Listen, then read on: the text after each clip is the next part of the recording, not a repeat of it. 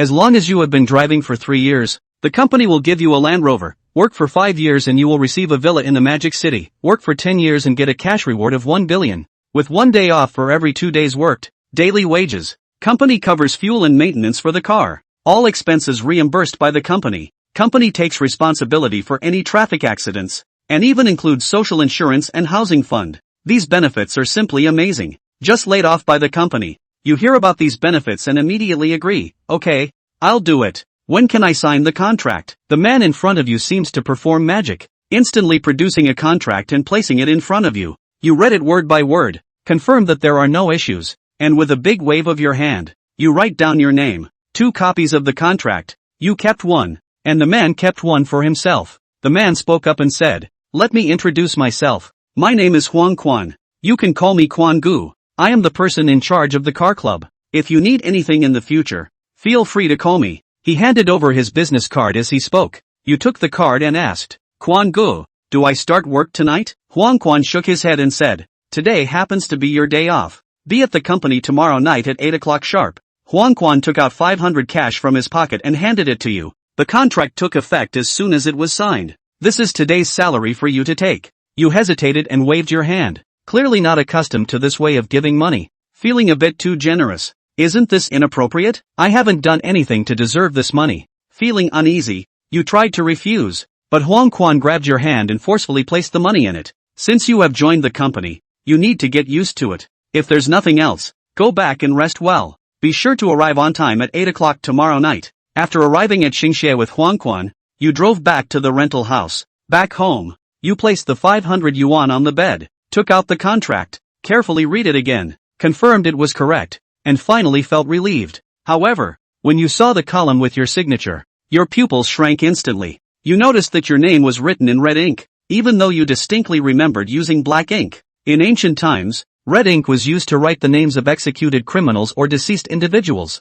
casting a foreboding feeling over your head. On the other side, Huang Quan picked up the contract in his hand and looked at the signature. "Si Ran. This name is interesting." With a flash of fire, the contract ignited, and Huang Quan watched as the contract burned bit by bit in his hand. Only then did he relax, and his figure disappeared in the room. The next day, you slept until noon, went downstairs to buy a box of cigarettes. Although the company provides good benefits, the thought of driving a hearse at night made you feel uncomfortable, and your eyelids kept twitching today, feeling like something bad was about to happen. At 7:50 in the evening, you arrived at the company and saw Huang Quan at the door from a distance. Next to him was a Iveco with a black chrysanthemum tied to the front, which was particularly eye-catching. "Si Ran. Very punctual. This is the car you will drive today. I have put the destination in an envelope on your passenger seat. Open it after you get in the car." You were puzzled by Huang Quan's actions. "Quan Gu, why put it in an envelope? Just tell me directly. I can use the phone for navigation."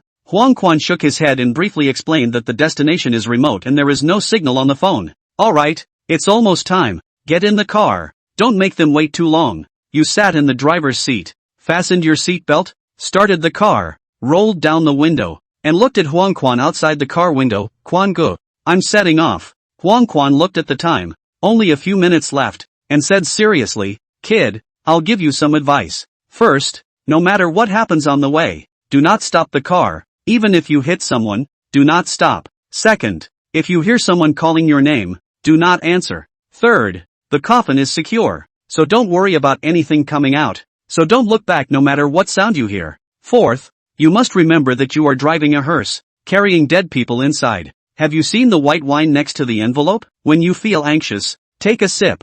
"Well, that's all I have to say. Good luck to you." After speaking, Huang Quan turned and left, without giving you a chance to ask questions. These 4 pieces of advice all sound very strange. Damn, Huang Quan in the middle of the night wants to scare me to death. I'm driving with dead people in the car. What kind of nonsense advice is this? Drink a sip of wine when you feel anxious while driving. White wine or what? What does this mean? Encouraging drunk driving? You shook your head and pushed these messy things out of your mind. I opened the envelope next to me casually, confirmed the destination, and set off at 8 o'clock sharp. On the way, there was nothing but darkness and silence. The wide road, with only your Iveco van, no other vehicles in sight, made the journey too dull. So, you turned on the car radio, hoping to listen to music or the voice of a radio host. However, all you heard from the radio was crackling noise, incredibly loud. The loud noise startled you, and you hurriedly turned off the radio. Oh my goodness. Who did this unethical thing? Making such a loud noise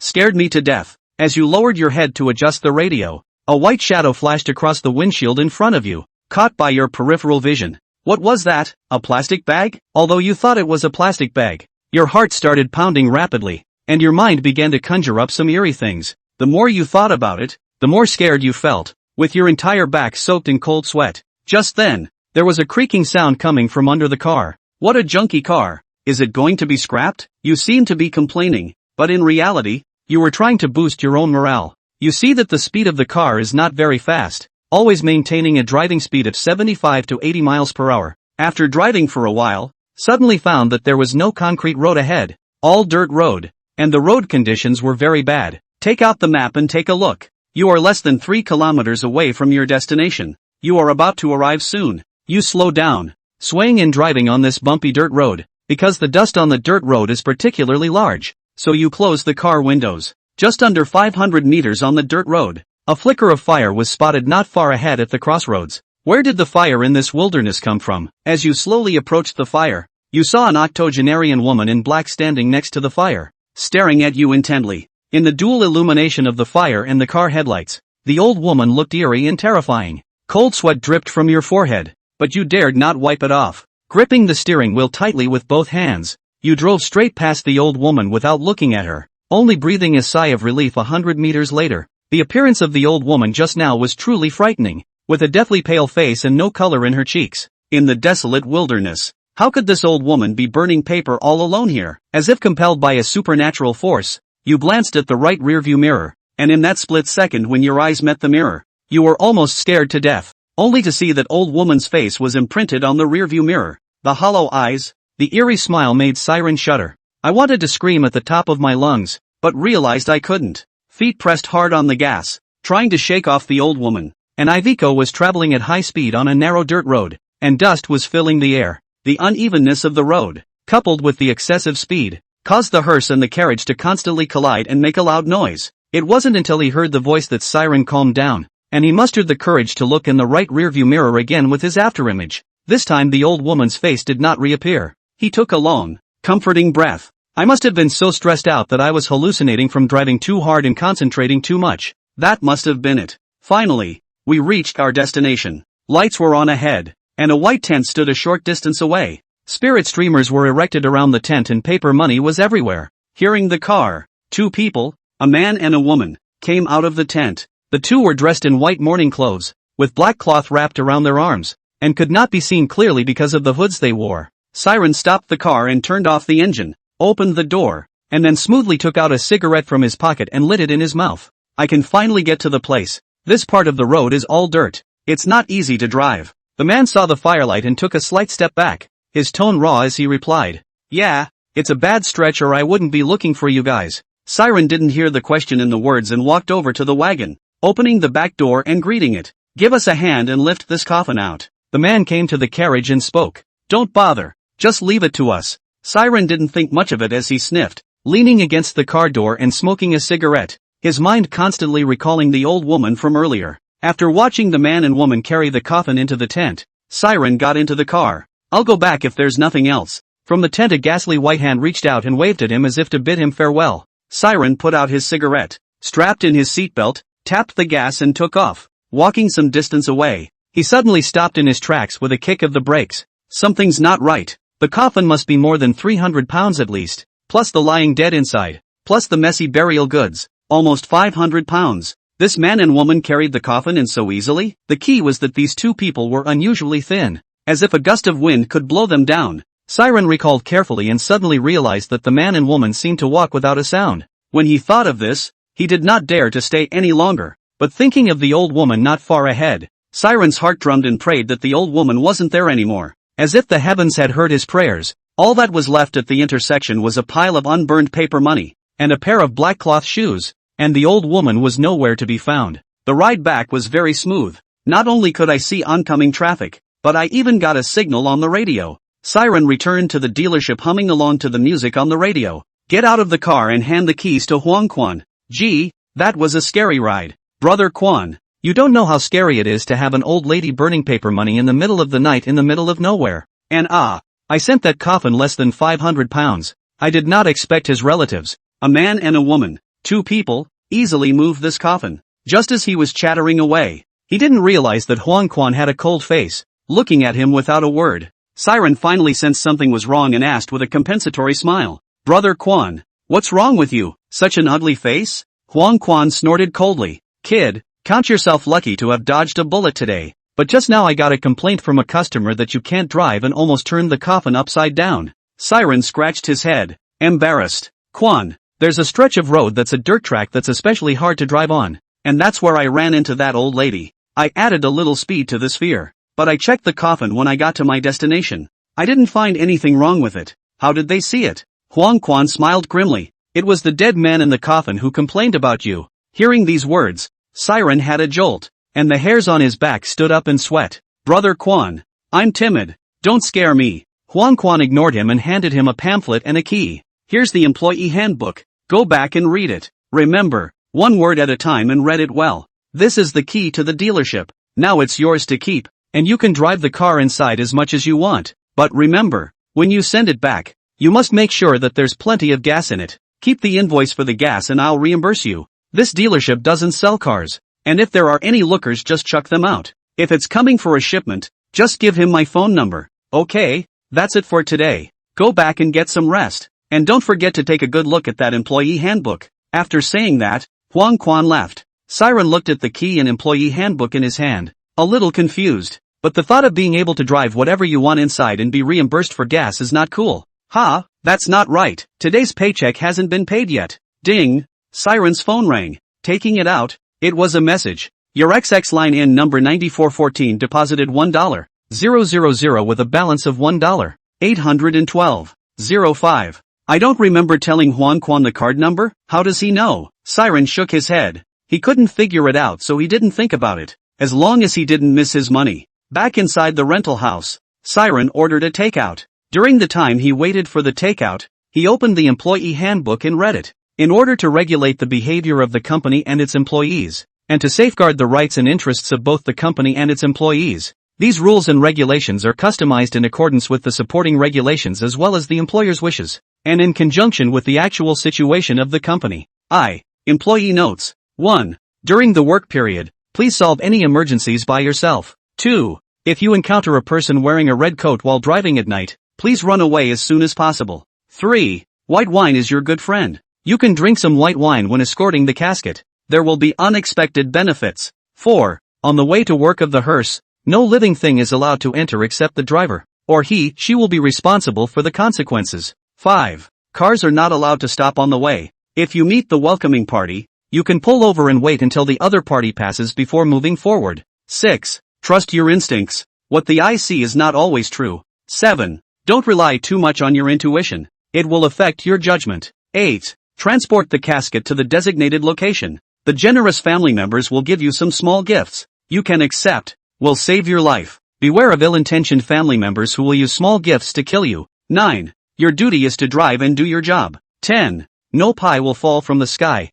much less a beautiful woman. Looking at the 10 or so employee do's and don'ts, Siren had a baffling feeling. And once again, white wine is mentioned. Is it hard to believe that white wine is really good for something? I used to do sales. Cannot avoid dealing with customers. White wine drink a few too should not be a big problem. The key is if there is a DUI check how to do? Siren thought about it. The yellow power in the employee code suggests the white wine thing, and it's really not a good idea to bring it with you, just in case. But there's obviously some conflict between Articles 6 and 7. Article 6 says to trust your instincts, and Article 7 tells you not to rely too much on your instincts. So what do you want me to do? There's a fifth one that's even more bullshit. You can stop in the middle of a procession to meet the bride. A wedding procession at night? That's as weird as it sounds. Dang, dang, dang, came the knock on the door. Knowing that his order had arrived, Siren walked quickly to the door, took his meal, and returned to continue studying this employee code. B. A system of rewards and penalties for the company.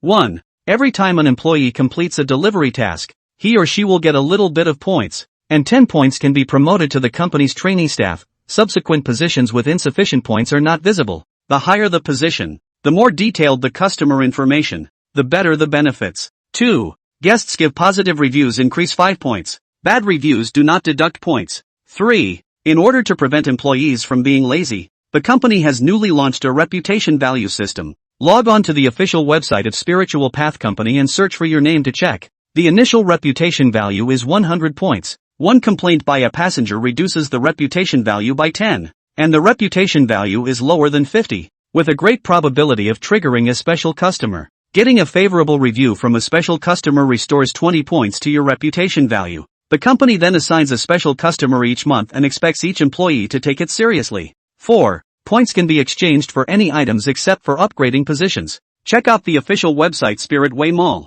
5. Employees may not be excused from work on weekdays. These company systems, except for the 5th, can understand. The other 4 he read the Cloudy Mountain. Why doesn't it suggest a penalty for special customer complaints? Also, what happens if the reputation value goes to 0? But he had a strong feeling that if either of these two, unfortunately, happened, the outcome would not be something he could accept.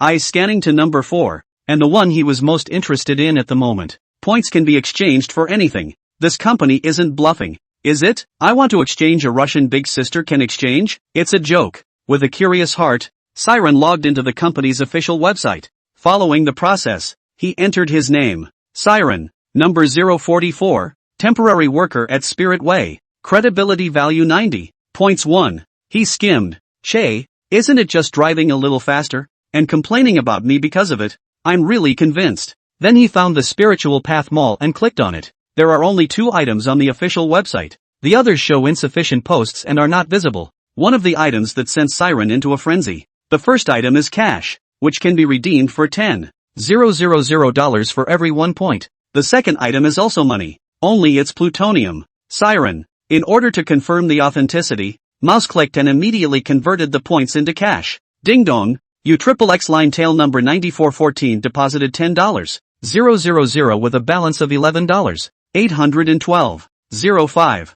Looking at the contents of the text message, he came to believe what the company said. As for the column of plutonium, he didn't even look at it. Only a fool would exchange points for plutonium. Doesn't he smell good for $10,000? How many plutoniums can you buy with that $10,000 cash? Why bother with points for it? He was getting more and more curious about this company, especially this Spirit Way Mall. It seems like we need to be more careful when transporting the casket in the future, and make sure to get the guests to give more favorable comments, so that a promotion and a raise are just around the corner. He flipped through the employee code with his hand as he fantasized about his future life of paper and gold. Although he felt that the company's rules and regulations were bizarre in every way, the points were a real bonus. The only thing I can't figure out now is what's so special about this special customer. After thinking about it for half a day, I really couldn't figure it out, so I could only stop. What the heck? The manual said, every month will be randomly assigned a special customer. By then we'll not know it. Think so much to do what?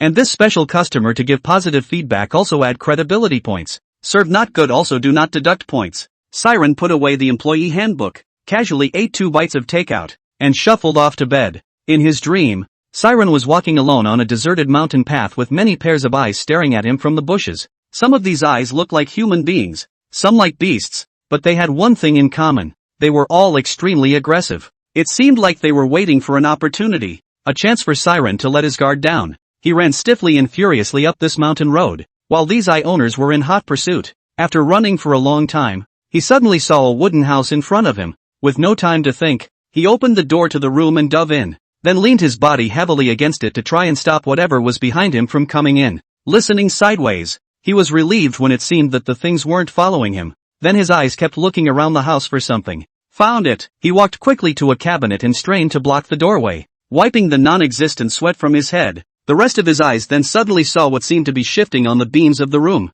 Upon closer inspection, he realized it was a piece of black rope, which his instincts told him was used for hanging. Below the rope was a square table with a pair of black cloth shoes on top. Crap, I'm chicken. Don't scare me. I don't mean to offend. I just trespassed here by mistake, so I hope you'll forgive me in your honor. A pale cough sounded from behind him. Cough cough. Siren slowly turned his head towards the sound. His pupils tightened, his mouth opened wide. He wanted to shout but couldn't. He could only keep retreating backwards. Bang! With a sound, Siren hit the table underneath that upper sling, and tripped over it so hard that he fell on his back. Young man, We meet again. The person who spoke was the same old woman who burned paper at the intersection he drove past that night. Siren couldn't stop backing up, fear filling his entire brain. Old lady, let me go. The old lady looked weird and her tone was full of compulsion. Young man, I'll let you go if you put those shoes on the table. Siren turned his head and saw the pair of black cloth shoes. He gulped and said with a crying face, I wear a size 44 shoe for these feet, and these cloth shoes are a size 36. 7. They won't fit. The old woman's face was purple and gray. Her long tongue stuck out, and her eyes bulged as if they might burst open at any moment. If I tell you to wear it, you wear it. Any more nonsense and I'll kill you. As Siren looked at the old woman in this state, an idea suddenly came to his mind. This old lady isn't a hangman, is she? It said that people who hang themselves will stick out their tongues, and her face is consistent with death by asphyxiation. Is it possible that he wants to make himself a scapegoat? Just as Siren was in a dilemma, the sound of a wild beast's howl suddenly came from outside the door. The howling of the beast coupled with the hideous look of the long-tongued old woman in the house was an image that Siren would never forget in his life. Under this tremendous pressure, it was as if Siren had figured something out. This long-tongued old woman claimed that she wanted to kill herself, but she never did it. Instead she kept forcing herself to wear these cloth shoes. He knew clearly that as long as he wore this pair of cloth shoes will certainly die, if not where there is a ray of life. Wrestle? I'll tell you the truth. I'm sure I won't wear these shoes, so kill me if you can. When I become a ghost, you'll see what I can do to you. Seeing that her ploy was recognized, the long-tongued old woman sold her misery and cried out in tears. Old woman, my life is hard. I have raised an ungrateful son, who for the sake of his wife's little money, cruelly hanged me at home. I wanted to go out and claim my ungrateful son's life, but these shoes trapped me firmly in the cabin. Please, help me. Sure enough, everything was as Siren expected. This long-tongued old woman had no way to kill herself directly, but could only coax herself to put her shoes on. Maybe this old woman was telling the truth, but Siren didn't want to put his life in someone else's hands. Old lady, will I die if I wear these shoes? He wanted to get words out of the old lady's mouth. After all, he was sleeping at home. How could he suddenly appear here? If he didn't make this clear, there would be no peace in the futures. The old lady thought that Siren had been persuaded, and with a flash of brilliance in her eyes, she explained with conviction. This shoe will only detain one soul within this cabin and is not dangerous in any way. As long as you put on the shoes, old woman, I'll go and take my revenge at once, and when I come back after that, I'll take them off for you. Just then, the beast outside the cabin door attempted to top open the door to the room. The old woman looked anxious and seemed unusually fearful of what was out there. Young man, I beg you, if I can't kill my ungrateful son, I will never be allowed to reincarnate, and will be imprisoned in this wooden house for generations. Please have mercy and help me. As if he had been spoken to by the long-tongued old woman, Siren climbed up on the table and took the pair of shoes in his hands, as if he were going to put them on the next moment. Right at this moment, Siren ripped off the black rope that was hanging from the beam of the room and leapt at the long-tongued old woman who froze in place. The long-tongued old woman could never have imagined that Siren would rip off the black rope of the hanging. Her face was horrified and she wanted to escape, but it was simply too late. Siren wrapped the rope around the long-tongued old woman's neck and strangled it hard. The long-tongued old woman kept struggling, the nails of her hands embedded in the back of Siren's hands. Not caring about the fiery pain on the back of his hand, Siren used all his strength to pull on the rope. Time passed by, and the long-tongued old woman stopped struggling and seemed to be dead, but Siren continued to pull on the rope with a death grip. It was like that for a full 5 minutes before Siren let go of his hand. Before he could catch his breath, he felt a wave of dizziness and fainted. When he opened his eyes again, it was dawn. His head was groggy and snapped back to what had happened in his dream last night. This dream is too real. Thankfully it's just a dream. He walked over to the window and was about to pull back the curtains when he suddenly realized that on the back of his hand, scratches left by the long-tongued old woman had appeared. Cold sweat swished out. That wasn't a dream last night? But, how could it be? He sat on the bed and with a trembling hand took a cigarette out of the box, lit it and took one puff after another. After smoking one, he took out another and lit it, holding it in his mouth, as if doing so would allow his rippling heart to calm down. If this is true, then that means. Siren hurriedly took out the employee handbook and carefully flipped through it article by article, then paralyzed on the bed.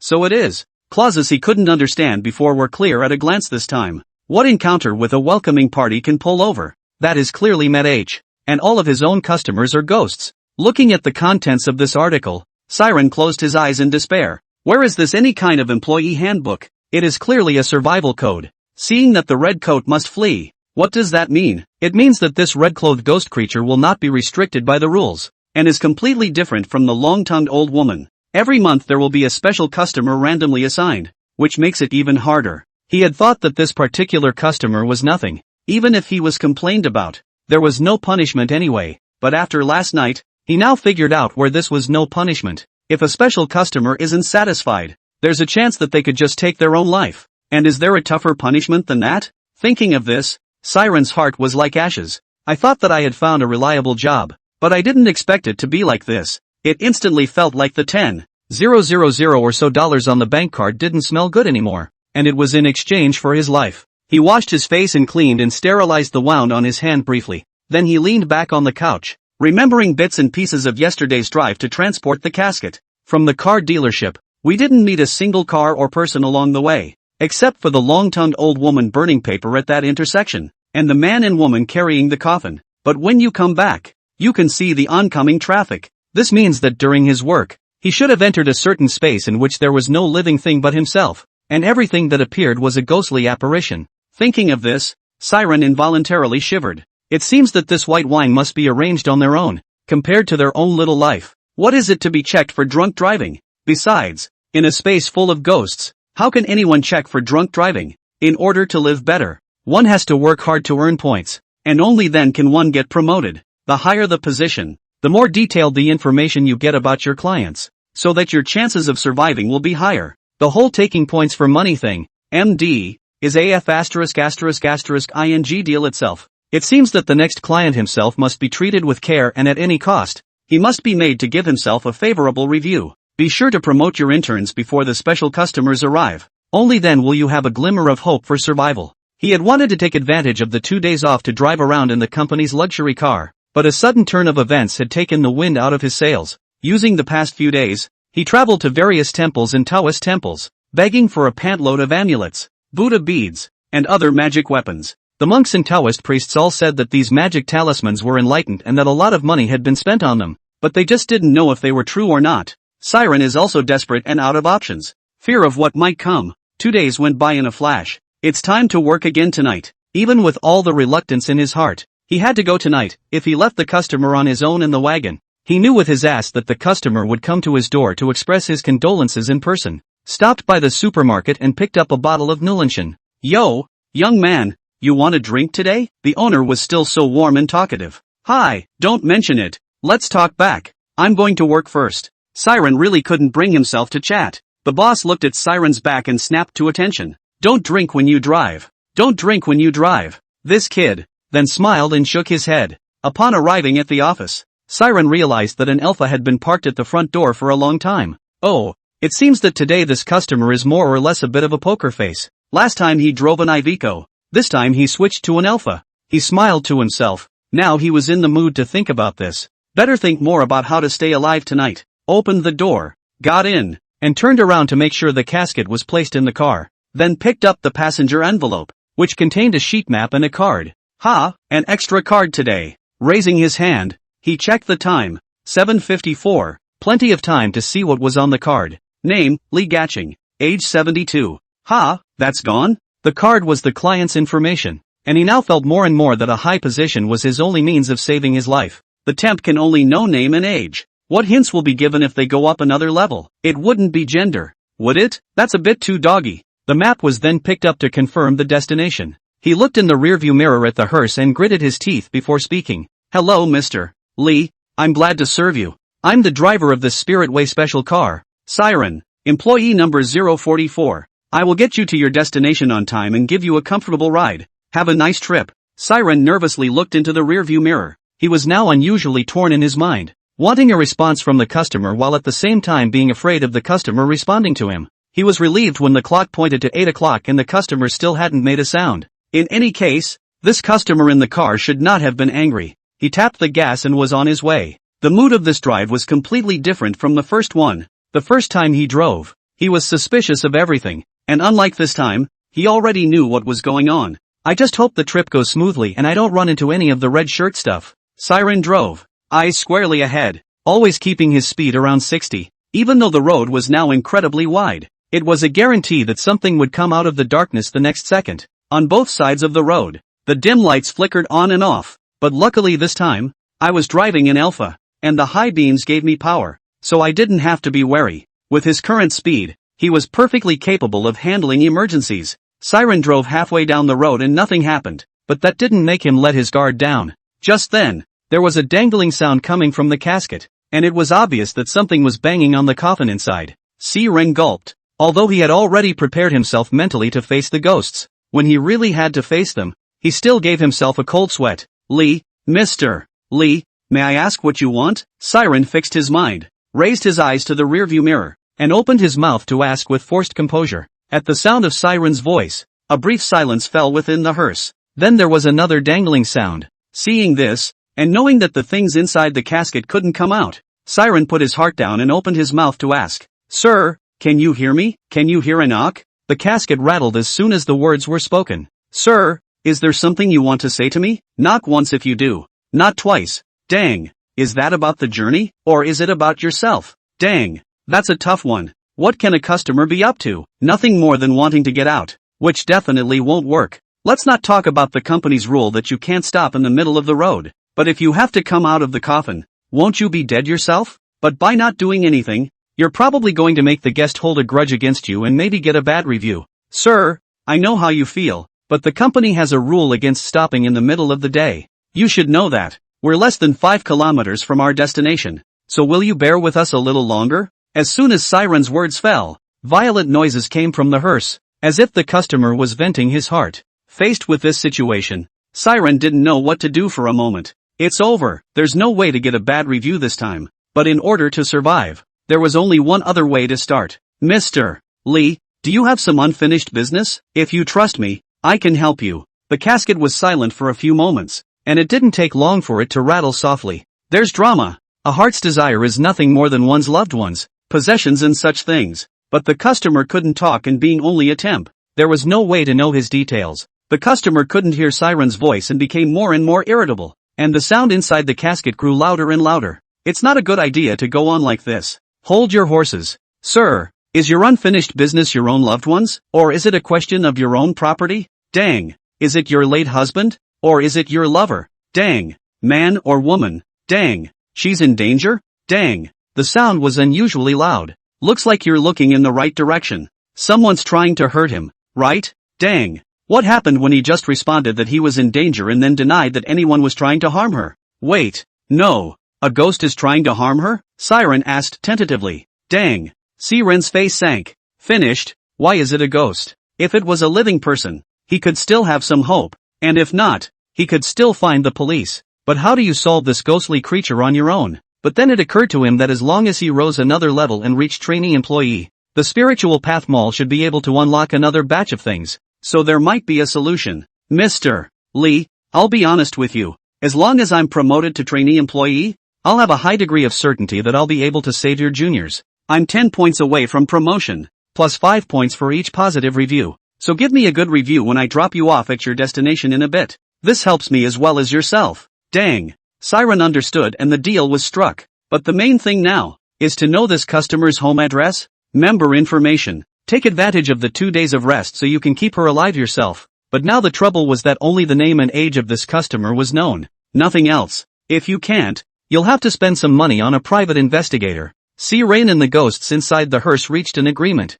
and the journey was uneventful, arriving at the destination without any problems. But upon reaching his destination, his heart lifted. Directly in front of him, a large group of people wearing white mourning clothes, all of them with hoods covering their faces. It is impossible to see what they look like, let alone to distinguish whether they are living people or ghosts. Siren swept a glance. There are about 20 people. This is to be all ghosts. His own more than 100 pounds are not enough for them to stuff their teeth. He didn't want to get out of the car, but in order to investigate the customer's identifying information, he had no choice but to unbuckle his seatbelt and then push the door open to get out of the car. A group of people immediately surrounded them, and this sense of oppression made Siren feel a bit suffocated. He braced himself and blurted out, "Get out of my way, all of you. And how will you open the spare box and get the coffin out without letting me pass?" The crowd made way for Siren. He opened the spare box, then turned sideways and called out, "Come on some men, carry the coffin out." As Siren's words fell, 2 people came out from the crowd and carried the coffin out.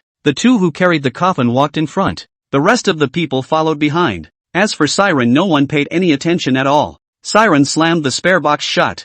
hesitated in place for a moment, bit his teeth, and then got up to follow the crowd. Walked about 5 minutes to a cemetery. The crowd walked right in without stopping, but Siren behind him was in trouble. This cemetery is full of ghosts. Wouldn't you be entering a tiger's den? He beat a retreat. Looking at the fading crowd, he stomped his foot and quickly chased after them. Shit, put up a fight. Isn't it just death? Anyway, I can become a ghost when I die. And whoever kills me then, I'll fucking pay back twice as much. The crowd stopped in front of a tombstone. And then the duo carrying the coffin carefully placed the coffin into the dug grave. The two didn't come out. Standing straight up on either side of the coffin, others began to bury the dirt into the grave. Siren's eyes widened. This was to bury the person carrying the coffin alive? He didn't even dare to gasp for air, covering his mouth in death for fear of alerting the others. Finally the crowd buried the coffin, and the crowd raised a fire in front of the tombstone, and kept throwing plutonium coins and gold dollars into it, and there was a blaze of fire. What had been a calm night was suddenly gusty. The plutonium coins and gold dollars and the flames were swept up by the wind and then disappeared. The gust lasted a full minute before it stopped. The crowd proceeded to add more plutonium, dollars and cents, to the fire. Siren felt that this gust of wind was blowing in a very strange way. The wind was blowing just after he burned paper money, and it only swept away some plutonium coins and gold treasures, which gave him a feeling like some people were collecting protection money. However, the next scene made Siren completely dumbfounded, only to see these people in mourning clothes, one by one, walk into the flames. The men stepped into the fire and were instantly set ablaze. The fire reached the hood, revealing the face inside, and Siren's heart panicked. I rub your fourth uncle, master. This group of people are paper people? 2 Hook 8 oozing. As the last paper man jumped into the fire and turned into ashes, the surrounding immediately fell into silence. The flames that were originally burning brightly also disappeared without a trace at this moment. Siren couldn't think too long and walked quickly to the tombstone, hoping to get a clue from it. It was worth the risk he took. The tombstone is signed by his granddaughter, Li Wen Jing. Knowing the names of the grandparents and grandchildren makes the process of finding the next person much easier. Besides, it has the time of the old man's birth and death on it. Siren was ready to leave the cemetery when he got the information, but just after taking 2 steps, he realized that something was not right. Li Jiaqing death should be his children to erect a monument for him. How to turn cannot turn his granddaughter unless, of course, their entire family is dead and his granddaughter is the only one left. According to the funeral tradition in the country, the family should be buried together, in one piece. He then folded back and checked on a few of the surrounding headstones. Sure enough, next to Li Jiaqing's tombstone was a 68-year-old woman named Wang Wenwan, and the inscription was also signed by Li Wenjing. His eyes moved to the tombstone next to him, and Li Shengli's name was reflected on it, signed Li Wenjing. Next he planned to look for Li Wenjing's mother's tombstone, but I couldn't find it after searching for half a day. Then there are only 2 possibilities. First, Li Shengli and his wife divorced a long time ago. Secondly, the murderer of their family was his wife. Combined with the dates of their deaths, Li Wenjing's father was the first to die, then her grandmother, and finally her grandfather. With this in mind, the murderer should be Li Jiaqing's daughter-in-law. Having gathered useful information, Siren turned around without further delay. This cemetery is just too oozy. Just as he was about to step out of the cemetery, he felt a weight on his shoulders, as if something was riding on his neck. Immediately afterward he felt his face, covered by a piercing chill. The sound of children giggling came from the back of his head. He. The sudden change caught Siren off guard. He gave a smile that was worse than a cry and said in a shaky voice, "Little ancestor, spare me." The child didn't say anything and continued to laugh and laugh. As time went on, he felt colder and heavier on his body. This is not the way to go on. Lifting his legs and running quickly to the car. As long as he can escape from this cemetery, maybe there is a silver lining. The child behind him also seemed to have detected Siren's thoughts. Instead of giggling, there was a piercing cry, like the sound of fingernails scratching across a blackboard. Siren fell to his knees and covered his ears with his hands, but it still didn't stop the sound from entering his brain. Looking at the car not far away, he shouted and ran towards it with all his strength, opening the door and getting into the car in one go, but no longer had the strength to close the door. His consciousness gradually fell into a blur, suddenly skimmed to the passenger side of the bottle of Nulanchen. Instant blessing to the heart, quickly unscrewed the cap and hastily poured into the mouth. The wine had just entered his throat, the coldness in his body was swept away. His body was warm, even his body seemed to be much lighter. The little ghost around his neck saw this and had to leave unwillingly. Looking at the brat's ferocious appearance, Siren hurriedly slammed the car door shut, stepped hard on the gas, and fled. After the robbery, C ran, looking at the half bottle of Nulanchen in his hand, could not help but let out a bitter smile.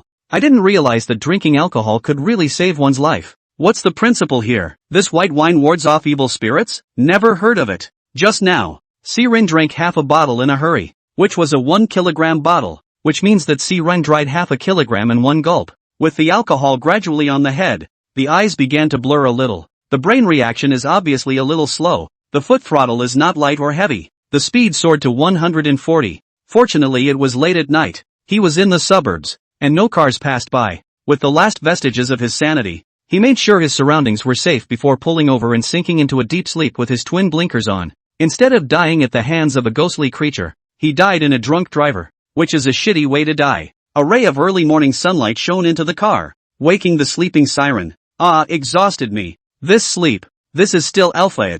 To change to the last Iveco, their own sleep or easy to dry fall pillow. Started the car up, put on a lyrical song, then got out, moved his aching body, and lit a cigarette in passing, holding it to his mouth. Watching the rising sun and listening to the birds chirping in the forest was extraordinarily soothing. With his body pretty much stretched out, he drove back to the rental house. This alpha is really good. Just deal with driving it for a few days. How can it not be better than your own second-hand broken Kia? Back in the house, he immediately turned on the computer, wanting to check whether the customer gave himself a favorable review last night. When you log on to the Spiritual Path website, you will see yesterday's deliveries. Name, Siren. Number, 044. Position, temporary worker. Points +1 for successfully delivering passengers to their destinations. Lee Ka-sang is very satisfied with the staff service attitude. Points +5. Ouch. Not bad. 6 points now. 4 points short of a promotion. Suddenly he glimpsed a red exclamation point at the top left of the screen. Move your mouse and click to view. Customer Lee Gazin issued an e-quest to temp Siren. Quest bonus points +10. There is no penalty for failure. Is it picked up? Yes or no? What's the hesitation here? You have to accept it. It's 10 points. $100,000. Siren clicked the yes option with his mouse. He was still full of expectations that the Spiritual Path company would give him a little information or something. But he waited for half a day for nothing. It just shows that the task is in progress. Relying on no one is better than relying on yourself. It seems like you have to act immediately and grab this Li Wenjing. Siren opened his cell phone and searched for private detective agencies in the city. Hello?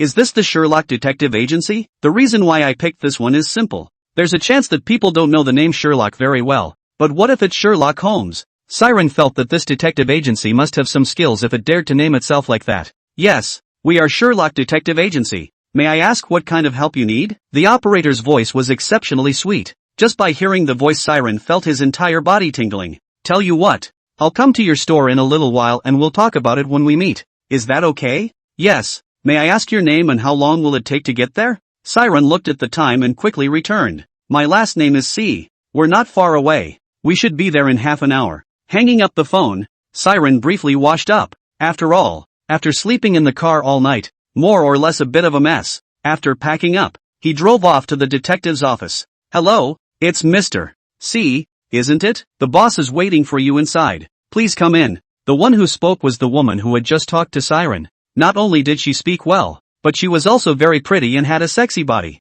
Mainly because this OL uniform was worn on her body, which was simply seductive. Siren coughed lightly to hide his embarrassment. Ahem. Okay. Then tapped on the door to the office room and stepped inside. The two exchanged pleasantries in the house, introduced themselves to each other, and got down to business. I wonder what Mr. Zell has come to see me about this time that he wishes to help you investigate? It's very simple. Help me investigate a girl named Li Wenjing. I want her current specific address. Siren spelled out the purpose of this trip. The owner was very respectful and didn't dig in to chase down the cause. Can you give me some specifics? Like her age, her looks, and it would be nice to have a picture of her. Siren shook his head. I'm sorry, I don't know exactly how old she is and I don't have a picture. But I know his grandfather's name is Li Jiacheng. His father's name is Li Shengli, and her grandmother's name is Wang Wenwan, and they all died within the last 1 month. Her grandfather died 8 days ago. The boss used a pen to quickly record the names on a piece of paper. His brow furrowed as he sensed that this was not a simple matter. The family is not mentioned, except for the girl's mother, and everyone else mentioned passes away within a month of each other. Mr. C, if it's just a simple investigation into Li Wenjing's current place of residence, I'll be able to give you an answer in 2 hours. If you want deeper information, it will take about a week. Siren thought for a moment and spoke. In that case, Give me a copy of the details of Li Wenjing's family members and her current residential address, and I won't bother you with anything else. No problem. $10,000 for investigating the family information. Cash or credit card? Swipe your card. Siren took out his bank card and paid with some needy pain. Let's add a micro XIN and send you the message in 2 hours. Siren found a ravioli restaurant in the neighborhood and ordered a bowl of ravioli to gorge on. Private detective, this money is also too easy to come. Their own desperation to take the points only for 10,000. The moment they touch this upper lip, my 10,000 is gone. Hopefully he'll give it a go, so we don't end up spending money and not getting anything done. After eating, Siren returned to his car and was just about to fire it up and leave. The phone microphone then rang. Li Wenjing, female, 21 years old, Scorpio, blood type AB, single, a senior at the College of Finance and Economics. He lives in Building A18 of Upper East Side House. The mother disappeared in early June and her whereabouts are still unknown. Father, Li Shengli, died on July 11th, cause of death sudden heart attack. Grandma Wang Wenwan, died on July 20th, cause of death sudden brain bruise. Grandfather, Li Gaching, died on July 29th, cause of death heart attack. Siren looked at the few words and fell into silence. You call this details? What the hell did you pay $10,000 for yourself? Siren opened WeChat and typed in 3 question marks. The boss on the other end of the line also felt a bit overwhelmed and replied, Mr. Z, it's like this, let me explain. I'm afraid there's a bit of a problem with this one. I've asked around to insiders, and they're very tight-lipped about the family. A good friend of mine who's a cop told me. Li Gaching chose to call the police at the first sign of his son's death, balking at the idea that his son's death was a homicide, not a natural death. The police took it very seriously, and after many investigations, evidence collection, and finally diagnosed by the forensic pathologist, indeed died of a sudden heart attack. However, Li Kashing was very dissatisfied with the result and made a scene at the police station. Fortunately, his granddaughter Li Wenjing persuaded this old man back, but soon afterward, his old partner, Wang Wenwan, also died. Li Jiaqing came to the police again, with the same rhetoric as before, but no matter how much the police looked for clues, the cause of death pointed to a cerebral hemorrhage. It ended up being a mess. It wasn't long before the old man died too. The whole bureau up and down on this case extraordinarily important, but no matter how to investigate cannot find a trace. The police simply don't believe that there is such a coincidence in the world that a family dies one after the other within a month. Nah, there's no clue at all, so we can only treat this case as an open one. Hearing what the detective agency owner said, Siren was even more convinced that the murderer was Li Wenjing's mother. Okay, that's it then. Thanks, boss. Siren put away the phone and drove to the Upper East Side House Villa area. When he passed by the security booth, Siren thought of a bunch of sayings in his head, but none of them turned out to be useful. The security guard took one look at the alpha and immediately let it go. He shook his head helplessly and laughed to himself. If one drives an Iveco, or one's own well-handled Kia, I guess this security guard would have to interrogate even the name of one's ancestor. It was very smooth to arrive at the entrance of Li Wenjing's villa. Tap the doorbell. Ding dong. A full 5 minutes passed and no one came out. Siren leaned over the window and peered in. Only the windows were so tightly covered by curtains that nothing could be seen. Is it not at home? But going back just like that, Siren was very unwilling. He then went back to his car and prepared to have a lookout. It was getting dark, and the street lights in the neighborhood were all lit up. The lights are on in Li Wenjing's home. When did she get back? Siren stood guard in front of his house for the whole afternoon and never saw Li Wenjing's figure. That house light? He got up and walked out of the car and rang the doorbell again. Ding dong. Still no response. Siren sensed something was wrong. The lights in the house should have been on all the time, and I just didn't see them because it was daytime in the sunlight. This Li Wenjing wouldn't have been killed too, right? With this in mind, he circled the villa, hoping to find the entrance to the house. Finally, a half-covered basement was discovered in the back of the villa. The basement was pitch black. Siren took out his phone and turned on the flashlight function, and after a few random sweeps in the basement, he found the entrance to the room. Pushing the door of the room open, he came to a long, straight corridor, at the end of which there was a door that was supposed to lead to a hall. Siren walked quickly to the door, but realized that he couldn't open the door. The light that showed through the cracks in the door proved that behind this door was the interior of the villa. He bit his nails lightly, his thoughts caught in a struggle. If he forced the door to be destroyed, by the time Li Wenjing was still in the house, wouldn't he become a burglar? It's hard to say even if you have a mouth. In case if this Li Wenjing was killed, he would be the only suspect. How would he explain to the police? But if you don't go in, what if Li Wenjing is still alive? She's just in a coma. Or there's still a breath of life left. It's a matter of life and death. Faced with a dilemma, Siren felt a big headache. Old Lee too. Based on your favorable comments, today my buddy will go out of his way. Saying that, he turned around and went back to the basement and found a crowbar, then folded back and pried the door open hard. The moment the door opened, Siren subconsciously gripped the crowbar in his hand as if it was the only thing that could give him a sense of security. Wreaths of flowers and elegiac couplets were placed everywhere in the hall. Paper money is everywhere on the ground. In the center was placed a table with 4 plaques, but only 3 frames, one of which buckled down on the tabletop. Siren walked slowly over to the table and looked at the name on the plaque. He is survived by his father, Li Shengli, grandfather, Li Jiaqing, and grandmother, Wang Wenwan. He reached down and stood the buckled down tablet up,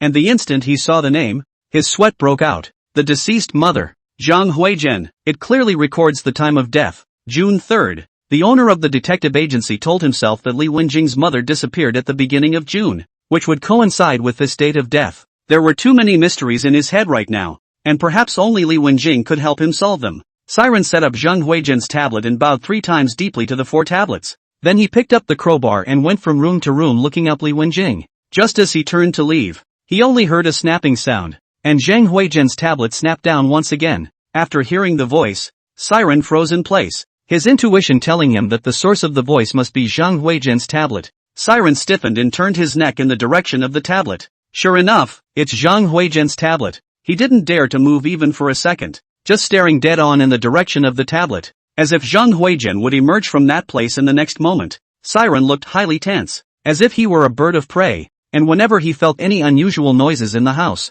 he was guaranteed to pull his legs out and run. But after waiting for a while, no sound appeared. Secretly, I was relieved, probably because the table was uneven causing the plaque to stand. That was all he could comfort himself with. Turning back to the table, he set the tablet once more. Don't scare me. We don't have any grievances. I have good intentions. Siren confirmed again and again that the tablet would definitely not fall down this time. But after turning around and taking just 2 steps, pop, the sound rang out again. Big sister, really don't mess with me anymore. I'm really timid. Siren didn't choose to go back and set the tablet up this time, muttering incoherently. Nanwu de Ci de compassionate goddess of mercy Guanyin, Buddha Rulai in the western heaven, Jade Emperor, and Supreme Lord Laojun are in a hurry. It was thanks to the fact that he knew fewer gods and goddesses. Otherwise all the gods and goddesses in the sky would have to be recited by him. It really seemed to make him feel less scared inside as he pushed the doors of the room open one by one. Finally noticed something was wrong at the bathroom door.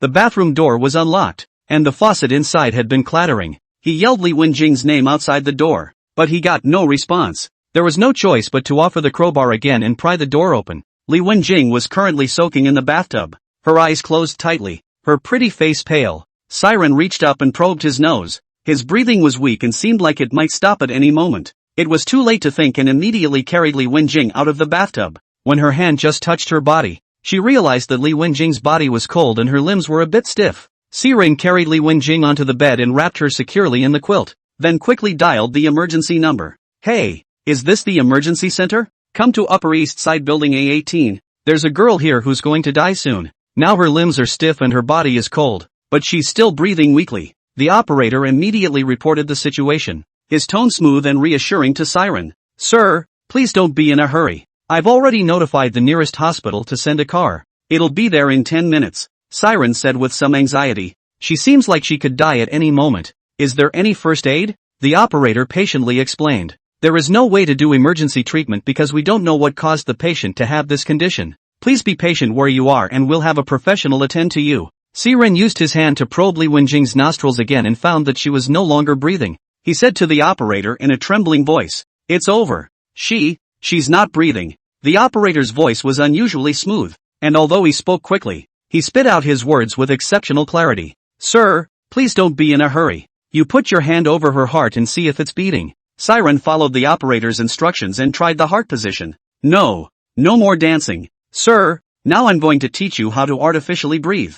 First you have the patient lie flat on their back, preferably without any restraints on the upper body. Then you take a deep breath and deliver it into the patient's mouth, during which you pinch the patient's nose with your hand. After blowing out a breath, cross your arms inward and press 16 to 19 times at the heart. Then keep blowing and keep pressing on the heart. Do you hear me? Siren followed the operator's instructions and began to proceed step by step. First, the quilt wrapping Li Wenjing was lifted. and then oxygen was delivered mouth to mouth. Just after sending a breath in, Li Wenjing's face changed significantly with blood color and her body had a slight temperature. When that breath was delivered, he then crossed his arms and repeatedly pressed at his heart while praying unceasingly in his heart. Girl, don't let anything happen to you, or you won't be able to wash away even if you jump into the Yellow River. With Si Ren's efforts, Li Wenjing's heart resumed beating and her breathing was smooth. Seeing this, Siren couldn't hide his laughter and ran to the bathroom to find a towel to cover her body. Not long after, the ambulance arrived at the door with its siren blaring "It's over.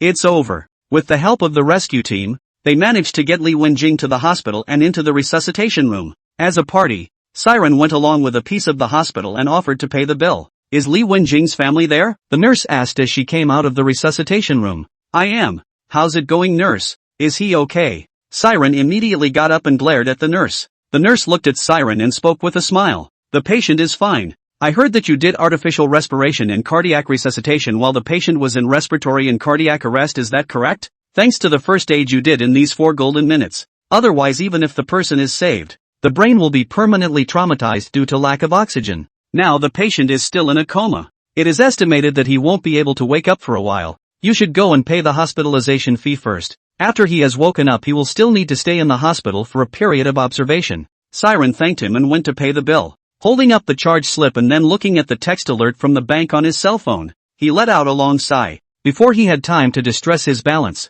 he was met by 2 men and a woman, dressed in police uniforms and with bad looks on their faces. "Mr. C, please wait a moment. We are from the Lotus City Interpol. There is something we need to ask you to assist in the investigation." The man in the lead handed his credentials to Siren, asking him to confirm his identity. Siren just scanned the ID with his eyes and didn't double-check it. Only a bogeyman would pose as a cop in this part of China. "I don't know what's looking for me?" Siren's mind turned sharply. The criminal police looking for himself was nothing more than the matter of Li Wenjing's family. The key was how could he clear himself from this matter. The female criminal police officer on the side had a grim face and a strong tone. "Without a bit of wiggle room, we now suspect that you are involved in a serial murder case, and we ask that you cooperate with us back at the station in our investigation." Sure enough, trouble is coming. He meowed, "What's going on here?" Once inside the CID, they left Siren alone in the interrogation room. The criminal police then observed him through the one-way glass, looking at his demeanor, his facial expressions.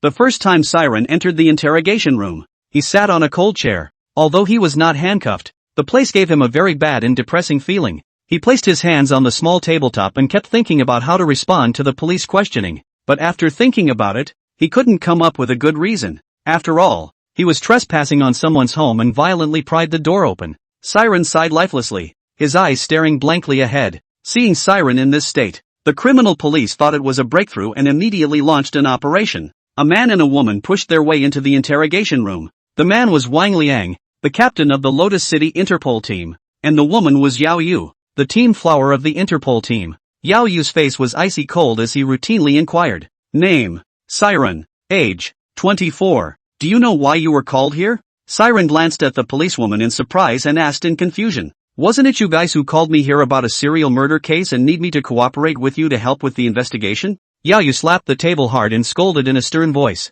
"Don't play dumb with me here. We've seen a lot of people like you. Would we be looking for you if we didn't have substantial evidence? I'm asking you, where were you on June 3rd? Siren thought for a moment and replied, "I think I'm in Redwater Township. I was in the feed business for a long time before, and I've only recently returned to the city." Yao Yu took out the photo of Li Wenjing's family and placed it in front of Siren. "Look at these people. Do you recognize them?" Siren's expression was unusually tangled. Saying that he didn't recognize it was a bit of a lie. "Say you recognize it, and there are many holes." He picked out the picture of Li Gaching. "I recognize this old man. His name is Li Gaching. A few of the others aren't recognizable." Looking at Siren did not seem to be lying, but Yao Yu's intuition told her that the man in front of her had something significant to do with this case. She just wanted to open her mouth to question, but she was pulled back by Wang Liang, who was at the side. Wang Liang pulled out a cigarette and handed it to Siren, smiling as he opened his mouth to ask, "What kind of work does little brother do now?" Siren took the cigarette and took a light drag.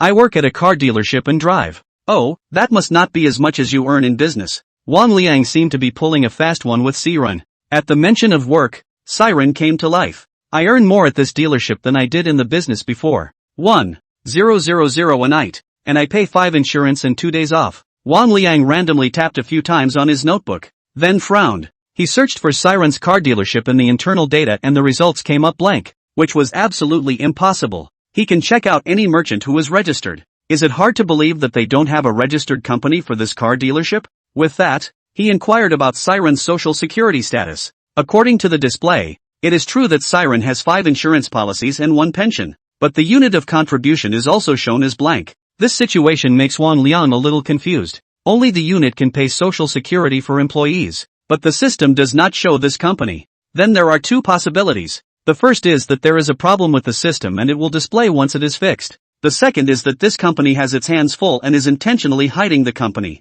But his instincts told him it had to be the second. There is no such thing as coincidence. Finding the company shows blank. Checking the contributing unit is still blank. There can't be a problem with both systems. You went to the detective agency today, right? Wang Liang simply stopped beating around the bush. Well, I'm going. I asked him to help me investigate the Li Wenjing family. Since Wang Liang took the initiative to bring up the detective agency place, there was no need to hide it himself and said it out loud. Can you tell me why you're investigating their family? Wang Liang stared at Siren with a burning gaze. As long as he had a single lie, he would definitely not be able to escape these eyes of his. Siren organized his words, sighed, and whispered. 3 days ago, I think, I was approached by Li Gaching, who asked me to protect his granddaughter, saying that someone was trying to harm her. But again, I don't know the exact location, so I'll have to get a private investigator to do me a favor and help. Yao Yu's eyes lit up when he heard Siren's words and said in a deep voice, your foxtail is finally showing. Li Gaching died 8 days ago.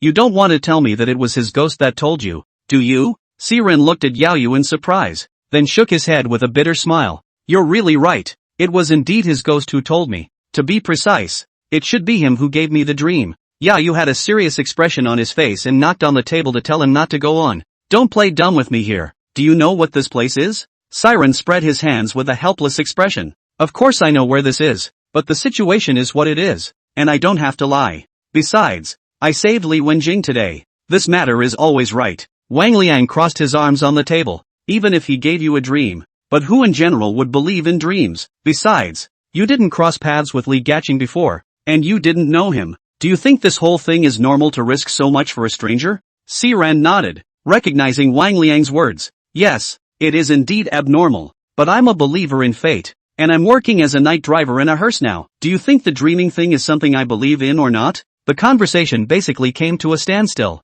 The police have no direct evidence to prove that Siren is the suspect in this serial murder case, but there is no one else but him right now, unlawfully and forcibly intruding into another person's home, destroying, defacing or removing another person's household goods, shall be punished by detention for not less than 5 days and not more than 10 days, and by a fine of not less than $200 and not more than $500. Any objections? Hearing this, Siren was a bit unsettled. Really want to detain? He could not go to work on time. Then the unlucky one is definitely himself. Although I forcibly intruded into another person's home, my subjective sense was to save the person, and I did get the person back. I will not recognize you for such a hasty trial. Yao Yu frowned without any trace. This kid was simply oil and salt. No matter what he said, he always had his own set of words. Wang Liang also shook his head helplessly. It was indeed like he said. If Siren's subjective realization was to save people, forcible intrusion into other people's homes would not be valid. Moreover, at the very beginning of the interrogation,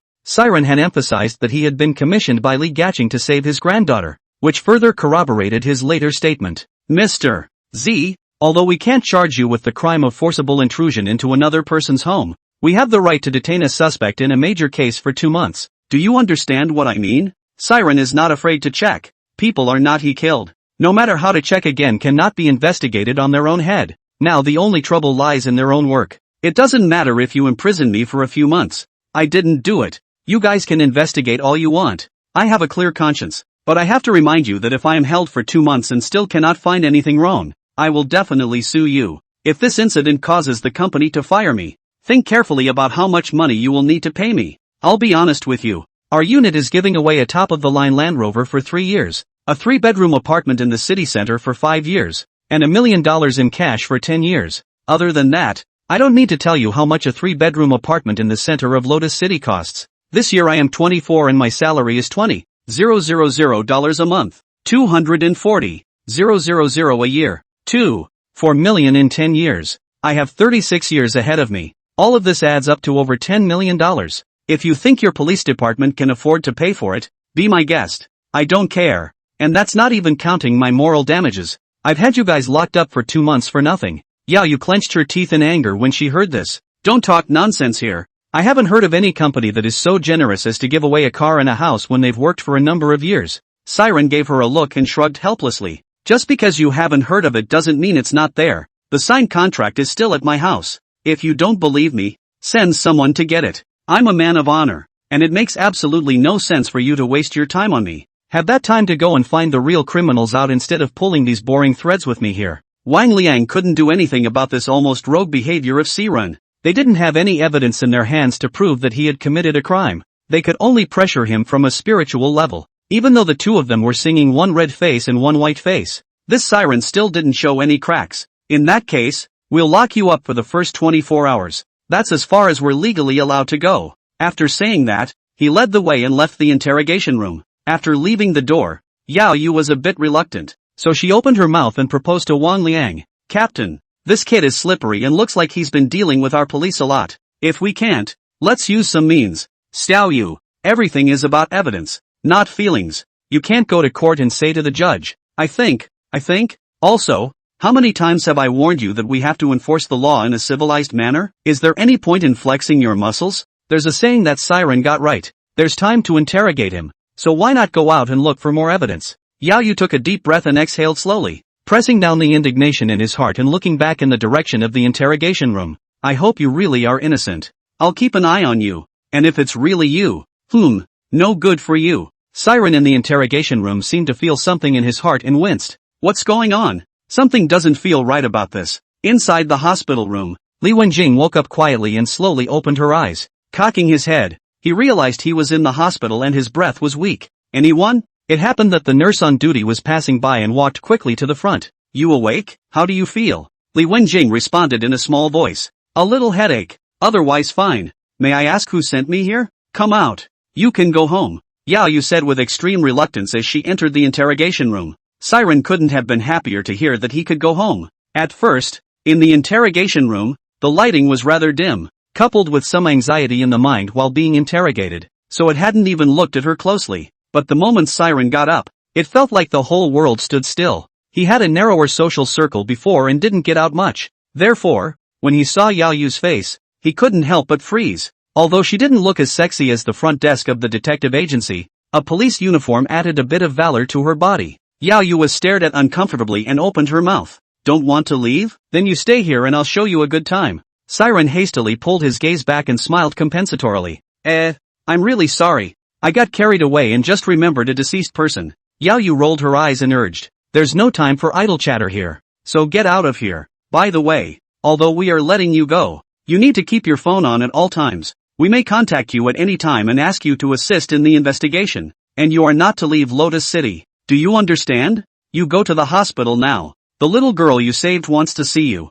Without waiting for Siren to ask, Yao Yu laughed. This little bitch has a hot personality. And I don't know which unlucky one will be able to marry her in the future. 3 seconds of silence for the men who will come after her. Grabbed his belongings and drove to the hospital. When he entered the ward, he saw Li Wenjing who was sitting on the edge of the bed in a daze. Siren coughed lightly, waking up Li Wenjing who had passed in a daze. Ahem. Li Wenjing turned her head to look at Siren with a bright smile. Mr. Z, I remember you. Thank you so much for saving me. Siren scratched his head, puzzled. Didn't you pass out then? Li Wenjing opened her mouth to explain. It was a strange feeling I had at the time. I could clearly feel everything that was happening around me, but couldn't move or speak. As if she had thought of something, her pretty face blushed. Li Wenjing's looks and temperament gave people a feeling of innocence and youthfulness like a first love. Siren couldn't help but look at it a bit more as well. Can you tell me what the hell is going on here? Li Wenjing sniffed and her face was gloomy, as if she didn't want to bring up the topic.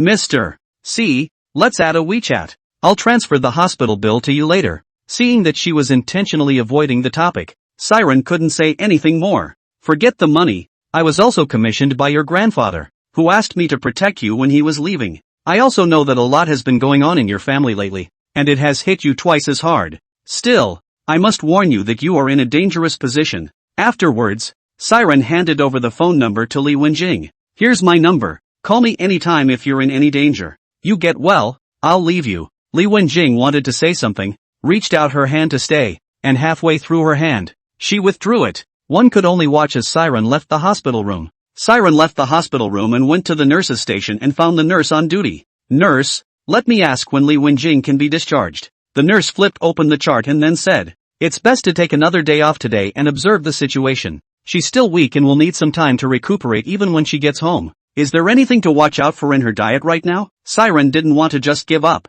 and was prepared to use a roundabout tactic. Eat a light diet, not too greasy. Siren thanked him and left. Not long afterward, he returned to the hospital room carrying 4 dishes and a soup. The moment Li Wenjing saw Siren, the aggression in her heart tumbled out and she covered her mouth and wailed. Siren saw the situation. Some scalp numbness. His own life most cannot see a woman crying. Women cry, he panicked. Don't you cry. Is someone bullying you? I don't have any family left. My grandfather was the last family I had, but he left me too. Siren sat down on the edge of the bed and handed out tissues. Comforting. I know how you feel. I understand. Your family wouldn't want to see you like this, would they? So you've got to pull yourself together and get pumped up. Li Wenjing shook her head. No, you have no idea how I feel. You don't know anything. Siren got up and stood by the window, looking out and whispering, I am an orphan and have lived in an orphanage since I was a child. I have no concept of kinship. However, every New Year's Eve, when I see other people's family reunion, I have an indescribable feeling in my heart. Being bullied in the orphanage, being bitten by stray dogs playing outside, being looked down upon by others. When I went to elementary school and middle school, my classmates around me were picked up and dropped off by their parents every day, and had the company of their parents on holidays. You can talk to your own parents when you are annoyed at work or in any kind of trouble, but I can't, because I'm an orphan, no father, no mother, and I have to carry everything on my own. I had a girlfriend in college for 4 years and just broke up a while ago. The reason for the breakup was that I didn't have parents. Oh, that's really ironic. I actually really envy you. At the very least you had a great childhood and you still have that great memory in your head. Li Wenjing did not expect that the optimistic and cheerful-looking boy in front of her actually had such a tragic life. If she were in Siren's place, I wonder if she would have managed to be as open-minded as he was. The two of them were talking about too dull a subject, and neither knew how to speak to comfort the other. Siren walked over to the bed and opened the wrapped meal. Eat something first. I just asked the nurse. You're too weak right now. You need to eat more nutritious things. Li Wenjing took the chopsticks and casually ate a few bites. You just said that my grandfather instructed you to protect me on his deathbed, right? Siren nodded. To be exact, your grandfather told me on the 7th day of his first birthday, and I don't want to hide it from you, as hard as it is to talk about it. It's the truth. I had expected her to be skeptical of this statement of hers, and even to throw herself out as a liar. But on the contrary, Li Wenjing listened to these words and instead trusted him even more. I believe you. Long after my father's death, my grandfather sensed that something was wrong. My father is in the engineering business, although there are no enemies in plain sight, but behind the scenes, there are countless businessmen's rivalries and deceit. It's not uncommon for people to be killed for a program, but my father doesn't have a project on his hands worth getting someone killed for these days. This matter can only be so unsettled. After all, the official determination is a sudden heart attack. The autopsy did not find any problems, but it wasn't long before my grandmother also died. The cause of her illness was a sudden cerebral hemorrhage, and the official reason given was because of excessive sadness, which led to a blockage of qi and blood in the brain. After Grandma died, Grandpa was a nervous wreck all day, always saying something unintelligible under his breath, and often go out alone in the middle of the night. One night before his death, my grandfather instructed me in many things, words that were like an explanation of the aftermath. The next morning, I got up to call my grandfather for dinner, only to find the man dead. Siren pondered for a moment. It seemed that Li Gaching must have known something and had calculated his death. Since he had predicted his own death, why didn't he tell Li Wenjing the truth about what happened? When I went to your house, I saw 4 plaques set up in the hall, and one of them was your mom's, right? Did she pass away too? Li Wenjing's eyes were a bit evasive, but she still answered truthfully. My mom picked me up from school and then disappeared, as if she had vaporized. How's your parents' relationship? He always felt that this whole thing was his mom's doing. It's possible that her father, Li Shangli, did something wrong to her mom, or even that Li Shangli killed her mom, so her mom came back for revenge. My parents are very close. They were childhood friends and grew up together. My grandparents treated my mom as if she were their own girl. If they were so close, how could this have happened? Wasn't the murderer her mother? Wait a minute, that's not right. Just now, Li Wenjing said that her mom picked her up from school before she disappeared. Why pick her up from school? And why was her mom the first one to go missing? Could it be related to the school? Or maybe this matter is directly related to Li Wenjing? Siren was silent for a moment, organizing his words and opening his mouth to inquire. I remember you're a high school student. You should still be in school. Is there something important that you're doing this time back in Lotus City? Li Wenjing bowed her head and didn't say anything, but a flash of panic flashed under her eyes. I think you should know who's really behind what's happening to your family. And if you don't tell me the truth about what's going on, then how can I help you? We don't have a lot of time. It could be today. It could be tomorrow. And he'll come for you. Seeing that she was still unwilling to speak, Siren was a bit annoyed. Since you don't want to talk about it, forget it. I saved your life anyway, and I'm accountable to your grandfather. You get some rest. I'm going. He made up his mind. If Li Wenjing still didn't want to cooperate, he wouldn't get into this muddy water. It doesn't pay to face unknown risks and then fold yourself inside. Li Wenjing took Siren's hand and pleaded. Please, don't go. You're the only one I can trust around me now. What am I going to do when you're gone? Siren stood still, his back to her, and spoke in a flat voice. I'm not going to help you until you tell me the truth. I can't risk my life. And how can I possibly feel comfortable helping you when you know the truth of the matter and are deliberately hiding it? I say, can't I just say it? Why do you have to force me? Li Wenjing shouted hysterically. The nurse on duty immediately rushed over at the sound of the noise. What are you doing? This is a ward, not your home. If you want to argue, go home and do it. You're a gay man. Don't you know how to take care of your girlfriend? She's very weak. Do you know that? Siren was a bit speechless, but could only compensate with a smile. Misunderstanding. I promise to keep my voice down. It won't affect anyone else. Sorry, haha. The nurse gave him a hard stare and left. Just take it easy for a moment. Take your time about what's going on. As long as what you say is true, I will definitely help you. Siren calmed down Li Wenjing. Originally, her loved ones passed away one after another was under a lot of pressure, and it was indeed a bit too much for him to push her like this. Here's the thing. My 3 roommates and I watched the Ouija board movie together in our dorm room because we had nothing to do on our double vacation. Seeing that the movie was so exciting, one of my roommates, one who, suggested that the 4 of us play together to see if there were ghosts in the world or not. The 3 of them hit it off right away, and I was the only one who didn't want to participate because I was timid, but a few of them kept urging me to attend, so I had no choice but to do so. The first time we played it in our dorm room, and since the dorm room was familiar, it didn't feel too big and wasn't really scary. The 3 of them also found it boring to play in their dorm rooms, so they suggested finding an eerie place to try again. There's an abandoned school building on our campus, and I heard from the seniors that a girl was killed in it before. Ever since then, there have always been strange noises coming out of that school building. The school board boarded up the entire building, citing problems with the quality of the building. Siren secretly shook his head. Are all students crazy nowadays? If you don't have a good day, you have to find excitement. So, you guys went to an abandoned school building to play Ouija board? Li Wenjing's face was ugly as she nodded, her voice trembling as she continued. Yes, we went to that abandoned school building and played Ouija board. The 4 of us formed a circle with a red candle lit in front of each of us, and then a saucer was placed between us, and each of us placed our index finger on top of the saucer. Once everything was ready, Hu Wenwen began to summon the Ouija board. As soon as the mantra was finished, I felt as if something behind me was staring at me. Then the candle's flame turned an eerie green. The green color reflected on each of our faces, eerie in the extreme. This sudden turn of events scared a few of us, and before we could react, a strange wind blew, put out all the candles. A few of us ran out of the school building screaming. Because I don't exercise often, I'm down at the end of the pack. I was really scared and felt like something was chasing me behind me, so all I could do was run as fast as I could. By the light of the moon, I could see 4 people actually running wildly in front of me. There were only 4 of us in the dormitory plus me. Who's the extra guy? But I was too scared to even think about it carefully and just ran away. Siren continued to press the issue. And then what happened? It was as if Li Wenjing had thought of something terrible, and from the non-stop dilation of her pupils, she knew that this incident had given her a great deal of stimulation. It wasn't long before Hu Wenwen jumped to her death, dying under that abandoned school building. We went to the scene and there was blood everywhere, and bizarrely, Hu Wenwen's body was staring with bloodshot eyes, staring dead in the direction of the 3 of us. At the time, a few of us were terrified and agreed that it was the Ouija board that did it. I didn't want to stay at this school for a minute, so I asked my mom to come over and pick me up and take me home.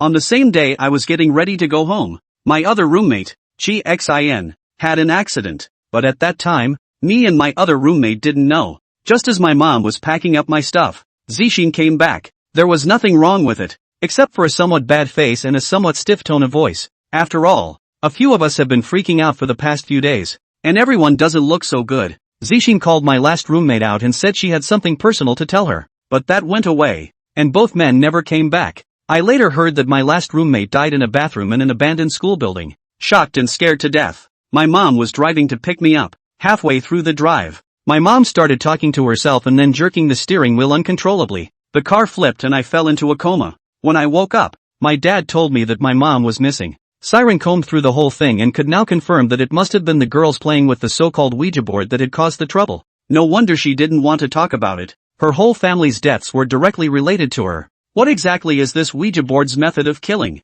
Did the deaths of these men touch some rule of certain death? And what is this rule? Could it be fear? But Li Wenjing's mother didn't know what had happened and wasn't a party to it. She hadn't visualized the whole process, so it was absolutely impossible for fear to arise. Siren lowered his head and kept thinking in his mind. But he didn't have a clue. By the way, what was your situation yesterday? Li Wenjing shook her head, also confused. I don't know. I just wanted to take a bath. So much has happened lately that I just laid in the tub for a while. The water was just the right temperature, but when I sank my entire body into it, the water in the tub suddenly turned cold and biting. I tried to get out but realized that my arms and legs had cramped up and were not working. It was followed by unconsciousness. Although Li Wenjing didn't know exactly what happened, through her description, Siren felt that this situation was déjà vu. Remember that little ghost in the cemetery? At that time, he felt exactly the same as Li Wenjing, except that he clearly knew that there was a little ghost around his neck. Why use white wine when the situation is the same? He secretly shook his head to dismiss the idea. One drinks white wine because one is in a psychic space and can return to the real world if one accomplishes one's business. But with the Ouija board following her around at all times, even if she drank the white wine, she could only block it for a little while. So she couldn't keep drinking it, could she? Too much alcohol paralyzes one's brain, and while she was drunk, her behavior was uncontrollable. If the Ouija board fairy strikes at this time, she will surely die. This way, we'll check out of the hospital in a while, then find a more famous temple and you'll hide inside for a few days first. The Ouija board should be wary of the temple. You'll be safer there for now. I'll try to think of a countermeasure in the next few days and see if I can send this Ouija board away, or destroy it once and for all. Siren finished Li Wenjing's discharge formalities and drove her to the largest temple in Lotus City. In the car, Siren spoke with some embarrassment. You have money on you, don't you? Li Wenjing nodded and replied. Well, rich, why? We went to someone's temple to seek refuge. How can we take more incense money? It wasn't that he didn't want to shell out the money. The key was that the bank card balance was infinitely close to zero, and there was no way to do it. Li Wenjing turned her thoughts around and understood Siren's dilemma. She took Siren's phone and swept $50,000 straight to him. I'm the only one in my family, and after my father left the property was all transferred to my name, which is enough for me to spend, so don't you dare refuse. Young, beautiful and with lots of money, and most of all no relatives. Isn't this the perfect partner everyone dreams of? But Siren was not at all moved. His ex had caused him great psychological damage and poked him in the heart with every word he said. He also profoundly knows that he is now like this. Want nothing at all qualified to fall in love with someone else, especially now that you've got a job like this, where it's so precarious that you can't tell if you're going to drive yourself away in a hearse one day. Then I won't be polite to you. Just think of it as a buddy loan and I'll pay you back after a while. Li Wenjing narrowed her eyes and smiled. There's no need to give it back. Not only did you save me, but you also helped me out of trouble. I don't even know how to thank you properly. Just as the two were chatting, a dump truck silently and quickly rushed towards the duo from behind. The car behind me kept honking its horn as a warning. Siren felt a little strange hearing so many sirens and looked in the rearview mirror. This look does not matter. Almost scared out of their souls. Dump trucks from their own just less than 10 meters, and is still approaching. He jerked the steering wheel, not caring about the car in the lane next to him. Saving his life was important. There was a loud bang as Siren slammed into a vehicle traveling normally in the next lane. The dump truck practically grazed the Alpha's rear bumper. Immediately afterward, it turned out that the vehicle in front of Siren was hit hard by the dump truck. It took less than 5 seconds from start to finish, and if Siren had hesitated for a second, it would have been the two of them lying on the ground today. The driver who was hit by Siren got out of the car and didn't blame, but instead spoke with a palpitating heart. Dude, you're reacting too fast. A second later and you'd be gone. Looks like an old driver. Siren got out of the car and pulled up the stunned Li Wenjing. Are you okay? It didn't hurt you, did it? Do you need to go to the hospital? Li Wenjing's face was pale, and at a glance, she was terrified.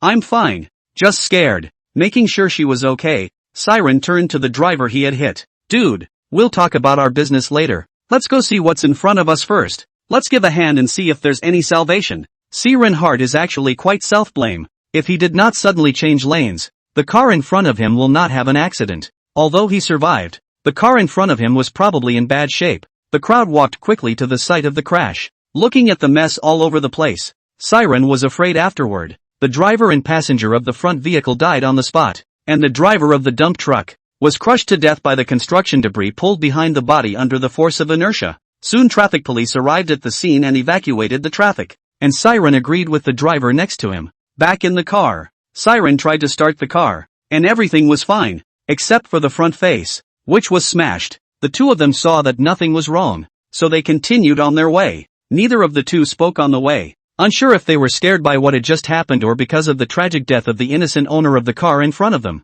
Siren gripped the steering wheel with both hands. His mind kept recalling the scene just now, especially the tragic situation of the car in front of him made him feel uneasy for a long time. Li Wenjing could see what was on his mind and comforted him from the side. You're not to blame for this. The dump truck driver is to blame. The car was fully loaded and driving so fast in the city. If it wasn't for your quick reflexes, it would have been the two of us who would have died.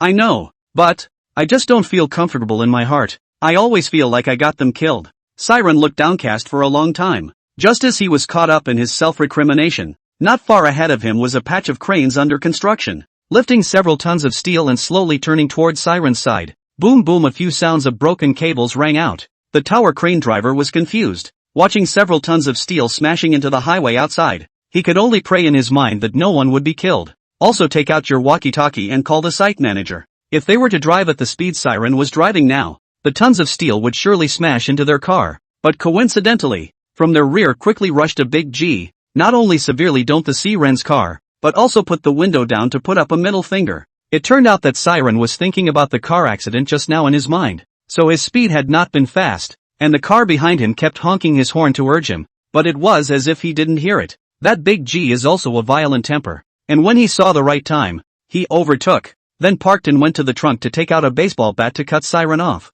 Siren stopped the car, and before he could say anything, he saw a dark shadow fall from high above, smashing down at Big G. Flash fast, hurry, Siren shouted, signaling Big G's driver to hurry and dodge. The driver saw that Siren's expression was anxious and didn't look like he was joking, so he hurriedly ran quickly in Siren's direction. Just 2 steps into the run, the steel hit the Big G. The driver flopped to the ground at the sound and held his head in his hands. The loud noise passed before he stood up shakily and looked back at his car. Where's the car anymore? It's all covered in steel. If you had just been in the car by yourself. A cold sweat broke out on the driver's head at the thought. Siren walked quickly toward the man. Are you okay? The man plopped down on his knees to Siren. Oh benefactor, you are my benefactor. If it wasn't for you calling out to me just now, I'd probably be dead. Siren hastily pulled the man to his feet. Don't thank me. I should thank you. If you hadn't stopped me, I would have been the one who died. The man took out his phone and insisted on adding Siren on WeChat. You saved my life.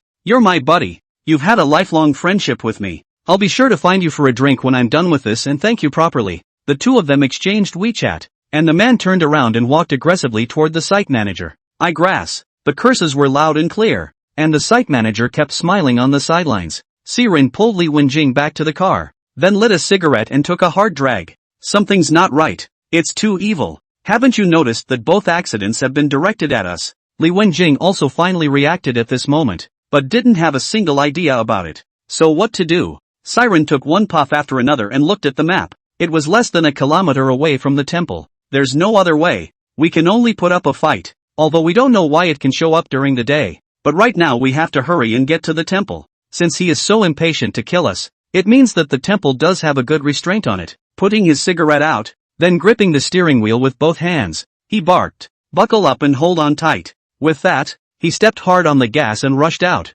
Fortunately, there were no traffic lights along the way, and the two of them made it to the temple without any danger. Once inside the temple, the two men's strained nerves were finally given a break. Arriving at the Maharishi temple, Siren found the receiving monk. Master, we would like to see the presiding officer. Is it convenient now? The monk glanced at the two of them and chanted a Buddhist chant. Amat Ba Buddha. I wonder what the two monks are looking for from the host. This woman next to me. She is a very devout Buddhist disciple and wants to offer some mundane items to improve the temple environment. The monks chant the Buddha's name. Amitabha Buddha. The Shifu has a heart. But there's no need to break the bank so much, just offer incense to the Buddha and leave a few mundane things in the merit box. Siren's teeth ached for a moment, having thought that by making this offer, the monks would introduce the host for them. He didn't expect this monk to be so broad-minded, and it made him sweat. Master, we have encountered difficulties. Human lives are at stake. I hope to ask the presiding officer to help. Please also inform us. Having no choice but to be honest, Siren could only tell the truth. The monk smiled and spoke. The two of you, please follow the young monk. The presiding officer has been waiting for a long time. Siren and Li Wenjing looked at each other, confused, not knowing what exactly was going on. Dare I ask, Master, what did you mean just now when you said that the host has been waiting for a long time? The monk shook his head with a mysterious expression and said in a cryptic manner, the heart is sincere. Siren pondered, could it be because he had just lied? When he came to the Zen room in the backyard, the monk reached out and made a gesture of invitation and left. Siren brought Li Wenjing to the door of the presiding officer, and wanted to knock on the door, but he heard someone inside the house constantly knocking on a wooden fish and chanting Buddhist scriptures. Siren put his hand down and stood quietly waiting outside the door until the chanting died down. The two monks are kind, please come in. Siren felt more and more that the presiding officer of this temple was not simple. Dare I ask the presiding officer how you knew we were outside the door? The host pointed to a television not far away. I have surveillance here. Ahem. Master, my friend is being haunted by a ghost, and her loved ones have been killed by ghosts, so please help her. Siren coughed lightly in embarrassment and then stated the purpose of his trip. The host glanced at Li Wenjing and chanted the Buddha's name. Amitabha Buddha. There's nothing the poor monk can do about this matter, so you'll have to figure it out yourselves. The Buddha preaches cause and effect. The cause you planted that day is the fruit you get today. Don't monks preach compassion and universalization? If you don't save her, she'll die. Siren tried to argue with the host. Amitabha Buddha. It's not that poor monks don't save, but they can't. Everyone has their own destiny. If the poor monk strikes out rashly, he will disturb the heavenly chances, and in the future this monk will encounter even greater trials and tribulations. At that point it really is 10 deaths. The Shitsu is destined to have this difficulty, but it is not impossible to break it. The matter is in the hands of the people. Can the master show us a clear path as to what we should do? Seeing that the master refused to help, he could only retreat and hope that the presiding officer could give a solution. Scholar, didn't you have a plan in mind already? So why bother asking the poor monk again? I've already organized the room, so the female cultivator can stay at any time. The host's words really took Siren by surprise. As expected of a high monk, even the thoughts in one's mind were calculated. Thank you, Master, for your guidance. Li Wenjing folded her hands and bowed deeply to the host. Thanks for hosting it. Good, good, good. Female cultivator, my disciple is waiting outside the door. Follow him and he will take you back to the compartment. I have a few words to say with this male caster. Siren looked a little puzzled, wondering what the presiding officer was leaving himself behind for. Dare I ask if the master has left me behind with any orders? The presiding officer stood up and pulled a string of Buddha beads out of his pocket and handed it to Siren. Today, the poor monk presents you with a string of Buddha beads to tie up a good cause, hoping that in the future, when the small temple suffers from an unwarranted disaster, the monk will lend a helping hand to help us get through it. This string of Buddha beads has accompanied the poor monk for more than 50 years, so I think it will be helpful to the monk. Siren didn't take it. This string of Buddha beads was too significant and too expensive. Besides, in his current state, how could he possibly help them? Master, this gift is too expensive. Besides, I'm just an ordinary person, so if anything bad really happens to the temple, I don't think I'll be able to help much. The presiding officer shoved the Buddha beads into his hands and laughed. Don't be presumptuous. Besides, the Shifu isn't an ordinary person. If the temple really reaches that day, and even the caster doesn't have a solution, then it's fate. Siren no longer pushed back and spoke solemnly. Master, I assure you, as long as I am able, I will keep your temple safe and sound. Goodness. The presiding officer folded his hands, sat down on the futon, and closed his eyes. Seeing this, Siren stopped interrupting and softly retreated. Under the monk's guidance, he came to Li Wenjing's room. I'm going back. Stay here in peace. The hosts here are great. I'll think about it when I get back and see how I can get it fixed. The hosts have said this is something we can only do on our own. Li Wenjing nodded, her expression somewhat worried. If there's no way out, forget it. I can't drag you down with me. You've done enough for me already. Siren reassured. Don't worry, we'll be fine. The presiding officer had given himself the beads and said that he had made a good karma, so the implication was that I would not die. If I die, this string of Buddha beads he handed me will not have any meaning. Then one is still afraid of a ball. Just do it and be done with it. Left the temple, took the car to the Ford store for repairs, and then took a cab back to the dealership. Since he'd taken over the dealership, he'd only been here on weekdays and had never looked inside. All these cars in the showroom could be hearse cars, which made him feel really bad luck, and it was too much panic for him to be alone in such a big car dealership. But after a few paranormal events, he grew to accept it. It's no good not accepting it. One now has one foot in the door of hell and the other on the ladder to success. Either you die or you soar. There is absolutely no third possibility. Now he desperately wanted to master the rules of ghost killing. Mastering the rules would allow him to circumvent death. Except, of course, for the ghostly creatures in red. He understood in his own heart that with his current strength, he basically couldn't even run away when he encountered the red-clothed stern ghost, and the only thing he could do was to find a comfortable position and accept death. Upon entering the showroom, all the lights automatically illuminate, banishing the darkness. Ouch. Not bad. Very smart. Siren was very satisfied with the design. Otherwise he would have had to search for the switch in such a large exhibition hall. He didn't bother to look at the cars inside the showroom and walked straight to the office, hoping to find some clues about Spirit Way inside. After opening the door, what attracted Siren's attention most was the 4 big words on the wall. Work log. 4 notepads hung below the large letters. Siren casually removed one, then turned back and pulled a chair over to sit on it, turning over the log in his hand. The name field has long been blurred, but the record is dated 20 years ago. In 2002. On April 3, 2002, TDY number 004 performed his first mission, which was completed. On April 4, 2002, TDY number 004 performed a second mission, which was completed. On April 5, 2002, temporary worker 004 evaded his assigned duties, and the customer was so outraged that he personally came to 004's door. On May 7, 2002, TDY 005 went on his first mission and failed. Although he had only read 4 messages, the content inside had surprised Siren. First of all, this notebook. The record takes place in 2002, when the temp number was 004. So who were the 3 people before that? Could they be the creators of this company? It's easy to see from the notes that in those days, Spirit Way drivers were given 1 task a day, and the intensity of the task was far greater than it is now. Number 004 had tried to escape from the company's control and was killed by an enraged customer. Not only did he give his life, he didn't even leave a name, just a code name. Then on May 7th of the same year, a month later, another temp joined the company. With the generous terms offered by the company, it was very doubtful that it took 1 month to recruit someone. The company seems to be limited to having only 1 employee by some rule.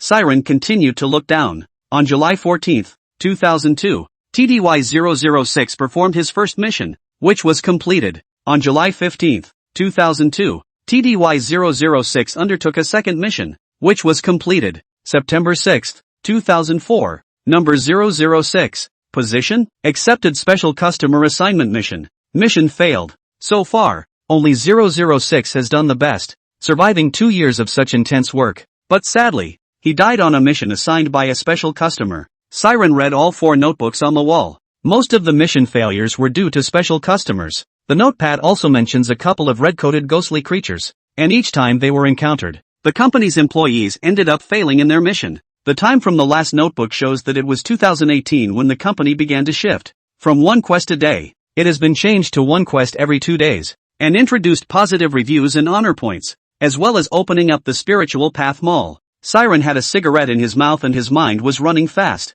What is it about Spiritual Path that made Spiritual Path make such a big change? It's easy to see from a couple of the notes that the mission failure rate is much lower from 18 onwards than it was before 18. The only possibility, then, is that this Spiritual Path Mall does have something? But what exactly is Spiritual Path doing? What do they get out of this? Just as he was thinking about the problem, a man and a woman with a little girl suddenly appeared in the exhibition hall. The man and woman were dressed in black, their faces blue and their eyes dull. If you look closely, you can see that there are still marks of stitches on the face. The little girl was dressed in an adorable nightgown, one hand being pulled by the woman, the other holding a bunny doll, her eyes wide and adorable. Ran, who was in the office, saw the trio through the window, and his heart could not help but tremble. But thinking of Huang Quan's instructions, he could only stiffly get up. What can I do for a few of you? When Siren arrived in front of the trio, the hairs on his body couldn't help but stand up. This is clearly a family of 3, and the husband and wife are supposed to be dead. But what's with the little girl? The man spoke mechanically. I have a task to entrust to your company. Siren handed the man Huang Quan's phone number. You call this number. This is our manager. He's in charge of taking commissions. I'm just a driver. The man took the call and turned to leave. Siren looked at such a cute child and couldn't bear to speak. Sir, stay back. The man stiffened his neck and rotated 180 degrees, his face expressionless as he asked, something wrong? That's quite a trick. Neck rotation 180 degrees. Siren hesitated for a moment and spoke. Sir, would it be alright if you came with me for a moment? He said, pointing his finger at the little girl, not caring about his fear. Siren pulled the man up and walked to the corner. Sir, that lady is your wife, isn't she? The man didn't speak, staring straight at him. Siren was stared at all over his body, always feeling that the next moment this man would eat him up. You and your wife are dead, but your daughter is alive. The child is weak, and if you two stay by her side for a long time, she will get sick and maybe die. The man turned and looked at his daughter, pulling an unnatural smile from the corners of his mouth, and with a few booms, the stitches in his face crumbled open, revealing large swaths of bloody flesh inside. The man didn't seem to notice, whispering, I know, and that's why I'm here with you. We have to get out of here right now or Nui Nui will get Inchi into her body. Siren asked uncertainly, why do you have to take her with you? Can't you leave him alone? No, leave her alone in the house. She'll die. The man seemed to have something difficult to say. Who could have laid hands on a defenseless little girl, a ghostly creature? Can you talk to me about what happened? I want to help you guys too. The man didn't say anything and told the story. His parents died early, but he was a good fighter. And at a young age, he was the vice president of a Fortune 500 company with a 7-figure annual salary. His wife was beautiful, virtuous, and bore him a beautiful little princess. What was a very happy family of 3 is completely destroyed by an unwanted guest who destroys the entire family. He loved his wife so much that he got a nanny to take care of the family. The nanny was hand-picked by the wife. It's a 24-year-old female college graduate from a prestigious university who is quite good-looking. The main reason she was chosen was because of her education. After all, it's easier to have a child at home, both in terms of learning and communication. But I didn't realize that this nanny that was chosen was actually a hypnotic demon. When the nanny first came to the house, she acted all normal, was handy, detailed, and was very good with the kids. As time goes on, the nanny is a little unaware of the fact that she wants to turtle up and become the mistress of the house. From time to time, the nanny will wear sexy and revealing clothing around the man and is teasing in every way with her words. Men love their wives so much that they actively distance themselves from her. But the act completely stung the nanny's heart, so she took revenge on the family. The little girl was spared as she was attending school. After hearing the man's words, Siren was stunned. The world is a big place. If you can't get it, you have to destroy it? If you too were killed by a nanny, why would you be worried that something bad might happen to your daughter as well? Didn't the police arrest her? The man gritted his teeth. This woman drugged the meal and mesmerized the two of us, then brutally murdered us. Then they dismembered our bodies and threw them out of town. After a few days, she even took it upon herself to call the police about my missing wife and me. And in the past few days she destroyed all the evidence, so the police couldn't find out anything about her. I'm worried she'll do something to hurt my daughter. Siren sulked for a moment. Sir, if you can trust me, give me the baby. He didn't know what to think, and he made the decision in a brain fart. Maybe it's because the kid looks so cute. Maybe it's because I feel sorry for the kid. The man nodded and bowed at Siren. Thank you. You're a good man. It would get you into a lot of trouble if you gave the baby to you. Since he has already spoken, there is no reason to take it back. A mouthful of spit is a nail. You're a few years older than me, so I'll call you brother. You leave the child to me. I will treat her well and not let her suffer a bit, until this wicked woman falls into the net of justice. The couple handed the child over to Siren with complex expressions of concern, worry, and more than anything else, unspeakable guilt. Old brother, my daughter Zhao Chenxi is counting on you. Tears of blood flowed from the couple's eyes as they reluctantly left the car dealership. Their daughter was very understanding and didn't cry or fuss, just waved her hand at her parents' backs. Uncle C, Morningside is hungry. Morningside wants to eat. Looking at such a cute little girl, Siren's heart couldn't be any harder. He held Zhao Chenxi's hand and said in a warm voice, what does Morning Sun want to eat? Uncle will take you there. After dinner, Siren took Morning Glory back to the rental house. Chenxi, this is Uncle's home. You sleep on the bed and Uncle sleeps on the sofa. In a few days Uncle will go find a bigger house and reserve a room just for you, filled with your favorite toys, okay? Zhao Chenxi took Siren's hand and asked, are Morningside's mom and dad turning into stars in the sky? My mom told me that if they ever disappeared, it would mean that they had turned into stars and were up in the sky watching over me and keeping me company. Siren's nose turned sour as he sniffed. Yes, each of us wants to become a star, but can't. Only the most powerful people can turn into stars. You know Morning Glory. Your mom and dad are just the most awesome people in the world, Zhao Chenxi said proudly. I know, my mom and dad are the most awesome people in the world. Zhao Chenxi was also exhausted, and the two of them fell asleep after playing around for a while. Later in the night, Siren was awakened by the sound of sobbing. He went over to the sound and found that it was Zhao Chenxi. What's wrong, Morning? Why are you crying? Morningside was lying on her back under the covers, revealing a small head, her eyes a little swollen, obviously having cried for half a day. I don't have a mom and dad anymore and I miss them. That heart of Siren's was pierced right then and there, and he held Chenxi in his arms, his mouth full of bitterness, not knowing how to comfort her, taking on things at a young age that she shouldn't have to. Morningside was tired of crying and fell asleep in Siren's arms. Siren just held her motionless and leaned back on the bed and fell asleep. By the time the next morning rolled around, Siren woke up with a craving for the scent of bubbly noodles, and followed the scent to the kitchen. Morningside was seen standing on a small stool cooking instant noodles in Siren's oversized slippers. Morningside, come down quickly, don't fall, said he, rushed over in a hurry. Morningside turned around and smiled sweetly.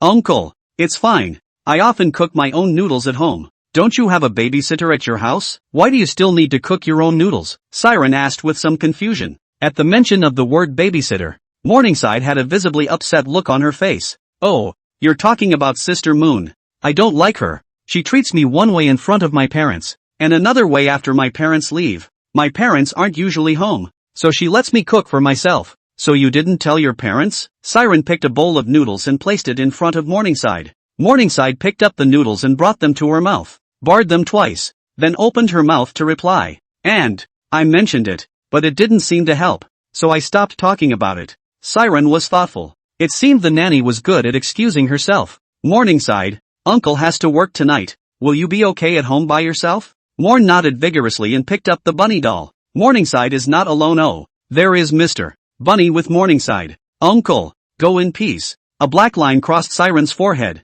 God damn it, don't worry about it. Your uncle, I'm in a job that kills. You're sending me away. After dinner, Siren took Chenxi to the supermarket, and had wanted to buy more snacks to put at home for Chenxi. But Morningside won't let you buy this or that. In her words, Uncle, these things are unhealthy. You can't eat them. Siren settled Morningside and went to the car dealership. I don't know if today's client is good or not, so I'll have to earn a favorable review anyway. When he arrived at the dealership, he saw a battered Wuling Honda parked in front of the door. Siren circled around the Wuling bread and kept testing the body with his foot. This car is getting on in years. Is it going to be scrapped? It can't be halfway down the road, can it? Although it is a domestic god car, but Siren's heart is not at all bottom. This car, how to see how to feel to have an accident, especially the big black daisy on the front of the car, and with the rusty van. A horror movie immediacy came over me. Since you can't fight it, you have to accept it. Siren opened the passenger door and took out the customer information and map. Catch up on the road while there is still time.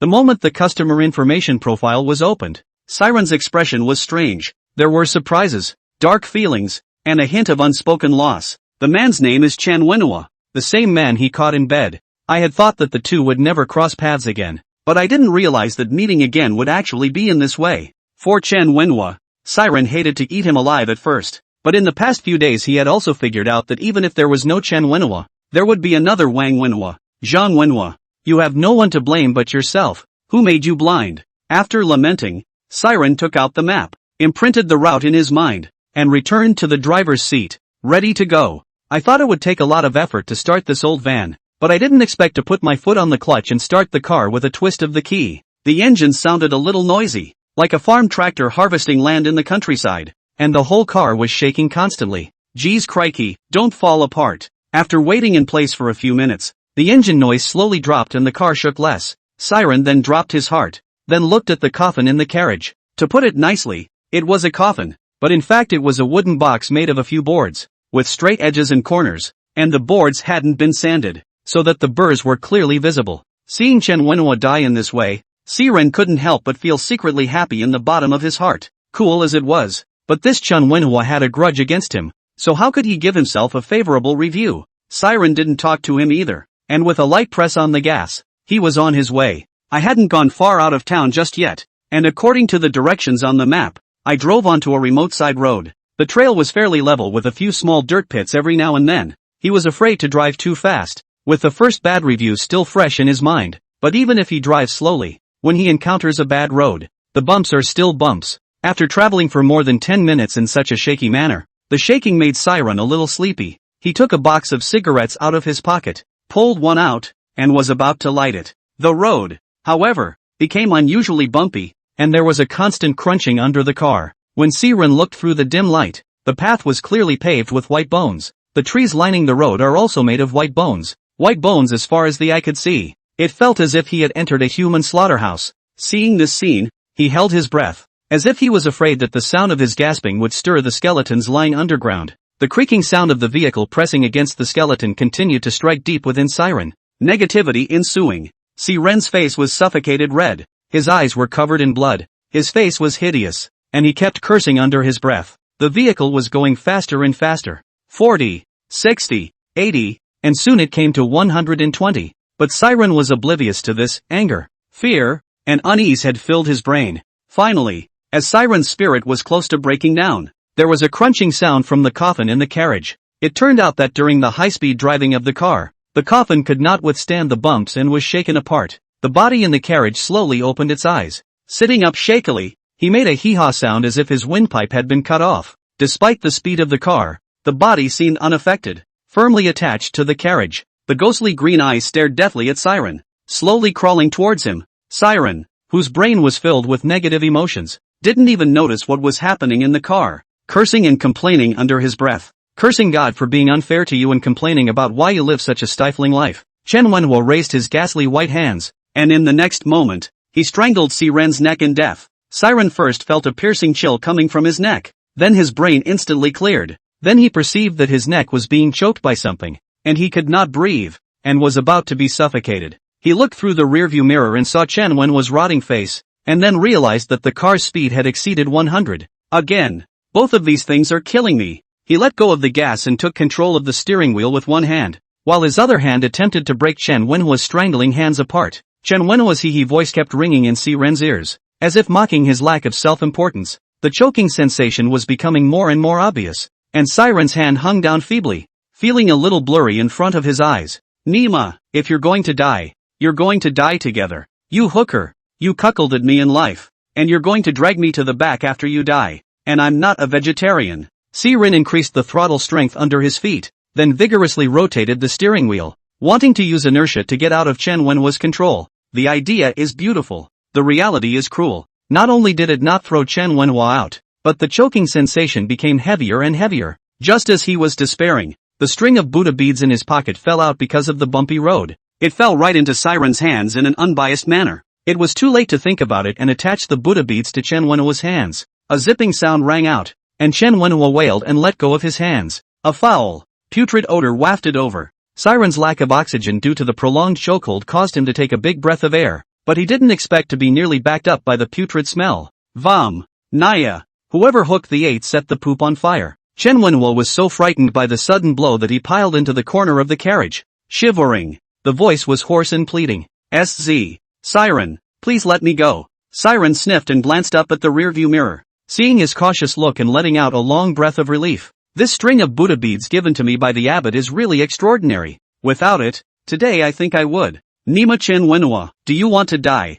I tell you, I pitied you at first, pitied you for dying at such a young age. I wanted to let you go, but I didn't expect that. But you tried to kill me while I was off guard. You dog X. Chen Wua didn't dare to retort and kept kowtowing and apologizing. I was wrong. I'm not human. I shouldn't have slept with your girlfriend. Siren's mouthful of old blood almost didn't spurt out. New York MD. If you say one more word, do you believe I'll fuck you to death? Chen Wua shook his head vigorously. I was really wrong. I slept with her once. Just once. She was the one who initiated the seduction. Really? I'm not lying. Siren was furious. Was this Chen Wua playing dumb here and mouthing off? Or was he deliberately mocking him and revealing his own scars? Just shut up. I didn't take you for a dummy if you didn't talk. In one more BB sentence, believe it or not, I'll make you not see the sun tomorrow. Chen Wua was like a sieve, nodding his head uncontrollably. Although Chen Wua acted scared, Siren didn't let his guard down and watched his every move through the rearview mirror from time to time.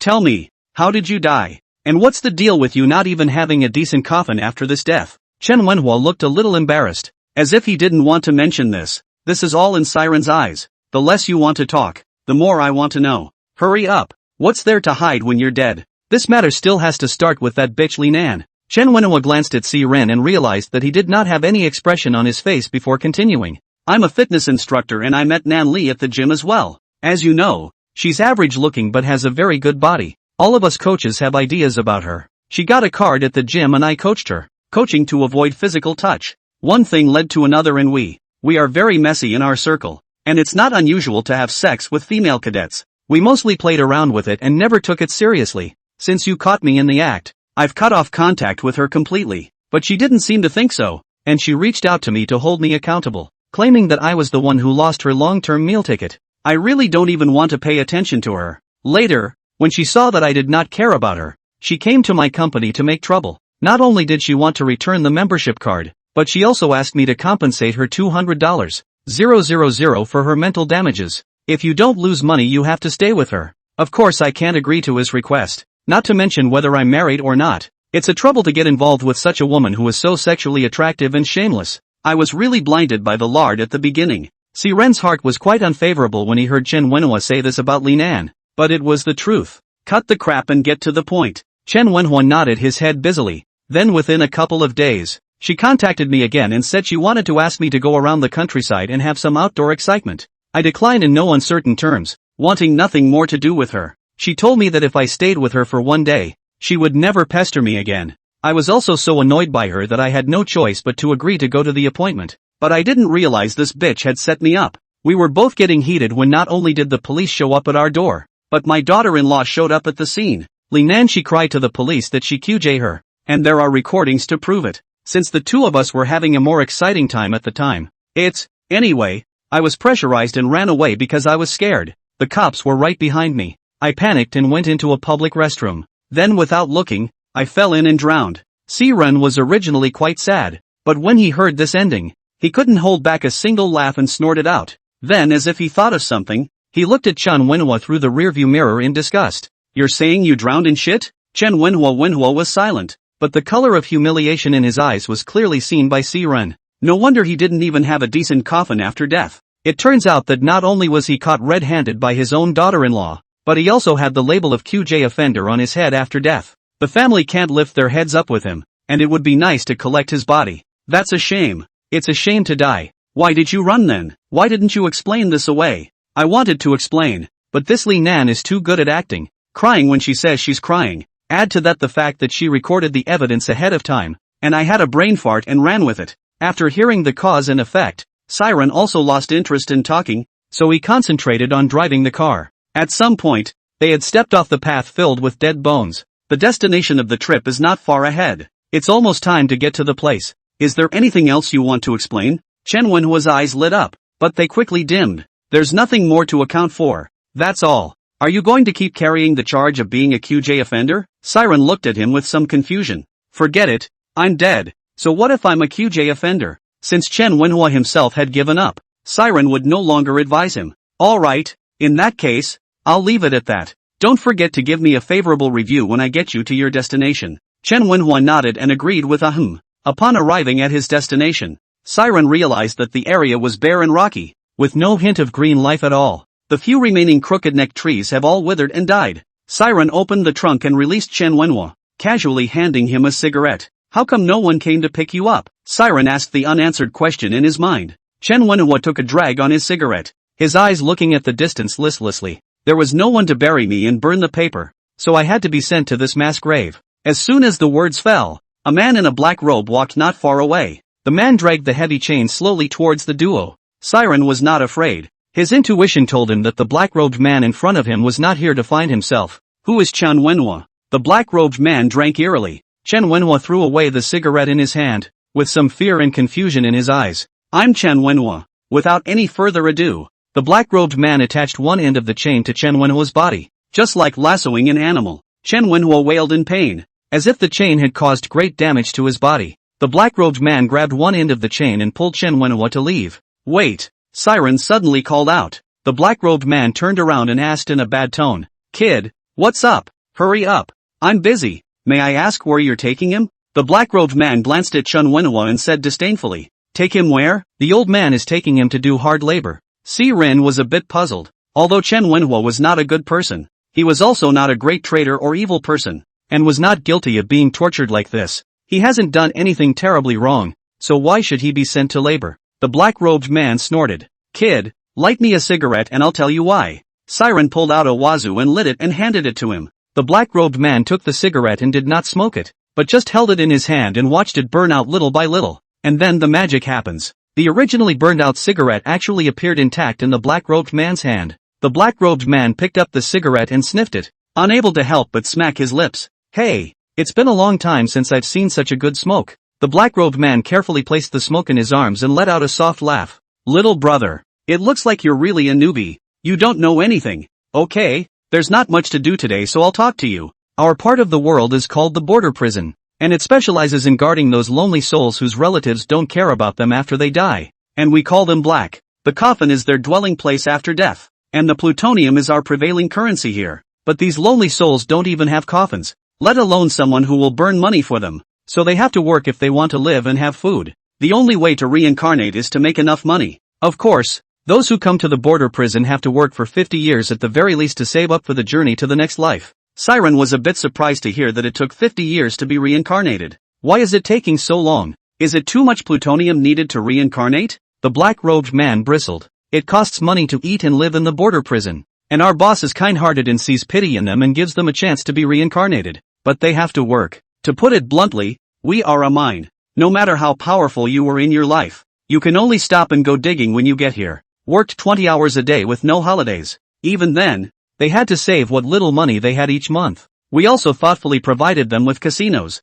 whorehouses. A lot of people are happy about this. Siren couldn't help but smack his lips. This capitalist's face was unmistakable. High-intensity work, cheap labor, and a special place to vent his desires. It is needless to think that the purpose of these establishments must be to make these lonely souls spit back all the money in their pockets and then squeeze them endlessly. Alright, that's all the information a cigarette will provide you with. Seeing this, Siren hurriedly burned all the remaining cigarettes to the black-robed man. Here are all the cigarettes for you. You suffer. Take care of him for me, and when I go back I will give him money and a house. By the way, I'll bring you some of our specialties as well. The black-robed man looked at the large half-box of huazi that appeared in his hands, laughed, and immediately removed the chains that bound Li Wenhua. Little brother, it looks like you're quite on the ball. Alright, I'll agree to this. He'll hang out with me before he reincarnates, and I'll make sure he eats good food and drinks good food. With that, he turned his head to look at Chen Wua. Kid, you're lucky to have met a good man. If you stay on this side of the prison for 10 years, you'll be reincarnated. Chen Wua was agitated. He really didn't expect that Siren would actually help him and repay him with kindness. Thinking about all the ridiculous things he had done, he plopped down on his knees in front of Siren and kept kowtowing. Siren, thank you. It was all my fault before. I'm shabby. I'm not human. Well, it's all in the past. If it wasn't for you, I would still be in the dark about her. I should thank you. Siren smiled and reached out to pull Chen Wua up. Then he turned his head to the black-robed man. Big brother, I have something personal I want to talk to you about. Chen Wua was very sensible and stood far away. Siren smiled at Chen Wua and nodded, speaking softly to the black-robed man. This Chen Wua kid was born with a mom, but not raised by a mom. I'm not his father. So who am I to care? I'm just doing it so he can give me a good review. Besides, I have a grudge against him. You help me teach him a good lesson, and I'll burn you a few more good cigarettes then. The black-robed man grinned and patted him on the shoulder. Ha ha ha, little brother, you have a temper for me. Okay, I'll take care of this, and I'll make sure he'll never forget it. Then he looked at Chen Wua and revealed a cruel smile. Chen Wua was uncertain and gave him a naive smile in response. He returned to the car dealership again, and it was already dawn. Picked out a Lexus LM from the dealership and drove back to the rental house. Stopped by the breakfast place and bought breakfast for little Morningside. Hearing the door open, Morning Glory came thumping over in her bare little feet. Uncle, you're back. Siren handed her the breakfast in her hand. Did I disturb your sleep? Eat first, and then take a nap afterward. Morningside shook her head vigorously. No, I went to bed yesterday after you left. Morningside took out the breakfast one by one and set it on the table. Then he quickly walked to the bathroom and washed his hands, took out a bun and handed it to Siren. Uncle eat, I washed my hands clean. You eat first, Uncle is a bit sleepy, take a nap first. Saying that, he took out the phone and handed it to Chensi. I saved the number of a nearby restaurant on the phone,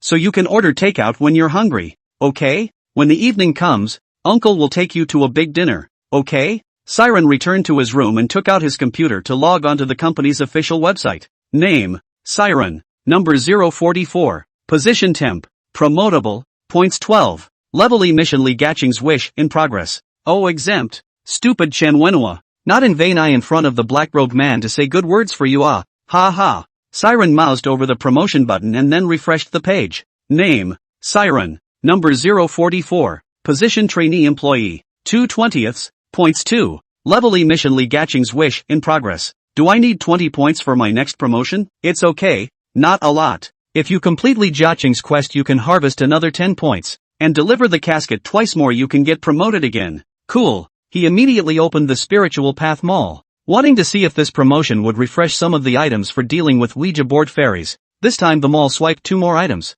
500 grams of gold and a box of red dragons. The redemption points for each are also 1 point. Crap Spiritual Path Company you dog. You can exchange 500 grams of gold for 1 point. And now that the price of gold is almost 400 a gram, 500 grams is 200,000, and it only takes 1 point. When I think about the first time I logged onto the Spiritual Path Mall and spent 1 point to exchange for 10,000 cash, I'm really an iron bean. I lost 190,000 fucking dollars for nothing. 190,000 on odd $19. Little Morning Glory immediately rushed over when she heard Siren's wailing. What's wrong with Uncle? Siren immediately switched to a smiling face and pulled Morning Glory into his arms. It's all right, Uncle is happy. When the afternoon comes we'll move to a big house. After coaxing Morning Sun away, Siren studied this red dragon. What the hell is this red dragon? According to the Spiritual Path Mall's urine, this thing should be for ghosts, but it was unknown what exactly it did.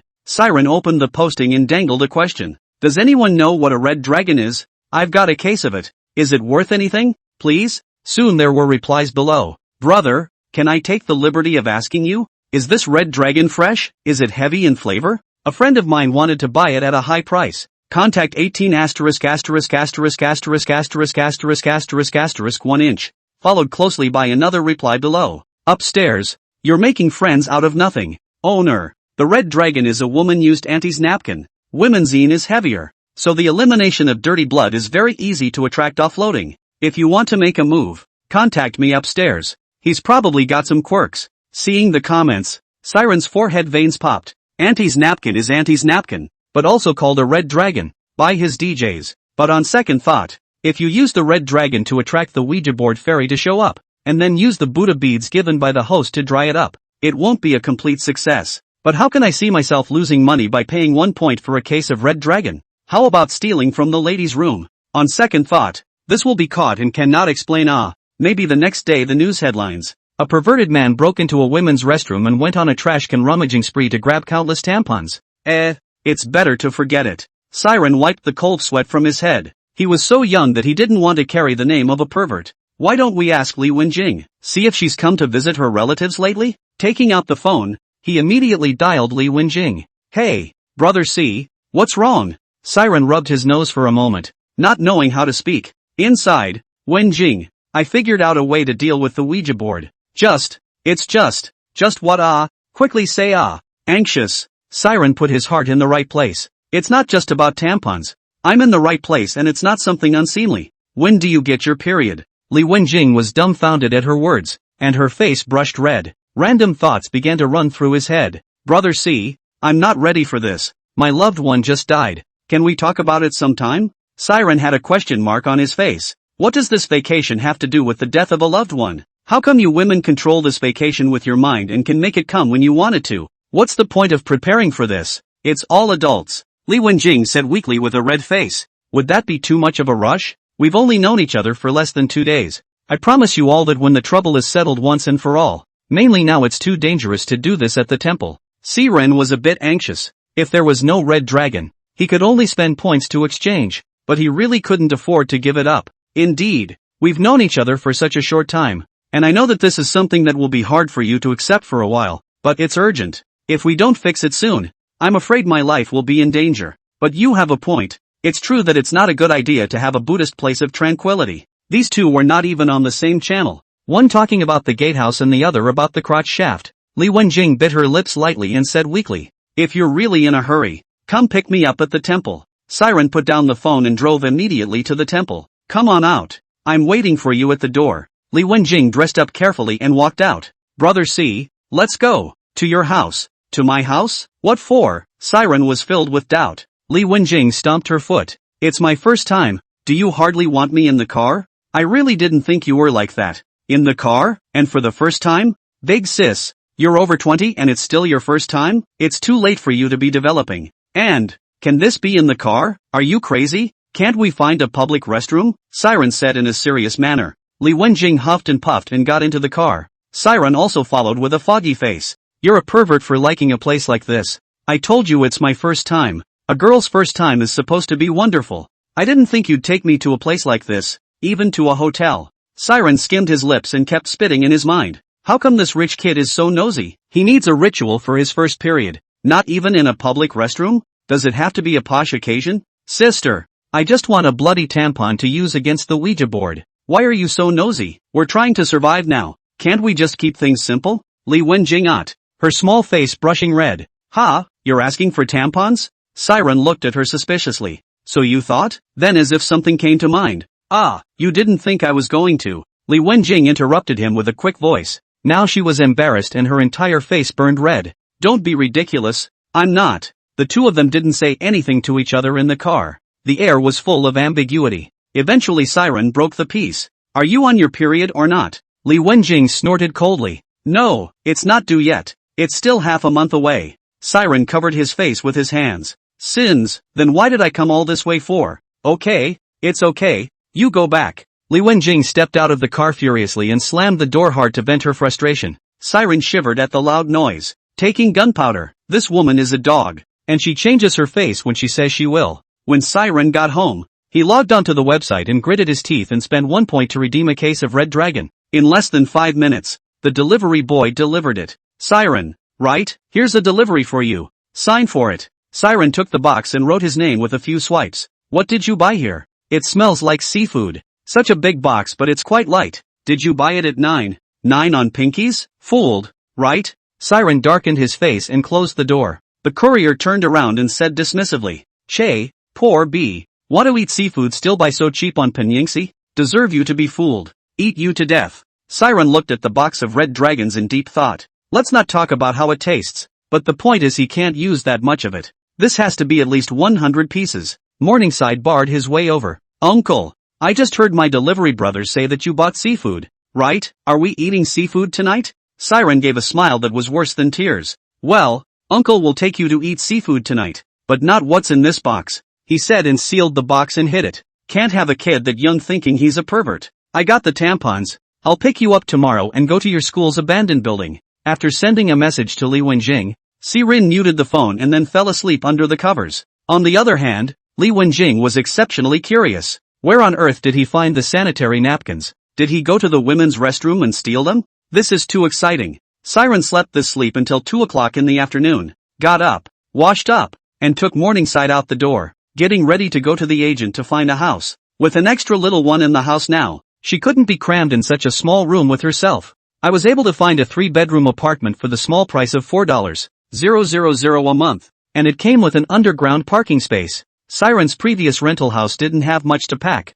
just a few sets of clothes. As for bed covers and stuff, just buy new ones. He's saying goodbye to the old days for good. After a busy afternoon, not only was Siren tired, but little Morning Glory was also tired and sweaty. Morningside, you've had a hard day. Uncle took you to eat seafood. Siren took Chensi's small hand and walked towards the seafood market. Picked 2 large lobsters and a dozen pike. In the past, he could never afford to eat these things. Expensive is one aspect. Mainly he wants to praise more money, buy a new house and marry Li Nan. The next day Siren woke up early in the morning and prepared breakfast for little Morningside, while ordering lunch and dinner for her at a nearby restaurant. Morningside, Uncle has something important to do today. Are you okay to be home by yourself? If there's a delivery let them leave it at the door and don't let strangers in the house, okay? Morningside smiled as she walked up to Siren and barred her little mouth on his face. I know, Uncle. I won't open the door to strangers. Don't worry. Siren stroked her head, then crouched down. When Uncle comes back, take you to the playground, okay? Morningside held out her little hand, her face beaming with delight. Pull the plug, and anyone who talks out of their ass is a puppy. Siren drove to the temple, picked up Li Wenjing and headed to her school. Li Wenjing was still a little embarrassed, so she kept her head down in the car and didn't say anything. Siren was heartless and didn't take yesterday's incident to heart at all. Instead, he was perplexed by Li Wenjing's state. What's wrong? Is it fear? Li Wenjing lowered her head and didn't say anything, just shook her head. Siren inclined his head and looked at her, then couldn't stop shaking his head mentally. It's true that the old saying that a woman's mind can't be guessed just because her chest is too thick. Li Wenjing seemed to notice Siren's gaze. Her head turned to the window and whispered, "Brother C, where do you think people go when they die?" "Of course people go to reincarnation after death. Where else can they go?" Siren did not want to explain too much to Li Wenjing. Although he couldn't say it himself, he had gotten some information from the black-robed man since the last time he sent Chen Wua to the border prison. But Li Wenjing was a bit unforgiving. Do those who have died have to be reincarnated? And is there any way to meet them before they are reincarnated? When Siren heard this, he knew that Li Wenjing was thinking about her loved ones. What's the point of seeing each other? After all, human beings and ghosts are on different paths, and it is better to see each other than not to see each other. Those who live should move on, and those who die should forget the past and start over. Li Wenjing turned her head and glared at him. "You're such an elm. You can't even comfort people. You deserve to be single." Siren was dumbfounded by what she said. He was not good at expressing his feelings in the first place, let alone comforting people. There were times when he even wondered if he, himself, had been deprived of this function by the heavens. "By the way, I just got in the car and smelled a strange odor. You got seafood in this car?" Siren's hand shivered and he'd barely missed a traffic accident. He pointed to the boxes in the last row of seats. "Bullshit seafood. It's all because of this tampon." Li Wenjing turned around and saw the box full of sanitary napkins and opened her mouth wide in surprise. You didn't really go to the restroom and steal it, did you? What a great flavor. Quickly open the window and let in some air. It's too smoky." Siren didn't have the heart to say, "What am I stealing? This is going to get me killed if I get caught. I bought this from a legitimate source for old nose money." At the mention of this, Siren's heart ached. It's a sin to spend $200,000 on a box of tampons that are still used. Levon scoffed at this. "You can pull it. How much can this used tampon be worth?" Siren knew that he couldn't believe Li Wenjing even if he told the truth, so he just didn't mention it. After an hour, the two finally arrived at their current destination. Siren stopped the car, then took out the box of red dragons. He was about to get confused himself because the seafood smell was so strong. Li Wenjing got out of the car right after him, then kept a great distance from Siren. "Why are you staying so far away from me? Your school is so big. What if I get lost?" How could Siren know that Li Wenjing was deliberately keeping her distance from him? "Just follow me. Don't get too close to me. I'm afraid people will misunderstand," Li Wenjing said without turning her head with a red face. "Misunderstand what? I'm telling you, don't be so heartless. I came all the way over here to help you. How could you do this to me?" Li Wenjing turned back and said viciously, "You're holding such a big box and you don't know to seal the mouth. How can I stay in this school if my classmates find out that this is what's inside? You're not afraid of anything. You can just pat yourself on the back and leave. And I still have to stay at this school for 2 more years. Siren slapped his head in realization. One hand dragged the bottom of the box while the other covered the opening at the top. The two of them bickered along the way and finally arrived at the bottom of the abandoned school building. The main entrance had been cordoned off and the gate boarded up and had a large warning written on it. "Dangerous building. No entry." Li Wenjing looked at the 6 big words on the gate and felt some sadness in her heart. They were both clearly killed by Ouija boards. So why does the school just refuse to admit it? Are we going to let more innocent people die? Although, Siren scoffed at this approach of the school leaders. He was equally understanding of their situation.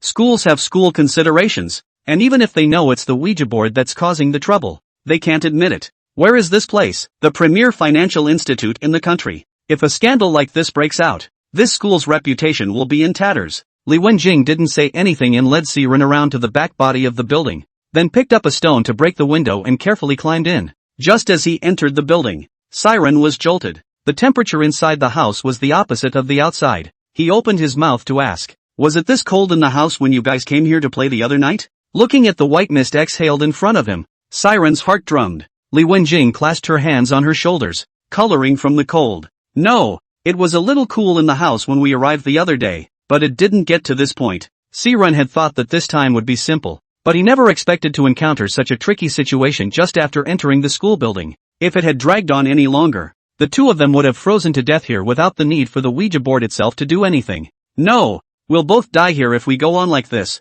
Let's go out first and buy a thicker set of clothes before we come." But in just such a turn of effort, the glass window that had just been smashed disappeared, and was replaced by a cold wall. Li Wenjing was scared and hurriedly burrowed into Siren's embrace, as if this was the only way for her to gain a sense of security. Siren picked up the phone and looked at it. Not only was there no signal, but there was even very little power left. Done. No cell phone reception. It's too cold in here and the phones are going dead. Li Wenjing took out her own phone, then exclaimed in shock. Mine too. What to do? Are we going to die here? What's the panic? Since he doesn't want us to leave, we won't. What's a little cold? Bitter or not, think of a long march of 25,000. Siren searched the room for an exit with the phone's own flashlight function, while Li Wenjing followed close behind holding a box of Auntie's napkins. A short distance away, in the corner of the wall, a passageway resembling a dog hole was found. Siren was a bit baffled by this. Although it is said to be an abandoned school building, the building is intact and has been sitting there for just under 5 years.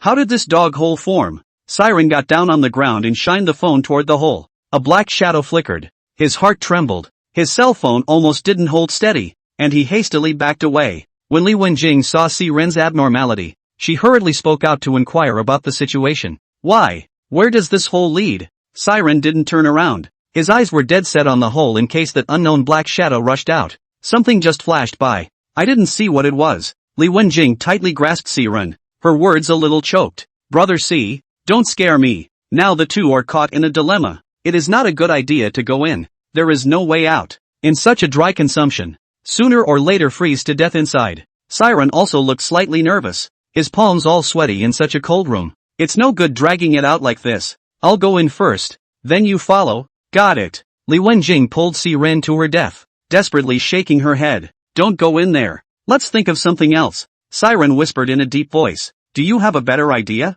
Listen to me if there's no other way. We're here to solve the Ouija board, not to travel. Since he would have to face him sooner or later, what difference did it make if it was sooner or later? Don't be naive. Li Wenjing froze at his words and woodenly spread his hands. Siren took a deep breath, slipped the Buddha beads onto his wrist, and quickly drilled in, not daring to delay for a second, fearful that the Ouija board would block him in the narrow opening. It went surprisingly well and nothing happened. However, Siren did not dare to be careless and did not directly call out to Li Wenjing to let her drill over. Instead, he shined his flashlight around the room to make sure that it was safe and that there was an exit before calling for her to come over. Come on over. It's safe. Li Wenjing was also rather scared, but her mind was still clear. She pushed the box of Auntie's wipes out before getting out of the hole herself. The duo was now in a bathroom, and the dog hole, I believe, was a hole left by some sink that had been removed. But what puzzled him was why removing a hand basin would require opening up the entire wall. With that question in mind,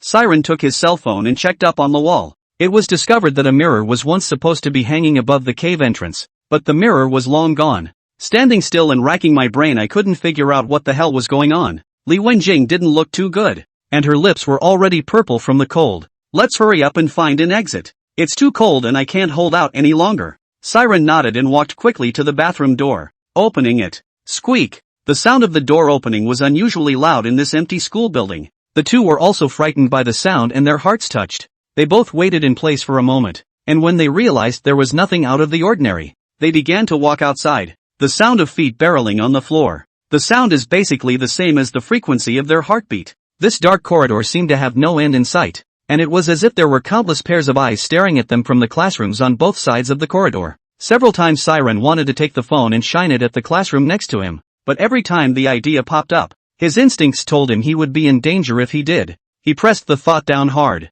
Just as they had passed a classroom, there was a sudden crunch as the glass of the classroom behind them shattered. Li Wenjing screamed loudly, while tightly hugging Siren beside her. Siren stood still for a moment, as if trying to discern if anything was approaching them, but there was no way that Li Wenjing's voice was too loud. I'm here. Don't scream. Where did Li Wenjing care about that much? When a person was strongly stimulated, the defense mechanism in the brain activated itself, isolating all information from the outside. Seeing this, Siren cupped her face in both hands and shouted, Li Wenjing, calm down. Hear me. Calm down. Li Wenjing's eyes were red and swollen, and she kept sobbing. 555. I'm scared.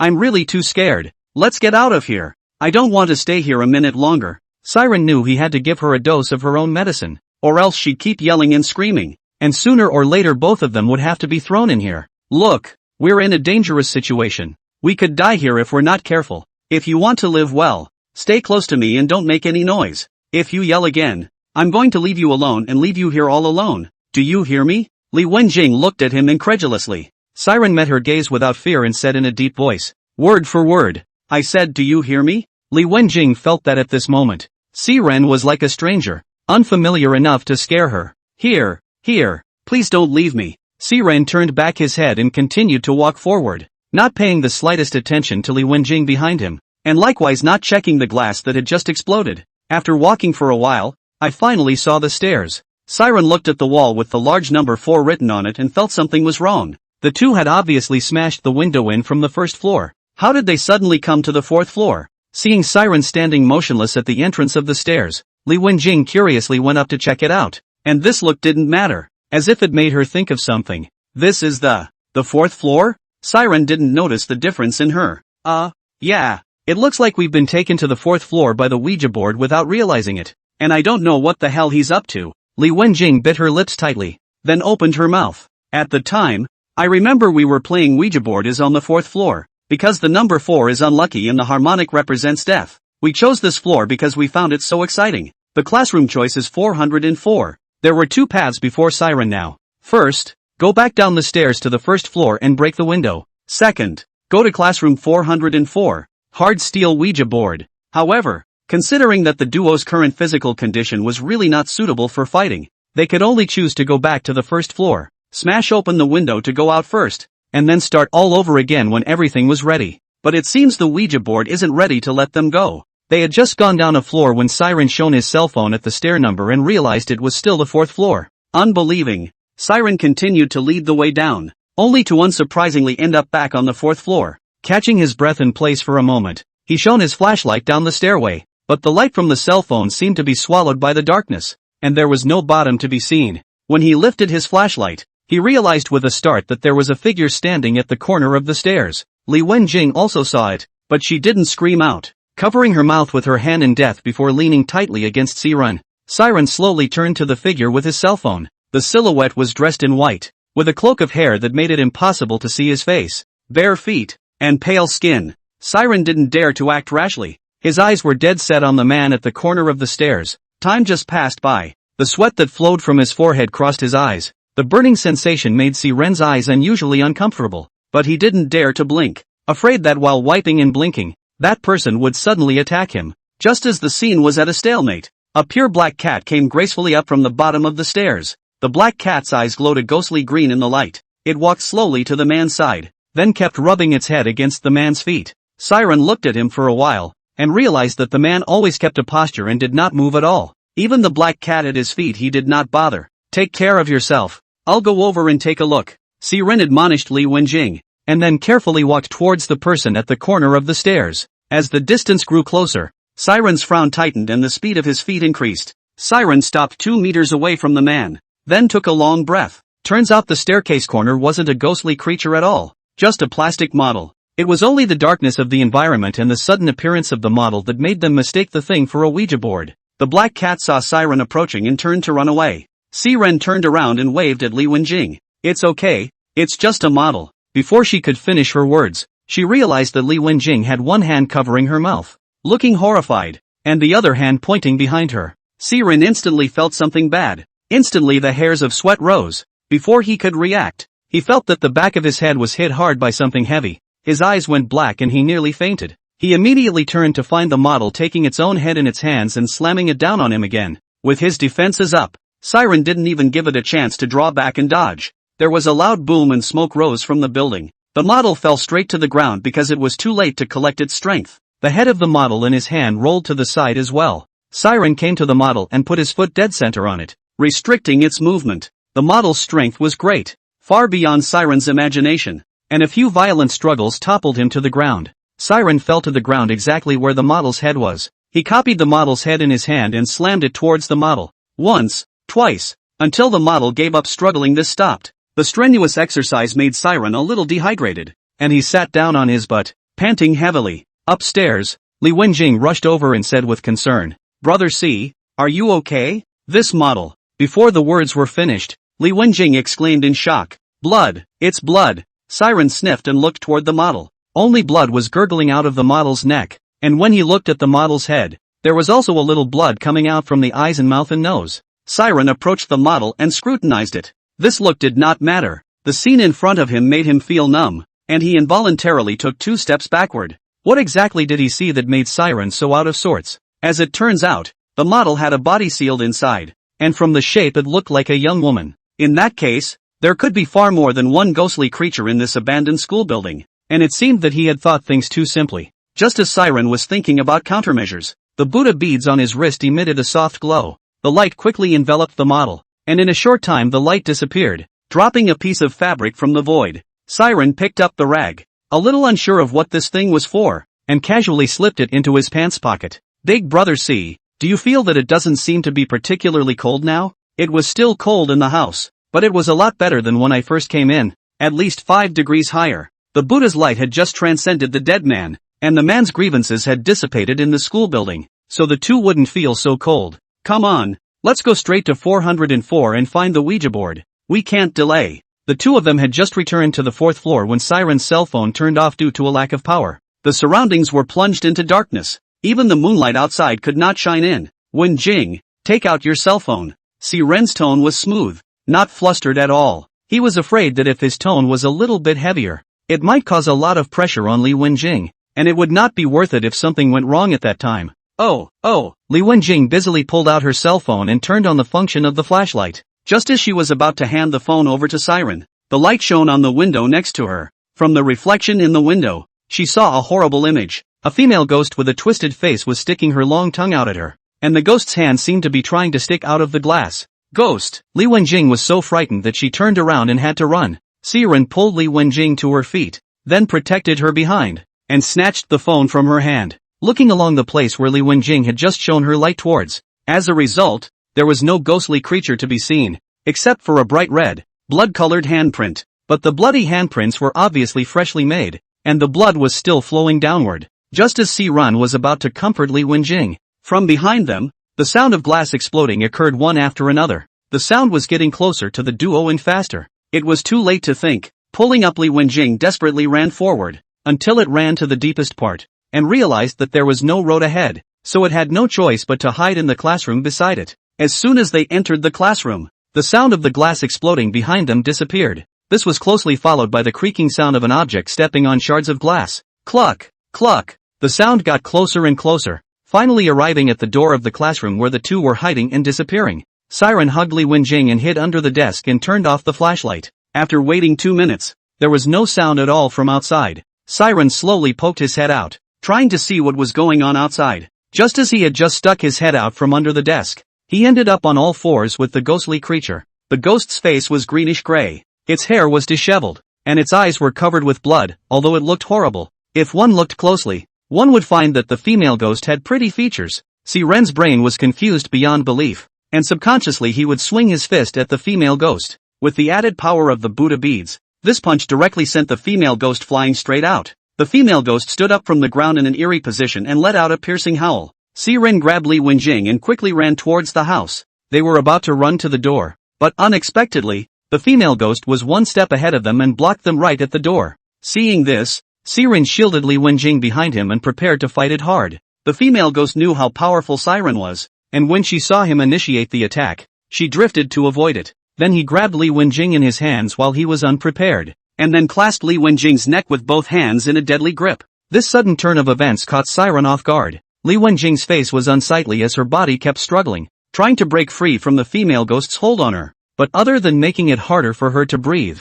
it couldn't do any substantial damage to the female ghost at all. Siren chided loudly, "Let go and come at me if you can." But the female ghost seemed irrational and did not want to communicate with him. Just as the two sides were at a standstill, the black cat at the corner of the staircase suddenly appeared, then pounced on the female ghost's face in a swift manner. A whimpering howl escaped his mouth as he quickly swung his sharp claws at the female ghost. Under the pain, the female ghost put Li Wenjing down and turned to pounce on the black cat. The black cat had an athletic stance, tumbling through the air a few times and landing firmly on the ground, arching its back and constantly baring its teeth before retreating backward bit by bit, eventually disappearing into the darkness. The female ghost, wounded by the black cat, refused to let it go and chased after it. Seeing the female ghost leave, Siren hurried to Li Wenjing's side and helped her up. Li Wenjing's face was pale, and 2 purple-black handprints were clearly visible on her neck. 5555. Brother C, I was almost choked to death by her. I'm so scared. Siren hugged Li Wenjing comfortingly.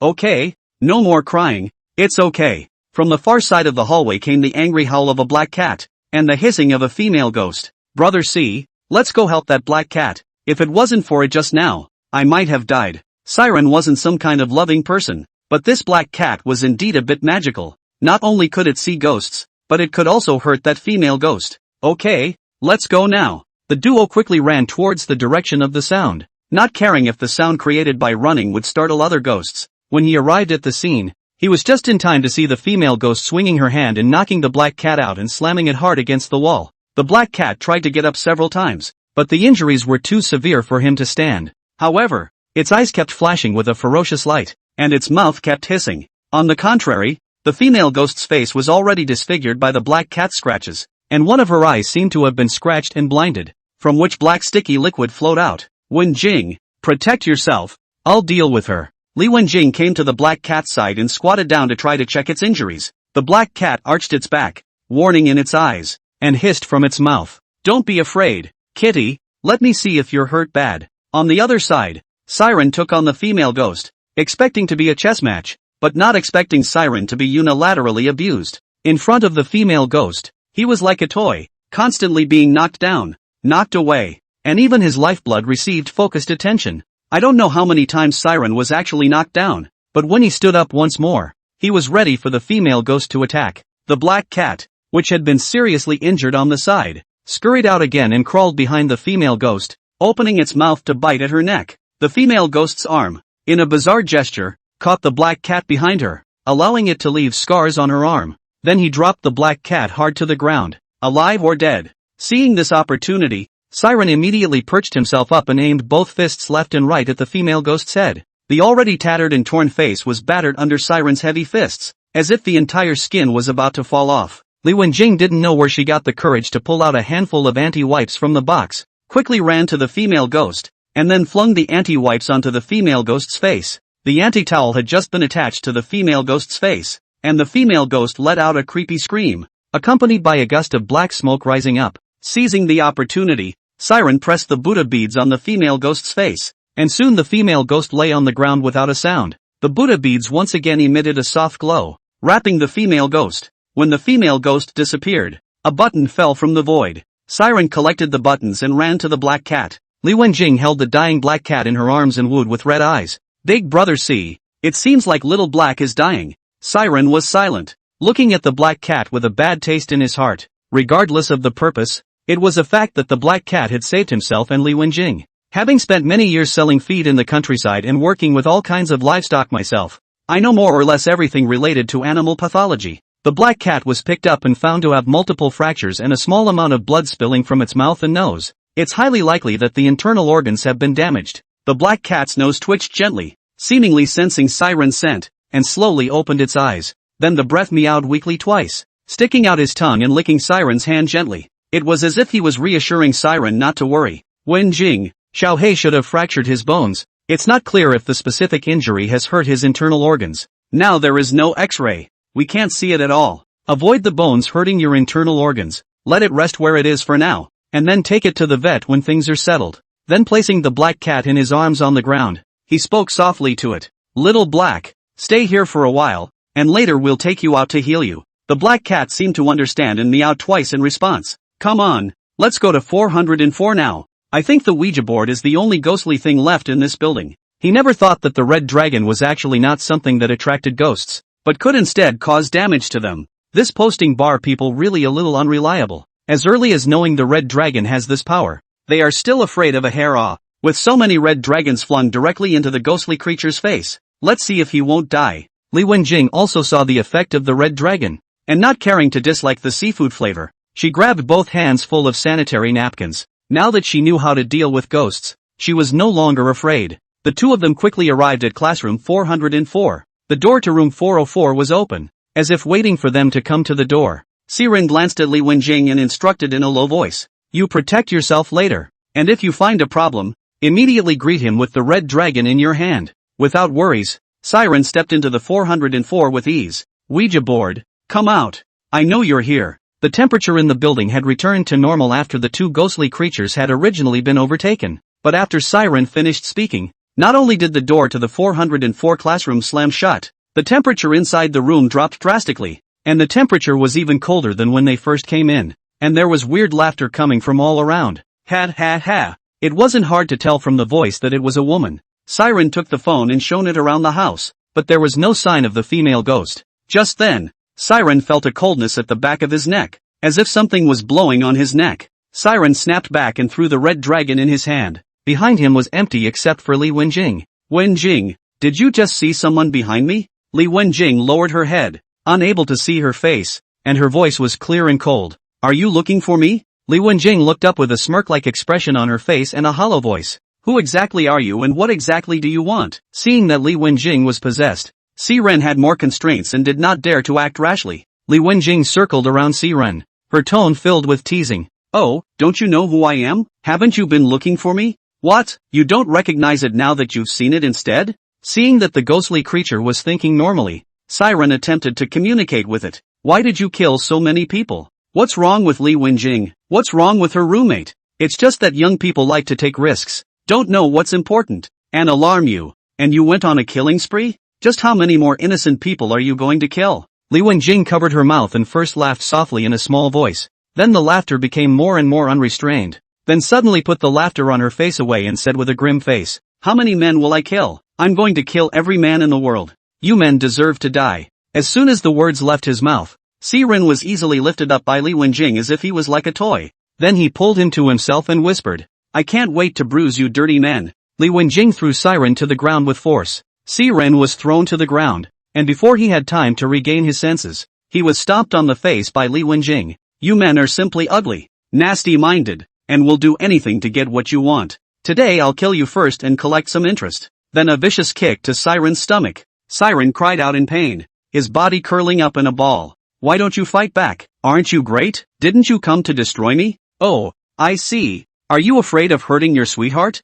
Li Wenjing touched her face and mockingly looked at the fallen Siren. If you have the ability to let go of her, let's fight one-on-one. Siren covered his stomach and stood up with great effort. Li Wenjing covered her mouth and laughed maniacally. Ha ha ha, you're angry, aren't you? Seeing you angry gives me an inexplicable thrill. Her double face was slightly red and she kept twisting her body. Seeing this gesture of the ghostly creature, Siren came to a conclusion. This one is a sick psychopath. Li Wenjing spoke softly. A funny thing just occurred to me. Do you think it would be exciting if I took off the clothes from this girl's body one by one in front of the whole school? Would these men be more excited if I used this girl for something indescribable? Then I cut off their filthy things when they're at their most excited. He, it's cool to think about it, isn't it? Siren couldn't stand it and cursed. You're fucking nuts. Li Wenjing lifted her foot and kicked hard at Siren, her face grim. Please watch what you say. The little lives of the two of you are now in my hands. As long as I'm not happy, neither of you will be able to live. Siren was kicked back a few steps,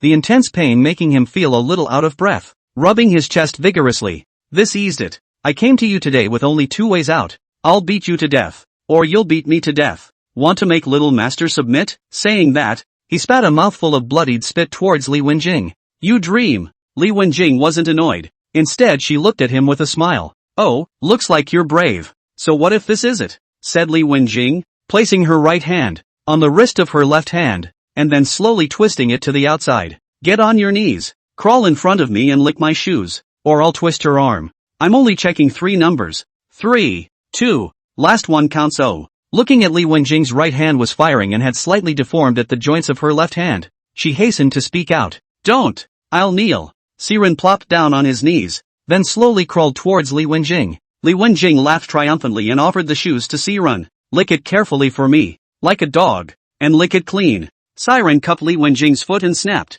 lifting the entire leg. Taking advantage of Li Wenjing's unsteady center of gravity, she pressed her to the ground. Then he took the Buddha beads and pressed them on her body, trying to expel the ghosts from Li Wenjing's body. Li Wenjing was caught off guard by this succession of maneuvers by Siren. Without waiting for her to resist, it felt as if her entire soul was about to shatter apart. She knew deep down that if she continued to stay in this girl's body, her soul would surely be broken, and no longer hesitate to break out of his body. When the ghostly creature revealed its true form, Siren sucked in a breath of cold air. Not that the ghostly creature was all that scary looking. Instead, it was unusually long and sultry. What made Siren suck in his breath was the clothes the ghostly creature was wearing. The entire upper half of the female ghost's clothing had turned blood red. It immediately reminded him of the red coat mentioned in the company's employee handbook. After seeing the real one, Siren knew that he was afraid that he would be in a bad way. Even with the Buddha beads in his hands, he could not be her opponent. The female ghost's feet didn't touch the ground, and her face stared at Siren with an ugly expression. "Stinking man, how dare you deceive me too? Fuck me." Saying that, he opened his sharp claws in his hands and pounced on Siren. Siren narrowly avoided the fatal blow, but his arm was scratched. The female ghost licked the blood from her nails, looking as mesmerized as she could. "Ah, the filthy smell," said the man as he charged towards Siren once again. Siren covered his arm, which was unusually sore, and was too late to dodge. Seeing the sharp claws getting closer and closer to his heart, and he was well out of it. Just then, the fainted Li Wenjing suddenly got up and tackled Siren to the ground. While on her own back, she was cut with a long wound. Li Wenjing cried out in pain. Siren hurriedly got up, protecting Li Wenjing's body, and turned back to ask with concern, "How's it going? All right? Why are you so stupid? What if?" Li Wenjing was sweating profusely from the pain, and the corners of her mouth pulled out a smile in a far-fetched manner. "It's fine. Just a little skin wound. It'll heal after a while." The female ghost's eyes were about to spit fire when she saw the pair of dogs in front of her. "You pair of shameless dogs, go to hell." The female ghost was exceptionally confident in her hateful strike, and she had the confidence to go through 2 in 1. Just in the nick of time, 3 figures suddenly blocked in front of Siren. Li Wenjing exclaimed when she saw the trio. "Who won? She Xin, and Jiaojia, why are you guys here?" Turns out these 3 were her dead roommates. Her 3 roommates didn't answer back, their gazes deadpan on the female ghost, hatred in their eyes. When the female ghost saw the 3 people who suddenly appeared in the field, she was first stunned, then her expression was disdainful. "Just with you few fledgling little girls. How dare you stand in my way? I'm going to make your souls fly away for eternity." Li Wenjing's roommate tangled with the female ghost, but it was obvious that she was no match for her. Seeing her roommate's arrival also boosted her confidence. Li Wenjing picked up the anti-towel that fell aside and rushed over to join the fight as well. The female ghost was still comfortable with the group of women surrounding her and was able to knock the one closest to her out of the way with each strike. Siren eyed Li Wenjing's several roommates, their figures growing dimmer and dimmer, knowing that they were already at the end of their strength. If they didn't think of a solution quickly, they would all be completely accounted for here. He glanced furtively at the anti-napkin in Li Wenjing's hand, and an absurd idea bubbled up. He plastered all the anti-wipes in the box on his body, smelling of seafood but not caring. "Get out of the way, all of you, and let me do it." Siren suddenly rushed into the fray and engaged the female ghost in a physical fight. Li Wenjing and her roommate looked at Siren's look in 10,000 alpacas swept through their hearts. Tampons have become fertilized? Or a bloody auntie's napkin? Li Wenjing covered her eyes, feeling that Siren's look was just too hot to bear. Regardless of Siren's look, there's no denying that it does work wonders. It was as if he was a hedgehog now, leaving the female ghost with nowhere to strike. Every time the female ghost hit Siren's body, she was hurt by the anti-towel. It wasn't fatal, but it made the female ghost unusually scornful. Siren grew more and more courageous as if his auntie's napkin had put a big dragon buff on him.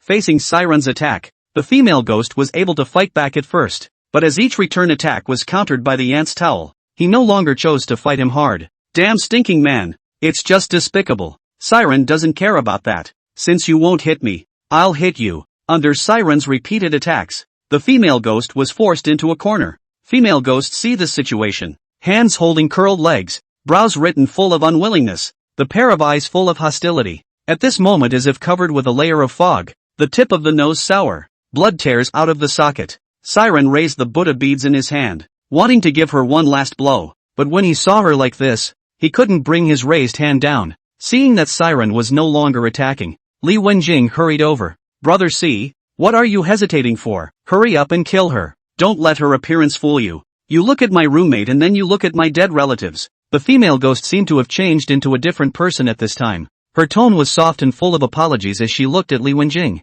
"Schoolgirl, I'm really sorry. I didn't mean to kill your family and your friends. I can't control my killing intent." Siren also discovered at this moment that the original red clothes worn on the female ghost's body, the color actually slowly faded and returned to its original color. The female ghost continued, "I don't ask you to forgive me. I've harmed so many people and deserve to die, but I hope that you will help me to avenge my death by arresting the murderer who killed me and victimized me." and not let him go free to brutalize more innocent young girls. Levon scoffed at this. Humph, no matter what you say, you're going to die today. I want to avenge my loved ones. Brother C, kill her quickly, don't let her confuse you. Siren pondered for a moment, then turned to Li Wenjing and spoke. Wenjing, no matter what she says, I'm definitely sending her away today. But I also think there's something else going on behind the scenes here, so I might as well let her talk first. Li Wenjing gamely turned her head away and didn't say another word. Siren put down the Buddha beads and spoke. Tell us what you know, and if it's true, we'll call the police to bring the killer to justice. The female ghost was caught up in her memories. Her name is Wang Meng Meng, the school beauty of the finance college. She came to this long for college 6 years ago, intending to study well here and fulfill her ambitions after graduation. But I didn't expect a demon to find her. The man was her guide. The man's name is Li Qi, and his father is one of the trustees of the financial institute. Powerful and influential, Li Qi is uneducated, greedy for alcohol and sex, and often harasses girls at school. However, people did not dare to offend him or report him because his father was a school board member, so they could only tolerate this and then try to stay away from this person as far as possible. And Wang Meng Meng, who had just enrolled in school, was assigned to Li Qi's class. When Li Qi saw Wang Meng Meng, he was deeply attracted by her poise, expressed to her many times explicitly and implicitly, but Wang Meng Meng simply couldn't see him. Once, Li Qi lured Wang Meng Meng into the school building in the name of the instructor through the strength of alcohol. She was then humiliated for 2 hours and the process was videotaped. Afterwards, Wang Meng Meng was threatened that if she dared to expose this matter, not only would her future be ruined, but her parents would also be implicated. Wang Meng Meng didn't dare to make a sound, but only licked his wounds in secret. Seeing this, Li Qi became more and more reckless. During the 2-year-long insults, Li Qi gradually lost his freshness for Wang Meng Meng, but in order to completely get rid of Wang Meng Meng, he drugged her, and then found a few fox friends who were usually together and let them humiliate Wang Meng Meng in turn. The medicine was too short-lived, and Wang Meng Meng came to her senses in the middle of the day. She kept struggling and finally jumped from the 4th floor of the school building and died then. A human life was lost, and several people on the scene panicked then, but the parents of several people, all of whom are powerful figures in the local area, even though the police have found out important clues, but they were all hardened by their superiors. Wang Mengming's parents are honest farmers who don't believe their daughter would jump off a building, came to the school to get a statement, but was thrown out, and it came back to bite them, saying that the couple was trying to blackmail the school. At the same time the network appeared a lot of Wang Mengmeng related black material, and coded small video. The couple was subjected to cyber violence, but it was hard to defend themselves, and they eventually passed away one after another in a state of depression. Li Qi after a taste of sweetness will be more unscrupulous. In the school is no longer limited to molestation, but began to use force on the girl. Within the next few years, 2 more girls died, both forced to die by leech. Many other girls choose to hold back and are afraid to bring this to light. After listening to Wang Mengmeng, Li Wenjing was filled with sympathy for her and kept wiping her tears. It seemed to have forgotten that the man in front of him was his enemy. A few of her roommates looked at each other, also greatly surprised by the outcome. Only Siren rubbed his chin, remembering the 2 female ghosts he had overtaken earlier in the building. This gave credibility to Wang Mengming's words. Then why don't you just seek revenge on Li Qi? Instead, you went to hurt so many innocent people? Wang Mengmeng shook her head. I once wanted to seek revenge on him, but it was as if there was something protecting him, and I couldn't get into him at all. Because of the death of 3 girls in a row, Li Qi would often have nightmares at night that these dead girls came back to seek his life, and his appearance became more and more depressed day by day. The parents were unusually worried when they saw this. I entrusted someone to buy a pendant of the King of Earth's Tibet in the hands of an accomplished monk, and he found a formation master to lay a trapping formation around the abandoned school building. Since then, Li Qi slept unusually soundly every night. However, Wang Mengmeng was suffering from the erosion of the spirit trapping formation all the time. Just as she was close to a nervous breakdown, a mysterious man found her and told, if she wanted to take revenge, she had to be transformed into a red-clad ghost first, but it would require her to pay a great price. The mysterious man then took out an oath and handed it to Wang Mengmeng. As soon as she signed, the mysterious man would teach her how to become a red knight. Wang Mengmeng was so eager to take revenge that she couldn't care less and quickly signed her name on the paper. It was only while signing that the eye inadvertently swept over one of the payments. The undersigned served the company for 100 years after his revenge was avenged. Don't say 100 years. As long as you can take revenge, Wang Mengmeng can hand over his life. After the name was signed, the mysterious man informed Wang Mengmeng of the method. In order to become a red-clothed night ghost, one must collect the grievous breaths of 77 or 49 people. but the entire school building had been abandoned, and she was trapped in the building, unable to get out. At that exact moment, Li Wenjing's few people delivered it to the door. She had meant to scare them, just wanting to collect grudges, and had no intention of harming anyone's life at all. But Wang Mengmeng had underestimated the power of the grievance breath. Upon collecting the grievances of Li Wenjing's several people, she realized that she could not control herself at all. Boundless killing intent filled his brain, but she wasn't a red-clothed night ghost, so she was restricted by the rules from killing with impunity. So it could only aim its gaze at the 4 Li Wenjing people, and the relatives around them. After the kill, consciousness was given a brief moment of clarity, but it didn't take long for the desire to kill to take over again, and she herself went from being an ordinary wandering spirit to a semi-red-colored state. In her semi-red-clothed state, she has access to some of the abilities of a red-clothed nightmare. Being so cold in the school building is just one of those things. Siren was shocked to hear the whole story. First of all, there's that oath, which is practically the same as your own. Could that mysterious man also be from spiritual path? If they're not from the company, then what purpose do they serve in doing this? And from Wang Mengmeng's mouth, I learned that ordinary wandering souls can be transformed into red-clothed stern ghosts as long as they kill 77 or 49 people. The mysterious man was obviously there to make her work for their company after she turned into a severe ghost. However, with only the little information in hand, it was impossible to analyze any useful information. But one thing was for sure. The company behind this mysterious man was inextricably linked to the company he was working for. Wang Mengmeng, no matter what, your hands are stained with the blood of many innocent people. It wasn't your intention, but things do happen, and I sympathize with what you're going through, but wrong is wrong. Wang Mengmeng nodded, her face calm, but the look in her eyes was unusually unwilling. I know, but why does that scumbag Li Qi get away with murder? Just because he's rich and powerful, do we deserve to die? Siren said in a deep voice. Richie did deserve to die, there's no doubt about that, but you're wrong for choosing to compromise the first time you're insulted. If you had chosen to call the police at that time, the family would have been penalized accordingly. Let's not say they have power and influence. At most they can do whatever they want locally. Can they do it nationally? Wang Mengmeng looked at Siren with disdain. It didn't happen to you? You're standing around. I am a girl, my parents are farmers, and it was hard for them to put me through college. If I call the police, how will I continue to live inside this university? Wouldn't all my years of hard work, all my parents' years of sweat be for nothing? Looking at the increasingly agitated Wang Mengmeng, Siren also knew that he wouldn't be able to convince her for a while. So what do you want?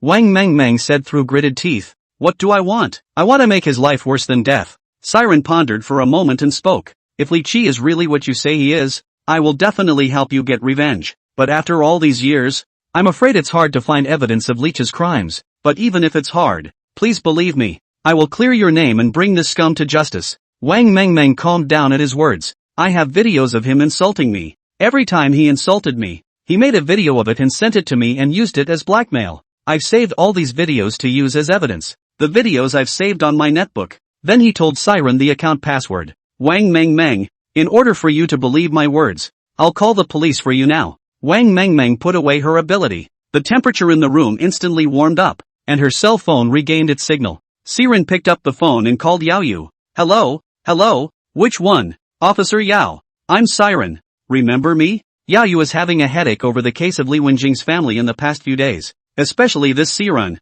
who is definitely a major suspect. However, all the evidence indicates that this person had nothing to do with the case. I know. What's the matter? Hurry up and say it. Yao Yu didn't have a good face towards Siren at all. After all, he had a preconceived notion that he must be a criminal. Even if he didn't kill the people, he's still a perverted sex fiend. Why did not the sex fiend sneak into Li Wenjing's house in the middle of the night? Here's the thing. I'd like to prosecute Richie, an instructor at the finance school, for alleged QJ and more than one person. The victim committed suicide after being humiliated. I have the evidence. And his father is suspected of harboring and abusing his power. Yao Yu was a bit skeptical. What kind of game was this kid playing, acting like an enthusiastic sunrise crowd? Where are you? I'm coming over to you now. Officer Yao, I want your assurance that this case is going to be fair and impartial, without any favoritism. The victim in the beginning was driven to death by her parents because the police were biased in favor of Leech. Since he had promised Wang Mengmeng, he would definitely help her accomplish this matter. Yao Yu sniffed and immediately opened his mouth to assure Siren. I promise you, and I promise the coat of arms above my head, that if the evidence is overwhelming, the bad guy will be brought to justice and will not be allowed to get away with it. Siren glanced at Wang Mengmeng beside him, then continued, It's okay, even if you favor the other side it's okay, I have backups of the evidence. If you can't do it for us commoners I'll go to another city. I don't believe they can just get away with it. Hanging up the phone, Siren looked at Wang Mengmeng beside him. I'm already involved in this matter, so you can rest assured. If the other side is also in Li Qi's gang, I can't escape, but if it isn't, your whole family's revenge can be avenged. Wang Mengmeng nodded when she heard Siren's words, then bowed deeply to him. Thank you, you're a good man. I have nothing to repay you. Only this mirror that has been with me for years, and I'm giving it to you as a keepsake. Then he turned to look at Li Wenjing and her roommate. Schoolgirls, I'm sorry, if there's a next life, I'll repay you even as a cow. I know you guys will never forgive me, but it happened. The only way I can make you all feel slightly better inside is to die. Then he turned his gaze to Siren. The two people you overtook today, did you get a rag and a button from their bodies? That's what they both grabbed off of Leech. It has the fingerprints of Richie and the victim on it, so it can be given to the police as evidence. Before a few people could react, they only saw Wang Mengmeng raise her palm and fiercely slap it towards her own heavily cap, and then slowly collapsed. Siren looked at this scene with a bad taste in his heart. With a soft glow, Wang Mengmeng was also transcended, but where it went, no one knows. Siren turned to look at the three of Li Wenjing's roommates. Do you have any plans? Will you continue to roam the human realm, or do you want to reincarnate and start over? The three had no more relatives in this world, and had no attachment to the Yangwang world, so they hoped that Siren would also be able to transcend them together and reincarnate them. Okay, you sisters have a nice talk to close out this life. After a while, Li Wenjing came to see Ren's side with red eyes, her head bowed in silence, her expression unusually dejected. Hu Wenwen patted Li Wenjing's shoulder. Sister, don't cry, we'll leave now, and hope to see you in the afterlife. Zixin laughed. Do not cry well, we now go to reincarnation. You hurry to find a handsome man to get married cave. This one beside you is just fine, and when the time comes, we'll be reincarnated into your family. Li Wenjing broke into tears. What? You guys have had enough of being my girlfriends and want to be my girlfriends. The laughter washed away the sadness of parting. Wrapped in the Buddha's light, the three of them smiled sweetly and waved at Siren and Li Wenjing as they said their final goodbyes. Wenjing, you must be happy. Watching the trio disappear completely, Li Wenjing couldn't hold back any longer and fell into Siren's arms, bawling her eyes out. Okay, no more crying. Any more crying and you'll be a kitten. Li Wenjing wiped her tears, and then that's when she realized that the anti-towel on Siren hadn't been removed yet. Ha, I said how I smelled a strange odor when I was lying in your arms just now. You're disgusting. Siren was head over heels. Hey, do you have a conscience? Who am I doing this for? If it wasn't for this genius little brain of mine that came up with this brilliant idea, we'd both be here today. Yes, yes, yes. You're smart as a whip. With an airplane field in the middle and barbed wire on both sides. Airfield in the center. Barbed wire on both sides? What the hell? Then jolted awake. Well, wow. I can't believe you called me a sheen. Li Wenjing laughed playfully. I didn't say that. You said it yourself. You're brilliant. Siren slapped his head. Then remembered. Blackie, how did I forget about it? Go hurry up and check it out. Don't have any more accidents after all this time. The two took Blackie to a nearby vet hospital. Under the doctor's resuscitation, Blackie is temporarily out of life-threatening danger, but surgery is required. Seeing that the duo of Siren and Li Wenjing were not very old, the doctor thought that the two were students and opened his mouth to ask, "Do you keep this black cat?" Siren shook his head. "No, it's a stray." "How did you get it like that?" The doctor was curious about that. They say cats have 9 lives, mainly because they have special bones, but this black cat had several broken bones in its body, which was obviously an external force. Doesn't look like it was run over by a car. Siren couldn't explain. He couldn't say to the doctor that the black cat was caused by a fight with a female ghost. "I'm not sure. It was like this when we found it." "Alright, you two pay for the surgery and medical bills first. It has to be hospitalized for another week for observation. 12,000 total. Micro X or swipe." Siren wanted to peel dirty but held back. "Doctor, why is it so expensive? Can't it be cheaper?" When the doctor saw Siren like this, he couldn't help but despise him in his heart. No money to learn from people who are flooded with love? It's even possible that the cat is the result of his own abuse. It's all about showing, in front of the girl, that you are a good and caring man in order to gain her heart. The doctor thought he saw through Siren's thoughts and said in a cold voice, "Young people should live within their means and not engage in these crooked practices." Siren brain confused. "I engaged in what crooked way?" This doctor seems to be a bit insinuating the meaning of it. Li Wenjing hurriedly took out her cell phone, scanned the QR code, and paid the money over. "I'll pay over the money and you can look at it." The doctor smiled at the girl and nodded, then gave Siren a cold look. Little girl, looking for a date, eyes white bright. Do not be blinded by the surface of some people. Siren wasn't annoyed. He just shook his head helplessly, secretly thinking that this doctor was an old yin and yang master. Li Wenjing covered her mouth and laughed lightly. Blackie is in your care. Use the best for food and don't worry about money. After the explanation, the two drove off. Wenjing, I'll take you home? Li Wenjing shook her head. Go to your place. I'm scared at home by myself. Siren didn't think much of it, now that he was living in a 3-bedroom apartment. One more. Li Wenjing wasn't a big deal at all. That's fine. It just so happens that I just moved into a new home and I'm short on stuff. So help me out with some advice. The two of them talked and laughed along the way, especially Li Wenjing, who was finally no longer scared and could live a normal life. Then his gaze inadvertently swept towards Siren, and a haze of red rose on his face as he thought of the words Xian had said. What are your future plans? Keep going to school? Li Wenjing shook her head. I haven't thought about it yet. My father left me such a big mess. If I go to school, the company will have to be taken care of by someone else. If you don't go to school, you are not yet capable of controlling the entire company yourself. Brother C, you help me think of something. Give me an idea. Siren responded with a smile. What's so hard about that? Did you forget you're from the College of Finance and Economics? You communicate with the school in the name of the owner of the company and ask them to give you a couple of internships, or ask them to put you in touch with the best students who have graduated in the past. This solves the school employment problem and your immediate needs. Besides, your School of Finance is not only your alumni, it's highly talented, so feel free to use it. Li Wenjing had thought that Siren lived alone, but she hadn't realized that there was a little girl in the house, and this little girl seemed to be very close to him, like father and daughter.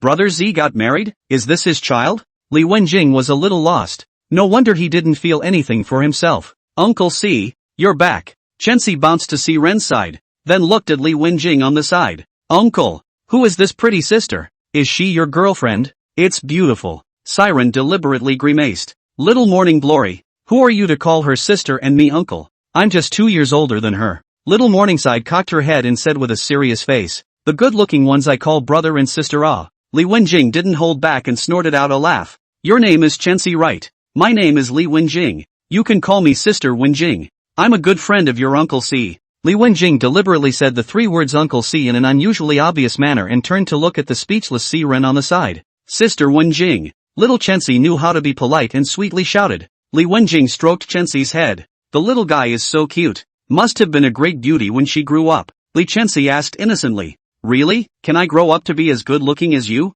Siren threw the key on the coffee table and turned back to Li Wenjing. Wenjing, you can take this room. The bedding inside is all new. It's been a long day, so go to bed early. Siren dragged his tired body and wandered back to his room. Then take out your computer and log on to the company's official website. Name, Siren. No, 044. Position, trainee employee. Points, 11. Mission, no. Oh, exempt. It seems that this task of legaching is considered to be completely taken care of. Looking at the 500 grams of gold in the mall, he got a little giddy. It's $200,000. He's grown up not knowing how thick $200,000 is. A tap of the finger followed and 1 point of gold was exchanged. His idea was simple. Now live a life of today and no tomorrow. If you're unlucky enough to run into a red-robed ghost one day, you'll lose your life. Take a line from Mr.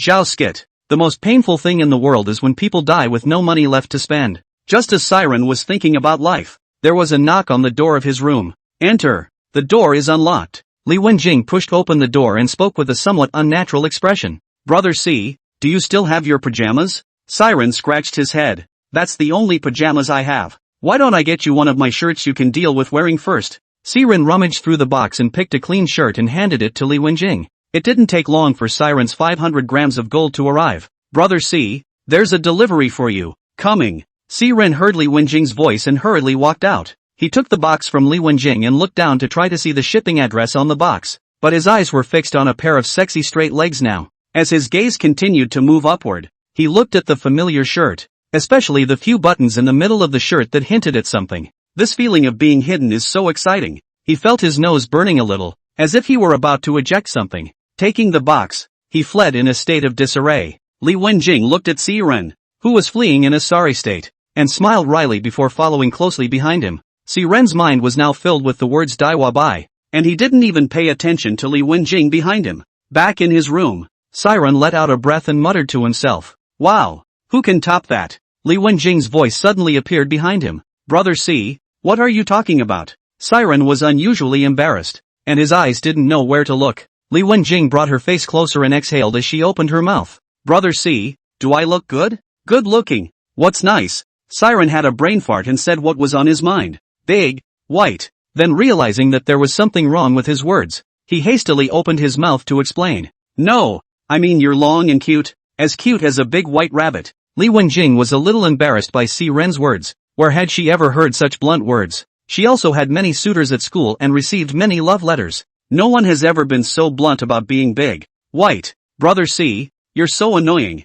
Seeing this, Siren knew that Li Wenjing wasn't angry, but instead was somewhat pampered. Did she like herself? Looking at the face close at hand, Siren was a bit distracted. The two men's faces were getting closer and closer. Li Wenjing slowly closed her eyes while Siren's heart beat violently. Just as the two's lips were about to touch, Morning Glory pushed her way in. Ha, what are you two doing? Siren and Li Wenjing instantly separated. Embarrassed, especially Li Wenjing. She felt her face was very hot and carefully glanced at Siren before escaping. Looking at Li Wenjing who escaped, Chensi was a bit unsure. Uncle, what's wrong with Sister Wenjing? Why is her face so red? Is she sick? Siren said with good humor and amusement. What's wrong? You're up this late. Something wrong? Morningside nodded, milking his voice. Sister Moon called me today and she asked me where I was. Siren slapped his head and actually forgot about her. What did you say? I told her I was at my uncle's house. Then she asked me for my exact address, which I didn't tell her. Siren stroked her head. Morningside, she's not your Sister Moon. She's bad. You can't see your family because of her. From now on, if she's calling, don't answer. Got it? Morningside nodded, assuring Siren. I get it. She's bad. Okay, go back to bed. Tomorrow you'll take you to the amusement park. Watching the morning sun leave, Siren put away his smile. It looks like this nanny is going to have a go at little Morningside. Against ghosts and monsters, Siren can just go ahead and do it without worrying about the consequences. But if it was a living, breathing person, he couldn't do a thing about it. We are now a society of law and order. And no matter how guilty this man is, he is not qualified to go to trial. But there's no evidence of this nanny's crime, which is a bit of a head scratcher. It wasn't that he didn't want to seek help from the police. The point was that now Morning Glory was in his possession. And since he had nothing to do with Morningside, if this nanny bites back, chances are he'll be questioned as a bad guy again. It's impossible to tell the police that Morningside's dead parents entrusted Morningside to him, right? Let's not talk about whether the police believe it or not. They will definitely take Morning Glory away from themselves and, in all likelihood, put it in the hands of this nanny. Early the next morning, Siren was awakened by the laughter of Li Wenjing in Morningside. Siren stretched and wandered out. Why? You two are so happy this early in the morning. Li Wenjing had also just woken up not long ago. No, I'm watching cartoons with little Morning Glory. Siren looked at Li Wenjing's veiled face and secretly crouched down. It's unbeatable that a vegan face can be so beatable. Li Wenjing looked at Siren staring intently at her face and couldn't help but hold her face lightly with both hands. And then gluttonously. Brother C, don't I look ugly in my veiled face? Siren shook his head violently. Do you have some misconception about the word ugly? Your veiled face looks as if you were a plain white jade embryo, naturally carved and decorated, just like clear water out of hibiscus. Li Wenjing's heart snickered with joy, but her face pretended to be unhappy as she asked. So that means I don't look good in makeup? Ha?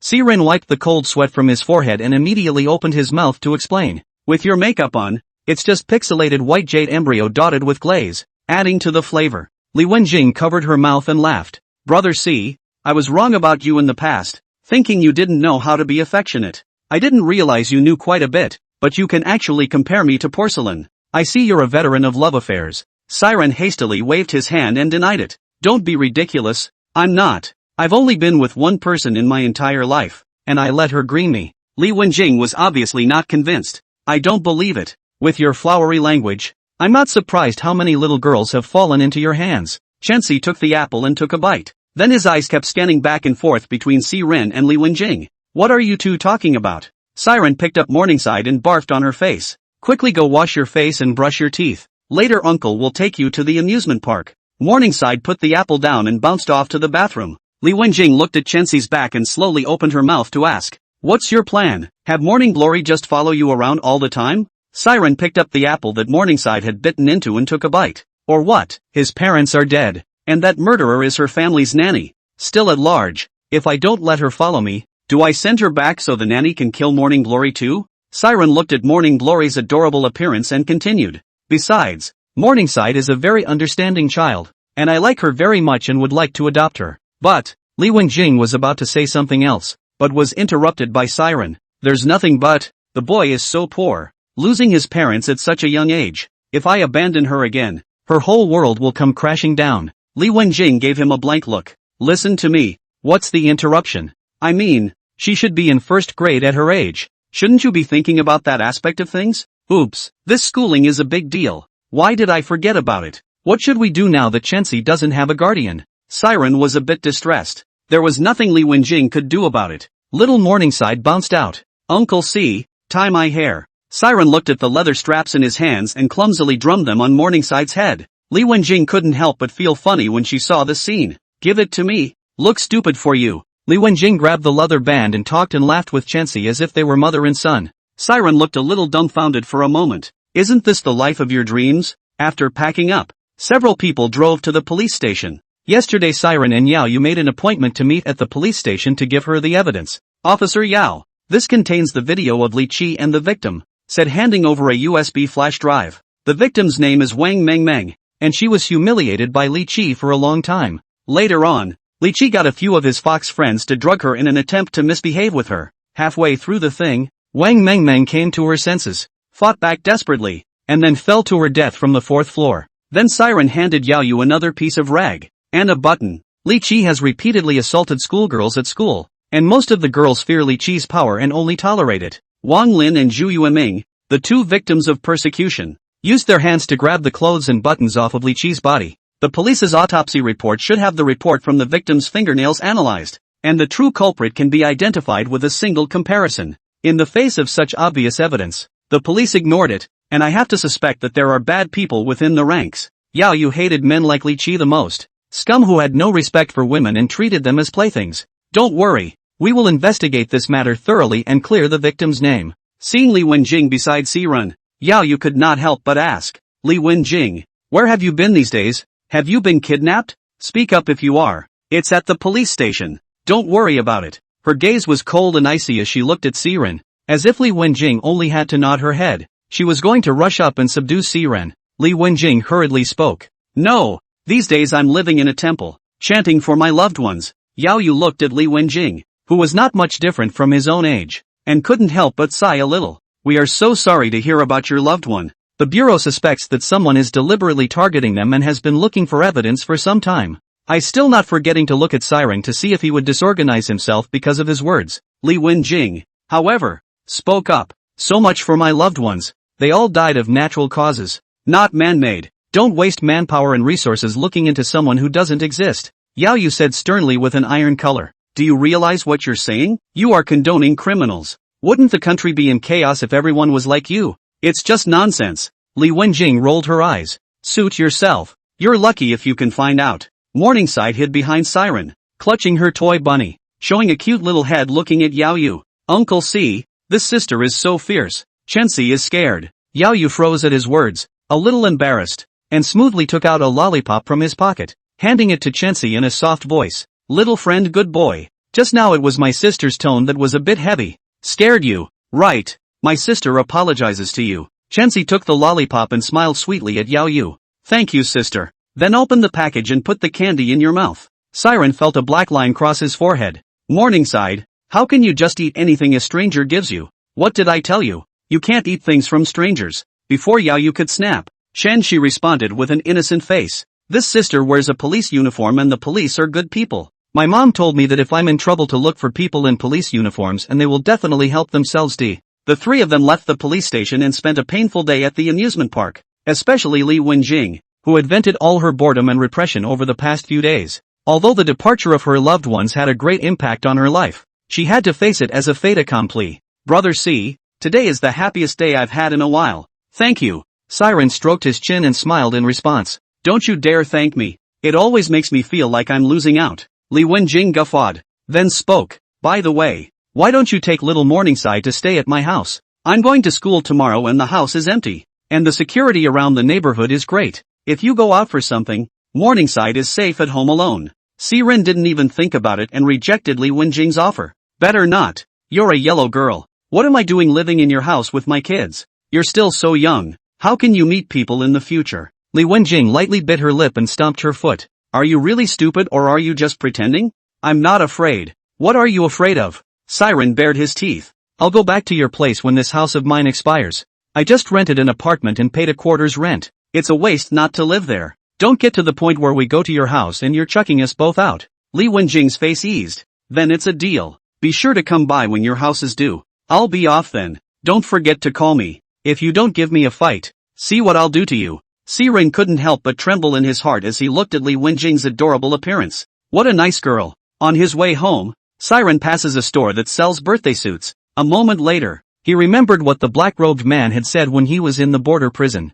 Morning Sun is so young, and his parents have not been properly placed until now, so be a good person yourself. He put Morningside in the car and went to the store alone. Boss, give me some paper money, gold dollars. The owner was a woman in her 40s with an expressionless face. How much? Give me $10,000 for that. The boss didn't have a surprised look on his face when he heard this amount, and his voice returned without a trace of emotion. I don't have that many in my store, so look elsewhere. After saying that, he turned around and was about to leave. Siren felt a bit incredulous at the sight. How can anyone be so stupid as to not make money? Siren shouted her back in a hurry. Boss, how much do you have here? If you can't get me a couple of paper men to deal with it. The boss turned his back to Siren, and a fierce glint flashed in his eyes. Come with me then. The stuff is in the storeroom. There are all kinds of paper figures in there. Let's see what style you want. Siren followed behind his boss and arrived in a neighborhood. As soon as I entered the neighborhood, the atmosphere felt a little off.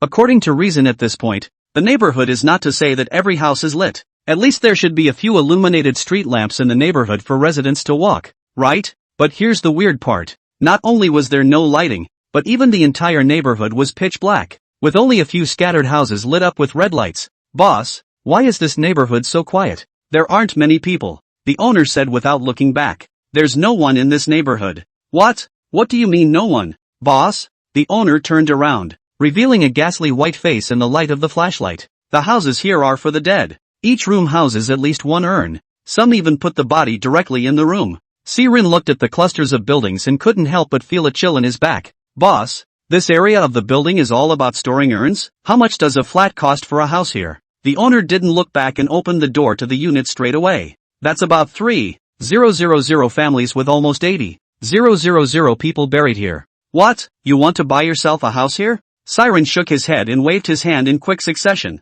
No, I was just curious and asked. There are no streetlights, but the building's sensor lights are still in good order. Siren stomped his foot lightly and the entire floor lit up. The image that ensued before him was one that Siren would never forget. He had always assumed it was just the residence as a place to store the urns, but without ever thinking about it, even the whole house was transformed to look like a cemetery. The front door is the headstone, with large red flowers on the lintel and wreaths on either side, following the boss towards the inside. Siren couldn't help but suck in a breath of cold air when he saw the neat and tidy style. He stopped in his tracks. Boss, this is too scary. I won't go in. Just pick any two styles. It's just a paperman. It doesn't matter. The owner turned his face sideways and looked down at Siren. It's all dead, what's there to be afraid of? That's the house up ahead. Come and see. For this boss, Siren had to give him a thumbs up. And he didn't know if it was because she was naturally bold or she was used to seeing life and death. Anyone in their right mind would be scared of this, right? Besides, she's a woman,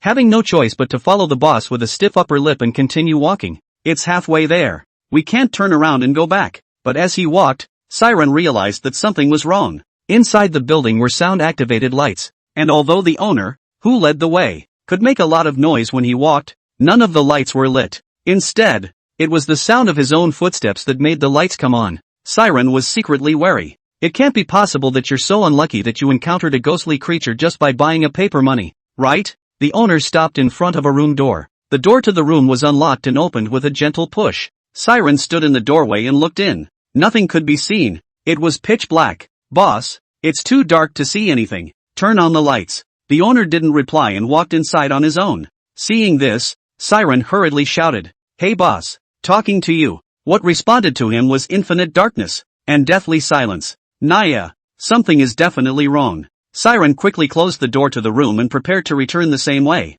Just then, the sensor light in the hallway went out. Siren clapped his hands together. But the sensor light is not responding. Siren got a little scared and continued to clap his hands while his feet stomped hard on the floor. Finally, from the farthest reaches of him, sensor lights came on one after the other. But the color was a demonic and unusual green. This miserable green color shone throughout the porch, looking eerie. Under the light, the originally brightly colored large red flowers had now turned black. The scene was a bit scary, but Siren was rather less scared. Your grandma, come out for me. Think I'm scared? A street in the south of the river and the north of the river. And don't ask around to find out who was the father. Siren's words fell. The entire corridor resounded with the sound of hua-ho. It was like having a mouthful of 82-year-old phlegm stuck in his throat, and he couldn't stop listening to it. Siren stood still and hesitated for a moment before lifting his foot and heading out the same way. He wasn't an exorcist. There was no need for him to be so righteous that he would fight a ghost to the death when he saw it. As long as you don't mess with me, you can do whatever you want. But just as Siren reached the stairs, the voice of Morning Glory suddenly came from behind him. Uncle C, where are you?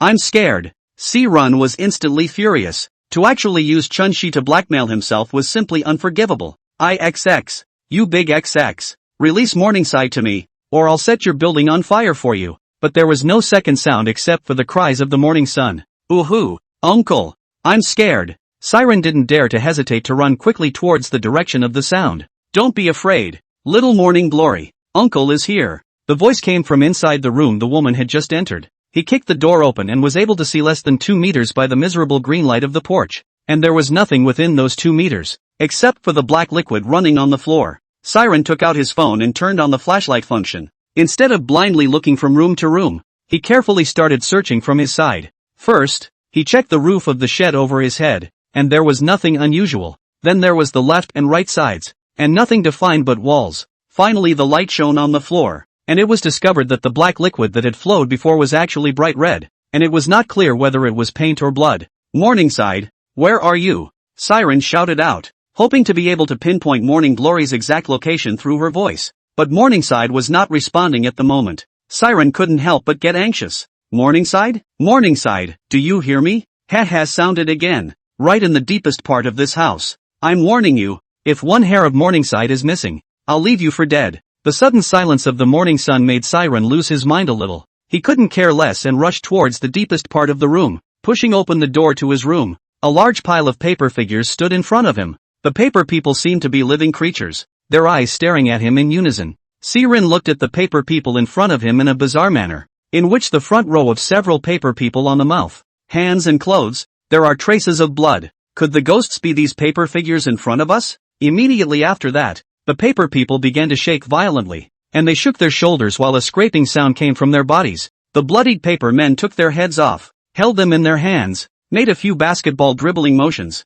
then tossed their heads around and started crouching up and down and banging their shoulders again. Chicken, you too beautiful? It was a pretty scary thing. So why did the picture turn out like this? Instead of being afraid of the man in front of him, the paper man couldn't help but laugh. Zizi stepped forward and turned to Siren, extending his arms straight out. Siren is not even afraid of ghosts, but he is still afraid of this group of paper people. Bunch of War 5 scum. Just as he was about to make a big kill, he didn't realize that the heads that had been thrown out before rushed towards Siren at an incredible angle. Opening his mouth wide, he bit into him. Siren only heard the rush of voices ringing in his ears, not even noticing the presence of the head. Each of the 4 heads had Siren's limbs in a death grip. Siren took the pain and tried to shake them off, but couldn't. Seeing this, the paper people swarmed over Siren, burying him completely. They waved their sharp arms, leaving wound after wound on Siren's body. Although it was not fatal, as the wounds became more and more numerous, Siren would be in a crisis of life due to blood loss.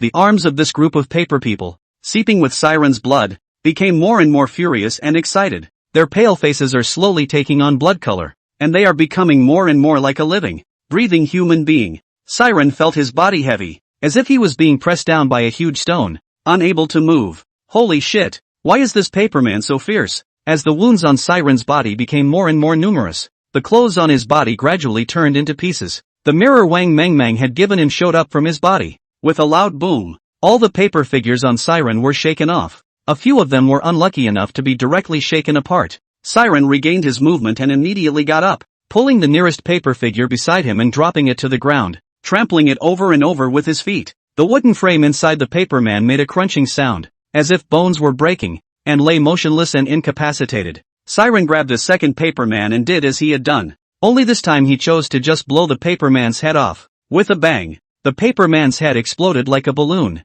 and flying confetti with lots of blood. Siren's body was also covered in splattered blood. They reacted after killing 2 paper people in a row. A furious roar came out of his mouth and he once again pressed towards Siren. This time Siren got smart and exited the room, fighting them off one door down. In the wide room he needs to deal with all the paper people at once, but using the door as cover. He only had to face the attack of one paperman, and didn't have to worry at all about being sneaked up on by the others. Paper people are still made of paper in the end, and although they have some abilities, they are still essentially paper. One by one, Siren began to slaughter the paper people, and soon the paper people were slaughtered. Just when he let his guard down, the lady boss appeared silently from behind him. The woman held an iron bar and smashed it down hard on Siren's head. Siren received such a heavy blow on his head, he only felt a shock on his head, and his expression then became a bit dazed as he collapsed to the ground. He turned back to see that the lady boss was raising the iron bar high in the air, wanting to slam it down again, and hastily dodged out of the way of the fatal blow, but the drastic movement made him dizzy at once, and he couldn't stand at all. One stumbled to the ground. Blood ran down his head. The lady boss came to Siren's side, laid down on the ground, and opened her mouth to suck Siren's blood. As the blood continued to be ingested into her body, the woman's features grew more and more dimensional, and the colors on her body became more and more vibrant. Right at this moment, Siren took out his Buddha beads and pressed them on top of the woman's head with a swift movement. The woman who was drinking blood and drinking happily, suddenly her body trembled, and gusts of white smoke came out of her forehead, and she wanted to escape but was sucked in place by the beads of the Buddha, so she could not move. In a short time, the woman was reduced to ashes. Siren was on the ground for a long time, which gave him a moment of strength. Holding onto the wall, he slowly stood up. Then step by step, holding onto the wall, he walked outside. I don't know how far I went, but my eyes went black and I fainted. When Siren woke up again, little Morningside was sitting in the chaperone's chair, asleep with her hands on the nightstand. Little Morning Glory, wake up. Morningside immediately woke up with a start, and a bright smile appeared on her face that was originally written with worry. Uncle, you're awake. I'll go find the nurse sister. Wait for me, said bouncing off. Not too long after, pulling the nurse in. Sister nurse, look, Uncle is awake. The nurse touched Morningside's head. You're great, little friend. Then he turned around and said in an unfriendly tone to Siren, why do you think you're still fighting with people when you're such a big man? Don't know if there are children around? What kind of adult are you? Don't you know how to set an example for your children? Siren had just woken up, and his mind was still a bit scrambled for a moment. Disliked by the nurse for this call. Nurse, am I hurt bad? The nurse rolled her eyes. Don't worry. It won't kill you. The wounds look quite numerous, but they're not fatal. Just go home and nurse for a few days. No alcohol during the rest period and no water on the wound. Nurse sister, don't worry. I'll watch over Uncle. Little Chensi said in a sticky voice. Look how understanding this child is. How can you be so unreliable as an elder? When the nurse saw how understanding Chensi was, she felt more and more that this patient on the bed was out of tune. We've called the police. They're waiting outside to take statements. I'm letting them in now? This. Siren was a bit headstrong, but could only nod helplessly. That would be a pleasure. Not long after, Yao Yu pushed the door in alone. Yoo-hoo! People were fine in the morning, and this evening they're here in the hospital. What kind of game are you playing? Siren skimmed his lips and muttered. Is there no one left in this big police station? You're everywhere. You're a ghost. Yao Yu swept a glance at him. What did you say? Speak up. I didn't hear you. Siren gave a dry laugh. No, I was just saying that we're pretty much meant to be. Yao Yu rolled her eyes and pulled over a stool to sit next to Siren. Don't be poor with me. Say, what's the situation? How many people were on the other side? What was the fight over? Siren shook his head helplessly. I really don't know. I just went to the birthday store to buy some paper money. The owner said the store didn't have that much stock and told me to go with her to the warehouse to get it. When I got to the warehouse I passed out. And when I woke up I realized I was lying here. Yao Yu gave him a suspicious look, always feeling that this kid was not honest. Is that all? Nothing more? No run-ins with the boss during that time? Siren immediately shook his head. I was going to buy paper money. What conflict can I have with her? Burning paper money is a national tradition, and although she is a police officer, she is not opposed to the practice, but she does not support it either. What are you buying paper money for? It's not New Year's or a holiday now. Who are you burning it to? Besides, how can a birthday store not have paper money in the store and need you and him to go to the warehouse to get it? And how much do you want to buy? Siren didn't even think about it and opened his mouth to reply. Who stipulates that paper money must be burned on New Year's holidays? I can burn it whenever I want. What do you care? Yao Yu slammed the book from which he took the transcript on Siren's body so hard that the book touched the wound and he bared his teeth in pain. Ouch, you're crazy. I'm a patient. Yao Yu calmly picked up the notepad, then glanced at Siren and said coldly, say what I ask you, and don't talk poorly to me. How dare Siren, who had suffered, pull the wool over his eyes. Some time ago, an acquaintance of mine passed away. When he died, no one in the family cared for him, and he didn't even have a place to be buried, so he was cremated and thrown away directly. I felt sorry for him, so I thought I'd buy some paper to pay my respects. It just so happened that Morningside and I came out of the amusement park and saw a birthday store on our way home. The owner is a woman, in her 40s by the looks of it. I told her I'd buy $10,000 in plutonium. She said there wasn't that much stock. I'm just gonna say you're gonna give me some random paper people or something to deal with. And so it was that she and I went to the warehouse. I'm telling the truth. I'm not lying. Yao Yu looked Siren up and down. I asked the doctor, and your blouse was in shreds when you brought it in. And there were cuts on the body that looked like they were from a sharp instrument. And the top of the head had been hit with a blunt object. Think carefully if you have any enemies. By the look of the strike, there must be a deep grudge against you. Siren pretended to be contemplative and responded only half a day later. Officer Yao, I really can't think of anything. Wouldn't you guys just go ahead and arrest that boss? Yao Yu sniffed and whispered, did you think that we couldn't find out if you didn't tell the truth? I'll tell you what, I'll be watching you to the death. Siren gave her a strange look. What are you saying, officer? Why can't I understand? Yao Yu gave him a disdainful look. Pretend, you keep on pretending. We've investigated the birthday suit store. The owner is a man, unmarried and single. Besides, this was a store he hadn't been in for a long time. The door to that birthday store was padlocked and the inside of the house was dusty. Can you explain to me what's going on?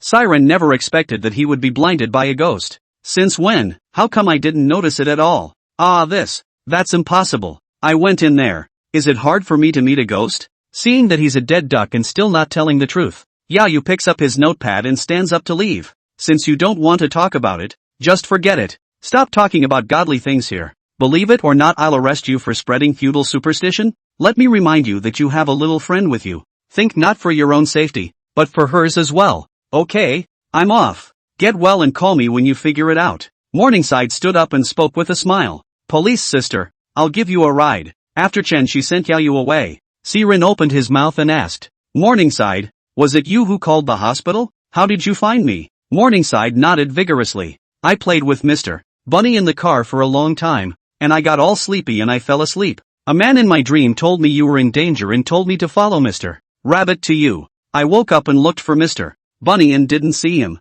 Later, through the car window, Mr. Bunny was seen on the sidewalk outside the window. I followed him all the way and finally found you in an alley. Siren sniffed and glanced at the rabbit doll on the nightstand. His eyes clouded. Is the rabbit a ghost? Or is the ghost creature temporarily using the bunny doll to rescue itself? Why would it do that? Siren reached for the rabbit, then pressed the beads against its body. And nothing happened. It seems that the man in Morning Glory's dream possessed the rabbit and led Morning Glory to himself. So, this man is a friend and not a foe. He could have just possessed Morning Glory, but chose to possess the bunny doll, indicating that he didn't want to hurt Morning Glory. Morningside is too young to resist the invasion of ghosts. If one is possessed, one can easily get sick later. As if he had thought of something, Morningside took out a small mirror from his pocket and handed it over to Siren. Uncle, this was picked up beside you and returned to you. Siren took the mirror and then remembered that he was being pressed by the paperman at that time. Thanks to Wang Mengmeng, this mirror saved his life. Looking at the cracks that appeared on the mirror,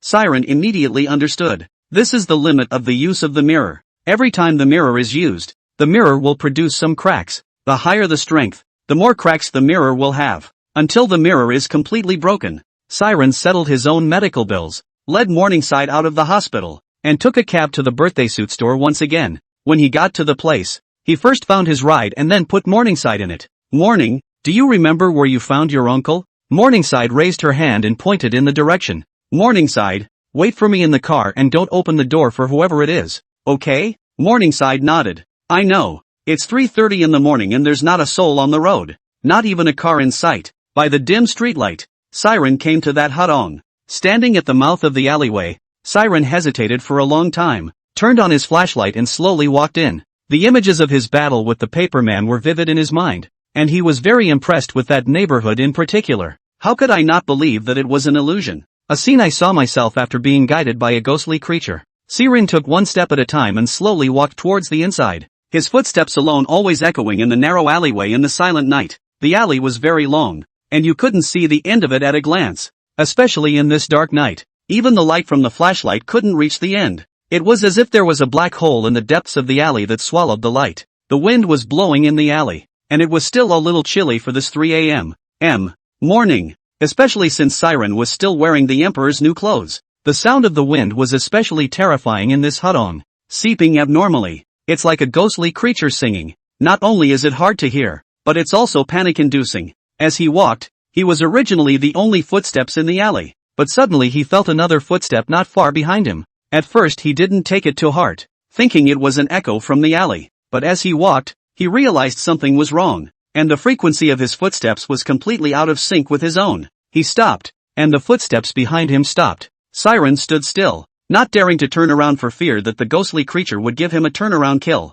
Just have to move on. Footsteps sounded behind him, always keeping a steady distance from him. Judging by the sound, the two were less than 5 meters apart. There was no way to shake off what was behind you on your own at such a close distance, and it was as if the person behind him had also seen this and seemed to be playing a cat and mouse game with him, not even bothering to kill him directly, instead hanging behind him and teasing him. The more Siren walked, the more he was panicked and scared. Solely stood still and didn't move a muscle. Naya, don't torture me, give me a hard time. The person behind him didn't react, but Siren could feel that the man had been staring at him. Time passed by. The man in the back seemed to have run out of patience and lifted his foot, walking towards Siren. The two were getting closer. 4 meters, 3 meters, 2 meters, 1 meter. It's now. Siren turned and bellowed with his Buddha beads in his hand. Sculpture, and you dare to show off your skills. De Wei Tian Long. Before Siren could see what the other party looked like, he felt a heavenly spin, followed by a sharp pain in his body and lay on the ground. The first thing that caught Siren's eyes was a pair of ladies' leather shoes. Looking up the shoe, a pair of straight legs came into view. Before he could admire it closely, the owner of the beautiful legs spoke up. Siren, do you want to die? Believe it or not, I'll sue you for assaulting a police officer? Siren sniffed in relief. It turned out to be policewoman Yao Yu. Officer Yao, you know, people scare people to death? I thought something unclean was following behind me just now. It scared me to death. Yao Yu picked up the flashlight and shone it at Siren's face. The intense light was unusually hard on Siren's eyes. He shielded his hand from the light of the flashlight. There is no fear of a ghost knocking at the door if you don't do anything wrong. If you don't have a ghost in your heart, what are you afraid of? Siren stood up and patted the ash on his body. Big sister, at night in this hutong, I'm alone, and without a word there's suddenly an extra footstep behind me. Who in their right mind wouldn't be scared? Yao Yu knew he was in the wrong, but his tone remained strong. Say, what are you doing back here at night again? Siren sighed and explained. I'm not coming back to get my car. It's here. Yao Yu also came to temper. Not a word of truth came out of the man's mouth in front of her. Cut the crap. The car is outside. What are you doing in this alley? If you don't give me a satisfactory answer today, do you believe I'll sue you for assaulting a police officer? Siren had no choice but to make up an excuse. I heard from Morningside that she found me in the alley. I was unconscious and dropped something on me, so I'm coming back here to look for it and see if I can find it. Yao Yu was deeply skeptical of Siren's words and opened his mouth to ask, what's so important, worth looking for in the middle of the night? I happen to be free tonight, so I'll help you find it together. True to the old saying, it takes 10 lies to make up for telling one lie. Don't bother, it's just a couple $100. It's not much, I'll just find it myself. Yao Yu sniffed and opened his mouth to lecture him. Did you get your money with the wind? You are the richest man in the world? Also a few $100 is not much to give you a wild ride. Don't ink it, I'll help you find it piece by piece. Siren sighed helplessly. The two of them were in this alley, looking for nearly half an hour for these hundreds of dollars that didn't exist. Suddenly Yao Yu, who was not far away, let out a scream. Ah! Siren sniffed and rushed over. What is it? Officer Yao. Yao Yu's face was pale, and at a glance, she was terrified. Pointing his finger a short distance away, a creepy human face was staring at the duo. Siren felt that the face was somewhat familiar, and when he stepped away from it to take a look, it was one of the group of paper people who had surrounded him. Officer Yao, don't be afraid, it's a paper man. Yao Yu is still palpitating. Usually encountered even more vicious thugs. She did not change color and heart does not jump. I don't know what's wrong with me today, but just a paper man scared me like this. Who is so unethical as to put a paperman here? Has no sense of public morality. Looking at Yao Yu's colorful appearance, Si Ren's heart turned over with pleasure. Let you fool around. Now you know you're scared. But not a hint of gloating could be shown on his face. Don't look for that couple $100. It's just too bad luck to come across this thing in the middle of the night. Yao Yu rarely refuted Si Ren's words, lifting her leg and walking out, and at a fast speed. Si Ren picked up the head of this paper person, and before he could examine it closely, Yao Yu's voice came over. Why don't you go? What are you dawdling there for? There was clearly some panic in her voice. Si Ren did not continue to probe further and chased Yao Yu out. They didn't notice that the paperman that was thrown out suddenly had a wicked smile on his face. When Si Ren came out of the hutong, he saw Yao Yu standing on the street with her arms wrapped around her, her face not looking good. Officer Yao, is everything okay? Si Ren laughed in his heart. He must have been frightened by the paperman. Yao Yu skimmed his head and said in a cold voice, No, I'm just a little cold. Alright then, since it's fine, I'll leave first. Ha. Si Ren turned around and was about to leave. He didn't want to have anything to do with this cop anymore. Yao Yu hurriedly called out to him. You wait. Si Ren looked at her quizzically. What is it, Officer Yao? Anything else? Yao Yu bit her lip and said unwillingly,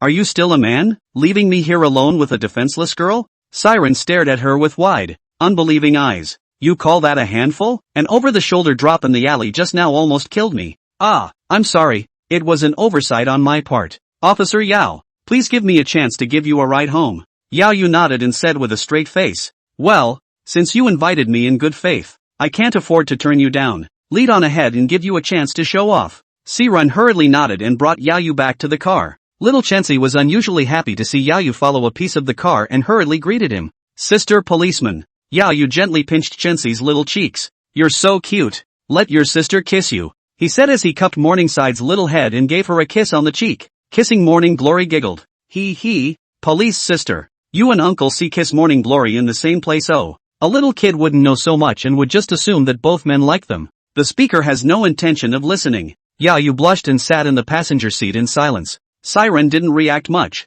looking back down at Morningside. Fasten your seatbelts. We're leaving. Then his gaze went to Yao Yu. Officer Yao, where are we going next? Yao Yu looked at the time and sighed. Take me back to the station. The two of them, Yao Yu and Chen Shi, chatted feverishly along the way. As you can see from this, Morning Glory is really inviting. Arriving at the police station, Yao Yu pushed open the car door and spoke to Si Ren. As a thank you for bringing me back, why don't I buy you and Morningside breakfast? By now the sky was cloudy. Little Morningside hadn't eaten much since the night, and had spent most of the night at the hospital with herself. Morningside, you're starving. Let's go. The police sister treats us to breakfast. Morningside clapped her little hands together and laughed. Yeah. Morning Glory is hungry. Yao Yu breezed over to a breakfast place. Xiao Yu is here? Quickly find a place to sit. Working late at the office again? Want to eat something? Same old thing. The owner was an old man in his 60s and looked very familiar with Yao Yu. Uncle Zhang. As usual. The old man called Uncle Zhang looked at Morning Glory. Ha, this Nell is strangely cute looking. Nell, what do you want to eat? Morning Glory looked at her boss and blinked her big cute eyes. Grandpa, I want to eat meat. Si Ren stroked Morningside's head. It's not good to eat so greasy in the morning. Drink some milk and eat some pasta. It's good for your stomach. Morningside deflated. Okay, listen to your uncle. Drink the milk and eat the bun. But I'm going to have a big meatloaf. In a short while the stuff was served, and a few people did not say anything to anyone, burying their heads in dry food. The room was filled with just Si Ren and their table for dinner, and there was clearly some awkwardness in the air. Officer Yao, how's the investigation of Li Chi's case going? In order not to look so awkward, Si Ren then brought up Li Chi's case. Hearing the word Li Chi, the chopsticks in Yao Yu's hands gave a start, her expression obviously somewhat unnatural. The case is somewhat difficult. Li Chi didn't admit to insulting Wang Mengmeng and the others. Si Ren put down his chopsticks and stared at her intently. Didn't I offer the video as evidence? Yao Yu looked at Si Ren with some agitation, but knowing that she was the one who messed up in this matter, she didn't flip out with him. Leech has no problem with the content of the video, but he said that it was the victim's own free will and that she was not forced. At best, I'm a bit of a shooting hobbyist myself. We can't criminalize him for personal preferences. Si Ren sniffed and fell silent, his face hard. What do you guys do for a living? Don't you know how to check the archives of those years? Who were the police officers on duty back then? Wouldn't it all make sense to ask them? What? Are you going to take sides with these police force scum? Yao Yu slapped the table fiercely and scolded in a stern voice. Si Ren, watch the tone of your voice. We don't need you around to tell us how to investigate the case. Siren also came to a temper and glared at her. Don't you dare slap the table with me here. If you're capable of catching Li Qi, what's the point of fighting with a commoner like me? If you ask me, you guys are just useless. Yao Yu was speechless with anger. You. Siren pulled Morningside up and walked toward the cash register to pay for breakfast. Morningside, let's go. Yao Yu's face turned blue as he stood up. Siren, stop right there. Siren didn't look back, and got straight into the car with Chensi, and took off. You asshole. Yao Yu looked at Siren's departing back and could only stomp her foot in hatred. Back home. Siren was about to rest after a brief wash. He had to get his strength up today. He still had to drive the hearse at night, and there was no telling what bizarre and strange things he might encounter tonight. Just as he was getting ready for bed, his cell phone blinked several times in quick succession. Siren took the phone and saw that it was a message from Yao Yu. Siren, you're an asshole. This matter is not as simple as you think. Those files from back then are long gone, and we can't find out any valid information at all. Police officers on duty, too, have had accidents one after another over the years. I don't know if it's a coincidence, but there's nothing left of all the witnesses and physical evidence related to Leech. This video alone doesn't tell us anything at all. And besides, the victim is dead, and there's no proof of death. Siren looked at the message and was silent for a long time, then tossed the phone aside and didn't reply to her. Lying in bed tossing and turning, I couldn't sleep. As soon as he closed his eyes, it was the miserable faces of Wang Mengmeng and those two girls. Damn, why should the bad guys get away with it and not be judged by the law? What's wrong with this world? On the other hand, Yao Yu's heart was also very bad. She'd met Leech and could tell by the way he looked at her that he was a no-nonsense scumbag. But getting in the way of his outfit didn't do anything to him. Yao Yu is not that gullible, although things have gone by for several years. But back then, Wang Mengming's affairs were so heated that there would always be a few people in the know. Siren opened his reddened eyes. A very uncomfortable sleep. In the dream, Wang Mengmeng and the others didn't speak and stared mournfully at Siren, as if they were blaming him for not letting Li Che receive the punishment he deserved, because he was ashamed in his heart. He didn't even dare to face the gaze of Wang Mengming's few people. Right now Siren's heart was holding a fire that could explode at any time. Seeing Siren in this state, Chenshi came forward and reached out his small hand to touch his face. Are you unhappy, uncle? Did morning glory make you angry? Siren stroked Morningside's head. Morning Sun is so good and cute, how could he make uncle angry? Uncle didn't sleep well and had nightmares. Morningside took a lollipop out of his pocket and handed it to Siren. Uncle, eat candy. Every time I cried, my mom gave me candy canes. Eat the candy mornings and you won't be sad anymore. Siren put the lollipop in his mouth. The original bitter feeling in his heart was instantly washed away by the sweetness on his tongue. The mood isn't as bad as it could be. Chensi, uncle will be going out to work in a while. Don't open the door to strangers when you're at home by yourself, okay? If something happens you call your police sister. Morningside nodded. I know I'm not a kid anymore. Siren finished eating with Morningside and drove to the car dealership. From a distance, a figure could be seen standing in front of the car dealership. Who is this man? Could it be Huang Quan? It was only when he got closer that he could see what the man looked like. The man wore a Taoist robe, slung over a large cloth bag, and carried a sword case behind him. Although he looked a bit scruffy, he had that aura about him that regular people didn't have. Siren got out of the car and opened his mouth to inquire. This Taoist master, may I ask what you want? The Taoist priest looked him up and down and frowned in disbelief. Blessed infinite heavenly father. I am a monk under the Qing Yin Guan, and I have a favor to ask today. I wonder if the one who escorted the dead to the Yellow Springs Road is there. Could you introduce me to the poor Taoist? Although Siren was listening to the clouds, he felt that the one escorting the undead in the old Taoist priest's mouth was himself. This Taoist master. I will escort the casket to where they belong tonight. After hearing this, the Taoist master couldn't help but look at Siren once again. Little brother, don't joke with the poor Taoist. The Yellow Springs Road is not trivial. It's not for an ordinary person like you to go there. Siren looked at the time. It was almost time to leave, so he didn't intend to pay any more attention to this Taoist priest and directly got into the hearse. The hearse this time was a Buick GL8, which was not bad. Siren peeked out of the car window and addressed him. Taoist, I don't know who you're looking for, but I'm the only chauffeur in this company, and if you have anything to say quickly, I'm leaving at 8 o'clock sharp. The old Taoist had to believe that the young man in front of him was the Yellow Springs guide. Blessed infinite heavenly father. Since little brother is a Yellow Springs guide, then the old Taoist will be straightforward. The person you're escorting this time is an old friend of Lao Dao's, but he doesn't deserve to die, so I hope you'll be magnanimous enough to let him go and send him back to the sun. Siren thought that this old Taoist priest could be a madman. How can a person return to the sun when he is dead? Just kidding. Moreover, one's job is to escort the casket, and if one doesn't deliver the casket to the designated place, one's life will be over. Taoist, I can't do anything about this. I'm only responsible for escorting them to where they should go. As for whether he should die or not, whether he can return to the sun or not has nothing to do with me. You should go to the hospital and find a doctor. The old Taoist fished a box out of the cloth bag and handed it to him. The rules are understood by the old ways.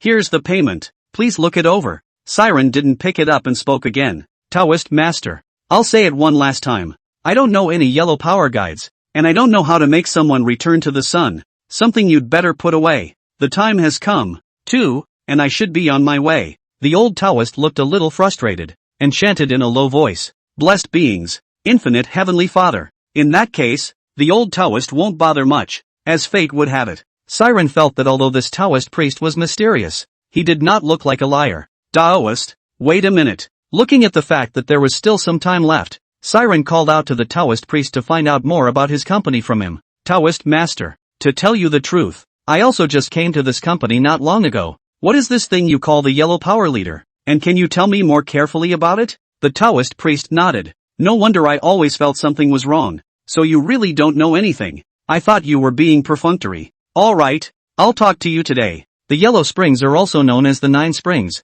which refers to 9 spring wells deep. There are 9 heavens in the sky and 9 earths in the earth, and very deep underground is the yellow springs. It is often said that the road to the yellow springs is not a good one, and that there are no young or old people on the road to the yellow springs. The yellow springs road looks upward and you can't see the sun, moon or stars. Look down and you can't see the land dust. Looking forward, you can't see the sunny side of the road. Looking backward, I can't see my friends and family. Although the soul at this time is out of the body, as long as the soul can return to the body, it can still be brought back from the dead. That's why I'm here. Many capable people will be here for the undead, to buy life and rob souls. As long as we didn't enter Fongu City, everything had a chance to turn around. In today's terms, Yellow Springs Road is an accident-prone road. The road to the Yellow Springs is rough and bumpy. Some souls cry and refuse to move forward. Some are full of flowery words to please the Een soldiers, and some keep moving forward in a daze. People are very conscious. But how many of them can return to their souls when they go to this Yellow Springs Road? Siren's brain dangled a bit as he sniffed, and while some of the old Taoist's words weren't accurate, they weren't far off. Is it possible that you are really walking on the path of the Yellow Springs? So spiritual pathways is the netherworld? This is too much bullshit, right? He is a living person. How did he become a civil servant in hell? Although it is still only a trainee employee, sooner or later there will be a day when it will be regularized. Taoist master, people can't come back from the dead. I met a high priest before and he told me that everything has karma. Your late husband's departure this time was long ago doomed, I think. The Taoist priest nodded. That's right. We Taoists emphasize the law of nature, which is somewhat similar to the cause and effect of the Buddhists. The Tao is always doing nothing and not doing anything. Those who do nothing follow the natural course of events, and because of their own nature. Although the old Taoist knew this, but in the face of the departure of the deceased, the heart is still more or less obsessive. The old Taoist is still a mortal after all. Blessed infinite heavenly Father. Siren didn't know how to open his mouth to relieve the Taoist. Taoist, although I can't send him back to the sun, I can assure you that he can arrive at his destination smoothly, so that he will suffer less. The old Taoist priest bowed to Siren. In that case, the old Taoist here thanks this resident on behalf of my late friend. Siren said goodbye to the old Taoist priest and got into the car, opened the envelope on the passenger side. Name, Chang Chang. Age, 58. Cause of death, necrotic poisoning. Oh, trainee employees can know the cause of a client's death? But what's the use? Siren glanced back at the hearse, but with that one glance, he sensed that something wasn't right. The first few times the casket was escorted was simply a coffin. This time it was different. The casket was wrapped with red threads and had runes attached to the connections. There was little time left and no time to think about it but to get on the road first. If something goes wrong halfway through, we'll just have to see what happens. Siren drove smoothly for some distance, but it didn't take long for a depressing feeling to hit. Crimson lightning, as if divine punishment, cut through the night sky. The trees on both sides of the road were swaying from side to side by the sudden gusts of wind, and seemed to be dancing under the light of the headlights. Siren muttered under his breath. Looks like this job is destined to be extraordinary today. As Siren's words fell, the trees that had been swaying from side to side all stopped moving. The crimson lightning in the sky intertwined a grid that lit up the entire night sky, and after a split second it was silent again. Immediately followed by the explosive thunder rang out of the sky. The sound resounded through heaven and earth, and even Siren inside the car was startled by the loud sound. Immediately afterward, another crimson chain of lightning appeared in the sky, mapping the road in front of him into a blood-red patch of red. Siren wiped his eyes, and through the bright light reflected by the lightning, he seemed to see a figure not far away in a trance. The man was dressed in blood red. At this moment, Siren gripped the steering wheel tightly. His blood pressure rose rapidly, and his heart began to beat violently. All he could think about now was that red-clothed stern ghost not far ahead. Boom! Explosive thunder rang out again, and the roar seemed to explode in his mind. Originally, his mind was fully focused on thinking about how to deal with the red-clothed stern ghost, but he didn't expect to be caught off guard by this sudden explosion of thunder. The frightened Siren felt a chill run through his body, as if something had been pulled from his body. Before he could react, the sky was raining heavily. The rain was a strange color, a thick yellowish brown and accompanied by a foul smell. As the downpour fell, the temperature inside the car got colder and colder, and even the glass fogged up. Siren turned on the internal circulation to cut out the foul odor from outside the car and turned on the air conditioning to blow the fog away. The windshield was caked with sticky, yellow-brown rainwater that had severely obstructed his vision, and the windshield wipers didn't seem to be able to do the slightest thing with the thick rain. The sticky rain wouldn't wipe off at all, as if there was a layer of oil that was sticking to it dead on. It still blocks the view, but as long as the car isn't going too fast, you can still see the road through the fuzzy mirrors. Just as he was concentrating on the road, the sultry red color in front of him caught his eye. Siren's brain went down. Oh no, it's really the Red Knight. Watching himself getting closer and closer to the red-clothed stern ghost,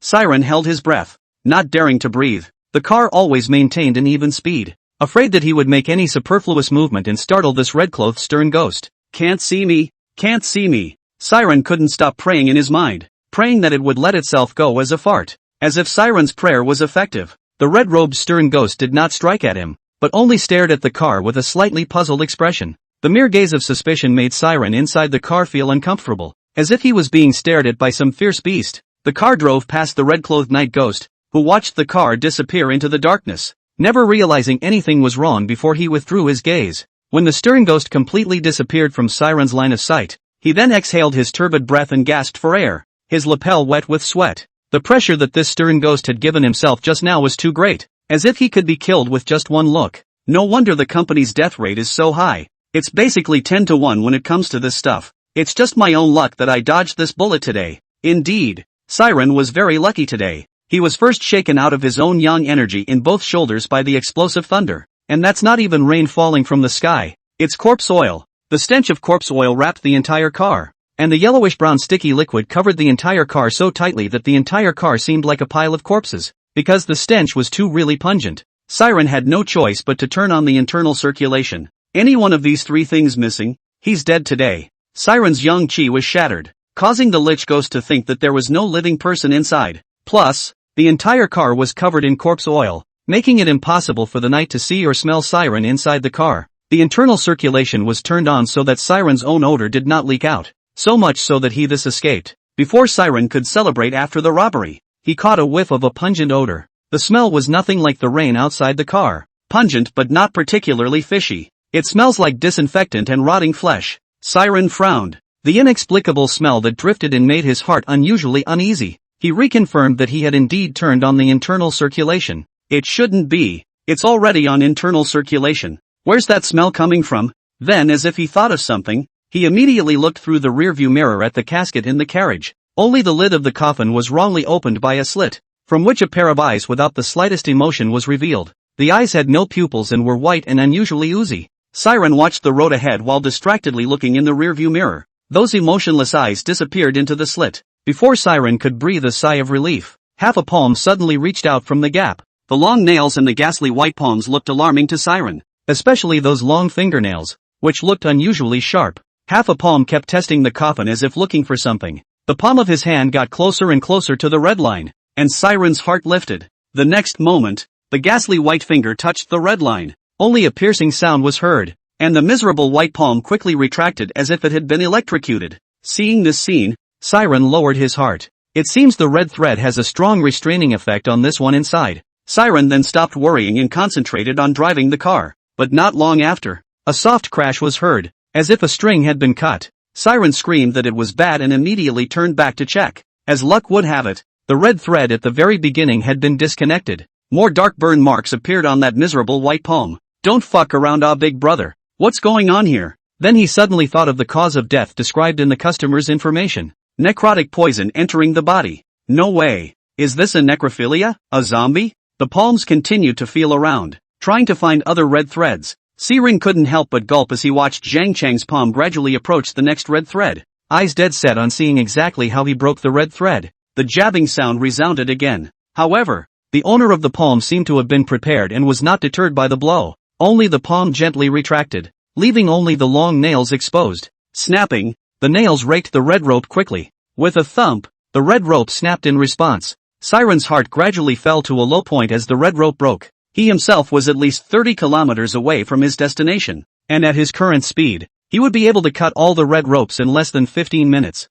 If it hadn't been for this strange downpour, he might have been able to reach his destination earlier. But not only did the rain make the road more muddy and difficult to travel, it also obstructed his vision and greatly reduced his speed of progress. The earliest you can reach your destination by yourself is half an hour. Siren raised the speed of the car slightly while ensuring his own safety. But Zhang Chang, who was necrotic in the coffin, didn't care about that, still repeating his previous actions and becoming more and more skillful, and soon found the next red rope. Just as he was about to cut the third red rope, Siren suddenly slammed on the brakes. This method did work. Not only did the zombie not cut the red rope, but because of the inertia of the brakes, the zombie exposed its entire palm and stuck it to the red rope. Roar! The zombie let out a roar and quickly retracted its own palm before revealing those emotionless eyes that stared at Siren dead in the face. As if nothing was wrong, Siren pulled out his ears and muttered to himself. Ha! What's that sound? Could it be the sound of thunder? The zombie stared at Siren for a while, seemingly sensing that it should have been an accident just now,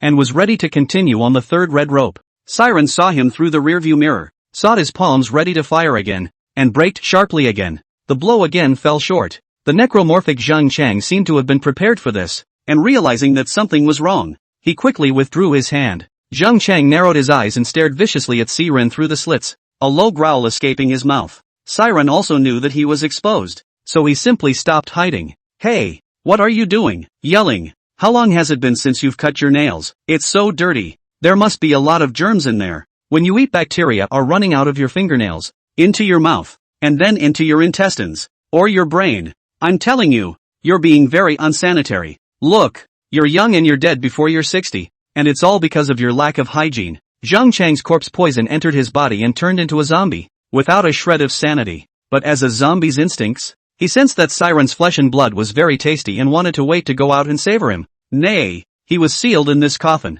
And there was also a corpse binding rope that specialized in restraining zombies that firmly entangled the coffin, making it impossible for him to move. Zhang Chang looked at the food not far away and chattered. His brain was unusually annoyed, so he just kept hissing. Roar! Roar! Siren pulled out his ears and continued. What are you screaming about? We're a different species now, and I can't understand a damn thing you're saying. Speak Chinese? How are you? Did you eat? Looking at Zhang Chang, who did not reply, Siren asked again. You don't understand Chinese? Is it foreign? See by the dead pikers tearing yous apart? Another moment of silence. Siren scratched his head and continued. You can't even understand me with this standard English pronunciation. One look at you and you're the one who missed out on 9 years of compulsory education. Tell you what, I can see that your eyes are also full of curiosity. So when I get back I'll burn a few literary works for you. You pass the time down there. Learn to talk more. Be a cultured ghost. Don't go down there and make people look bad. Now you be good and don't move.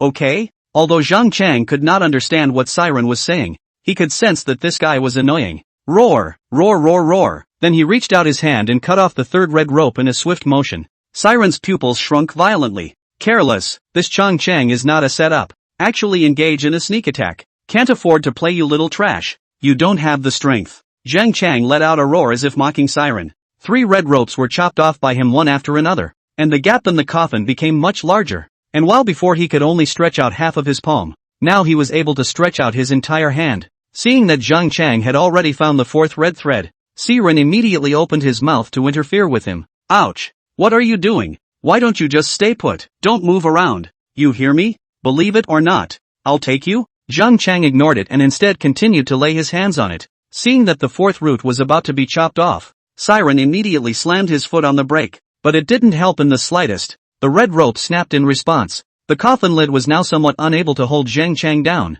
and it felt like it could break free from it at any time. Just as Siren was at a loss, the talisman at the link suddenly flashed with golden light and floated to the opening of the coffin, pressing it down dead center. No matter how hard Chang pushed inside, the coffin did not move. Just when Siren was ready to sigh in relief, he found that the bottom of the talisman seal began to slowly turn black. Although the speed was not fast, it was estimated that after 2 minutes, the entire talisman seal would completely lose its effect. There are 4 such talismans, one in each of the 4 corners of the coffin. That meant that he had less than 8 minutes to face Chang, a necrotic zombie. Chang seemed to have inexhaustible strength and kept struggling inside the coffin. With each struggle, the speed at which the talisman turned black increased. In less than a minute, the talisman seal turned completely black and lost its efficacy and fell to the ground. Siren's expression changed and his heart broke. What kind of counterfeit is this? It didn't hold up for a minute at all. Chang let out a hee-hee sound, seemingly celebrating and laughing at Siren's insouciance. He continued to fumble with the red rope.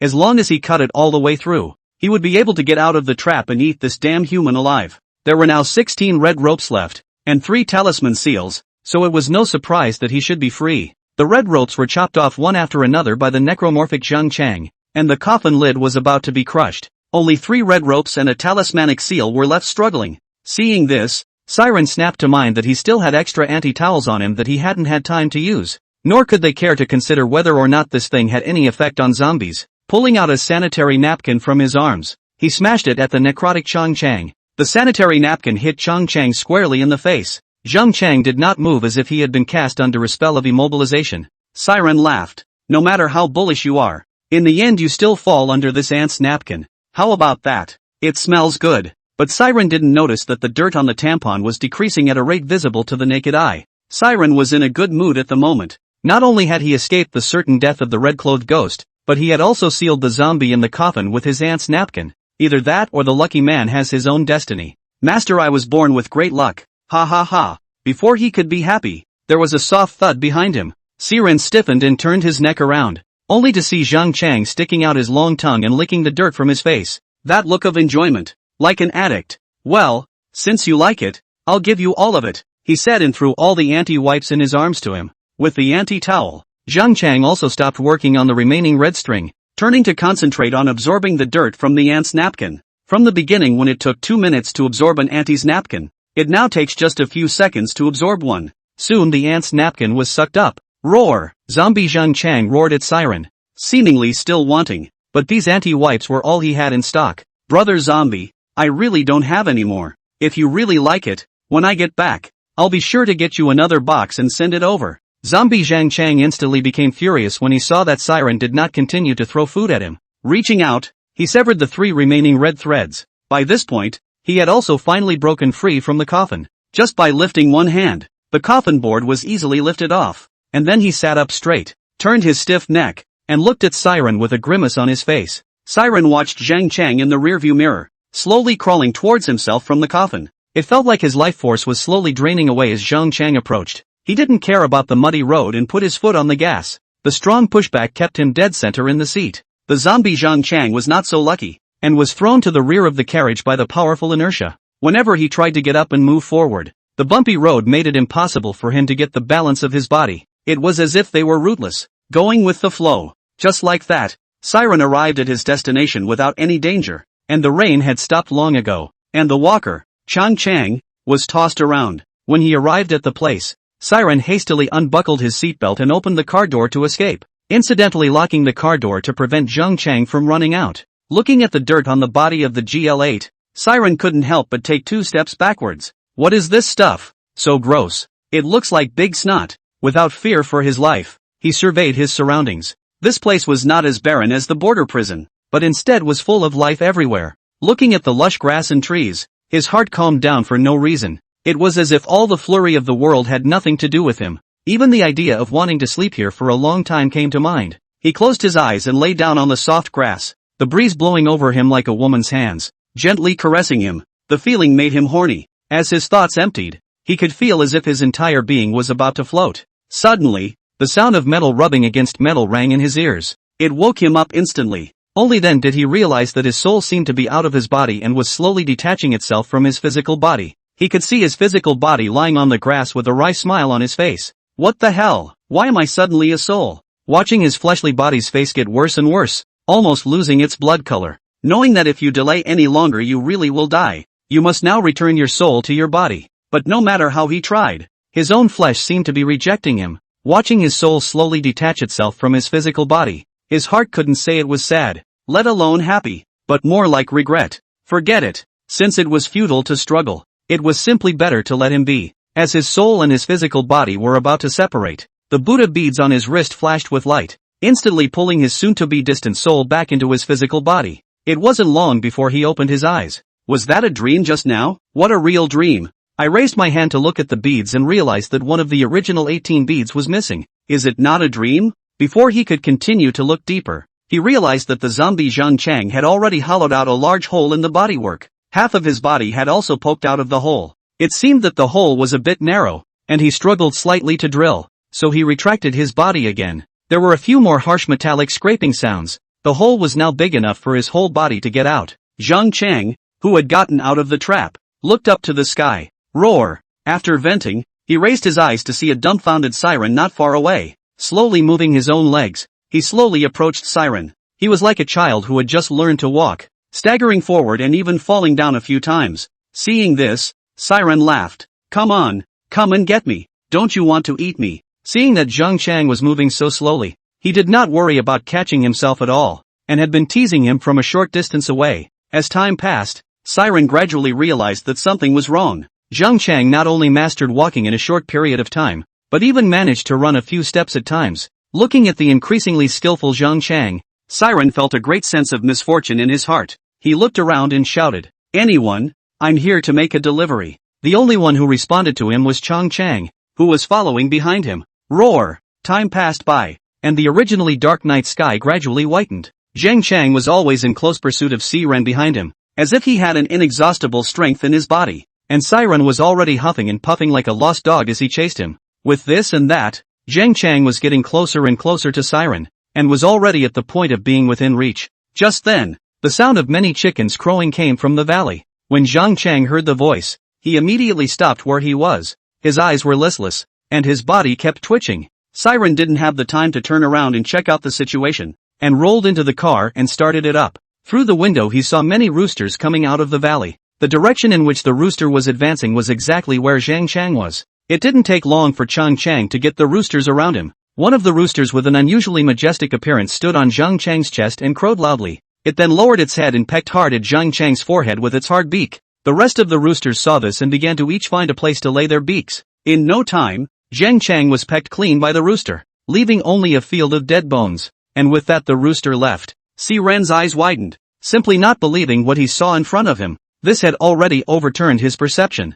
Chicken, eating human flesh? I can't just slip away. It feels like the chickens aren't getting enough to eat, so they'll use me as a little after-dinner dessert later. Just as he was about to leave, a wisp of green smoke floated out from Zhang Chang's corpse and came to the front of the car in an instant. Little friend, please stay. You are Zhang Chang? The soul in front of him bore a 9-point resemblance to the zombie Zhang Chang from before. Zhang Chang nodded, then clasped his fist at him. Thank you, little friend, for giving me one last ride. I still have an unfinished wish on Earth, and I hope that my little friend can lend a helping hand. Chang Chang told the story. He was an exorcist in life. Not long ago, I received a commission to remove the zombies from the village of Chuli. Zombies are not like wandering souls and ghosts, and it is not troublesome to remove them, as long as you find the zombie, control it, and burn it with a fire. So he wasn't going to do it himself. Instead he sent his 2 disciples to settle the matter. For one thing, zombies are easier to clean up. Secondly, I also want to hone my apprentices and expand their business.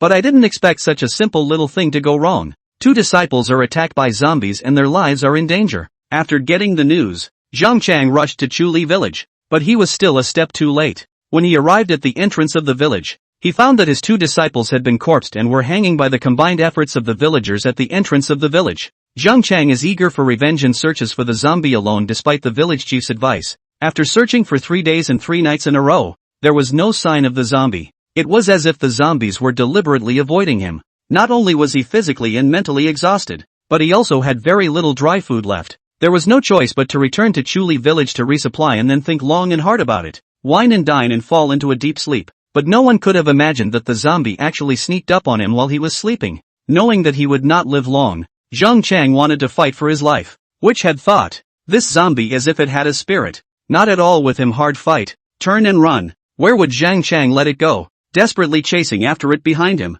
But in the end, because of the intense exercise, the body's blood circulation was accelerated and the corpse poison attacked the heart. Instead of hurting the zombies in the slightest, they were transformed into zombies. Although zombies were much better to deal with than ghosts, Siren had no experience at all. Moreover, even Zhang Chang, who had been exorcising demons for many years, had planted it, so it was even more obvious that this zombie was extraordinary. Uncle Zhang, it's not that I won't help you. The point is that the kid's ability is limited and he is really not a match for this zombie. Look at my little arms and legs. They're not even big enough for it. Zhang Chang seemed to have expected that he would not agree to himself so easily. Little friend, there's no need to worry. As long as you promise to help me get rid of this zombie, I'll give you all the magic weapons I had in my life. With them, dealing with zombies is a breeze. Siren gave him a look of skepticism. Uncle, are you sure? Then how did you let this zombie kill back? Zhang Chang's face was a bit grim, as if he was harboring a grudge over this matter.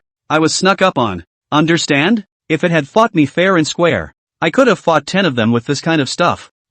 Uncle, it's not that I don't believe you, haha. The point is, I'm still young. In case I let a zombie scratch or tickle me, won't I become a zombie here too? Will you see if there's anything else you can do? Like get the cops? Have them bring an RPG and blast it the hell out of it. Zhang Chang didn't give Siren much time to think about it, nor did he take his words at all. You have to take this mission even if you don't. Siren sniffed and snorted, looking at him with disdain as she clasped her arms. Uncle, don't be funny. I'm not going to answer it today. Let's see what you can do to me. Zhang Chang revealed a sinister smile. Since you're not answering, I'll just have to give you a bad review. Siren was not impressed. It's just a bad review. It doesn't matter. Give it to you if you want to. I've got a lot of credibility points left here. Feel free to deduct them. Zhang Chang smiled faintly. Yeah, do you really have enough credibility points? I still have a lot of close friends on Earth. When the time comes, I'll give them a dream and ask them to send a few people down to give you bad reviews together. At that point, ha. You are so northern nose, Siren cried. Okay, I'll take this one. Zhang Chang smiled lightly at Siren. Don't you feel aggrieved? You're actually taking advantage of it. How many people are thinking about my magic weapon? Go ahead and steal it. You don't have to worry about the corpse poison. I have the antidote. If you get scratched, just take it to keep you safe. Looking at Siren's puzzled eyes, Zhang Chang continued. I know what you want to ask. I was so big-headed that it was just a tiny zombie that I didn't give it a second thought. But I didn't expect the gutter to turn over. Zhang Chang told Siren the location where he had placed his magic weapon, and then disappeared into green smoke. Siren was left alone to poke his teeth straight out from where he was. Bullshit exorcist, just a shameless old bastard. His own apprentice learning the art of giving food to people. As a master going for revenge, he actually let a zombie shade him to death. Now turn into a ghost and come here to threaten me. What the hell? Ah shucks. Siren was depressed and drove off. After returning to the city, pedestrians on the road all pointed at Siren's GL8. How does this car drive? How can it fuck such a big hole? What's the smell of this car? It stinks so bad. I guess it fell into a cesspool. A proper flooded car. Drove the GL8 all the way to the nearest Force store. Under the waiter's horrified eyes, Siren strutted away. When he got home, he opened the official Spiritual Path website. Name, Siren. No, 044. Position, trainee employee. Points, 17. Level E mission Zhang Chang's obsession. Reward points 15. Whether or not to pick up. Siren rubbed his chin. The quest posted by Li Gaching was level E, but it only gave 10 points. This Chang is also an E-rated mission, but the points give 15. You know, there's a half-red-robed night ghost in Li Gaching's mission. Could it be that Zhang Chang's mission was even more difficult than Li Gaching's? How else would it reward 15 points? Nope. At the time of accepting Li Gaching's quest, Wang Mengmeng shouldn't have transformed into a half-red dress yet, which was why it was worth 10 points. The longer the delay, the more uncontrollable factors will increase. If he hadn't been in such a hurry to take the quest at that time, but had waited for Wang Mengmeng to become half-red before accepting the quest, would the points have become more? Thinking of this, Siren looked a little hesitant. Why don't we wait a day for Zhang Chang's mission? If the points increase, it means that another living person was bitten by a zombie today and transformed into a walker. The difficulty of the mission naturally increased, and confirmed his own suspicions. But would it be a little too cruel to do that yourself? Take a living human life and test the company's incentives for the mission. Siren gritted his teeth and made an excuse for his cruelty. I had just gotten off work today and had to get some rest. and there was no way I was going to Chuli Village anyway, so it made sense to pick up the mission tomorrow. Siren closed his computer and flung himself into bed, pulling the covers over his head and forcing the words Chuli Village out of his mind. Perhaps inwardly disapproving of him for this practice, or perhaps his own morality strongly condemned him. This sleep was not a restful one. With a succession of nightmares, he dreamed that many innocent villagers died tragically in the mouths of zombies. The whole village was reduced to a hell on earth, with broken limbs everywhere.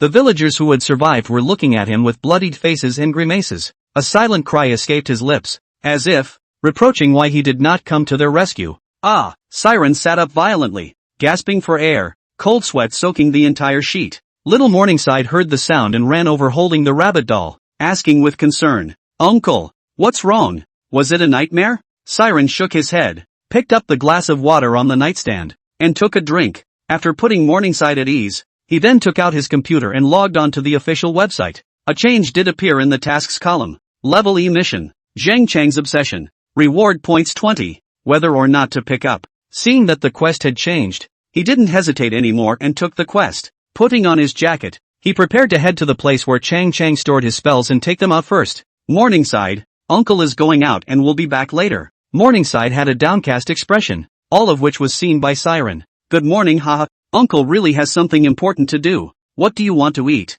Uncle will bring it back for you later. Okay? Morningside shook her head and gave a wide smile. It's okay, Uncle. You go ahead and get busy. Morningside doesn't want anything. Without further delay, Siren stroked her head and left. In the car, Siren was filled with the morning sun. It's a time when children this young need the company of their parents. But now the matter of Chuli Village was imminent, and a second later could result in the death of innocent villagers. Then one person came to mind. Without saying a word, he dialed the phone. Hey, Officer Yao. What's the matter? Say something. Fart. Yao Yu was still grumbling over the previous disagreement. Siren rubbed his nose and coughed dryly. Ahem. Yes, I'd like to ask you for something. Yao Yu was a bit wary. She was a criminal police officer, and issues of principle should never be touched. Let me make it clear. I'm a police officer. Don't mention any breach of discipline to me, or I'll arrest you. Siren hastily shook his head and opened his mouth to explain. Hiya, what's with that? I have to go out for a few days on some personal business. I'm not comfortable with Morningside being home alone, and I'd like you to help look after it for a couple of days. The last name is C. What do you mean? Do you think I'm a kindergarten teacher? I'm a cop. I'm too busy every day to babysit for you. Do you take me for idle? Yao Yu's loud and clear voice shook Siren's ears, and he hurriedly placed his cell phone in a slightly distant position, waiting for her to finish venting. Then he compensated with a smile and said, Officer Yao, calm down. It is said that if you are in trouble, go to the police. And the police and the public are one family. There's really nothing I can do about it. I really don't feel comfortable leaving Morning Glory at home by herself. Just help out. Yao Yu responded arrogantly. I'll tell your last name. See, just this once. I'm not helping you. It's because this little guy, Chensi, is so pathetic, with such an out-of-touch uncle. Do you understand? Siren hastily nodded in response. Yes. I'll thank you for little Morningside. I'll drop her off at your station later. Hanging up the phone, Siren could breathe a sigh of relief. The pressure of going toe-to-toe with Officer Yao is just too much. It's a good thing she agreed to help look after Morningside. Without worries, Siren drove to the Changchang dojo. Said dojo is an ordinary farmhouse. I shouted at the door but no one answered. TSK, looks like this old thing should be reunited. Pushing the door, he entered Chang Chang's bedroom. Following Zhang Chang's guidance, he quickly found a chest at the back of the shrine. The box was not big enough for Siren to pick up with one hand. The box is so light. This old thing can't be fooling himself, can it? Hurriedly, he opened the box. The first thing that caught my eye was a yellow cloth. He lifted the yellow cloth and saw what was on it. The drawings were in a pattern similar to the 8 trigrams. Oh, this I know. It's been on TV. And usually Taoist priests need to set up an altar for their practices. This yellow cloth is the spell for the altar. Then looking down, a wooden sword, a bell, and an 8 trigrams mirror. There was also a small porcelain vase and a bunch of yellow paper at the bottom of the case. TSK, there's nothing new about this old thing. Isn't this the Taoist 3-piece suit from the movie? Peachwood swords, spirit bells, demon mirrors. That's all. It's still called a magic weapon. It's all over the streets. This porcelain bottle should contain the antidote to get rid of the corpse poison. Ha, what's the yellow paper for? Siren unfolded the yellow cloth and threw a stream of the box's contents onto it. Then with a few random rolls, he packed it up and threw it in the car. If Xiang Chang was alive in heaven and saw Siren treating these spells so roughly, he would have jumped out of his coffin to fight with him, and it would be the kind that would not end in death. Siren returned home and rushed to the police station with Morningside. Officer Yao, Chensi is counting on you these days. Yao, you picked up Chensi and didn't even look at Siren. Chensi, sister will show you around the police station. Okay? Seeing that Yao Yu didn't pay any attention to himself, Siren smiled awkwardly and said to Chensi, Morningside, you have to listen to your sister these days, okay? Uncle will be back in a couple days to pick it up. Morning Glory glanced at Siren, as if somewhat gamely. Morningside is very obedient. Uncle, mind your own business. Such a big man, he can't even stay with a child. Siren shook his head bitterly. He also wanted to stay with Morning Glory, but reality didn't allow it. Yao Yu blankly glanced at Siren and opened her mouth to ask, I forgot to ask you, where are you going to be for the next few days? Siren stammered, not knowing how to speak. I've got some personal business I can't talk about. Yao Yu snorted coldly. A personal matter? What's more important than Morningside? I'm warning you, put away your petty thoughts. Don't do what you shouldn't do. Don't touch what you shouldn't touch. Siren waved his hand in a hurry. I'm a good citizen, and I definitely don't do anything that violates disorder, and I don't have the guts to do it. Morning Sun looked at Siren, who was about to leave, and tears barfed out of her eyes. Uncle, am I giving you trouble? Siren's hands were in a frenzy as he hurriedly took Chensi from Yao Yu's arms. Mornin, don't cry. It's not like that. My uncle went out this time for work. Not only is the road too far, but also remote. Mosquitoes, insects, rats and ants are particularly abundant. A cute little kid like Morningside is a favorite of mosquitoes,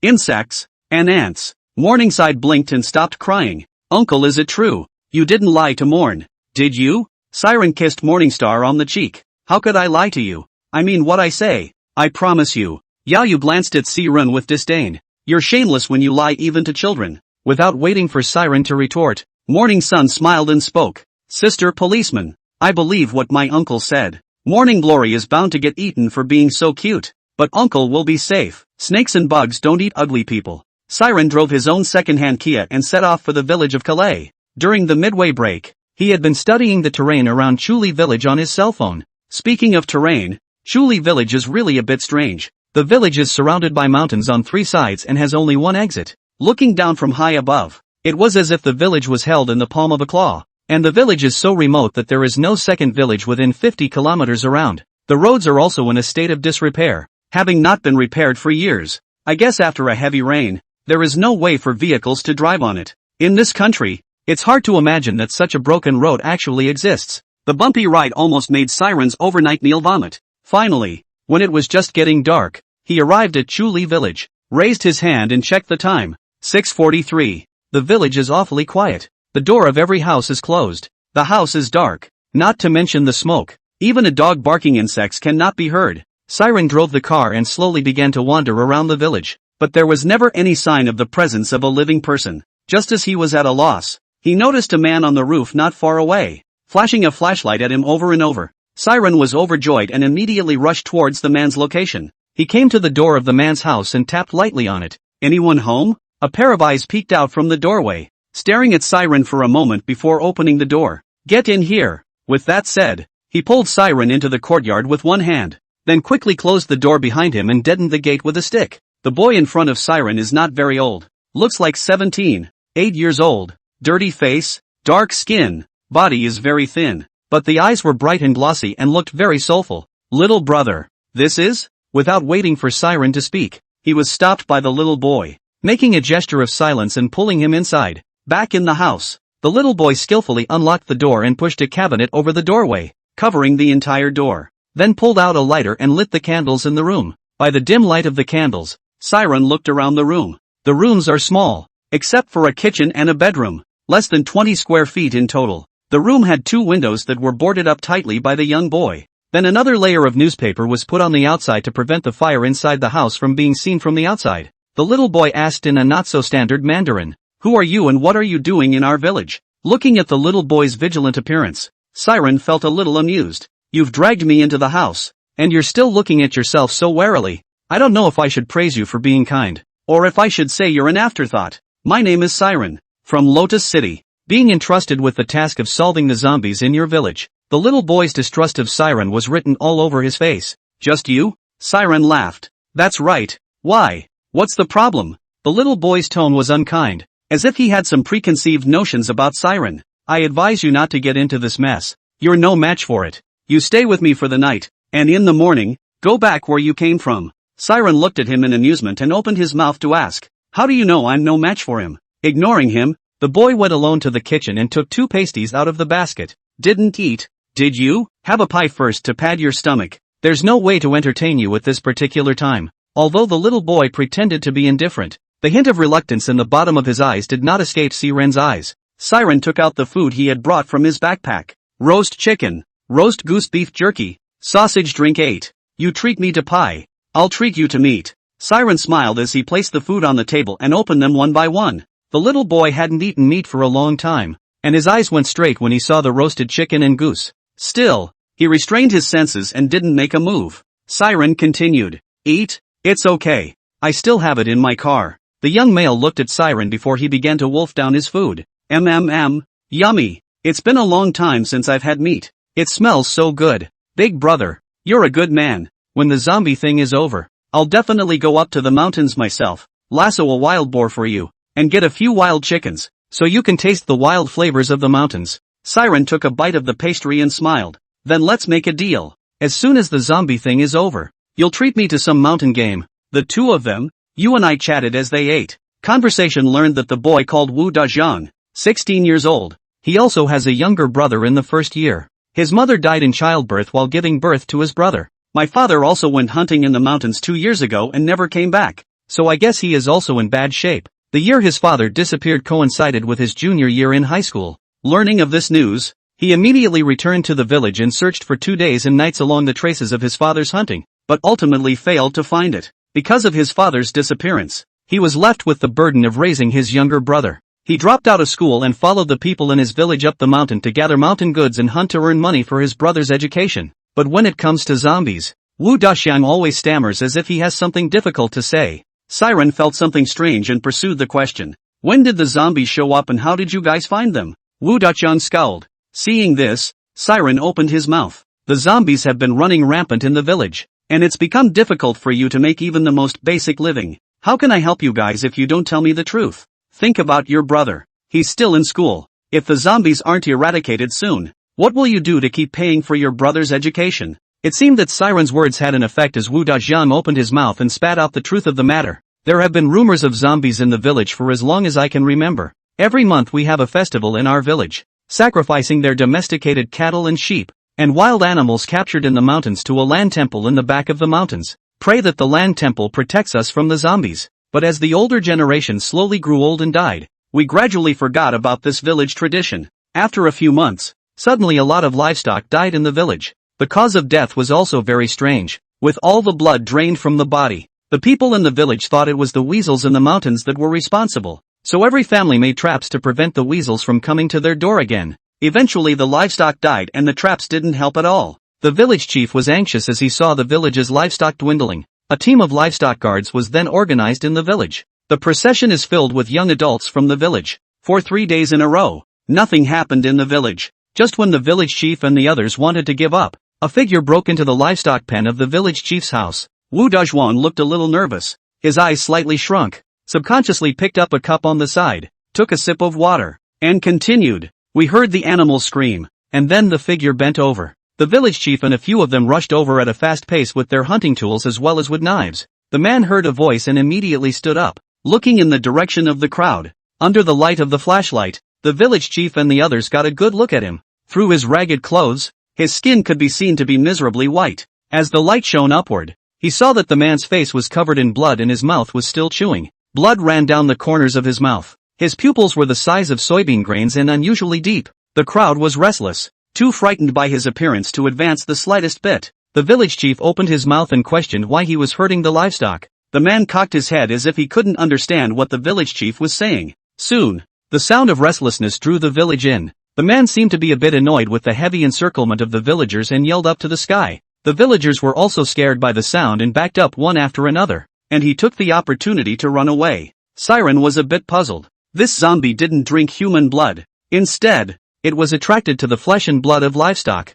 It was easy to see from Wu Dazhang's description that this zombie didn't seem to have the idea of harming people. But what's going on now? What happened then? How did it become what it is now? Wu Daxiang continued. The villagers just thought of him as a wild man in the mountains and didn't even think of him in the zombie aspect. A savage is a human being, and we can't kill him. Then the village chief gathered all the young and strong men of the village and made a trap to try to capture him and hand him over to the town. It wasn't long after setting up the trap that the man came to the door again, plunging headlong into the trap that the village chief had prepared for them, and put a big net over his head to restrict his movements. But I didn't expect that the unbreakable net to be torn apart by him in a few strokes. Nearly 3-meter deep trap in one leap. Seeing that the trap was ineffective, the villagers swarmed over him, trying to subdue him. In the course of the tussle, one of the villagers accidentally fell and cut a gash in his arm. The man quickly came to the injured villager, and with a gentle tug, he yanked off the villager's arm, and then took a big bite out of it. When the people saw this scene, they were so shocked that they didn't care about the villagers lying on the ground and wailing.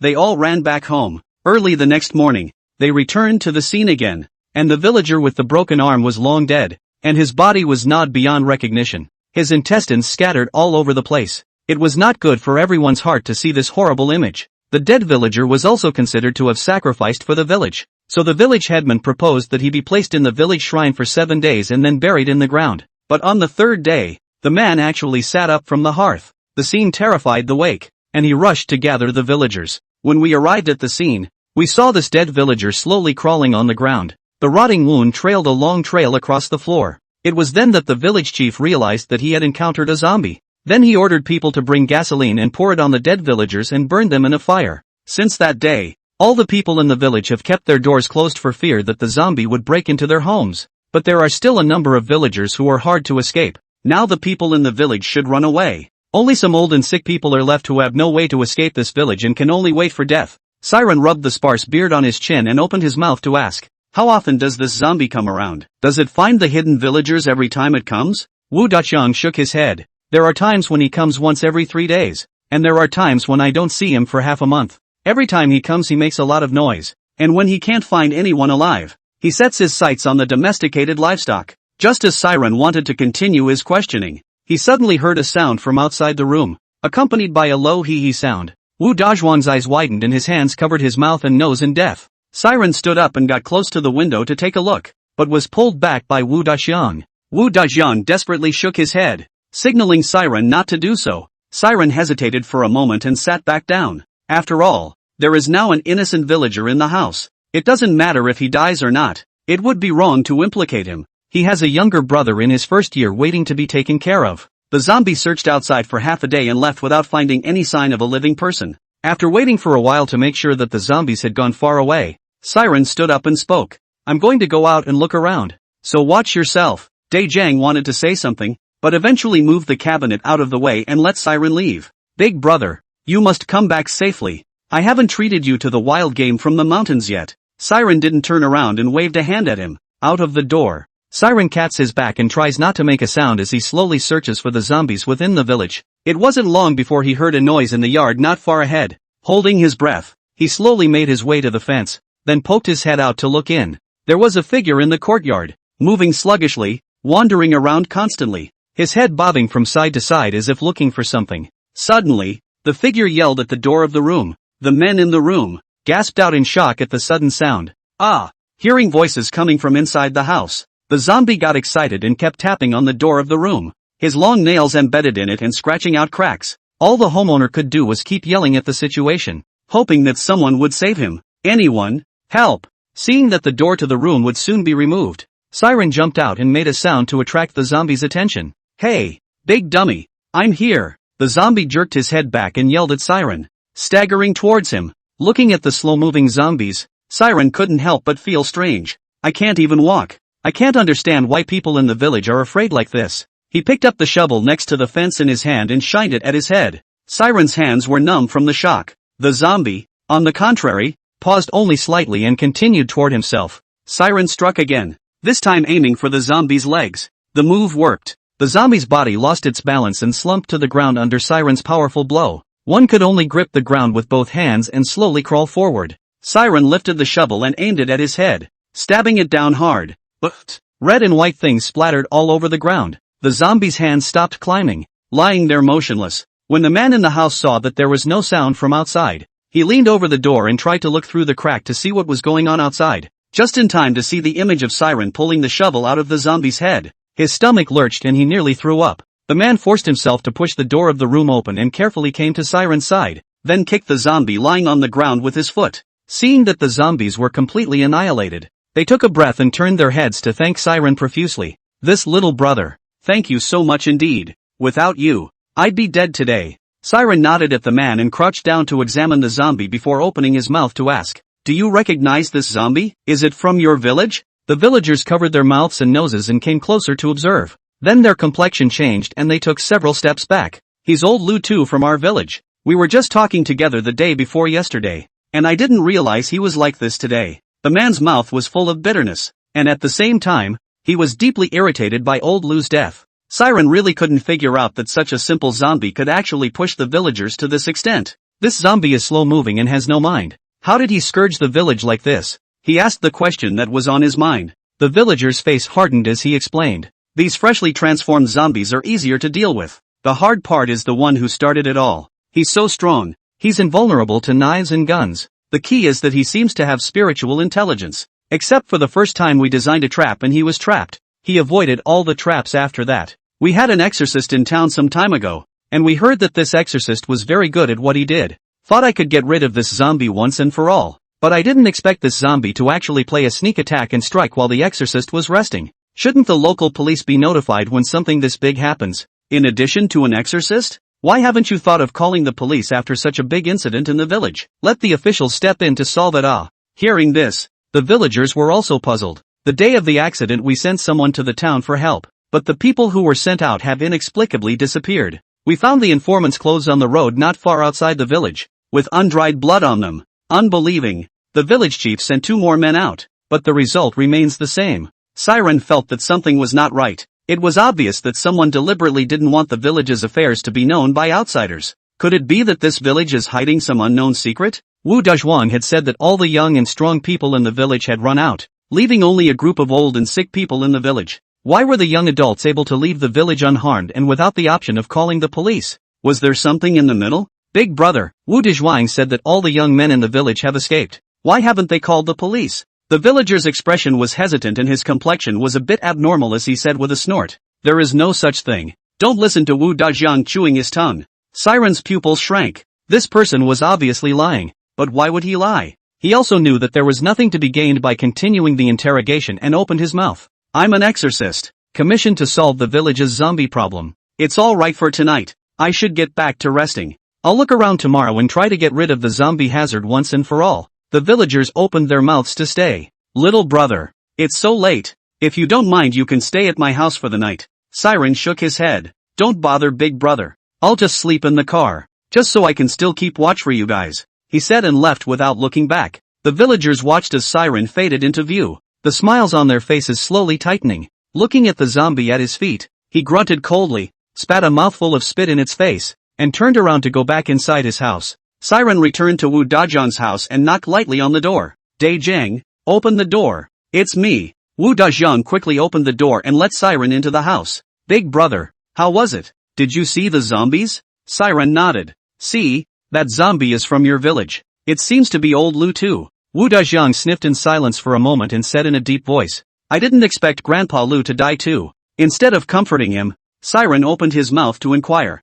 Dazhuang, did anything else happen in the village before the zombies appeared? Like whose family suddenly got rich, or whose family suddenly died? Big John blinked, thought for a moment, and opened his mouth. I remember one time when the village organized a hunting trip to the mountains, and 20 people went there, but only 7 came back. According to the few who survived, they encountered a fierce animal and ran apart. But everyone in the village understands that it is said to have run apart, and it is assumed that those 13 people are in a bad way. The rest of the village didn't feel much except for the grieving families of those 13 people. Our village disappears 1 or 2 people in the mountains every year, and we've long gotten used to it. Siren's intuition tells him that the missing 13 people must have something significant to do with this zombie attack. Dazhuang, do you remember who organized the people who went up the mountain at that time? Who were the last surviving 7? And are they alive now? The big strong man nodded and opened his mouth. It was organized by the village chief, and the leader was the chief's son. Of the 7 who survived, Zhao Tai,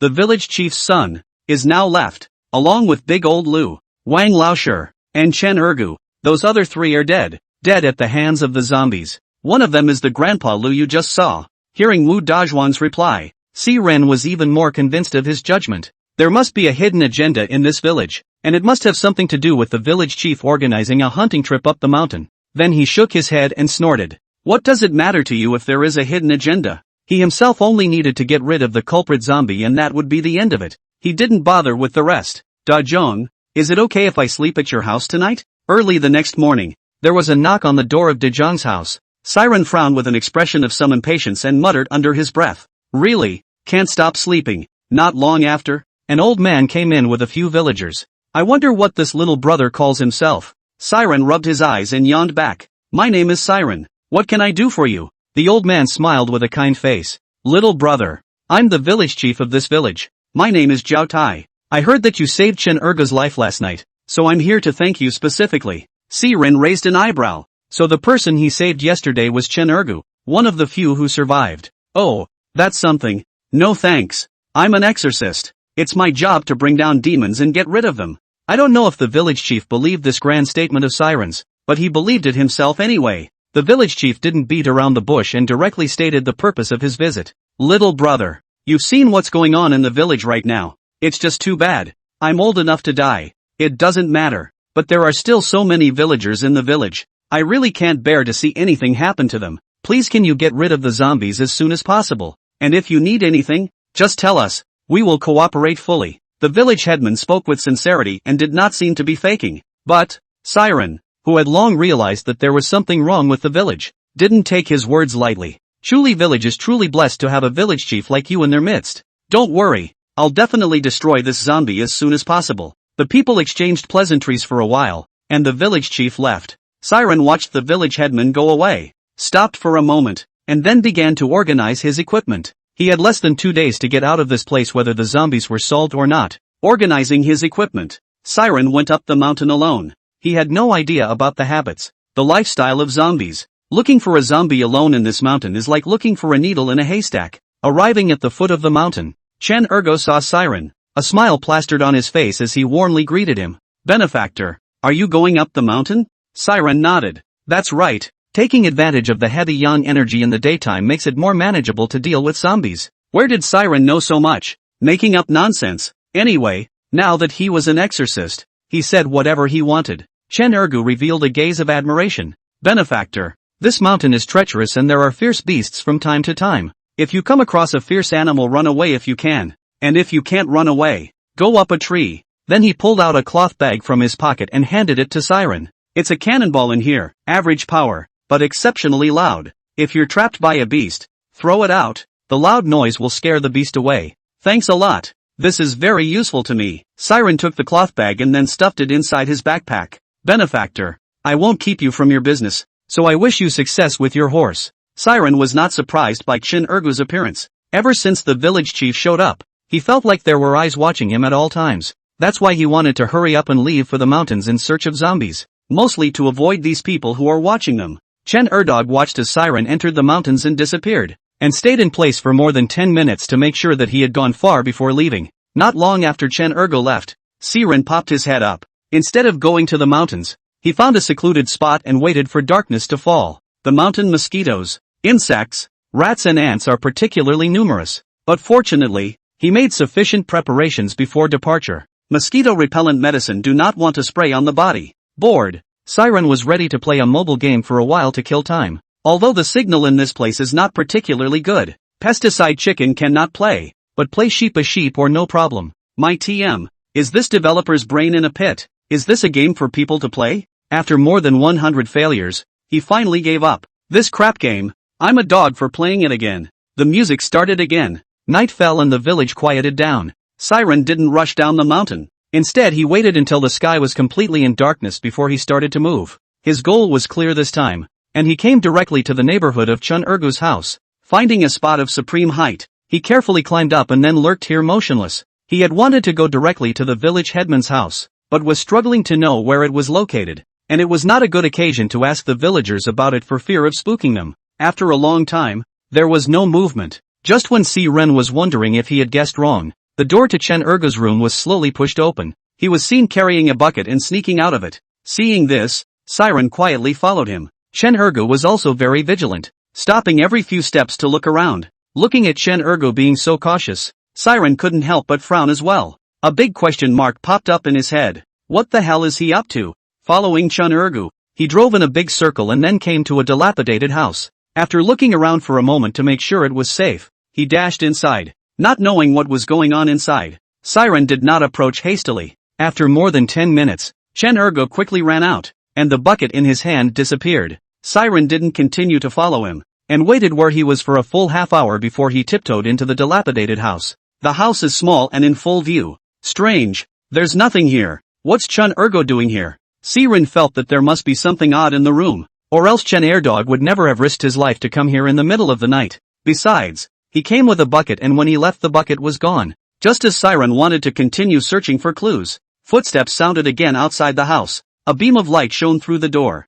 Siren hurriedly found a cover to hide his figure. Almost as soon as Siren had hidden himself, someone from outside came in. The visitor didn't check around the house either, and walked straight towards the center of the house, then groped for something on the floor. Then with a firm pull, an entrance to the underground came into view. The man walked down with a flashlight in one hand and a long bar in the other. After a while, there was a hissing sound from below, and the clanging of chains. Siren, who heard the voice, was a bit confused. I thought there would be some kind of secret, but I didn't realize the secret was that the village was raising zombies. This is crazy, isn't it? What do they want? Not too long after, the man walked out with a flashlight, while still carrying that bucket of Chen Wua's in his hand. Through the light of the flashlight, Siren saw the face of the visitor, and it was none other than the village head Zhao Tai. At this moment, the village chief's face was icy cold, and he no longer looked like he had a kind brow in the morning. Damn Chen Wua, you can't even get things done. You still throw the bucket inside. You can't make things happen.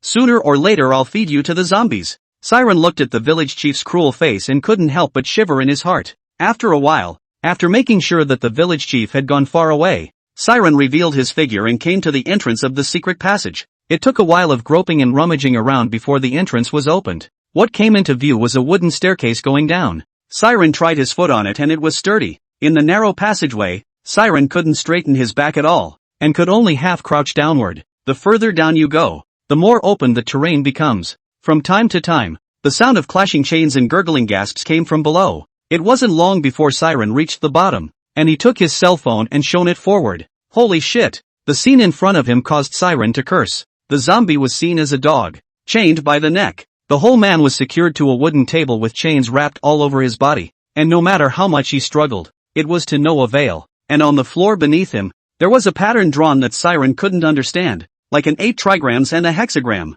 The evil pattern made Siren shudder at the sight of it. Siren carefully circled around the zombie. Found, on the table near the zombie's calf, an alcove. The zombie's calf had a small incision made in it, and blood trickled down the groove bit by bit. The blood circled around the strange pattern on the floor and eventually pooled in a ceramic jar. The zombie's neck, following Siren's body, kept rotating, his eyes staring at him in death. Siren tripped over something at his feet and looked down. Naya, another expletive came out. Turns out he stepped on a human leg bone. This leg bone had obviously just been gnawed on by the zombie in front of him. Then it occurred to him that the village chief had just come in with a long strip of something. This old thing. What a damned thing, to actually feed zombies with the bodies of their own kind. Siren couldn't care about anything else. Kill this zombie first. This zombie in front of him seemed to have steel bones. No matter what method Siren used, he could not kill him. Why is this thing so hard? It's not scientific. A pat on the head followed. You're stupid yourself. Zhang Chang, that old bastard, didn't give himself a magic weapon. He took out his wooden sword with some hesitation. This thing will fuck him up? It doesn't feel very reliable. He slowly raised his wooden sword and stabbed it at the zombie's brow. There was only a dang sound, and then Siren revealed an unbelievable expression. It turned out that the wooden sword had pierced the zombie's head, and the sound it made when it hit the tabletop startled him. Wow! This wooden sword is simply a Jedi. What a treasure! After solving the zombies, Siren began to study this picture on the ground, and after looking at it for half a day, he couldn't see any clues. I just had to get my camera to capture the image and wait until I met someone who understood to ask nicely. After taking a 360-degree shot of the pattern without any dead angles, this time he walked over to the clay jar holding the zombie's blood. The light from the cell phone was thrown into the clay pot, only to see the zombie blood red and green and cloudy, with bubbles floating up from below from time to time. They're going to all this trouble to take zombie blood? What do they need that for?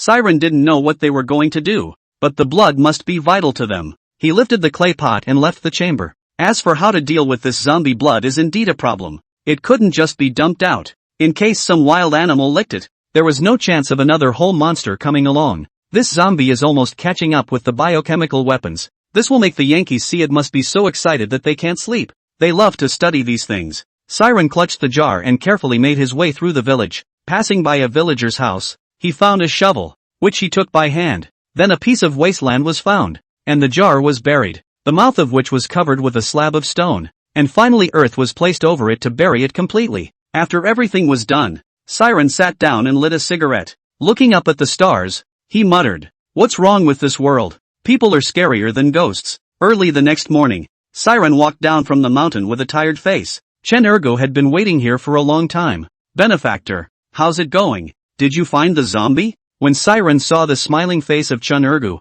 he knew that the fact that he had killed the zombie last night had not been exposed. "No. Been looking for him all day and night without a trace. I really don't know where he's been. By the way, the zombies didn't come to the village last night, did they?" Chen Wua smiled fawningly. "Thanks to you. The zombies know you're here and don't dare show themselves." Siren shook his head helplessly. "I'll go back to the village and recuperate. I have to find him out tonight." Chen Wua nodded his head in agreement. Yes, you will be able to subdue him tonight. The mayor's family has prepared wine and food and sent me here to wait for you. Let's go over there now." Siren raised his eyes to look at Chen Wua and realized that his eyes were dodging, not daring to meet his gaze. "There are questions. All right, you lead the way ahead. It just so happens that I'm a little hungry too." Chen Wua bent down, accompanied by a smiling face in front to lead the way. This style is like a dog-leg general. It was not long before they arrived at the village headman's house. Worthy of being the head of a village, his house is the largest in the whole village. It has the feel of a capital city courtyard. Entering the front door is the living room. The village chief frowned as he was talking to a young man. Seeing Chen Wua leading Siren in, he immediately got up and piled on a smile. "Oops, master is back. Quickly, please come inside. The meal is ready." Siren responded with a smile as well. "Village chief, you're too enthusiastic. I'm embarrassed." Then his gaze went to the young man next to him. The village chief immediately picked up the conversation. "Master, let me introduce you. This is my canine son Zhao Tai." Tai still doesn't greet the master. Zhao Tai's face was flushed and his skin was fair, especially the pair of eyes that were unusually deep. "Zhao Tai has met master. My father has prepared wine and food. Please come inside." Siren nodded and followed the father and son into the restaurant, while Chen Wua went nowhere. The table was full of all kinds of wild game from the mountains. Siren didn't rush to put down his chopsticks. This father and son were not good things. If they drugged the meal it would be a loss. "Village chief, are you 40 years old?" The village chief laughed and picked up the wine pot to pour a glass of wine for Siren. "I'm 78, soon to be 80. Siren's eyes widened in shock. "I really can't see how you've taken such good care of yourself. Look at your skin. Where do you look like you're almost 80? This was not flattery on Siren's part, it was true. The village chief was indeed a bit overly young, and at first he hadn't noticed until now. Neither his skin, nor the color of his hair, was any different from that of a strong 40-something-year-old. Since the village chief is 78, his son must be over 40 anyhow. But what's even more outrageous is that his son actually looks like a young man who just turned 20, which is simply not possible. The village chief laughed and explained. "Our village depends on the mountains. There are all kinds of wild herbs in the mountains." "Like what wild he show wu?" "Wild Ganoderma lucidum ginseng." "Very much. We usually make soup and make tea with some of this stuff in it. Guess it's the years and years of eating these things that make me look so young." Siren didn't believe him at all. The ancient emperors of the past, who ate much better than he did, didn't see many of them as healthy and young as he was. Is it hard to believe that it's zombie blood? Seeing that Siren did not move his chopsticks, village chief Zhao Tai opened his mouth and asked tentatively, "Master, is the meal not to your liking? I'll have someone make you a new one?" Siren waved his hand and said in a rush, "No, I've been running around the mountains all day and I'm a little dehydrated." This lame reason, not to mention the father and son of the village chief, do not believe. He himself do not believe what he said. Zhao Tai opened his mouth and snorted, standing up and lifting his glass. "Master, I'll drink this toast to you on behalf of the entire village." Zhao Tai drank it all in one go, then turned the glass downwards without a drop of wine coming out. It was all from the same bottle, and when Siren saw Zhao Tai drink first, he no longer had any qualms about it. "That's a big word. It's our duty to get rid of the demons." Said a drink. "The wine is fine. Will the food be fine?" It was as if Siren had persecution paranoia. feeling that there was something fishy everywhere. As if reading his thoughts, the village chief tasted each dish. Master, try some of our mountain game. You can't always get it in the city. Siren, who hadn't eaten all night, was indeed a bit hungry. Then I'm welcome. The meal was arguably the best Siren had eaten in over 20 years. Pheasants, wild boar, and venison, which are all usually rare. Even if you see it, you don't dare to eat it. Wild animals are protected by the state, and you are legally responsible for eating them. Within a short time, Siren was drunk and unconscious. Maestro, master, village chief Zhao Tai called out twice tentatively. Seeing that Siren didn't respond, Zhao Tai got up and came to his side, patting Siren's face with his hand. Master, wake up. Once again, it was confirmed that Siren had passed out. The village chief grunted coldly. I didn't expect this kid to be quite vigilant. I can't believe he won't eat the meal we prepared for him. Zhao Tai returned with a smug expression. How could he have thought that our masters had actually taken zombie blood in Taiyao meat? Not only is it invulnerable to all poisons, but it also prolongs life. The village chief snapped. Shut up, how many times have I told you this? Why don't you remember? Rotten into the core and never mention him again. You hear me? Zhao Tai was being reprimanded by his father and didn't dare to say anything. The village chief skimmed his son. This kid must be suspicious of us. Are we revealing something? Zhao Tai thought for a few moments, but he couldn't come up with anything. Dad, leave it alone. Anyway, he's all mesmerized. Feed him to the zombies at night. Siren was tied up in 5 different ways, during which Zhao Tai came once and gave him some more ecstasy to prevent him from waking up in the middle of the day. Wu Dazhuang knew that Siren had gone to the village chief's house in the morning, but he hadn't come out until now. In association with the exorcist who had come before, he had similarly died not long after being invited to his home by the village chief. Sensing that something is not right, he prepares to go to the village headman's house to find out what is going on. Pushing open the door, Zhang couldn't help but look at the dark village with some fear.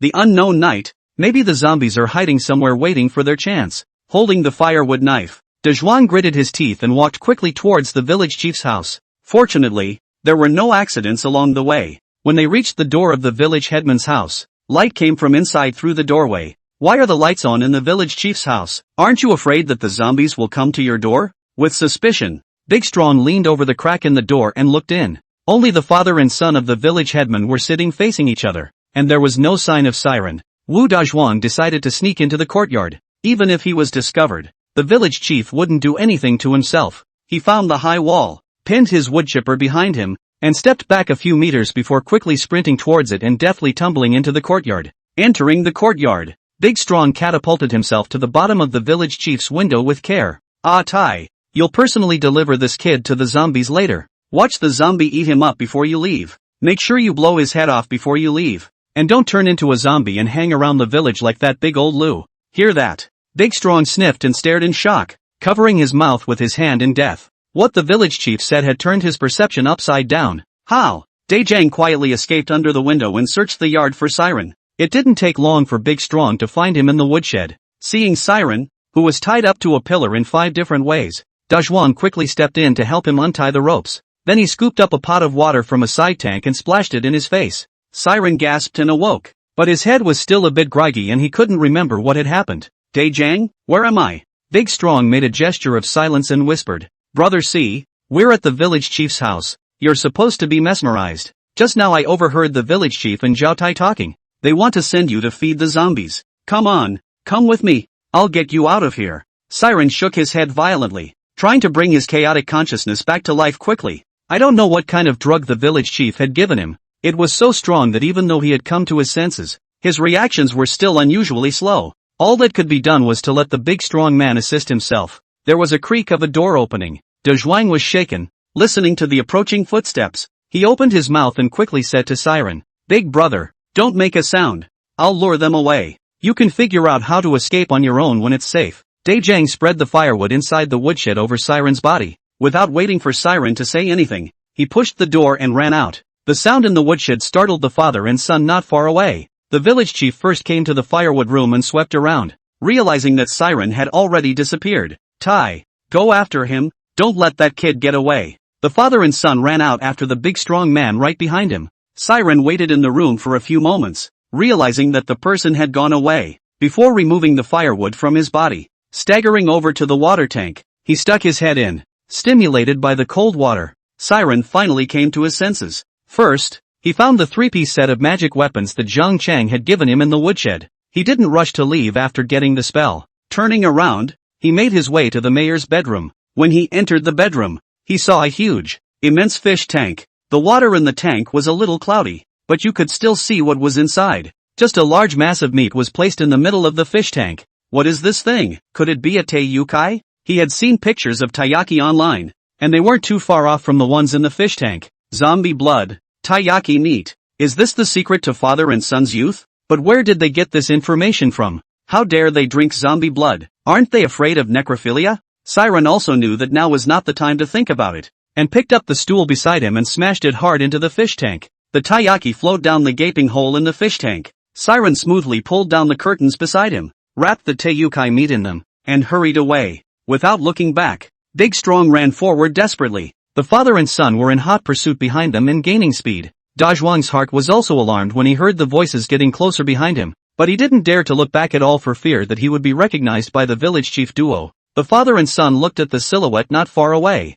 a cruel smile pulling at the corner of their mouths. Kid, stop struggling and behave. Ignoring it, Dazhuang accelerated fiercely and rushed towards the courtyard wall of a house. He deftly tumbled into the yard, trying to use it to lose the father-son duo behind him. What did he expect? The village headman's father and son easily crossed the courtyard wall, which in turn brought the distance a lot closer. Dazhuang's scalp tingled when he heard the voice behind him, and he hurriedly tumbled out of the courtyard wall on the other side again. The feet had just landed on the ground, before they could stand still. He was then kicked over by Zhao Tai behind him. Boy, do you keep running. Zhao Tai lifted Dazhuang up and was a bit confused when he saw that it wasn't actually Siren. Turning his head to look at his father beside him. Dad, he's Wu Dazhuang. Zhao Tai's pupils shrunk as he asked in a cold voice. Where's that boy Siren? Where is he? Big Strong just looked coldly at the father and son duo without saying a word. Zhao Tai grabbed Dazhuang's neck and lifted him up. Say, where is he? Big Strong closed his eyes. His teeth clenched. Village Chief Zhao Tai scolded Zhao Tai. Tai, let go. Dazhuang is your brother's generation anyways. A smirk ensued, and he reached down to straighten up the big strong man's clothes. Dazhuang, tell uncle where Siren went. Seeing that Dazhuang still refused to speak, Zhao Tai laughed lightly, then said carelessly, Dazhuang, if you don't think of yourself, you should think of your brother, right? It doesn't matter if you die, but what about your brother? He's always from the village, don't you think? As you know, there are zombies in our village. It would be a shame if something happened to him back in the village. Dazhuang sniffed and glared at Zhao Tai. You old thing, don't you dare, try touching my brother. Zhao Tai didn't get angry either, and hemmed and hawed. Dai Zhang, think about it. Is it your brother's life that matters, or the life of an outsider? Dazhuang snorted coldly, his eyes unusually disdainful. Don't you scare me with my brother, even if you kill me, I won't tell you where Brother C is. Don't think I don't know what you're planning. When we catch Brother C, will my brother and I still be alive? As long as Big Brother C is alive, he will definitely get rid of you two brutes, and my brother will be safe and sound. Seeing Big Strong's lack of oil and salt, Zhao Tai became angry. One hand pinched Big Strong's cheek. I think you've really lived enough. In that case, I'll fulfill you. Tai, the zombie hasn't eaten yet today, so throw him to the zombie. Don't forget to bring out the zombie blood. It's time to replenish it after using up so much energy today. Zhao Tai picked up Dazhuang and headed to the secret room where the zombies were kept. Zhao Tai, on the other hand, continues to search for Siren's whereabouts in the village. Zhao Tai carried Dazhuang to the secret room and found that the zombie had long been dead for a long time. The zombie blood was also nowhere to be seen, and he let out a roar. Who was it? Who killed the zombie and took the zombie blood? Dazhuang laughed at the sight. I didn't expect it, did I? Big Brother C has known your secret for a long time. Zhao Tai's eyes were crimson as he turned his head and said viciously, Bastard! Shut up! Big Strong was still laughing at him as if he hadn't heard. Zhao Tai's eyes were getting redder and redder, as if they were about to overflow with blood. Opening his bloody mouth, he bit down hard towards Big Strong's neck and desperately sucked his blood. Big Strong's face was getting paler and paler, and he was breathless, threatening to die at any moment. After a long time, Zhao Tai drank his fill of blood and regained his senses, casually tossing Big Strong aside. He didn't care if he died or not. Kid, don't blame me. You only have yourself to blame. Zhao Tai threw down a sentence, turned around and left, and locked the secret room from the outside. Since the zombie inside is dead, they need a new zombie to provide them with a steady stream of blood. Big Strong is the best person for the job. Shote found his father. Dad, it's not good. The chamber was discovered and the zombie inside was killed. Zhao Tai's face turned blue as he sniffed. Who did it? Was it that siren? What about the zombie blood? Is it still there? The zombie blood is gone too. I just bid Big Strong to turn him into a zombie to continue providing us with blood. Zhao Tai sniffed his face slightly better. It'll have to do. Zhao Tai glanced at his father and whispered, Dad, converting zombies will take a few more days. What are we going to do for a few days? If we don't drink zombie blood, we'll both be corpses. Zhao Tai glared at him. What else can we do? Drink human blood. Didn't you already drink Dejan's blood just now? Let's go home and work out how we can out this siren. When I got home, I saw the water stains in the yard and felt bad. Zhao Tai rushed into the house in a panic and found that Tai Sui had long since disappeared. Siren, I'm going to kill you by 1,000 cuts. Siren upholds that the most dangerous place is the safest. He hid in a haystack outside the door of village headman Zhao Tai's house. In the haystack you can clearly see if the father and son are home. When Zhao Tai's voice came from the house, only then did Siren get out of the haystacks and quickly ran to De Zhuang's house. It's important to determine if Big Strong escaped safely. The most feared thing still happened. Big Strong didn't come back, so I guess it's bad luck. Suddenly, Siren thought of what De Zhuang had said. The village headman's father and son are going to give themselves to the zombies. Then it's possible that Dai Jiang was captured by them and sent to the secret room where the zombies are kept. Siren ran towards the secret room. Whether or not Dai Jiang was here, arriving at the chamber, he found the entrance locked.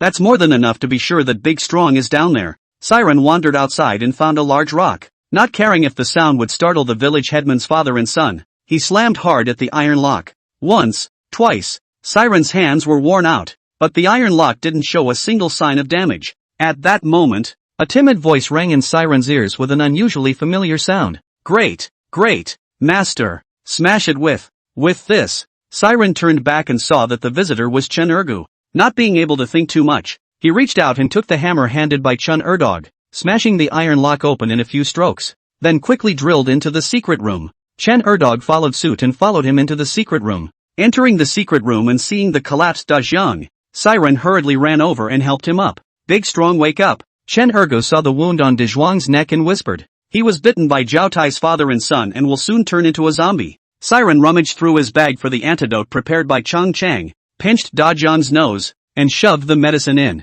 Carrying Big Strong on his back, he walked out of the chamber. Chen Erdog was holding Da Jiang's S behind him, so that Siren didn't have to strain so much. Master, go hide in my house first. The village chief and the others would never think that you would hide in my house. Siren's body lurched and stood still, turning his head to look at him. Your name is Chen Ergu, right? Yesterday you came and fed the zombies in the chamber. You're in cahoots with the father and son. Why should I trust you? Chen Ergu looked downcast and said with a bitter face. I can't help it. They're forcing me. If I don't listen to them, I'm going to die. Siren didn't completely believe Chen Ergu's words, but his house was indeed a good place to hide. Go to your house first and explain what you know, and don't try to hoodwink me. Chen Ergu busily nodded his head in response. Entering the house, Chen Ergu nimbly took Da Zhuang from Siren's hands, put him on the bed, and sterilized the wound on his neck. Tell me what's going on. How did they suddenly become like this? Father and son. Chen Ergu let out a long sigh, looked at Da Zhuang who was alive and dead on the bed, and slowly said, it goes back to the disappearance of De Zhang's father. When De Zhang's father disappeared, the village chief organized us to go up the mountain to look for him. Instead of finding the man, a small temple was found deep in the mountains. I don't know which god is enshrined in the temple, but he looks a bit like a monkey. Seeing that the small temple was so strange and fearing danger, the village chief went in alone to explore the situation. In about 10 minutes or less, the village chief hurriedly ran out, his face ugly. We asked him what was in it and he kept his mouth shut. Let's hurry up and continue to find out what happened to De Zhang's dad. It was so dark they didn't even notice. But I remember very clearly that the village chief went in with nothing in his hand but a flashlight. When he came out again, a cloth bag suddenly appeared in his hand. Although I was curious, I didn't say much. Back in the village headman returned with his son in such a hurry that he even forgot to greet us. I thought at that time that the village chief must have found some treasure in the broken temple and wanted to keep it all for himself, so I quietly followed him. Hiding under the village headman's window,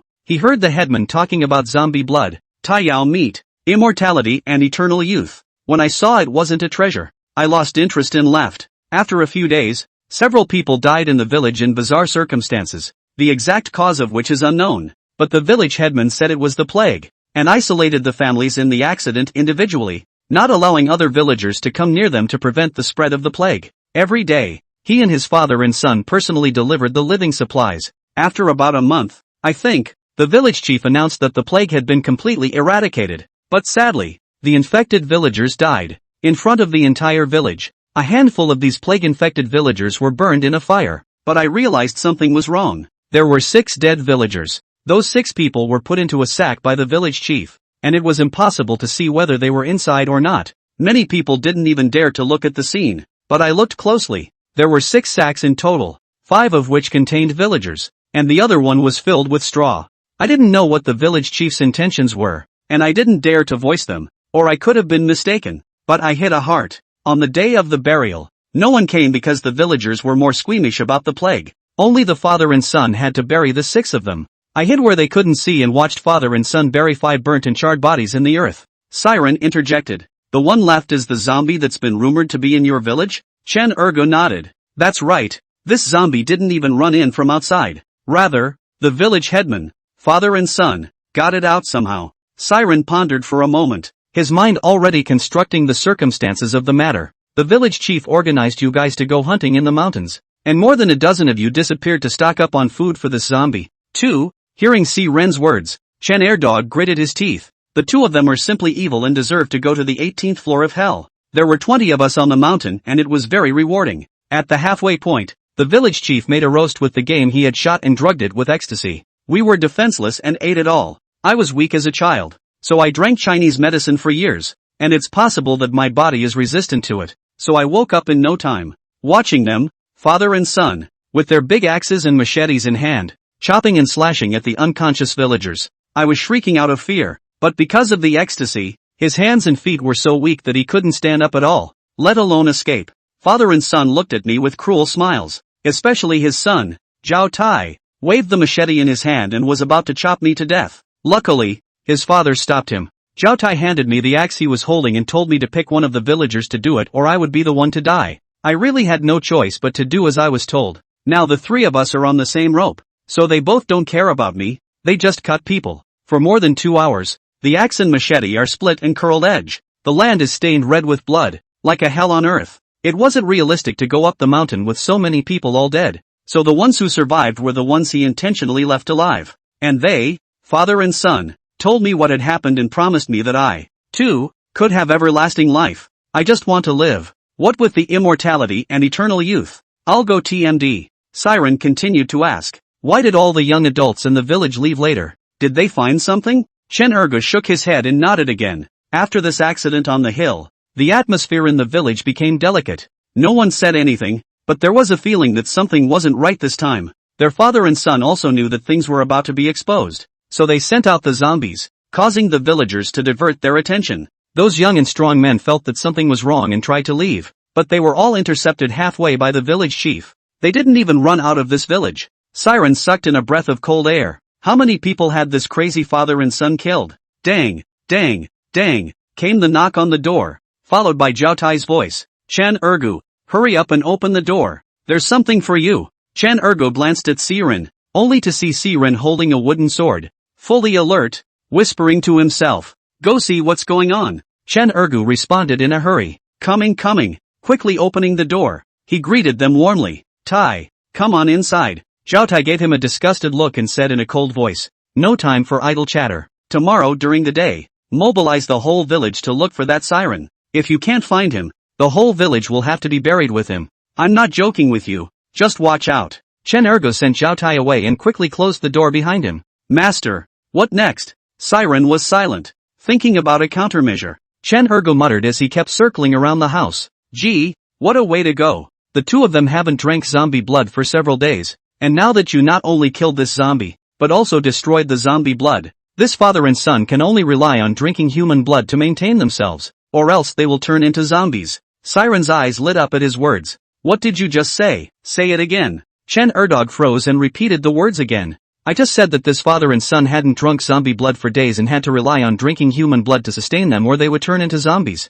Siren clapped his hands heavily. There is a way. You do this, while the father and son don't react now. You tell the villagers the truth, and it's best to take them to a safe place to hide. When they turn into zombies tomorrow, I'll make them pay. Chen Wua's eyes lit up. Right, as long as there's no living person to provide them with blood. These 2 are dead. I'll do it now. Siren pulled him back, signaling him to be at ease. Don't be in a hurry yet. Zhao Tai just left. You could easily startle the father and son by setting out now. The operation was started in the latter part of the night. Under Chen Wua's lobbying, the surviving villagers of the village left the village in an organized manner without making a single sound. Early the next morning, the village headman, father and son, were waiting for the crowd at the village shrine, but it was an hour's wait. Zhao Tai felt that something wasn't quite right. Dad, it's this time of day. Why aren't they here yet? Zhao Tai closed his eyes. His face was a bit pale, and he had long since lost the radiant look of yesterday. Don't be in a hurry. It takes time for Chen Wua to notify so many villagers by himself.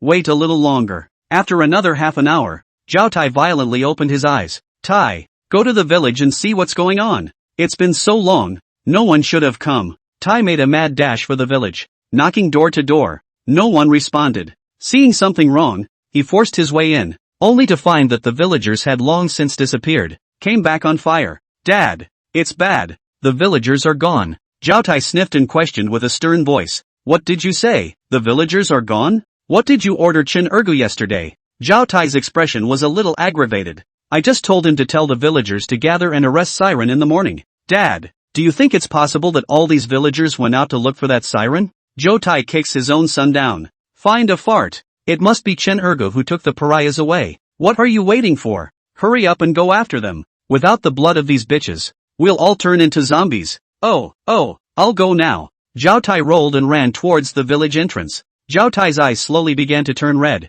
and the skin on his body cracked a little, as if he might transform into a zombie at any time.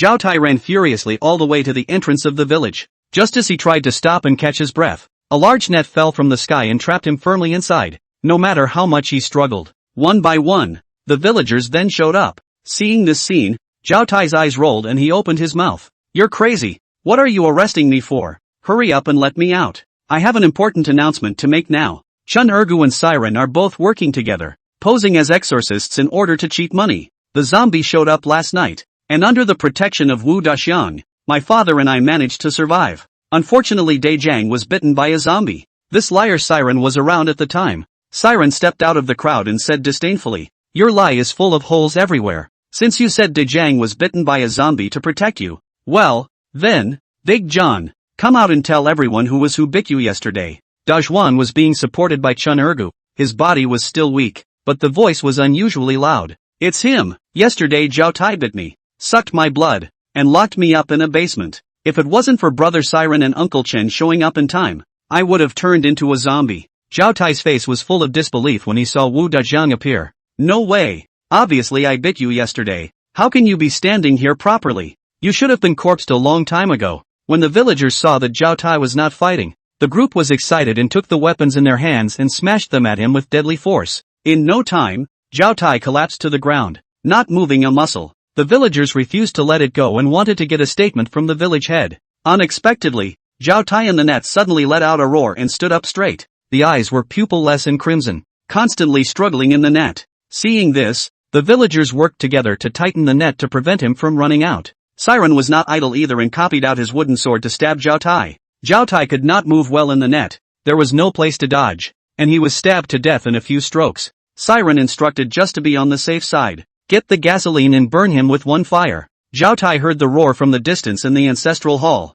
and then saw the smoke burning at the entrance of the village, and immediately felt something and shouted, Tai! The village chief's figure slowly appeared in the crowd's line of sight, hobbling 3 steps, looking at the charred Zhao Tai. The old man burst into tears. Tai! You pariahs! I want you to pay for my family's tire's life. Siren stepped in front of the crowd and questioned in a stern voice. Your son is alive, but the villagers' lives are not? You father and son should have expected this fate when you killed the villagers. Zhao Tai laughed wildly up to the sky, then closed his voice and said in a cold voice, what do you know? As long as I absorb enough zombie blood, eat a sufficient amount of Tai Sui meat, and absorb the essence of the sun and moon, I will be able to transcend life and death and live forever. It's all your fault. If it wasn't for you, how could we, father and son, end up in such a state, turning into inhuman ghosts? I want you dead, said, took off his shirt, and in the sunlight, his body emitted gusts of white smoke. After the screams, Zhao Tai hunched over, his head lowered and his mouth made a hee-hee sound.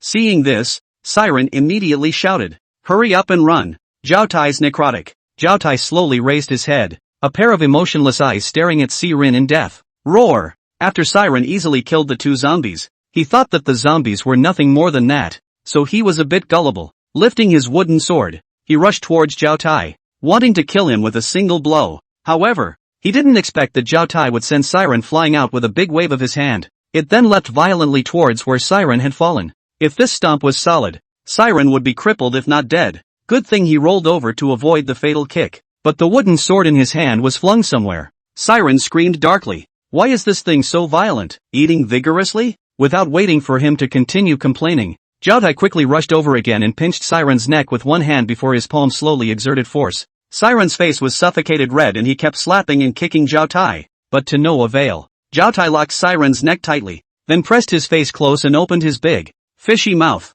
sticking out his tongue to lick the food in front of him. Chen Wua ducked aside, saw the right moment, picked up the wooden sword and stabbed at Zhao Tai's back heart. The wooden sword penetrated the body. Zhao Tai threw the siren in his hand to the side and turned around to angrily yell at Chen Wua. Chen Wua was so scared by the roar that he froze in place, forgetting to run away, only to watch himself being grabbed. The images in his eyes then continued to rotate, and his consciousness drifted into darkness. Zhao Tai hard yanked Chen Wua's head off and threw it out in a fit of rage. Looking at the headless body in his hands, with blood bubbling outward from his neck, Zhao Tai opened his mouth and sucked it dead. It didn't take long for the blood in the corpse to be sucked out of him.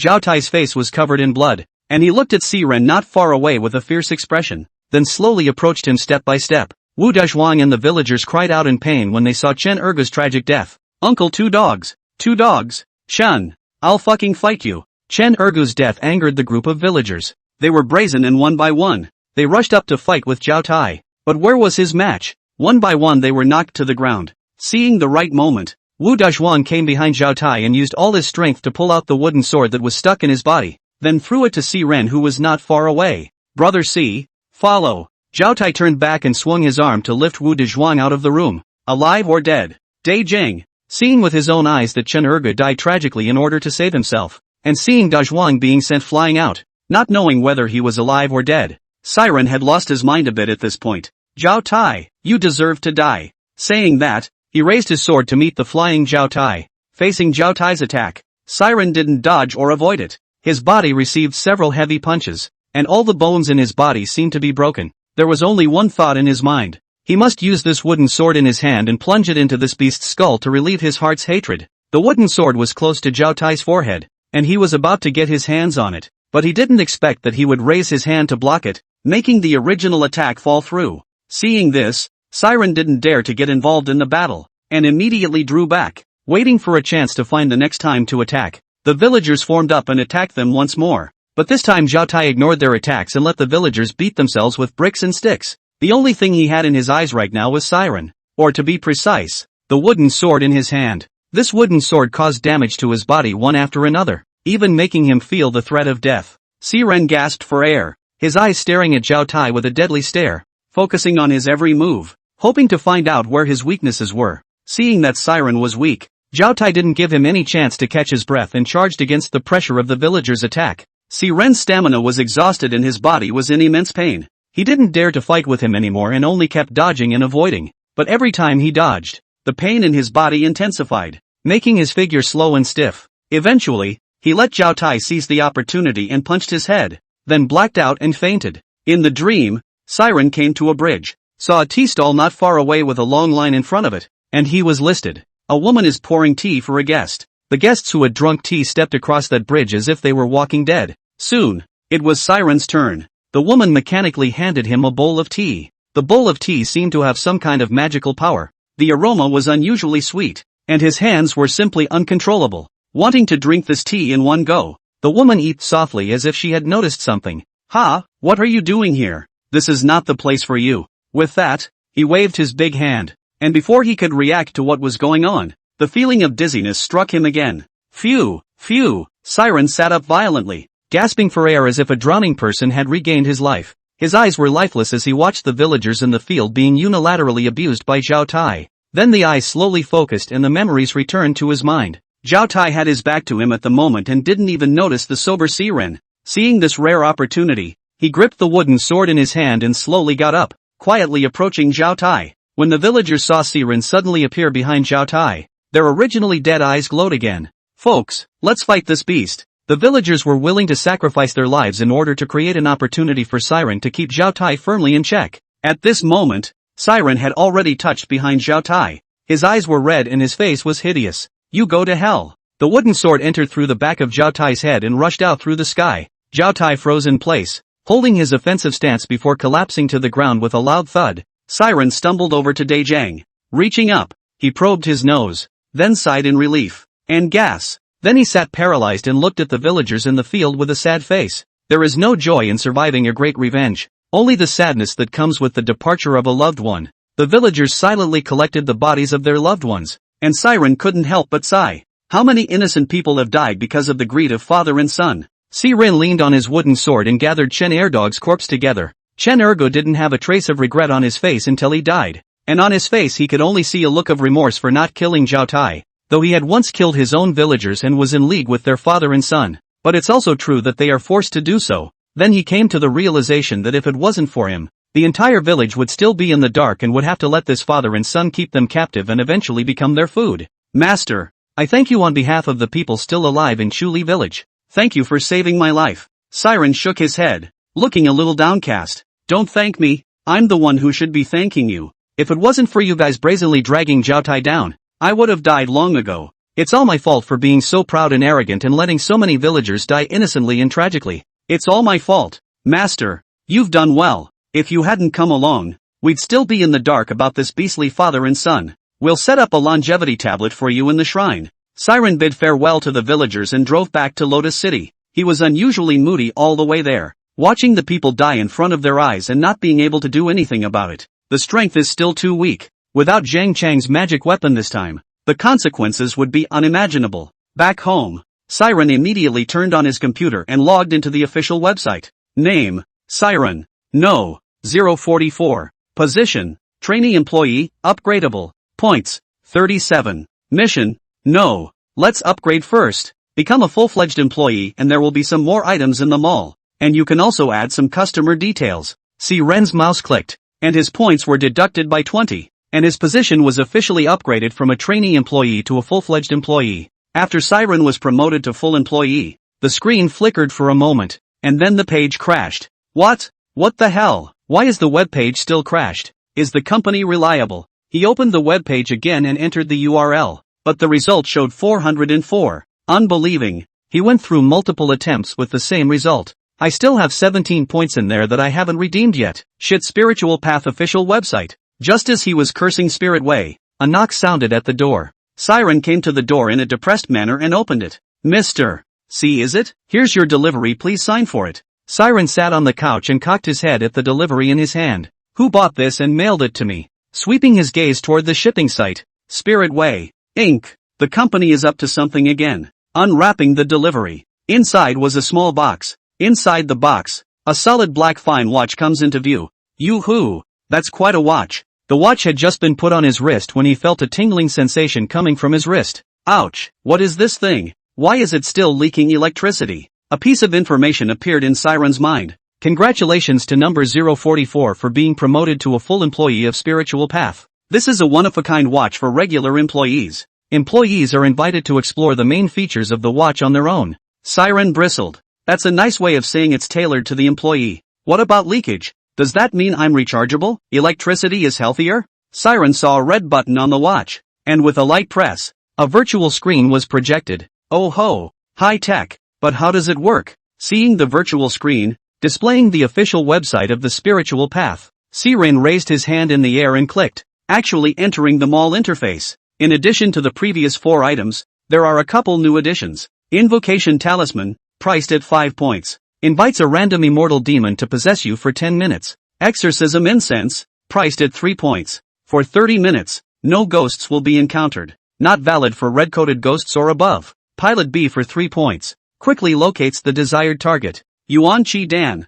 priced at 1 point. Body restored to peak condition. The Box of Wonders, priced at 5 points. Opens with 1 item. Ability, unlimited. Without saying a word, Siren first bought a Yuan Chi Dan. With only a clinking sound, the Yuan Chi Dan appeared in front of his eyes. He reached out and grabbed it in his hand. This is too metaphysical, isn't it? Placing an order for second delivery. Siren tilted his head and ate the Yuan Chi Dan. The original soreness in his body immediately disappeared, and his spirit returned to its peak state. The wounds on his body healed so quickly that not even a scab fell. Looking at the magical pill, Siren was overjoyed. This is simply the elixir that brings the dead back to life. Looking at the 16 points left in his hand, he couldn't help but start wondering what to buy. Invocation Talisman, priced at 5 points. In case you encounter a red-clad ghost or something, you should have a fighting chance, right? But this random effect is just too unsure. In case a shrimp or crab is summoned, won't it be for nothing? No matter. Let's make a whole one first.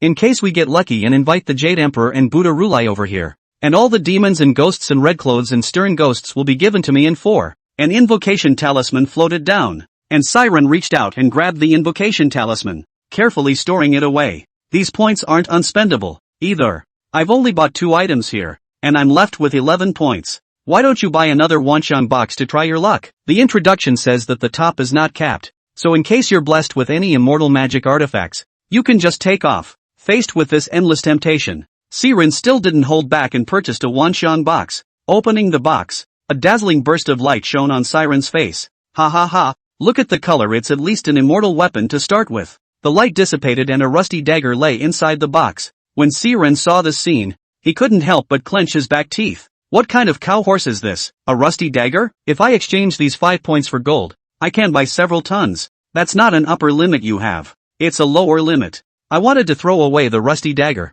but when I thought that I had spent 5 points to buy it, I was a bit reluctant to part with it. Forget it, keep it, just buy a lesson. Looking at the points left, only 6 points, he also lost the interest to continue shopping. Turning to the other features of the watch, there was one item in the watch's function screen that interested him more. Regular employees can take 1 day of paid leave per month. If you run out of paid leave for the month and want to take leave again, you need to pay 50 points of honor value. This feature, chances are, is purposely prepared to allow employees to perform the tasks assigned by customers. 2 days is not at all enough time for some tasks, and it is very easy to miss a company escort. The purpose of the company doing this should be to encourage employees to take on more tasks and prevent them from abandoning them because they are worried about running out of time. Just like this Chuli Village mission. If he had been given 1 more day, it would have been completely possible not to have to die so many people. Thinking of Chuli Village, Siren couldn't help but feel guilty. Suddenly, a vibrating sensation came from his wrist, pulling Siren's thoughts back.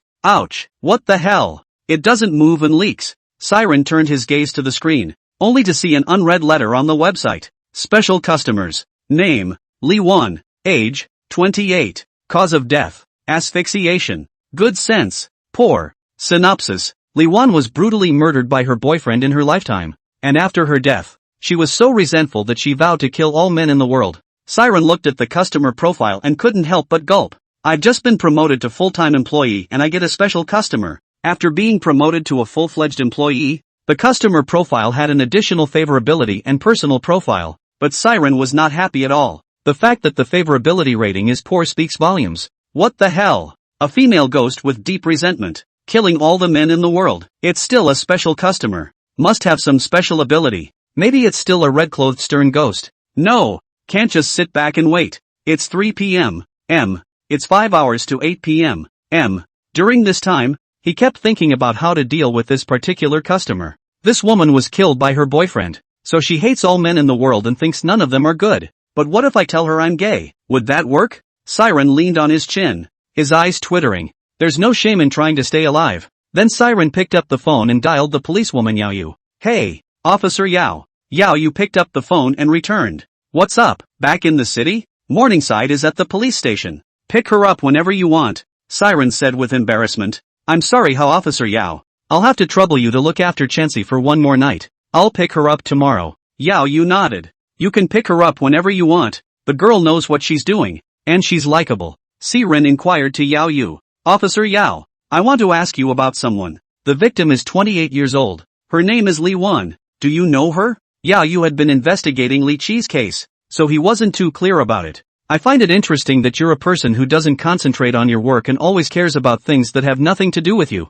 It's an internal police matter that can't just be told to you. Siren compensated with a smile and opened his mouth. Officer Yao, just ask for me. I'm not sure I can do you any favors. Yao Yu snorted. Just you? Give it a rest. Officer Yao, I'm not lying to you. The deceased was killed by her boyfriend, suffocated to death. Seeing Yao Yu's disbelief, he could only tell what he knew in full. Yao Yu was silent for a moment. Wait for my call. After saying that, he hung up the phone and went to their director's office. Bureau Chen, do we have a case on our hands with a victim named Li Wan? Bureau Chen lowered his head, organizing the dossier in his hands, and returned without lifting his head. Any progress on the leech case? Yao Yu lowered her head and whispered back. No. Bureau Chen raised his head and reprimanded with a tiger face. This case has been given to you for so long, and there's been no progress at all. You have time to care about another case now? Yao Yu cursed Siren in his heart. Bureau Chen. It's like this. I have an informant who tipped me off. It says that a girl named Li Wan was killed by her boyfriend.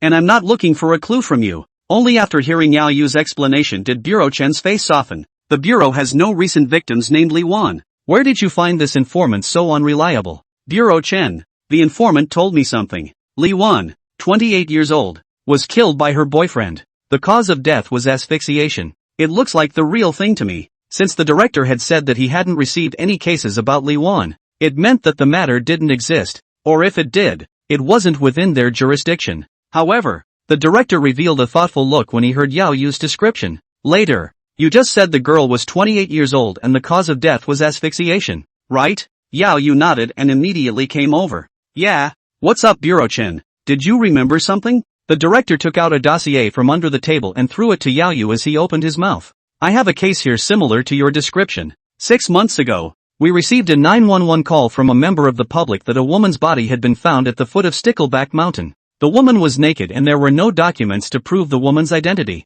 A forensic medical examination revealed that the deceased was between 26 to 28 years of age and that the cause of death was asphyxiation due to being strangled with a belt around the neck. The woman did not struggle or show signs of aggression while alive. It's been 6 months and not a single person has come to claim the body. The matter just hangs in the balance. Yao Yu analyzed the dossier as he read it. Bureau Chen. I think this victim is Li Wan. The director gave her an amused look. Oh, then tell me what you think. If that's a good point, the case is yours, too. But if you're going to say it's bad, the leech case is handed over along with it. Yao Yu organized the thoughts in his head before he spoke. First, we're going to have to find out the woman's identifying information. Through DNA comparisons, big data screening, and the intelligence provided by informants, it is possible to accurately distinguish whether the victim is Li Wan or not. Secondly, the woman was naked, but not violated or visibly struggling, making it obvious that this was the work of an acquaintance. Secretary Chen. Just imagine under what circumstances a woman would be naked.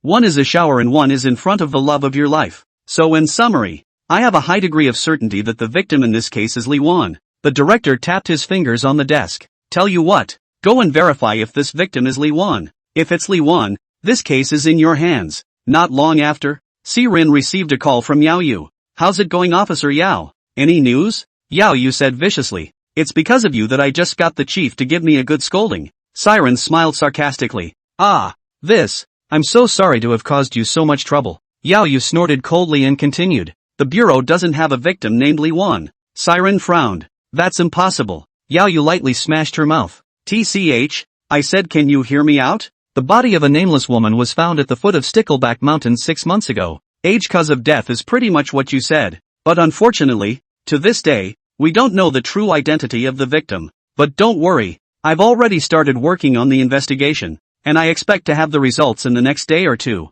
A day or two? Wait a day or two and hiccup yourself. Yao Yu asked suspiciously. What? You in a hurry? There's no way to rush it, and it's going to be quite difficult to screen so many people across the country. It would be nice to find out in a day or two. Siren shook his head. It looked like he couldn't point to her. Alright then, in that case I won't bother you with the case. Let's see you later. After saying that, he immediately hung up the phone. Listening to the sound of the phone hanging up, Yao Yu's face was like frost. Siren, you actually hung up on me. You're going crazy. Although Yao Yu didn't help much, Siren did get a useful piece of information from it. The woman died at the foot of Stickhead Mountain. Could he himself use the opportunity to avenge her in exchange for a chance to live? At 7:30 p.m. Siren arrived at the office. Looking at the flatbed truck placed at the door, Siren fell into silence. Does this make you pull a flatbed truck like an animal? Not to mention whether or not there would be any danger in the middle of the journey. Such a long distance would exhaust oneself to death.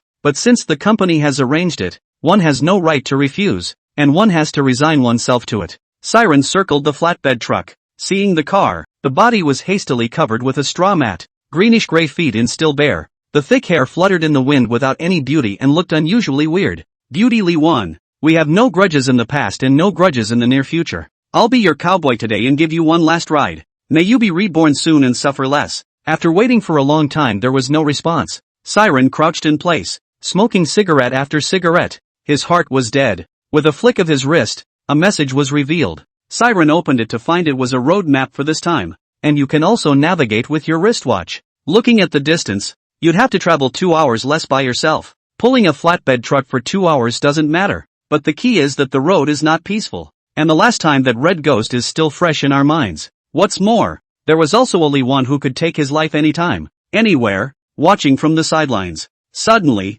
I remembered that there was a prop in the mall called Exorcism Incense, which would not encounter ghosts for 30 minutes. Siren didn't hesitate and immediately bought 2 Exorcism Incense. And the only 6 points he had left were reduced to nothing. What is this point compared to your own life? But this Exorcism Incense only lasts for an hour. What about the rest of the journey? Alas, I'm suffering from a miserable life. Not only do I give people a cow and horse, but I also have to take care of my own little life all the time. Why is it so hard for me? Siren slipped the rope that held the animals on the flatbed truck over his own shoulders, gripped the handrail with both hands to stabilize it, and lifted his feet to take a few steps. Found it wasn't as heavy as I thought it would be. Just as Siren pulled the car out of the city, he felt the temperature around him drop violently, and the flatbed truck became unusually heavy. He cocked his head and swept behind him with his afterimage, only to see that the grass mat that originally covered Li Wan's body had disappeared at some point. She was dressed in all white, barefoot, with a sultry red lip that drew attention. Siren was secretly glad. Phew, looks like the bitch doesn't have a shot at herself for a while. It was a struggle to pull the flatbed, but it was overcome. Siren followed the map to a fork in the road. In the weeds, a road sign fell to the ground that read, "No Delusion Road." After entering the Delusion Road, Siren lit the demon-repelling incense. He had to make sure that he was safe, and then find the hidden dangers and come up with a solution within this 30-minute period of time. As soon as the incense was lit, the grass and trees on both sides of the road began to shake violently and send out ear-piercing howls of alarm. Siren sucked in a breath of cold air at the sight. It can't all be ghosts and goblins in here, can it? But there are too many of them. Before he could think much, a large number of black shadows appeared on the road ahead. There were old men with missing legs and broken arms, children with cheeky faces, youths with greedy faces and seductive women with unclothed bodies. Siren's heart was suddenly shocked, and he glanced at the exorcism incense and cursed. This is not an exorcism incense. It's clearly an invocation incense. Siren strained forward one step at a time. The ghosts in front of him, fearing the demon-repelling incense, could only slowly retreat, always keeping a certain distance from him, only waiting for the effect of the demon-repelling incense to disappear, and would immediately rush up, watching the exorcism incense burn out bit by bit. The looks of the ghostly creatures in front of them became more and more excited, and some of them were even drooling. They kept roaring as if celebrating the fact that they were finally getting a full meal. But when the exorcism incense was about to burn out, Siren lit another one. This scene completely enraged the group of ghostly creatures, and they let out an unwilling roar. A few of the children, who couldn't stand the temptation of human flesh, rushed over despite the exorcism incense stopping them. Seeing that he was about to rush to Siren's face, even he himself was ready to fight the ghosts for his life. Only a few little ghosts were seen, their bodies sprouting ghostly blue flames from the inside out, and the flames pierced through the bodies of the little ghosts, eventually turning into ashes and dissipating into this night. Seeing this, the other ghostly creatures showed a look of horror on their faces and retreated backward, fearing that they would have the same fate as these unlucky little ghosts. Siren breathed a sigh of relief. No matter what, the effect of the demon-repelling incense was still very strong. At the very least, he did not have to worry about himself within a meter range. But problems can arise. There was always a time when the exorcism incense would burn out, and one had to come up with a way to deal with it in the little time left. Looking at the densely packed ghostly creatures not far away, he was momentarily disorganized. I warn you, don't hit on me. I still have several columns of exorcism incense. You want to eat me? No way. Ren's words seemed to have worked, and a large portion of the ghosts chose to leave in fear of the exorcism incense's ability. However, there were still quite a few ghostly creatures that stared at him with red eyes, refusing to leave. Seeing that the demon-repelling incense was about to burn out, sweat gradually broke out on Ren's forehead. Ha! A soft laugh came from behind him. Siren stiffened and turned his head to look behind him, only to see Li Wan sitting up and staring at him with a smile on her face. Sister, you'll sleep a little longer. We'll be arriving at our destination soon. Li Wan did not say anything and flew towards the ghostly creature not far away. Not long after, the originally crowded path became unusually empty, and the male ghosts that blocked the path were strangled by her, while the others scattered and fled at the sight. Seeing this scene, Siren couldn't help but freeze in place. Finished. This Li Wan is too ferocious, not even sparing males who have transformed into ghosts. Li Wan wiped her mouth, as if the slaughter just now had left her somewhat unfulfilled, swept past Siren and jumped straight onto the flatbed truck. What are you waiting for? Keep going. Siren hurriedly answered yes. Aye, now go. You sit tight. Li Wan looked at Siren in front of her, the anger in her eyes not hidden at all. Seeing as how you've worked so hard, I can let you pick your death. Siren said bitterly. Sisters, discuss if I can stay dead. Li Wan snorted coldly. Humph, you're not qualified to bargain with me yet. In that case, I'll chop off your limbs and turn you into a human stick. Then I'll coat the wounds with honey and let the ants slowly nibble away at your body. What do you think? Sister, I'm not a man. I'm gay. Siren's words changed. Gay in a gay way. When Li Wan heard this, she was first stunned. Then her face turned blue. You fucking pervert. I can't believe you like men. Damn you. Seeing that Li Wan was about to make a move, Siren hurriedly opened his mouth. Wait a minute. Sister, listen to me. My boyfriend and I were very close before, but he actually slept with another woman behind my back. He cheated on me. There's not a single good thing about men.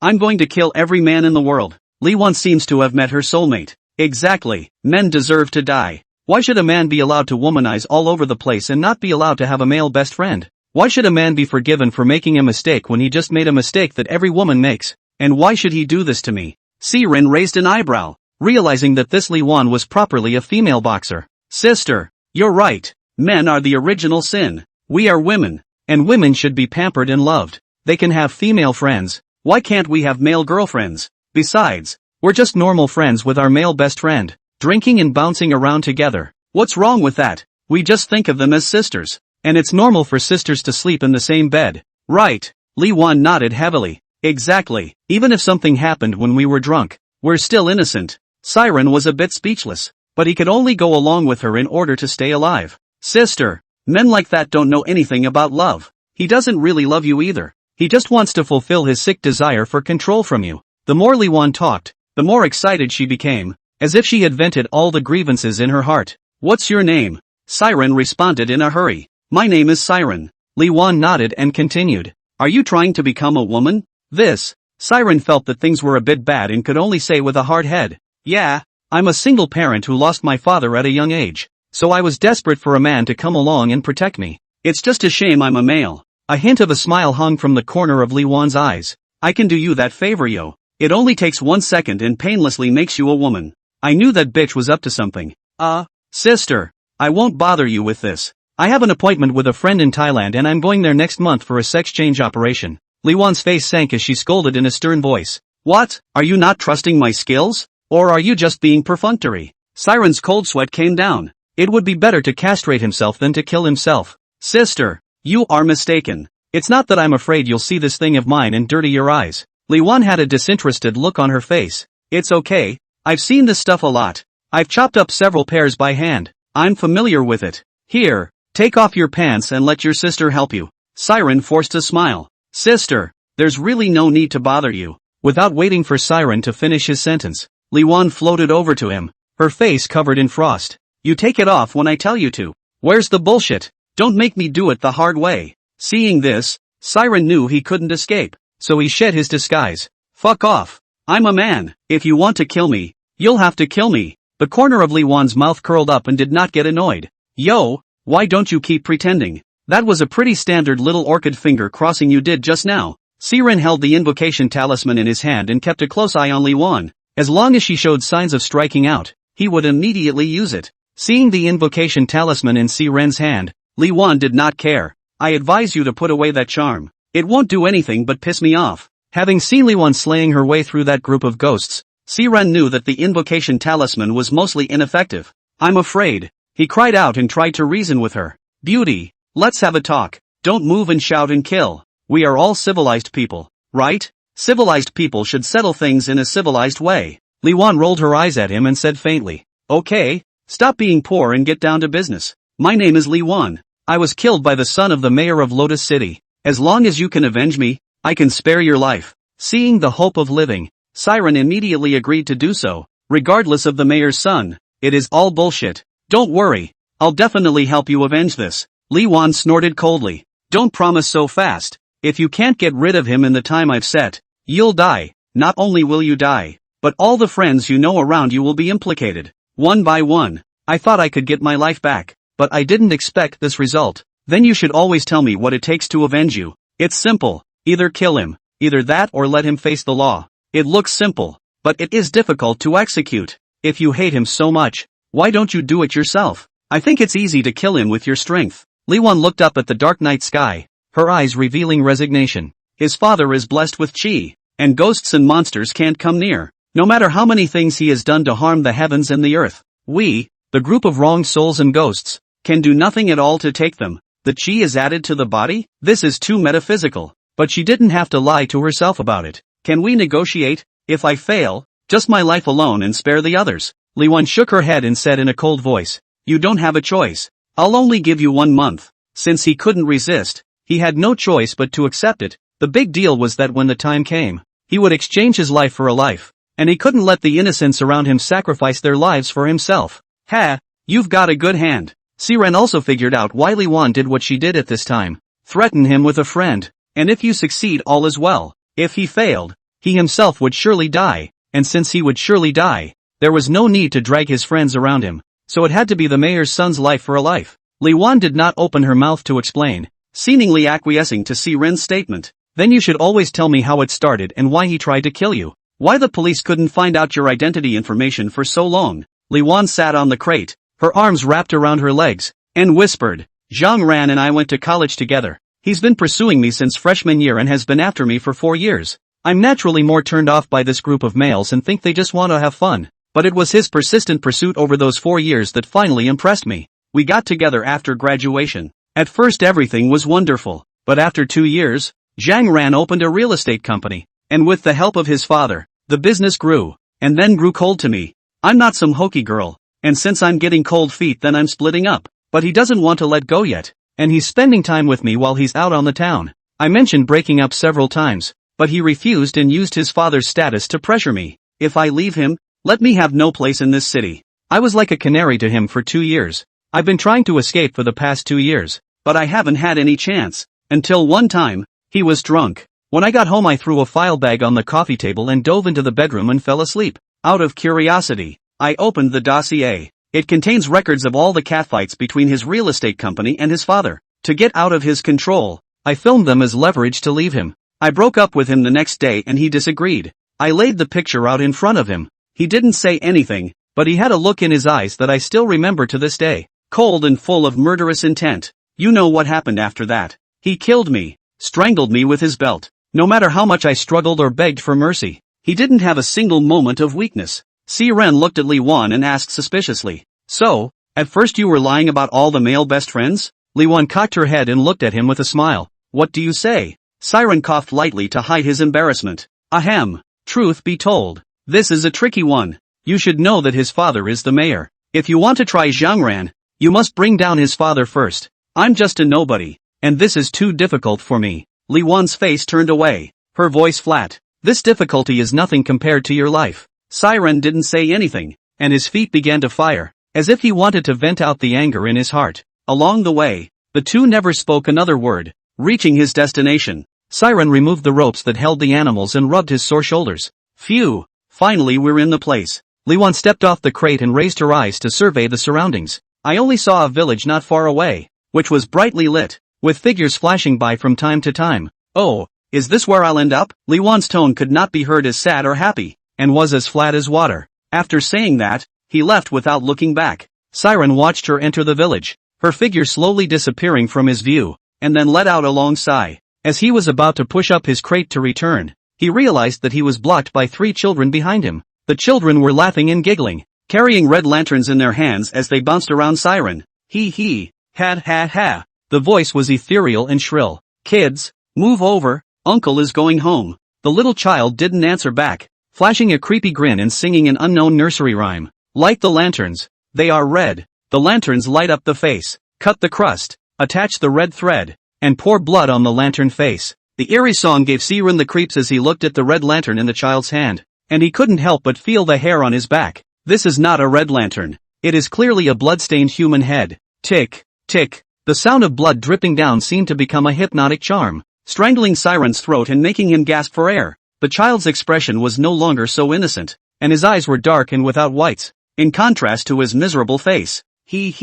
Our lantern is too old and we want a new one. Uncle, can you lend us your head for a lantern? The child carried a lantern and slowly approached him. Siren could already smell the sickening odor of blood on the lantern. Kids, Uncle only has one head. How will the three of you split it? The three kids look at me and I look at you, all wanting new lanterns. Seeing this, Siren coughed lightly. I have an idea that will guarantee each of you a new lantern. Do you want to hear it? The child innocently looked at Siren with a longing face. Children, won't you have new lanterns when you give your heads to each other? The child was struck with realization. Without saying a word, the three reached down and removed their heads from their necks, then exchanged heads with each other, happy and bouncing away. Siren wiped the cold sweat from his forehead and muttered under his breath as he looked at the three departing headless bodies. I can be such a little wit. Ha. As the child left, Siren returned to the real world. Pushing the flatbed truck on the empty road, he walked leisurely toward the office. Ding dong. The wristwatch made a crunching sound. Siren set the flatbed truck aside,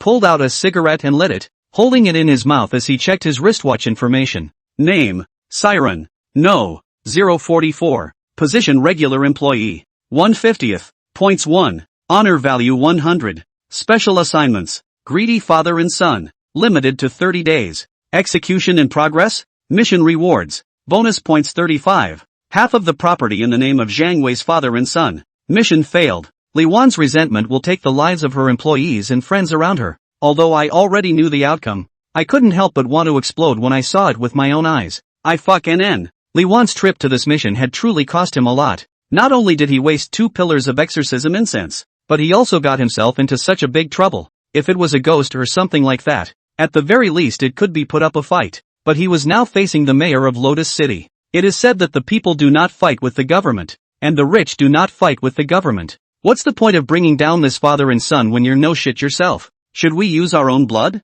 Now it's hard as hell to meet the district governor, and to meet the mayor is a fool's errand. After returning home, Siren tossed and turned and couldn't sleep, constantly thinking of countermeasures in his head. Ruminating for most of the night, he fell asleep without realizing it. The next day at noon, Siren came to the police station. Dang. Siren knocked on Yao Yu's office. Officer Yao, where's Chensi? Yao Yu looked up at Siren and continued to bury her head in the file again. You're here. You sit down for a while. My coworker took Morningside out to get ice cream and will be back in a bit. Siren moved over to Yao Yu's desk and looked at the file on Li Wan in front of her. Officer Yao, I have a new lead on Li Wan. Do you want to hear it? Yao Yu raised an eyebrow and closed the file, leaning back in the seat with her arms crossed. Okay, tell me about it then. Siren pulled over a stool and sat across from her. Before we get to that, can I ask you a question? You ask. Siren hesitated for a moment and spoke. How would you handle this case if it involved a big shot? Yao Yu looked at Siren and said with a righteous face.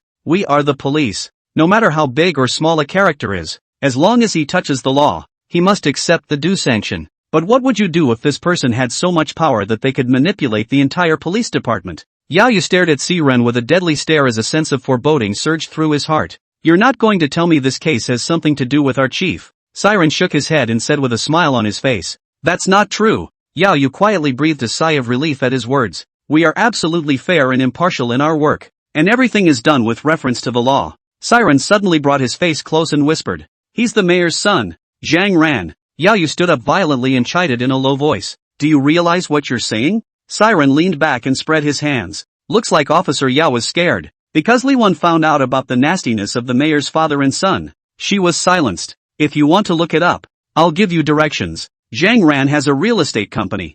I don't think it's been established for a few years. His father used his position to make them a lot of money over the years. Yao Yu was silent for a moment, his expression somewhat downcast. Do you have proof? Siren shook his head. I have no proof. Everything is up to you to investigate. But, do you dare to check? Yao Yu lightly bit her lips, her mood unusually complicated. Uncle C, when Chensi saw Siren, she immediately pounced over. Siren picked up Morningside and gave her a firm kiss on the cheek. This caused Morning Glory to giggle. Come on, Uncle will take you home. When she went out the door, Yao Yu was still standing dumbfounded. Even when Chen Shi said goodbye to her, she didn't hear it. Siren hadn't been back home for long when he received a call from Yaoyu. Siren, where are you? Bring Morning Glory to the police station right away. Siren could hear that Yaoyu's tone didn't seem very good. What's up? I just got home with Morningside. You've been reported for abducting young girls. Siren froze, then sneered. Officer Yao, was it a woman named Fongu who reported me?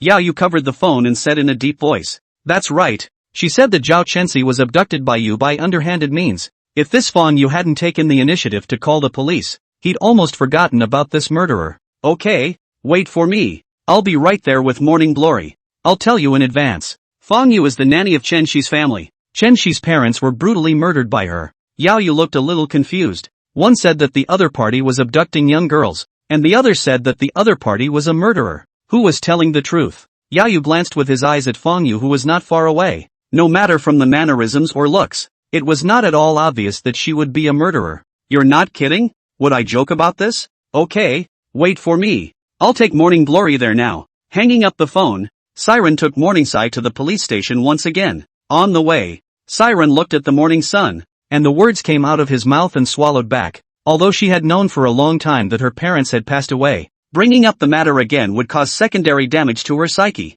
Morning Glory asked, blinking her big cute eyes. Uncle, where are we going? Siren stroked her head and smiled. Let's go back to the police station. Your family's nanny, Fongu, reported me for abducting young girls. Little Morningside clenched her small fists and said hatefully, she's a bad woman and Morningside doesn't want to see her. Siren rushed to calm her down. Don't worry, Uncle will protect you. When they arrived at the police station, they saw a young woman with her shoulders wrapped around her, looking anxiously to the left and right. When she saw Morningside get out of the car, she immediately ran over to him with open arms and tears in her eyes as she cried, Morningside, my sister has finally found you. Chenxi tugged at the corner of Siren's coat and hid behind him. His terrified look was heartbreaking to watch. Siren reached out to stop Fongu from moving further. This lady, please stay. You're scaring the baby. Fongu turned her head and shouted at the police. Come and get him. He's the one who abducted Morningside. He's a human trafficker. Siren couldn't hold back a single snort of laughter. You have a great sense of humor. This lady. You call me a trafficker and I'm a trafficker? And I'm calling you a murderer. Fongu was so choked that she couldn't speak, and could only turn her gaze for help to the police officers not far away. Siren, right? We've received a report that you're abducting and selling young girls. Now please cooperate with our investigation. Siren shrugged and looked like he was asking for it. Fongu didn't give up at the moment, constantly calling out Chen Shi's name from the sidelines. Morningside, come to your sister. That guy next to you is badass. Morning Glory didn't even look at her and tugged Siren's coat into the interrogation room. Name, Siren. Age, 24. Tell me what's going on. With a somewhat puzzled expression, Siren opened his mouth and asked, what do you want me to say? The interrogating cop slapped the table. Don't play dumb with me. Tell us how you abducted this girl named Morningside. What is your purpose? Honestly. Siren raised an eyebrow and returned with a somewhat playful tone. Oh, you're so quick to judge me for abducting a young girl? On her word alone? First of all, I'm just a suspect, not really a prisoner. It's not quite appropriate for you to talk to me in the tone of a prisoner's interrogation, is it? The young policeman who was interrogating him was a little irritated. Behave yourself. Do you know where this is? This is a police station, not a place where you can just let loose. Siren crossed his legs, a smile on his lips. TCH, I wouldn't have been able to tell you were a cop if you weren't wearing this uniform. Say, are all Lotus City cops as brainless as you? What they say goes? Morningside is right here. You can ask her. The policeman gave him a vicious look, then immediately changed to a smiling face to look at Morningside. Kids, you tell the police uncle. Was it this man beside you who took you away? Hearing the police officer's words, Siren's face was ugly. This was obviously a deliberate attempt to bait Chen Shi. Morningside said in a milky voice, Uncle Policeman, Uncle C is a good man. It was my dad who asked Uncle C to take care of me. Without waiting for the police to speak, Fongu spoke up. Morningside, children are not allowed to lie. Did he threaten you and make you say that? Don't be afraid. Sister is here. Sister will protect you. Morningside wrinkled her cute little nose in exasperation. Morningside isn't the one who's lying. It was Dad who asked my uncle to take care of me. You're bad. I don't want to go back with you. I want to be with my uncle. Siren gently stroked Morning Glory's hair and raised his eyes to Fongu. This lady, I have a question for you too.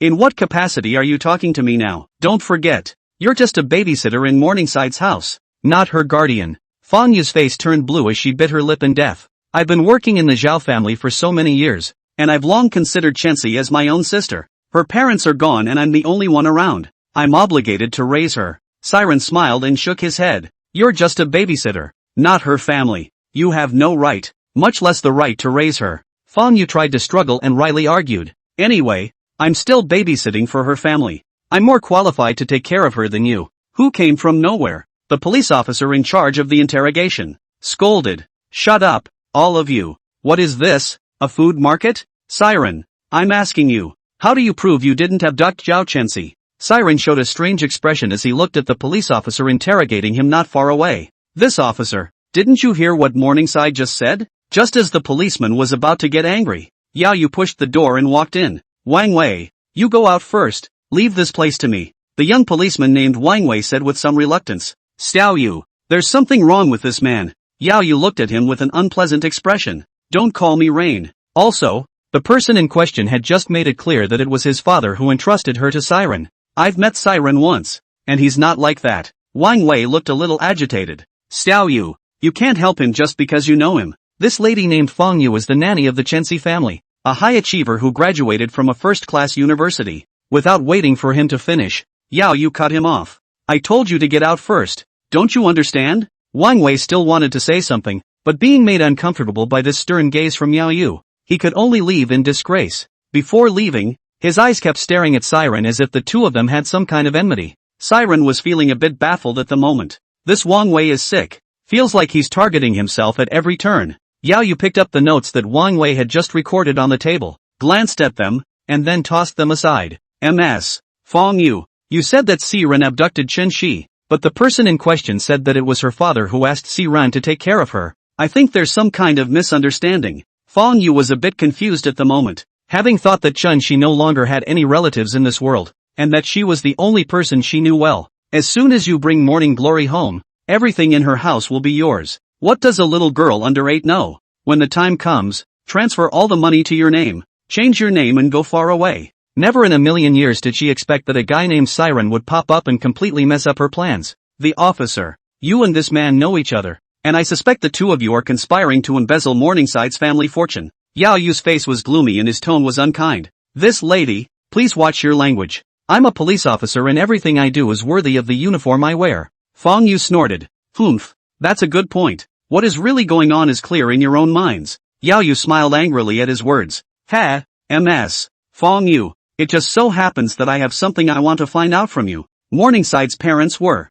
Siren hurriedly opened his mouth to interrupt Yao Yu. Officer Yao, Chenxi, she's still here. Can you find a co-worker to take her out first? Yao Yu didn't react at first and let out a light ah. Ha, only then did it dawn on him, and in his heart, he felt a little better about Siren. I didn't realize that the man had such a delicate heart, unwilling to let Morningside hear about her parents' deaths again, lest she be hurt twice. Only after watching Chen Shi being taken out did Yao Yu continue to ask, where were you the day Morningside's parents were murdered? Fongu immediately stood up with a slightly flustered expression. You, what do you mean, suspect me of killing her parents? Yao Yu waved his hand and gestured for her to sit down. Don't be nervous, we just want to find out where you were on the day of the murder. Although Fongu had already thought of a way to respond, this sudden interrogation still caught her off guard. After a moment of silence, he spoke. On the day of the murder, Joe informed me that they were home for dinner in the evening and asked me to prepare dinner for them. At the dinner table, Mr. Zhao seemed to have something to be happy about,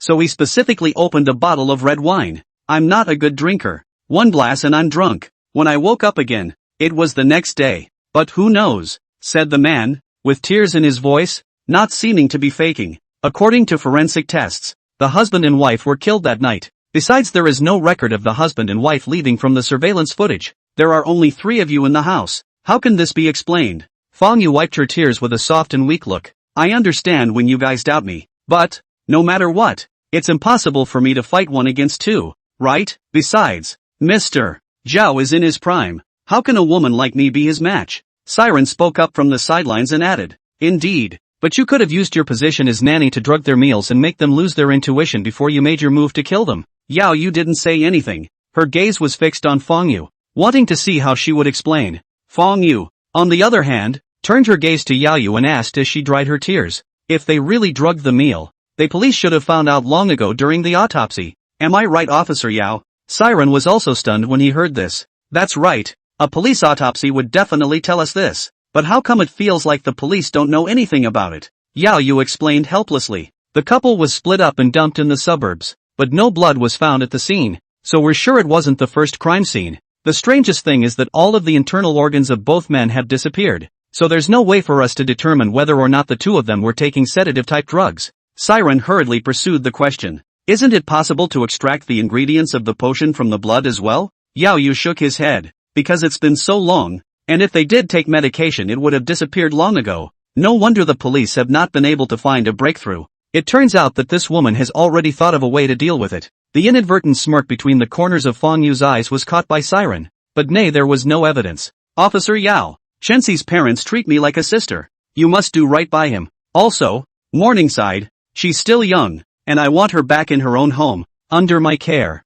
Yao Yu shook his head, dismissing Fongu. Morningside's father asks Siren to take care of her and that Morningside wants to be with him. So that's the end of this matter. Fongu still wanted to fight for it, but was directly ignored by Yao Yu. Leaving the interrogation room, Morningside immediately hugged Siren. Uncle, let's go home. Morning Glory is hungry. Fongu tried to get close to Morning Glory again and was pushed away by Siren. What are you doing? Fongu yelled. I just want to hug Morning Glory. Siren ignored him, picked up Morningside and left.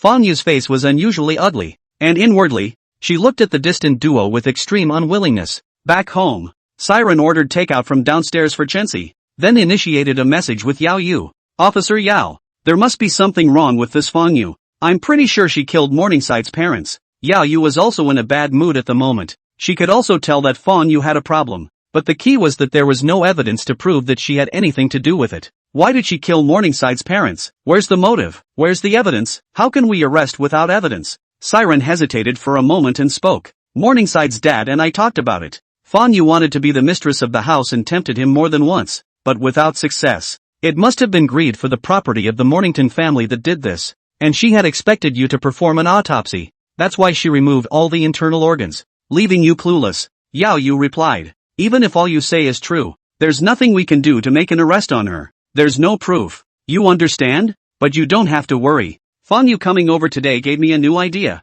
It's more time consuming but I should be able to find out some clues. Siren followed up curiously. What's the idea? Talk to me? Maybe I can help. Yao Yu replied. Don't pry. It has nothing to do with you. Siren's expression was a bit helpless. This officer Yao was good at everything, but his temper was too bad. Since Yao Yu wasn't going to cooperate with him, he would need to think of something else. Fongu is a ticking time bomb, and it's always going to be a problem if we don't get rid of her once and for all. In the afternoon, the pet hospital called and told the little black cat had healed and could be picked up at any time. Siren slapped his head, almost forgetting about this little black cat that had saved his life. Rushed to the hospital and brought the black cat back. Chenxi, look what uncle brought you. Siren squatted on the ground, holding the black cat in his arms. Morningside's eyes lit up and she gently stroked the black cat's head with her hand. It's so cute. Does it have a name? The black cat lay on its back in Siren's arms, unusually enjoying the morning sun's touch and letting out a gurgling purr. It doesn't have a name yet,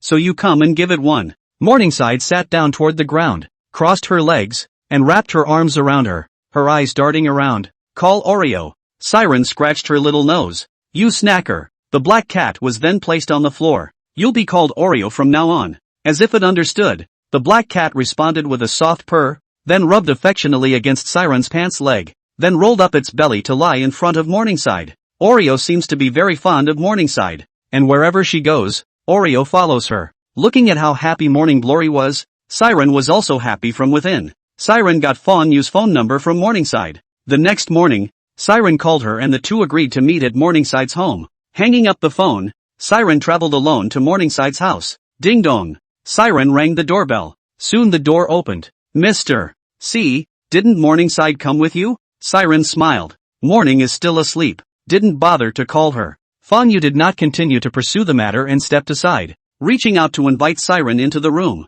Make yourself at home, Mr. Z. What are you drinking? Plain water is fine. Soon, Fongu came across to Siren with a cup of plain water and handed him the cup. I wonder what you're asking me to do today. Siren held his cup in both hands and leaned back on the sofa, looking at Fongu in front of him, who was dressed in big-name brand clothing. Ha, looks like a mess. Fong is having a good time. Fongu lifted her hand and looked at her nails, saying absently, make do, and just pick up the clothes the dead have worn. Siren chuckled. It seems that mess. Fong is very dissatisfied with her current life. Fongu didn't pay any attention to Siren and admired her nails to herself. Siren leaned forward and opened his mouth in a sinister manner. Ms. Fong, do you believe in ghosts in this world? Fongu frowned, then snorted. What, are you trying to scare me? I've done nothing wrong and I'm not afraid of ghosts knocking on my door. Siren clapped his hands and grinned. You know better than anyone in your heart what you have done yourself. It's not the time for a man to go unrewarded.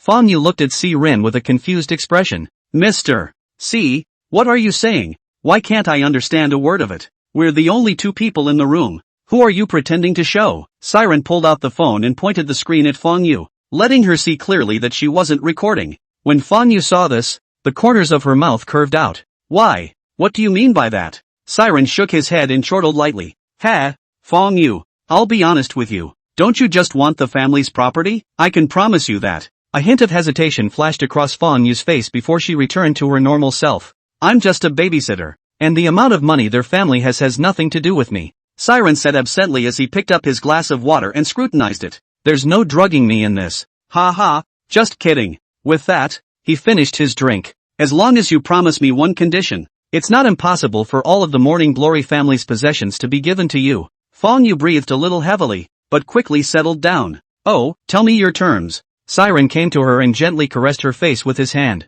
Instead of refusing, Fongu acted like she was eager to try. Siren obediently sat next to Fongu and whispered with his mouth to her ear. I heard from Morningside's father. You've been trying to seduce him in order to become the mistress of the house. It turned out to be something he rejected over and over again. Fongu's face was grim as she pushed Siren away. The experience was the last thing she wanted to look back on. Obviously she was so young and beautiful, but why did that man just not want to look at her more than once? Exactly. I admit that I have seduced him more than once with the intention of being the mistress of the house. Even though he rejected me. So what? Eventually the couple died and everything in the house isn't still mine? Siren wrapped his arm around Fongu's waist and hemmed and hawed. As long as Morningside lives, this home will never be yours. The murderous aura in Fongu's eyes flickered away. Then she leaned her body all the way against Siren and smiled charmingly. You'd like to help me? Siren lifted her chin with his finger and said colorfully. As long as you follow me, everything in the Zhao family is yours. Even the matter of you plotting against the husband and wife will not be pursued in the future.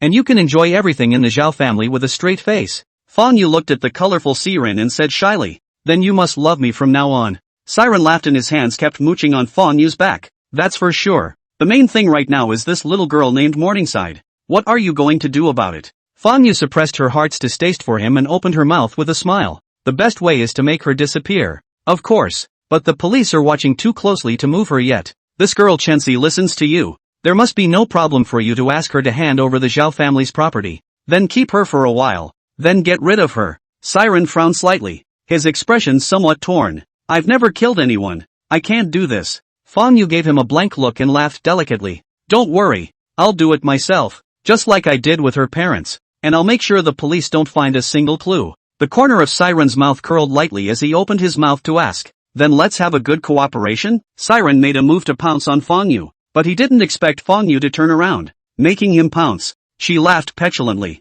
Don't be such a monkey. With that, she wiggled her willowy ass towards the kitchen and grabbed a nice bottle of wine from the kitchen wine cooler. The poured red wine was brought up. After this drink, we're both in the same boat. You're responsible for me, okay? Without thinking, Siren took the wine and drank it down. Fongu watched as Siren drank all of the wine. The corner of his mouth tugged lightly as he followed suit. You weren't scared at all when you killed that couple? Fongu looked at Siren at this moment, revealing a bizarre expression. You know what? At that time, the couple drank the ecstasy I had specially prepared. This ecstasy doesn't cloud one's senses, but it does cause one to lose control of their body. Fongu raised her hand and looked at the time, then softly counted down to 3. 3. What? Siren asked uncertainly.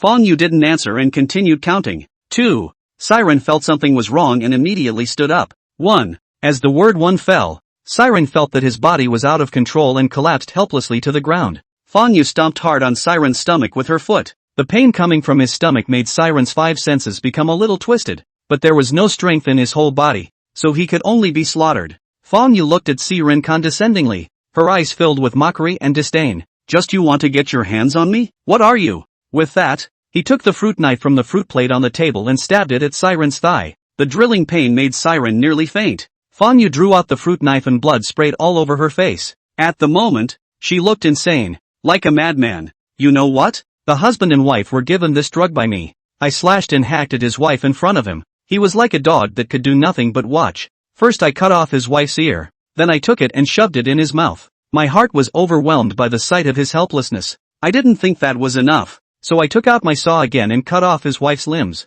Ha ha, his wife is really tenacious. Her limbs were sawed off by me and she's still alive. I cut open her stomach and looked at the beating heart in her chest. And it was just a beautiful cut. Blood spurting everywhere. As if Fongu had thought of something that excited her. She clenched her legs and trembled continuously. After a moment, she slowed down and stuck her tongue out to lick the blood from the fruit knife. That man could do nothing but hate me and curse me in his mind. The thrill of this revenge overwhelms me, he said, raising his knife and stabbing it hard into Siren's other leg. Siren's tears fell from his eyes in pain. Yao Yu, if you don't come out, I'm going to be stabbed to death by her. Perhaps hearing Siren's inner cries, Yao Yu and his co-workers broke through the door. Drop your weapons and put your hands up.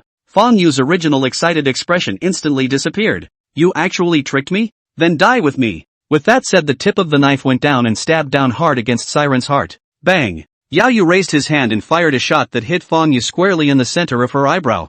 Fongu slumped over Siren's body, too dead to die. Yao Yu held his gun in both hands and carefully approached Fongu until he confirmed that the other party was completely dead, and only then did he put his sidearm away. Are you okay? Does it matter? Siren was lying on the hospital bed, looking at Yao Yu beside him. He was furious. Didn't we have a deal back then? As soon as she admits it herself, you will come in and arrest her. Yao Yu gave Siren a blank look and handed him the peeled apple. I saw you taking advantage of the situation and couldn't bear to interrupt you. Siren took a hard bite of his apple to vent his frustration. Less bullshit. In order to get Fongu's information, I was selling my color and sacrificing my flesh. And in the end, I got your lack of understanding in return. Am I wrong? Ha! Siren sat up so violently that he accidentally pulled his wound and bared his teeth in pain. Hiss! What do you mean by that, huh? Mocking me? Ha! Yao Yu shook his head helplessly. You get the most credit. Now is that good? It's not that we don't want to go in. It's that this is not enough information to convict her. Besides, we've had our guns trained on her for a long time. And as soon as she threatens your life, we'll just shoot her. Oh, really? I'm telling you, if I get disabled in these legs, you'll have to answer to me. Yao Yu rolled his eyes. What a beautiful thing for you to think about. The doctor said it's nothing serious. Just recuperate for a while. Siren was not pleased. What? If the doctor says it's okay? It's okay? I won't be able to go to work for a while. So if I get fired from the company, you'll have to support me? I'll feed you. Okay? Siren bristled. Look at your reluctance. I'm hungry. I want big elbows and pig's feet. The doctor said to put you on a light diet for a week. Besides, it's not good for your health to eat something so greasy.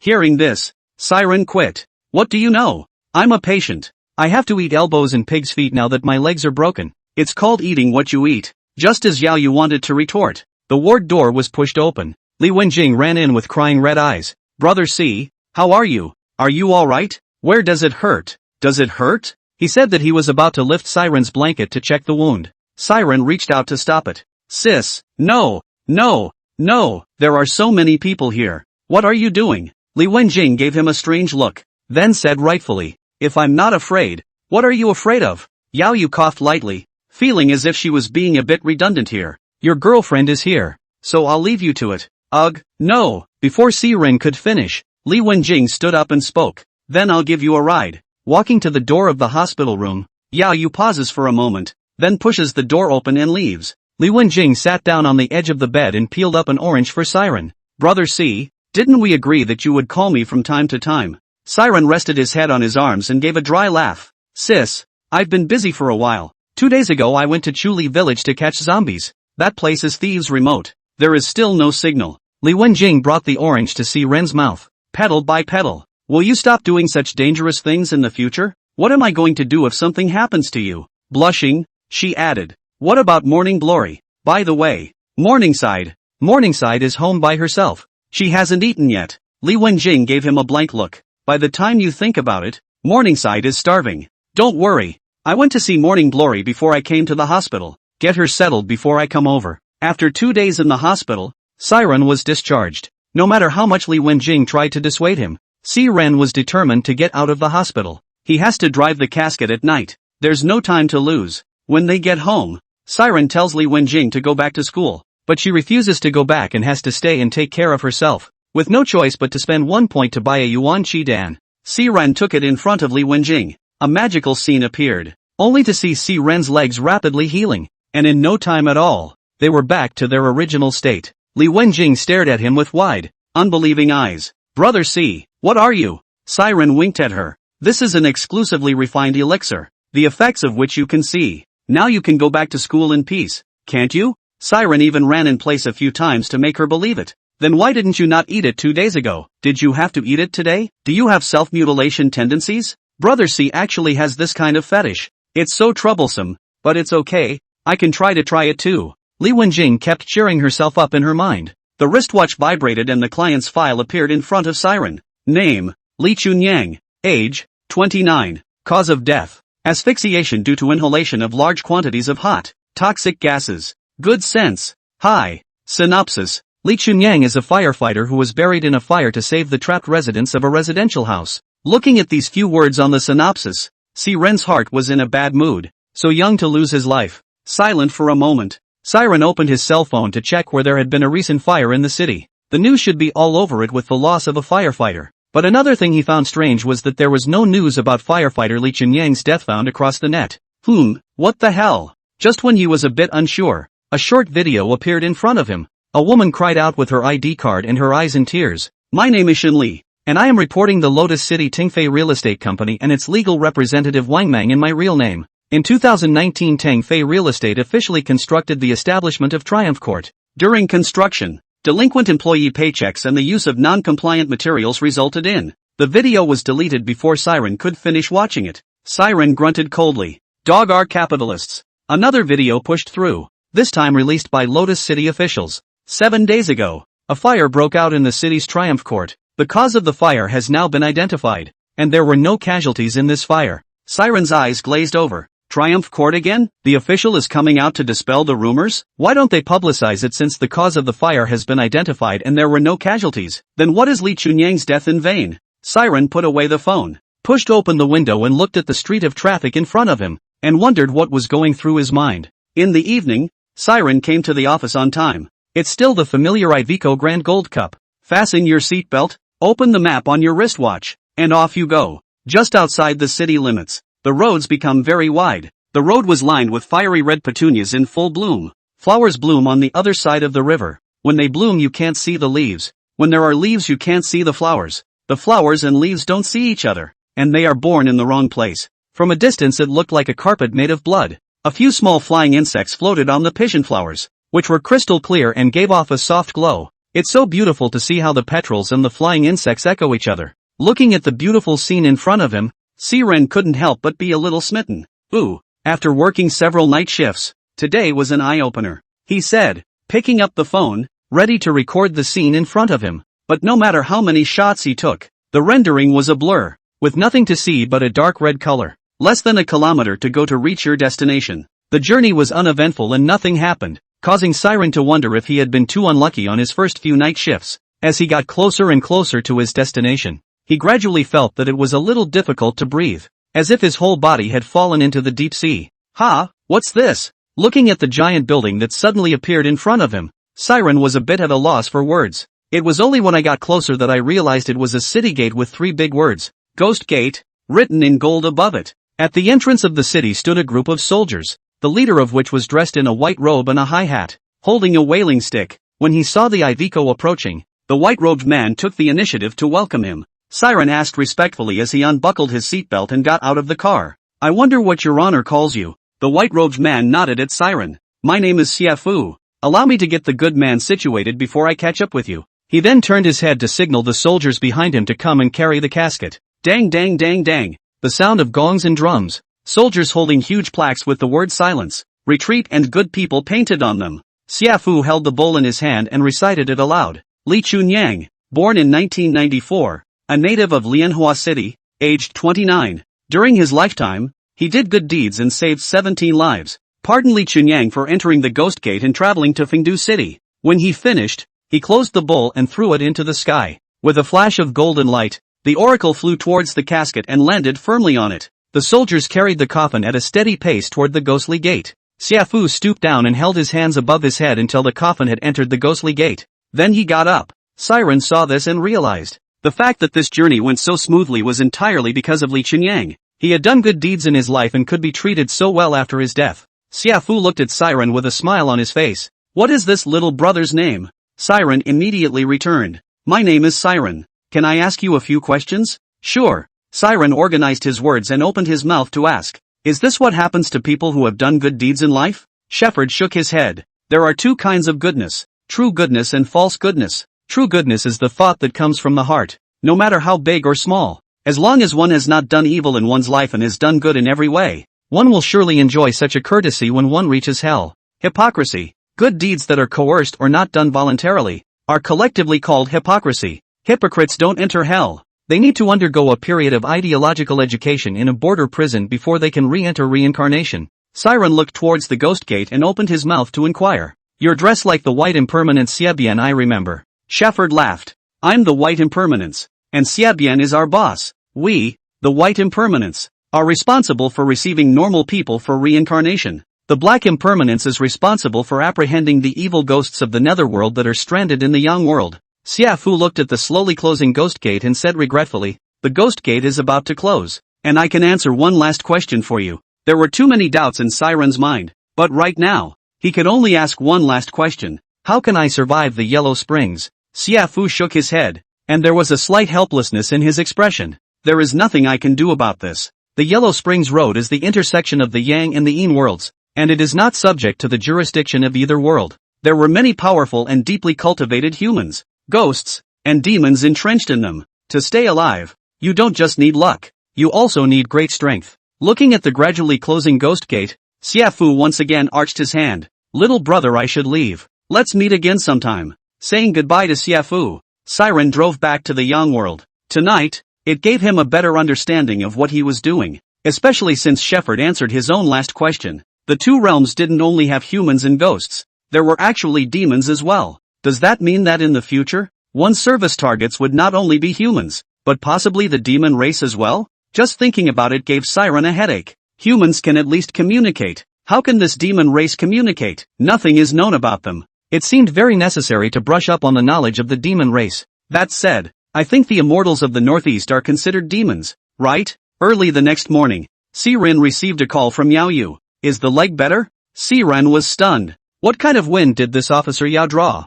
Actually caring about his injury? Hi, how can it get better so fast? Thanks for asking. What kind of beautiful thing are you thinking about? Caring about you? Dream on. I'm looking for you today because I want to talk to you about Zhangran. Sure enough, how could this cold-faced policewoman care about herself? Find out anything yet? Yao Yu picked up the file in his hand and spoke. According to the information I found out, Li Wan is indeed boyfriend and girlfriend with Zhang Ran, but he didn't set up a real estate company. He worked for Tempest Realty. Siren sniffed. Wait, what did you say? He's from Tempest Realty? Yao Yu let out a light ah, wondering why he was so surprised to hear this news. Ah, that's right. It's working at Tempest Realty as a manager. Siren was a bit agitated and opened his mouth to question. Did you know about the fire at Triumph Court? Yao Yu couldn't follow his thoughts for a while. I know. Why? Siren continued. Then do you know that Triumph Court was built by Tingfei Real Estate? Officials are hiding the truth of the matter. A firefighter died in this fire. His name was Li Chunyang.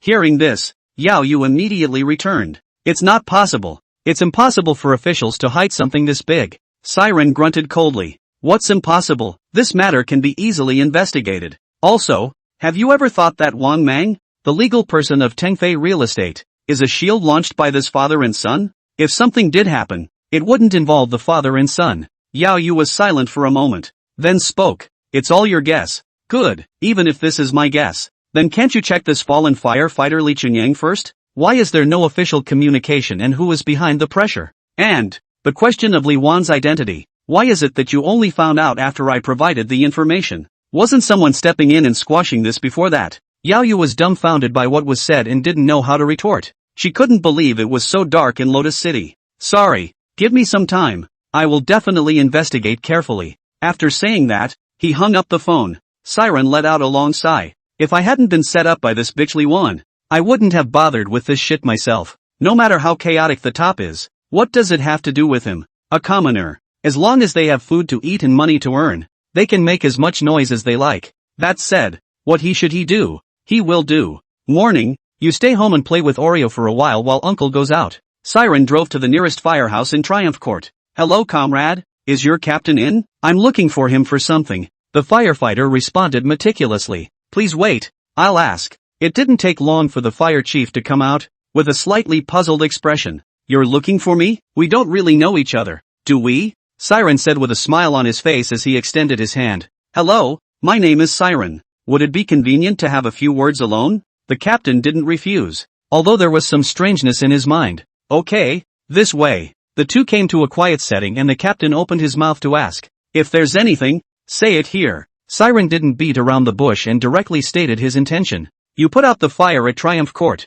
didn't you? The captain nodded. That's right, Triumph Court is the closest to our firehouse. We responded immediately to the 911 call. What's the problem? Where's Li Chunyang? Where is he? The captain didn't even expect Siren to ask this question, and it was obvious that he felt a little overwhelmed. Li Chunyang? I'm sorry, you might have the wrong place. We don't have this guy on our team. Ask somewhere else. I have business to attend to, so I'll leave you to it. After saying that, he turned around and was about to leave. Siren was behind him, speaking in a deep voice. You were his captain. Can you not do anything when you see him die like that? What about his wife? What about his parents? The captain turned, his face scowling, and growled low. I'm not a fucking animal. Li Chunyang is my comrade in arms. A comrade in arms that I can trust with my life. But we're firefighters. It could be him today. It could be me tomorrow. From the time we chose to join the fire department, we were always ready to sacrifice. Siren grabbed the captain's collar and questioned loudly.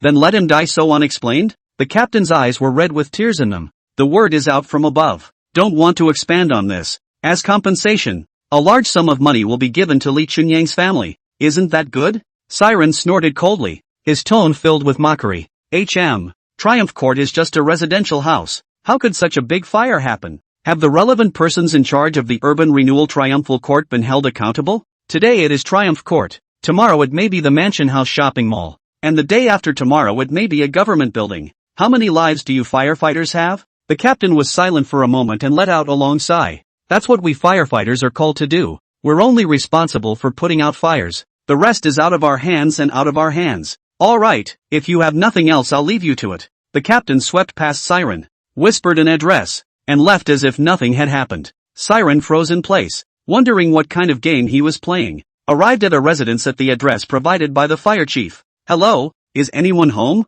The door opened a crack, and a haggard-sounding female voice came through the crack. Who are you looking for? Siren looked through the doorway and saw a black and white picture of a young man hanging in the hall. This is Li Chunyang's house, right? You're looking for the wrong one, he said and quickly closed the door to the room. Undeterred, Siren knocked on the door of the room a few more times. Sister-in-law, Li Chunyang shouldn't have died like that. I'm here to help you. The woman's voice hissed back. You're looking for the wrong person. There's no one named Li Chunyang in my house. If you don't leave, I'll call the police. Siren had no choice but to slip his cell phone number through the door. Sister-in-law, this is my phone number to call me in any trouble. I'll go first. Shortly after Siren left, the sound of a woman crying came from the house, her voice desperate and incomparable. Back in the car, Siren lit his cigarette, looking at the dilapidated neighborhood in front of him. For a moment, his heart was mixed. Obviously this is Li Chunyang's home, but his wife is afraid to admit it. To say that no one had threatened her would not be believable if it killed Siren.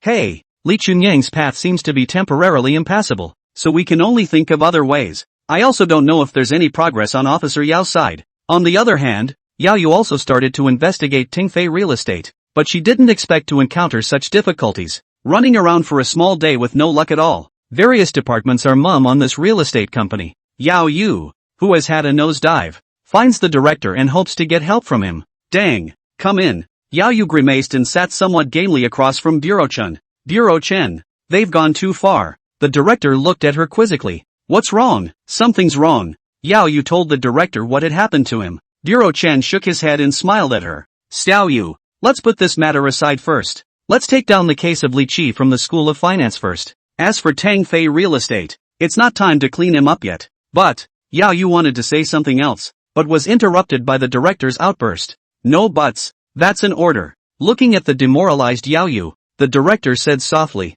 Xiao Yu, Tang Fei real estate is too involved. If you want to make a move on them, your hand must be clean and clear, and you mustn't startle the snakes. Wait for them to lose their defenses so we can grab them by the tail and deliver the killing blow. Understand? Bureau Chen. I know. Although her heart was reluctant, her superiors had already set the tone, so she could only do as she was told. Yao Yu returned to his office and opened Li Qi's file to scrutinize it. Suddenly there was a clutter of footsteps outside the door. Which is Yao Yu? Yao Yu looked up, looking at the group of people in front of him, wondering what they were looking for. I am. The man in charge pulled out his ID and handed it to her. I'm from the police inspectorate. It's been reported that you are suspected of violently enforcing the law, accepting bribes and acting as an umbrella for the forces of evil. Please come with us and cooperate with the investigation. Yao Yu laughed in anger. Oh, what a big hat. I'm too busy right now to mess around with you guys. You're also a law enforcement officer. You should know the process. Now please hand over your credentials and cooperate with our investigation.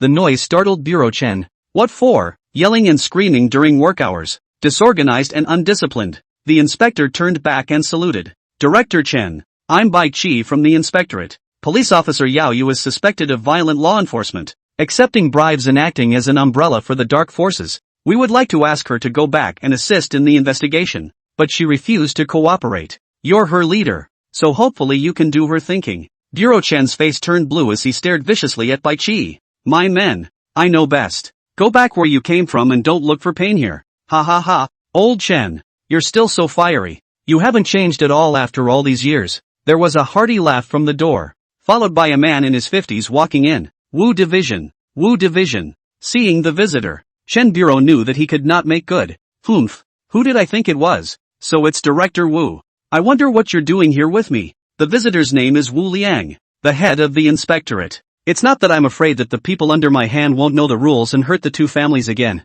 No, it's thanks to me coming over, or these little brats under my hand would have to piss you off. Bureau Chen snorted coldly and didn't want to say anything more to him.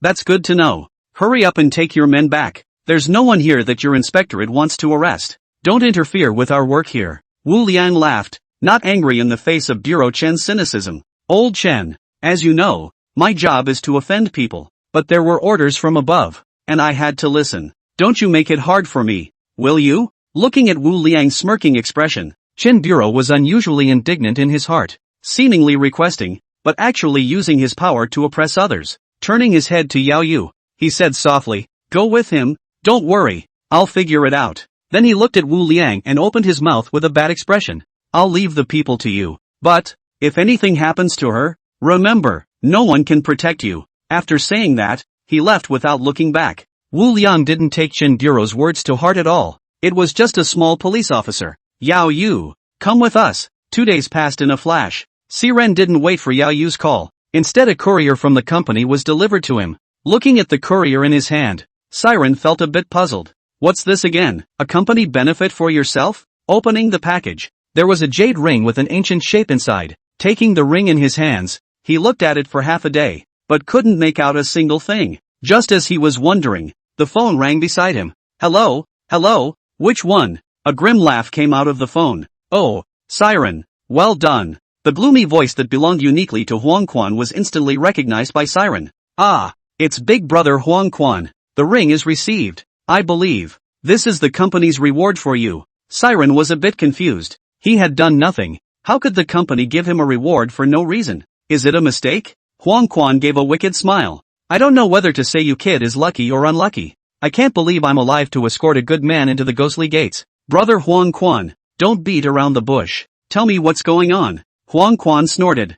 Ha, you're not qualified to know about this right now. Okay, I'm just calling to tell you the name and effect of this jade ring. It's called the Ragnarok, and it increases the damage you can do to spirits. In the face of Huang Quan's mockery, Siran did not take it personally, but instead focused all of his attention on the jade ring. So, I can do damage to ghosts with my bare hands? Huang Quan said in an affirmative tone. That's right, even if you take a burning stick, with the ring's enchantment, you can do damage to ghosts. Siren sniffed and immediately put the ring on his hand. When he had encountered several ghosts before, he had relied on luck to get out of the situation, and he simply didn't have the ability to fight with one. But with this ring it was different. One more or less had the capital to fight against the ghosts. Huang Quan couldn't help but shake his head as he listened to Siren's giggles on the other end of the phone and hung up the phone. Listening to the busy signal on the phone, Siren couldn't help but skim his lips. Che, mysterious. Don't tell, just don't tell. What big head of garlic. When I surpass you in position,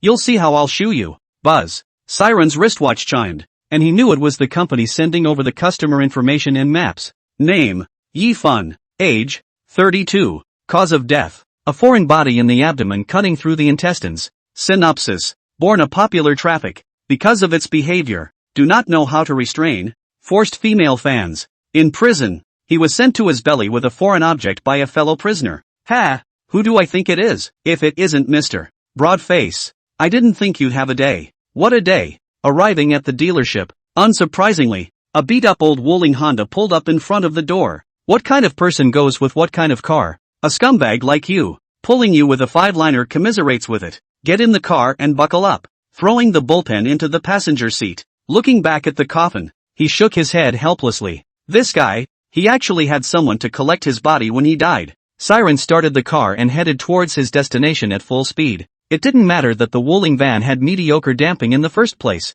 Plus he wasn't even trying to get a favorable review out of him. The coffin moved side to side across the carriage with a thumping sound. Siren turned around and teased. Yo, getting high on your own? Bouncing off the walls? Looking at the coffin with no one responding, Siren laughed and focused on driving. Without going far, it felt very smooth underneath the car, as if it was traveling on ice. Through the headlights of his car, he didn't notice anything unusual about the road. Strange, what's going on? He gripped the steering wheel tightly and brought the car down slowly, eyes fixed on the road ahead, not daring to have the slightest distraction. Just as he was concentrating on driving, Yifun in the coffin escaped. Hands on Siren's shoulders, his voice was miserable. Have you seen my jock? Siren turned back and gave him a big smack in the mouth. With the enhancement of the spirit-breaking ring, this big mouth almost slapped his head off. Fuck off. Can't you see I'm driving? No eyesight at all. Yifun covered his face and leaned his back against the wagon, the anger in his eyes not hidden at all. You Chief Sai,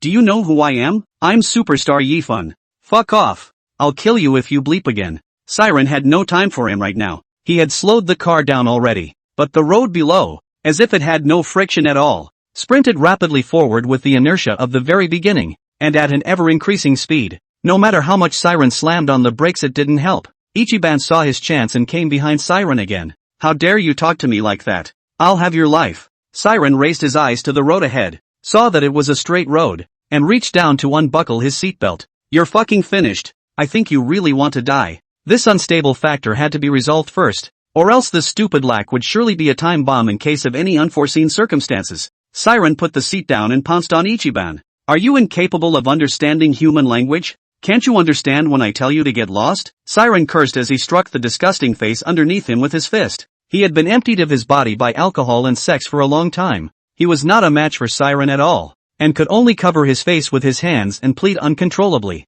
I was wrong. Please forgive me. I'll never dare to be reckless again. Siren didn't stop. He had to make him learn a lesson, so that he wouldn't come back to annoy himself in a while. Ah, you can't fight anymore. If you do, I'll really die. And you won't be able to finish your mission if I die. Hearing this, Siren relented. Humph, you'd better be honest with me, or I'll get you killed even if I have to spell mission failure. Then spit in his face. Back in the main driver's seat, Siren tried to maneuver the car, but still nothing. Fuck. Siren slammed the steering wheel fiercely, venting his heart's dissatisfaction. But coincidentally, the smash went straight into the car's horn. Drip. As the drops fell, Siren felt as if the car was back in his control. Before he could be happy, he realized that the van seemed to be getting dimmer bit by bit. You really are a dog who can't change his ways. Siren subconsciously assumed that Yifun was the one who messed up, and shouted back at him. Dude, it wasn't me. It really wasn't me. If not you, who else? It's just the two of us in this car. There's no third person. Yifun, with one hand over his mouth and one pointing out the window, his voice trembling a little, let out a womanly shriek. Ah, there's a ghost. Siren turned his head and looked in the direction of Ichiban's finger. Only something seemed to be outside the window of the car, which was covering it up little by little. Siren fixed his eyes and sucked in a breath of cold air. It's hair. Someone covered all the car windows with hair. As the last glimmer of light disappeared from the car, Siren's heart pounded violently. Siren pressed his face close to the window, trying to see what was going on outside. Suddenly, a distorted human face appeared in his sight. The man stuck out his tongue and kept licking at the glass. Fuck, this sudden appearance of a human head really scared him. There was a scuffing sound on the glass. The tongue is densely covered with many raised green bumps. With each lick, a sticky, unidentified liquid was secreted from the lump. The liquid contacted the car window emitting white smoke. It was clear that the liquid was intensely corrosive. It didn't take long for a small hole to corrode through the window. The man's tongue was like a viper, drilling in with unusual dexterity through the small hole that had been corroded out. The tongue cracked violently at the tip, turning into 4 flaps, which were studded with densely packed teeth. It quickly came towards Siren's face. The carriage was small, and Siren had no room to dodge, so he had to reach out and grab it with both hands. Ah! Siren cried out in pain. Sharp teeth dug into his fingers, and the liquid secreted from his tongue was corroding his palm uncontrollably. At this rate, it wouldn't take long for these hands of his to be corroded to the point where there wasn't even any crumbs left. C ran, while his hands were still conscious, forced himself to endure the drilling pain and tied this separated 4-flap tongue in a dead knot. Then he took out the rusty dagger that had been opened in the manifestation box from his arms, cutting hard toward the tongue. Blood mixed with mucus adhered to the dagger. The intense corrosion caused the rust on the dagger to slowly peel off, revealing a mirror-like blade. Ha! Siren bellowed, chopping off his tongue. The severed half of his tongue was pulsating in the car, blood spraying everywhere. Not long after, this half-tongue was turned into a puddle of foul-smelling blood. The man outside the window, letting out an unwilling howl, stared morosely at Siren, then drifted away, just when Siren thought the danger was over. However, he didn't expect to see a few more silhouettes drifting overhead on not far away. Siren briefly bandaged the wound on his hand and slammed his foot on the gas, attempting to rush over. But, the temperature inside the car dropped so tremendously that he felt his entire head go numb. Siren reaches over and opens the bullpen on the passenger side, then takes a sharp gulp. How the spiciness ensued as the strong liquor hit his throat. Instantly, get rid of the cold from your body. Hold on. I'm going to speed up. The sudden acceleration made Yifan not react at all and fall on the rear of the wagon. Ah, my handsome face. The car was going faster and faster, and the figure blocking the road in front of it was becoming clearer and clearer. Siren didn't have time to observe their looks, and had only one belief in his heart, which was to rush over and run them over. The ghostly creature was full of corruption and claws. The car speeding across the street seemed too dumbfounded to know how to dodge. Die for me. Siren cocked his head, shielding his forehead with his hand to prevent the shards of the windshield from cutting himself after the collision. Touch! Bang! The car collided violently with the ghostly creature. The entrails mixed with a dark brown liquid and splattered on the front windshield. One of the ghostly creatures, who had thrown his entire body over the front of the car, tapped his hand on the glass again and again. Looking at the ugly-faced ghostly creature, Siren almost didn't spit out his dinner. He slammed on the brakes and threw off the ghostly creature covering the front of the car. The ghostly creature trembled and was just about to get up when it was knocked down again by the oncoming Wuling, then pressed through his body. Phew! Siren breathed a sigh of relief, then used the windshield wipers to clean the dirt off the windshield. After shaking the ghost off, he was in a good mood. Inside who? Sing me a song. Yifan rubbed his face with a pleasing look. Dude, what song do you want to hear? Just give me a big bowl of noodles song. It's up-tempo. Yifan cleared his throat and opened his mouth to howl. The bowl is large, wide and shadowless. Noodles long, disappearing, like childhood memories. I don't know if it's because he can't sing on his own, or because he lost his talent for singing after becoming a ghost. Just a few lines into the song, he was interrupted by Siren. He grabbed a bottle of wine off to the side and slammed it into Ichiban. What the hell are you singing? Why is it like a ghost crying? Yifan said weakly with some aggression. I'll sing you something else. Siren hurriedly stopped it. Extremely speechless. You can pull it off. Don't sing. How did you become a singer with that broken voice? Zip. There was a harsh scraping sound from the back of the car. Looking back, he saw a black mist suddenly gushing out not far from the body. Wherever the black mist went, flowers, plants and trees withered and died. Luckily, the black fog wasn't very fast, and as long as it kept up its current speed, it definitely wouldn't be able to catch up with itself. But God seemed to be tormenting him on purpose. Not far ahead was a U-turn, and the curve not only slowed the car down a great deal, but also took them around a big detour. The black mist was in hot pursuit behind them and was on the verge of touching the rear of the wagon. In the nick of time, the car came out of the U-turn, followed by a steep descent. I'll do it! Siren burst out, as if the gods were very unhappy that he had gotten away with it. At the end of the descent, there were 4 more U-turns in a row. Soon he was entering the 3rd U-turn, and the black mist had touched the back of his car. Zip! White smoke came out of the back door and then dissolved rapidly at a rate visible to the naked eye. With a snap, the entire back door was corroded away. Little by little, the black mist slowly poured into the carriage. Yifan let out a womanly scream. Ah, drive faster. Faster. The black mist is coming in. Don't fucking argue. You take a seat cushion and fan this black mist out. What? Fan the fog out? You're not kidding? Yifan asked incredulously. Cut the crap and do it if you want to live. Yifan had a car cushion in one hand, and his arms were stretched out and constantly waved like a wind turbine. Ha ha, it really works, Yifan said happily, turning back to Siren. Siren looked at him through the rearview mirror, the corner of his mouth twitching. This scene is too weird. Finally pulling out of the last U-turn and looking at the black fog in the distance, Yifan stuck out his long tongue and panted like a dog. Yoo-hoo! I just saw you wheeling so hard your arms were smoking. It's only been so long and you're so tired. You're not good at this either. Fine dog, Yifan said without a word of humor. Even though we're ghosts, we have to abide by the conservation of energy, alright. Look at my body. Siren looked over. Originally Yifan's body was solid, but now it was like a thin veil. Come on, don't be aggravated. Isn't that better than having your soul scattered? After 20 minutes of traveling, the black fog behind us was long gone. Not far ahead, the alternating red and blue lights of the intersection drew Siren's eye force to it. A figure in traffic police attire was seen standing in the middle of the road, waving a warning stick in his hand, signaling him to pull over. Do ghosts know how to disguise themselves as police officers to confuse people these days? Siren didn't even care and rammed straight into the man.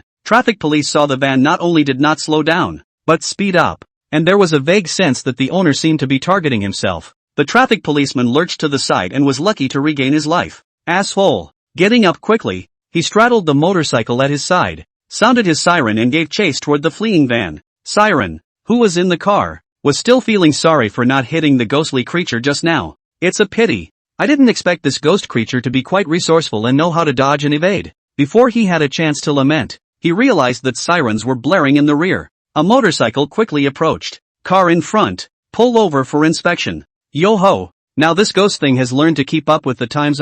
Even the Iron Rider has gotten it. Get the hell out of here. Still trying to trick little master. Siren rolled down the window and made an international gesture of contempt. Seeing the owner's obstinacy, the traffic police twisted the throttle to the bottom and instantly came to the driver's side of Siren's main car. The traffic policeman was in two minds, pointing his finger at Siren in the car and shouting, I'm ordering you to pull over immediately or suffer the consequences. Ha, sound familiar? It seems to be Officer Yao's voice. There was something about this ghost. Knowing that he was familiar with Officer Yao, he casually and specifically changed her voice. Officer Yao is a criminal police officer. You ghosts the whole traffic police out. Not professional at all. There's a little something, but not much. Siren turned the steering wheel. I'll let you chase. See if I run you over. Yao you could see the car owner's intention and immediately slowed down, his heart storming with anger. She hung behind Siren's car and noticed that the van's back door had disappeared into thin air, and a bold idea bubbled to the surface. Bang! Siren felt something hit the back of his car, and then an angry growl reached his ears. Siren stammered bitterly. Yao! Officer Yao! Siren, Yao you also recognized him at that moment. You asshole, pull over for inspection. Officer Yao, let me explain. Things are not what you think. Yao you glanced at Yifan beside him and felt familiar. Get out of my way. You're annoying to look at with that face. Yifan was so fearful of the police officer from the bottom of his heart that he didn't even dare to meet her eyes. Rolling and crawling, he made room for Yao Yu. I told you to pull over. Didn't I hear you? Siren turned his head stiffly and explained with a bitter smile. Can't stop now. Something's chasing me from behind. If we stop we'll all die. Yao Yu frowned, his nose twitching gently as he chided loudly once again. You actually drink? Simply don't take the law into account. Stop the car immediately and don't make me do it. Siren had no choice but to pull over honestly. Yao Yu jumped out of the compartment, opened the main driver's door, and gripped Siren out of the car with one hand, pressing him against the wagon. He removed the handcuffs from his waist and placed them on Siren's hands, then took out the DUI tester and held it to his face. Coldly, blow into it and don't stop until I say stop. Now start blowing. As the tester emitted a dripping alarm sound, Yao Yu's face was horribly gloomy. You have met the criteria for DUI, and you're suspected of fleeing. I'm going to make an arrest. As for you trying to run me over with your car, that's off the table and we're done. No, Officer Yao, let me explain. Yao Yu's tone was flat and devoid of any emotion. Save it for explaining to the judge. The only bit of goodwill Yao Yu had towards Siren in her heart completely disappeared. She patted the compartment and said to Yifan in the car, You come out too. Why didn't you stop him from getting a DUI? Yifan stepped out of the compartment warily, then he crouched on the ground, his hands on his head, silent. Looking at his flowing movements, Yao Yu snorted coldly. I didn't see it. You're quite skillful in this action. Say, how long has it been released and what did it go in for? Yifan whispered. Back to you, sir. I was arrested for forcing a woman to have sex and was just released today.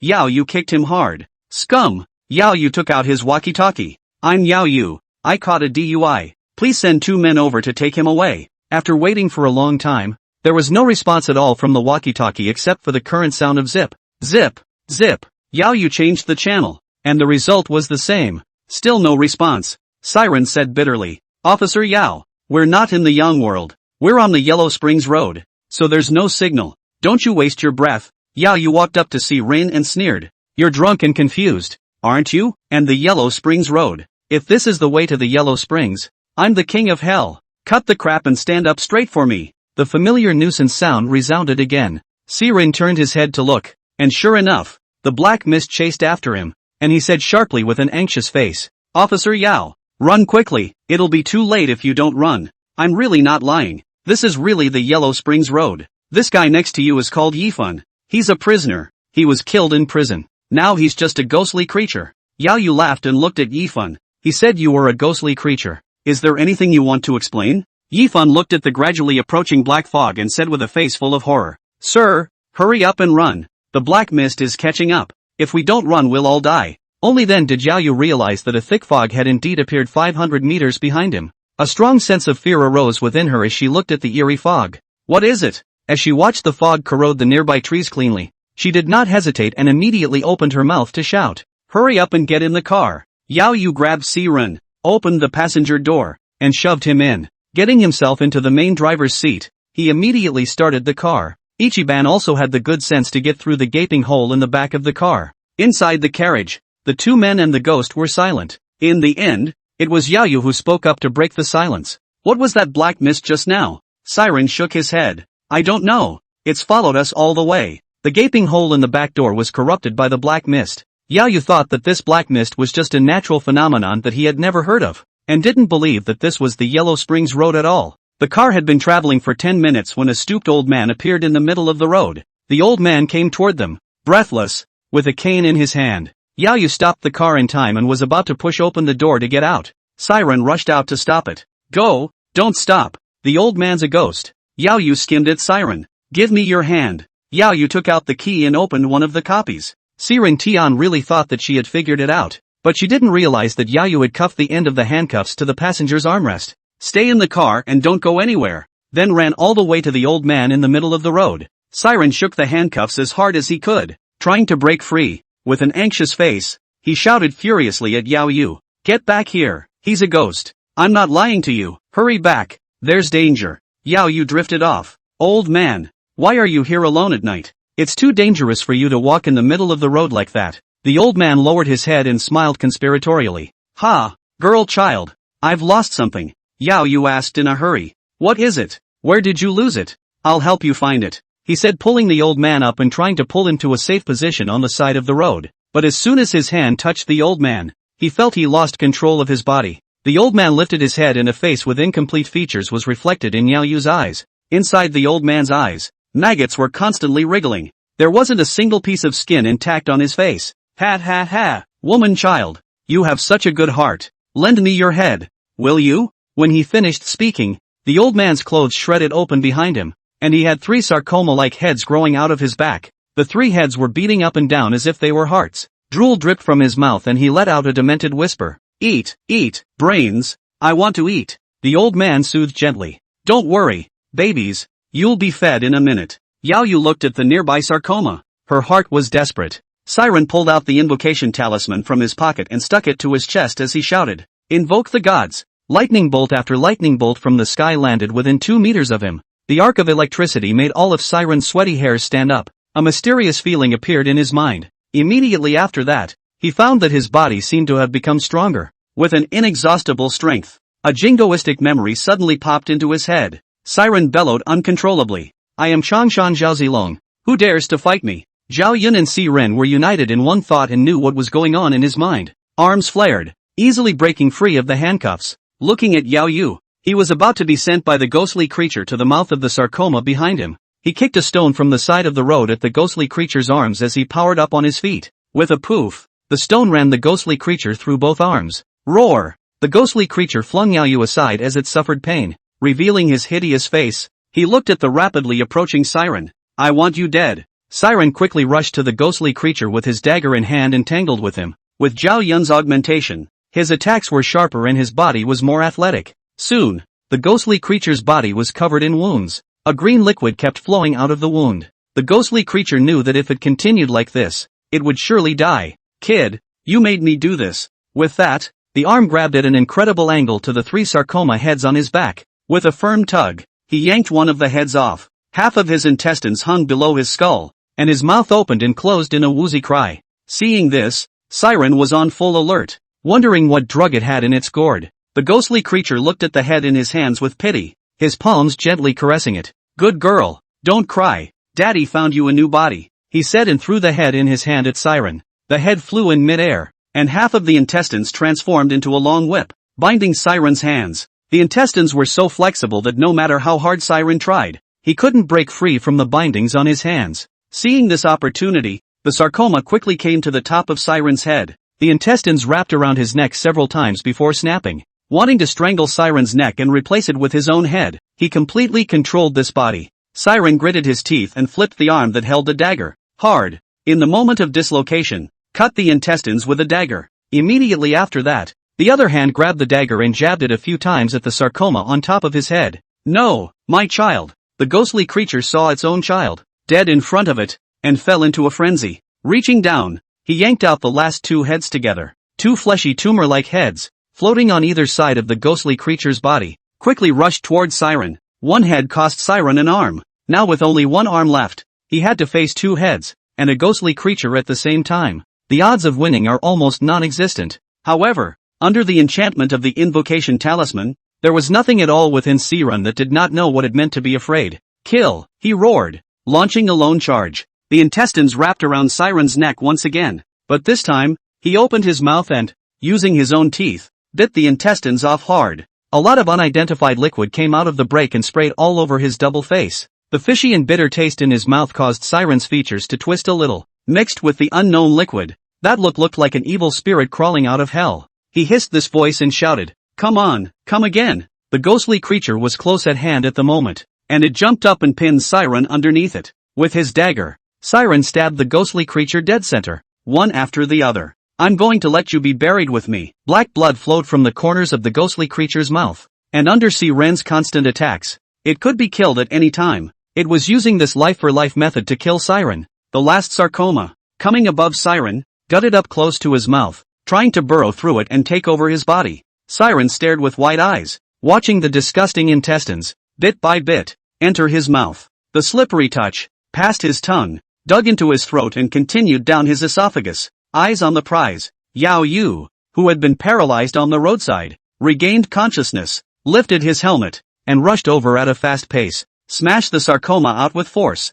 Vom! Intestines pumped out of his mouth. For the first time, Siren felt that death was so close to him. Borrowing Zhao Yun's chi, he violently rolled over and crushed the ghostly creature underneath him, then plunged a dagger into its brain and stirred it viciously. The ghostly creature's entire body trembled, and within a moment, it was silent. Siren turned his head, trying to fix that last sarcoma. Unexpectedly, this sarcoma took advantage of Yao Yu's attack and escaped in the process. He covered his injured arm and stood up with Yao Yu's assistance. Siren, are you going to be okay? I'm okay, I can hold on. Siren's face was covered in dirt, covering his arm, and his voice was a bit tired. Zhao Yun said in Siren's mind, the hour has come, and a certain man is going. The blue bowl sword, the bright silver spear, the white dragon horse, the silver wolf's robe, the boldness of chasing the wind, the frenzy of drinking blood, the resounding war drums, the undefeated wind and frost. Loyalty and courage are unmatched in the world, and righteousness and courage have been tasted by several people.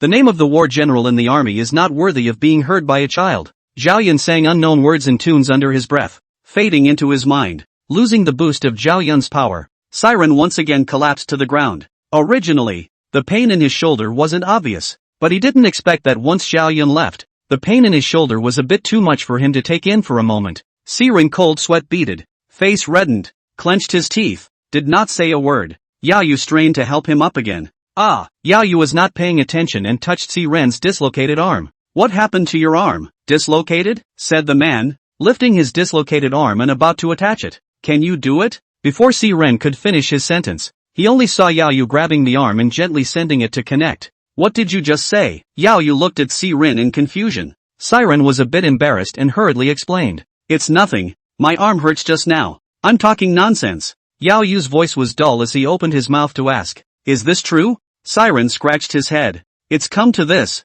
and I won't hide it from you. The evidence of the crimes of Li Qi and Fongu, whom I mentioned to you earlier, was all told to me after the victims' deaths. Looking at Yao Yu with a tangled face, Si Ren spoke again. I know it's pretty far-fetched, and it's hard for you to accept for a while, but that's the truth. Yao Yu's face looked calm, but his heart had already turned over. Siren, the black fog is here again. Hurry up. Yifan poked his head out of the car window and called out loudly. Let's get in the car and wait until we get back. Yao Yu started the car and drove to his destination under Si Ren's command. Say, aren't you a criminal police officer? How did you become a traffic cop? What the hell? Siren asked with some confusion. Yao Yu pursed her lips and returned with a calm expression. It should be that my recent investigation into Zhang Ran has alarmed his father. Oh, it's like this. So what are your plans now? Yao Yu responded. What could be the plan? But to arrest the father and son. Of course. Siren shook his head and snorted. Ha! You're a traffic cop now, and you're still whimsical?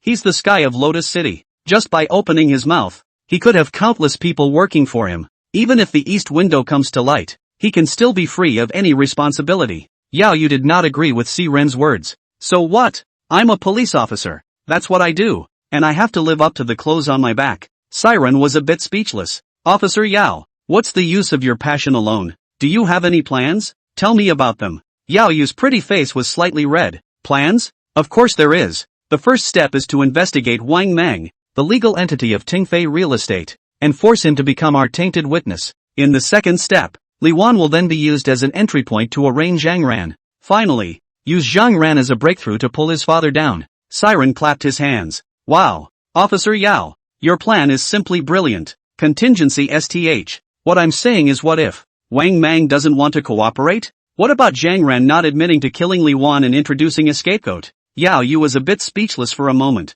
So what do you say? Siren rolled his eyes. You're a cop. I'm just a little old man. How am I supposed to get it if you can't get it right as a professional? Yao Yu slammed his foot on the brakes. The last name is C. Hurry up and come up with a solution for me, or this isn't over with you drunk driving. Siren raises his hands in surrender. Row by row. Can't I just give in? He mused for a moment and spoke. The investigation must start with Tingfei Real Estate. Look at how many businesses Tingfeng has taken over since its inception. Then go on the ground and visit the survey. Their father and son will surely buy and sell by force in order to enrich themselves. Then in terms of the materials they are constructing with, the safety indicators, it's bound to make a difference. Yao Yu was a bit confused and opened her mouth to ask. But, the legal person is Wang Mang, and even if Tang Fei has any problems, they can't be involved as father and son. Siren wagged his finger. No, you're wrong. As long as one is a human being, then one is bound to have one's weaknesses. What we need to do is to find Wang Mang's soft underbelly and force him to fall to our side.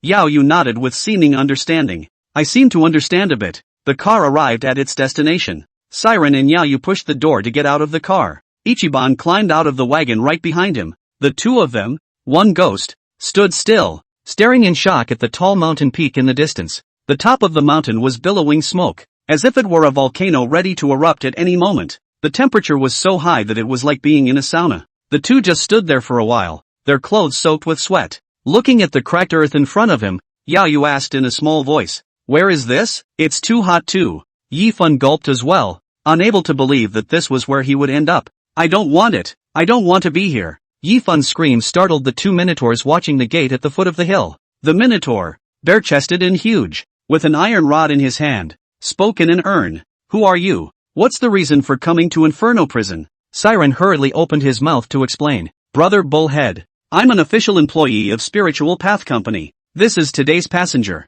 His name is Yifan." The minotaur let out a new and ah laugh, pulled a pamphlet out of his pants and opened his mouth. "Oh, so it's one of our own. Hold on, let me see." "Yoo-hoo, I can't see it. You're a pretty fancy kid. Alright, come with me. You'll have a good time in the future," he said, pulling out two iron cuffs and cuffing Yifan first. He then took the iron cuffs and came to Yao Yu. Infiltrators, follow me. Siren blocked in front of Yao Yu with a pleasing face. Brother Nyo, let's have a talk. She is my friend who accidentally stumbled into this place, so do me a favor and let her go, and I'll take her away right away. The Minotaur bulged his eyes and chided in a deep voice. This is the underworld, where the dead come. She has broken our laws by coming in as a living being. Seeing as we're both co-workers, I won't bother with you. One more word and I'll take you all together. Get out of my way. Siren blocked in front of Yao Yu, not moving a muscle, his expression firm. Brother Bullhead, I'll keep this man. I know this has been difficult for you guys,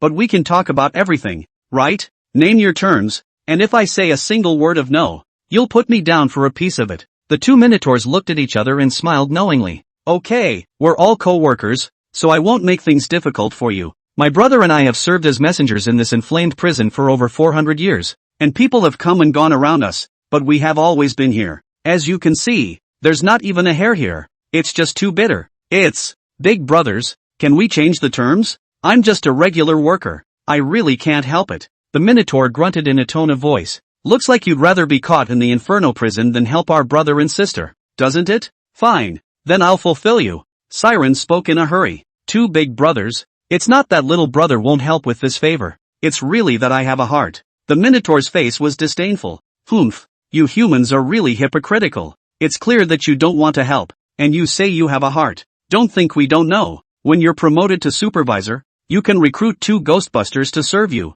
Don't tell me you didn't know about this. Siren let out a soft ah, about which he really knew nothing. I'm not going to hide it from you two big brothers. I really don't know about this.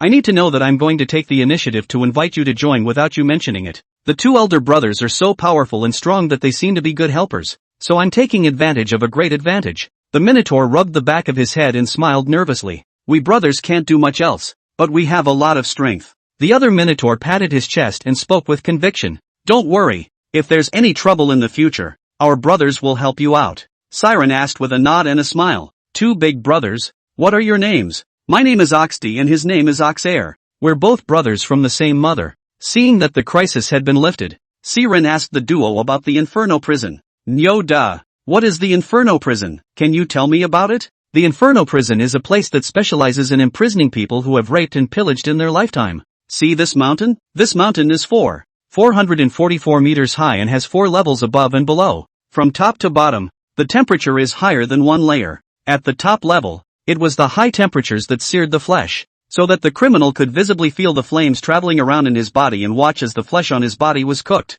The second layer is the mental burning, like 10,000 arrays sticking into your mind and then churning nonstop. Their consciousness stays awake at all times, enduring this drilling pain all the time. The third layer, we call it the residual fire. It's not that the flame is crippled, but that this flame only cauterizes the criminal's internal organs and bones. The epidermal muscles were intact, but the internal organs were charred and cooked bit by bit under the searing flames. And when the bones are burned to ashes, the whole person becomes a lump of rotten mud without bones. Not only do they have to suffer pain, but they cannot even utter a cry. The fourth level, on the other hand, is the true Inferno prison, which contains many. Big brother, it's not something that can be said yet. His position is not enough to reach that level. The word stopped halfway through the sentence, which made Siren's heart hard. There are no outsiders here, so tell me about it. I'll find out sooner or later anyway. Kauta shook his head vigorously. No, if no air hadn't stopped me just now, I would have made a mistake. It's something I really can't say to you. Nyoji chimed in to help. Yeah, it's not that my brother and I won't talk about it. The point is that it involves some secrets of the hell. Just don't be difficult for us brothers. The Minotaur brothers look naive, but always keep their bottom line in mind. Since it's not convenient to talk about it, then forget it. That's it then. We'll both head back, and I'll transfer you both to me once I'm promoted. Saying goodbye to the Minotaur brothers, Siren and Yaoyu walked towards the van. Behind him came Yifun's heartbreaking scream. Ah, you two let go of me. Help me. I don't want to go to the Inferno. I have money. I have lots and lots of money. The voice faded away. Siren pulled open the main driver's door and just wanted to go up, but Yaoyu stopped him. You've been drinking. You can't drive. Siren opened his mouth to explain. I have to drive when we get back, or we'll never get out. Yaoyu looked at him suspiciously. Really? I wouldn't dare lie to you if you lent me 10 guts. Alright then, I'll believe you this time. After saying that, Yaoyu let go of her hand and took the initiative to sit on the passenger seat.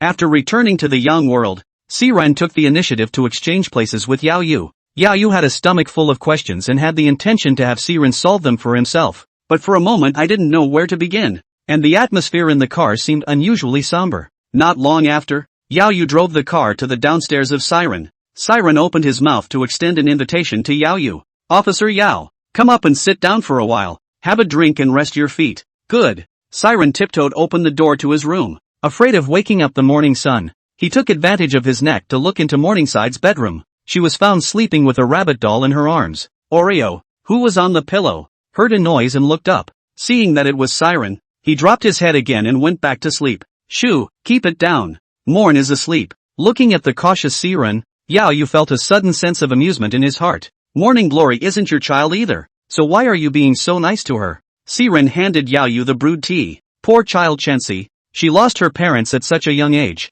She has no relatives in this world. To be honest, I have moments where I feel quite sorry for her. You've seen my job, dealing with ghosts all day long. I can't say that I won't be able to come back someday. It doesn't matter if I die. But what about Morningside? Yao Yu spoke out to comfort him. Since the risk is so high, resign. Nothing is more important than your own life. Siren let out a bitter laugh. Ever since I stepped into this industry, there has been no turning back. Officer Yao, I beg you for something. If there really comes a day when I can't come back, please help me find a good family for Chensi. Yao Yu nodded gently. I like this kid quite a bit, and if anything does happen to you, this is a kid I'll take care of for you. Thanks a lot then. Can you tell me a little bit about how you joined this company in the first place? Yao Yu asked, the doubt in his heart. Hey, don't mention it. I was in sales at the time. I guess you should have looked into this. I was on a long business trip in the country and my ex-girlfriend caught me having a rendezvous with another man while I was away. It's quite a wimpy thing to say. And let the man beat him up himself. Siren smiled to himself and continued. I give her all the money I earned from my job to keep, but because this happened, we broke up. She took the money with her. At the time, I was paying over $3,000 a month on my car loan and my house was coming due soon. I was desperate to join the company I'm with now. It's pretty dangerous work, but it pays well. I used to need to worry about life, but now I can enjoy life to the fullest without worrying about money. Although Siren spoke easily, Yao Yu could clearly feel the bitterness in his heart. Your ex-girlfriend has really bad eyes. Siren laughed. Right? I don't think she has a good eye either. Can't catch a quality prospect like me. Yao Yu agreed with his words. Can you tell me about your experience? I'm curious. This night, the two talked for a long time. Yao Yu also had a new understanding of the man in front of her. It's getting late, so I'll head back. Siren sent her away and turned on his wristwatch. Name, Siren. No, 044. Position, regular employee. 7/50ths, 0.7. Credibility value 90. Special mission, greedy father and son. 24 days remaining. Humph. This sale not only didn't give itself a good review, but instead gave a bad review. Deserved to suffer in the Inferno prison. His eyes went to the special tasks section, and he couldn't help but sigh. Ugh, there is not much time left for myself.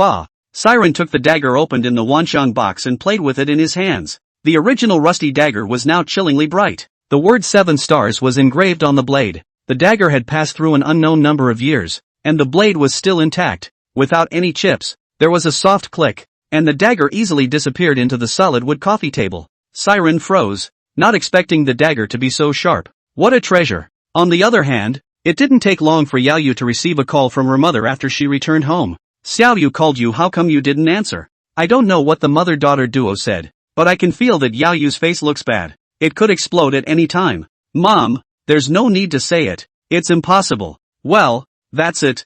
I'm sleepy. After hanging up the phone, Yao Yu leaned against the bed in solitude, wrapped her hands around her knees and buried her head in it, sobbing softly. Her stubbornness, her strength, her bravery, all turned into bubbles at this moment. No longer the cynical, courageous cop. Instead, it's a poor, helpless girl. As the sun rose, Siren opened his eyes. He stretched his muscles and walked out of his room. Morning, what are you doing? But I waited for half a day and didn't see a reply. Siren felt something strange and called out again. Morningside? Siren came to Morningside's bedside and reached out to touch her forehead. Fever. Morningside, wake up. Morningside slowly opened her eyes, her voice a little weak. Uncle, morning glory is so hard. Siren was a bit flustered and said in a hurry. Uncle will take you to the hospital now. After a bit of hand-holding, we finally got Morningstar to the children's hospital. Doctor, how's the baby? The doctor looked displeased. What kind of parent are you? What took the kid so long to get here with such a fever? Any later delivery would have been dangerous. Siren wasn't annoyed. Worry was written all over his face. Doctor, it's my fault. I was careless. Is the baby okay? The doctor nodded. Well, it's okay. The fever's gone down. Still need to be hospitalized for a day for observation though. You go ahead and pay the bill. Siren stood guard at Chen Shi's bedside, not daring to be distracted in the slightest, very worried that anything might happen to her. Uncle. Morning, you're awake. How are you feeling? Better? Looking at the worried-looking Siren, Morning Sun forced out a smile. I'm feeling much better. Don't worry about me. Siren breathed a sigh of relief, but he still blamed himself in his heart. It's Uncle's fault for being careless and not realizing you were sick in time. Morningside reached out her small hand and touched Siren's face. Uncle, don't blame yourself. Oh, morning is not hard at all now. Nah. Siren didn't go anywhere all day, just stayed at the hospital to watch over Morningside. At nightfall, the hospital was quiet. Not a sound. The curtains were gently blown by the wind and made a whistling sound. Siren hugged his arms and leaned back in his chair, faking sleep. Crunch, crunch. The door where the corridor passage joined made an eerie sound, especially harsh on this quiet night. Siren frowned a little displeased in his heart. The infrastructure of this hospital is also too poor. As he was just about to close his eyes and go back to sleep, the creaking sound started again. Ooh, gives me a whole lot of energy. It's a lot of sleep. Totally sleepless. Siren got up, took a cigarette out of his pocket and held it in his mouth, then gingerly opened the door of his room and walked towards the smoking area. The hallway was empty and the lights were dim. As I passed the nurse's station, I noticed that the lights that had been on in the house had suddenly gone out. Unsure, Siren spat in his mind once again. What kind of children's hospital is this now? It's barely 12 o'clock and the nurses are taking a break? This is an inpatient unit. What if something happens to the baby? When he reached the smoking area, Siren lit his cigarette, the firelight illuminating the stairwell. Out of nowhere, he noticed a figure around the corner of the stairs. When he looked closer, he realized it was empty. Nothing. Siren gently slapped his face and muttered, "This sleep is making me hallucinate." He took a deep drag on his cigarette as his mind pondered the countermeasures against the mayor's father and son. Squeak! Squeak! The sound rang out again. Siren stretched his head to look at the sound, not seeing anyone passing by or hearing footsteps.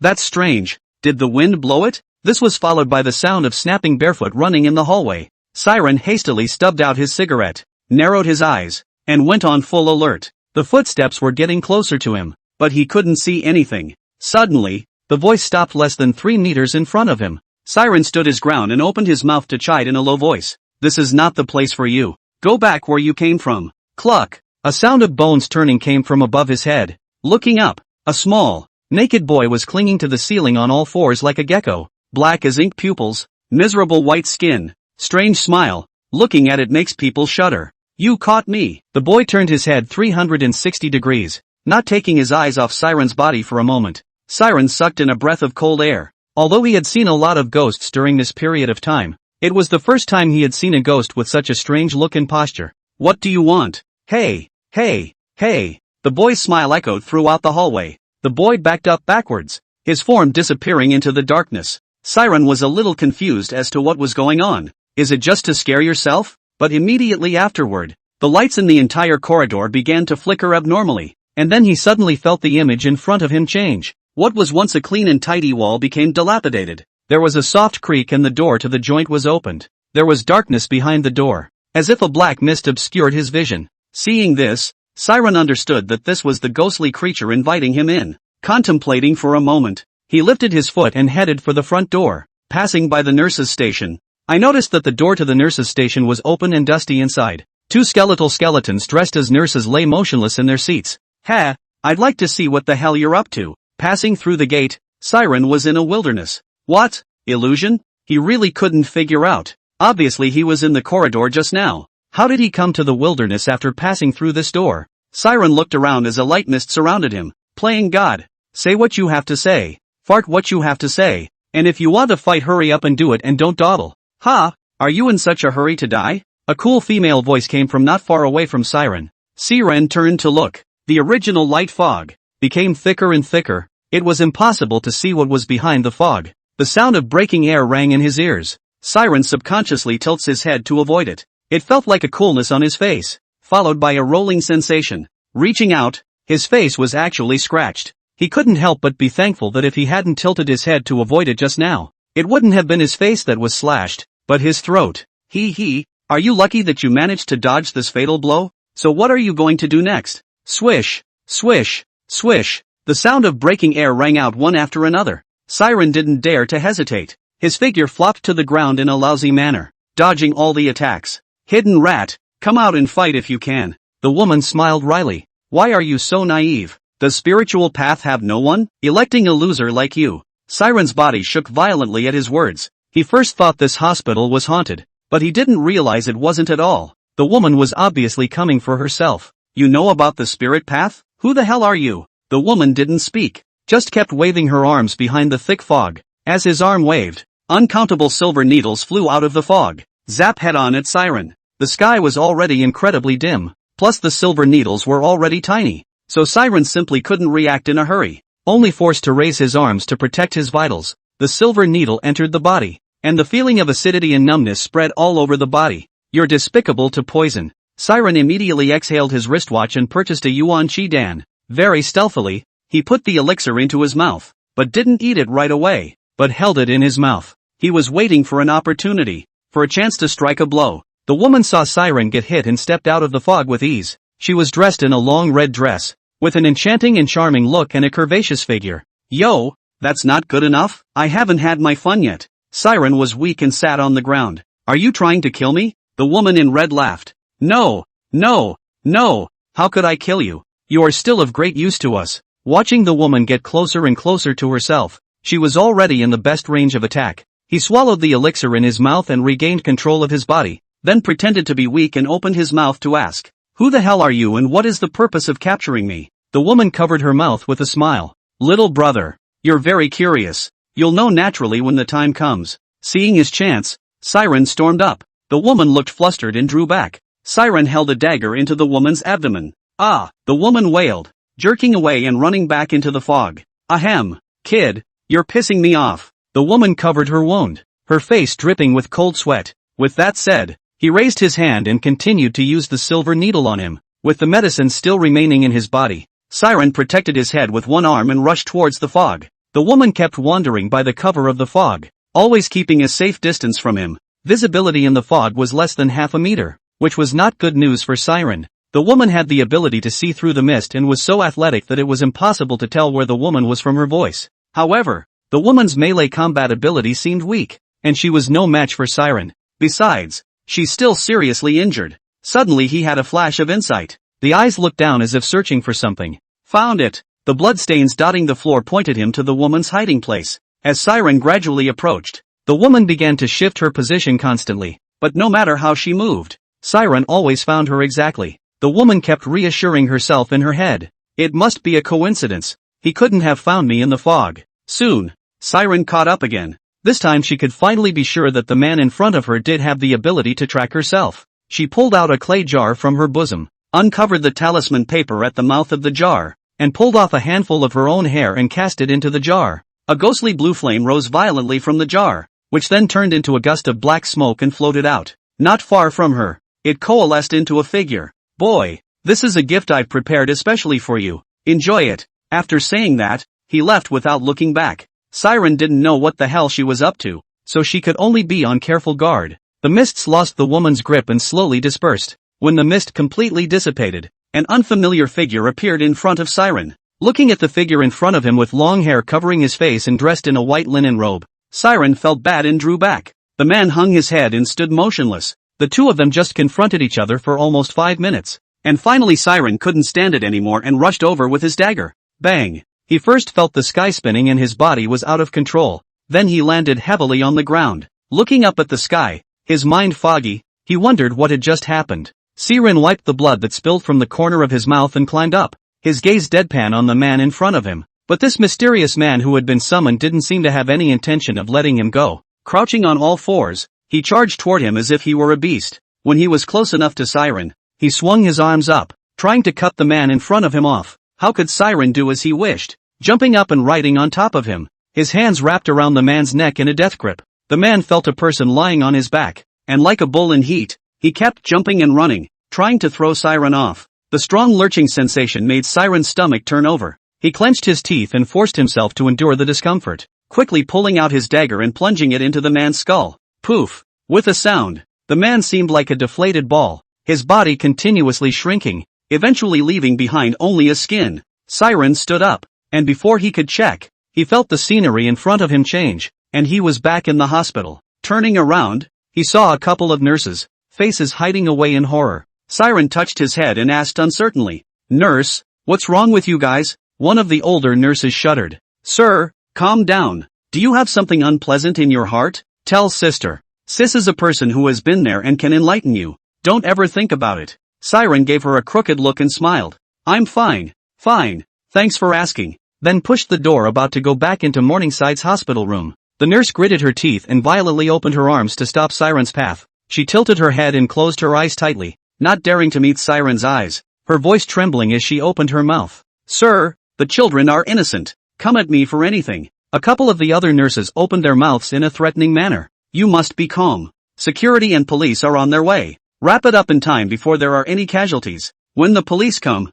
you won't even be able to run." "What? What's the deal with you guys? I'm a patient's family. My kids are still in there. You guys are really inexplicable." The noisy sounds of the corridor startled the patients and family members on the entire floor, poking their heads out to see what the hell was going on outside. A man with a dagger and a wretched body was seen confronting 4 nurses. The worst part was that the man's dagger was still dripping blood. When Siren saw that the eyes of the crowd were fixed on his right hand, he looked at it as well. You guys let me explain. I don't know which parent," seemingly frightened by Siren's appearance, let out a shrill cry.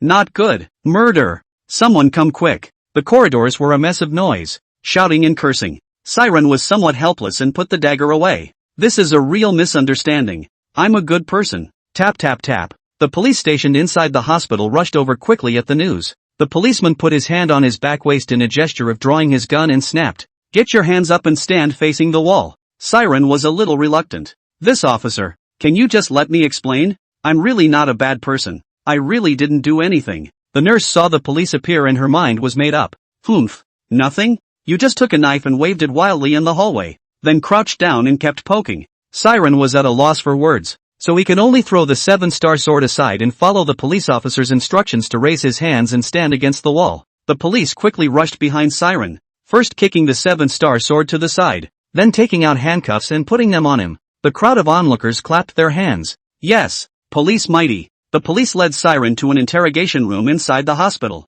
"Say, what is your purpose in coming to the hospital? Is it for revenge, or simply to get back at society?" Siren felt a bit of a headache and opened his mouth to explain. "I'm the patient's family. The child's name is Zhao Chensi. If you don't believe me, you can check. I just came out for a breath of fresh air and a smoke. Didn't mean to hurt anyone. You must be mistaken." Looking at the obstinate Siren, the police officer was annoyed and brought out the surveillance video. "You're still not being honest." Siren looked at himself in the video, holding a dagger and constantly waving it in the air. It was a silly look, like a mental illness. Officer, I'm practicing my kung fu. I'm a practitioner and I'm trying to relax and loosen my muscles while no one is around." "Who are you fooling? Think I'm 3 years old?" With that, the sound of the video is externalized. Continued. "Who practices and talks to the air?" Watching Siren refuse to cooperate, the police suspected that he was a drug addict and immediately tested him. Everything turned out fine. Looking at the unforgiving police, Siren really had no choice but to ask Yao Yu for help. Yao Yu, who received the call, was also helpless. "I'm sorry, he's a friend of mine, and I can assure you that he has absolutely no desire to hurt anyone. He's just stupid from practicing," the policeman said with a grin. "Hey, so it was a misunderstanding, a false alarm. Little brother, it's not me talking about you. This is a hospital, a public place. It's really not appropriate for you to do that. You should still be more aware of the repercussions." Siren accompanied him with a smile and kept nodding his head. Yes. It was my poor consideration that caused you the trouble." Yao Yu brought Siren out of the interrogation room with a cold face. "What's wrong with you? Going under the knife in a hospital? What? Want to go to jail?" Then, as if he thought of something, he snorted out a laugh. "Ha ha ha. What kind of swordplay you're practicing is just hilarious." Siren touched his nose in some embarrassment. "Hey, don't mention it. I was out for a smoke. Who knew I'd run into a ghostly creature? The ghostly creature pulled me inside the illusion. It's something I can't explain to them yet. You can only lie to them about even martial arts. Who knew they wouldn't believe me and drew a tube of my blood?" Yao Yu put away his smile and looked serious. You were attacked by a ghost? Siren nodded. Well, it seems like it's coming specifically for me. At first it was a little kid. Then a woman appeared. This woman was supposed to be a human. And I stabbed her. But she got away. Yao Yu came to be interested and asked, "What are the characteristics of this woman?" Siren said without thinking about opening his mouth. She was wearing a red dress, long and sultry, with big breasts and long white legs. Siren's focus ran completely off course, which made Yao Yu's teeth itch with anger. "I asked you to tell me his characteristics. What a mess you're talking about." Siren gave her a puzzled look. "Big boobs and long legs aren't traits?" Yao Yu looked at him somewhat speechlessly. "What's going on in that head of yours? More boobs and long legs. The features I'm talking about are where she has moles on her face and whether she has scars on her body. How old and how tall? This will facilitate our search." Siren spread his hands. "Who has nothing to pay attention to this stuff?" Yao Yu sighed. This is a man." It was only then that Siren noticed Yao Yu's uniform. "Officer Yao, is this your official return to duty?" Yao Yu let out a soft "Well, Bureau Chen transferred me back. Now put me in charge of the leech case." When he mentioned Li Qi, Siren hated him with a passion. "No evidence of his crimes has been found yet?" Yao Yu shook his head. "No. I've approached a few of the girls he assaulted, and no one is willing to come forward and testify against him." Siren was silent. It was indeed something that could not be helped. No girl, ever, wants to be known for the stains she once had. How will they meet people in the future? How will they face their families and their classmates? Li Qi also grabbed their soft underbelly, knowing that they didn't dare to make a statement, so they became even more unscrupulous. "How about I tie him up?" Yao Yu rolled her eyes. "You stop it. Kidnapping is against the law. Are you doing it any differently than him?" Siren turned his head, exasperated. "I'm doing the people a favor. This doesn't work. That doesn't work. Should we just let him get away with it? Do you know how many innocent girls he's victimized? Such scum should be shot." Yao Yu shook her head and digressed. "This is not something you should worry about. Let's go. You take me to see this girl Chenxi." Siren didn't dwell on this and brought Yao Yu to the hospital room. "Uncle, Sister Xiaoyu." Yao Yu put his police cap aside and sat on the hospital bed, gently rubbing Chenxi's face. "Feeling better, little one?" Morningside raised her arms and showed off her biceps. "I'm fine. All right. That's right, Sister Xiaoyu. Just now I heard a particularly loud noise outside, as if to say there was some kind of murderer. Is Sister here to catch the bad guys?" Yao Yu laughed out loud and glanced at the embarrassed Siren beside him. "Yeah, the bad guys got away from us. Yeah, Sister Xiaoyu is great." Siren finished the discharge procedures and brought Morning Glory back home. On the way, he received several messages from Li Wenjing, but because he was driving, it wasn't convenient to read them. When he got home he opened his cell phone and Li Wenjing sent him a few pictures. Siren fixed his eyes. "Isn't that Li Qi? What the hell?" Immediately dialed her. "Hey, where are you?" Li Wenjing covered the phone and whispered, "I'm at Queen's KTV, hanging out with a couple of guys from school." Siren looked a little nervous as he listened to the background of loud music. "Wait for me. I'll be there now." Li Wenjing smiled sweetly at Li Qi beside her and whispered, "Director Li, I'm going to the bathroom. I'll be right back." Leech reached out and touched her leg with a horny expression. "I'll go with you. When you come out to play, you want excitement." Li Wenjing hid the disgust in her eyes very well, dodging Li Che's salty hand without a trace and smiling seductively. Director Li, you're so bad. I'll have a nice drink with you when I get back from the bathrooms, so be sure to wait for me." After saying that, he got up and left the box. Li Qi put away his smirk and glared at the several doglegs beside him. The doglegs immediately understood and followed Li Wenjing out of the box, watching her enter the bathroom. "Looks like Rico's getting another quickie tonight." "That's right. This little huff today is so much better than the previous goods. It tickles my heart to see it." "Don't be in a hurry. When Li gets tired of playing with her he'll give her to us." Li Wenjing ducked into the bathroom and opened her mouth. "Brother C, don't be in a hurry. Richie threatened me in the name of the director to stay with him, and if I didn't agree, I wouldn't be allowed to graduate. I went along with it and agreed to use myself as bait to fish for his scum. In a moment, you notify Officer Yao and have her bring a team over to arrest him." Siren immediately spoke. "No, it's too dangerous. I'll come over to you now." Li Wenjing smiled sweetly. "Don't worry, I'll be fine. You'll have to wait for my message in a bit." Then he hung up. Ren's heart was burning with anxiety, and after exhorting Chenxi, he immediately drove to the Queen's KTV. On the way, he called Yao Yu and told him what happened to Li Wenjing. "Nonsense. Li Wenjing, she's playing with fire. What if something happens?" "Shuren, hurry up and see that nothing happens. I'll be right there." Siren had all the horsepower in the world, kept changing lanes, and ran several red lights in a row. Nima, can you drive? Looking for death. Driving a luxury car is a big deal? Sooner or later, you'll get hit by a car and die. Siren drove to the Queen's KTV. Coincidentally saw Li Qi assisted unconsciously when Jing walked out. Straight to the roadside has been waiting for a long time Cadillac. Long gone. Siren followed closely behind, picking up the phone in an urgent tone. Li Qi took Li Wenjing away in a daze. I'm driving behind it. Yao Yu was calm and collected. Siren, you must not be impulsive. Be sure to take care of yourself. I'll make my move when I get there. You hear me? Now, you turn on the shared location so I can find you easily. He shared his position with Yao Yu, then focused on Li Qi's car in front of him, not letting it leave within his line of sight. After following the car for about 10 minutes, it stopped in front of a hotel. The hotel porter greeted him warmly, a smile piled on his face. Mr. Li, the room has been cleaned. Enjoy your meal. Li Qi laughed and took out a few $100 bills from his arms and rewarded the porter, then assisted Li Wenjing to walk in. Looking at the woman beside Li Qi, the porter seemed to have long been accustomed to it. Li Qi went in with his front foot, and Siren followed with his back foot, but he was stopped by the porter. Sir, you look strange. Are you a member here? Member? Siren frowned. I'm not a member here. The porter smiled apologetically and opened his mouth to explain. We are a private club here for our members only. So this gentleman, I'm sorry, I can't let you in. Siren looked at Li Qi, who had disappeared from view, and his heart raced. Wouldn't it be easier to just get me a membership card? The porter smiled and shook his head gently.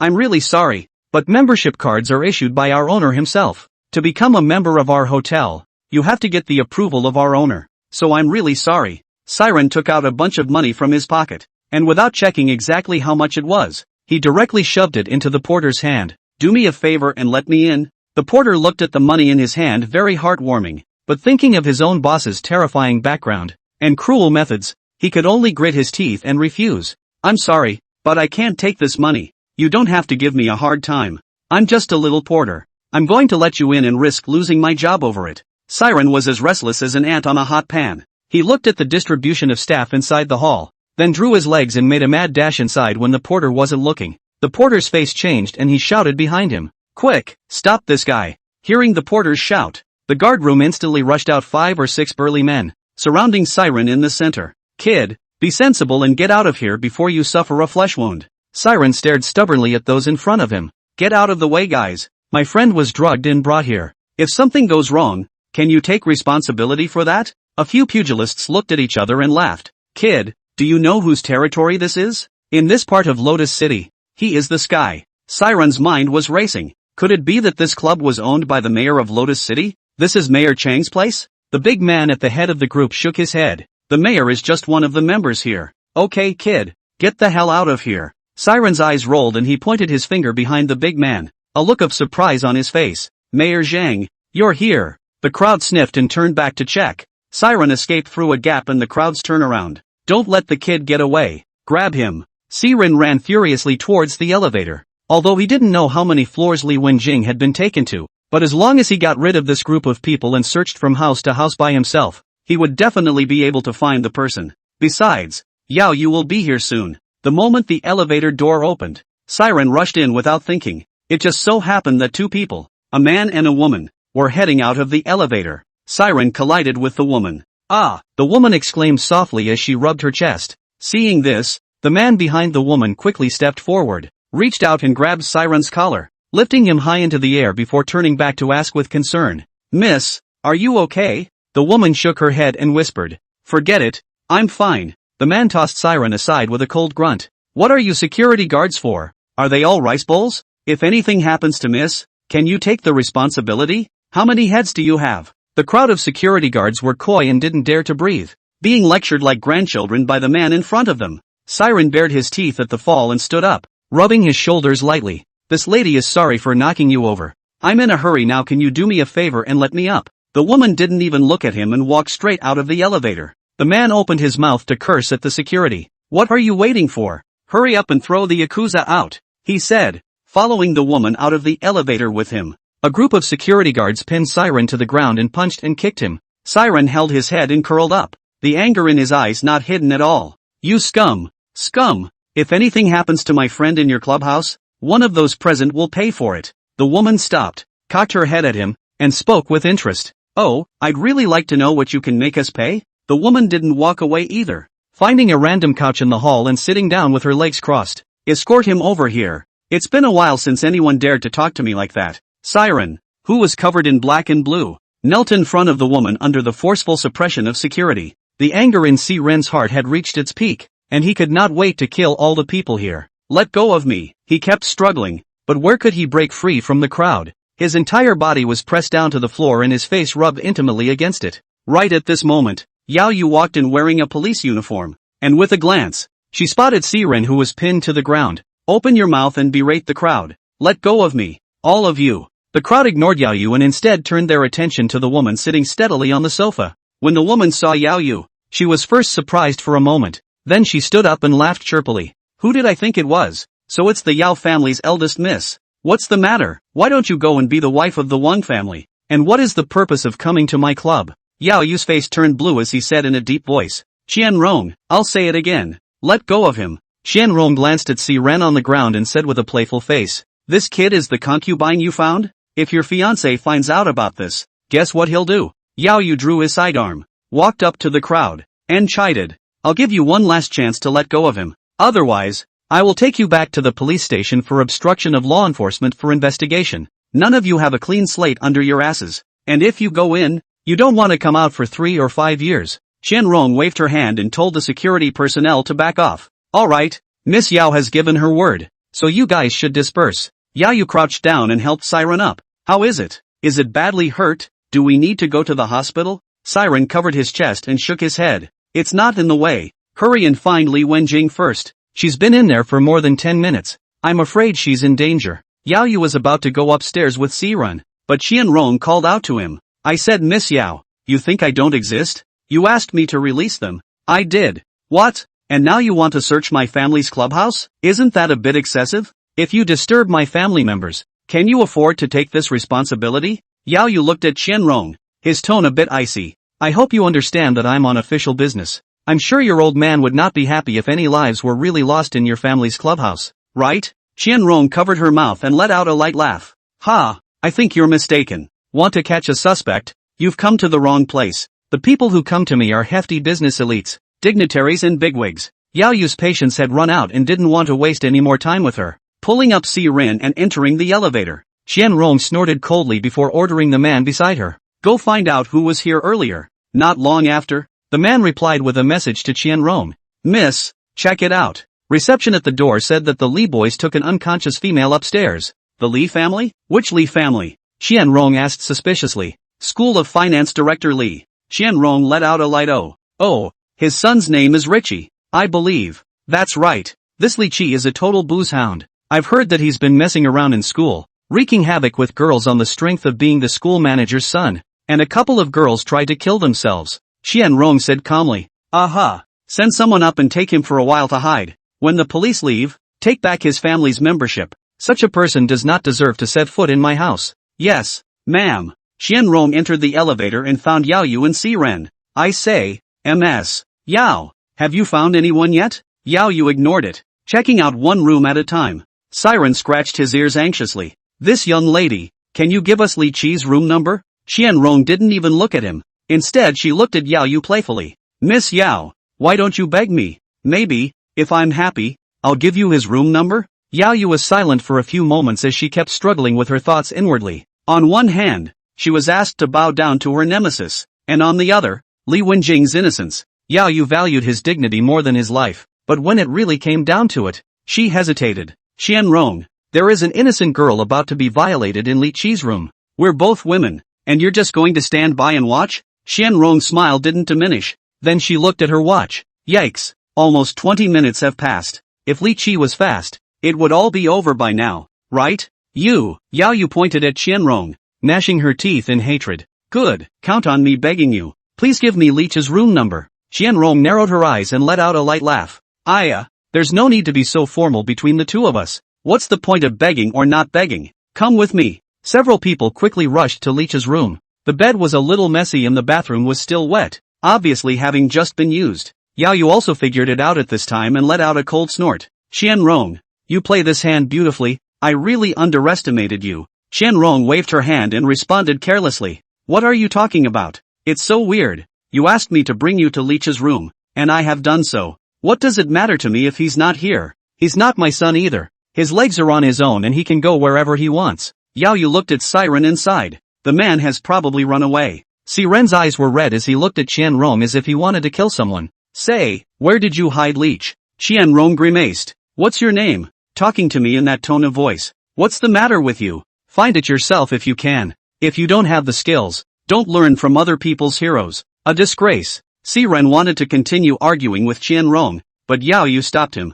Siren, there's no need to argue with her. It's imperative that we find Li Wenjing first. Siren then stopped, and then remembered that the Spiritual Path Mall had a prop called Leader's Peak, which could be used to find the target he wanted to find for 3 points. Turning his back, he maneuvered in a position that Qianrong couldn't see. Not long after, a bee appeared in Siren's hand. Quick, help me find Li Wenjing. The pilot bee lifted its wings from Siren's palm and flew, leading the way ahead. Officer Yao, follow me. I can find her. Qianrong was a bit puzzled when she saw the bee flying up in Siren's hand. You're a little white boy with a bee in your bonnet? What's the use of this bee? Can it really help you find Leech? Yao Yu also felt a bit strange, but when he thought about Siren's job and what he was usually exposed to, he let it go. She didn't explain and followed closely behind Siren. Qianrong couldn't help but raise an eyebrow as she looked at the direction the two left. Oh, that's something. She wasn't continuing to inform her men that Leech was moving. If this man, Siren, could really use the bees in his hands to find him,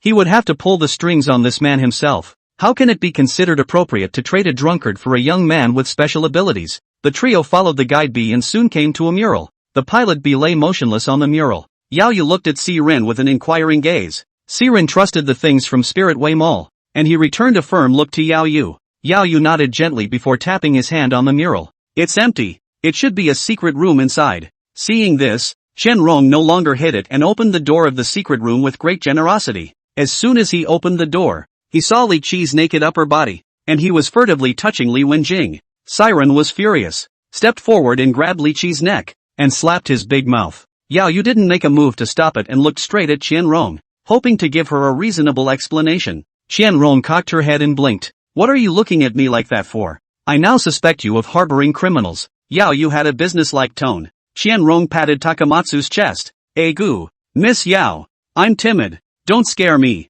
A smiley face was then exchanged. This is my family's clubhouse and I have to be responsible for my family's members, whether they are criminals or not. I'm not sure, so don't you scare me with this. It won't work. Yao Yu looked at the time and thought it was almost time. Siren, stop. Let's see how Li Wenjing is doing first. Wenjing, wake up. But no matter how much Siren called out, Li Wenjing was just like sleeping to death, not responding at all. Qianrong walked over and flipped open Li Wenjing's eyelids to look at them. She's fine. She just hasn't worn off yet. I'll the healthcare provider. I'll have him come over and take a look. Qianrong intentionally made a pass at Siren. Kashihito has a one-track mind and is very vindictive. All he could remember was the woman in front of him blocking herself from seeking him out, and it deliberately hid Leech. So it didn't give Qianrong any good looks. But Qianrong didn't think so. As long as a person has a price, she didn't believe that Siren really had no desires. Li Qi covered his swollen pig's head and opened his mouth in a colorful voice. Who gave you the guts to actually dare to strike me in the Qian family's clubhouse?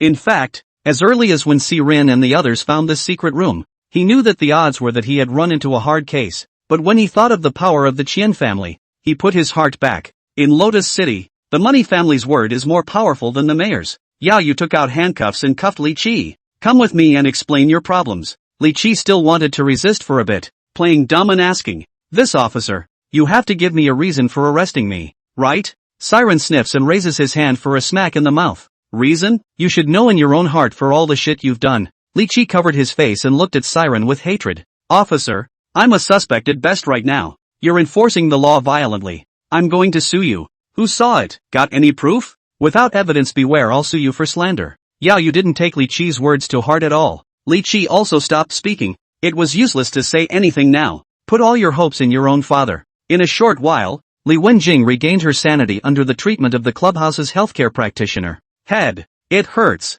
Siren rushed forward and asked with concern. Wenjing, how are you feeling? Li Wenjing looked at Siren's blurred face, which then became clearer and clearer. Brother C, where is this? Then his eyes swept aside to the bare-chested Li Qi, and memories instantly flooded back. Brother C, Li Qi, he drugged me. Woo woo, Siran hugged Li Wenjing and comforted her. Don't worry. It's fine. He didn't do anything. Don't worry about it. Under Siran's comfort, Li Wenjing gradually calmed down. Officer Yao, I'll leave this place to you. I'll take Wenjing and leave first. Yao Yu nodded. Go on. She's still weak. Go back and get some rest and relaxation. Siran helped Li Wenjing out of the door, and Qianrong followed closely behind. Mr. C, I'll have the doctor accompany you back. Let him give this young lady a good tune-up and toning over the next few days. Siren didn't know what kind of drugs this woman was selling. Apart from your parents, if another person is treating you well for no reason, then that person must be trying to get something out of you.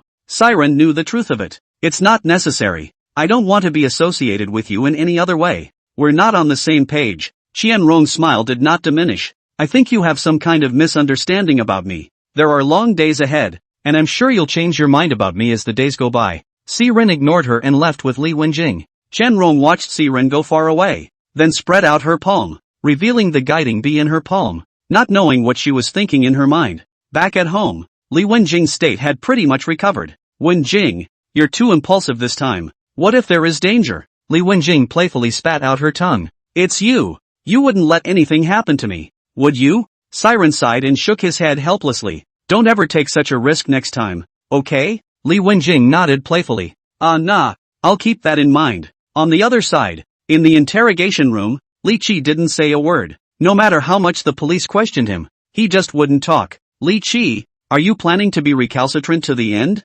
Leech gave a big smile. What do you want me to say? I didn't touch this girl either, so at best it's an attempt on my life. I didn't realize that it had come to this, but Li Qi still refused to confess. Knock knock. There was a knock on the door of the interrogation room. A police officer walked in and whispered something in Yao Yu's ear. Yao Yu frowned and waved his hand. Good. Turns out it was Richie's father, who got a lawyer and tried to bail him out. I'm the attorney representing Li Qi. My name is Feng Hao. Yao Yu looked at Feng Hao and asked with a gloomy face, do you realize what you're doing? Feng Hao smiled and nodded. Of course I know, but I'm just a lawyer. I'll do whatever the client tells me to do. Oh, right, Mr. Li told me to tell you that he'll pay the girl a large sum of money for emotional damages, and then have the girl drop the lawsuit and opt for an out-of-court settlement. Yao Yu snorted. What a lawyer you are. Don't you know that this is already considered a criminal case? This is not a civil dispute. The lawyer still had a smile on his face. Of course I know that, but this case has been characterized as a normal civil dispute.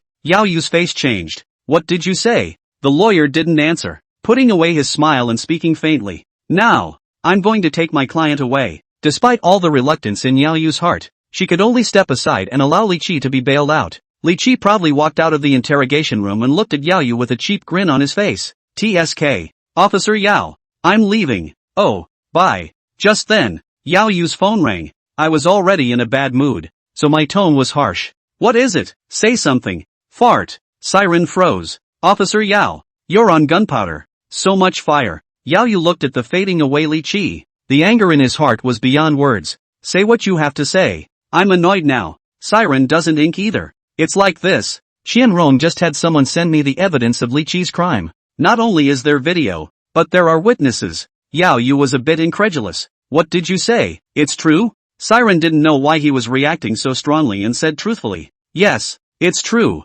Yao Yu didn't explain and immediately ordered the police officers around him. Go on, get Leech back to me. Siren, you send the evidence over now. And fast. Before Leech could even get out of the police station door, he was brought back again. What are you doing? Let go. Lawyer Vaughn. What's going on? Lawyer Fong was also a bit puzzled and questioned angrily. What are you going to do? I will definitely complain about you to the higher authorities. Looking at this detailed evidence in his hands, Li Qi finally admitted the fact that he had committed a crime. In all, he coerced more than 20 female students over the years. A total of 4 people were directly or indirectly responsible for their deaths. He, too, finally knew fear, and opened his mouth and kept begging for forgiveness, hoping to be forgiven by the law. Officer, I was wrong. I really know I was wrong. Please be magnanimous and let me go. I beg you. I have money, and I can give you lots and lots of it. Yao Yu slapped the table. Li Qi, you are openly bribing a public official. Now you know you're wrong? What were you thinking?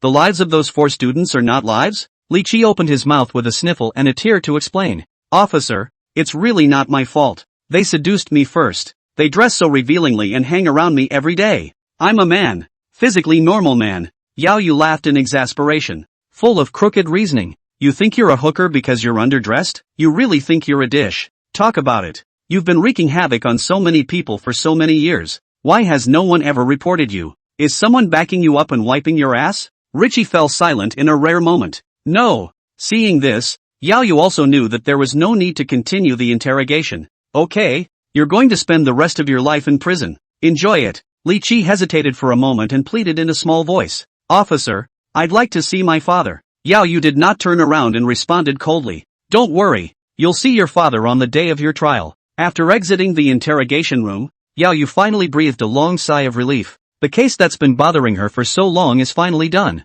Siren, I really have to thank you this time. You've sent these proofs just in time. Siren waved his hand. I'm just raising my hand. He then looked a bit puzzled and opened his mouth to ask. What's this Qian Rong story? And why did she send me the evidence of Li Chi's crime? Qian Rong, whose family is in Magic City, is the granddaughter of Ganjiang Governor Qian Zilai. Her father did not enter the civil service, but turned to business and did a great deal of business. It is rumored that his family is also involved in arms sales transactions. The reason why they would give you the evidence should be that they think of you as a capable person and want to draw you in. Siren scratched his head, sighing. I didn't realize this woman came from such a big place. Alas, by the way, I heard her call you Miss Yao. You wouldn't be from some famous family as well. Yao Yu was vague. We both went to school together and used to live in the same dormitory. Miss Yao was my nickname when I was in school. Siren didn't think any deeper than that and just nodded. Okay, I'll head back if there's nothing else. I've got a sick one and a little bitty one waiting for me at home. Yao Yu looked around and realized that no one had noticed the duo and spoke in a low voice. Tomorrow morning at 9 a.m. You pick me up at the station and we'll go run some errands. Siren had been physically and mentally exhausted for a while and really didn't want to move. So he wanted to rest. Can you find someone else? I want to get some rest and relax. I've been so tired lately. Yao Yu smiled and came closer. Oh, then I'll go investigate Tingfei real estate on my own. So you can rest at home. Early the next morning, Siren was waiting for Yao Yu at the entrance of the police station on time. Where are we going now? Yao Yu didn't wear a police uniform today, wearing a black leather jacket on top and tight jeans underneath. The tight jeans showed off her straight legs, to the best of her ability. Let's go to Li Chunyang's house first. Soon, the two arrived at the door of Li Chunyang's house. Dang dang dang. Yao Yu tapped on the door of the room. Is anyone home? I'm from the precinct police station. But after knocking for a long time, no one could open the door. The man at the opposite door heard the noise and poked his head out to ask, Who are you looking for? Yao Yu smiled. I'm a police officer from the precinct police station.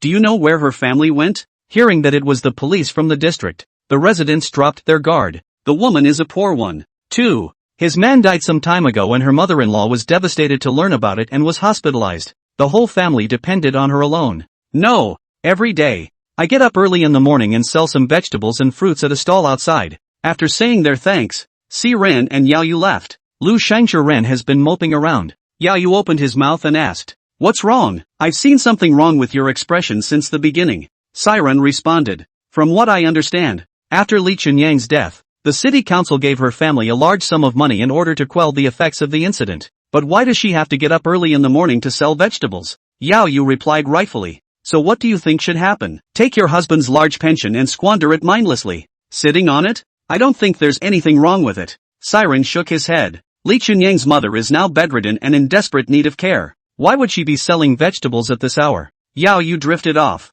astonished. So, what you're saying is that the government didn't give her the money? Siren sulked. I hope my guess is wrong. Following the address given by her neighbor, the duo soon found Li Chunyang's wife. Mangdan. Mandan's stall is near an intersection with no store. Just a simple roadside stand made from a flatbed truck. Beside him was a little boy, sprawled out on a quilt laid out by the side of the road, doing his homework. Fresh vegetables, fruits. Come and have a look. The place isn't too crowded, and occasionally an older woman or man will stop by to ask about prices. Neither of them were in a hurry to go forward and inquire. Observing Mangdan from afar, Mangdan's face was ugly, without a trace of blood. Mom, I finished my homework. I'll shop for you for a while you sit down and rest. Mangdan covered his mouth and coughed twice, touching his son's head. Mommy's not tired. Then he pulled a few crumpled pieces of change out of his bag and handed them to the child. Get something to eat if you're hungry. It's going to be a while before we get home. The boy took the money and bought a groundnut,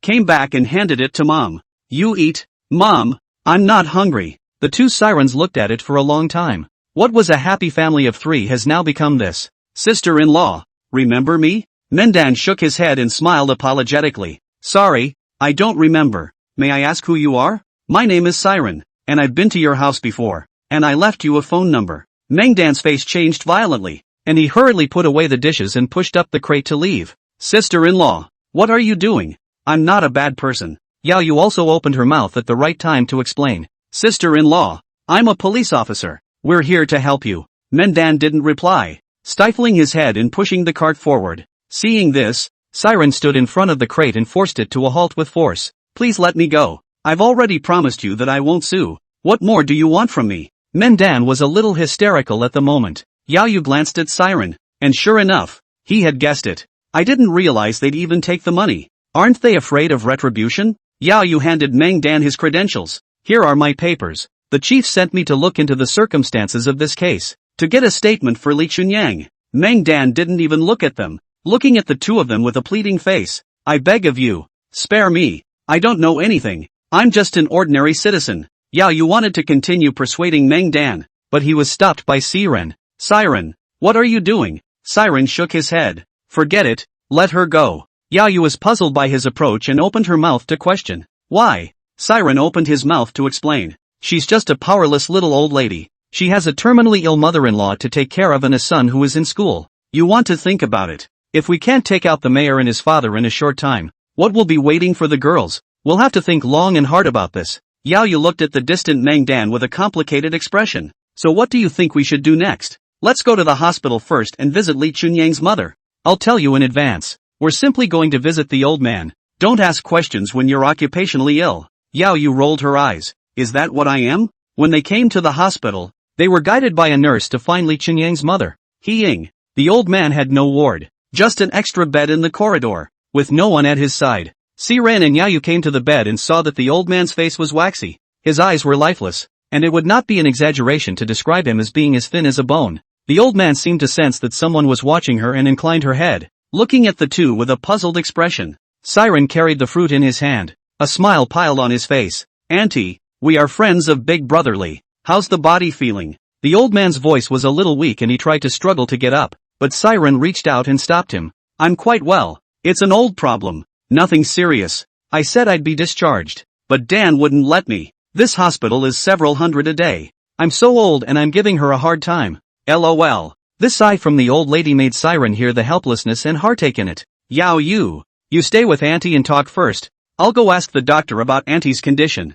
Arriving at the doctor's office, Siren opened his mouth to inquire. Which doctor is in charge of Ying? A young resident looked up at Siren. You're the patient's family? It's time to pay the money on her card, which has been dragging on for days. We're going to have to take her off her meds if she doesn't pay up. Siren nodded. No problem. I'll pay the bill in a minute. I would now like to ask about the old man's health and whether he is in any danger. For this disease is mainly anxious fire attack heart. Itself the old lady is old, coupled with their own suffering from coronary heart disease. As long as usually pay more attention. Do not let the patient have too much emotional fluctuations. It should not be a problem. The old lady is getting older. Her body functions are definitely not as good as before. So if the family is in a position to do so, let her have some nutritional supplements appropriately. The doctor spoke euphemistically, knowing that the old lady's family was in a difficult situation. Siren nodded yes, then asked again. Doctor, you see it's not so bad for this old lady to live in the hallway. Is there a single room? A double room would be fine.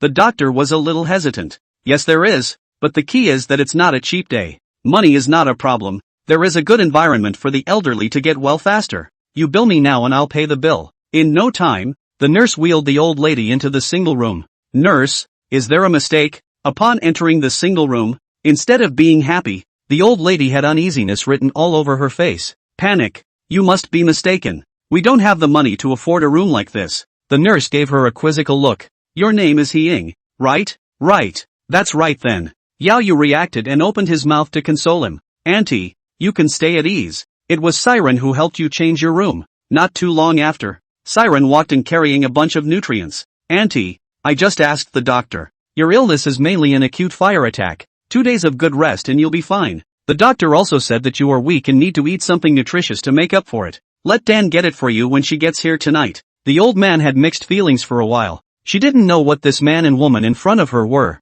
Even if they were really her son's friends, it was impossible for them to spend so much money to help themselves. Besides, people are gone. Li Chunyang is dead. Boy, I can tell you two are good people. With such a nice hospital room and so much nutrition, the old lady just can't afford to pay it back. You might as well take your stuff back. Siren reassured. I've paid my money. The hospital can't refund me. Just stay in peace. You don't have to pay this money back. The old lady wanted to say something else, but was directly interrupted by Siren. Okay, ma'am. I'm relieved to see you're okay. He took out an envelope with $10,000 in it. There's some money in here. Pass it on to Dan when she gets here later. Don't let her go out to sell vegetables for a few days and take care of you. We'll just go ahead and let Dan call me if he has any trouble. The old lady were willing to accept this money, but why his body is weak, cannot climb up, can only watch the two left. After exiting the hospital gates, Yao Yu exhaled the turbid air she had been holding in her heart. What's wrong with the world? You say?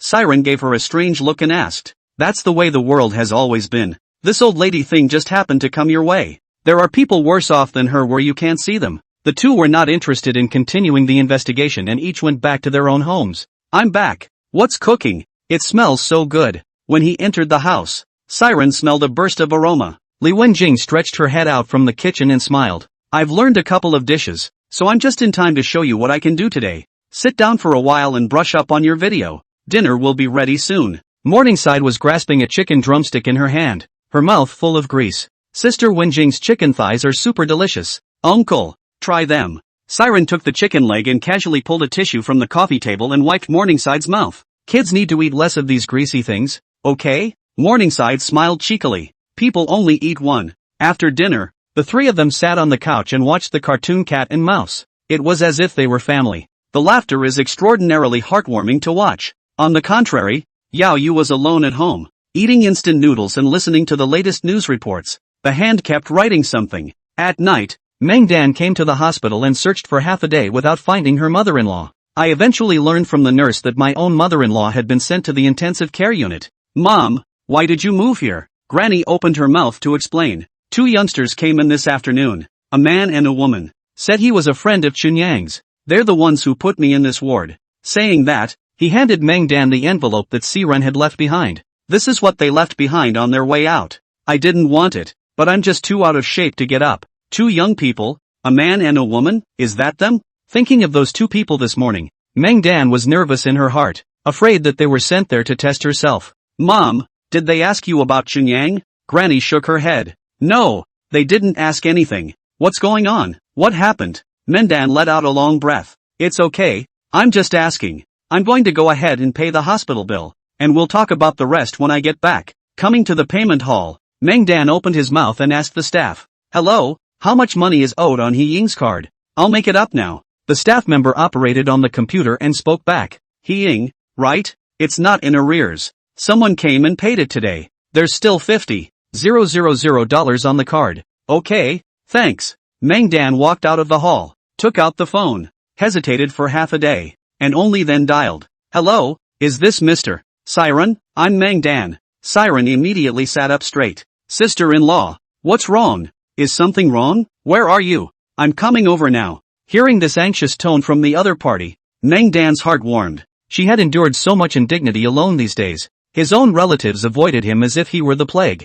I'm fine. I just wanted to thank you. I'll pay you back as soon as I can. He was relieved to hear that Meng Dan was fine. Forget the money. It's not much. You've got an old man and a young man here, and your whole family is counting on you alone. Mundan still insists on paying back the money. Siren had no choice but to accept it. All right. I'm not in a hurry to use this money. Just pay it back when you're better off. The main thing now is to take care of the old lady. If you're short of money, feel free to tell me. Meng Dan hesitated for a moment before speaking. I can see you're good. I really don't want you to get involved in this Chunyang thing. We're all commoners. We can't fight them. Sister-in-law, we can't let big brother Chunyang die in vain. I already know who's behind this. Only lack of evidence. As long as there's enough evidence, no matter who he is, none of them can escape. Meng Dan's heart lit up with hope as he listened to these righteous words from Siren. Good. I'm at the hospital now, so come over here and I'll tell you all about it. Hanging up the phone, Siren rushed to the hospital in a hurry.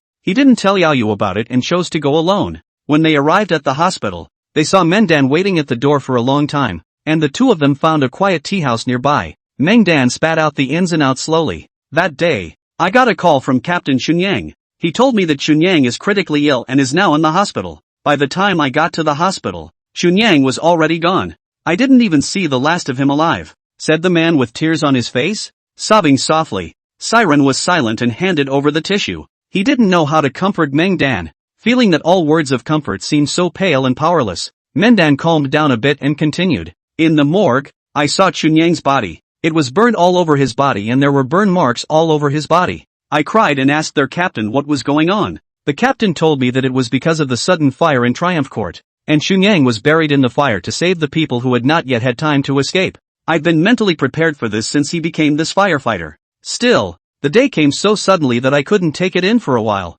This was Chunyang's choice. He clearly could have escaped but chose to go back to save the others. Chunyang always joked with me, saying that if one day he sacrificed his life fighting fires, the top would not treat us and our mother poorly. Not only do you get a large pension, but your children also get preferential treatment in school. But I'd rather not have the bloody pension. Siren knew he had to say something at this moment. Sister-in-law, I want you to pull yourself together. I know you're sad and aggravated, though I can't relate to what you're feeling right now. However, I'm sure that big brother Chunyang doesn't want to see you as you are now. Meng Dan leaned on his head with one hand and gently wiped his own tears. The next day, an unknown person came who claimed to be a legal entity of Tangfei Real Estate. Hopefully, I won't make a big deal out of it and promised to pay me a large sum of money. I had no idea what was going on or why he had found me, until the day my husband was buried. Chunyang's captain approached me and spoke to me about not being able to give Chunyang the title of martyr. Seriously, I was really pissed off at the time. My husband sacrificed his life to save others and ended up dying without even a martyr's title.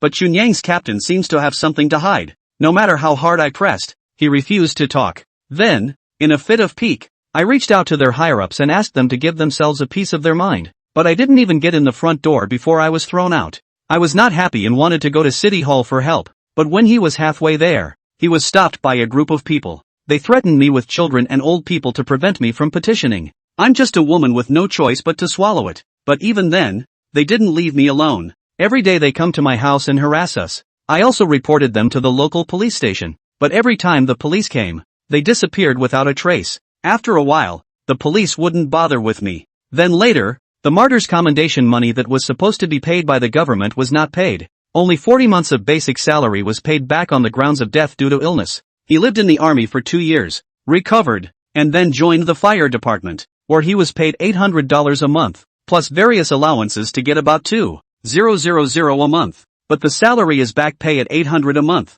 and that's not enough money to pay for his funeral. Siren sniffed for a moment and found it hard to accept. It is important to know that the commendation money for martyrs is based on 30 times of the per capita disposable income of urban residents of the country in the previous year and is given on a one-time basis. And the surviving families of the martyrs will also receive additional special grants. Add in workers' compensation insurance and you'll get a $2 to $3 million pension at the very least. But the government has actually given only 40 months of basic salary. It's less than $40,000. They're so bullying. Meng Dan sobbed. I can do without the money. All I want is for my children to grow up in peace, and just for them to leave us alone. Sister-in-law, do you know the origin of those people who stopped you from petitioning? I know. They're from Tangfei Real Estate, Meng Dan said with certainty. After getting the information he wanted, Siren got up and prepared to say goodbye. Sister-in-law, whatever you need, call me anytime. Siren drove off and then sent the recorded audio to Yao Yu. Officer Yao,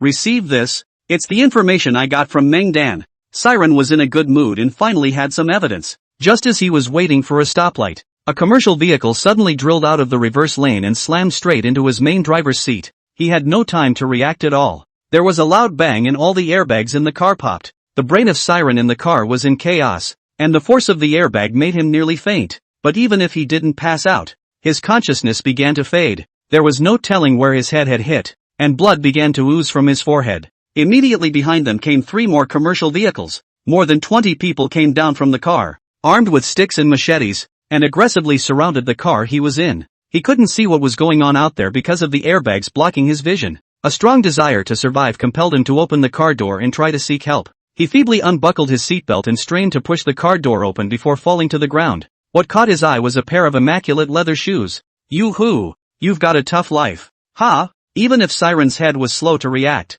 he knew that this was coming at him. But Nye could not move his body as if it was falling apart. Immediately after, a baseball bat stood in front of him. The owner of the leather shoes crouched down and grabbed Siren's jaw with his hand before twisting it gently in his direction. Kid, don't blame your brothers for having black hands. We were also entrusted with a favor. When you get down there, reflect and don't meddle in your next life. Siren had a dizzy spell in front of him and passed out before the man could finish his sentence. Come on, a few men, drag him to the outskirts of town, find a place to bury him, and do it clean. Release him and I'll let you leave. Who are you? When Siren was about to pass out, he vaguely felt another wave of people coming. The two parties then fought. When he woke up again, he found himself in a gorgeous room. The bed was soft and had that distinctive scent of a woman's body. Where is this? Siren asked in a weak voice. A familiar voice reached Siren's ears. This is my house. Siren inclined his head, looking at the woman not far away. Qianrong? Qianrong looked at him with a smile. I didn't think Mr.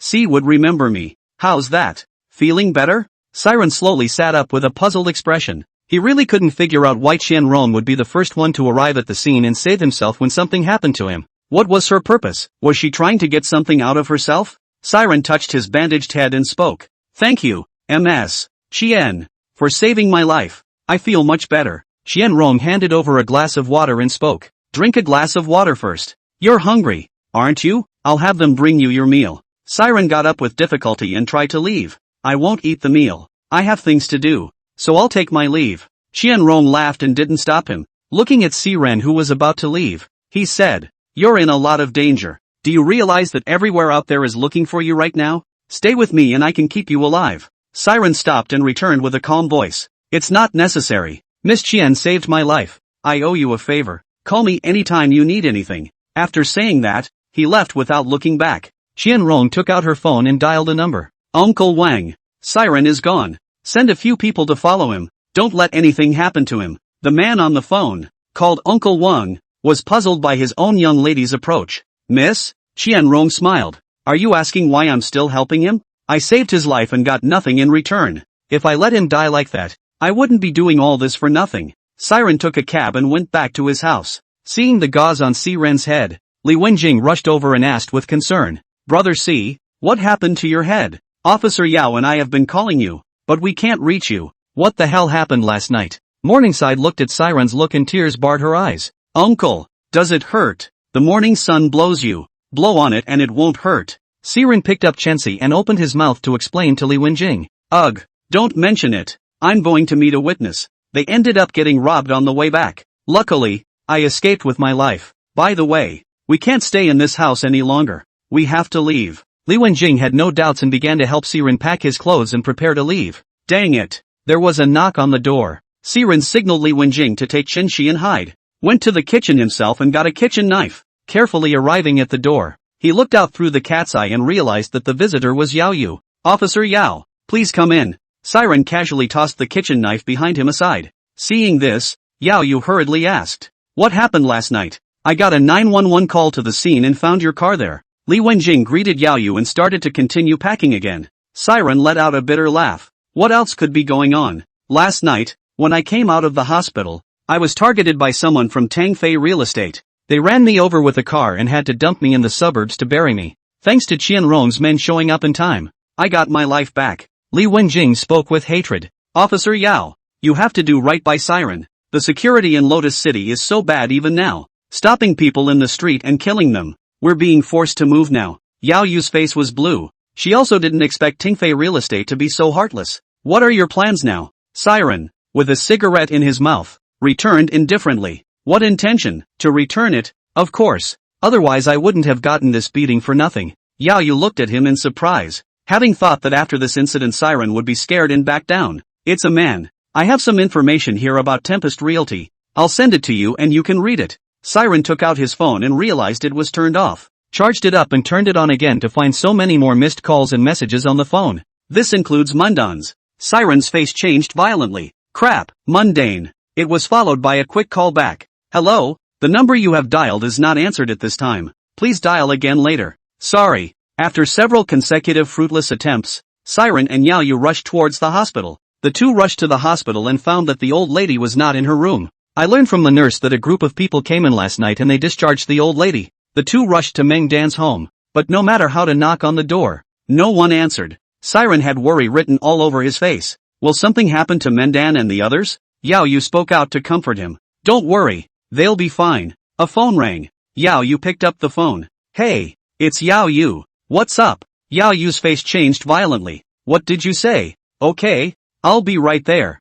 Hanging up the phone, Yao Yu sighed softly. Come with me. Mendan and the others found it. All along the way, Siren didn't speak, his face pale and pale. His worst fears had come true. Upon arriving at the scene and looking at the corpses of the 3 Mengdan men in the mound, Siren fell to his knees. It was as if his strength had been drained from his body. Non-stop kowtowing. I'm sorry for what I've done to you all. I'm sorry. Blood flowed again from the impact wound on his head. Seeing this, Yao Yu quickly reached out and tried to pull him up, but he couldn't. Siren, calm down. You still have a head wound. If anything happens to you, who will avenge the family? Siren kowtowed 6 more times, looked at the dead 3 corpses, and swore in a deep voice. Sister-in-law, I swear to you that I will bring these murderers to justice and console your souls in heaven. A police officer walked over to Yao Yu and opened his mouth to introduce the information about the deaths of Meng Dan's trio. Captain Yao, the time of death of the 3 victims was initially determined to be between 11 p.m. and 11:30 p.m. last night. There were many footprints around the area, indicating that there was more than one suspect. The cause of death was asphyxiation, and he should have been buried alive. Yao Yu nodded and opened his mouth to inquire. Who called the police when this place is so remote? The officer spoke up. The 911 call came in this morning in the voice of a middle-aged man. After saying where the accident happened, he hung up the phone. We suspect that the killer himself called the police. Siren didn't continue to listen and turned away. Yao Yu looked at his disoriented appearance and felt bad in her heart. Siren, let me take you back. Siren waved his hand. I'll just go back by myself. You should have a lot to keep you busy right now. Yao Yu quickly chased after him. They've gone crazy. Your life is in danger at any moment now. Let me take you back. On the way back, Siren's eyes were lifeless, his mind filled with the death of Meng Dan's trio. Yao Yu concentrated on driving the car, using his afterglow to look at Siren from time to time, observing his mental state. I know this has hit you hard. You must pull yourself together. Even you have given up. So who will avenge their deaths? Just let them die in vain? Siren sighed as he looked back. How could they be cruel enough to do this? That kid is 8 years old. What a kid who knows what he's doing. Why not even him? When they arrive home, Yao Yu instructs Li Wenjing to keep an eye on Siren. Wenjing, Siren is in a bad state. Watch over him. Don't let him do anything too drastic. Li Wenjing turned her head to look at the demoralized Siren. I know. Don't worry. Before leaving, Yao Yu once again urged. Don't go anywhere for a few days and be careful. Call me at the first sign of trouble. Li Wenjing sat down next to Siren, holding gauze and trauma sterilization supplies in her hand, and said softly, Brother C, I'll change your medicine. Your head is bleeding again. Be careful of infection. Siren didn't move a muscle, as if he was like a statue. Li Wenjing gently wiped the wound, then tenderly bandaged the head. Brother C, I know it's hard on your heart. If you want to cry, cry. Don't keep it inside. Siren asked with a bitter smile. Wenjing, am I particularly useless? Li Wenjing returned with a serious face. Not at all. Big Brother C is the best. When I first encountered the ghosts, it was you who fought tooth and nail to get me back. And Fongu, if you hadn't put your life on the line, how could she show her tail? I really can't blame you for this one. They've gone crazy. Even without you, there's no way they'd let the Mendan family live. Wenjing, I want to be alone.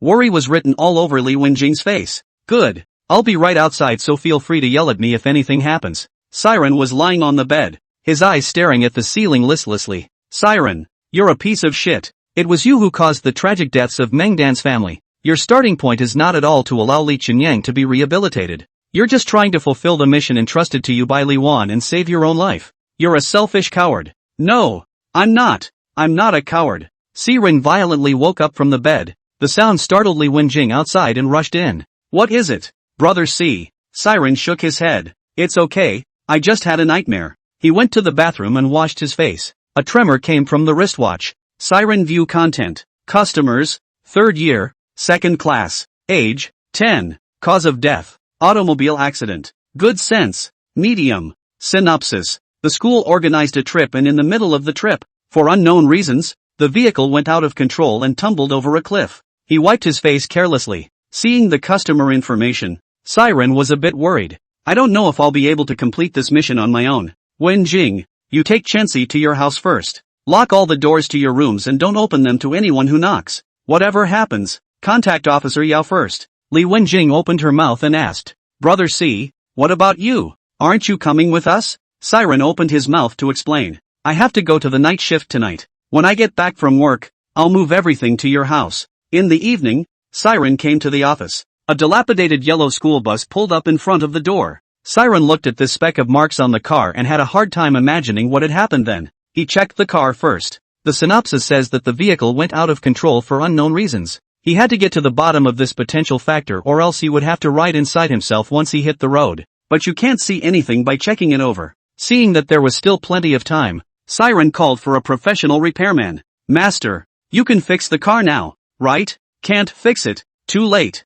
I'll raise the money. How much to add? That depends on how fast you guys fix it. Fix it by 8 o'clock and I'll give you 4x. Okay, send me the address. I'll be there now. With money on the line, the repairman arrived in 10 minutes. Looking at the wrecked school bus in front of him, he couldn't help but scratch his head. Dude, I can't fix this car of yours until 8 a.m. Look at the sheet metal all warped. And the lights, the bumpers, they all need new ones. The car door is dented too. Siren spoke in a hurry. None of this matters. As long as you promise to keep me safe on the road. Mainly help me check if the brakes and the gas are good. Just don't drive the vehicle out of control. The mechanic examined the car for a while and found nothing wrong. But just go back empty-handed. The heart is really not willing. Brain turn, sprouted an idea. He took advantage of Siren's inattention and cut a small gap in the fuel line at the left rear wheel of the school bus with a sharp instrument. Then he went back to the driver's side himself, started the car in neutral and pressed hard on the brakes. At this point, brake fluid sprayed all over the place down the hose.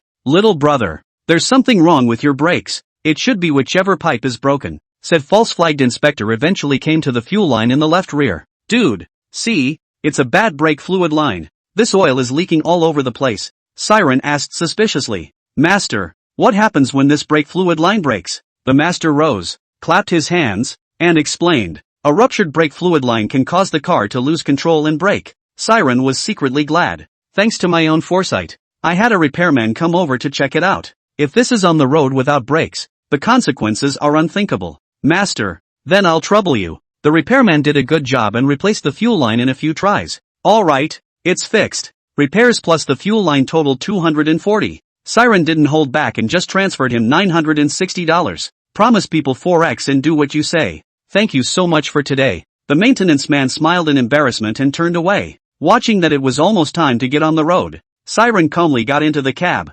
adjusted the seat, and then turned back to make sure his passenger was on board. He noticed that there was no coffin in the car. Instead there was an urn on each seat. At a rough count, there are 24 of them. Siren opened the door and entered the compartment, fastening the seatbelt for each urn, fearful that he might brake sharply in some unexpected situation and raise the ashes again. Luckily, the seatbelt holds the urn securely in place, so as long as it doesn't crash violently, it's certainly not a problem. When the time came, he started the car and set off. Just outside the city, Siren saw the seats in the carriage filled with children. These children have dark pupils and bodies like thin curtains. The clothes he was wearing looked like paper mache. They don't argue. They sit quietly in the car. Although they had no intention of attacking for the time being, it didn't allow Siren to let his guard down. Every now and then, he watched the rearview mirror, noting their every move. Ha. The voice reached Siren's ears from the carriage. He glanced up into the rearview mirror and saw a couple of brats frolicking and playing in the wagon.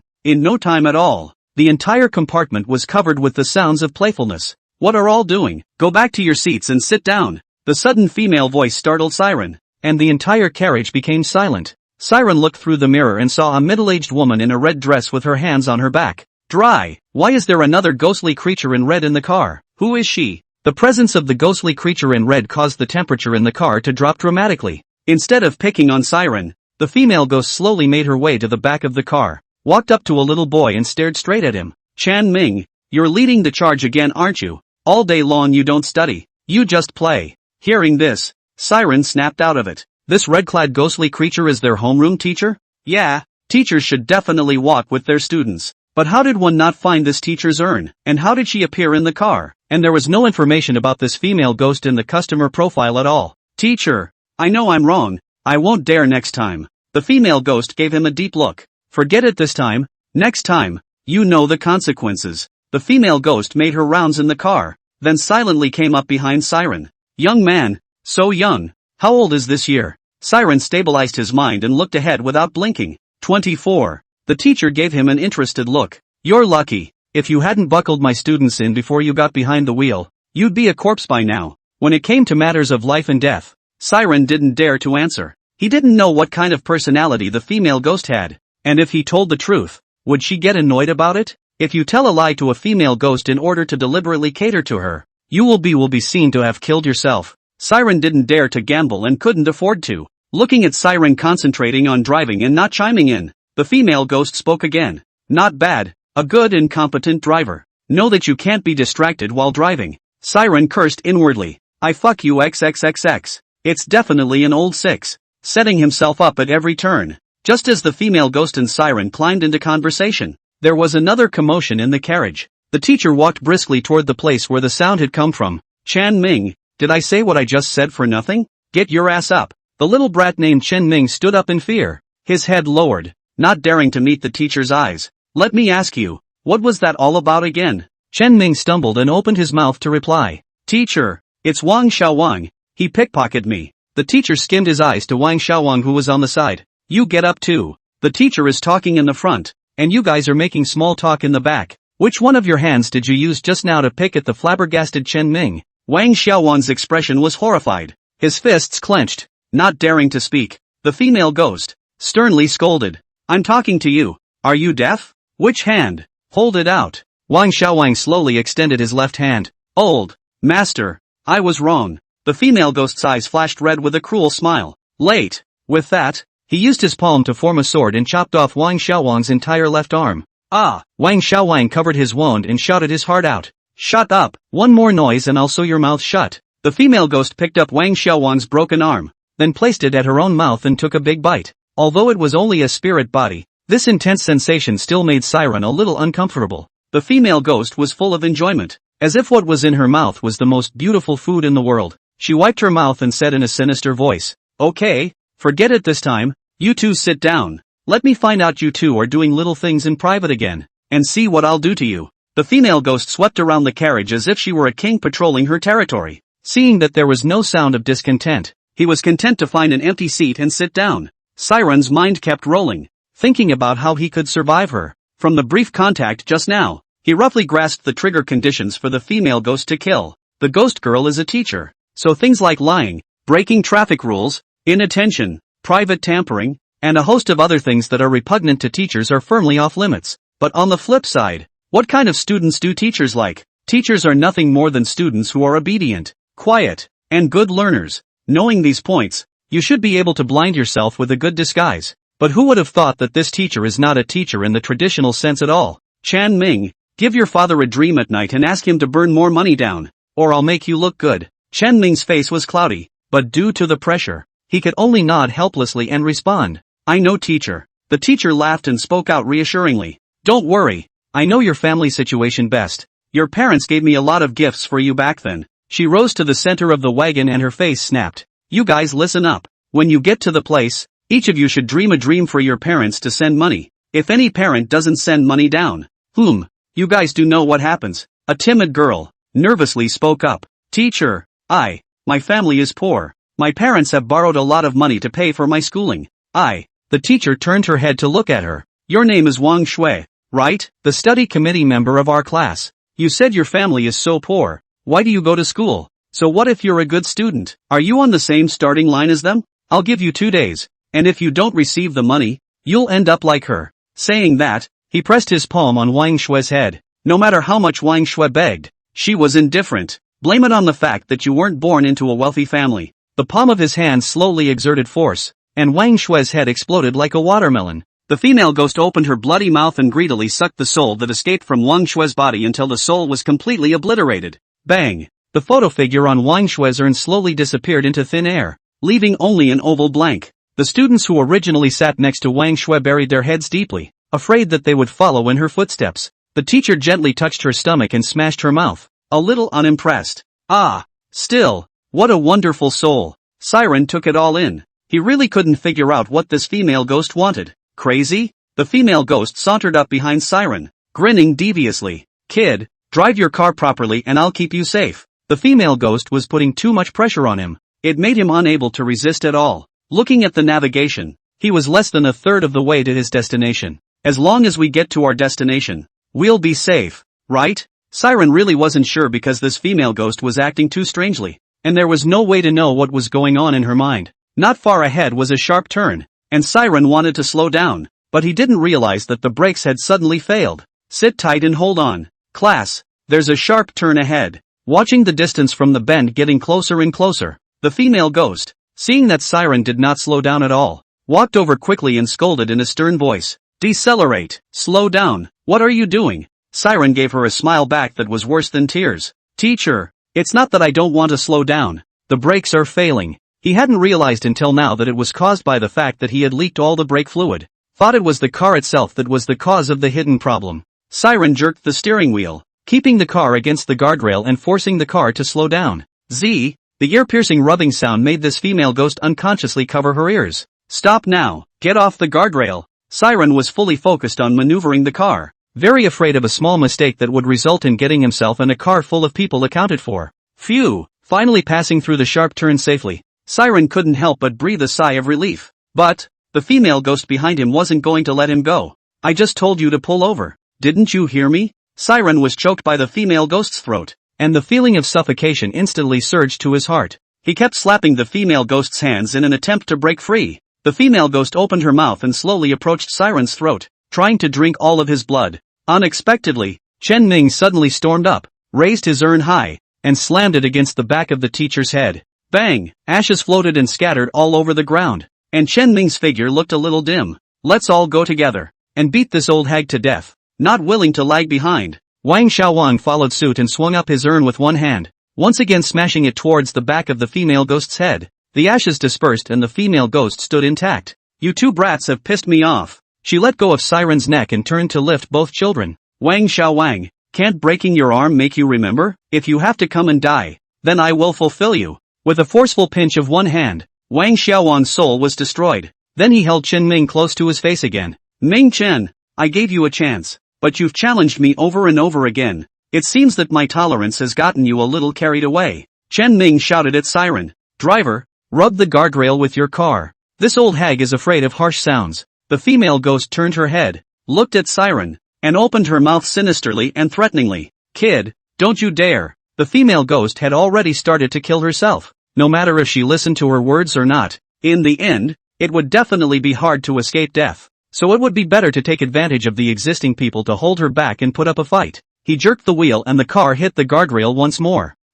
With the female ghost's shrill scream, all the windows of the car blew out. Looking at the incapacitated female ghost lying on the ground, Siren drew out the 7-star dagger and threw it to Chen Ming. Quick, stab her with this dagger. Chen Ming picked up the dagger and stabbed into the female ghost's brain under her unbelieving eyes. Perhaps fearing that she wasn't dead through, Chen Ming drew out his dagger and plunged it in again, and finally even used it to cut off the female ghost's entire head. Blood spattered everywhere. What? Why does this female ghost have blood? Is she a human or a ghost? Chen Ming looked at the thoroughly dead teacher, and the corners of his mouth pulled wider and wider before he let loose a wild laugh. Ha ha ha. This old hag is finally dead. Class, we're finally free. There was first a silence in the carriage as they couldn't believe the facts of what was happening in front of them, but after waiting for a while, they finally believed that the old demon that had brutalized them for years was finally dead. Chen Ming, you're fantastic. Woo woo, this old demon is finally dead. Chen Ming held the dagger in both hands and came to Siren's side.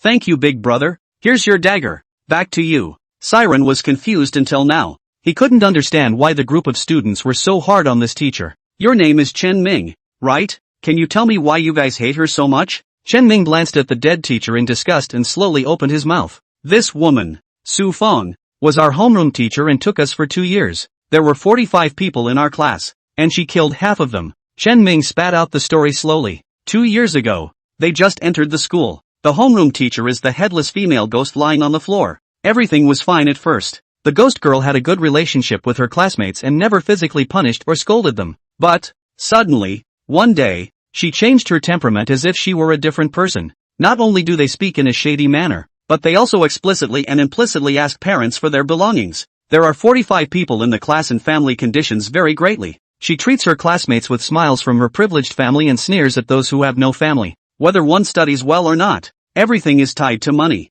This also leads to severe polarization within the class. There is a clear distinction between children from rich families and children from poor families. People don't have the heart to study properly. They are all comparing themselves to each other. What name brand did his parents buy him today, and where are they taking him on vacation tomorrow? The lack of proper value guidance leads to a growing inferiority complex among children from poor families. They hate their families. They hate their parents. They hate everything around them. To fit in with the class. To impress the ghost girl. They steal. They rob. They threaten fellow students and demand property from them. The female ghost knew this all too well, but kept her mouth shut and acquiesced to them. There were even times when words were spoken to help them escape punishment. By favoring these students from poor families so much, the female ghosts upset another group of students from privileged families. They began to hate this group of fellow students from less affluent families, and there were times when the two groups would even fight over trivial matters. A year later, one by one, classmates from less affluent families strangely disappeared and vanished. Initially, fellow students from well-off families sneered at them and even said that they had been arrested for theft. Within a few days, children from well-to-do families also began to disappear, but the classroom teacher does nothing about it, as if these disappearing students never existed. Once, Chen Ming had a verbal argument with a non-family affluent fellow student, and was ready to go with Wang Xiaowang at night to teach the guy a lesson. After school, the female ghost called the student to her office. Chen Ming and Wang Xiaowang were outside the gate, waiting from dusk until night, and did not see him come out. The two thought if the kid knew he was going to be taught a lesson, so he escaped through another exit, just to be on the safe side. The duo went to the female ghost's office first to make sure all the lights in the school were off, except for the girl's ghost's, which was still on. The two crept to the window and peered in. Only the limbs of the named student were seen secured to the desk, and a drain was placed in his chest. The heart's blood flowed down the catheter into a small porcelain bowl. The female ghost took a knife and fork and cut the flesh from the student bit by bit. The student's body trembled for a few moments with each cut. Soon the meat filled a plate. The female ghost picked up her chopsticks and picked up thin slices of meat, dipping them into the heart blood in the porcelain bowl before sending them into her mouth, chewing slowly with an expression of enjoyment and intoxication. It didn't take long for the plate to be cleaned of meat. She wiped her mouth and placed her hands on her student's upper body. The student's skin began to fester, revealing the red flesh inside. The red meat then emitted a pungent, fishy odor, as if corroded. The red flesh slowly disappeared, leaving only the white bones. She just waved her hand casually, and the white bones turned into bits of powder, which she eventually received in a bottle. This scene was captured by Chen Ming and Wang Xiaowang. The two men covered their mouths, not daring to utter a single breath, and slowly retreated. When he was halfway there, Chen Ming couldn't hold back any longer and squatted on the ground, vomiting non-stop. The sound of vomiting startled the female ghost. Chen Ming told Wang Xiaowang to run first, and he himself led the female ghost. Wang Xiaowang was already scared out of his wits at that time, and rolled and crawled away. The female ghost went out and found Chen Ming, who was vomiting, asked him if he saw it all, and threatened him that if he dared to tell anyone about it, he would be the next to die. Later, Chen Ming became the teacher's toolman, helping her find her prey. Siren felt creeped out when he heard that. This woman, why does he eat meat? Do you know? Chen Ming nodded. One time, I didn't lure someone in on time, which resulted in no meat for her. It was then noticed that her skin began to age rapidly and showed signs of festering, and she smelled of decay. She was going to eat me, but an alumnus happened to be passing by, so I survived. Oh, that means eating red meat will keep her flesh alive. What is her usual contact? Has anyone particularly strange been around him? Chen Ming pondered for a moment and opened his mouth to reply. Well, there really is. A man in a crimson robe approached her a few times. I was too far away to hear what they were saying. Saying something about the company, the Yellow Springs or whatever. I can't understand it. The last time I saw this man was the day before our accident. It felt like the man was so angry at the time that he even went out and beat the old hag up. What do you mean? This man came by the day before your accident? Siren had a bad feeling about something. Chen Ming didn't know why Siren reacted so strongly. Yes, it was the day before the accident. I remember it well. Ha, discovered? An icy voice appeared in the carriage. Siren hurriedly turned around to look, only to see a man in a crimson robe standing in the carriage. Chen Ming reached out and pointed at the man. That's him. The robed man seemed to hate it when someone pointed a finger at him, and with just a gentle wave of his hand, Chen Ming turned into ashes. What do you want? The man had a hood over his head, so it was hard to see what he looked like. You're the one who heard Rose? Rose? Who is it? Looking at the puzzled Siren, the hooded man opened his mouth. Oh, have you forgotten so soon? Let me remind you of the woman with the flying needles. Come to think of it? Siren blurted out with a shocked face. It's her. The hooded man was satisfied with the expression on Siren's face right now. It's possible you don't realize that Rose is my sweetheart, and you're not giving me any face, which makes it hard for me. Siren's brain was spinning. In this current situation, he definitely couldn't fight on his own. I hope I can stall and hurry to reach my destination. As long as he left the Yellow Springs Road, he had a hope of escaping. Did you come to kill me? The hooded man shook his head. Killing you? No. No. No. I'm not interested in killing you. I'm here to invite you to join our company. Join your company? What do you mean? The hooded man was about to open his mouth to explain, but then he jerked around and looked warily at the carriage. Then a figure slowly materialized in the carriage. Huang Quan, you actually dare to appear here. The hooded man was obviously very afraid of Huang Quan. From his robe, he took out his long whip, which was full of thorns. Huang Quan, you shouldn't be here. Looking at the hooded man who was on full alert, Huang Quan couldn't help but feel amused. Oh, why can't I show up here? Have you forgotten what the name of this road under your feet is? The hooded man was silent for a moment and spoke back. So what? Don't forget. You're in a physical condition. Huang Quan gave him a disdainful look. The guy who hides his head. Even if I only had one finger to move, I could crush you like an ant. Do you believe it or not? I believe. Your name, Huang Quan, used to shock the party. The human, ghost, and demon races all had to retreat. However, with your current physical condition, I'd really like to give it a try and see if you're worthy of the name Yellow Springs Monarch. Saying that, he swung his long whip covered with thorns and went straight for Huang Quan's throat. The long whip struggled to move forward at a distance of less than half a meter from the throat. Yellow Springs moved in place, teasingly looking at the hooded man. Any other tricks? Little friend, don't hide it or you won't get a chance. Don't you get cocky, said the hooded man, pressing the button on the grip of his long whip. The thorns were like bullets, shooting at Huang Quan in all directions. That's it? Huang Quan just lightly waved his hand, and all the thorns converged on top of his palm. You're rejoicing too soon. Blast me. Boom boom. The thorns on Huang Quan's palms exploded at the same time and produced a thick green mist. Oh, that's kind of funny. Without waiting for the green mist to dissipate, he saw Huang Quan extend his palm up. The green mist swarmed towards his palm, eventually forming a dark green orb in his hand. Seeing that his proudest attacks couldn't help him, the hooded man became disillusioned. Count on you. I'll admit it this time, and the next time I see you again, it'll be your death. The hooded man took out the talisman and waved it in the air. The talisman slowly ignited as his arm shook and his body slowly disappeared. Huang Quan didn't stop him. He just waited for the moment he was about to disappear and threw the dark green orb in his hand. Oh, I almost forgot. You have something else you forgot. Give it back. The dark green sphere disappeared into thin air along with the hooded man. Out of the void came the hooded man's unwilling screams. Huang Quan, I'll remember you. And one day I'll return the favor twice as much. Make sure the hooded man is completely gone. Huang Quan's face flared red as he spat out a mouthful of blood. Siren just wanted to slow down, but Huang Quan stopped him. Don't mind me. Just drive and get out of the yellow road. Siren looked at Huang Quan, who had fallen to his knees, with a worried expression on his face. Brother Huang Quan, how are you? Huang Quan slowly stood up and wiped the blood that spilled from the corner of his mouth.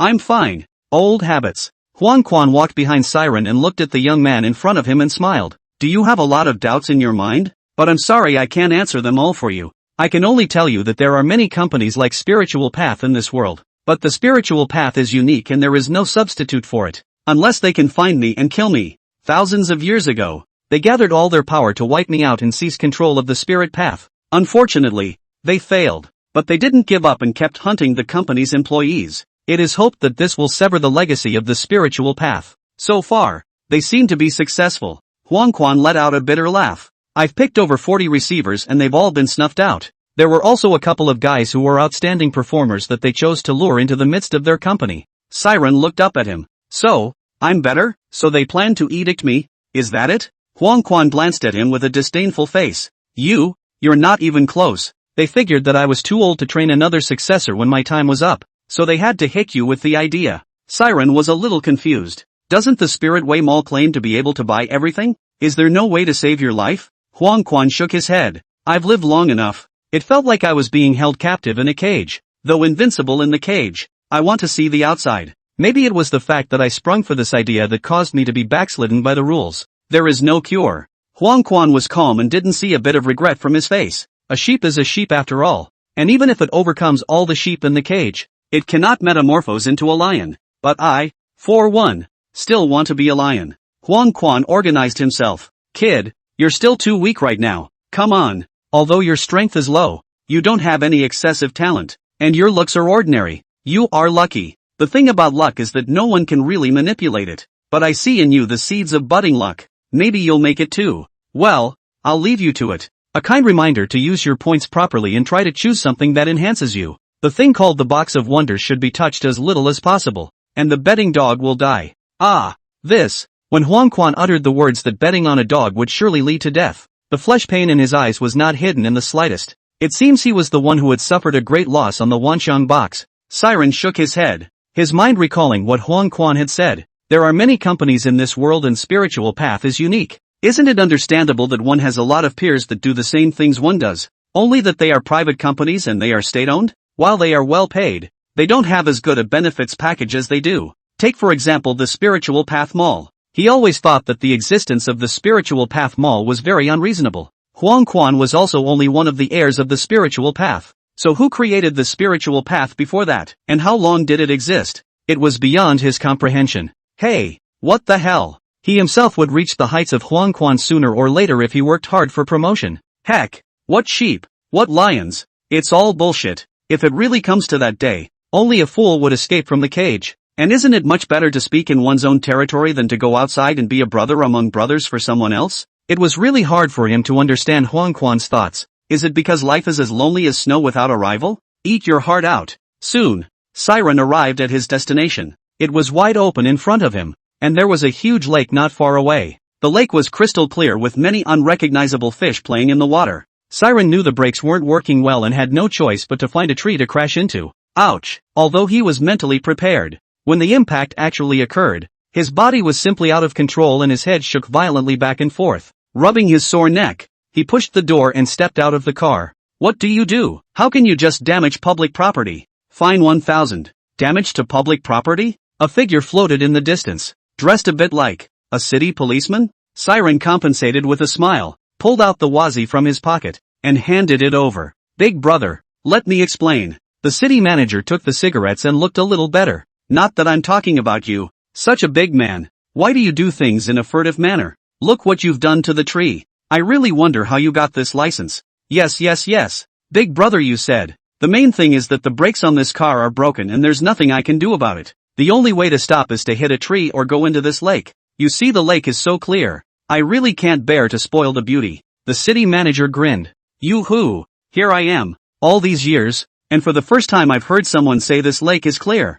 You're going to rush in there and there won't be any bone crumbs left, believe it or not. Siren looked quizzically at the small fish frolicking in the lake. Big brother, it's not that I don't believe it. Look at the fish in here, how happily they swim. The city manager took a deep drag on his cigarette and opened his mouth to explain. This lake is called Lake Pure Spirit. Everything else that enters it, except the soul, is broken down and absorbed. Before reincarnation, the soul will come to the lake and wash away all the traces of their body, no matter how much they did in their life to hurt the world. As long as they can come to the lake of pure spirit, the past dust and past events will no longer have any relationship with them. You've heard that fish have a memory of only 7 seconds, right? That's why they take on the appearance of a fish. Siren gave the city manager a thumbs up. Big brother, you are really knowledgeable. Little brother is really impressed. The city manager's expression was slightly amused. And no, it's not even close. Our captain knows that much. By the way, I forgot to ask you, what are you doing here? Siren slapped his head and rushed to the car, opening the door. Class, come on down. We're at the place. Then turned back to the city manager. Big brother, what do you think of their arrangement? The city manager looked Siren up and down. Which company are you from? You look strange. I haven't seen you before. Siren hurriedly returned. I'm from Spiritual Path. Spiritual Path? The city manager muttered under his breath as if he had heard the name somewhere. Then it dawned on him. You're from the Spiritual Path? It's been so long since I've seen anyone from your company. I thought it had gone out of business. All right, I'll take care of the people. Siren thanked him in a hurry. All right, then, I'll trouble you. I'll go first. He walked quickly toward the school bus, not daring to stop for a minute for fear that the city police would come after him for money. Wait a minute, the city manager called out to him, his face grimacing. Siren cried a tearful face and couldn't help but worry about his wallet in his heart. Duh, brother, what other instructions are there? How can you drive with your brakes broken? It just so happens that I was a car mechanic in my lifetime, so I'll help you see what's wrong. Siren breathed a sigh of relief and smiled with an open brow. Big brother, You're a really good person. The city manager first checked all four wheels and didn't find anything wrong with the brakes. Lifted the front hood again, which revealed that the brake fluid had bottomed out. Not that I'm talking about you. You're being careless. The brake fluid is empty. No wonder there's no braking. Wait for me. I have it in my office. I'll get it for you. In a short time, the city manager added the brake fluid and closed the hood. Now don't worry. It's absolutely fine. It was the first time Siren had been helped by a stranger, and he was squirming inside. Brother, I have nothing to thank you for. Here are 2 more packs of cigarettes. Take them and smoke them. The city manager half-heartedly took the cigarettes. How embarrassing. I'm just raising my hand. When I checked your left rear wheel just now, I noticed that the brake fluid line seems to be newly replaced. Siren nodded. Well, when I set out I was afraid there might be a problem, and I made a point of getting a repairman. He told me the brake fluid line was broken. The city manager asked in surprise. Didn't he realize you'd run out of brake fluid? Oh, I see. You're letting this one get to you. It's all right. Sooner or later he'll have to come down, and then he'll have to suffer. Hearing this, Siren first stared, then guffawed. Big brother, I see you're quite busy as well, so I'll leave first. Next time I come, I'll bring you some more trinkets. Through his conversation with the city manager, Siren learned an important piece of information. There are a lot of companies doing the same thing as him. There is a high likelihood of future encounters with peers in the Yellow Springs. It is now known that peers are very unfriendly to their own companies, so it seems that they will have to be more careful in the future. I don't know what all the other companies are called. It's not good to try to impersonate an employee of another company if you're going to meet your peers. Gee, tough. Drive to the door of Li Wenjing's neighborhood. Not surprisingly, it was stopped by security. Hey, what do you do? Siren rolled down the window and explained with a smile. Master, open the door. I'm going home.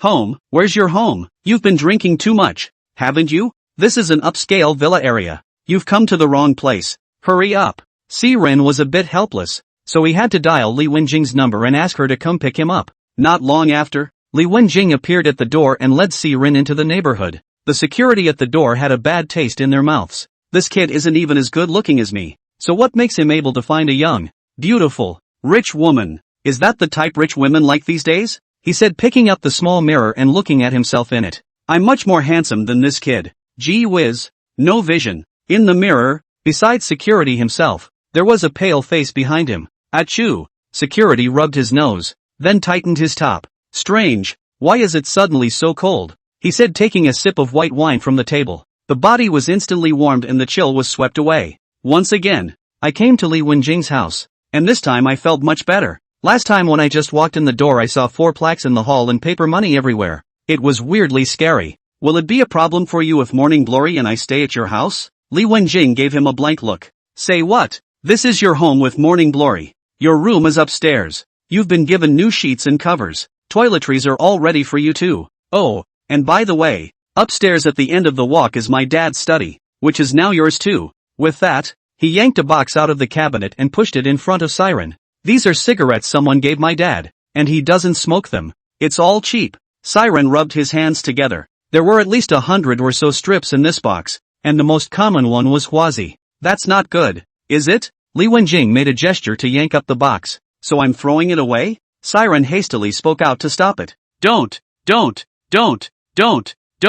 Wouldn't that be a waste? I suffer to do you this favor. Accompanied by Li Wenjing, Siren arrived at the study. Uncle has a really good eye. 1 table, 1 chair, 1 side, 1 window, 1 screen. One day, the room wasn't very big, but the lighting was very good, especially above the seats. A sunroof was purposely opened. When you are tired at night, you can lean back in your chair and look up at the night sky and watch the stars. Li Wenjing gently caressed every single thing in the room with a slightly sad expression. Everything in this den was hand-picked by my dad. He even supervised the construction while it was going on. The slightest dissatisfaction and the workers are ordered to rework. At the time, my mom even said he had a lot on his mind. Later, my dad whispered to me that this was a private space that belonged to him and was the last of his stubbornness. Siren chuckled. Looks like your mom usually keeps him on a short leash. As if Li Wenjing had thought of something happy, she smiled back. Don't look at my dad as a boss, but the financial power is held in my mom's hands. I have to ask my mom's permission for how much I spend every day.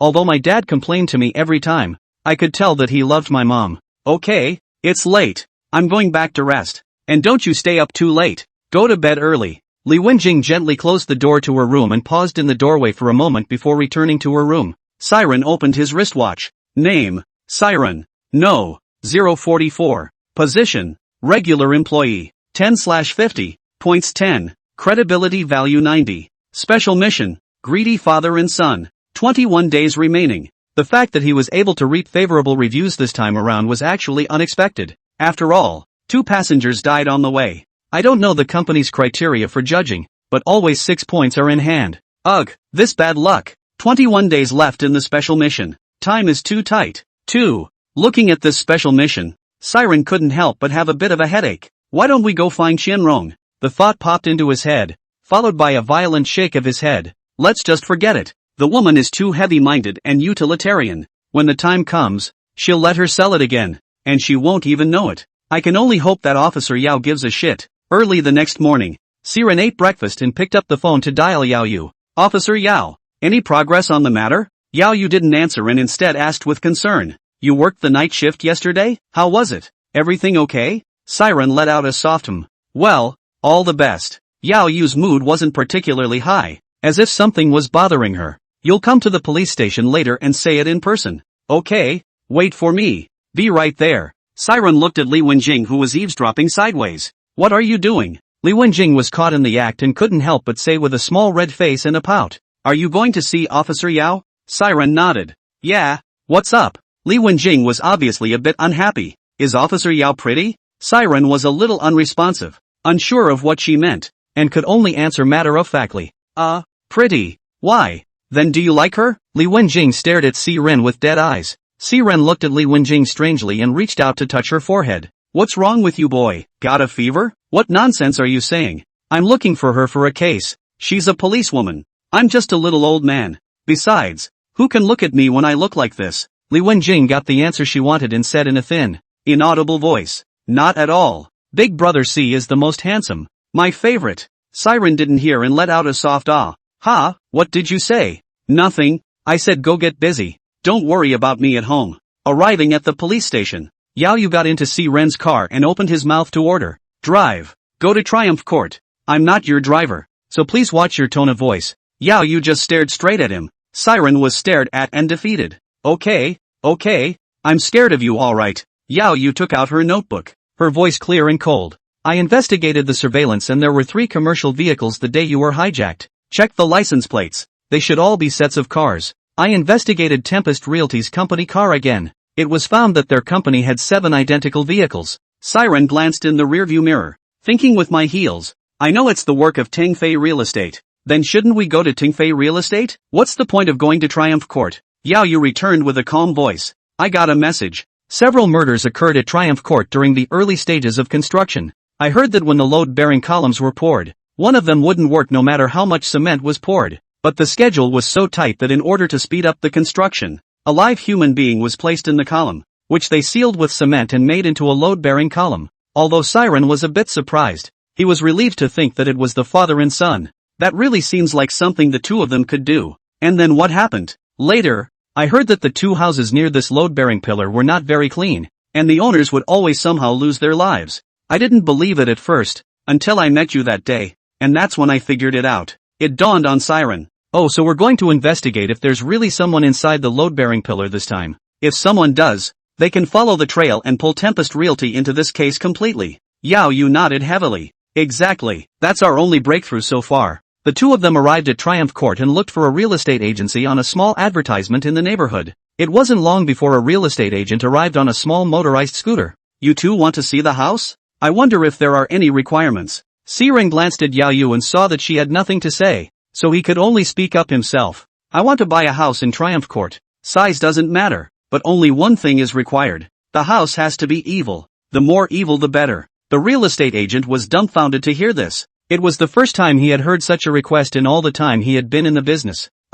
This gentleman, I didn't quite catch what you meant. Could you tell me more carefully? Siren held the Buddha beads in his hand in a feudal and superstitious manner. To tell you the truth, I had a master do the math. The guru said that I had a disaster this year and that I had to find a house where someone had died and live in it for 79 days. The worse and stranger the person dies, the better the effect. Like some kind of homicide, family extermination. Do you have any houses like that here? Money is not a problem, I'll pay in full. The real estate agent hears this and breaks out in a cold sweat. Sir, there really aren't any houses like this. Yao Yu opened his mouth and reminded. What kind of real estate agent are you? Can't you satisfy your client's needs? You call your boss and ask him. He must know more than you do. The realtor's expression was a little hesitant. It's, not good, is it? Seeing his concern, Siren spoke up. You don't have to worry. As long as there's a house I need, the commission is on your head, and I'll give you a bonus package in addition. The realtor explained with a raised eyebrow. Big brother,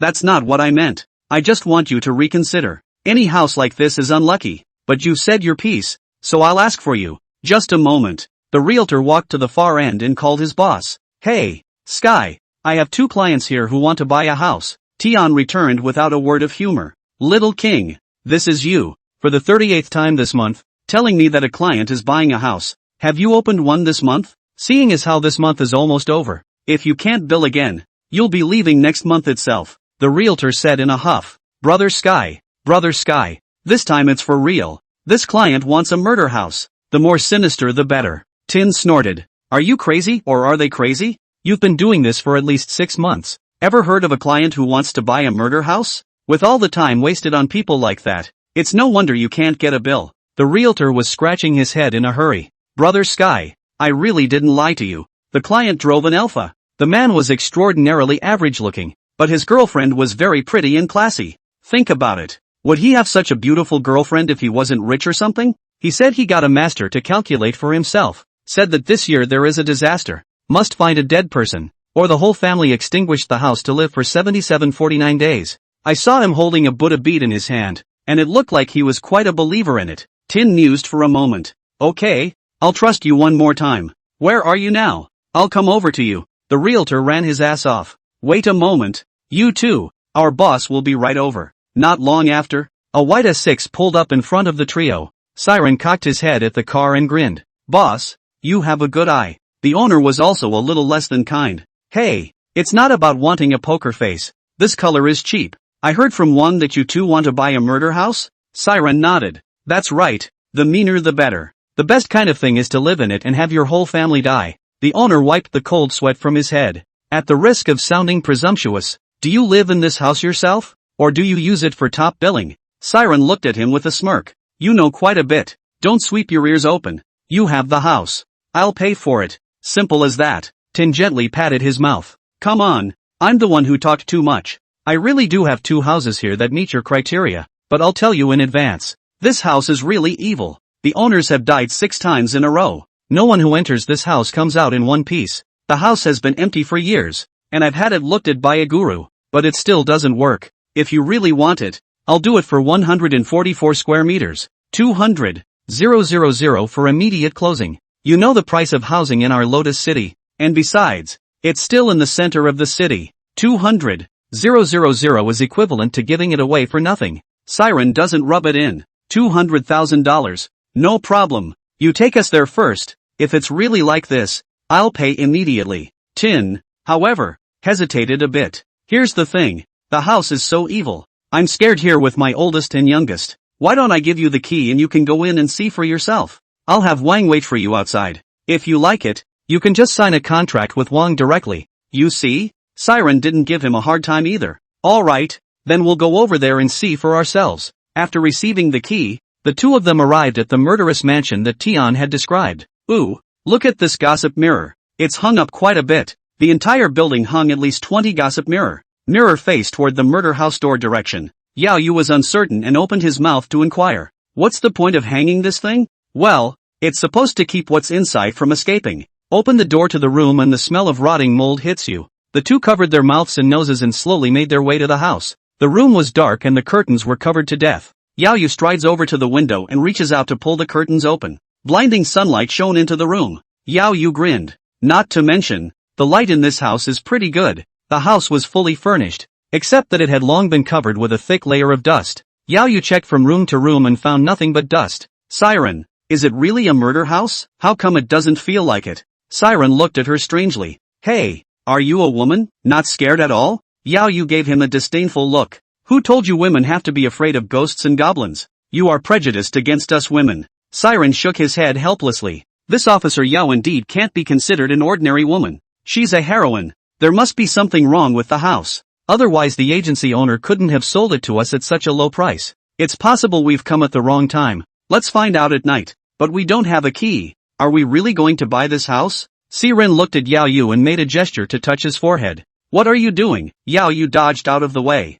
I'll feel you to see if you have a fever. If you're confused. Am I crazy to spend $200,000 on a house like this? There's money to burn. If you want to buy it, you buy it. I am broke. Yao Yu stomped her foot. Then at night we'll come in. Are you going to break in? Siren returned as a matter of course. You're a police officer. A little thing like making a key shouldn't be a problem. But this, Siren interrupted her. What's this? We're here on a case. It wasn't a home invasion either. Besides, with a house like this, who would dare to come? So don't worry. Yao Yu frowned. It's just one time, and it won't happen again, he said, pulling the mold out of his pocket and pressing the key to it. Yoo-hoo. Pretty professional. Props still carry around. Facing Siren's teasing, Yao Yu just gave him a cold look and did not explain. The two came out of the house and found the real estate economy. Your name is Wang, right? This house isn't as evil as you guys make it out to be. We both went in for half a day and didn't feel a thing. Is it a lie?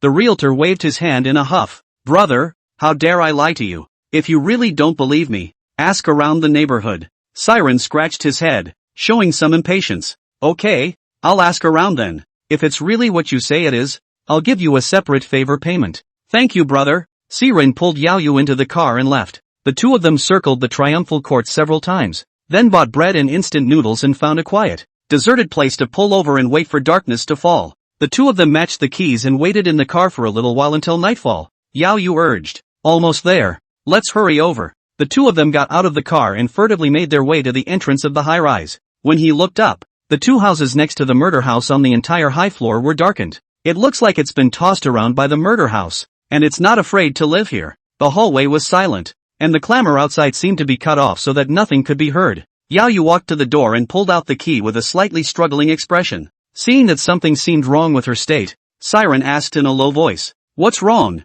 What's wrong? Yao Yu turned back and threw the key to him.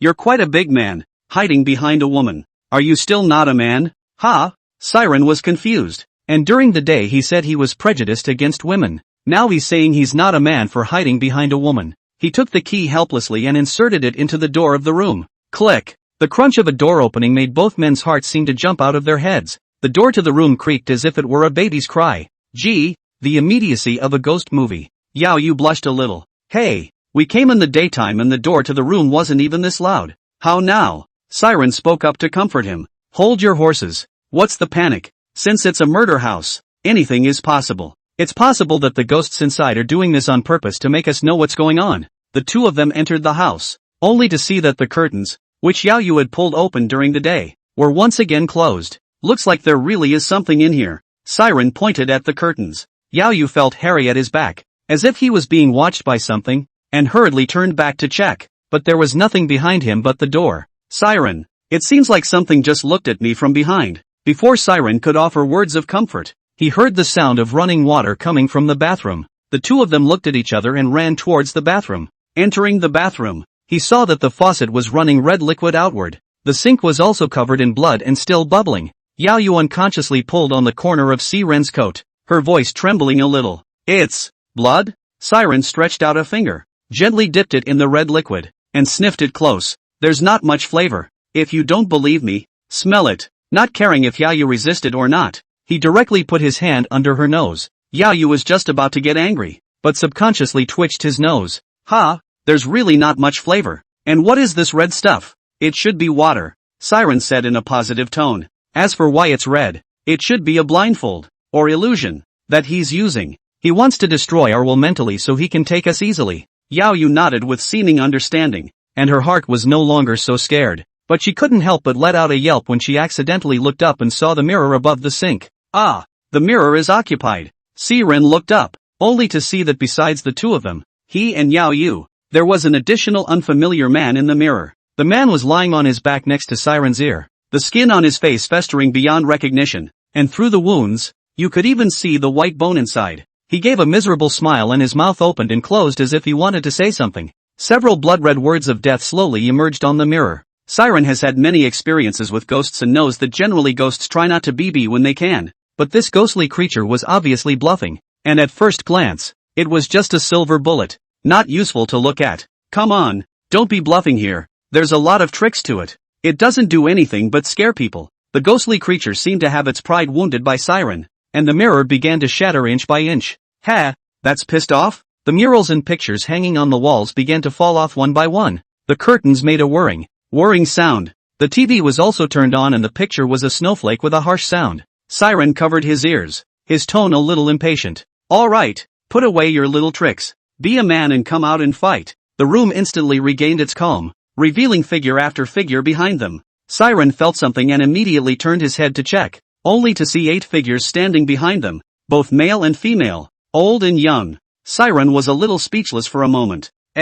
Guys and gals, we were unintelligent just now and have offended a lot, so we'll leave now. Siren pulled up Yayu and turned to run. A good man does not have to do this. He really did not expect that there would be 8 ghosts in this house. Damn miscalculation. I'm surprised the previous owners didn't leave too. The door to the room slammed shut as he looked to escape with his life. Seeing that there was no hope of escape, Siren protected Yayu behind him and took out the 7-star dagger in a fighting stance. The ghosts in front of him swarmed up and held Siren in midair. One of the ghosts smiled a sinister smile and placed his hand on Siren's arm, slowly exerting force. The pain that drilled through his heart caused cold sweat to break out on his forehead. Seeing this, Yayu immediately rushed over and chortled. Stop! Her punches and kicks slashed through the ghosts, unable to do them a bit of damage. Siren gritted his teeth and glanced at Yayu who was at a loss for words. Take the ring off my left hand and bring it to your hand. Quick! Without a moment's hesitation, Yayu rushed over once again, reaching out to jerk the ring off and put it on her own hand.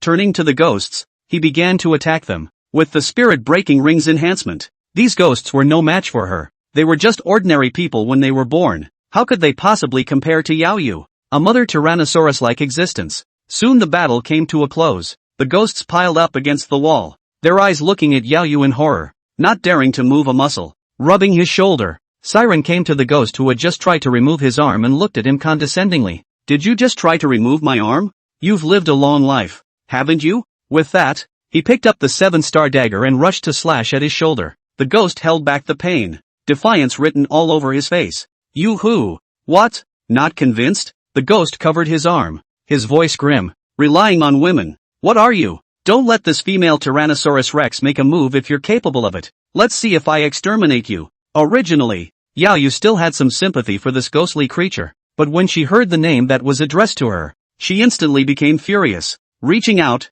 he pulled the ghostly creature out of the way and opened both fists left and right. Who do you call a mother tornado? Tired of living? Siren's head tilted back slightly, his hand covering his eyes, not daring to look squarely at the brutal scene. After fighting for a while, the ghost seemed to be getting physically overpowered. When Siren spoke up, Officer Yao, stop fighting. Hit him again and he'll really die. Yao Yu is getting angry. Before I die I'm going to tear that mouth of his apart and make him chew on it. Siren pulled Yao Yu back. Don't forget what we came here for. What if this man is the one who was cemented in? If you do kill him, where are we going to find out the truth about what happened? Yao Yu kicked him hard twice more. It's a bargain this time. This ghostly creature was beaten up by Yao Yu and subconsciously began to dodge when it saw Siren approaching. That's a beating that's been taken out of me. Siren squatted in front of the group of ghostly creatures and opened his mouth to inquire. Why are you all crammed inside this one room? Why don't you go to the next life? The crowd of ghosts bowed their heads. You-hoo, quite a temper. Have to force me to zoom in, right? Officer Yao, over to you. Yao Yu. An old man said softly. We want to reincarnate too, but we can't even get out. We're trapped inside this room. With the gossiping mirrors in the hallways and uncountable red ropes outside the windows, we couldn't leave even if we wanted to. Siren let out a soft "oh." Which one of you is sealed in the load-bearing pillar? The ghostly creature that was violently beaten by Yao Yu slowly raised its hand. It's me. Yao Yu gazed up and down at him. You were killed, and we sympathize with you on that. But why are you harming this group of innocent people again? The male ghost shook his head violently. No, I've done no harm. The other ghosts nodded in response. While he had something to do with our deaths, it's true that he didn't kill us. This house is cursed, and the curse can only be lifted by the death of a full 9 people in this house. Siren heard a shock. In front of a total of 8 ghosts, excluding the ghosts inside the previous load-bearing pillars do not count, then plus himself and Yao Yu is not exactly 9 people. Is this a coincidence? Or did someone calculate that they would definitely come? Yao Yu scoffed at this, even though it had occurred to her. Ghosts are outrageous enough. Now there's actually a curse. But looking at Siren, whose face changed wildly, he asked suspiciously, Siren, you wouldn't believe their bullshit, right? Siren revealed a smile that was worse than a cry, pointing his finger at these ghostly creatures in front of him. Aren't they the best proof of that? The old man spoke again. I can see that you are all capable of great things. It takes 2 months for the curse to fully explode, so you still have time. Suddenly, Siren felt as if something had grown on his back, and it hurt and itched. So did Yao Yu.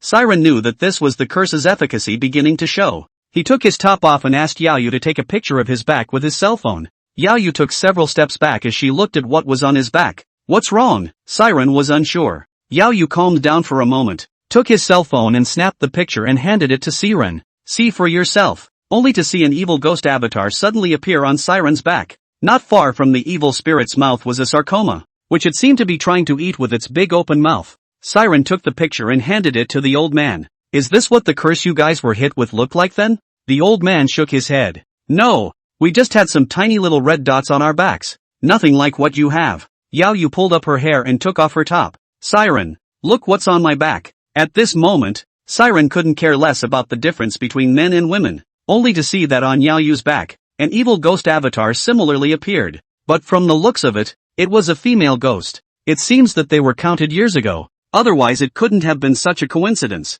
Well, is it the same as yours? Yao Yu put her clothes back on. Siren's expression was grave. It's basically the same. Except I have a male avatar and a female behind you. My guess is, we're both being counted. But who exactly? I don't have a clue right now. One thing is for sure. The sarcoma in the back grows to a certain point and is then eaten by the pattern behind it. Likewise, both our lives should end. Yao Yu was stumped for a moment, then smiled in the sun. That's fine. What? Siren gave her a puzzled look, wondering why she said that. It's nothing. Yao Yu turned his gaze to the ghostly creature. Tell me where your body is buried. It's just behind this wall. About 3 meters. Yao Yu took out his phone. Bureau Chen. A body was found in Triumph Court. The body was buried behind a wall, and they were told to bring their tools with them. Seeing that the matter had come to an end, Siren picked up the Buddha beads and one by one, the ghostly creatures were transcended. At this moment, only Siren and Yao Yu were left in the empty room. What are the plans for the future? Yao Yu cocked his head and thought for a moment.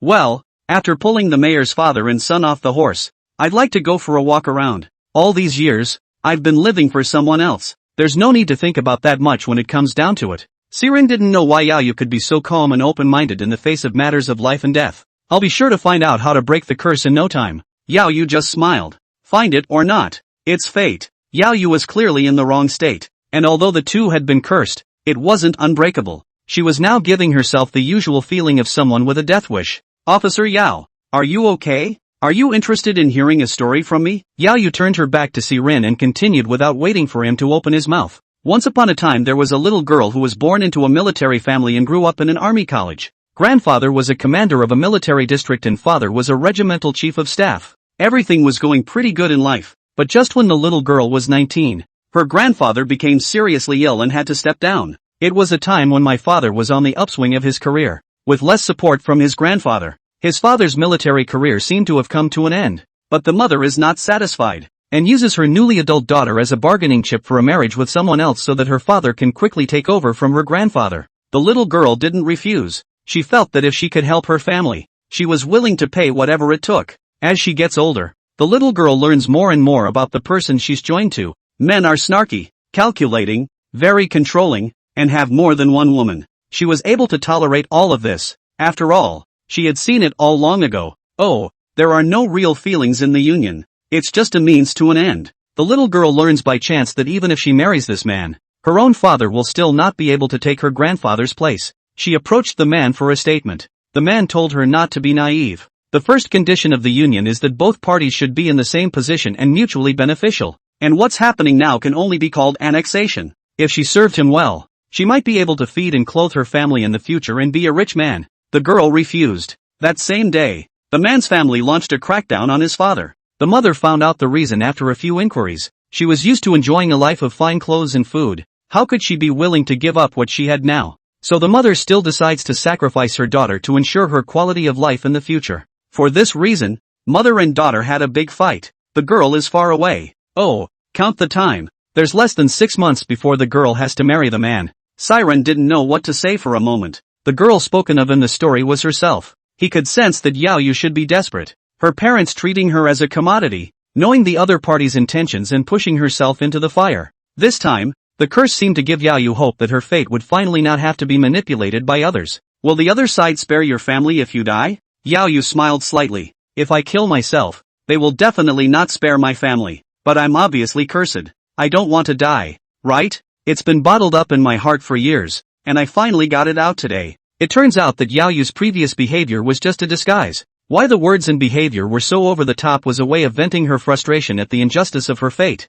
Perhaps, also, there are her fears and concerns about the future. With her current family, it's basically impossible for her to join up with the other side. Can only be sent to be small? Yao Yu's character definitely couldn't accept it, but she had to do it for her family. This curse, so to speak, gave her hope. Officer Yao Yu. Siren's words reached his mouth, but he couldn't get them out. Yao Yu gave him a mischievous look. Call me Yao Yu, or Sister Yu. We've known each other for a while, and you're one of my few friends. In the few days I have left, I want to be myself and enjoy the good life. Siren, however, was bitter. You're thinking ahead. I haven't lived long enough. Yao Yu nodded. Yao. Well, cheer up and try to find a way to break the curse soon. After a while, there was the sound of footsteps outside the door. At the order of Bureau Chen, the investigation team quickly arrived at the scene. Captain Yao, where's the body? Yao Yu reached out and pointed at the wall. Dig about 3 meters inward and you should be able to see the load-bearing columns. The body was in the load-bearing column. The policeman was a little hesitant. Captain Yao, are you sure there are bodies inside? In case we don't find a body after half a day of digging, the homeowner and the real estate company won't let us off the hook. Yao Yu spoke out to comfort him. Don't worry. I'll take the blame if anything goes wrong. Hurry up and do it before it's too late. Just as they were about to make their move, another group of people arrived outside the door. At the head was none other than Wang Mang, the legal person of Tengfei Real Estate. Stop. What are you doing? This is a private residence. Is there any law left? Yao Yu came to Wang Mang calmly. Manager Wang, long time no see. You're very well informed. Wang Mang looked at Yao Yu with a bad expression. Officer Yao, do you realize what you're doing? You're playing with fire. Yao Yu looked back at his colleague. Don't just stand there. Get to work. Wang Mang crossed over to Yao Yu and loudly scolded. Let's see which one of you dares. The police ignored him, a real estate manager yelling at them. What are you? Wang Mang's face turned blue as he turned back and pointed his finger at Yao Yu. Officer Yao, you're good. This time I'm going to have to strip you of this skin. Yao Yu's eyes narrowed slightly, his tone cold and piercing. I'd like to see how you're going to strip me of this skin. Wang Mang snorted coldly, turned around and went out, taking out his phone. Young master, something has happened. The police have found out about the load-bearing columns in Triumph Court and are sending people to smash the walls. What you said? You punk, didn't I tell you to keep an eye on her for me? At this moment, Zhang Ran was flirting with 2 demonic women with his arms around them. Hearing Wang Mang's report, he immediately sat up and pushed away the woman beside him. You hold them there as long as you can. I'll figure it out. If something does go wrong, you know what to do, right? Wang Mang's face sank. Young master, don't worry, I know. Hanging up the phone, Wang Mang's face changed and changed. He clearly understood that if a body was found from inside, he must be the one to pull it out as a scapegoat. Although he was very reluctant, there was nothing he could do. Who made the Zhang family father and son powerful?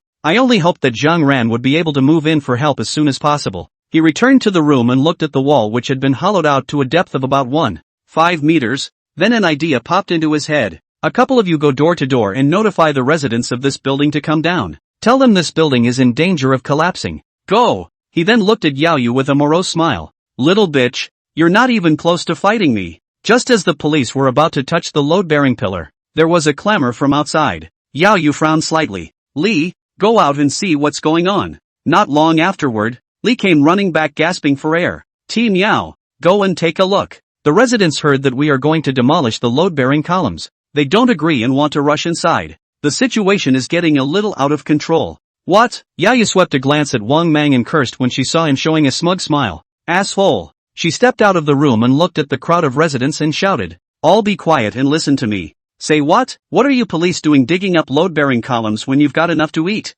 That's it. If we dig up this load-bearing column, won't our house become a dangerous building? Which one of you is responsible if something goes wrong? Yao Yu explained aloud. There's a body in the load-bearing column now, and we have to find him. I assure you that there will be absolutely no damage to the main structure of the load-bearing columns. Wang Ming's horseman, hidden in the crowd, opened his mouth and shouted. Don't take their word for it. They don't give a damn about us, the people. Yeah, we don't care about corpses. We got this house for real money, and if the whole building becomes dangerous because of the load-bearing columns, we've lost our money. Seeing that the situation was about to get out of control, Yao Yu could do nothing about it. The crowd was enraged and swarmed forward. Siren stepped forward at this point, megaphone in hand. Everyone please calm down and listen to me. I understand your claims. You should be happy if the whole building becomes dangerous because of the load-bearing columns. You fart. You stinking SB. I'm glad you MB. Yao Yu turned around looking a little anxious. Siren, what are you talking about? Hurry down. Siren returned her reassuring look. Guys, don't wait to hear me out. The presence of corpses in the load-bearing columns would have been a problem for the contracting company, which has been involved in safety hazards. Not to mention, are you guys disturbed living in this building? You guys spent a lot of money when you bought the house, right? Will you still be able to sell it at that price when the time comes? But if the police prove that there is indeed a body in the load-bearing column, then everyone's worries will be solved. You can ask the development company to pay for the money and the house. Do I make any sense? The crowd went silent for a moment, and then began to murmur. He's right. If there really are bodies, it's the developer's problem. The building is a safety hazard. Do you remember the first floor of our place? This first floor corridor is full of gossip mirrors. A lot of people died in the house. Can't even sell it now. It's rumored to be a murder house. Wang Mang looked at Siren. His back teeth clenched. It was a seamless plan. So how come this kid messed it up? The eyes rolled again. Everyone listen to me. I am the investor of Triumph Court. Whether or not there are problems with this building, members must know better than anyone else as they have lived in it for so many years. If the police destroy the load-bearing columns, the structure of the building will definitely pose a safety hazard. When the time comes, we will definitely not take this responsibility. Even if you want to defend your rights, who will you sue, us or the police? This kind of problem is very troublesome to solve, and we will pull the wool over the eyes of the police and pass the buck to each other. And if you want to file a lawsuit, it can be as short as 3 to 5 years, or as long as 7 to 8 years. A waste of manpower, a waste of material resources, and the end result is that one person pays you more than $100,000. Over $100,000 is not enough money for a down payment in downtown Lotus. You guys think about whether or not that's true. The crowd was confused again and felt that Wang Mang had a point. If it was as he said, the house he had worked so hard to save up for would be a lost cause. Some smart people seemed to have thought of the crux of the matter, but did not want to get into trouble. So they chose to keep their mouths shut and silently watched the developments. The crowd, incited by Wang Mang, once again put pressure on the police. Among them were several old men and women who crossed the crowd and were about to rush straight inside. Grandpa and Mom, you can't go in there. A young policeman kindly warns them, only to be slapped in the face by an older man. Get the hell out of my way. It's our house. I can get in if I want to. It's our right. The beaten policeman held back the pain in his face, but looked determined and didn't budge an inch. Moncler Outlet Store seeing this, he sat down directly on the ground and began to splash and roll. Oops, the cops hit someone. Is there any King's Law left? This caused the young policeman to be a bit overwhelmed, and he quickly opened his mouth to explain. I didn't. Siren walked over quickly, crouched down next to the old man, and whispered, Grandpa, you are 60 years old, right? 7 people have died in this house, and you should have seen every one of them. Do you think they're so lonely and isolated that when they see you coming they'll take you with them? The boss blushed. Little brat, can you talk? Are you cursing me to death? Is that what you cops are supposed to say? Siren chuckled. Oh, old man, I'm not a cop. I'm just an exorcist. If you're really not afraid to die, I'll ask him to let you in. You're all so old anyway. You've lived long enough, haven't you? Siren tapped the young cop on the shoulder. Since the grandparents want to go in, let them go in. The young cop was about to say something when he saw that Siren had been giving him a wink. Seeing that the police really got out of the way, a few old men and women in turn panicked. They were ignorant, but they knew that life was all that mattered. Forget it, don't go risk it. Old brother Wang is right. This house is too evil. How many people have died in a row? What if something does go wrong with the building? Then let's go to the city hall, lie on the ground and roll around. What can they do to us? A few old men and women agreed, returned to the crowd, sputtered, and began to tell of their valor. Yao Yu looked at the time with anxiety on her face. It's been dragging on for so long. Why is there still no news from inside? It was at this critical juncture that the building authority came to the rescue. You here, who's in charge? The visitor was condescending and official. Yao Yu greeted him. I'm in charge here for now. I'm Li Bin from the construction bureau. Why didn't you tell us in advance that you were removing load-bearing columns? Now get your men to stop right now. Yao Yu glanced at him and returned in a hard tone. We're on a case here. Please don't get in the way of our official duties. Li Bin was unforgiving. Can you ignore the safety of the people's property just because you are handling a case? Are you guys worthy of the clothes you're wearing? Li Bin stands on the moral high ground and accuses Yao Yu. And the crowd applauds. Siren didn't spoil him and came to Li Bin. You're from the construction bureau, aren't you? You're coming to inspect the house after it's built. Now that the police have found bodies in the load-bearing columns, explain to the people how you inspected them in the first place. Did you take dark money? Siren didn't care about the grim-faced Li Bin and instead walked over to the occupants. Everyone listen to me one more time. This is Li Bin from the construction bureau. He's in charge of the acceptance of our building. If anything goes wrong with the load-bearing columns, he can't get off the hook. Don't be fooled by people with an agenda. Li Bin didn't expect Siren to give him this hand. Kid, do you know the rules? Siren cocked his head and grinned. Rules? What rules? A police officer ran out and reported to Yao Yu. Team Yao. The body was found. The crowd clamored. Siren took this opportunity to shout. Everyone keep an eye on the investors and the building authority. Don't let them get away. Right, everyone round them up. Don't let them get away. It's not always possible to see them again. Wang Mang slipped away the first time he saw the police come out. And the only one left in the scene was Li Bin, who finally rushed over. Wang Mang, just out of the cell door, was waiting at the door. Police caught. Let go of me. What are you doing? Be honest with me. We now suspect you are involved in a murder case and ask you to return to assist in the investigation. After being busy for most of the night, Yao Yu and Siren had long been famished. Siren, thank you so much for today. Without you, I'm afraid. Siren waved his hand. Hey, I just moved my mouth. Yao Yu returned the ring on her finger to Siren. I'll buy you dinner someday. We have to work late tonight. Siren took the ring and put it on his hand. I'll wait for your celebration. Yao Yu returned to the police station and went straight to the interrogation room. Wang Mang, give an account. Wang Mang's expression was slightly innocent. Officer Yao, what are you asking me to explain? Gotta give me a hint, right? Yao Yu put the photo of the deceased in front of him. Tell me how this man got sealed in the load-bearing column. Wang Mang looked at her with some amusement. Officer, you're asking the wrong person, aren't you? I'm a boss and I'm not a worker.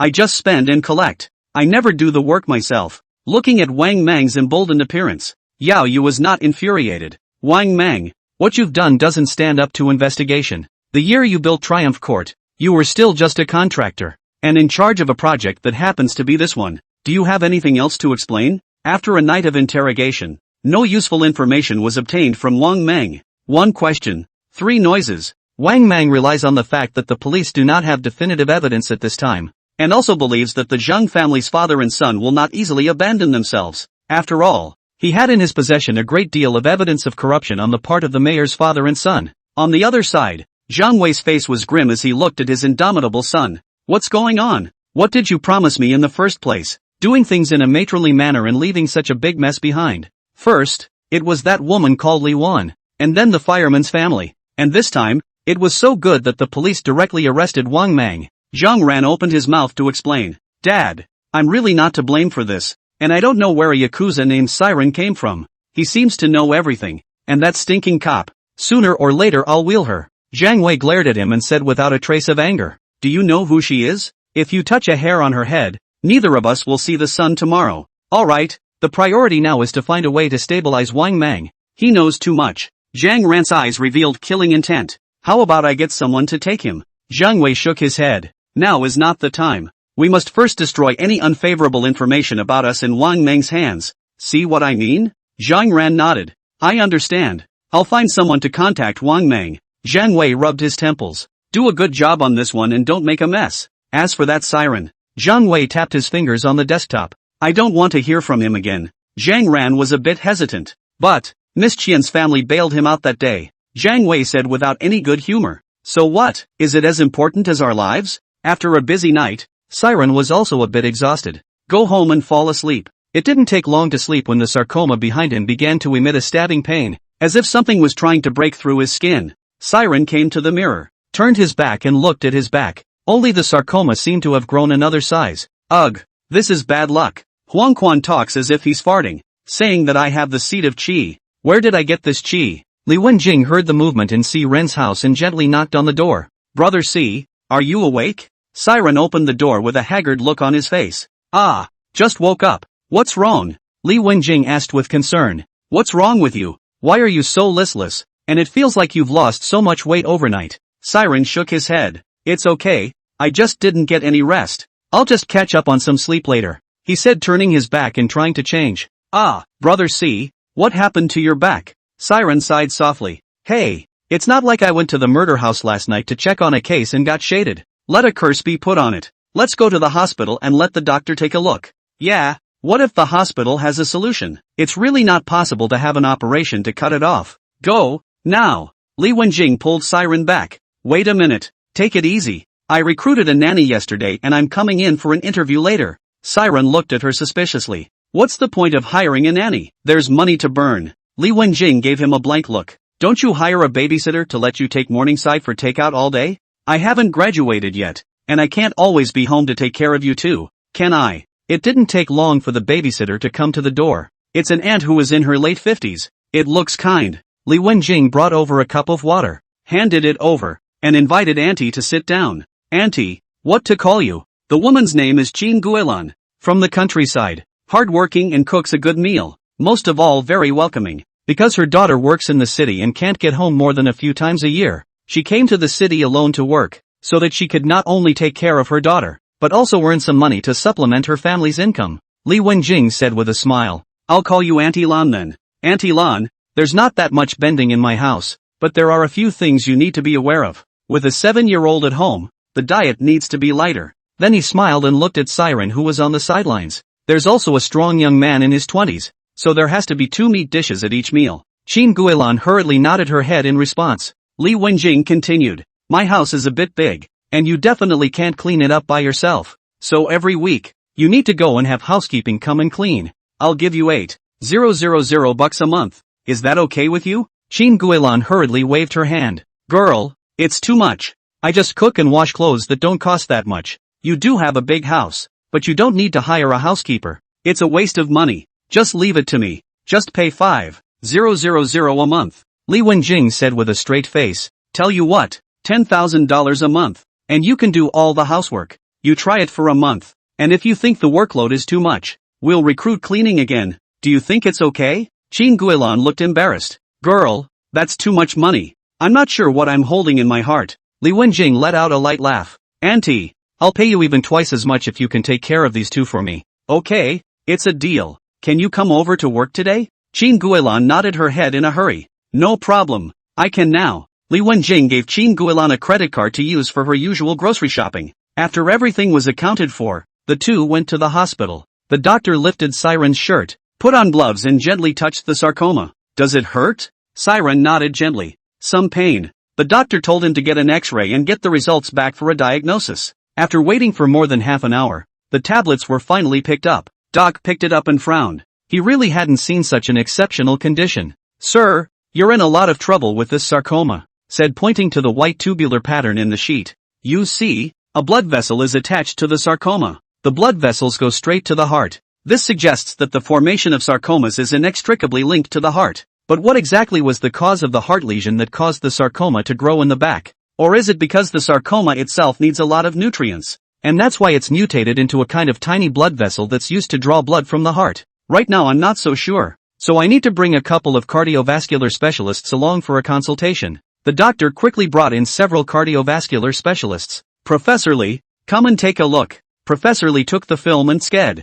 You see, the blood vessels connecting the sarcoma move as if they were born. It's like it's breeding something. I suggest that the sarcoma be punctured and a sample taken to facilitate observation of the cause. A group of doctors pushed open the door of the office and walked towards the consultation room where C-Run was in great numbers. Seeing this scene, Siren's face was going green with fear. Doctor, am I okay? Professor Lee, who was in the lead, could see his nervousness and laughed. Boy, take it easy. We just discussed that for your condition. We are going to do a puncture to determine the status of the sarcoma. Now take your top off. Professor Lee came behind Siren and giggled lightly when he saw the evil ghost pattern on his back. Ha! Siren turned his head. What's the matter, Doc? What's wrong? Professor Lee looked at Siren, then spoke to his colleague. Guys, You can go back first. I'll speak to this patient alone. Several doctors said nothing and turned to leave. Prof. Lee spoke up. I've seen it before in your case, but I'm sorry I can't cure it. However, I can recommend a national medical sage to you, Elder Guanji Guan. Siren followed the address given by Professor Lee and arrived at the medical center that Guanji was in. The medical center is not big, but it is very crowded with patients. Looking at the long queue, Siren had a toothache. It's going to be a long time. Li Wenjing soothed him like a child. Don't worry, I'll go out front and ask. You be good here and don't go anywhere. Siren gave her a breathless look. Li Wenjing found a staff member. Hello, Professor Lee from the first hospital sent us to see Dr. Guan. The staff nodded back. It's Mr. Siren, right? Master has just explained that you can go directly to the consultation room to meet him. Really? Thank you so much. Li Wenjing ran back with gusto and led Siren to the consultation room. Tap on the door of the room. Come in. The voice was mid-range and sounded like he was 50 years old at most. Opened the door to see the real face of the time, but found in front of an old man with white hair. Look at the appearance of fear has entered the ear of the year, but does not show the old posture. The face of the rosy cheeks. Sit. Take your top off. Dr. Guan stood behind Siren, looking at the familiar pattern in front of him. Well, put it on. Can you tell me how this came to be? Siren's expression was a bit hesitant, wondering if he should tell him the truth. It's not that I won't say anything, but I'm mainly afraid that you won't believe me and think I'm a psychopath. Sakiji stroked his beard and smiled. Then I understand. This thing behind you isn't technically a disease. It's a curse. Have you been to a murder house or something like that lately? Siren's eyes widened, not expecting to be seen by him at a glance. A quick nod of the head responded. Yes, I went to a murder house last night. There were 8 ghosts inside the murder house, and they told me the room was cursed. Then, with a pain in my back, this thing appeared. Dr. Guan, am I still saved here? Sakiji sighed. Ugh, it's possible to save, but the key is the lack of ingredients for the medicine. Li Wenjing hurriedly opened her mouth and asked, what materials are missing? We can pay a high price for them. Sakiji shook his head. It's not about the money. Never mind. I'll be straight with you. The curse is called the bait of the evil ghost, and it requires the tears of the soul and the blood of the eternal one to lift it. The tears of the soul are the tears of the ghost. Tears must be shed by the ghost from the heart. The blood of the eternally living is zombie blood. In this day and age, we can only see it on TV. We can't even find it in real life. For the average person, these two things are harder than hell to find. But it's not impossible for Siren. After all, he's in Chuli Village. He still has a jar of zombie blood hidden. Dr. Guan, I have zombie blood. Now there's just a lack of soul tears. Dr. Guan gave him a surprised look. Oh, you really did? That would be nice. You shouldn't be an ordinary person either. And tears of the soul isn't too much trouble for you. But let me remind you that the evil ghost bait is 1 month away from striking. So your time is limited. Siren nodded and asked again. Dr. Guan, I have another friend who is coming with me. She's been hit by this curse too. Only the pattern behind her is a female ghost. Sakiji's face suddenly changed. Seeing this, Siren hurriedly asked, what's wrong? Sakiji explained. The bait of the evil spirit simply sucks up the essence of a person, thus transforming it into the fruit of essence, which is eventually swallowed by the caster of the spell. And this one on you is called the yin-yang seed. It's an evil spirit that wants to come back to life through your bodies. Once they take over your physical body, they will no longer be afraid of all sorts of magic weapon suppression. It also inherits all the powers of the evil spirit itself. Siren sucked in a breath of cold air. In that case, not only do they not have any weaknesses, they will capitalize on who they are in reality. Could it be for spiritual pathways? But Yao Yu is also under a spell. Is it a buy one get one free? No choice? He doesn't think so. Suddenly he remembered Yao Yu talking to himself about the union. It's not like they're trying to control the other family through marriage, is it? This is too crazy. Sakiji's words changed. You don't have to worry too much. The formula to lift the curse is still the same.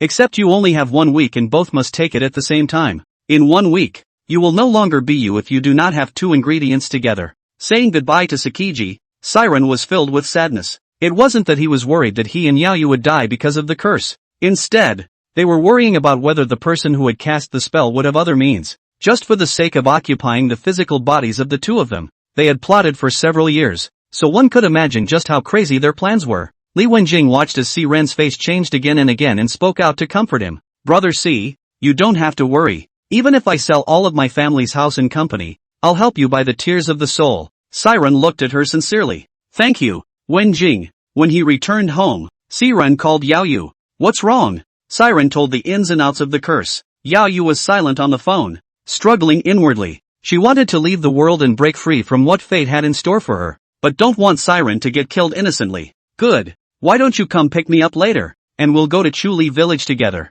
Yao Yu was dressed in civilian clothes and looked unusually haggard. You look like you're in bad shape. Yao Yu shook his head. Don't mention it. I interrogated Wang Mang all night last night. He's so tough talking, he won't explain anything. Siren also didn't expect that even in this situation, Wang Mang actually refused to say anything. What then? Just spend the rest of the day with him? Yao Yu leaned against the seat and snorted coldly. If he wants to spend time, we'll spend time with him. I'd like to see just how long that father and son can hold back. Since he had solved the trouble in Chuli Village, the villagers had resumed their usual lives, hunting in the mountains and farming in the fields. Just as Siren's car entered the village, he was recognized by the Yama at the village gate. Master, you're here. Siren got out of the car and laughed. Big Mom still knows me. Has it been peaceful lately? Big Mom pulled Siren up and was about to head for home. Master, thanks to your blessing, we can live normally again. You left in such a hurry last time. We haven't had a chance to thank you properly. Let's go. Come to Big Mama's house. Big Mom will make you a good meal. Yao Yu stepped down from the car and couldn't help but curve her mouth as she looked at the scene in front of her. Yikes. This Nell is so beautifully grown. Maestro, she's your girlfriend, isn't she? He said, walking over to Yao Yu and taking her hand. Nell, this master is a good man. Don't look like an ordinary-looking senior master, but he's got a good heart, and he's extraordinarily capable. Yao Yu waved his hand in a hurry. Auntie, you've got it wrong. Siren and I are just ordinary friends. Big Mom laughed. Hey, what a common friend. You young people nowadays do things in a motherly way, and you're not quick at all, which is like when we were young. Your grandfather pushed a bicycle in front of my house in the first place and shouted in front of the whole village for me to marry him. Siren stopped it in a hurry. This was getting more and more outrageous. Auntie, I'm here today and have some personal business to attend to, so I won't bother you. When I come next time, I'll be sure to log in and try your handiwork. After bidding farewell to Big Mother, Yao Yu looked at Siren somewhat teasingly. Master C, can you give me a palm reading? Siren's old face flushed. Hey, what Master C? It wasn't then that there was nothing to do but make up an excuse. Soon, the two came to the place where he had hidden the zombie blood. That's not right. I obviously hid it here. How could it be gone? Siren scratched his head and fell into self-doubt. Take your time. Think slowly. Siren had a look of certainty on his face. It can't be. I remember it well. Buried right here. Yao Yu crouched down and scrutinized the land under his feet. Siren, come and see. The dirt was new. It must have been turned up from below, not too long ago. It's possible the zombie blood was stolen. What? That's impossible. Siren exclaimed in shock. When he was hiding the zombie blood at that time, he had carefully checked the surrounding area and did not find a second person. Is it hard to believe that someone is hiding in the shadows? Siren looked a little frustrated. I thought that as long as there was zombie blood, the yin and yang species would soon be unlocked, but I didn't realize that the key material, zombie blood, had been stolen. Yao Yu's face was calm. To her, whether she could break the curse or not meant little to her. Do you know how the zombies in Chuli Village appeared? Siren didn't have the heart to tell her a story at the moment and said casually. I heard it was the village chief who went to the mountains to look for someone and came across a mountain god's temple. Oh, temple of the mountain god? Yao Yu smiled. Look, isn't that the key message? You're just too eager. Siren traveled lightly to Wu Dazhong's house. Jing, is Big John home? Wu Dazhong poked his head out holding the firewood. Yeah, Big Brother C, why are you here? Come on, get in the house. Jing threw down the firewood and rubbed his hand vigorously on his shirt before reaching out and pulling up Siren to drag him toward his house. Dazhong, how are the injuries on you from the last time you left in a hurry? Big Strong patted his chest. Nothing, it's all flesh wounds. We country folk are leathery, and we'll be fine after a few days of breeding. Brother C, you're here for something this time? Siren nodded. Didn't Zhao's father and son come across a mountain god's temple in the mountains? Do you know where that mountain temple is? Though he was puzzled, Dazhong did not pursue the cause. Uncle Wang should know. I'll take you to him. Siren reacted then. Back then, Dazhong was still young and wasn't even involved in that rescue. Why does he himself feel a little out of shape today? He shook his head, assuming it was because he hadn't had a good night's rest.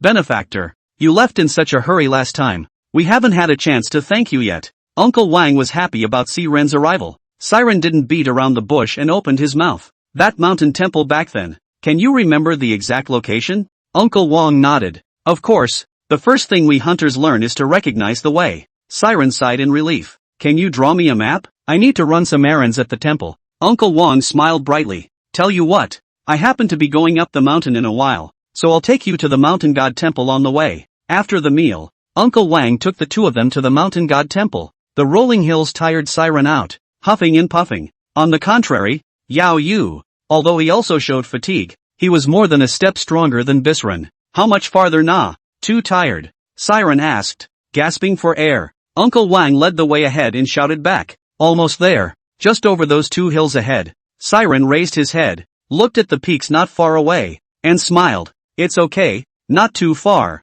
Yao Yu glanced at him and reminded. Have you ever heard the old saying about looking over the hill? At the speed we're going, it'll be dark by the time we reach the mountain god temple. Uncle Wang turned around and gave Yao Yu a thumbs up. This Nell is right. The sky was darkening, and the howls of various beasts were heard in the distance. Uncle Wang has long been surprised by this. Don't be afraid. Although the sound is quite close, it's actually far away from us. Even if you run into one, don't worry about it, he said, patting his backpack. I've got shocking thunder in here. Once the beasts get close, I'll throw it over there and it'll scare the shit out of them. Finally reaching the foot of the mountain, Siren was in a trance, feeling that this place was familiar, as if he had been here before. The premonition grew stronger as he continued to climb toward the mountain. Wait, something's not right. Uncle Wang and Yao Yu violently stood still. What's wrong? Siren looked at Uncle Wang and opened his mouth to ask. Isn't there a cabin halfway up the hill? Uncle Wang was also stunned. Ah, yes, it's not far ahead.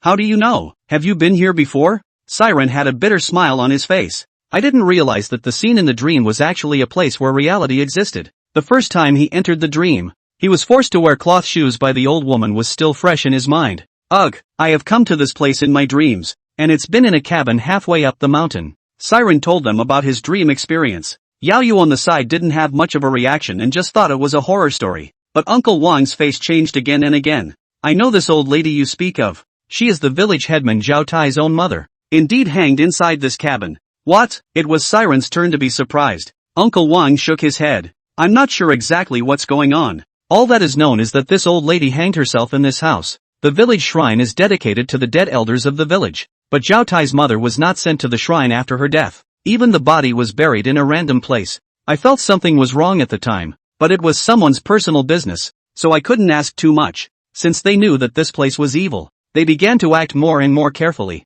Uncle Wang took the shocking thunder in his hand in advance and was ready to throw it at any time to win time for them to escape. Instead, Siren removed the demon-breaking ring and handed it over to Yao Yu once again. Her battle power was more than a notch higher than her own, except that she couldn't do any damage to the spirit body. A few people looked at each other and started moving towards the mountain temple. I don't know if it's psychological or if it's the fear factor of the dark. Siren felt like he was locked onto something. Uncle Wang stood still, his voice sounding low. Don't move, we're being watched. Yao Yu pulled out his sidearm from behind him, holding a strong flashlight and crossing his arms to make battle ready. Clatter, clatter, clatter. The bushes began to sway gently, accompanied by the sound of trampling leaves. Yao Yu shone his powerful flashlight to where the sound was made, and a wolf's head with bared teeth poked out. The wolf's head was slightly discomforted by the bright light shining into his eyes, gently tilting his head and letting out a whimpering sound from his mouth. What to do? Siren looked at Uncle Wang. Uncle Wang held his hunting crossbow and whispered,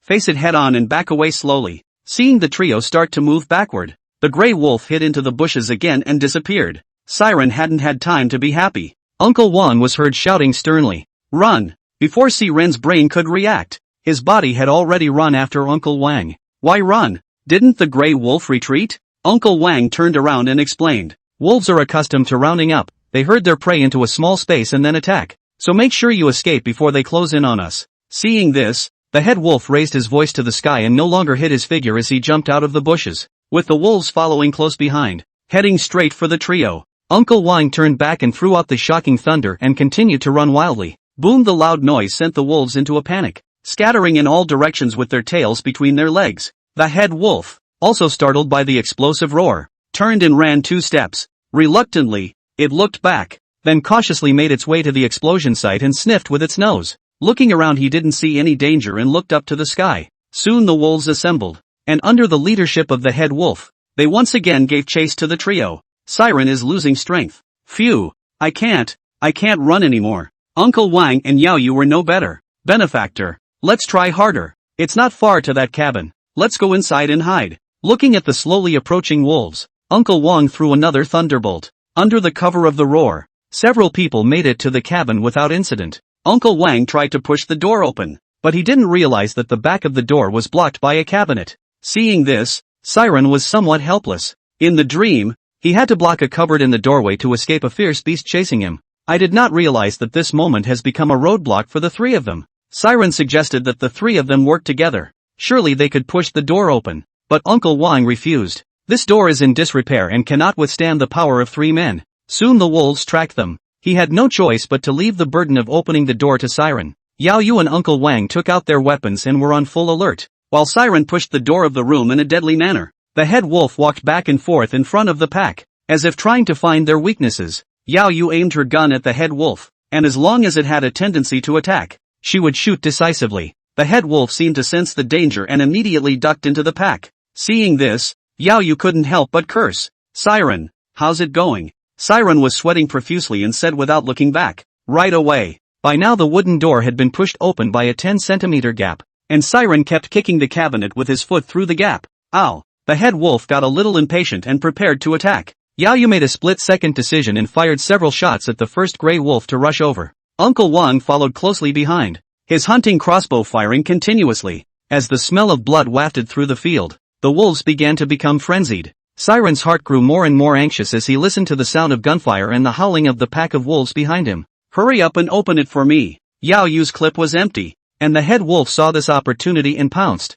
directly pinning her to the ground. The head wolf opened its huge mouth and bit down towards her neck. Yao Yu strangled its neck with both hands and kicked it out with a beautiful rabbit stump eagle. The head wolf adjusted his posture in the air and landed smoothly. A whimper escaped his mouth, looking unusually angry. Yao Yu got up, quickly loaded his magazine, aimed at the head wolf, and emptied it all in one breath. The head wolf dodged as best he could, but he couldn't help but take 2 shots to the body. On the other hand, Uncle Wang's situation is not very optimistic. The legs were gripped and dragged backwards. The gray wolves around him had to come up and sneak in every now and then. He sat up and slammed the gray wolf in the head with his hunting crossbow. The gray wolf let go of his mouth in pain. Ah, open up for me. Listening to Yao Yu's petulant shouts and Uncle Wang's angry curses, Siren's heart was burning with anxiety. It was so close, the door never just wouldn't open. Seeing this, Yao Yu immediately shouted, Uncle Wang, go help him. Uncle Wang knew it was not the time to be melodramatic, and threw out the last shocking thunder on his body to scare off the wolves. Take the opportunity to run to the wooden door. The wolves lost the figure of Uncle Wang and locked their eyes on Yao Yu. Well, Yao Yu was attacked by 3 gray wolves at the same time. The body was bleeding from wound after wound. Officer Yao, come quickly. Just as Yao Yu was about to tap out, the door was finally opened. Siren rushed over with the 7-star dagger in hand, pulling Yao Yu up and running towards the wooden house. The head wolf followed suit. Uncle Wang, close the door and beat the dog. Uncle Wang understood and turned back to close the door of the room, and then used the cabinet to hold the door against the room. Outside, a group of wolves bullied the 3 of them. Now the wind and water had turned. It was their turn to bully the few with the many. Uncle Wang and Yao Yu rushed towards the head wolf with wooden stools in hand. Siren circled around behind it and waited for an opportunity. The 3 men and the wolf were in a mess. Cursing and wailing resounded through the dark night. The scene gradually calmed down. The 7-star dagger was inserted into the gray wolf's eyes, and its body kept twitching, its eyes revealing a strong unwillingness.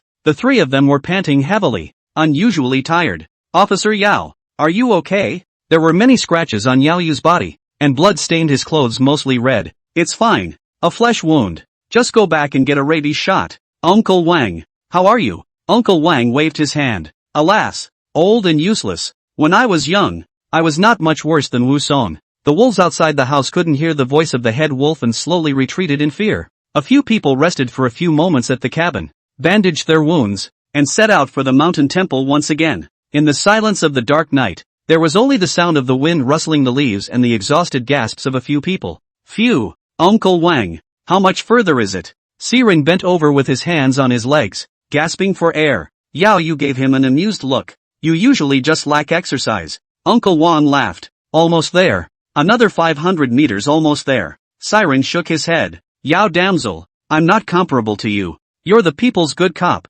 and I'm just an ordinary little citizen. Yao Yu followed Uncle Wang's pace and continued on, ignoring the chattering Siren. Hey, wait for me. It's so dark. I'm scared. A few people finally arrived at the temple of the mountain god. It's a temple, but it's a house made of straw and mud. Siren pushed open the door and was greeted by a clay statue sitting in the center of the hall. The stone statue was clad in a red veil, wearing a pointed hat and holding a vase. Countless palms stretched out behind his back like a thousand-handed goddess of mercy. Eyes swept to the stone statue's face. Only its eyes were tightly closed, and a vertical eye on its forehead stared angrily. The face looks like a monkey. Uncle Wang, do you know what this clay figure looks like? Uncle Wang shook his head. We also found this mountain temple by chance. Yao Yu walked up to the clay statue and looked it up and down. There are a lot of clay statues like this one in the country. Most of them are mountain goblins and demons. Siren nodded. Oh, I know. It's like the 5 immortals of the Northeast, Hu Huang Bai Lu Gray. That's right. Yao Yu interjected and continued. I have seen the case in question in the dossier. The dilapidated and wild temple has many villagers who died tragically in it. The police made many inquiries and found that the villagers did not look like they had been killed by human beings. All indications are that they were killed by some kind of beast. That's why the case was characterized as a wild animal injury. Siren rubbed his chin. So, this clay statue is perhaps a living thing? He circled the clay statue and didn't find anything particularly strange. Uncle Wang pointed at the red veil on the clay statue and spoke with some uncertainty. Look, you guys, the red veil. Siren patted over. What's wrong with this red veil? There's no problem. Yao Yu opened his mouth and returned. The red veil is so new that someone should have been here recently. Uncle, are there any other villages nearby? Uncle Wang shook his head. No, we're the only village nearby. Siren spoke up to interrupt the two. The red veil will come later. It's imperative that we find clues to the zombies. The three split up and began rummaging through the halls. Siren, come look. Yao Yu seemed to have found something on the offering table. Siren rushed over immediately. What's wrong? Yao Yu took his hand and gently wiped the dust off the offering table, revealing a small line of writing. 3 kneels and 9 kowtows before entering my door. The sons and daughters of the gate shall enjoy eternal life. What? Siren looked at her with a question mark on his face. What do you mean by that? Yao Yu nudged at the futon not far away. There are no clues now anyway. Why don't you give it 2 kowtows? Maybe a miracle will happen. Siren's eyes widened. Why don't you kowtow and let me kowtow? Yao Yu said in a serious manner. I'm a police officer, and feudal superstitions are not allowed in the organization. Siren didn't have the heart to say. Don't you know in your heart if it's a feudal superstition? Motherfucker, aren't you a man? Hurry up. Yao Yu's cold rebuke startled Siren. Unable to help himself, he fell to his knees. 10,000 grass mud horses ran wild in Siren's heart. Never mind. I'm already on my knees anyway, so let's give it a few kowtows, just in case it works. No sooner had he kowtowed his first head than the clay statue began to crumble inch by inch. What the hell? Does it really work? He began to kowtow a second one. That's when the whole clay statue started to collapse. The 3 men looked at the collapsed clay statue somewhat at a loss for words. When the smoke cleared, a skeleton was revealed in the clay statue. The skeleton is stylized not unlike a clay statue. Yao Yu continued to urge. Siren, keep knocking. It seems to be working. Siren skimmed his lips and was about to kowtow a third. Suddenly there was a stabbing pain in his back, and make his body lose control. Yao Yu didn't know the reason and hurriedly asked. What's wrong? Siren's face contorted in pain. I don't know. My back hurts. Yao Yu helped him up and the pain immediately disappeared. Oh, Siren seemed to understand something. I know. The one who put the spell on us both did not allow us to kneel to the clay statue. We are now their parasites and represent them in every move. Yao Yu was skeptical. I don't believe you. Try knocking another one. Why don't you kowtow? I'm a D-man. Somewhat helpless. Siren knelt again in order to test the truth. As expected. The pain struck again. The skeletons in the clay statue also made a crunching sound. The ghostly voice reached the ears of the 3. Please don't kowtow. One more knock and I won't even have any bone crumbs left. The skeleton slowly rose and came to the 3. You and this waif have been chosen by the Great One. We mountain spirits and wild beasts wouldn't dare to accept such a great gift from you. You guys might as well give me a break. Big man, so you know who it is? Siren immediately pursued him. And, Skeleton shook his head violently. No. Even if I knew I couldn't tell you. Siren chuckled. You don't say, do you? Alright, I won't force you. He then turned his gaze to Yao Yu. Officer Yao, I've been so weak lately, especially these legs. They get weak when I don't move. Ouch. I can't. It's soft again. Siren made a move to kneel down to the skeleton. Seeing this, the mountain spirit skeleton's face changed wildly, and his voice carried a sobbing tone. Brother, please don't fuck with me. I really can't tell you. I'll die if I do. Yao Yu pulled Siren up. Forget it, don't give it a hard time. The skeleton looked at Yao Yu with a grateful face. Or this beautiful girl is understanding. Aga, what do you mean? Alright, let's get down to business. Let me ask you, if a man came to you some years ago, you gave him the zombie blood back. Skeleton fell into remembrance. Yes, indeed, there was such a man, and I remember him well. He was kowtowing hard at the time. I saw how devout he was, so I gave him some of my private collection. Sure enough, the zombie blood was from this guy. So do you have any more zombie blood here? Skeleton shook his head, then nodded. Siren was a little anxious. It's a yes or no. No. Siren was as listless as a deflated ball. But, Skeleton pulled a long note to whet Siren's appetite. Just 2 words ignited endless hope in him. But what? Come on, wow. You're in a hurry, or I'll kowtow to you? Skeleton took 2 steps back in a hurry and waved his hand hastily. There's no need to be so polite. I'll just say it. There's a dark passage underneath the stone statue, and at the end of it there's a sarcophagus. The body in the coffin is immortal and undecaying. Skeleton fell into remembrance and continued. More than 200 years ago, I think, when a conflict broke out between the yin and yang realms, not only did a lot of capable people die, even the Ghost King and Demon King were not spared. The conflict was later mediated by the monarch of the Yellow Springs, which brought it to an end. What the cause was is now unknown except to the great men who fought in the war at the time. That body in the chamber is one of those who fought in the war back then.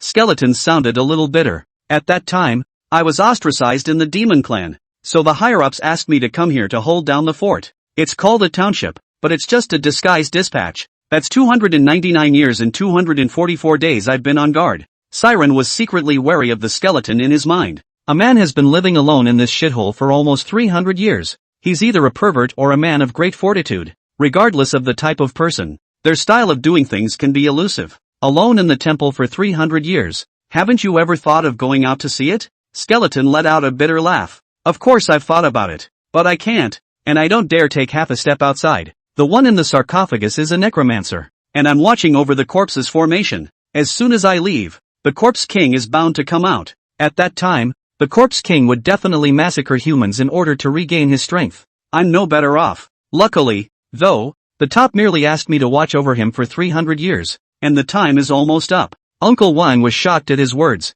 There were more than 100 days left before 300 years. If the Corpse King in the sarcophagus came out, the unlucky ones would definitely be the ones from their Chuli Village. This, immortal? What happens to the necromancer when the 300 years are up? Skeleton gave Uncle Wang an amused look. You're a villager from down the hill, aren't you? I remember your village is called Chuli Village. Any idea why it's called that? Uncle Wang shook his head. That, I don't really know. Skeleton opened his mouth to explain. Chu, the body leaves the village. Understand? In fact, you villagers of Chuli Village also shoulder the responsibility of suppressing the Corpse King. However, as the old men of your village gradually died, they forgot about it. Uncle Wang lowered his head, his expression unreadably sad or happy, but there was a pang of desolation in his heart. If he hadn't followed Siren to this temple today, by the time the 300-year period expired, wouldn't they, in fact, have become food in the mouth of the Corpse King? Hurrah that he followed and got such important information.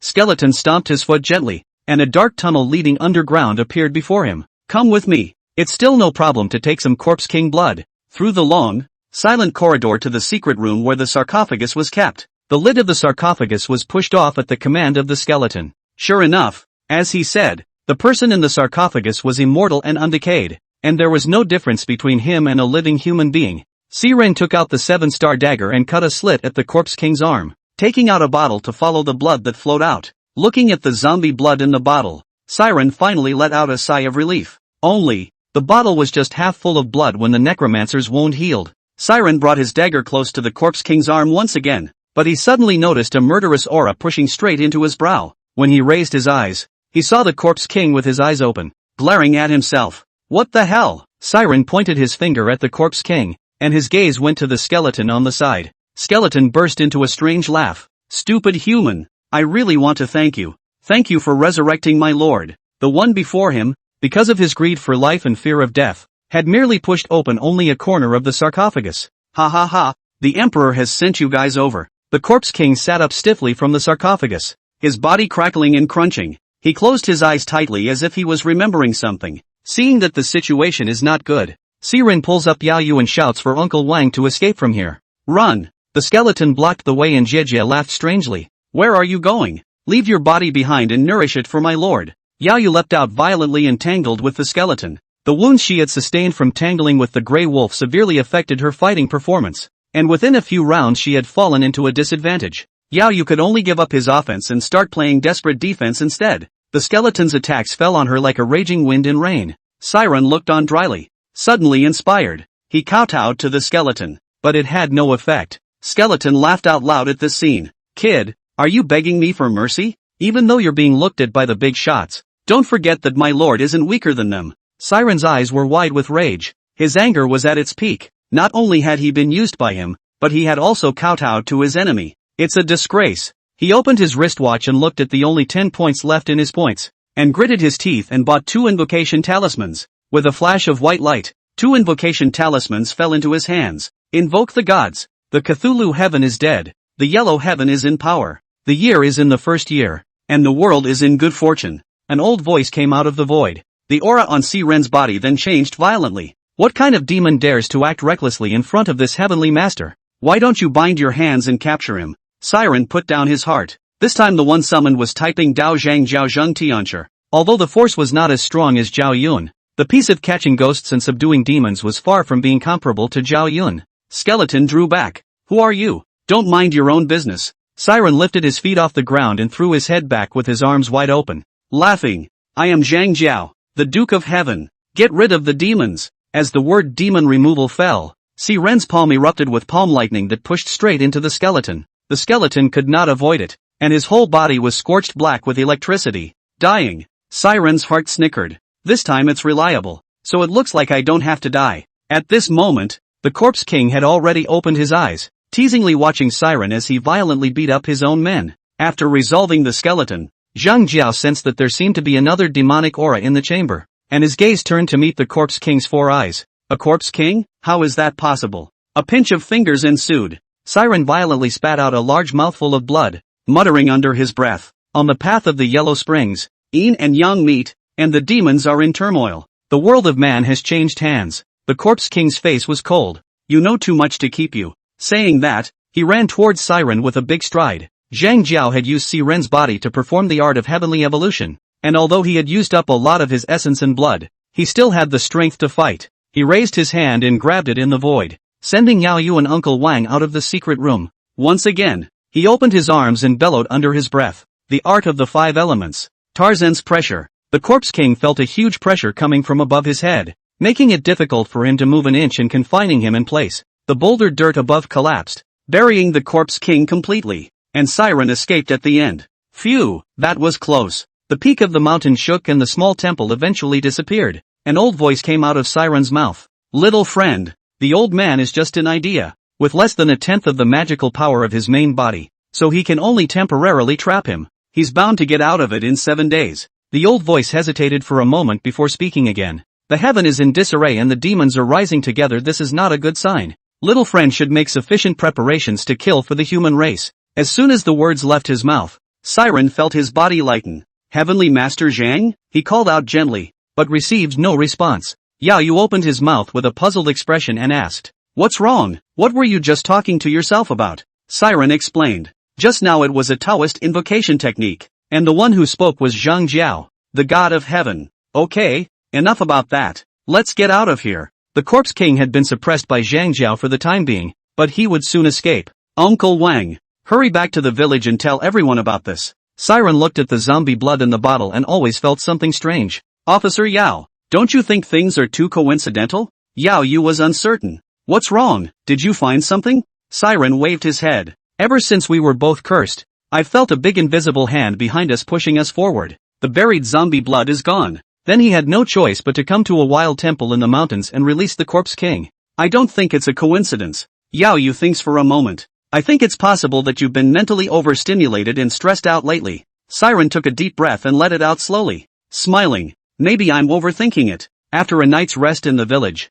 the two of them returned to Lotus City only at noon the next day. Siren, I'll go back to the station first. I still have to keep an eye on Wang Meng personally. That's fine. Call me anytime you need anything. Instead of going home, Siren bought a bottle of white wine and headed straight to the car dealership. Alas, this trip to Chuli Village has depleted the only 10 points left. It's a long way from a promotion and a raise for myself. Siren mourned, looking at his empty points and wanting to cry. Customer, Chen Ching. Age, 29. Cause of death, poisoning. Favorability, lukewarm. Synopsis, Chen Ching is an executive assistant in a listed group of companies with a substantial income. 7 days ago, she was poisoned at her engagement dinner and died instantly. Looking at the line of good feelings, Siren couldn't help but smack his lips. That's another tough one. He sank his heart and studied Chen Cheng's profile, hoping to find the key to breaking the game. She was poisoned to death, and she was poisoned in public. The killer is either out for revenge or love. Most of the people a listed company's assistant comes into contact with are not too poorly educated, so such a crude method of poisoning should not be for revenge. Cold. Love kills. Engagement party. Hiss. An idea popped up. She's not a bisexual by any chance, is she? Siren brainstormed a doggone plot. With 2 women together, Chen Xing comes to his senses and wants to end this ridiculous love affair. As a result, the other party disagreed, even to the point of death. In the end, Chen Xing ignored the other party's threats and got engaged to the man arranged by her family. The ex got the message, poisoned the engagement party, and then left with the sentence, since I can't get you, no one can get you, and left in style. Siren gave a dry laugh. Ha! A clear, quiet voice came through. Funny? Siren didn't even look up. Funny, too funny. Then he jerked his head up and looked at the person in front of him in surprise. Chen Cheng? Chen Cheng strolled faithfully through the car dealership, picking out the hearse of his choice for himself. Drop me off in this car later. She pointed to the Buick GL8 beside her, her tone icy. Siren didn't spoil her either.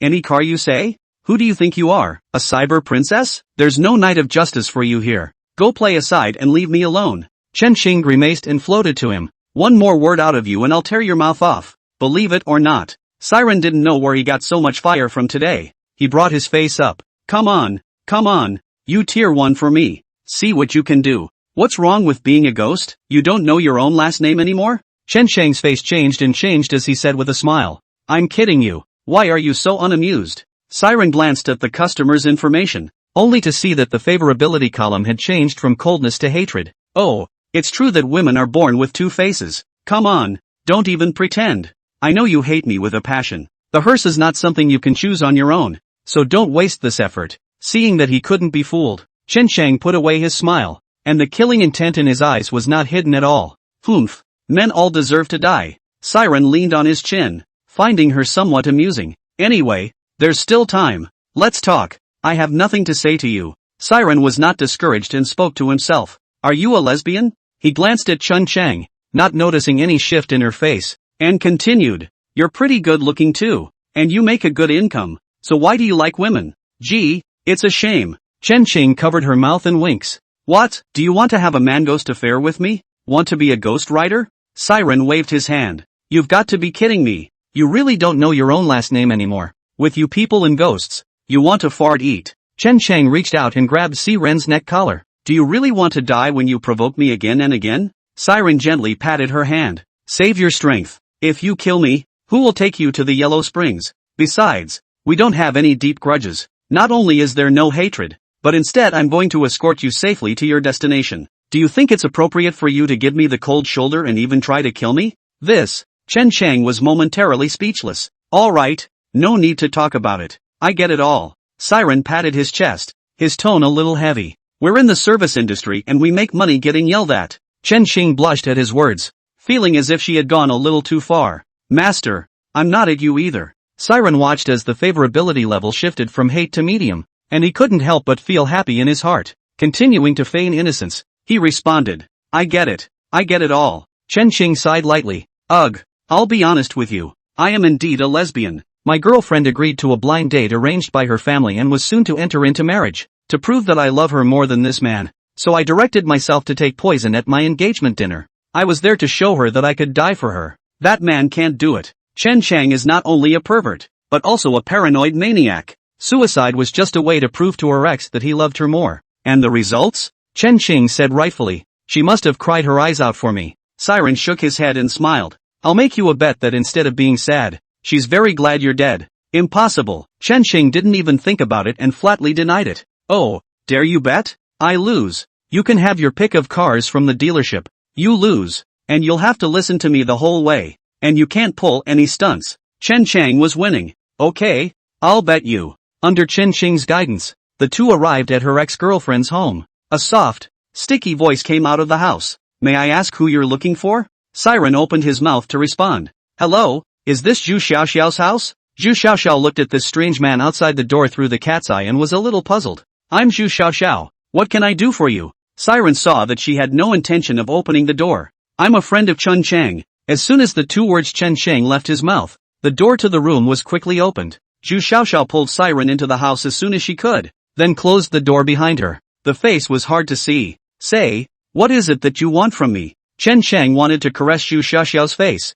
but his hand passed right through her face. Zhu Xiaoxiao couldn't help but shiver. Are you trying to use my previous relationship with Chen Qing to threaten me? I'm telling you, no way. Siren waved his hand in a hurry. You misunderstand. I'm just relaying Chen Qing's last words for her. Zhu Xiaoxiao leaned against the sofa, hugging her arms and blushing. Go ahead. Finish and get the hell out of there. Chen Qing asked me to tell you that she would do anything for you, including giving her life. She loves you more than your boyfriend. Zhu Xiaoxiao smiled coldly. Finished? When you're done, please leave. Chen Chang was smiling happily from the sidelines. See, she loves me. Siren looked at her like she was a fool. I really don't know where she gets the confidence to say such things. Chen Chang is dead. Isn't that enough proof that she loved you? Zhu Xiaoxiao got up and shouted at the top of her voice. Don't say it. What do you know? It's not love at all. She just wants to have me all to herself. In the past, whenever we had some minor conflicts, she threatened me with suicide. Have slit my wrists and taken pills more than once.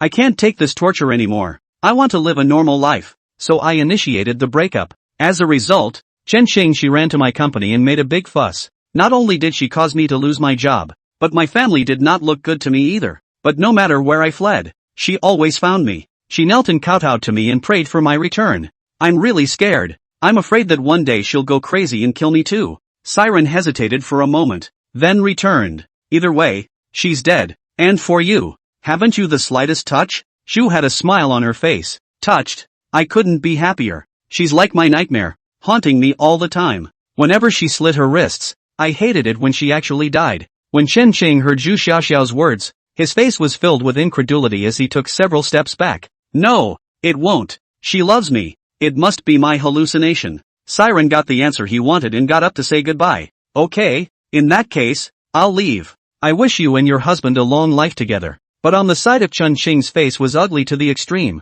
His figure became more and more solid. His eyes were red, and he looked like he was about to have a seizure. Siren immediately grabbed her wrist. Willing to bet? Is it too much to play? What did you say? Zhu Xiaoxiao had a puzzled expression, not knowing what the man in front of her was talking about.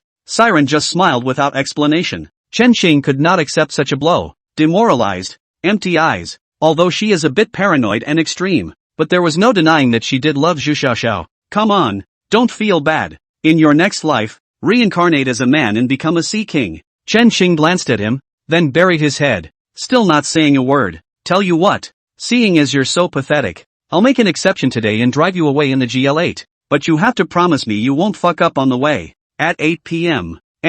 Siren was on the road in the hearse on time. Chen Chang's state had also improved, and although her favorability towards Siren was still medium, she didn't speak and chat with such a heavy dose of gunpowder. Did you hear something? Chen Qing looked at Siren and asked with some uncertainty in his mouth. Siren didn't take it seriously and replied, it's normal to hear anything on the way to the Yellow Springs. I'll believe you even if you tell me that you saw Steve Jobs waving to you on the side of the road. Suddenly, a red paper money was stuck to the windshield of the car. Immediately afterward, red paper money began to fall continuously from the sky, as if it were raining. From afar, a whole group of fiery red silhouettes gradually became clearer, like red-stained blood, haloing a little and expanding. The band in the procession held horns and swona, cymbals and leather drums, blow by blow, one louder than the other. The babbling of the opera made the welcoming party seem particularly eerie. Siren hastened to pull over and let them pass first. The welcoming party brushed past the car, only to see the group wearing pointed hats, covered with shackles and chains,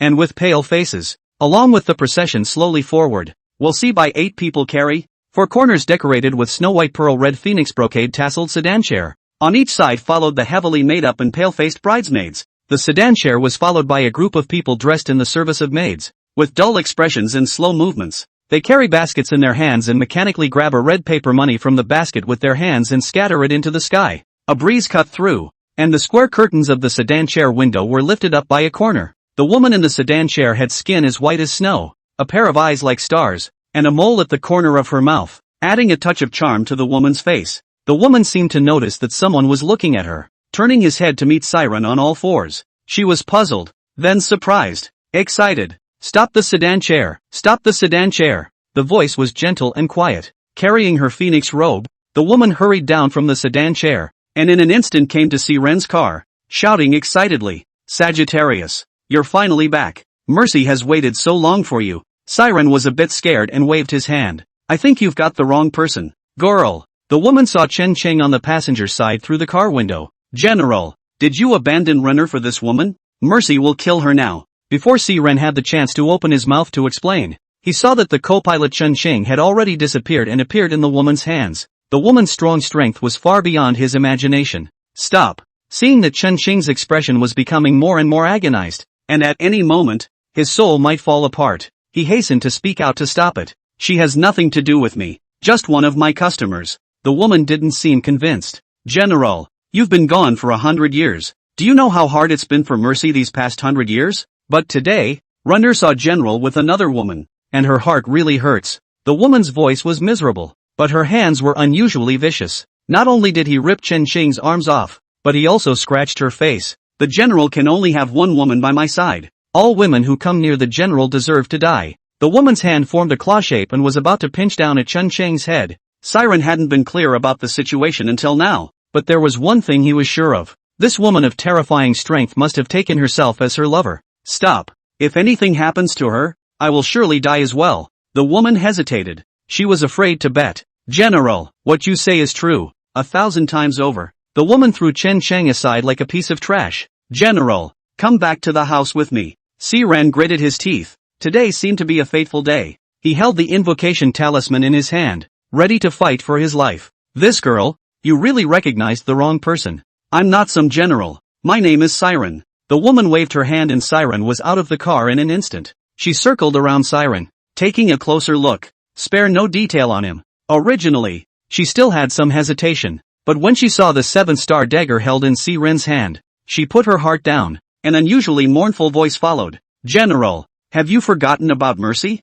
Siren's mind was racing, constantly thinking of ways to get out. "Girl, I don't know what you're talking about, but I feel like you look familiar. It seems like I've seen it somewhere, but I can't remember." The only way now is to feign amnesia and hopefully muddle through. The woman was about to say something else when she did. Suddenly, a gust of wind hit. The entire welcoming party was blown over. "Crap." The woman frowned and looked at Siren with some concern. "Ha ha ha, ma'am. Today is the big day. Don't delay the good time." A man covered in what looked like charcoal appeared next to the woman. The man's heart burned with rage as he watched his bride, holding hands with another man in front of him. "Mama, who is he?" Siren understood the feeling all too well, and if he didn't explain it quickly, he would surely be torn to pieces by this man. "Big brother, let me explain." The man simply ignored it, his eyes burning into the woman for a reasonable explanation. The woman shielded Siren behind her. "Blackie, he's the general I mentioned to you. The engagement between us is null and void." "Sue Runner,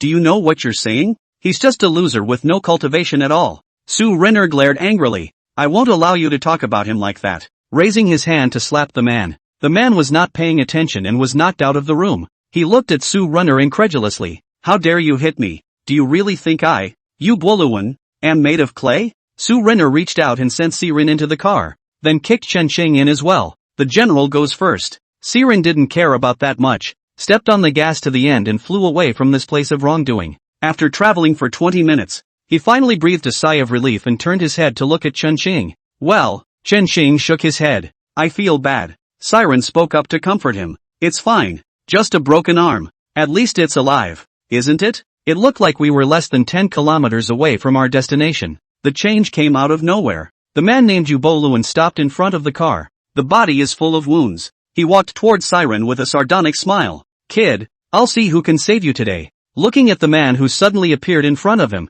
Siren didn't hesitate and charged over with full power. There was no crash as expected. Yuboluan's truck-like body easily lifted the car. The weightlessness alarmed Siren. Yuboluan slowly exerted force with both hands, trying to crush Siren along with the car. After a chortle, the car landed heavily on the ground. Siren was shaken to his core. He shook his head, and through the shattered windshield, he saw that the duo of Sue Runner and Yuboluan were engaged in another fierce battle. Both sides gave up their defenses and exchanged injuries for injuries. There was a loud bang, and the two men flew out backwards. The dust cleared and the two slowly rose from the ground. Uboluan's state looked a step stronger than Su Renner's. Mother, I'll give you one last chance. Go back with me and marry me, and I'll forget about it. Su Renner glanced in Si Ren's direction and smiled ruefully. I was born a general's man, and I will die a general's ghost. Then as if he had made up his mind about something. Burning soul. Are you crazy? Seeing this, Uboluan hastily stepped back. Do you realize what you're doing? Su Renner forced herself to endure the pain of her soul burning and attacked him again. Uboluan was knocked back one after another, and a gaping hole was blasted through his body. Crazy woman. Uboluan dropped the sentence, turned around and ran. Su Renner did not continue to pursue, dragging her crippled body to Siren. Is the general in good health? Looking at the bruised Su Renner in front of him, Siren asked with concern. I'm fine. You? Su Renner looked at Siren with a disheartened expression. Mercy thought she would never see the general again in her life. Cough. Su Renner covered her mouth and coughed out blood from her mouth. I never thought that seeing the general again would be in such a way. Do you remember? You promised me you'd marry me when you returned in triumph. But I waited for your grave. I was afraid you'd be too lonely on your way to the Yellow Springs. So I came down to look for you. This search is 100 years. Now, at last, I have found you. Siren moved a little, as if his heart was stabbed by something. Su Renner reached out and stroked Siren's face, her eyes full of reluctance. General, Mercy can't be with you anymore. I'm gonna go. I hope you'll remember me. Clear liquid flowed out of Su Renner's eyes, falling to the ground and condensing. The body is slowly dissipating. From the bottom up, Su Renner's mouth sang an unknown tune as she leaned into Siren's arms and gradually closed her eyes. Red candles and sedan chair in the newcomer's bed. Green silk turned into snow and sideburns like frost. Leaning on the south tower of the dream. The sky is like rain, and the sun's will is like a sword on each side. Siren watched the Su Renner in his arms completely dissipate, feeling a pang of irritation in his heart for no reason. He kept telling himself, I ain't no shit general. I am what I am. Siren, a fatherless orphan. But this feeling of sadness always lingered in his heart. Siren held the air in his arms, his expression a little dumbfounded. He didn't understand what this unexplained heartache was all about. Looking at the tears that had congealed underground, the god looked a little bewildered. Run, child. After a while, the heavy heart finally calmed down. Gathering up the tears on the floor, he started the car and set off toward his destination. That woman you recognize? Chen Qing opened his mouth to inquire. Maybe? Siren was a little hesitant. Maybe you really did know each other. Only you reincarnated and forgot all about it. And she didn't choose to reincarnate in order to preserve this memory of you. Day in and day out, I wander the path of the Yellow Springs, hoping that one day I will meet you again. That's what love should look like, right? Chen Qing seemed to also understand what love meant. His own Tiju Xiaoxiao that was not love at all, but possessiveness. In silence, the duo arrived at their destination.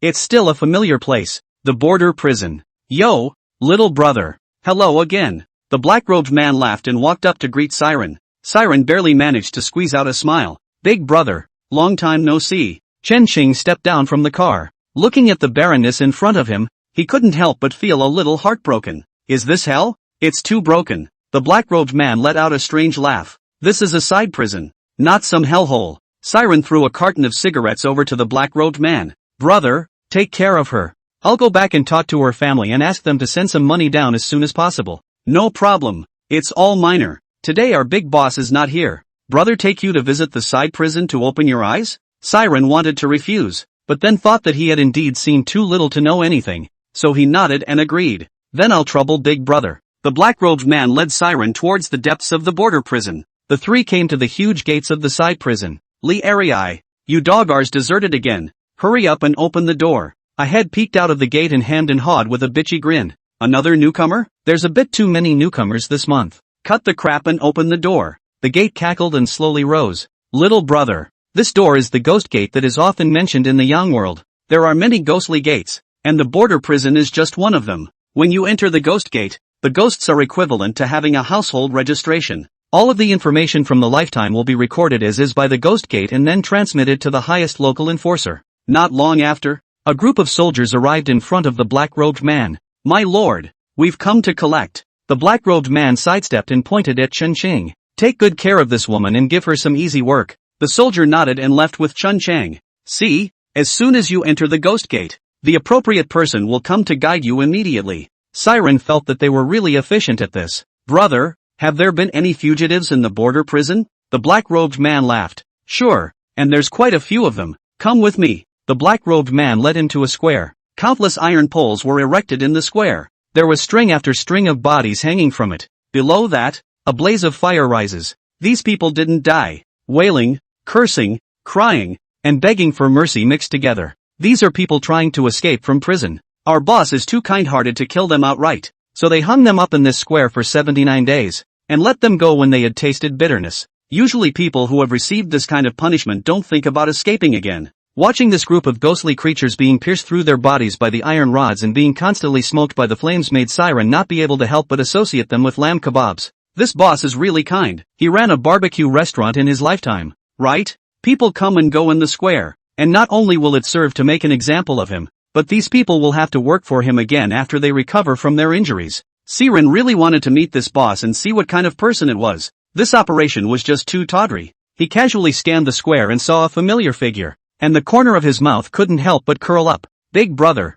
is this person Chen Wua? He pointed his finger at the figure that was screaming miserably not far away. Well, yes, that's him. Go over and take a look? Siren hemmed and hawed. Walking? The black-robed man waved his hand, and the flames below Chen Wua were extinguished. Please, let me go. I know I'm wrong. I won't dare again. Chen Wua looked at the black-robed man and burst into tears. Chen Wua, look who's here. Siren, it's you. When he saw Siren, his heart was filled with hatred. I'm not a human being. I'm a piece of stinking shit. Please be a big man and spare me. Looking at Chen Wenwa's miserable state, Siren's heart was unusually painful. Spare you? I'm not that generous. I think you had more fun than you do now, don't you? Chen Wua cried and prayed. Papa C, Grandpa C, ancestor, you're my ancestor. I'm begging you, please, high-hand me and let me go. Siren shook his head, feeling a bit bored. Brother, let's go. It's not much fun. The fire.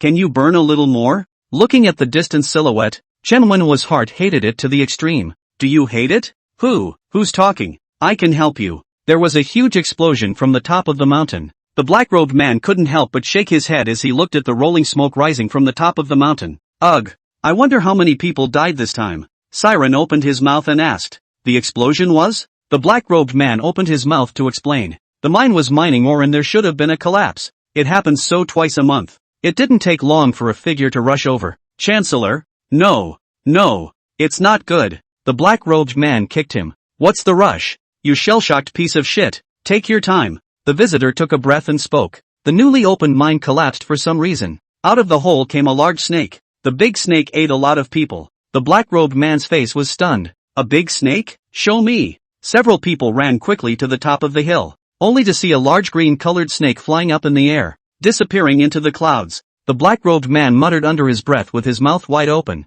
staring blankly at the disappearing green snake. Green Jiao? I'm not blinking, am I? Just as he was sinking into self-doubt, another man came running over. Chancellor, it's not good. The black-robed man cocked his head and stared. What's wrong with stepping on a horse again? The visitor gulped. All the criminals in the square have escaped. The black-robed man pulled the informant over by the hand and asked viciously. What did you say? Running away? How to run to? The visitor was coy, not daring to meet his eyes. No, don't know. Suddenly people are gone. The black-robed man burst into a rage. The big boss leaves one foot and his home is burglarized the next. I'm out of luck. How can I explain to the boss? Siren rushed to comfort. Big brother, take it easy. You can't be blamed for this. To be able to come and go at will in the border prison, and to have the prisoner taken away in full view of the public, was not something an ordinary person could do. First, the mine collapsed and a giant python emerged from it, and then the prisoners were taken. This was obviously premeditated and set up specifically for you.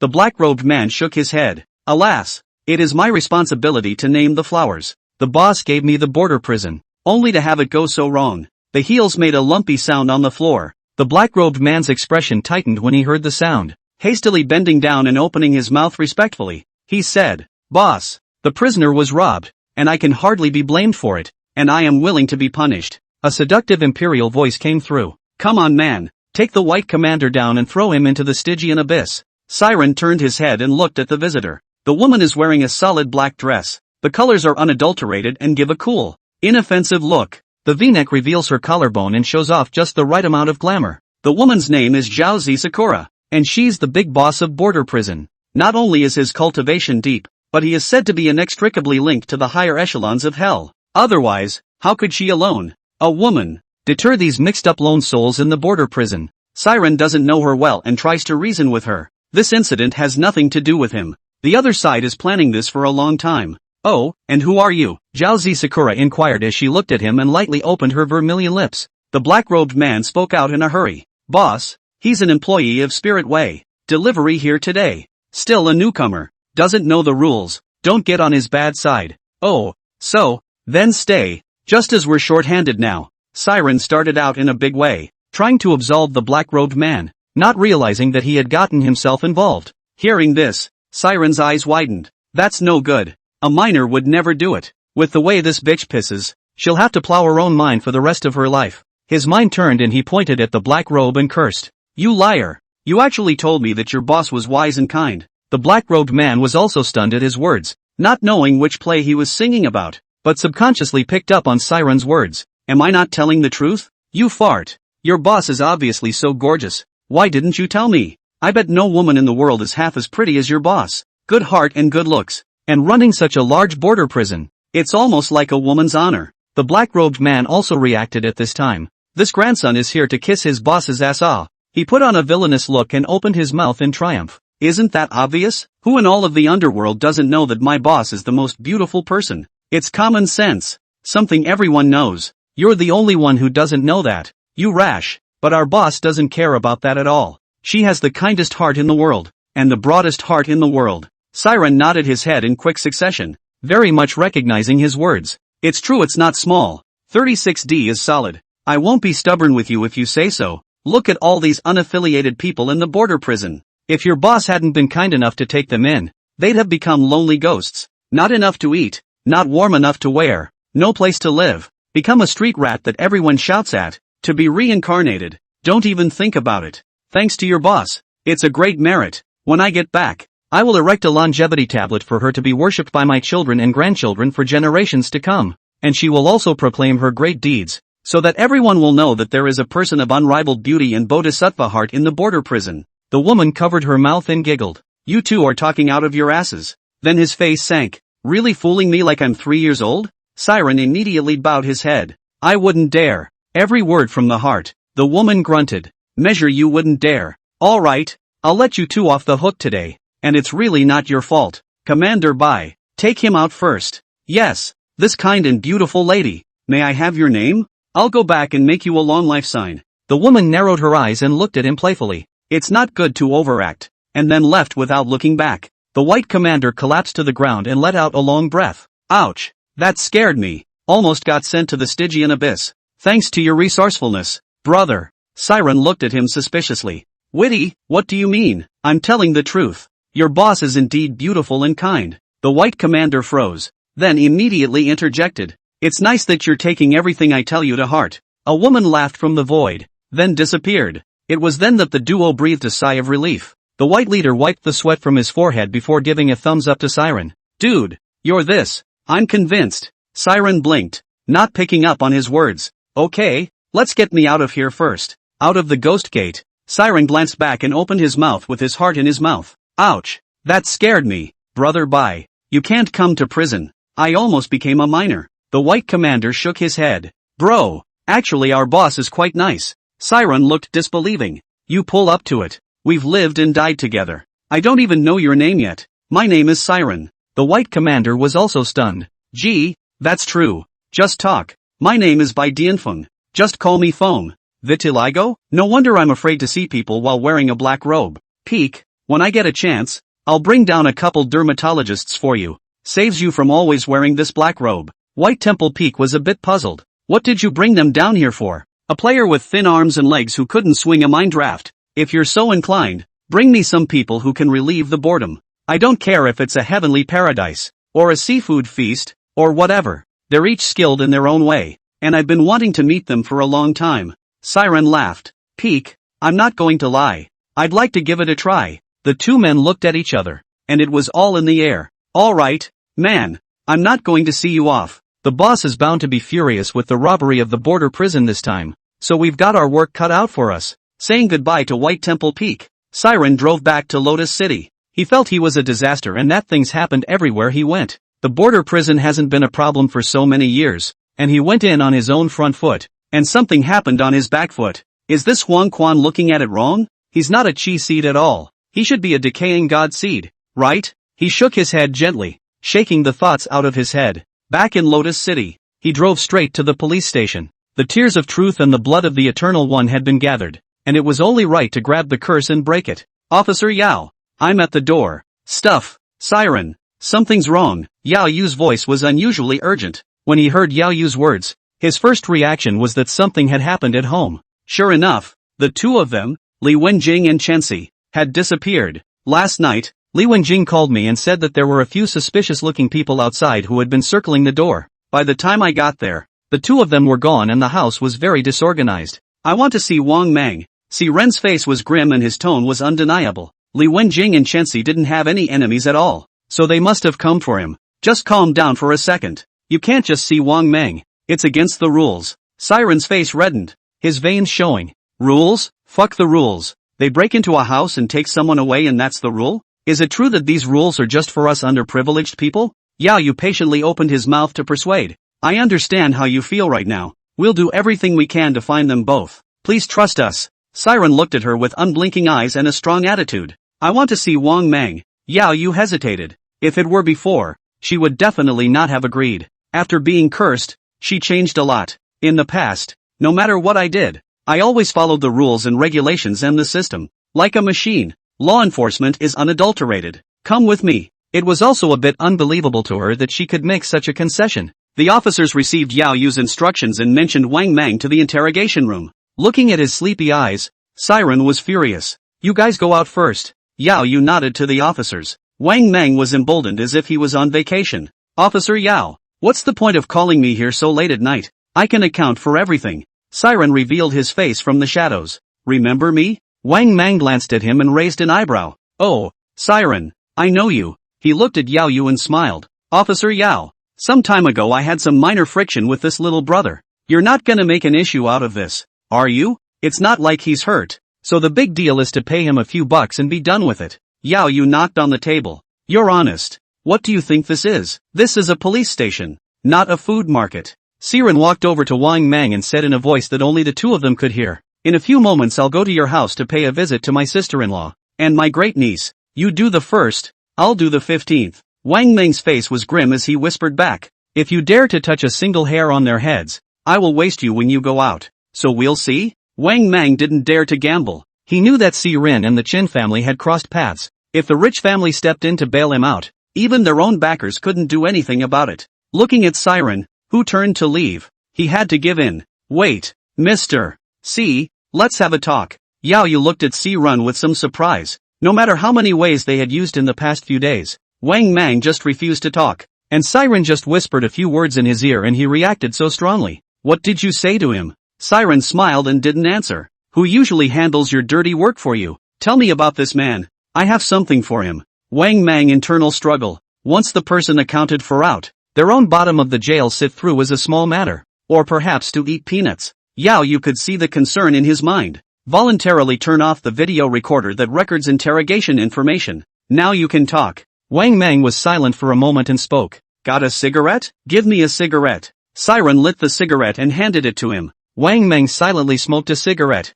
and his mind kept thinking about the gains and losses. Trade your life for the lives of your wife and daughter? One life for two is definitely worth it. One comes in with no intention of going back out. But, will that father and son spare his wife and daughter? They should not dare to touch their wives and daughters, and as long as they live, they have to offer up their wives and daughters as if they were bodhisattvas. After figuring out the key to this, he no longer hesitated. His name is Hanley. Wang Mang explained everything about Hanlei. Yao Yu logged onto the internal website and quickly investigated Hanlei's identity information clearly. Wang Mang, you're good. This Hanlei is carrying 5 lives on his back, and you have the nerve to use him. Don't tell me you didn't know. Wang Mang is also honorable. I know, but so what? In our line of work, we need people like him who are bold and courageous. For money, he can fix anything for you. Men, take Wang Mang down. After leaving the police station, the two went straight to Han Lei's residence. Yao Yu didn't inform the bureau. After all, the two of them were doing private work now. She used her position to bring Siren a bulletproof vest. Put it on. It's not necessary, is it? Hanley is a dangerous man with a gun in his hand. If you don't want to die young, I advise you to put it on. As soon as Siren heard that the other side had a thermal weapon, he hurriedly put his bulletproof vest on. Yao Yu checked the ammunition in the car. Once everything was ready, the two of them headed towards Han Lei's house. The door to Han Lei's room was open. Yao Yu leaned against the wall and probed inside, not seeing anyone or hearing any sound. With her hand on the gun, she slowly felt her way toward the house. Siren was close behind. The duo checked several rooms in a row without finding anything. Only the last room with the door closed remains. Yao Yu raised her hand, ready to push open the door to her room, when the sound of music suddenly rang out behind her. You are the most beautiful cloud in my sky. Let me keep you with my heart. Siren's cell phone rang at this critical time. Yao Yu turned back and glanced at him fiercely, lifting her foot to kick the door of the room in front of her. Freeze, police. Luckily there was no one in the room, otherwise the consequences would have been unimaginable. Looking at Yao Yu's gloomy face, Siren smiled apologetically from the side. Accident. Pure and simple. He looked at the caller and it was actually Qian Rong. Ha, why is Qian Rong calling me? Yao Yu inserted his sidearm back into his waist and snorted coldly. Then who knows what she wants with you? Dial back and find out. Hey, MS. Money. What's the matter with me? Qian Rong let out a petulant laugh. Mr. Z, I've got some good news here. Do you want to hear it? Siren was not in the mood at all at the moment. Han Lei had disappeared, and the whereabouts of Li Wenjing and Chenxi were unknown. Not interested, I have things to do. Hang up. Qian Rong put away her smile. Don't you dare. Li Wenjing and Chenxi are here with me. Siren took a deep breath, then replaced it with a smile. MS. Qian. I'm suddenly fine. I'm going to your clubhouse right now, and I'll be right there. Hanging up the phone, Siren looked at Yao Yu. Li Wenjing and Chenxi have been found. At Qian Rong's clubhouse, the duo quickly rushed to the clubhouse. Just as he entered the door, he saw the duo of Li Wenjing and Chenxi. Brother C. Uncle. Siren walked over quickly and spoke out to calm the pair down. Only then did he turn his attention to Qian Rong. MS. Qian. Thank you for saving my family once again. I think there's something you need me to do, but I've been thinking about it, and I can't think of anything on me that is worthy of your attention. Miss Qian. Qian Rong clapped her hands. Bring the men up. A man, a bloody mess, was escorted up. Here, he's the one who kidnapped your woman and child. Now I'm giving him to you to do with as you wish. It's okay to kill. I'll help you with the aftermath. Yao Yu's expression was unpleasant. Qian Rong, do you know what you're saying? Qian Rong smiled mischievously. Miss Yao, I didn't expect you to still be so naive. Siren came straight to Han Lei's body, the anger in his heart pressing on. The 7-star dagger was raised and lowered, and in the end, he was unable to lay his hands on it. It wasn't that he had a sudden attack of conscience, he just didn't think it was necessary. If he killed someone here, although Qian Rong would take care of it for him, how could he himself not be handing over the handle to her? By then he would be a loyal dog raised by Qian Rong. Qian Rong couldn't help but feel a pang of regret when she saw that Siren hadn't killed Han Lei. Officer Yao, take Han Lei back first. I'm sure there's something Miss Money wants to talk to me about alone. Yao Yu was about to say something, but eventually left with Han Lei. MS. Qian. There are no outsiders now, so you can say whatever you want. Qian Rong narrowed her eyes and let out a light laugh. Then I won't beat around the bush. That bee you came up with last time. I'm interested. We can talk about it. I'm sure I'm looking at my own lead bee. I'm not going to lie. I do still have the stuff.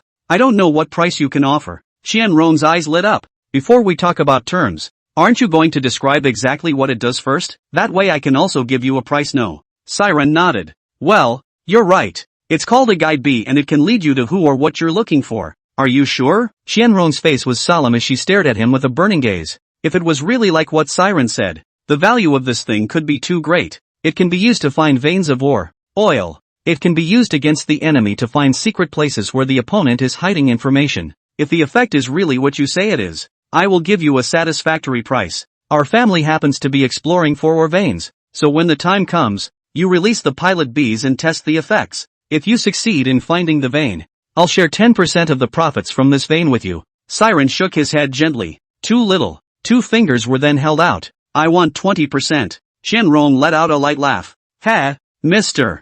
Z, the upfront investment in mining the vein is huge, and there are a lot of links involved. Our money family can only get 40%. The other 60% goes to the top. You don't do anything, and the minute you ask, you take 20%. Isn't that a little too much? Here's the deal. I'll take a step back. 15. Siren shook his index finger. If it leads you to a gold or emerald mine with exceptionally large reserves, how much could the value be doubled? I don't think I need to say more about that, do I? 20%. Nothing less. Also, I have more than just guide bees here. I also have an elixir. If you eat it, no matter how serious the injury is, even if the cancer is terminal, as long as you have a breath, you can be saved, and there are no side effects. Qianrong stood up and said excitedly, "Are you telling the truth?" "Sure, try someone if you don't believe me." Without saying a word, Qianrong pulled out a pistol from behind her and fired several shots at the man beside her. Bang! Bang! Bang! The man fell to the ground at the sound of his voice,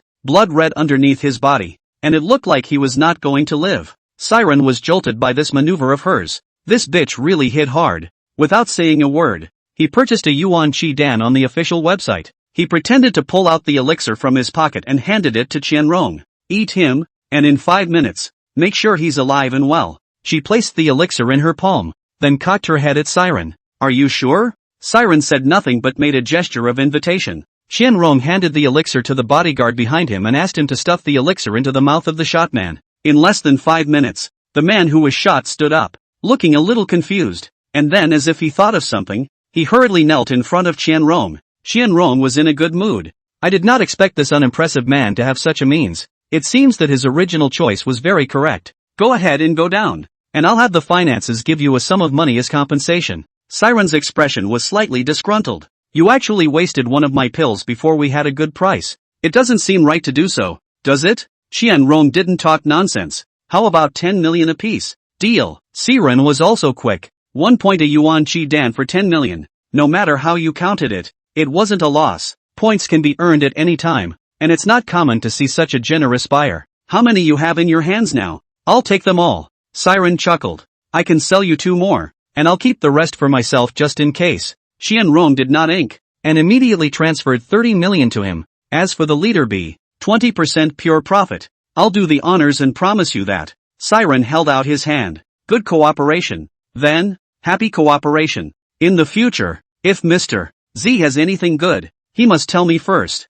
I will absolutely give you a satisfactory price." Siren meant it. "Alas, the good stuff is there. I'm afraid I won't have the life to see you then." Qianrong is also very uptight. "Getting into any trouble? Can you tell me about it? Maybe I can help you?" Siren sighed. "Ugh, the mayor of Lotus City. He's been after me lately. It's lucky that you came to my friend's aid today. He's the mayor. I'm just a civilian. It's easy to pin me down. I can just walk away, but not my friends." Qianrong tugged at the corner of her mouth. The bastard turned out to be planning to borrow his own hand to clean up the mayor. "My Qian family is more or less thinly veiled in Lotus City. Why don't I be the one to talk to Mayor Zhang?" "Sentimentality?" Siren gave her a look. Qianrong is pretending to be confused with herself. "In that case I won't trouble MS. Chen. Mayor Chang and I have no wiggle room. It's just a shame about these babies of mine." After saying that, Siren got up and was about to leave. "Mr. C, it's not that I don't want to help you with this. The head of a city doesn't just take it down.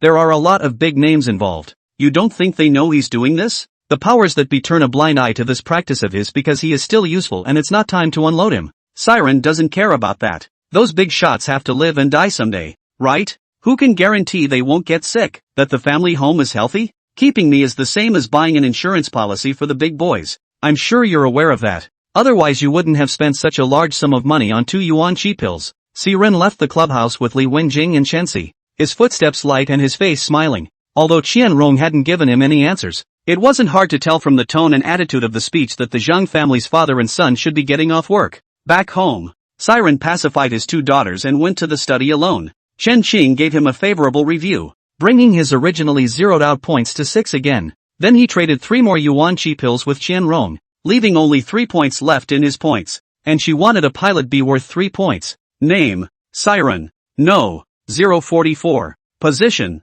regular employee. Points, 3. Credibility value, 90. Special mission, greedy father and son. 18 days remaining. Ugh, is it appropriate to trade 3 points for 30 million? A message popped up on the station. In order to enhance employees' sense of belonging to the company, a bounty task template is now available. Not mandatory. Quests are settled in both points and items. Log into the bounty quest section for details. What's going on here with Spirit Way? He tapped into the bounty quest section with curiosity. There are not many tasks. Only 3. Level A quest. Travel to the lowest level of the Inferno prison and bring out the red Inferno flower. 10,000 bonus points. Level B mission. Suppress the corpse king of Chuli Village. Points reward. 1. 500. 1 bone forging pill. Level D mission to capture criminals who escaped from the border prison. Award 10 points for each wandering spirit captured. He started by excluding A and B ranked missions. Not to mention what kind of people were imprisoned in the Inferno prison.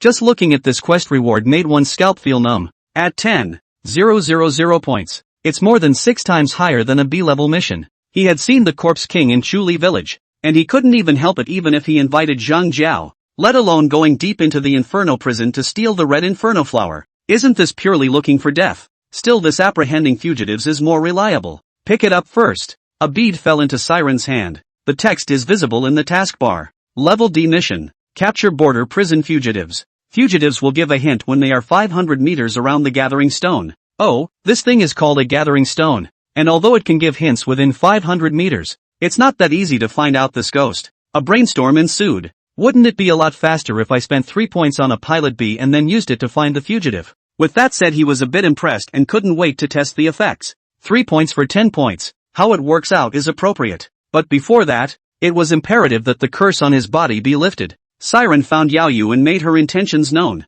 The two were not sure if taking the antidote would result in anything special, so a hotel was found around the area, so that even if something unexpected happened, no one would disturb them. Under the gaze of the shocked face of the front desk attendant, Siren calmly received the room card. Entering the house, Siren took out 2 small porcelain bowls and dropped a drop of zombie blood and true tears in them respectively. The two mingle with each other and end up with a light fragrance. Siren looked at the liquid in the porcelain bowl with some hesitation. Is this thing reliable? Yaoyu was full of calm. If you don't drink it, you'll die. If you drink it, there's still a chance of survival. What do you choose? Since this was the case, there was nothing for Siren to dwell on as he and Yaoyu exchanged glances and drank the antidote at the same time. At first the duo didn't feel anything. As the liquid entered the stomach, it felt incredibly hot and dry. The heart, in particular, began to pound. A normal person's heartbeat of 60 to 100 a minute was within the normal range, and Siren felt like his heartbeat had broken through 200 at the moment.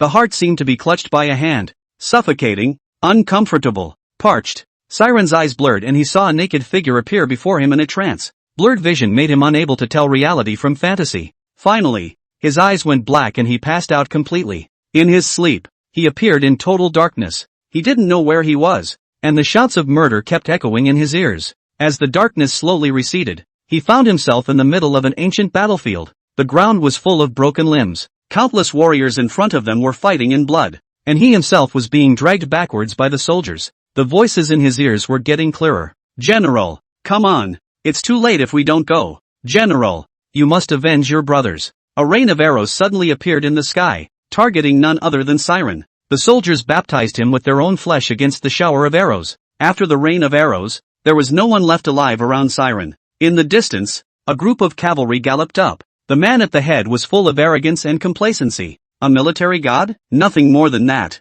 Hands rose and fell, and the images in front of Siren's eyes continued to roll over. Finally returning to darkness, the scene shifted and he was inside a courtyard again. A woman plays a koto in a pavilion. The tune is sad and desperate. A team of soldiers walked in holding blood-covered armor, placed it in front of the woman, and then slowly retreated. The woman stumbled out of the pavilion, gently caressing the armor, which was covered with sword wounds and scars, and the tears in her eyes could not stop flowing. General, you told me that you would marry me when you returned. Wait for me. I'll find you. The woman picked up her sword and cut herself across it. Before he died, his hands clung to his armor. Siren could only watch, but there was nothing he could do to stop it. It was unbelievably real in front of me. The feeling of powerlessness instantly surged to his heart. He wanted to yell and give vent to the unhappiness in his heart, but no matter how much he shouted, he couldn't make a single sound. Ah! Siren woke up in his sleep with tears hanging from the corners of his eyes. The dream scene was all too real. He rubbed his hands over both faces as a way to calm his agitated feelings.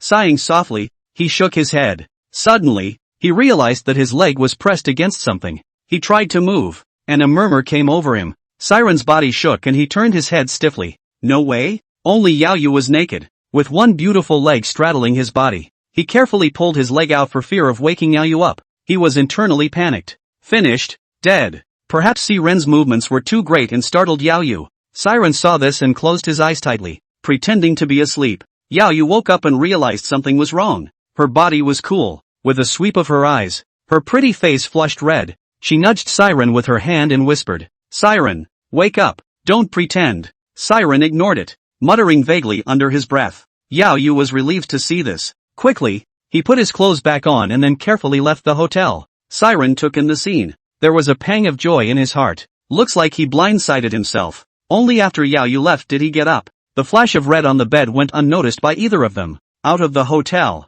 Siren felt incredibly refreshed and unimpeded. I don't know if it was because the curse was lifted or something else. He hummed a little tune, lit a cigarette, sat in the car and began to gulp it down. What should we do now? He suddenly found himself with nothing to do, not knowing what to do anymore. How about catching border prison fugitives? He drove around Lotus City aimlessly. There was no sign of the fugitive until nightfall. TCH, never mind. Let's just go home. You go out as happy as you can, and you go home as unhappy as you can. Just as he walked to the entrance of the cell, the spirit collecting stone began to vibrate. Siren was first delighted, and then his face changed wildly. Chen Wua, damn, forgot about him. He thought it was Chen Wua seeking revenge on him. Rush to the home, push open the door and all is well in the house. Even the spirit gathering stone had regained its composure. A mistake? Li Wenjing greeted her warmly. Brother C, back. Auntie Lan just cooked the food. Wenjing, I won't eat first. I just remembered that there are some things I haven't taken care of yet. You guys go ahead and eat and leave me alone. Looking at Siren's departing figure, Li Wenjing was a bit frustrated. Siren returned to the entrance of the cell, and the spirit collecting stone vibrated once again. It looks like it should be around here somewhere. He came to the security booth. Busy, little brother? The security guard recognized the man in front of him at a glance and hurriedly smiled back. Hey, it's just watching the gate. Nothing busy. Siren pulled out a cigarette and handed it over. Is there anything special here lately, little brother? The guard took the cigarette and looked at him suspiciously. What do you mean by special? Siren didn't know how to explain it to him. Just something different than usual. The guard took a drag on his cigarette, looked around and said mysteriously, Mr. Wang, the owner of Building 5, has another girlfriend. I hear it's still a star, and it's a great-looking one.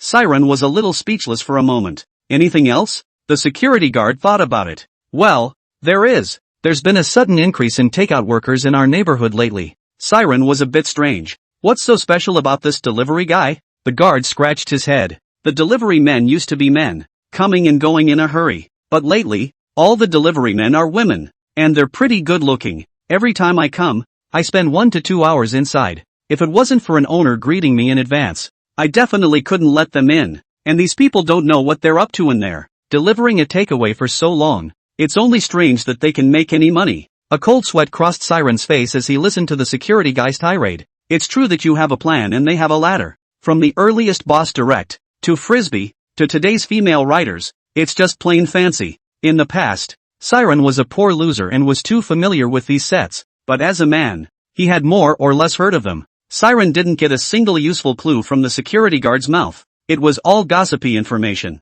Unable to help himself, he sighed and turned to leave. The security guard looked at the departing Siren and skimmed his lips, just thinking that it was an idle and bored person who was here to have fun with himself. Hey, it's so hot outside. How come it's so cold in the security room? When Siren heard this from the security guard, he immediately folded back. What did you just say, little brother?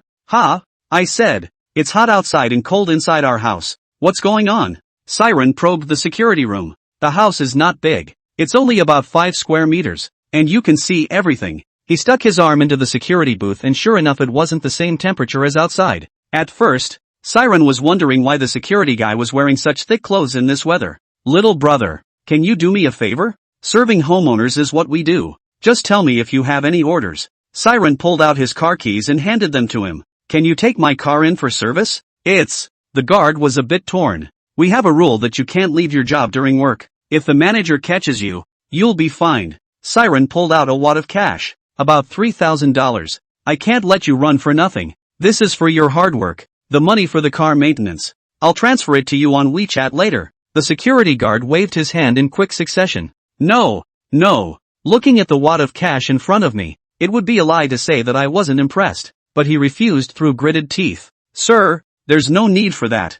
I'll send the car for you now. It's so late. The manager shouldn't be able to find out. Siren laughed and shoved the money into the boy's hands. Don't worry about going. I'll watch the gate for you. The manager is here and I'll explain it to you. The guy took the money and drove his ass off in his car. Siren put away his smile and went into the security booth and kept rummaging around the house. Finally, in an inconspicuous corner, a handful of hair tied with a red string was found. Siren knelt down and reached out to try and pick it up. Just by the hair, a pair of pale feet appeared. The feet were spotted with green spots and accompanied by a faint fishy odor. Siren followed the foot upwards. A female ghost with a cloaked head and bloodshot eyes was staring at him in death. The female ghost shook her stiff neck, slowly raised her arms, opened her mouth, and screamed as she lunged at Siren. With his hands on his head, Siren stood straight up and bumped into the female ghost. The female ghost took several steps backward from the impact. Seeing this opportunity, Siren quickly stepped in front of him, gripped his hands over the female ghost's hair, and violently launched himself downward. Then one knee lifted and hit her head hard. Once, twice, until the ghost girl's hair is yanked out. A wave of nausea washed over him as he looked at the hair in his hand connecting the large chunks of scalp. Siren made a show of trying to throw the hair out of his hands, but no matter how he shook it, the hair was firmly attached to his hand like there was strong glue. The hair in his hands grew rapidly, wrapping his arms in a deadly tangle, and the scalp, where it joined, began to swell up, turning into a pile of fleshworms that climbed upward along his hands. Where the bugs pass, they leave a thick slime behind. The mucus seems to have the effect of paralyzing the nerves. Not only did it make Siren's arms lose their intuition, it also weakened his skin, only to see the fleshworm's abdomen suddenly open a crack and suck on his skin like a suction cup. The arm was shrinking at a rate visible to the naked eye. Fuck. I didn't realize that it was just a mediocre ghostly creature that had gotten itself into such a mess. With his arms trapped, there was no way to make a counterattack. Should we just wait to die? Suddenly, he saw the handful of hair not far away and fought his way to it.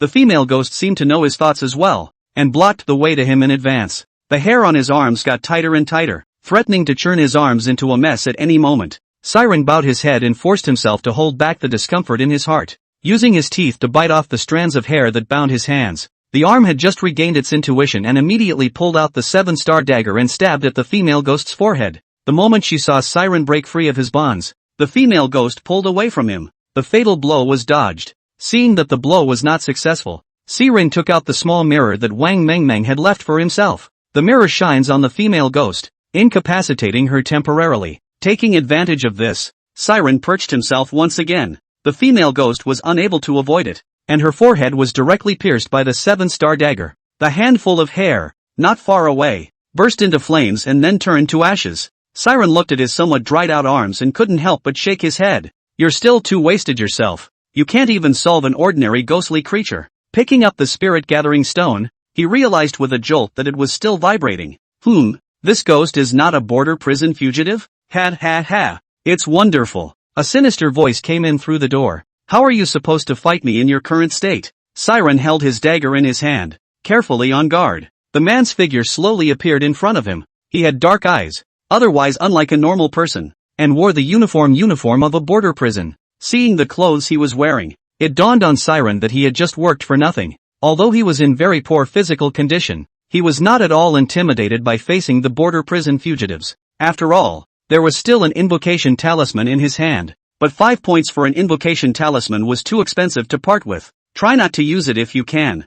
I was thinking about how to find you, but I didn't expect you to show up on your own accord. The man flashed an open-mouthed grin, and an unknown liquid oozed from the corner of his mouth. What a delicious meal. He was hunched over, his gait hobbling, his arms slightly hanging down as he slowly made his way towards Siren. Siren wanted to repeat the same trick, first using the mirror to fix him, then using the 7-star dagger to kill him in one blow. The mirror shines on the man, who pauses for just a moment before continuing to move forward, and where he has paused, he leaves behind the silhouette of a woman. Unbelieving, Siren shines the mirror at the man again. This time, another old man's figure was left behind. 2 shadows separated from his body in succession, and the man's speed seemed to increase by a few moments. Eyes burning hot, he looked at Siren. Come on, don't stop, no need to mirror me. Siren realized something was wrong. The woman and the old man he had fixed in place should also be ghosts. It was just absorbed into the man in his own body for some unknown reason. Looking at the man in this state,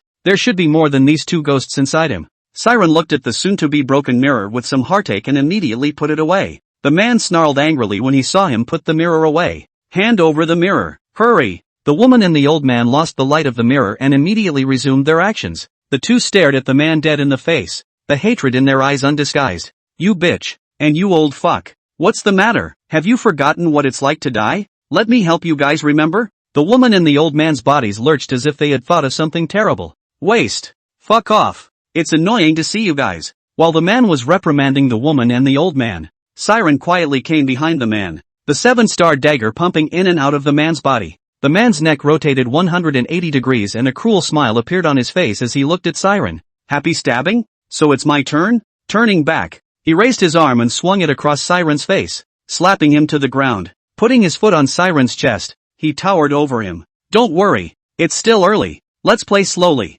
Raising his foot, he stomped hard on Siren's chest and stomach one after the other. Siren had completely lost his ability to resist, and couldn't even defend himself. Blood was coming out of his mouth and nose, and his consciousness was beginning to fade. Out of nowhere, a man's growl was heard. What do you want? Want to die, don't you? Siren steeled himself to see the man's leg lifted high, but couldn't bring it down. The body seemed to be controlled by something unusually stiff. Get up, little brother, and stab him in the head with your weapon. Quickly, we can't hold out much longer. An aged female voice that kept calling out to him. Siren staggered to his feet and picked up his dagger, his body swaying left and right toward the man. Damn you trash. Hurry up and get me off. The man panicked a little as he watched Siren get closer and closer to him. The previous brashness was gone. I was wrong. I really know I'm wrong. Spare me this time. We're family. Have you forgotten? No matter how much the men begged, the men were indifferent. Siren eased the dagger into the man's forehead. Under the man's unwilling roar,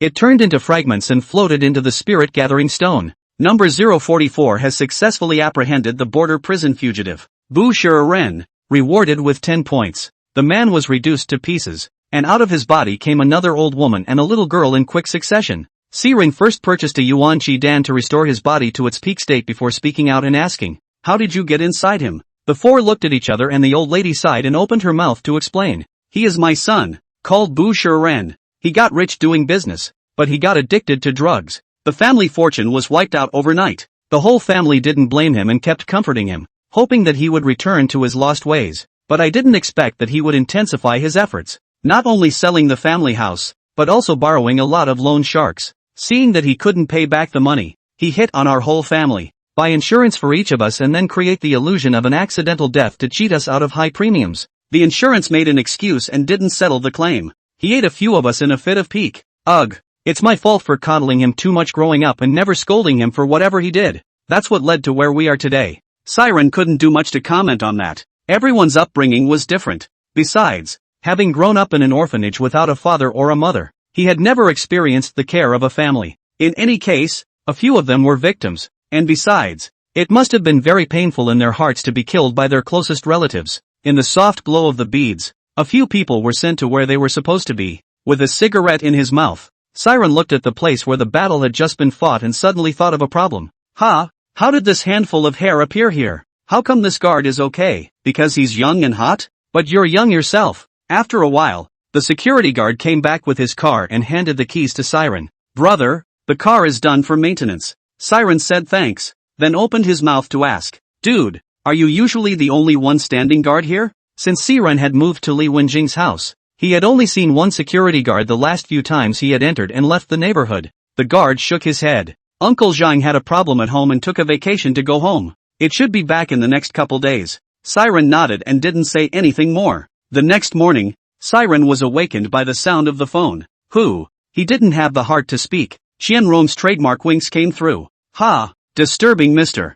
Z's rest? Siren sighed softly. MS. Money. There's no need to be in such a hurry. Is there? It's only 6 o'clock. Mr. C. A day's work is a day's work. I'm in front of your house now. Why don't you do me the honor of joining me for breakfast? Siren was a bit helpless. Okay, give me 2 minutes. Breakfast was simple. Buns and soy milk. Qianrong looked like a big lady on the surface, but she wasn't particularly picky about food. It also has a lot to do with her homeschooling. Her grandfather's generation had suffered a lot and knew what it was like to go hungry. So he was tougher on his offspring and insisted on refusing to be wasteful. Every penny must be spent. Go ahead. MS. Money. It must be something important to get you to come to the door of your own accord, right? Qianrong ruffled her hair. Here's the thing. Your elixir I sent home yesterday. The old man was satisfied. An inspection team should be sent from above in the next few days, and the Zhang family father and son should be transferred. Siren shook his head, and his heart couldn't help but feel some sadness.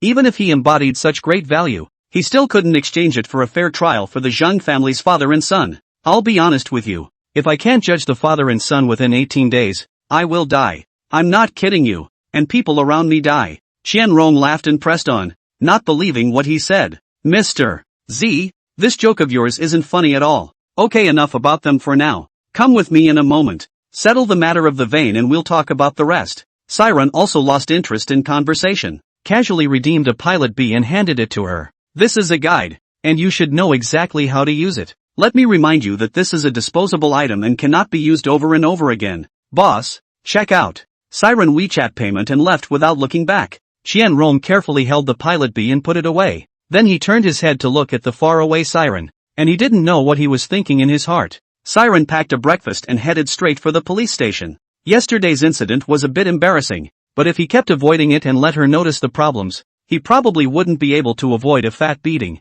The last over-the-shoulder fall was still fresh in his mind. After questioning a few officers, Siren found her office as well. Dang it. Siren pushed his way in carrying his breakfast. Good morning, Officer Yao. When she heard Siren's voice, her body tightened and her demeanor was slightly unnatural. Well, good morning. Haven't eaten yet. I brought you breakfast. Yao Yu took the breakfast and gently thanked him. Siren, yesterday Yao Yu wanted to speak, not knowing what to say. Siren was quick to pick up the conversation. Hi, you're still talking about it. Yesterday I opened my eyes to find you gone. How inconsiderate of you to leave me alone in my room. A weak man with no hands. What if I meet a bad guy? Yao Yu secretly breathed a sigh of relief, but her heart was a bit clogged. I saw you sleeping so much yesterday, and I was afraid of waking you up, so I left first. Siren knew that he couldn't continue to talk about this topic. The more he talked about it, the more things would go wrong. I got a message from Qianrong. An investigative team is coming down from above,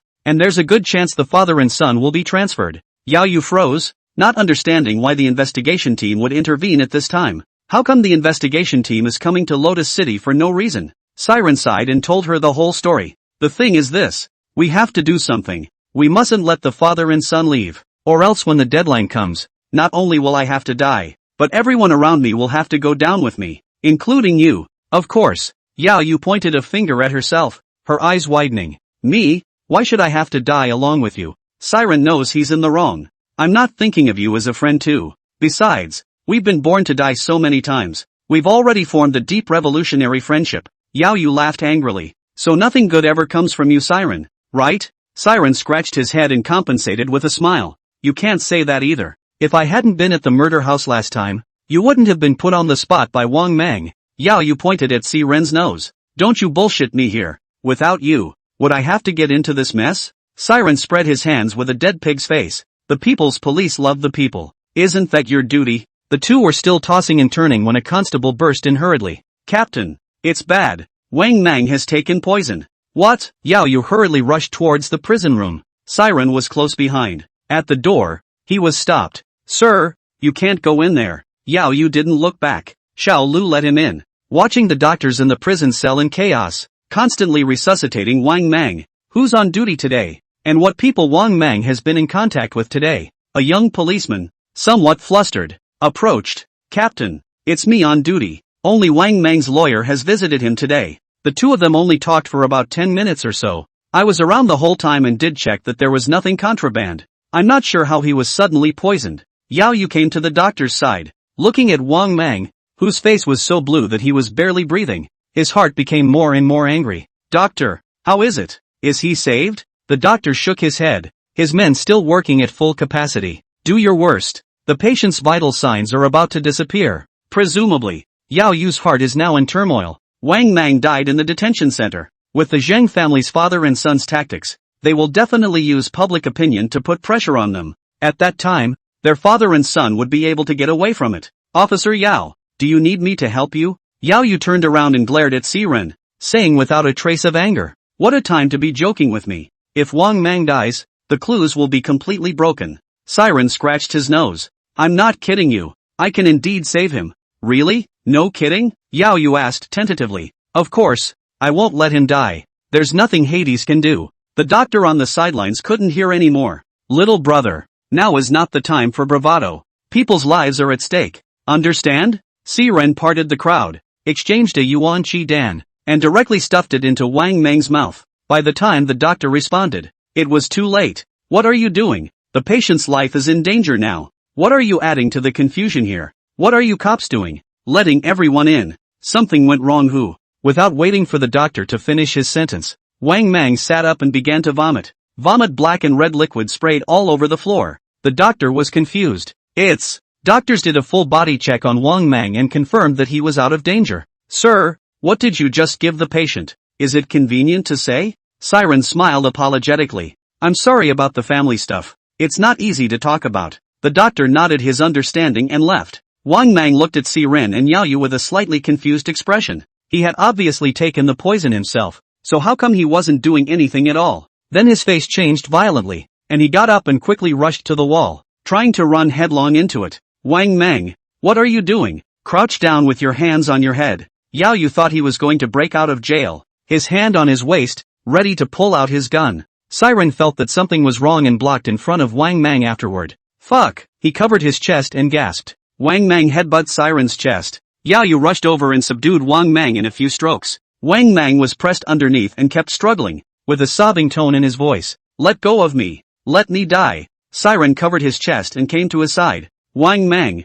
it's easy for you to die. Have you thought about your family? Wang Mang reddened his eyes and bellowed. What do you know? I'll die and everything will be over. My family will be safe. But have you thought about the fact that even if you die, your family will still be implicated? Your daughter is still so young. Do you want to live with people pointing at you for the rest of your life? Did they promise to give your family a large sum of money before sending them out of the country? Wang Mang was shocked and lowered his head in silence. Seeing this, Siren continued. Your family will be restricted from leaving the country until the matter is investigated. You're just a scapegoat. They took all the money to shut you up. Maybe they'll hand out $1 million or $2 million to your family. Wang Mang, don't you think it's too much of a loss to trade your life for this amount of money? How much money have you made for them over the years? In the end, you die a lousy death and your family doesn't get the compensation they deserve. But they're making a fortune and pointing at your corpse when the time comes. See, that's the guy who made all this money for us and took the bullet for us in the end. Is this what you want? Wang Mang looked depressed and his voice was low.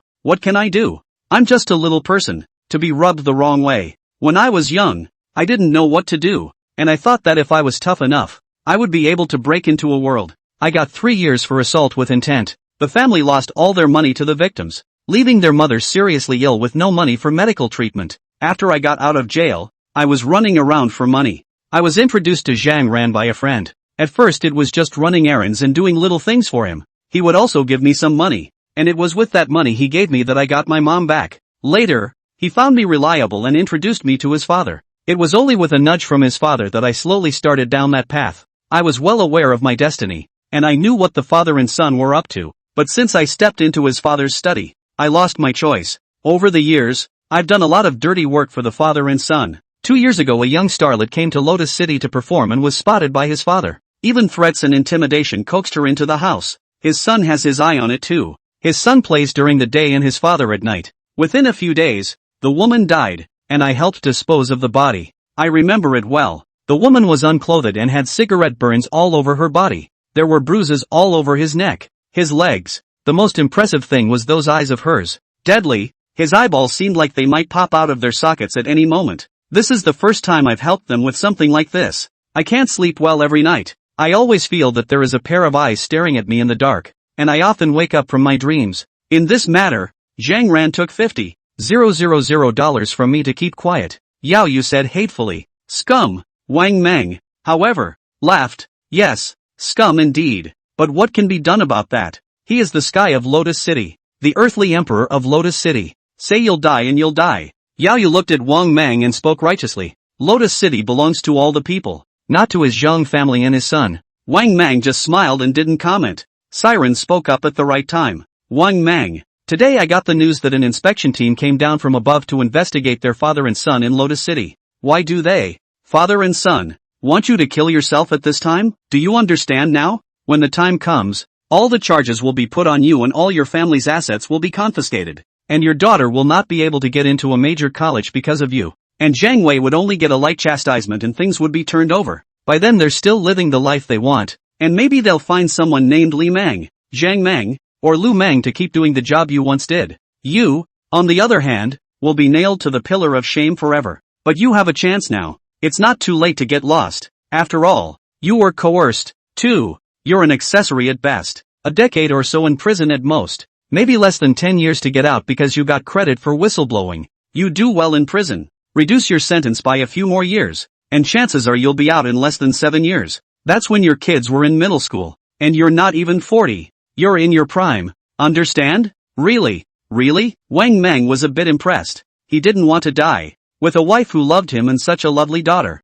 why would he want to die? Yao Yu nodded her head and said in an affirmative tone, as long as you didn't kill anyone yourself, everything has wiggle room. Wang Mang immediately nodded his head. I didn't kill anyone. I've only helped them dispose of bodies a couple times. I swear, really never killed anyone. Wang Mang explained everything, and he wanted to get a ray of hope for himself. Having obtained the desired confession, Yao Yu was also exceptionally excited. Siren splashed her in the side. Officer Yao, don't be too complacent. The priority now is to block the news that Wang Mang is not dead. If the father and son learn that he's still alive, guess what they'll do? Also, from now on, police officers should be dispatched to set up a 24-hour defense around Wang Mang's house. So beware of people using them as hostages and threatening Wang Mang. Yao Yu rolled her eyes. I'm a cop. I know these things better than you. No need for you and me to tell me what to do. So go back where you came from. Siren bristled helplessly. Officer Yao, you're unloading. Do you know how precious that one potion is?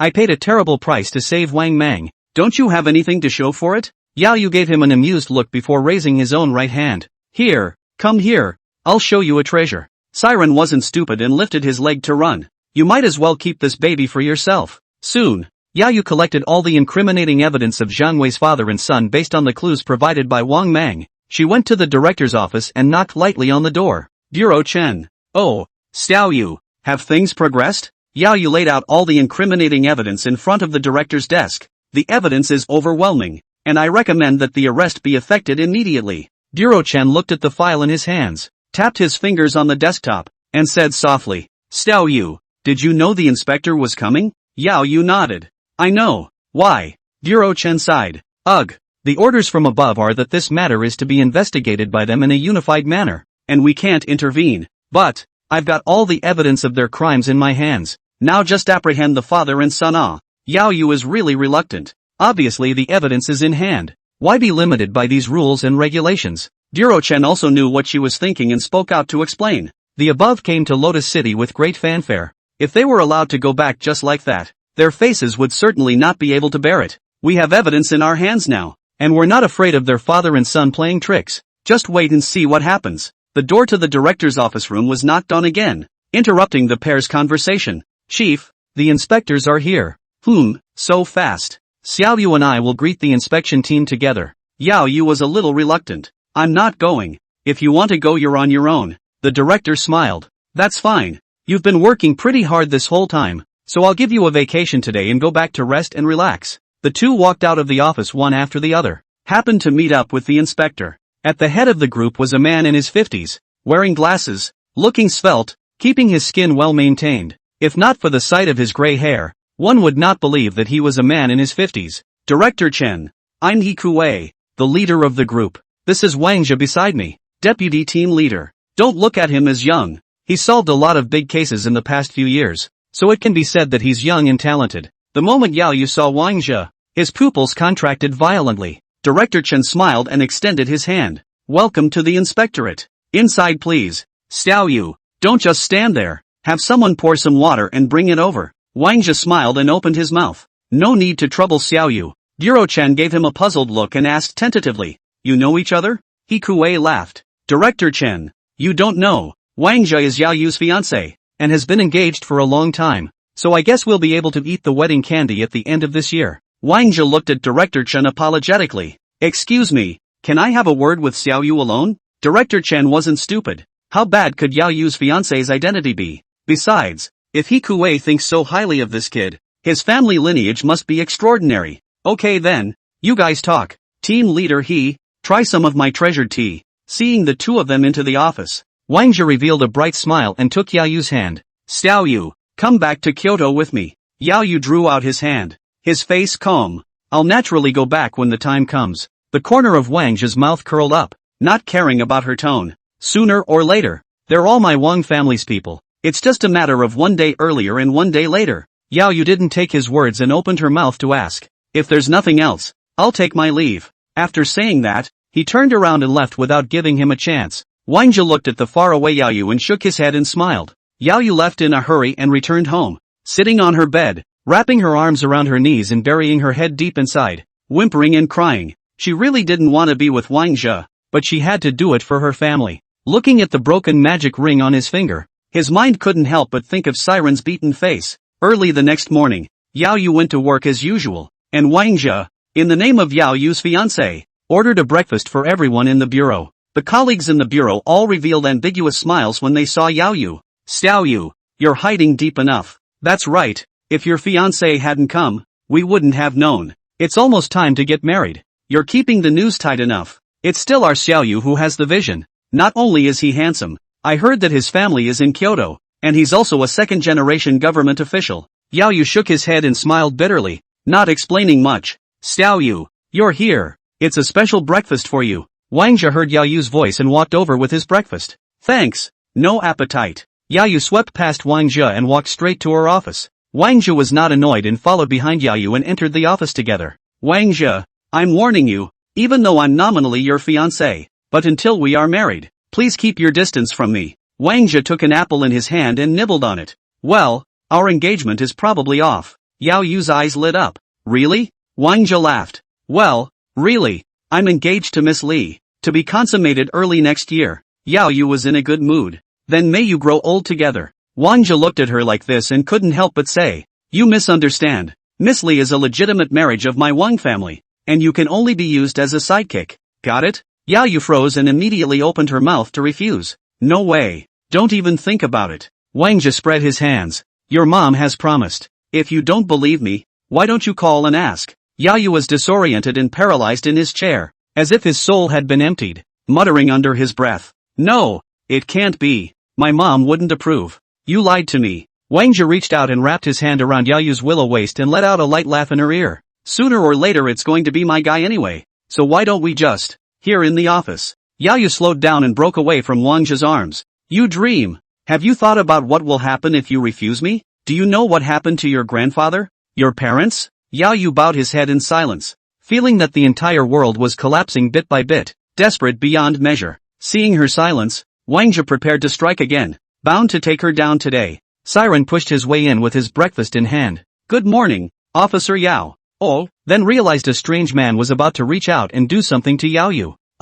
Sorry to interrupt. Siren turned around and was about to leave, but he was shouted at by Yao Yu. Siren, stop. Siren stiffly turned his neck and spoke with a bitter smile. Officer Yao, I really didn't mean to interrupt your good deed. I didn't see anything. Don't kill me to silence me. Wang Zhe tilted his head as Siren's words struck him as somewhat amusing. Hello, I'm Xiao Yu's fiancé. Siren's eyes rolled. This is the marriage partner Officer Yao was talking about, isn't it? Don't mention it. He's quite good looking. Hello, my name is Siren, Officer Yao's friend. Wang Zhe was unusually humble and courteous in front of outsiders. Xiao Yu has a bad temper, so she must have caused you a lot of trouble. Siren waved his hand in a hurry. No matter. Officer Yao is a good cop, thinking of the people in every way. Yao Yu glared at Siren. Come on, there's no end to it. Did you want to see me about something? Let's talk outside. Yao Yu winked at Siren as he walked, but Siren acted as if he didn't see it, and was full of enthusiasm to get close to Wang Zhe.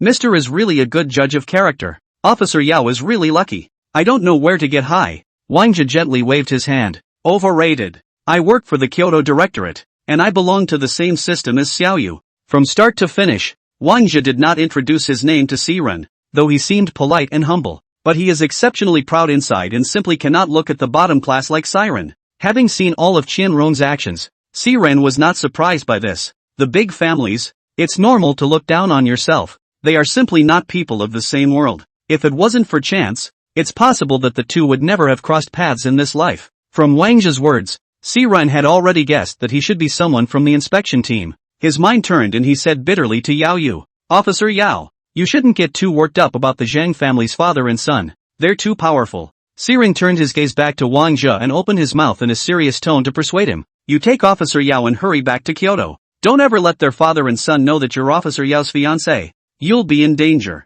Wang Zhe glanced at Yao Yu and asked curiously. Oh, there is such a thing? Convenient to talk to me. Siren's face showed a difficult expression, as if he had made up his mind about something. Hi, to be honest with you, I'm talking about Zhang Wei, the mayor of Lotus City. Officer Yao has evidence of his crimes in his hands, so he's always wanted to get rid of Officer Yao, but he's never had the chance. When he heard that the inspectors were coming, Zhang Wei couldn't sit still and decided to take on the people around Yao Yu. At this critical moment, I advise you to hurry up and take Officer Yao to escape this place of wrongdoing. After all, it's in someone else's territory. Wang Zhe cocked his head and looked at Yao Yu with a puzzled gaze. Xiao Yu, is that so? Yao Yu first froze, then spoke back with a serious expression. That's right, I have all the evidence of the Zhang family's father and son's crimes. Wang Zhe, hurry back to Kyoto. Lotus City isn't safe. Wang Zhe laughed. I'd like to see what he, Zhang Wei, can do to me. Siren was drying out. Officer Yao, please persuade him. Not the time for bravado. Saving your life is most important. When Officer Yao investigated Zhang Wei before, he even found a reason to send him to the traffic police. Siren thought that with his 3-inch tongue, he could talk Wang Zhe into it. But I didn't realize that Wang Zhe had long ago seen through some of the twists and turns. A light flashed in his eyes. Zhang Wei was promoted by his Wang family. Although sitting in the position of mayor cost the Wang family many resources, but over the years, it has long made a fortune using Zhang Wei. Zhang Wei is a dog owned by the Wang family, a dog that will make money for his family. No matter how big of a mess he made, the Wang family would try their best to cover for him, but he should never have touched Yao Yu. Although Yao Yu is not explicitly married, she will give birth to a boy and a girl for the Wang family in the future. How can a dog raised by the king's family turn against its own master? Wang Zhe came to Lotus City this time, firstly, to bring Yao Yu back to Kyoto, and secondly, to caution Zhang Wei, and by the way, help him deal with this mess. But through a conversation just now, he felt that Zhang Wei seemed to have been sitting in this position of mayor for a bit too long, forgetting his own identity, and whether he should be replaced by someone who listens to him. Wang Zhe stared at Siren for half a day and opened his mouth with a smile. Thank you, mister. See for your concern. I know. Siren nodded and waved his hand with a smile. Then you guys get busy. I'll go first. The moment he turned around, his face instantly clouded over. It seems that Officer Yao's fiancé is no slouch either. Originally, he wanted to use him to get rid of the Zhang family's father and son, but it seems that his plan has fallen through. Siren gently clenched his fist, his heart unusually unwilling. After he left, Wang Zhe also lost his mind to continue molesting Yao Yu. Pulling over a chair, he crossed his legs and spoke. You give me all the evidence on Zhang Wei. He's home supported and can't be moved. Yao Yu said nothing and threw the evidence onto the table with a mocking smile. Ha! Although I have not yet married into the Wang family, I have been bitten by a dog owned by the Wang family. I really don't know what will happen to me when I marry into the Wang family.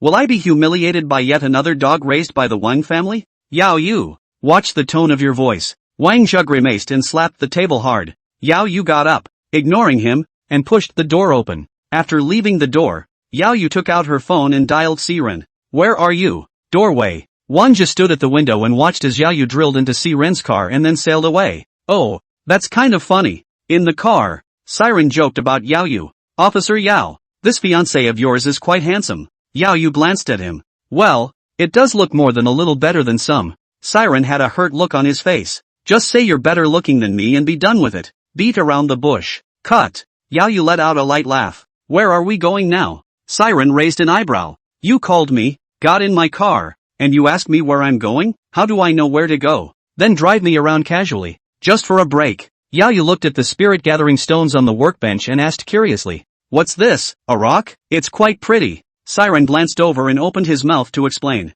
It's called a gathering stone, to help me catch ghosts. Yao Yu held it in her hand and kept turning it over. How can this gadget catch ghosts? It's the same as an ordinary stone, and there's nothing special about it. As long as the ghosts and monsters are 500 meters near the spirit-collecting stone, it will react. Yao Yu nodded with seeming understanding. Oh, well, that's interesting. Anyway, there's nothing to do now. Why don't we both go catch ghosts? Siren said in his mind. You're not going to catch a ghost. You're obviously trying to vent your frustrations, aren't you? That's okay. But don't be too hard on them. I have to send these ghosts back to the border prison. Just don't give it a death. Yao Yu looked at him with a sullen face. What do you mean? Call me violent? Ha! The duo drove around the city. And finally, near the flyover, The spirit collecting stone reacted. Yao Yu exclaimed. Quickly, Siren, the stone is reacting. Siren leaned over and turned off the engine, and instead of getting out of the car, the two of them looked around, carefully distinguish where ghosts might be present. Yao Yu looked around and suddenly locked her eyes on a bus that was about to start. She pointed her finger at the bus not far away. Siren, there seems to be something wrong with that bus. Siren looked in the direction of her finger. There's nothing wrong with it. Siren didn't notice anything different. It was just a regular bus. Yao Yu explained. It's rush hour. How can the bus be just a few people? Look closely at the driver of the bus. His face is dull. His eyes are dull. Is he being controlled? Before Siren could distinguish carefully, the bus pulled away from the stop. Hurry up and go after them. Don't freeze. Oh.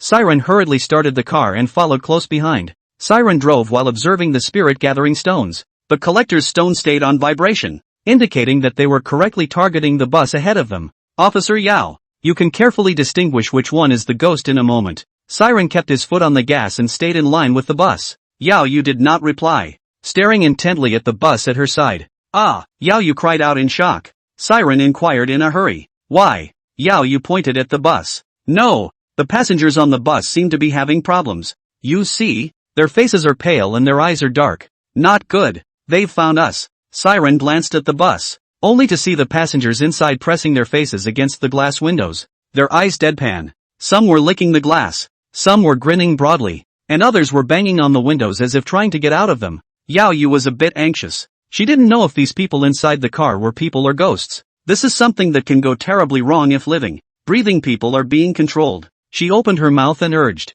"Quick, stop the bus." Siren couldn't help but raise his voice. Are you crazy? How much tonnage is the bus? Aren't we hitting a stone with this small car? Don't kill yourself. Yao Yu took out his pistol from his back waist, put the window down, and extended his hand to aim at the tires about to fire. Seeing this, Siren immediately stopped it. Don't shoot. It's downtown. You can't explain if you hurt someone. Yao Yu hesitated or put the gun back. It doesn't work. It doesn't work. What do you think we should do? Siren reassured. Don't worry. Let's just follow it and see where it goes. It will stop for sure. Be patient. Yao Yu's gaze was locked in the bus compartment. She saw a woman suddenly rise from her seat, move slowly to the window. She started with a wry smile, then reached out his hands and tore at his face as hard as he could. Soon the whole face was scratched and bloodied. The woman was still laughing, but clear tears were flowing from her eyes. Yao Yu took in the scene and immediately roared. Siren, the bus must be forced to stop. The passengers inside are living,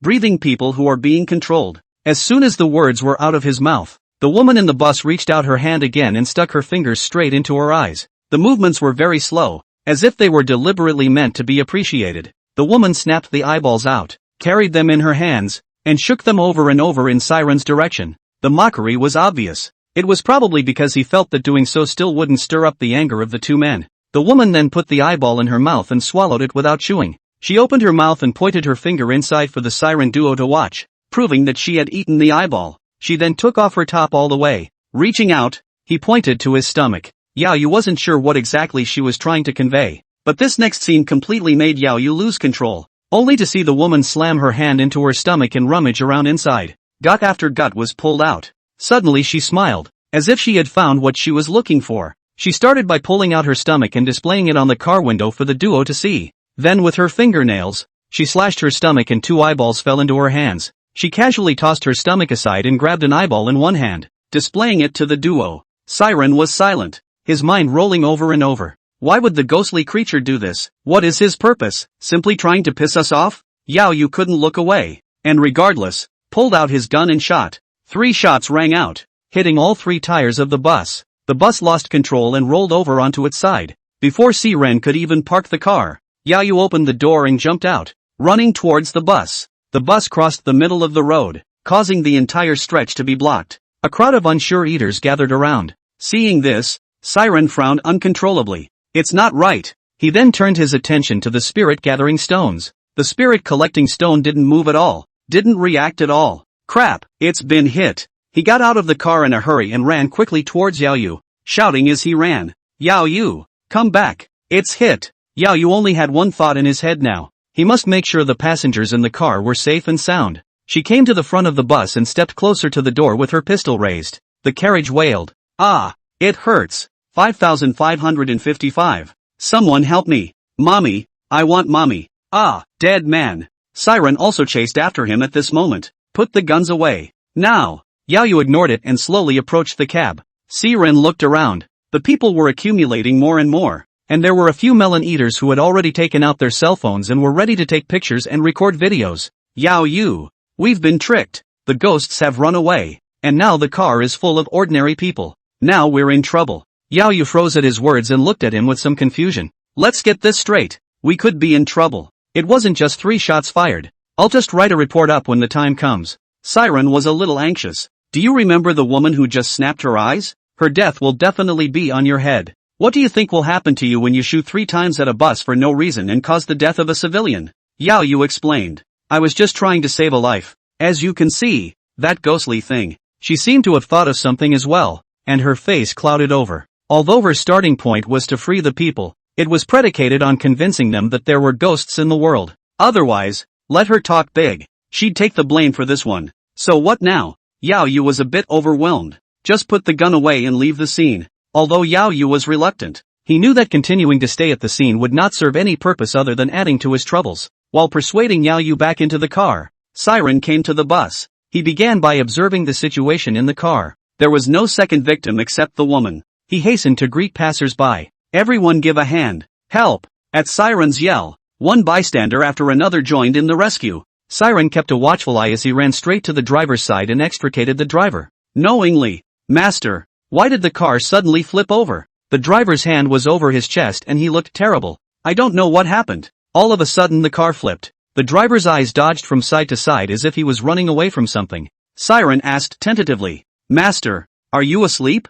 The driver immediately waved his hand in denial, raising his voice more than a degree. What are you babbling about? I've been doing this for over 10 years. How could I possibly make such a cheap mistake? Siren was quick to appease. I didn't mean anything else. My car was particularly close to you at the time. Seeing as how your entire bus seems to be asleep, it's possible I'm just seeing things. And you don't have to worry. Anyway, you've all got a tachograph in your cars, so as long as you're operating okay, the company won't come after you. Hearing Siren's words, the bus driver clearly panicked. Yes, you're right. Concern was written all over his face as he looked frequently at the monitor in the driver's seat. Seeing that the time was right, Siren let out a light laugh. Master, don't pretend. I saw it all. The driver's expression was disheveled, as if he was going to cry the next second. How could I have fallen asleep? Ugh. What a way to go. Siren spoke without panic. Master, you're really not to blame for this. To tell you the truth, I'm an exorcist. I noticed something unusual about this bus right off the bat, so I've been following you. You're supposed to be under the control of a ghost. That's why I don't know what's going on. Tell you what, you contact your boss. It was up to me to explain the situation to him. Keep you safe. Really? You can really bail me out? The driver was in a bit of disbelief. Siren tapped his chest. I'll do what I say. But you have to be honest with me about what really happened then. Otherwise I can't help you. The bus driver rubbed his temples. Ugh. I don't know how to tell you this. It was all pretty normal at first. But when you drive, you suddenly lose your intuition. When I opened my eyes again, it was like this. You give me your boss's number and I'll communicate with him. Siren's idea was simple. This is a big deal. Although a life was lost, just bite the bullet and say that it was a quality issue with the car itself. And then actively communicate with the families of the deceased to keep the police out of the way. And it is absolutely possible to turn a big problem into a small problem. Siren dialed the phone. Hello, is this Mr. Sun? Mr. Sun glanced at the caller's number and didn't recognize it. I am. What's up? Siren glanced at the bus's license plate. Your company has a Lotus A8355 bus, right? There was a serious traffic accident just now, and a passenger died on the spot. What? You're not a liar, are you? Mr. Sun was a bit unconvinced at first, and Siren had the driver on the side say a few words to prove that he wasn't lying. At this moment, Mr. Sun couldn't mention how bad it was, and he wanted to kill this driver. Siren knew the fire was almost ready and spoke at the right time. Mr. Sun, in fact, this matter has nothing to do with the driver's master. This car of yours isn't clean. It's got dirt on it. Mr. Sun was already in a bad mood, and when he heard Siren's words he was a bit annoyed. Dirt? You look like filth to me. Get the hell out of here. No time to be bored with you. Siren laughed and was not annoyed. Mr. Sun, calm down and listen to me. I'm an exorcist. The reason why the bus had such a serious accident had more or less nothing to do with me. I've been chasing this ghost for a long time, and I saw that I was about to catch it, but I didn't expect to let it scurry onto your bus. It's my fault too. If I could have caught it in time, nothing would have happened. I'll tell you what, as an apology, the money for repairing the bus, and the money for compensating the dead and injured will be my responsibility alone. As soon as Mr. Sun heard this, he immediately came into the spirit. It's a good feeling. I thought I was going to hemorrhage again, but I didn't realize that the peak had turned around and a wrongdoer had appeared. He doesn't care if there's dirt or not. He only cares about the compensation. Are you telling the truth? Of course it's true, but you'll have to come to the scene first and put the family of the deceased at ease. After all, what I'm doing can't be seen or exposed. You know what I mean. Mr. Sun responded in a hurry. I get it. I'm going now. Within a short time, ambulances and police cars arrived. The road was successfully cleared under the direction of the traffic police. Siren, on the other hand, waited for the bus owner. Soon the owner arrived on the scene. Siren greeted him and held out his hand. Hello, Mr. Sun, I spoke to you on the phone just now. Saying that, he pulled over Mr. Sun's hand and came to the dead man. This is the dead. She was possessed by a ghost at the time. You can see the intestines, stomach, and eyes were pulled out by herself. Where has Mr. Sun ever seen this scene? Covered his mouth and hurriedly ran to the side and bent over to start vomiting. Seeing the dead man in this miserable state, he believed Siren's words by 7 points. The remaining 3 points were for fear that Siren would not pay the compensation. Mr. Sun spat out the contents of his stomach, his face pale. Master, what should I do next? Siren pondered for a moment, then spoke. In that case, you'll tell the police that it was a problem with the vehicle that caused this accident. Take the blame first. If the police ever get involved in the investigation, it's going to be a big problem, and I think you could be held accountable. Mr. Sun is not stupid. Such a big traffic accident. Even do not do the investigation. Directly let their own back. When the time comes in front of this master patted his ass and left. Their own cry have no place to cry. Master, there's something wrong with this, isn't there? Siren tapped his head. Tell you what, I'll transfer $5 million to you first. That should be enough to cover your payout. After receiving the money, Mr. Sun immediately changed his smile. Don't worry, I know what to do. He ran his ass off to the traffic police and pulled the wool over their eyes. Siren didn't bother to listen and backtracked back to the car. How about it? How many dead? Yao Yu asked with concern. Siren gave her an amused look. You might as well care more about yourself. Getting into so much trouble and having the heart to care about others. Yao Yu also knew that what she did today was ill-considered, and buried her head down. Her pretty face red. Come on, I've got you covered on things. Don't worry about it. Siren couldn't help but feel smug as he thought he had perfected this matter. I didn't expect this to happen, but it immediately started to fester online. The video swept across the charts overwhelmingly. Early the next morning, Li Wenjing came to the door of Siren's room. Brother C, it's not good. Siren sat up from the bed in a flash, wearing his pants and rushing out with the 7-star dagger in his hand. He thought that Zhang's father and son had come to mess up again. What's the matter? Is someone screwing up? You take Morningside and hide. I'll take the top. Looking at the almost completely naked Siren, she blushed slightly. No one's coming to screw around. Siren didn't understand. Ha? Then what's all this yelling for? Li Wenjing handed him the phone. It's Officer Yao. See for yourself. Officer Yao? Siren took the phone and looked at it. The more he looked, the more somber his face became. Yao Yu can be clearly seen in the video peeking out of the window and shooting at the bus with a handgun. The image was unusually clear, and even Siren, who was driving, was filmed clearly. As things festered, Yao Yu's identity information was also picked up. The Lotus City Police Department did not give any response to this, which led to a one-sided crusade by the uninformed public. The people pressurized the Lotus City management with slogans of severe punishment for the culprits. Seemingly in response to the pressure exerted by the public, the management immediately issued an announcement. Dismiss Yao Yu from all his duties and unconditionally cooperate with the investigation. Wen Jing, this matter is directed at me and Officer Yao. You stay home with morning glory, don't go anywhere. I'll get Officer Yao. After saying that, he turned around and went back to his room to simply clean up and went out. As he walked, he dialed Yao Yu's phone, but there was never any answer. Looks like Officer Yao was taken in for questioning. He called the owner of the bus company again.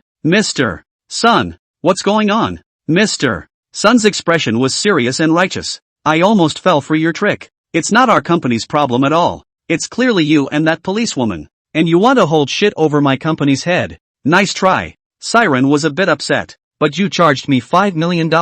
Deputy Sun replied rightfully. The $5 million is for you to compensate our company's reputation and to repair the car. What? Want to renege? Siren didn't have time to bullshit him, nor did he want to say anything more to him. If this Mr. Sun recorded it, it would be very unfavorable to himself. Mr. Sun, this $5 million isn't that easy to get. Siren hung up the phone and tossed it aside, slapping the steering wheel hard. Naya. He just couldn't figure out who had screwed up. The Zhang family? But how did they come into contact with the ghosts? And it's still a ghost that escaped from the border prison. If not them, then who could it be? No matter how much he thought about it, he couldn't figure it out. He drove to the police station and was stopped at the door. Siren, you can't go in there now. The person who stopped him was none other than Xiao Li, the police officer under Yao Yu's hand. Captain Yao instructed me to stop you. This matter has nothing to do with you at all. The captain took all the blame. It was then that Siren realized why the video had clearly captured himself so clearly, but as a result,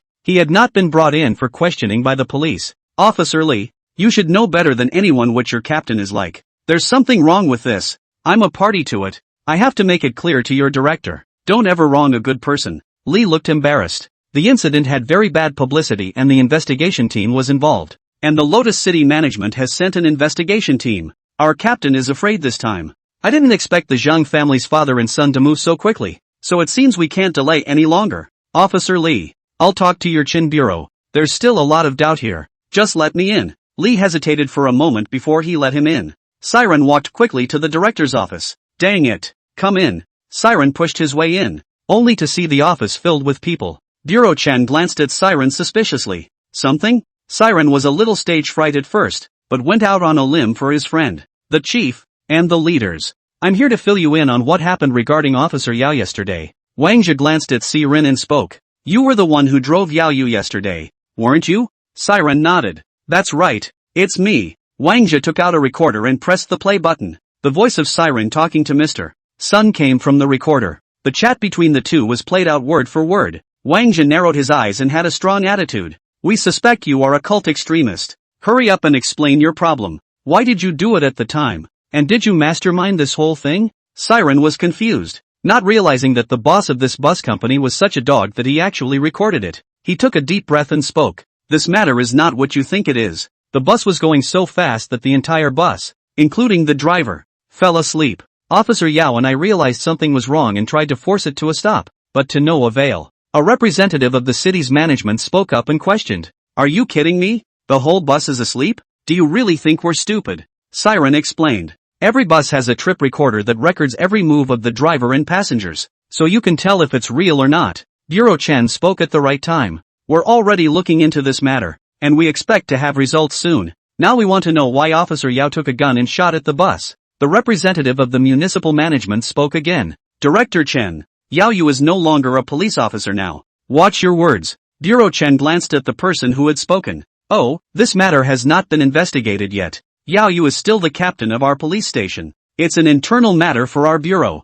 so I won't bother you with it. You, the municipal representative, was unable to say a word as he was disliked. Siren looked at the room full of people. Only Director Chen was truly concerned about Yao Yu. Wang Zhe's investigative team is taking a wait-and-see approach to the matter. The municipal representatives, on the other hand, want to characterize the case directly and incriminate Yao Yu. Siren spoke slowly. It was an emergency situation and it would have been a disaster if effective means of stopping it had not been taken. The city representative opened his mouth and grunted. Good point. But the reality is that because of Yao Yu's recklessness, a woman died on the spot. Do you know how bad this is? The public scolding is now overwhelming. The face of our Lotus City has been disgraced by her. Siren retorted. In my eyes, she is not a reckless person, but rather a responsible and accountable people's police officer. In the face of the safety of the people, they are not afraid to take responsibility and sacrifice themselves. Knowing that firing the gun would bring her irreversible results, she resolutely chose to do so just to protect the public.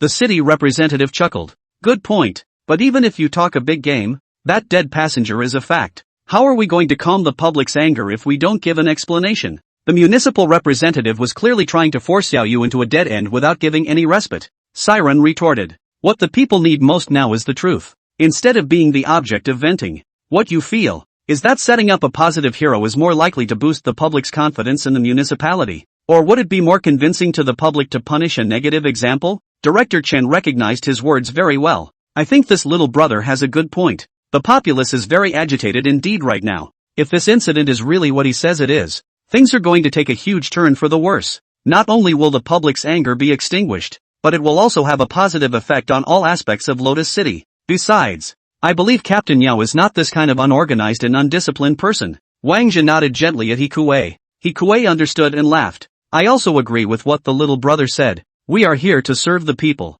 and as long as we are dedicated to them, the people will see it. It's something that the city did a little hastily. Should have communicated more with Bureau Chen beforehand. The city representative looked at the inspector in shock. His expression clouded. Whether it was the police or the inspectorate, it looked like they were all on Yao Yu's side, which could be a bit difficult. It's happened. There's a lot of public resistance to this, and our municipality is now being held up to the fire. Lotus City will suffer a great deal if this is not explained to the people immediately. What company would dare to come here to invest and develop? Good. Even if Yao Yu is portrayed as a model hero, will anyone believe it? Will it be thought that we are protecting officials and harboring our own people? Let's not forget that a life was lost in the accident. The family won't relent and won't recognize the results of our investigation. So where do you think the public will stand? The families of the victims will be treated as vulnerable and receive sympathy from the public. And our officialdom in Lotus City becomes an umbrella for harboring criminals. Don't steal the chicken when the time comes. See, Ren's expression is a little tangled. He still has a key piece of evidence in his hands. That is, the car recorder in his car, which clearly records the content of the chat between the two at that time. As long as we hand it over, we will definitely be able to clear Yao Yu's name. But the key question, there are ghosts and monsters involved. How do we round this up? He shook his head darkly. This still couldn't be brought up, so it looked like it would have to start somewhere else. Speaking of the dead, I have to say one more thing. The woman was dead before the bus had any problems. I saw the whole thing with my own eyes. First she scratched her face, then she had to pull out her eyes and swallow them. Finally opened himself up and removed the eyeballs again intact. The city representative sneered. That's a load of crap. Let's not mention why this dead man did what he did. Is this kind of pain alone something that a normal person can withstand? Also, there were at least a dozen people on the entire bus, and they were all blind and couldn't see the deceased self-mutilating? Siren spread his hands. I said it at the very beginning. The whole bus, including the driver, was asleep. Only the surveillance video from the car can restore this incident from start to finish. Without saying a word, Bureau Chen immediately called to urge. Within a short time, the video was organized and sent to the office by Li. All eyes were on him, hoping to get an answer from his face. Bureau Chen, this is the video from that day. But what? Li gritted his teeth. The content is a bit spooky. I can't quite put my finger on it, so read it for yourselves, said the man, using the projector to put up the picture. As it plays, Li explains. Everyone, please look. The video was shot from the waiting spot at the Second Ring Mall overpass. The female with the satchel is the deceased. Li hit the pause button and pointed to the woman in the picture and continued. Women are the last to get on the bus. As you can see, the women look bad and haggard. Li pressed play, looking a little grave. This next bit of footage, that's the point. The crowd held their breath as they watched the video feed. The people in the bus all fell into a coma at the same time. The bizarre thing is that the bus was able to drive normally while the driver was unconscious. Not only does the steering wheel turn on its own, but it also knows to wait for traffic lights. The city representative frowned. It's possible the driver was driving with squinted eyes, or there's no way to explain it. I don't believe that anyone can fall asleep and still drive a car on instinct and know that red lights stop and green lights go. But the next image made the whole house freeze. Only the dead man suddenly stood up and smiled grimly at the window. It then proceeded to scratch the face, gouge out the eyes, swallow the eyes, cut open the stomach, yank out the intestines and stomach, and finally remove the eyes. Hiss. The people in the office began to gasp backwards, not realizing that everything was as Siren had said. Director Chen was silent, and so was he Kuei. The municipal representative was the only one with a calm voice who spoke. Well, now that you all know the truth, you decide what to do next. We municipalities will stay out of it. He Kuei echoed. Old Chen, this is an internal matter within your police department. It's not good for us inspectors to clamor for help. Let's leave this matter to you to resolve. After that, the two groups left the office one after the other. Director Chen is in a dilemma at the moment. The content of the video is just too bizarre to publish. If the video is released, it will not only cause panic among the public, but will even cause a loss of trust in the municipality. Si Ren was a bit puzzled. It was clear that Yao Yu could already be cleared of the suspicion. Why did Director Chen not look happy at all? The city does not want to get involved, he can understand. After all, the two sides have a fault. Did not put Yao Yu to death. There is no need to continue to stalk. But how come this inspectorate doesn't care? It's like a hot potato on this matter. Avoiding it. Siren asked out of the blue. Director Chen, the video is very clear. This can return justice to Officer Yao now, right? Director Chen shook his head with a bitter smile. I'm afraid not yet. This is not as simple as you think. There is no way we can explain this to the people. Okay, you go home too. I'll think about it. Siren wanted to say something else, but Director Chen seemed to have lost interest in conversation, so he could only helplessly exit the office. Outside the door, Wang Zhe greeted him with a smile. Siren, do you have a moment? I'll buy you a drink. Siren looked at Wang Zhe with a somewhat unhappy expression. Yao Yu is your fiancé. Why don't you help her out? Wang Zhe revealed a difficult expression. I'm also a public official, and it's even more important for me to lead by example. Siren followed Wang Zhe to a quiet corner. Siren, this is a matter I hope you won't continue to meddle in. I have ways to protect Xiaoyu. Siren was unperturbed by this. Let's hope it's really what you say it is. Wang Zhe turned his back and looked out the window, speaking in a deep voice. Xiaoyu is my fiancé. I wish you could stay away from her. I'm a very careful man. Don't want anyone getting too close to my woman. You're not even in the same world as her, and getting too close won't do you any good. You know what I mean? Siren snorted. Ha, I know you're rich and powerful. I don't want to cross paths with you guys either, much less deal with you, but there's no way around it. Officer Yao and I have the same goal. We have to bring down the Zhangs. Oh, right. I think someone is behind the rumors about Officer Yao. I suspect that this is all Zhang Wei's doing. Immediately after the incident, the city issued a statement and immediately formed a good investigative team dedicated to investigating the matter. Wang Zhe gently shook his head. I don't think it'll be Zhang Wei. He doesn't yet have the guts to dare touch my people. A brilliant light flashed in Siren's eyes, immediately understanding the relationship between the two. Do you believe in ghosts in this world? Siren tilted his head and opened his mouth to ask with a smile. I don't believe it. Of course Wang Zhe didn't believe it. If there were really ghosts in this world, why didn't the people who were killed by him come after him to claim their lives? Siren nodded and continued. Let me put it another way then. Do you believe there are many strange people in this world? Wang Zhe was vaguely impatient with Siren in his heart. Don't beat around the bush. Just say what you have to say. I want you to know that Zhang Ran has crossed paths with these types of people. Why he deals with such people and what his agenda is. I don't care, let alone want to know. But this time it was obvious that he had planned and orchestrated the whole thing. You saw the way that female passenger died. It would be horrible if one day he did suddenly lose his mind and do the same thing to someone else. Wang Zhe narrowed his eyes, always feeling that there was something in Siren's words. This matter ends here, and I will follow up to resolve it for Xiaoyu. You're just a commoner. Remember who you are. With that, he turned and left. At this moment, Wang Zhe's heart was not calm at all. If everything was as Siren said, this Zhang Wei could not be kept. I'm afraid, Zhang Wei secretly cultivated this kind of person, and it was naturally self-evident what his intentions were. One day, if their Wang family wanted to unload their ass, Zhang Wei would definitely let this person come to the Wang family to vent his anger. Wang Zhe took out his phone and dialed his old man. Siren wandered out of the police station and was just about to get into his car when the phone rang. Looking at the caller, Siren had mixed feelings. Hello, what is it? Siren, I missed you. Siren chuckled. Li Nan, your brain is fried, isn't it? Li Nan clamped down on her voice, trying to sound as gentle as possible. Siren, I was wrong. Forgive me. I know I've done a lot of damage to your mind before. It's my fault for not knowing better. I realized after I left you that you were the only one who was ever good to me. Siren's face was expressionless. He didn't believe a single punctuation mark of Li Nan's words. We don't have a relationship anymore, okay? I have things to do. That's all. Li Nan's voice was tinged with tears. Siren, are you that cruel? We've been together for so many years. Don't we have any feelings at all? I just made a mistake that most women make. Now that I know I'm wrong, why can't you forgive me? Are you out of your mind? Or do you think I'm out of my mind? It's okay if you really want me to forgive you. I'll forgive you when you burn your head one day. Siren suddenly felt like he used to be AF***er. How could he look at such a thing? One's brain must have been in the shitter at the time. Still refusing to give up,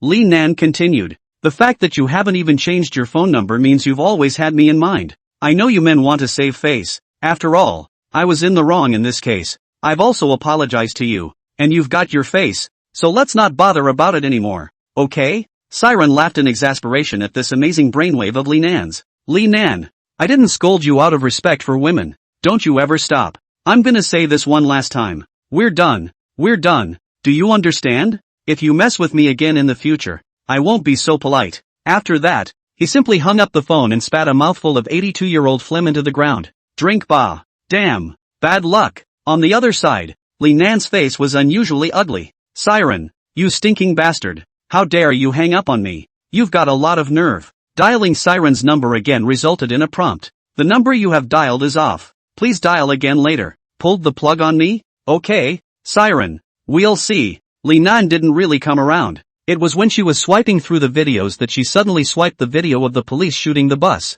She instantly recognized Siren in the limo. At the time, she thought she was mistaken, and the video was viewed over and over again, and she was finally sure that it was Siren. I didn't realize that after leaving her, the goon had actually bird-dogged his way right into a luxury car. Even though she had done things to wrong him, she was sure that Siren must still love her. When Siren returned home, Li Wenjing was playing with Chensi.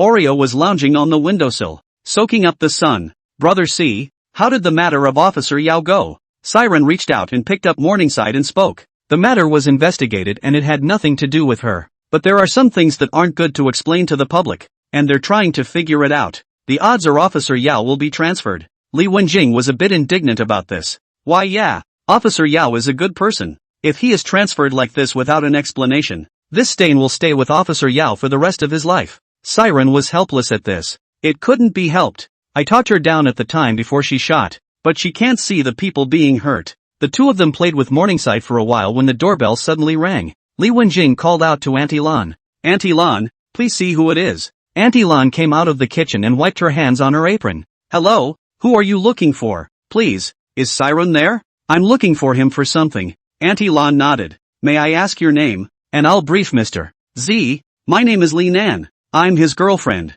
Auntie Lan showed a surprised expression. Then her heart thumped. She had always thought that Li Wenjing and Siren were a couple. Could it be that Mr. C cheated on Li Wenjing's feelings, and now the rightful owner is coming to the door to claim his rights? Aunt Lan hurriedly folded back and carefully glanced at Li Wenjing who was playing with Chensi. Seeing that she didn't react, he then whispered to Siren. Mr. Z, there's someone outside looking for you. Siren asked without looking up as he swiped through the video. Who? Auntie Lan smiled awkwardly and didn't answer. Siren raised his head and looked at Auntie Lan with a puzzled expression as he asked again. Auntie Lan, who's looking for me? She said she was your girlfriend. Li Wenjing's body gave a slight jolt as she continued to play the game with Chensi. Siren was a bit puzzled. Auntie Lan, did you hear me right? She said it was my girlfriend? Auntie Lan nodded affirmatively. Yes, she said it herself. Siren got up and headed for the door. He wanted to see who was playing such a joke on him. The moment he opened the door, before he could see the face of the visitor, he was hugged to death by the woman. Siren raised his hands and opened his mouth to ask, Miss, are you recognizing the wrong person? The woman looked up at him with affection. Siren, I was wrong. Forgive me. Li Nan, you get the hell out of my way. I made it very clear to you on the phone that we have nothing to do with each other. Can't understand human language, can you? Li Wenjing quietly followed behind Siren. Taking in the scene, a bold idea surfaced in his mind. Li Nan tilted her head and pouted, demanding a kiss from Siren. Siren ducked his head, reaching out to try and push her away, which once thought that Li Nan jumped with force. Her legs directly coiled around Siren's waist, her body rubbing up and down in small increments. The voice was seductive. After holding it in for so long, little sissy must have missed me. Siren was a little angry. Li Nan, you crazy woman, get off of me. Are you sick? Li Wenjing walked over with her hair wet and wrapped in a bath towel. Ha, honey, who is this woman? Siren said in a hurry. Wenjing, she's the Li Nan I mentioned to you. Hurry up and help me get her down. Li Nan was enraged when he saw Li Wenjing in this outfit. Li Wenjing's look shook her off by several blocks, and her body was no less impressive. Not learning at a young age, seducing someone else's husband, do you still want to have a face? Li Wenjing laughed. You are Li Nan? I've really heard a lot about you. Then his face sank and he chided in a low voice. You and I are both women, and I'm ashamed for you. If you're lonely you go buy a little toy. If you don't have enough money, you can go to the market and buy cucumbers and eggplants. To have sex with another man while you're with Siren. You're really dirty. I can smell that slutty odor on you from where I'm standing.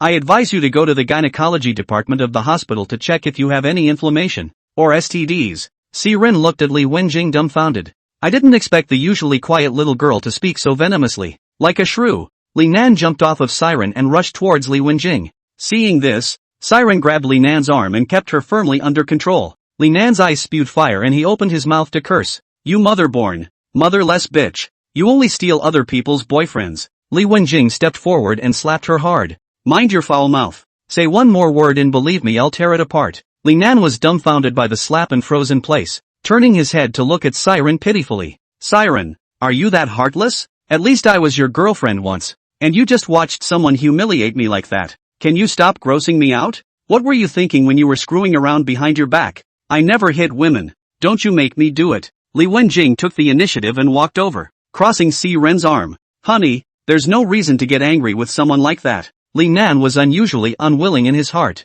Little bitch, I'll see how long you can be smug. Siren looked at her with a calm face. Li Nan, I think you know better than anyone how Chen Wua died. There are some things I don't poke at to save your face. You don't know any better. Hearing the 3 words Chen Wua, Li Nan was instantly shocked. But then it occurred to me that he had fallen into a cesspool and drowned on his own and had nothing to do with it. He's to blame. He tricked me into QJing me in the suburbs. He was afraid of being caught by the police and fell into a cesspool and drowned. What have I got to do with it? He deserved it. Siren gave her a mocking look. I don't have time for your bullshit here. Auntie Lan, call security and get her out of here. The resentment in Li Nan's eyes was undisguised. Siren, you will regret this. With that, he turned and left. Siren touched his nose and smiled sarcastically. Wenjing, thank you just now. Li Wenjing's pretty face reddened. So how do you want to thank me? Looking at the petite woman in front of him, Siren's mouth went a little dry for a moment. Li Wenjing closed her eyes and looked like she was at the mercy of the king.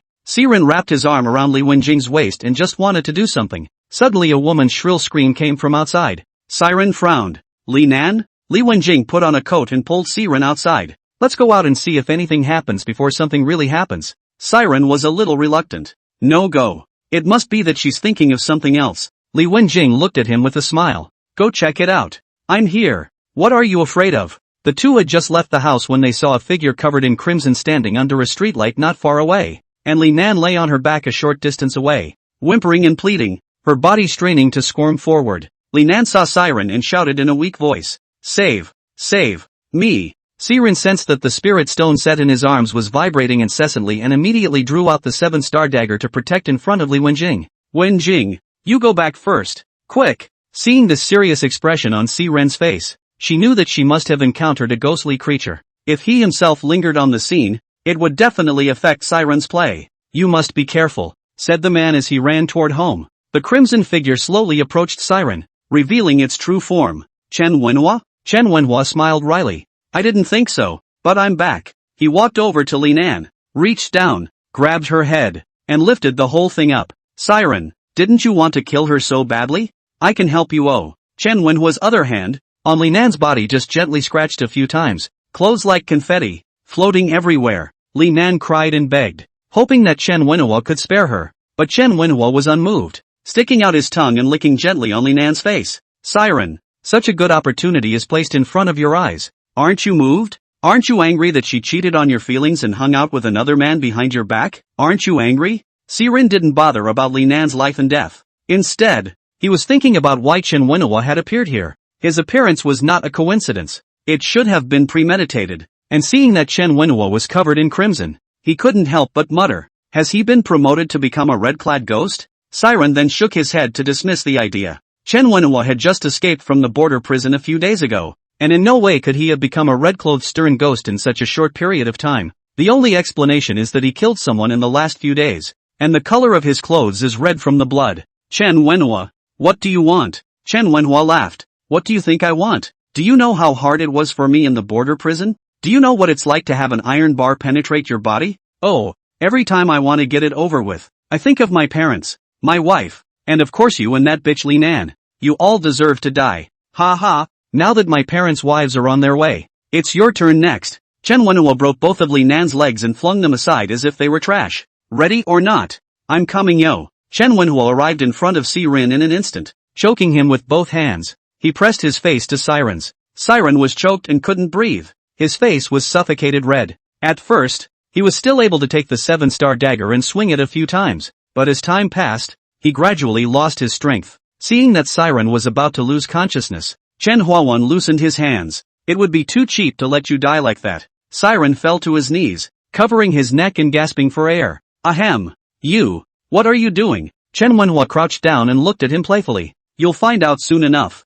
After saying that, He got up and walked towards Li Wenjing's home step by step. Siren immediately got up and pounced towards Chen Wua. Chen Wua was hugged by him, but he was unimpressed. It was only a slight force that broke the bonds. Then, turning back, he kicked Siren in the heart. Siren spat blood from his mouth and flew out backwards. He looked shriveled and sat up with his hands leaning hard on the ground. Siren first wiped the blood from the corner of his mouth and weakly opened his mouth. Let them go. They're innocent. If you want to kill me alone. Chen Wua seemed to think that there was some truth in what he said. Well, here's the deal. Let's make a game of it. Make you choose between Li Nan and that little girlfriend of yours. Either that, or you kill Li Nan. Either that, or I'll kill your little girlfriend for you. What would you choose? Chen Wua revealed a playful smile as he looked at Siren. Oh, by the way, your little girlfriend is really pretty. I decided not to kill her for now. Let her have a quickie with me for a while, and then kill her when I'm tired of playing with her. Siren quietly held the invocation talisman in his hand.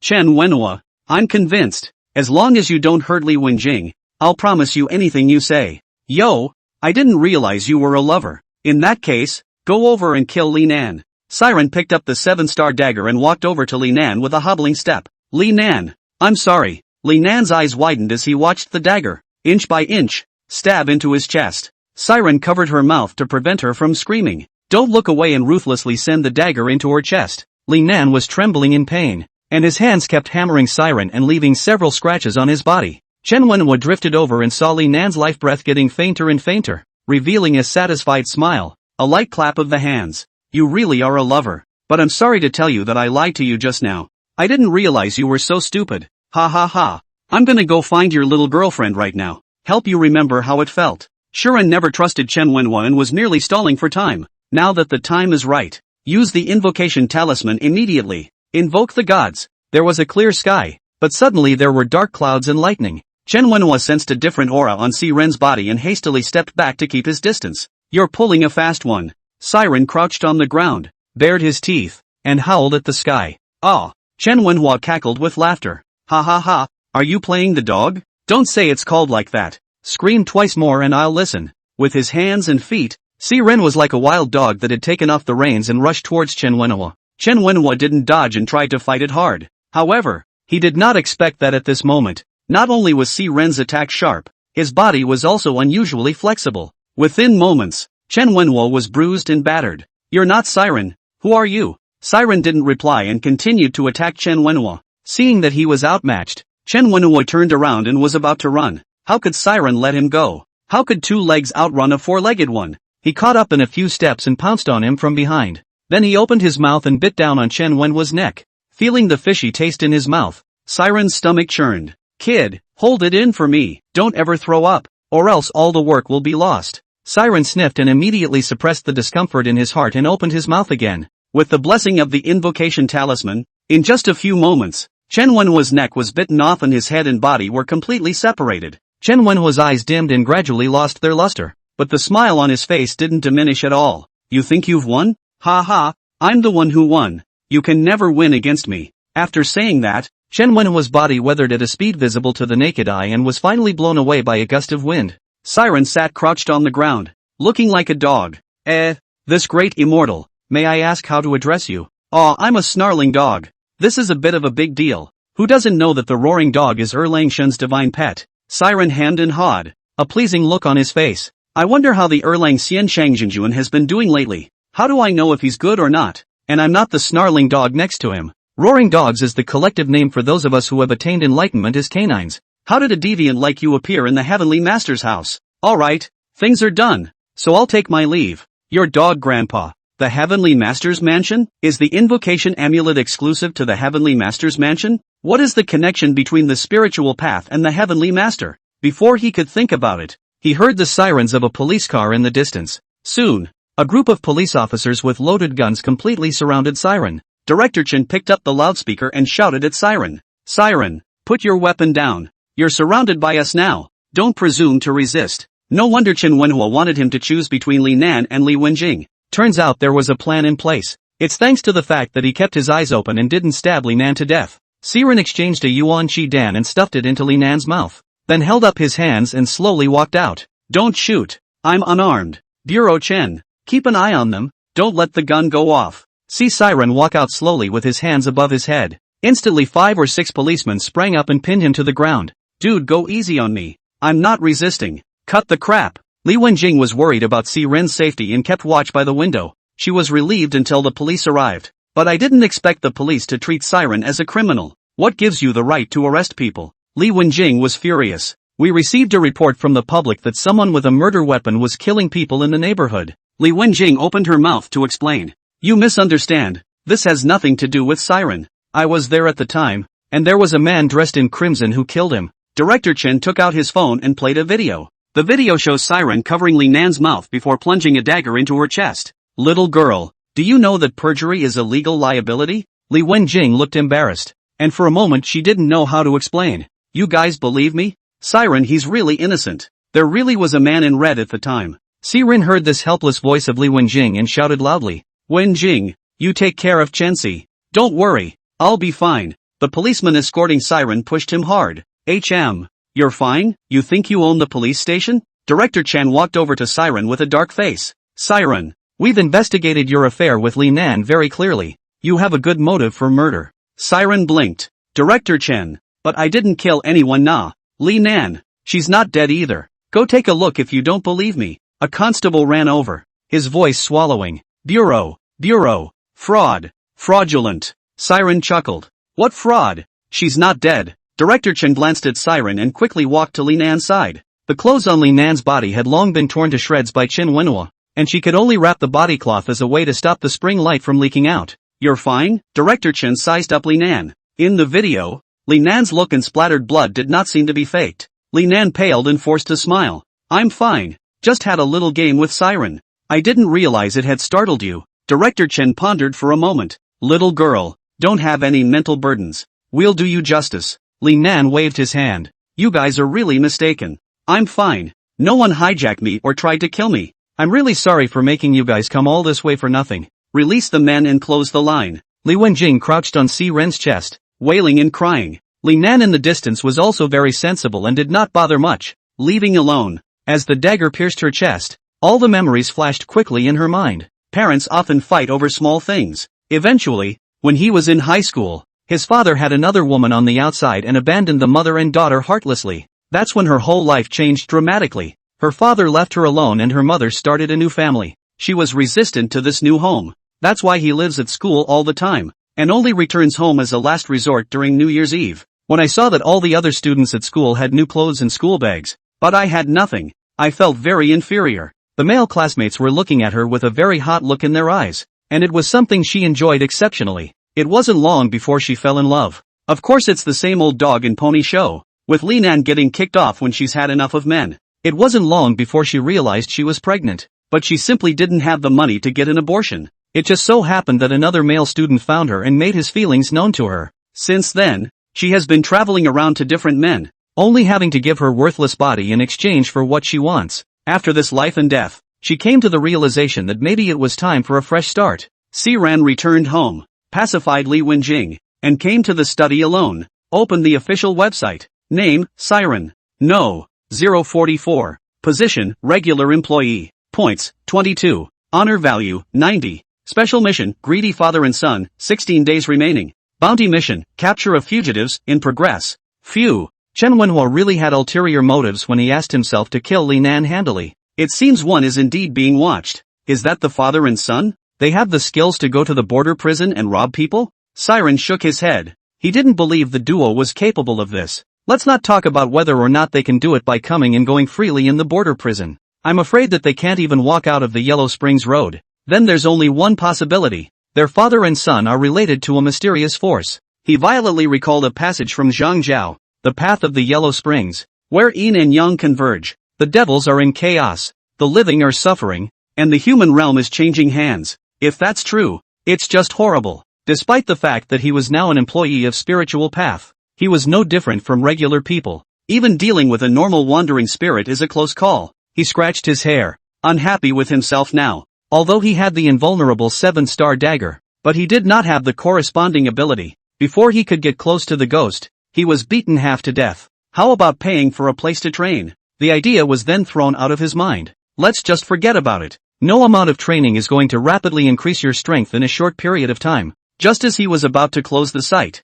A message popped up. Emergency mission to investigate Lotus City Psychiatric Hospital. Task difficulty, unknown. Rewarded with 50 points and one 5 elements pill. Yes or no? Siren hesitated, looking at the 50 points heartily. As for this 5 elements pill, it's just an accessory. But the difficulty of this mission was unknown, leaving him with no plan in mind. If the difficulty of the quest is not proportional to the points, you'll be too hard on yourself. Oh, wait a minute. He asked me to investigate the asylum. He didn't say I should solve the ghosts. Maybe there's still a chance. Siren now had 22 points. So if he was in danger, he could use the invocation talisman to buy himself time to escape. And there are guide bees that can help you plan the safest course of action for yourself. It's perfect. Catch. Upon accepting the assignment, a description of a mental institution surfaces. Lotus City Psychiatric Hospital, which has 9 floors. The patients held on each floor varied. There are clues that there is an entrance to the underworld in a room on one of the floors. Find the exact location and report it to the official website to complete this task. Seeing this synopsis, Siren's mouth flew open with laughter. What's the difference between that point and giving it away for nothing? Ha ha ha. It's not cool, but just to be on the safe side, he did a computer search for Lotus City Psychiatric Hospital. Why does it say here that the mental hospital only has 5 floors? Are those 4 floors underground? Siren frowned softly. He hadn't heard of any mental hospital that was structured like this. Moreover, the Lotus City Psychiatric Hospital is only 5 floors as announced to the public. What are they hiding? Siren drove to the neighborhood of Lotus City Mental Hospital. Get out of the car and find a small store nearby and buy a bottle of white wine for the occasion. One hand carried white wine. One hand gently twisted the Buddha beads, the waist with the 7-star dagger, and in his arms the soul suppressor bell and the 8 trigrams mirror. This time he was well prepared. The high walls of the asylum are about 3 meters high, slippery and covered with barbed wire. At the main entrance, there are 3 security officers in a security booth fighting the landlord. Even though they were playing cards, it was still difficult for Siren to slip past their eyes. It was impossible to climb over the wall, and it was impractical to sneak in through the front door, which put Siren in a difficult position. He crouched in a dark corner, scratching his ears, the CPU in his brain burning up. While he was at a loss, a man dressed in white walked in the distance, a duck-tongued hat on his head and a sword behind his back. The outfit immediately caught Siren's eye. What does this man do? The man in white came to stand by the wall, and with one leap he tumbled into the courtyard. Siren's mouth was wide open in shock. Young warrior is good at martial arts. He was pondering the man's identity and why he had sneaked into the asylum. In the distance came another woman in a red veil. The woman's posture was exquisite, and although he couldn't see what she looked like, he was sure that this woman was bound to be charming and enchanting. The woman came to the front door and slumped against the glass of the security booth. The security guard stumbled at the sight of this raging breath. Just by waving her hand, the 3 security guards fainted and fell to the ground. The woman picked up the guard's keys and calmly unlocked the door and stepped inside. What's with these 2? Is it possible that each one of them is skilled and has the same goal as you? Are they employees of another company? After waiting for a while, Siren then tiptoed to the front door. He first tested the guard's nostrils. Well, it's still breathing. It's not dead. Siren chose one of the 3 guards with a body similar to his own, stripped him of his clothes and put them on himself, strutting toward the courtyard building with a flashlight.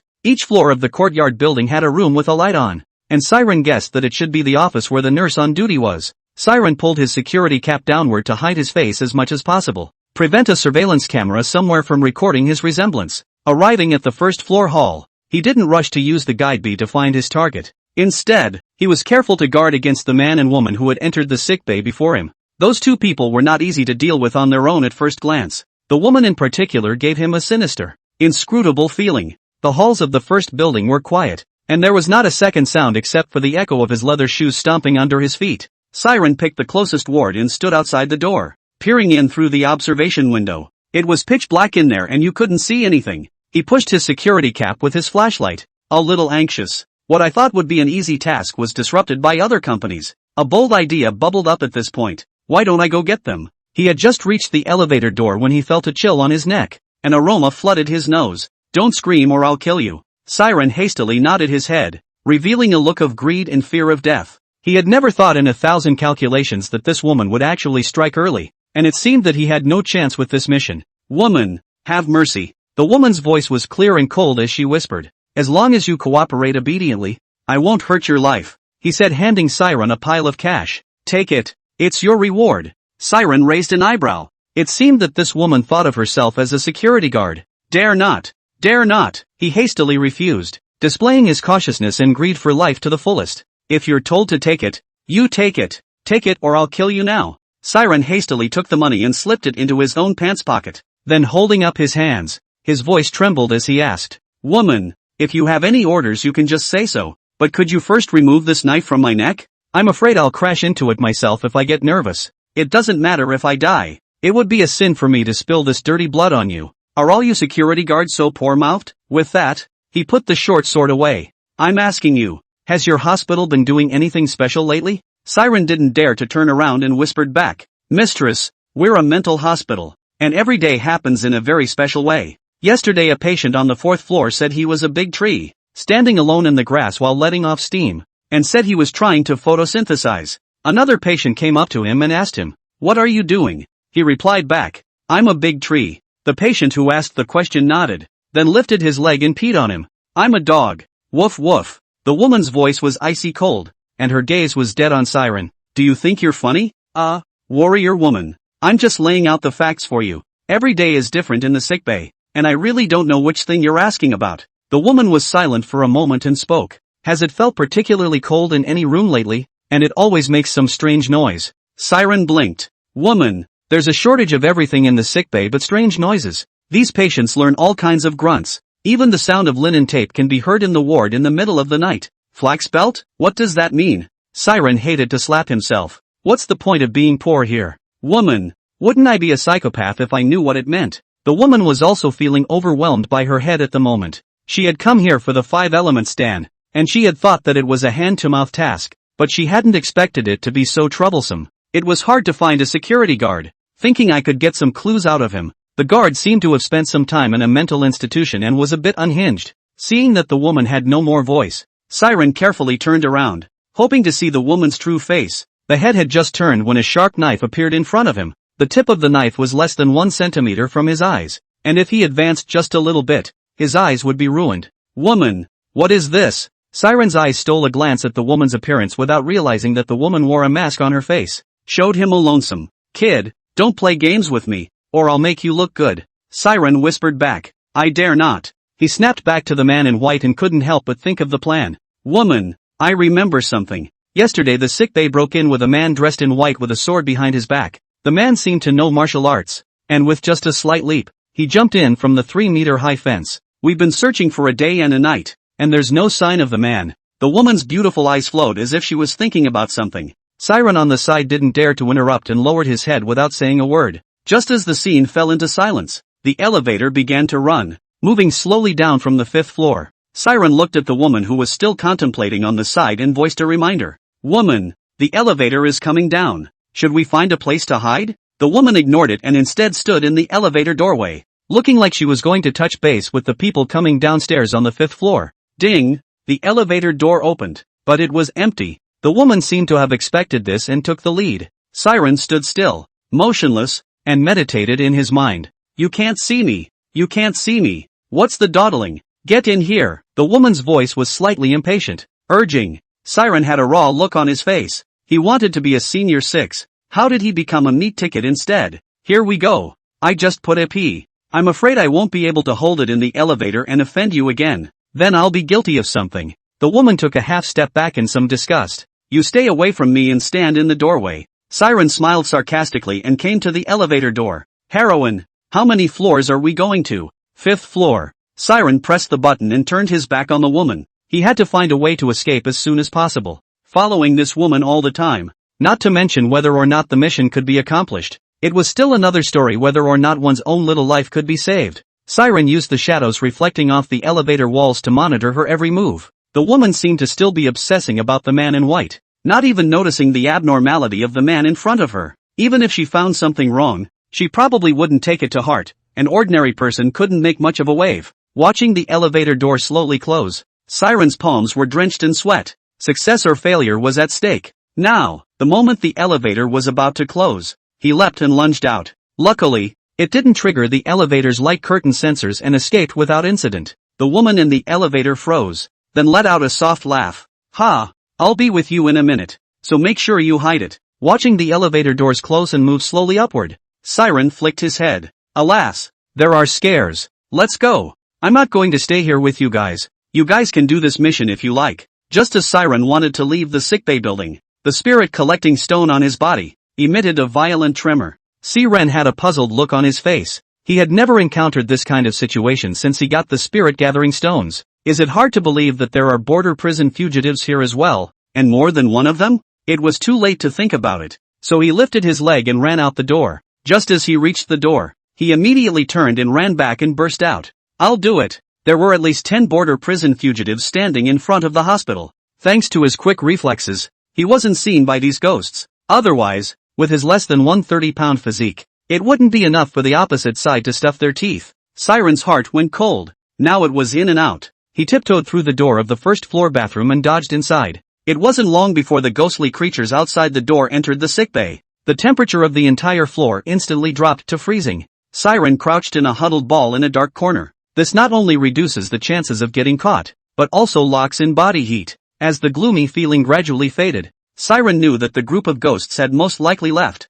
He poked his head out and looked out. Only another ghostly creature was seen wandering and prowling around in the middle of the hall. Siren quietly watched from the sidelines and realized that the ghosts moved with a fixed route. He drew out his 7-star dagger, quietly felt behind the ghostly creature, and stabbed it hard in the back of its head. The dagger also rotated 360 degrees in the ghostly creature's head in order to achieve the effect of killing it with a single blow. The investigation mission wasn't taken care of, and killing a fugitive as interest isn't bad. After the spirit-gathering stone had finished absorbing the ghost's dissipated soul, he ran out of the mental hospital as fast as he could, a speed comparable to a snarling dog possessing a body. Arriving at the security booth, the guard, who had been unconscious, had long since lost all signs of life. Damn! How did you get yourself involved in this kind of thing again? Fortunately, he was dressed as a security guard, so he shouldn't arouse suspicion. He ran to his car, fired it up and started it, and in one swift motion, quickly fled the place of wrongdoing. It was only when the spirit-gathering stone stopped emitting vibrations that he put his heart down.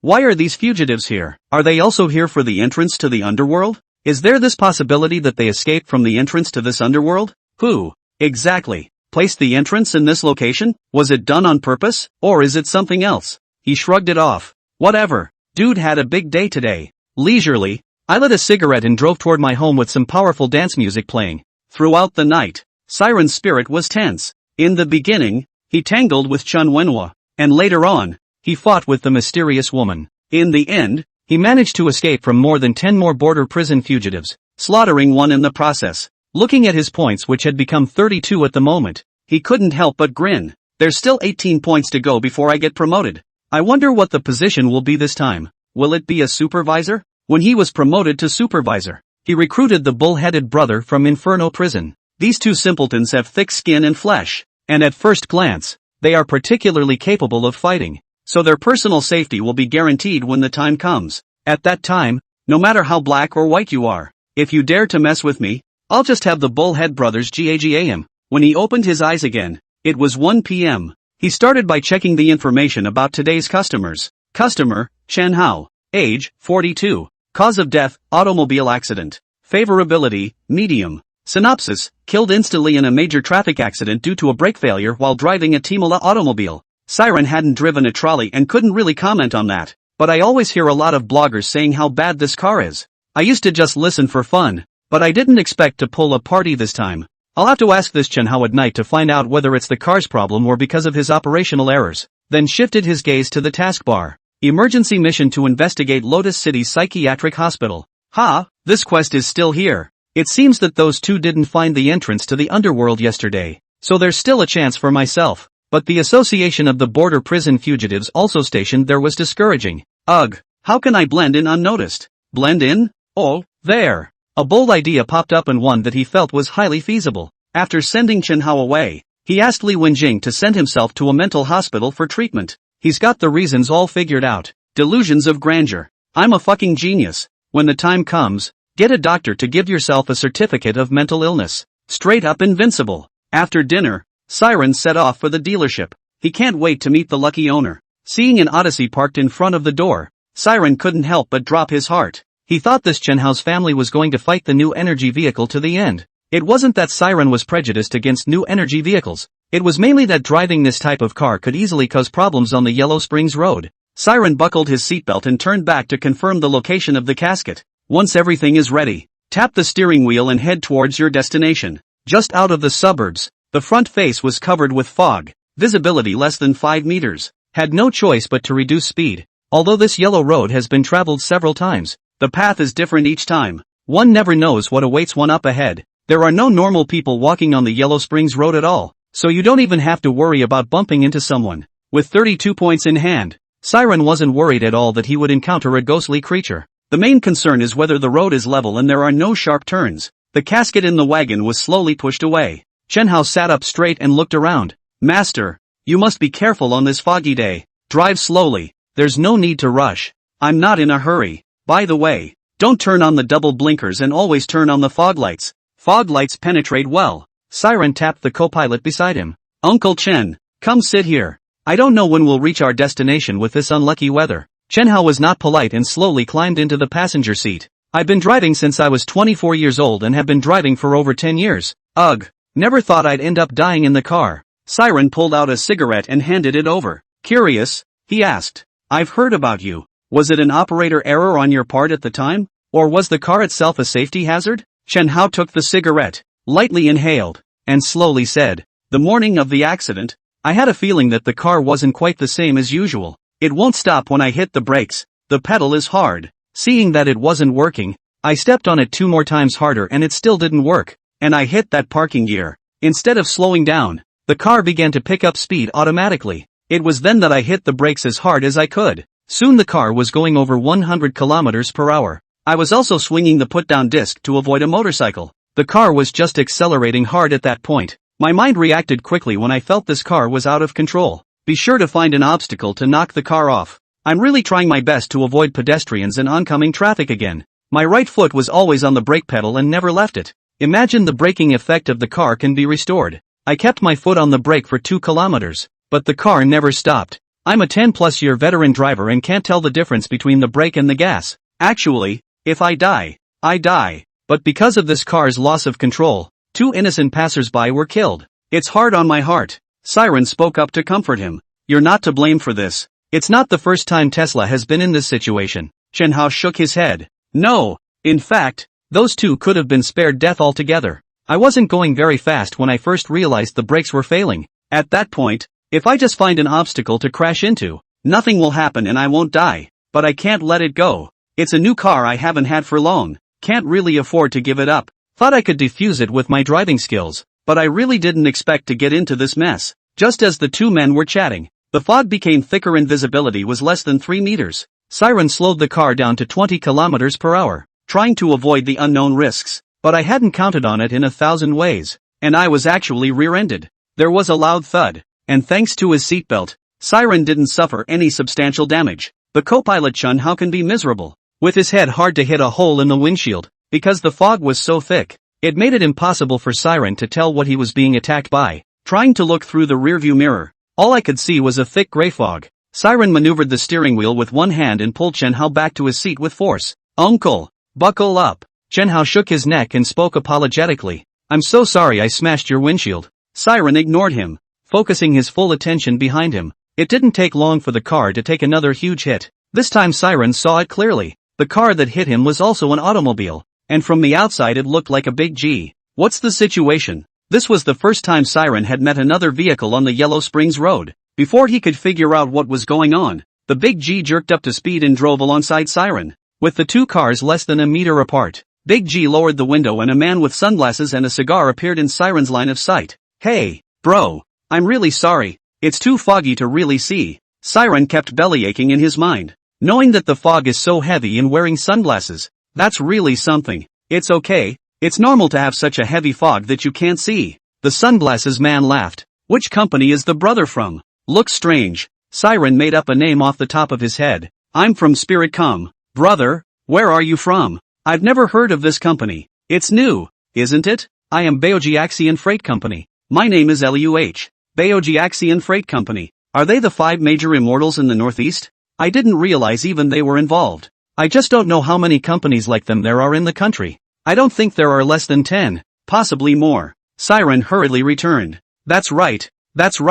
It's just been set up. There's a lot that hasn't been cleared up yet. Luh smiled brightly. It's fate that we met today. You'll follow me later. And no matter what you encounter, you don't have to be afraid. Brother Lu will set you straight. Siren was planning to get some intelligence information out of Lu Yuhang. Brother Lu, you sound like a northeasterner, don't you? They say that people in the northeast are warm and welcoming. And it's true today. There's something I don't quite understand. Can you clear up a puzzle for me? Lu Yuhang didn't even think about it and agreed. You ask, how many companies are there in our business? I met a man some time ago who was dressed in white with a sword behind him. There was also one encounter with an unusually flirtatious woman in a red veil. Luca was silent for a moment. I can't answer how many companies there are. Old boy, in short, there are many. But the two you mentioned, I do know what company they are from. Oh, and I don't know whether to say you're lucky, or that you're dotty. These two people's companies are well known in the industry. Not to say that they are calling the shots, but they are still considered to be patriarchal.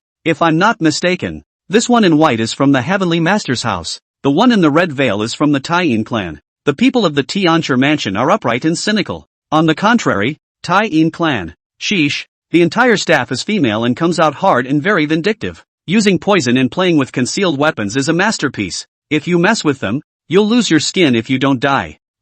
Siren's face was slightly embarrassed. Was I crazy yesterday? What the hell is she doing messing with me? When Lu Yuhang saw Siren's appearance, he knew that he must have offended the Tai-In sex people and just wanted to open his mouth to mock him. A sudden blush. Oh no, there's a red-clad ghost ahead. Although Siren was a bit puzzled, he knew that now was not the time to ask questions. First, he exchanged an invocation talisman. Just in case, Lu Yuhang shouted loudly to Siren. Brother, you're a newcomer and have no experience in dealing with red-clothed stern ghosts. I'll hold it back later. You run. No what? After saying that, Lu Yuhang's car began to speed up, instantly disappeared in the mist. There was a loud thud, and then a tire rolled out of the mist and crashed into Siren's side door. The sudden crash startled him. Still, Siren drove on unsteadily. He himself had the invocation talisman and had a chance of maneuvering with the red-clothed night ghost. But there was only one means of transportation, and it was a long way to the destination. If something goes wrong with the car, the two of them, he and Chen Hao, will have to carry the casket together. It's physical labor, and Siren can't do it. Invite the old ancestor to come up. Lu Yuhang bellowed, and then the 10 meters of dense fog around him was briefly dispersed. Siren also took the opportunity to see the scene. The big G driven by Lu Yuhang was wrecked in billowing smoke, at risk of exploding at any moment. Lu Yuhang was carrying the coffin on his shoulder, and the sunglasses on his face were long gone, revealing scarlet eyes. Across from him floated a man in red with a whip in his hand. Crouching beside the man in red was something with a body like a meatball. This meatball has limbs and a head. Only the head was so small, it was completely disproportionate to the body. This meatball's body was oozing pus and emitting a pungent, fishy odor. It's one of those things that you can't eat for days if you look at it. Luh spat out the core and spoke conspiratorially. Sissy across the street. Make way for you Changtai. The man in red lifted his whip and lashed the crouching ball of meat on the side hard. Roar! Meatball received the command to rush towards Luh. Humph! Toast to toast. Lu Yuhang's body was soft as a bone, wrapped around the meatball, and tightened. With a poof, the meatball was crushed alive by Lu Yuhang. Chunks of meat mixed with an unknown liquid splattered everywhere. Lu Yuhang wasn't much better. His clothes had become tattered and torn, and his body was full of large and small wounds. Sissy, now you know what your Changtai master is capable of. Be sensible and get out of the way. The man in red clasped his orchid fingers in his hands and cocked his head with a flirtatious smile. Ha, old thing, you killed my pet. In that case, you can stay and be my pet. I will pity you. The man in red whipped out his whip and wrapped Lu Yuhang's body around it, exerting slight force and pulling it in front of him. Reaching up, he gently stroked his face. Yeah, old thing, that's quite a handsome body you have. Stretching out his tongue, he licked the side of Lu Yuhang's face once again. Lu Yuhang's body flinched and escaped from the whip, then wrapped itself around the man in red. The man in red had a flat face, and even had an expression of enjoyment on his face. Oh, this warm touch, I really miss it. Looking at the way Lu Yuhang had a slight upper hand, Siren wasn't going to help out and drove on. But the man in red didn't want to let him go. Although his entire body was wrapped around Lu Yuhang, his wrists could still be turned flexibly. He flicked his wrist, and the crack of the whip instantly exploded in Siren's ears. He subconsciously tilted his head back and managed to dodge the fatal blow. But as if the whip had a spirit, it once again came at Siren's head. The Clayman still has 3 points of fire. Originally did not want to do more entanglement with this severe ghost, but did not expect him to find himself in trouble again and again. This little tantrum of Siren's came up, parked the car and walked down with the 7-star dagger in his hand shaking his neck. Lu Yuhang opened his mouth conspiratorially. Kid, hurry up. You're no match for him. Siren's eyes glazed over as his body began to sway from side to side, dodging the whip's attack. I don't know if it was Siren's luck or because he was being controlled by Lu Yuhang. The night ghost's attacks were dodged by Siren as much as possible. Soon,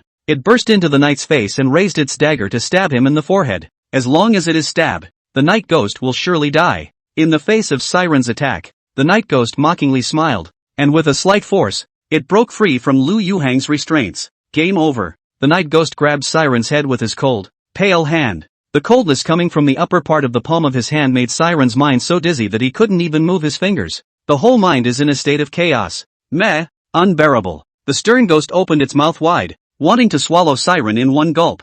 In the nick of time, Lu arrived. Only a shadow rose behind him, shaped like a dragon. The silhouette was like a sharp sword as it rushed towards the red-clothed stern ghost. The night ghost didn't dare to be careless and casually threw Siren aside, concentrating on tangling up with the void. Luh helped Siren up. Ugh, why don't you listen? This is great. None of us can run away. Siren looked at the red-robed stern ghosts in the field who were tired of dealing with them and asked in some confusion, doesn't your old man have the upper hand? Lu Yuhang sat on the ground with his hand on his chin, looking at the one person and one augur entangled in the void. You know us six. If my real body, Master Chang, were here, I could destroy the ghost with a snap of my fingers. Now it's just a thought of my great-grandfather. It won't last long. It'll last another minute at most. Lu Yuhang lifted the coffin aside, threw the bones inside to the side, and laid himself in. Watching him do this, Siren froze. You are? Luh spoke quietly. Without a miracle, we're dead. If you're dead,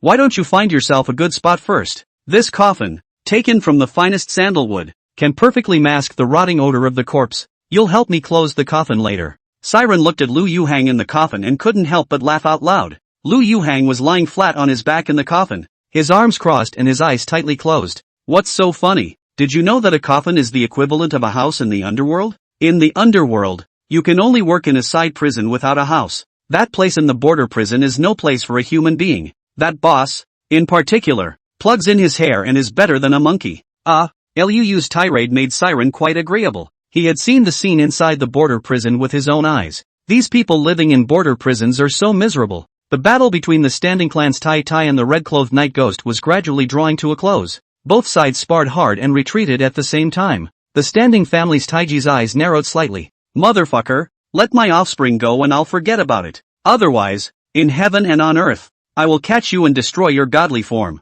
The man in red raised his hand to lightly cover his mouth and nose and smiled seductively. Goo, old thing, what a big mouth, scaring people's little hearts. Then his face clouded over. Do you really think I'm scared? You dare to come to the Yellow Springs Road? Aren't you afraid that the demon clan will come after you? Traitor! The Chang clan's old ancestor glanced at Lu Yuhang, who was lying in the coffin, with a rather resigned expression. I will kill you. The figure faded and eventually disappeared. Siren tapped the coffin. Brother Lu, your family's old ancestor is gone. Lu Yuhang said without a trace of humor. Your old man is the one who's gone. Siren shrugged. What next? Lu sighed. What else can I do? Wait to die. I don't have the habit of waiting for death. Saying that, Siren held the invocation talisman and struck a pose that he thought was handsome. Invoke the gods. Hearing the word invite God, Lu Yuhang climbed out of the coffin in surprise. Brother, are you from the Heavenly Master? Siren's originally empty palm manifested a lotus flower. The voice is gentle and sensual. What kind of curmudgeon dares to make a fool of himself in front of this immortal? The red-clothed night ghost's figure lurched as a sense of foreboding lingered in his heart. Your Excellency is the he-immortal nun? Siren lightly danced the lotus flower, and all of a sudden the fog cleared. Dance the lotus again, with dark clouds and lightning. I remember that it's not easy for you to cultivate, so retreat quickly and you can still save your life. If you don't, you'll be disemboweled. The red-clothed night ghost stood still, his mind racing. He was really unwilling to let the duck in his hand just fly away. In this age of immortal ambush and demonic concealment, I don't believe there are really any immortals left. Don't play dumb with me. Fuck me. Siren clenched his hand and pointed in the air. Then a sudden downpour fell from the sky. The rain was like a bullet, shooting towards the night ghost. The red-clothed ghost shielded his head with both hands as his torso was battered by the torrential rain. With great difficulty, he rushed to Siren and reached out his hand, trying to strangle him. Siren folded off a lotus leaf and tossed it gently. In a flash, The lotus leaf became enormous and wrapped the stern ghost. No matter how much it struggled, it didn't help. Just when Siren thought the battle was about to end, only to see the stern ghost lower its head, open its mouth and start tearing the lotus leaves. Stubborn, you shall not be kept. The lotus flower in his hand slowly bloomed, and the thin, cicada-like petals drifted toward the night ghost. To his dying day, Night Ghost couldn't believe that there were actually immortals in this world. I don't believe it. With this unwilling roar of his, the knight's life came to an end. He Xianfu detached from Siren's body and turned into a bit of shimmering light, dissipating into this night sky. By Micah Creek Shangxiantai, 1,000 trees of peach blossoms bloom, jade cock blowing through the yellow dragon cave. Do not lead the length across the crane. On the sidelines, Lu Yuhang looked dumbfounded. Brothers? Isn't this invocation technique of yours a bit too dopey? Invite all the he-immortal nuns. Siren let out a long breath to calm his stirring emotions. Just now, he Xianxiu used his body to fight. The feeling of being able to call the wind and rain with the lift of a hand is intoxicating. If it wasn't for the fact that immortal he didn't want to kill in vain, it was estimated that this stern ghost wouldn't be able to hold out for even a single round. Siren came back to his senses and smiled at the dumbfounded Lu Yuhang. I'm not too reliable with this invocation. The characters summoned are also randomized. Lu cried out. How can this gap between people be so wide? I had thought that it was already very impressive for me to have gained the approval of Elder Master Chang at my age, but I didn't expect that you would have already mastered the invocation technique at such a young age. It's so human to die. Siren was a bit embarrassed. Where did he know any invocation techniques? Brother Lu, I know just this one invocation technique. I don't know anything else. Lu Yuhang stared with wide eyes and said viciously. What do you mean you know just this one invocation? Did you know that just one invocation can make you stand out in a major company? An ordinary wandering spirit or ghost, 3 or 5 of them can't even get close to you. At the end of the year, Underworld will hold a company recognition ceremony, and there will be a place for you then. That said, are you really not from the Heavenly Master's house? Siren shook his head. Brother Lu, I'm really not from the Heavenly Master's house. Lu Hu let out a give laugh. I'm looking forward to the look of surprise on the faces of the Tennesseans at the annual meeting. Ha ha, it's energizing to think about. Siren scratched his head. What is this annual meeting? Luh explained. All the powerful sects in the Yang world have signed an employment agreement with the Underworld. We are responsible for escorting dead souls to the Underworld. Hell will reward the company based on the progress of each month. At the end of each year, there is also an annual meeting held in Fongu City in the Underworld. When the time comes, companies that rank in the top 3 in terms of performance will be handsomely rewarded. Other companies, too, will receive their fair share based on contribution. It sounds like it's not too bad, but with the progress Siren is making, the top 3 should probably be out of the question. From Lu Yuhang's words, Siren got a piece of news that the Underworld sign employment agreements with the sects in the Yang world. Can their entire sect escort the dead and dying? Big brother Lu, I'm the only one in our spiritual communication company, so I don't think we'll achieve any good rankings in this annual meeting. Lu Hua patted Siren on the shoulder. Don't even think about the first 3. Year after year, it's the 3 places, Taiyinmen, Tianchifo and Putua Temple. They have a big family. It's not comparable to a small sect like ours. I have to remind you that this invocation technique of yours should never be performed in front of the Heavenly Master. The invocation technique was one of their best tricks in the box, and for an outsider to learn it was no good. If you don't want to be hunted down by the Heavenly Master's house, then try not to use this invocation technique in front of people. Siren looked at him with a grateful face. Although the two of them met in passing, this Lu Yuhua was thinking of himself in every way. It was obvious that the two had met for the first time, but he was able to give up his life to stop the red-clothed stern ghost and buy himself time to escape. In this world nowadays, such people are really few and far between. Brother Lu, it's getting late. Let's get on the road first. Your big G is mostly wasted, so why don't you tie your customer's coffin to the roof of my car? What do you think? The two of them returned to the car, and Chen Hao had the good sense to sit in the back row, giving the co-pilot to Lu Yuhang. Along the way, Siren asked Lu Yuhang many questions. Brother Lu, did you get an urgent mission yesterday? Luh shook his head. I'm from Bingcheng in the northeast, too far from your Lotus City. The missions assigned by the Underworld are based on the principle of proximity. Siren still didn't quite understand why he would encounter people from the Taiyin sect and the Heavenly Master's house since it was the principle of proximity. It's hard to believe that they're also in the neighborhood of Lotus City. He spoke the question in his mind to Lu Yuhang. You're saying that people from the Taiyin sect and the Heavenly Master's mansion appeared in Lotus City? Ha! After all, they were the top 3 performing sects, so some special treatment was more than normal. I've heard from Master Chang Tai that there used to be a spiritual path company, and that's what's called Bull. The owner of the company is known as the monarch of the Yellow Springs. At that time, no matter which company it was, it would have to look at the Yellow Springs monarch. If you upset him, no one will set foot on the Yellow Springs road. With no fog in the way, the car could finally be driven normally. The two of them, a ghost, were chatting away in the car, talking from cars to women and from women to life. Everyone has their own life lessons. Without realizing it, they arrived at their destination. The destination is situated on a hill with a wide view. At the top of the hill is a towering stone tower, giving it a solemn feel. Lu Yuhang stepped out of the car, unloaded the coffin on top of the car, casually threw it to the side of the road, and turned around to get back into the car.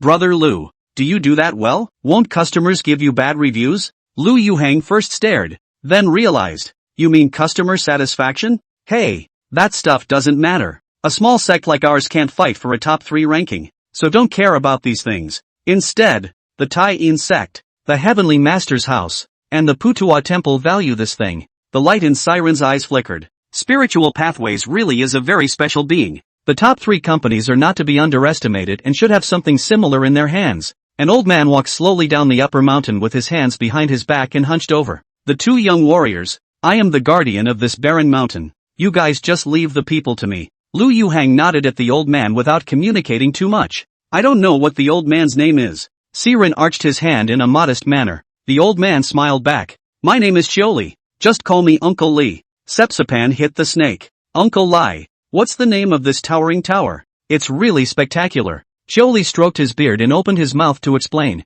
It's called the Tower of Heaven. There are rumors that this tower can lead to any place in the 3 worlds. The real situation is not like that. This mountain was an active volcano long ago and erupts every year. Suddenly for 10 consecutive years. This volcano also showed no signs of erupting. Just when we thought this volcano had lost its vigor, it erupted without warning. At that time the whole underworld was plunged into darkness and the smell of sulfur filled everywhere. It's like the end of the world. The earth began to shake violently and was accompanied by a thunderous sound. This went on for 3 days. On the 4th day, the volcano was suddenly silent and terribly quiet. But the temperature around it was amazingly high. The grass and trees began to spontaneously combust in this scorching heat. After the grass burned out, a deafening roar came from within the mountain. The tower then burrowed out of the crater. They say it's a tall tower, but it's really just lava coming up from the depths of the volcano, but not erupting, so that's why they made such a thing shaped like a tall tower. Siren's face showed surprise. If Chuli hadn't told him, he wouldn't have guessed even if it killed him,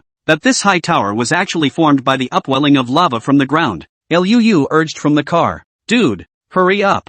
I have to hurry up and inform my family to prevent old ancestor from running to the Yellow Springs road to avenge me. Siren had wanted to visit this so-called heavenly tower, but when he heard Lu Yuhang's words, he had no choice but to give up. Uncle Lai, I'll leave first. Next time I have the chance, I must take a good look at this Tower of Heaven. After the 2 of them returned to Lotus City, Lu Yuhang couldn't wait to make a call home to inform him of his situation. Looking at the frowning Lu Yuhang, Siren couldn't help but feel a little envious. The love and care of his loved ones was more than he could have ever dreamed of. Luh hung up the phone and walked over to Siren. Elder brother C, when we get to your territory, don't we have to make arrangements for me? Siren guffawed. That's a must. Take your pick. I'll pay for it. The 2 of them drove to the biggest bar in Lotus City, Miana Bar. Just as he reached the door, he heard the deafening sound of music and the excited screams of patrons coming from inside the bar. Do you 2 have a reservation? The reception at the door spoke up and asked. Siren shook his head.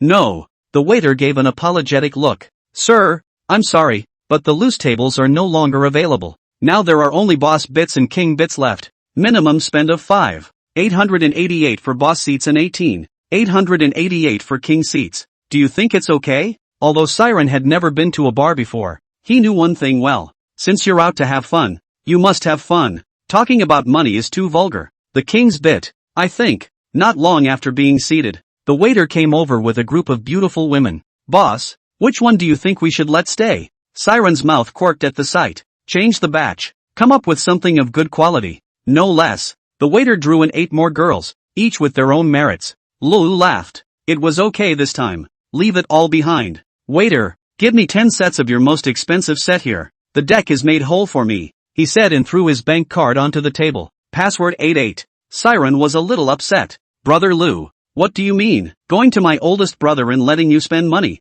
Is it a slap in my face? Lu waved his hand. Hey, who are we to each other? We are friends for life. And the district is just a mundane thing. The stage DJ music suddenly changed. A group of people walked around the entire bar in a neat line, holding up fluorescent signs, with the ace of spades and the flying M table in their hands. In the envious eyes of the crowd, they came to where they were. Good luck to the owner of King 02. His business is booming and he is making money every day. Every day a groom, every night a new bride. Lu Yuhang took out his cigar, and without speaking, the girl beside him helped him to light the cigarette. Older brother, when you have a chance to come to the Northeast, I'll let you see what it means to have a poker face. This is still almost fun for you. Siren smiled and shook his head. I can't enjoy this. It's too hilarious. Not really a favorite. Lu Yuhang wrapped his arm around Siren's shoulders and pointed at the girls around him, opening his mouth unapologetically. It's time for you to change your mind. As far as these girls are concerned, with the right amount of money and a chain around their necks, they can all whine and scream all night. Siren's expression was a little embarrassed. Brother Lu, it's not good to say that. They are also trying to make a living. Older brother, they're trying to make a living. We spend money to be happy. You need to smooth out the reasoning. Lu ordered to the girl beside him. Come on, stand up on the table and dance for both of us. The girl didn't hesitate to get on the table and do a seductive dance. Certain places were hidden from view, and Siren's mouth went dry as he watched, so he had to drink to hide his embarrassment. Lu Yuan clapped his hands in satisfaction. Take out 2 piles of cash and stuff them into the girl's panties. This night, Luh had a great time. Siren, on the other hand, was dizzy and had no energy at all. It was naturally self-evident what Lu Yuhan was going to do when he brought out a couple of girls from the bar. See, old man, I'm going to happy. You don't have to worry about me. I'll play here for 2 days and then go back to the Northeast. Siren didn't hold back much. Although the two had experienced life and death together, they had known each other for a relatively short period of time and were not even friends. All right, I'll be in Lotus City for the next few days, so feel free to call me if you need anything. After the two parted ways, Siren found a chauffeur to take himself home and had a nice long sleep. The next day, after waking up from a nap at noon, I found Li Wenjing. Wenjing, you have to do me a favor later. Anything I can do to help, just ask, Siren said in a serious voice. You'll call the Lotus City Psychiatric Hospital later and tell them I'm mentally ill and have delusions that need to be treated. Li Wenjing touched Siren's forehead. Brother C, what nonsense are you talking about? Isn't it a fever that's confused? Oops, what a fever. I have business to attend to at the asylum. The place is too heavily guarded for me to get in, so I had to blend in as a patient so I could get started. I have to instruct you that you must get me out of the asylum by noon the day after tomorrow, otherwise my life would be in danger. Soon, an ambulance from the Lotus City Psychiatric Hospital arrived at the house. Ma'am, where is the patient you mentioned? Li Wenjing reached out and pointed at Siren, who was not far away. He's my boyfriend and I suspect he's delusional. It's okay and I like to talk to the air. I'm willing to spend whatever it takes to help me heal him. Siren knew it was his turn to perform. Mr. Krabs, why are the straps on your backpacking pants falling off? Oh, what did you say? What did you say? You're not selling burgers anymore. You're playing basketball. Well then, I'll go find SpongeBob and Patrick. Li Wenjing looked at him somewhat speechlessly. It's such a fake pretense that a discerning person can see through it right away. But unexpectedly, the doctor of the hospital had a serious face and opened his mouth to Li Wenjing. Ma'am, this state of your friends is serious enough to warrant immediate treatment. Otherwise, he would slowly sink into a world of his own construction. Can't tell reality from fantasy. Li Wenjing covered her mouth and exclaimed in shock. Ah, what about that? Doctor, please, by all means, heal him. The doctor reassured. Please don't worry, we will do everything we can to save this gentleman. He then nodded to his sidekick. The aide pulled the long-prepared tranquilizer out of the toolbox. Sir, SpongeBob has secrets for me to tell you. Siren subconsciously gulped as he looked at the syringe held in his medical assistant. A stiff smile tugged at the corners of his mouth and he walked stiffly over. Why doesn't SpongeBob let Patrick tell me? The medical assistant approached Siren carefully and quickly stuck the tranquilizer around his neck. Siren blinked his eyes, feeling the entire world spinning around, and finally fainted as his eyes went black. When he opened his eyes again, he was in the middle of a hospital room. He was bound to the bed and couldn't move, cocked his head and looked to the left and right. A patient was strapped to each of the hospital beds on either side. One of the patients locked eyes with him and spoke. How did you get brought here when you look so instrumental? Sir, is it human nature that is twisted or is it morality? Siren's face was full of questions. The patient on the other side of the room was rocking himself from side to side quite regularly. Siren couldn't help but ask, what are you doing? I didn't expect the man to talk back. It's 2:24. 2:24? Siren didn't understand what he meant by that at first, but then an absurd idea popped up. He doesn't think of himself as a desk clock, does he? You're not allowed to use this watch. It's clearly 2:40 now. The seat clock froze and swung faster. Oh crap, I'm slow.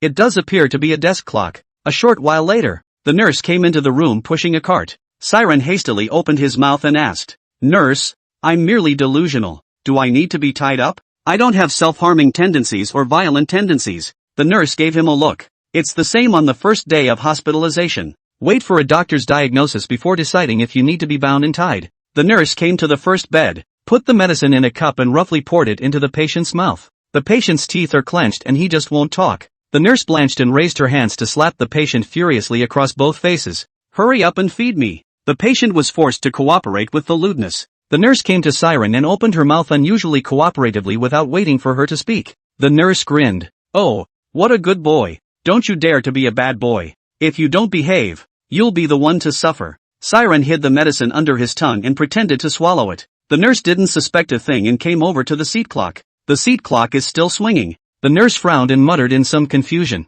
Why is he swinging so fast today? Did it get worse? Originally, Seatbell only needed to take 3 pills. Because of a move by Siren, it directly doubled him to take 6 pills. After the nurse left, Siren spit the medicine out of his mouth. The slapped patient is staring blankly at the ceiling, and the seat clock lay motionless, asleep. Ugh, this place is no place for a human being. After a long time until darkness fell, the nurse finished checking the room, unlocked the door to the ward from the outside, and left. Siren waited for a moment, and when he saw that there was no sound, he began to try to break free from his bonds. But no matter how hard he tried, he couldn't break free. How's this for fucked up? The hands are locked by iron rings unless the entire palm is broken. Siren clenched his teeth, his eyes closed tightly, and his forehead was covered in sweat. Only a muffled grunt was heard as Siren pulled his hand out of the iron ring. The palms of the hands were bloody, revealing white bones. Siren immediately exchanged a yuan qi dan and took it. Soon the palms were back in place,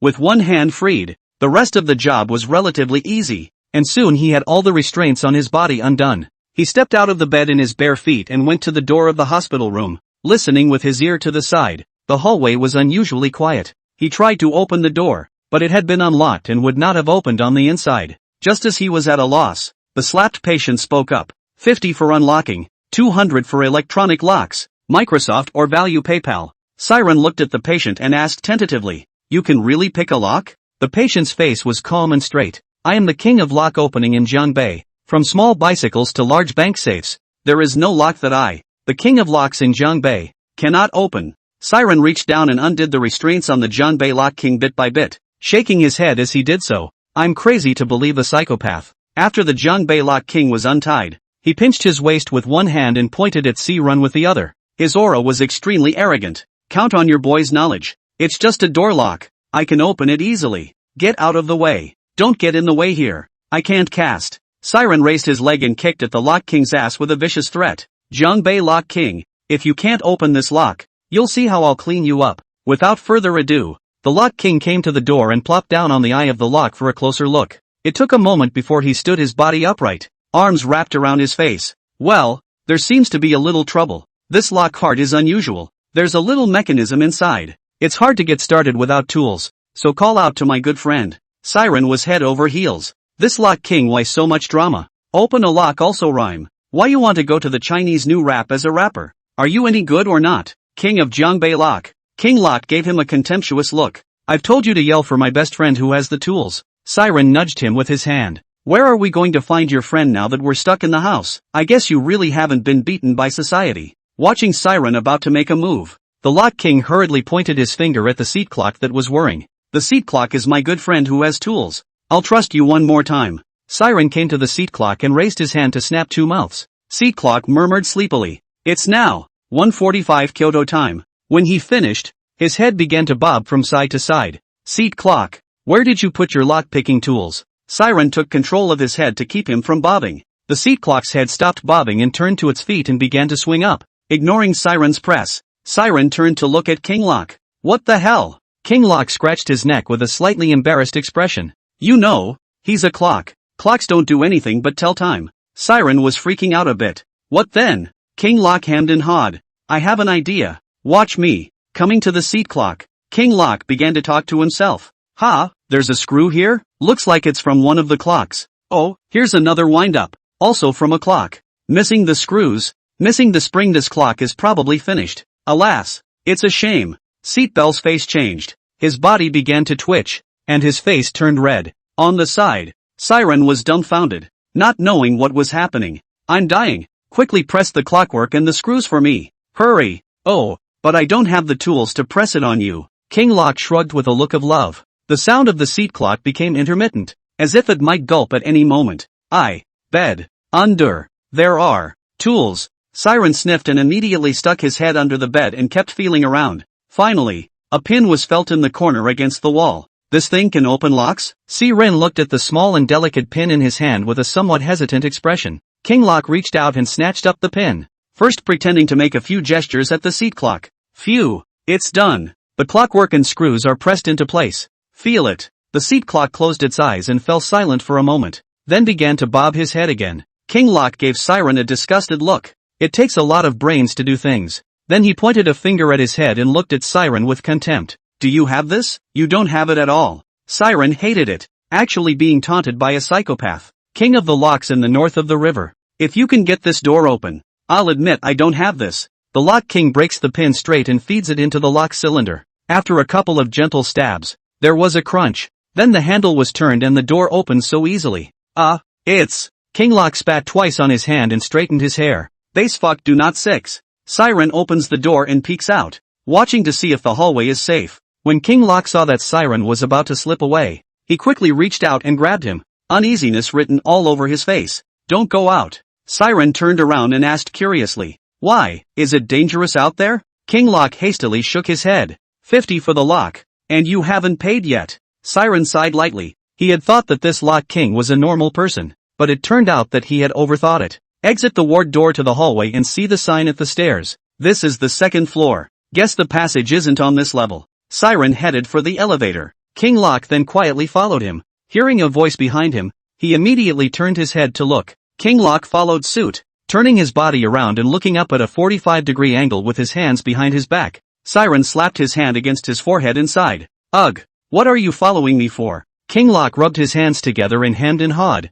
$50 is money too. If you don't give it, I'll keep following you. Dude, I really don't have one right now. Tell you what, day after tomorrow. I'll give you 200 the day after tomorrow. I'm a man of my word. King Lock's face was full of displeasure. That look of aggravation. Whenever you pay me, I'll stop following you. Ding, the elevator went down to the second floor. Siren didn't want to talk nonsense with him and lifted his leg into the elevator. King Lock followed closely behind. Siren looked at the floor in the elevator. There are only floors 1 to 5. And there is no button to go to the basement level at all. Strange. The blurb clearly says the sick bay has 4 underground levels. What's going on here? King Lock raised an eyebrow. Hey, are you going underground? I have a friend who knows the way. Siren turned his head to look at him. Are you sure? Siren followed King Lock's lead to the top floor, then quietly came to the door of one of the wards. The Lock King once again used his skillful lock-picking to open the door to the room. White, wake up. White was a small boy,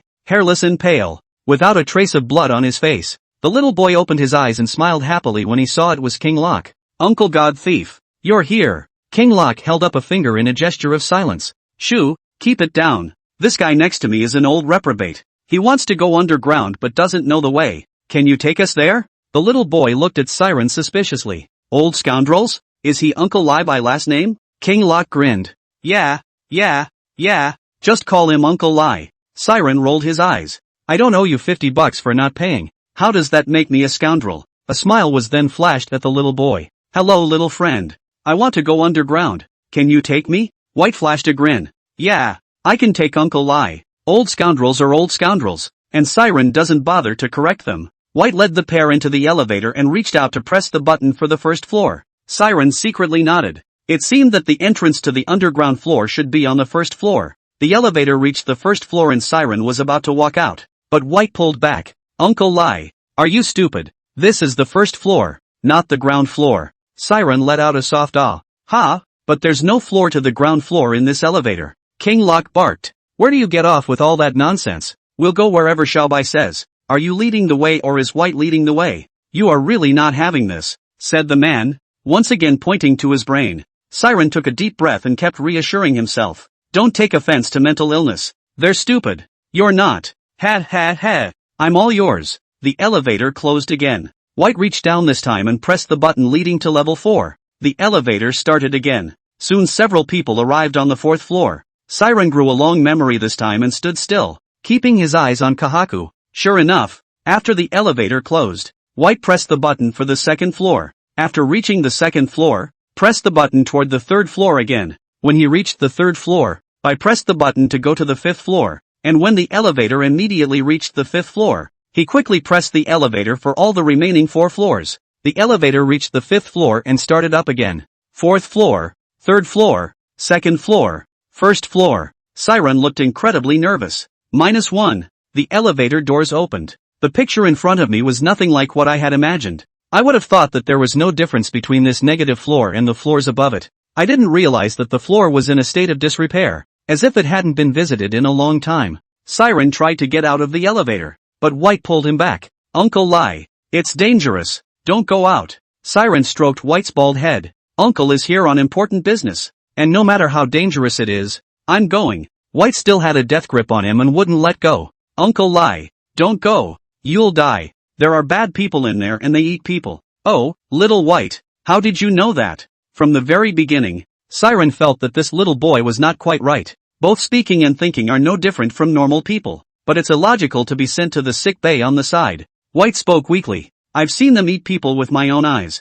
I told my mom and the doctor that they didn't believe me, but I really saw it. King Locke picked up Xiao Bai and comforted him. No crying, huh? Uncle believes in you. Oh, so that's how it is. Siren realized. Bai should be born with yin and yang eyes and can see ghosts. His parents were unaware of this and thought their child was mentally ill, so they sent him to a hospital for treatment. But little did he realize that the ghostly creature hidden underneath the sick house had been discovered by the young boy. He broke the news to his doctor and his parents, and it was not understood. On the contrary, this Locke King feels a little strange. Say he has mental problems, but it does not look like it. To say he's mentally okay, but he's acting in a way that makes him puzzled? King of Jiangbei Locke. Who the hell are you? King Locke didn't reply, just smiled. Seeing that King Locke didn't want to answer himself, Siren didn't pursue any further. You take White back and find a place to hide. As soon as you realize the situation is not right, hurry up and take White out of the sickbay. King Locke's expression was grave as he nodded. Siren watched the duo leave and then began to explore little by little.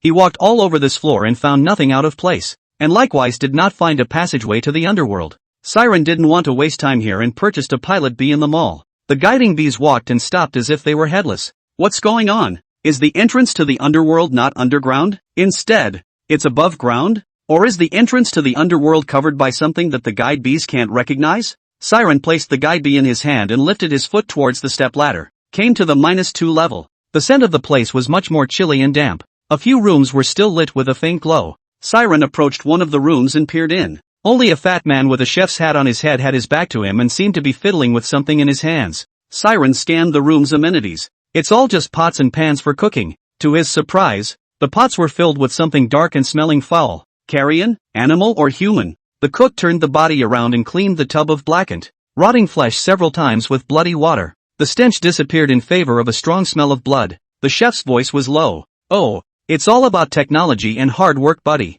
The chef picks up the rusty cleaver and divides the carrion into 6 portions and places them on a plate. Again, on each plate, a human eye and the liver from the human body. Looking at the dishes he had carefully prepared, he couldn't help but rub his hands together with a smug smile. Having admired his cooking, he casually shook the brass bell next to him. Jingle bells rang out in the hallway. A door to a room in the distance was opened. Seeing this, Siren found a random dark room to hide in. The sound of chains clashing came from far away and finally into the cook's room. Is the food ready? The cook and back. Ready, but there aren't many ingredients left, and we need to get some fresh ones soon. The visitor lowered his voice, as if he was afraid of being overheard by someone. Didn't I just send you 3 the day before yesterday? Have you run out so quickly? Did you steal the food? The chef picked up the kitchen knife and chopped it hard on the counter. Don't you fart. You know better than anyone in your heart how many servings of meat have been given away in the last few days. Don't worry about the ingredients. We have it all over our heads. I'll get a couple to bring down later.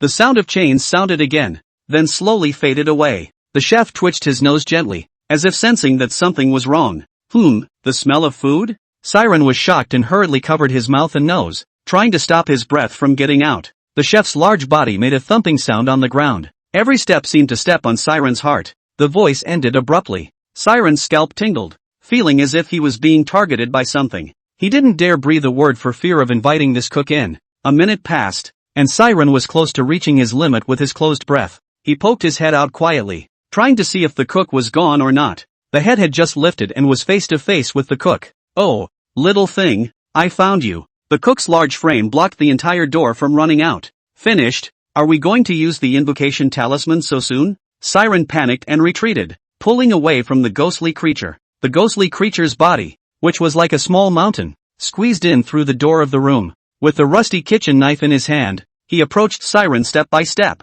"Fresh food. Ha ha." Siren spoke in a hurry, trying to communicate with him. "This brother, can we talk?" The chef swung his cleaver, aiming it at Siren's head in a sweeping motion. Siren dodged the fatal blow with a short stance, taking advantage of this gap between the chef's old power being gone and the new power not yet born. He hurriedly ran out of the chef's attack range. Suddenly, there was a whistling sound behind his ears. Siren didn't have time to think and dove forward with his hands on his head. The moment he fell to the ground, he felt as if something had flown over his head. There was a loud bang immediately afterward. Siren looked up to see a hospital bed smashing a gaping hole in the wall of the room. All of a sudden, the small space was filled with smoke and dust. Siren's eyes lit up and he ran towards the gap in the wall with all his might. The cook was huge but awkwardly built. How could it stop watching a delicious ingredient about to slip from its hands? With a roar, he launched himself at the wall. The wall collapsed under the weight of the cook's 3 hits. When the dust cleared, Siren was long gone. Roar! Siren covered his arm and leaned against the wall, breathing heavily.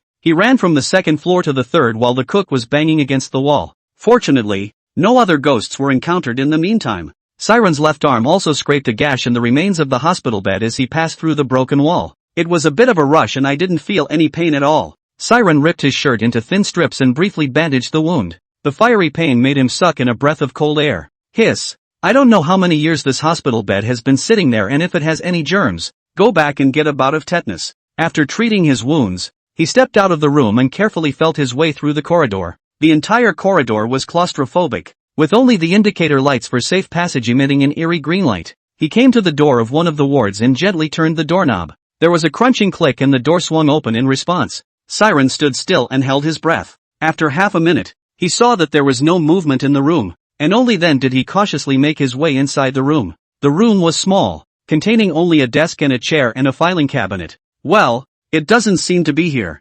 Siren frowned. "He knows I'm here?" Siren sensed that the cook's goal was clear, and that he was coming for himself. "Naya, it's never going to end, is it?" He redeemed the invocation talisman and prepared to fight the cook hard at any time. But to his surprise, the cook suddenly turned around and left when he was less than 5 meters away. Siren didn't move. He wasn't sure if this was some kind of trick it was pulling. As the voices faded away, he finally determined that the cook had indeed left. Instead of rushing off, Siren fell into deep thought. It shouldn't. This cook has no reason to spare himself. He's so sensitive to the smell of blood. How could he not find me? A sudden realization dawned on Siren. I understand. There must be something around me that masks my scent. It's like the pilot bees suddenly failing to find a passageway to the underworld. If that was the case, then the underworld passage should be on this level. And it's near me. Siren stepped out of the room and took a look at the surrounding wards in turn. Checked 3 wards in a row and found nothing. Just as he was about to push open the door to the 4th room,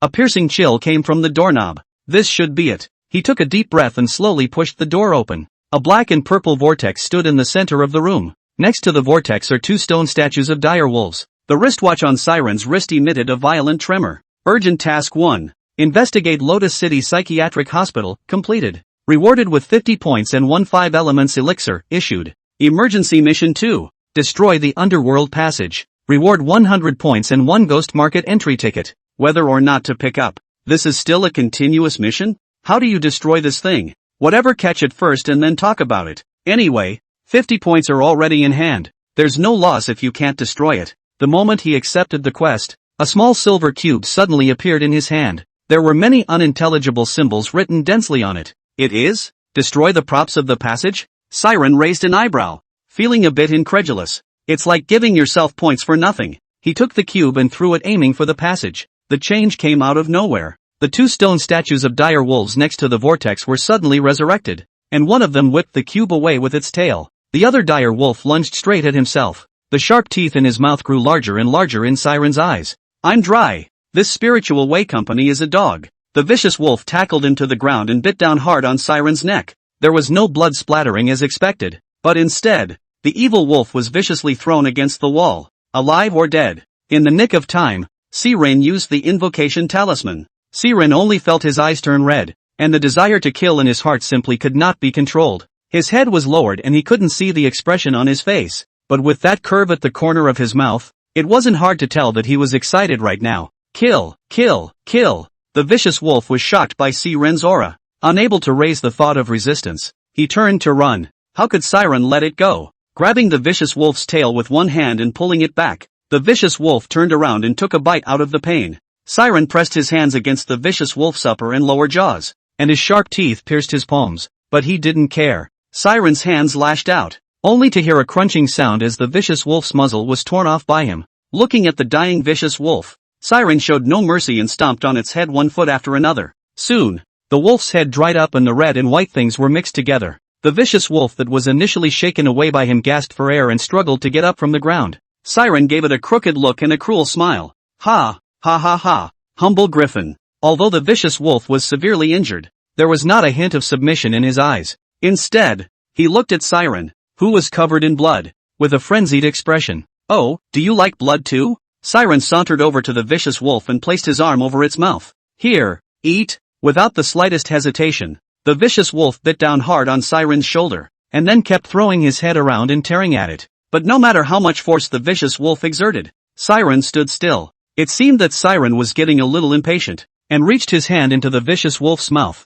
lashing out and grabbing its spine. Then with a forceful jerk, a complete vertebrae was pulled out of the vicious wolf's body. The sound of the fight attracted all the ghosts in the fourth underground floor. The first to arrive was the cook. Siren turned his head, a red light flickering in his eyes, and it was as if the cook had discovered something terrible. Panicked, he threw the kitchen knife to the side, and his whole body fell to the ground, trembling like chaff. Siren stepped confidently to the cook and opened his mouth grimly to order, "Pick up the knife." The cook's body trembled and he didn't dare to move a muscle. "I told you to pick up the knife. Don't you understand?" The cook picked up his kitchen knife, uneasiness and fear written all over his face. Siren spoke again and ordered, "Cut your head off." The cook slowly raised his arm and placed the cleaver on his neck. There was a pleading look in his eyes. Siren turned back and said in a cold voice, "Cut. Don't make me say it again." The cook looked at Siren's determined back. His eyes lost their color and he could only resign himself to his fate. One cut after another on his neck. Not even a hint of dissatisfaction dared to show in his eyes until his body and head were separated. The obese body slammed to the floor, blood spurting out of his neck and staining the entire room red. Siren found the small piece of iron in the corner and casually threw it into the vortex. The vortex accelerated its rotation, creating a huge suction force in the room, as if it was a black hole that kept devouring everything around it. It was as if Siren had roots under his feet, and he did not move in the face of the enormous suction force. But these ghosts that came after were miserable, and before they could figure out the situation, they were all sucked in one by one. The vortex shrunk little by little and eventually disappeared. Siren walked upwards, floor by floor, to the elevator door on the -1st floor, and activated the elevator to return to the first floor. Ding! The elevator door opened and Siren walked out covered in blood. It so happened that the security guard was patrolling on the first floor and saw the scene and shrieked in horror. Noisy! Siren tapped his finger, and the security guard could not make any sound, as if he had been strangled by something. Hands over his neck, both legs twitching on the floor. It looks like it's not going to survive.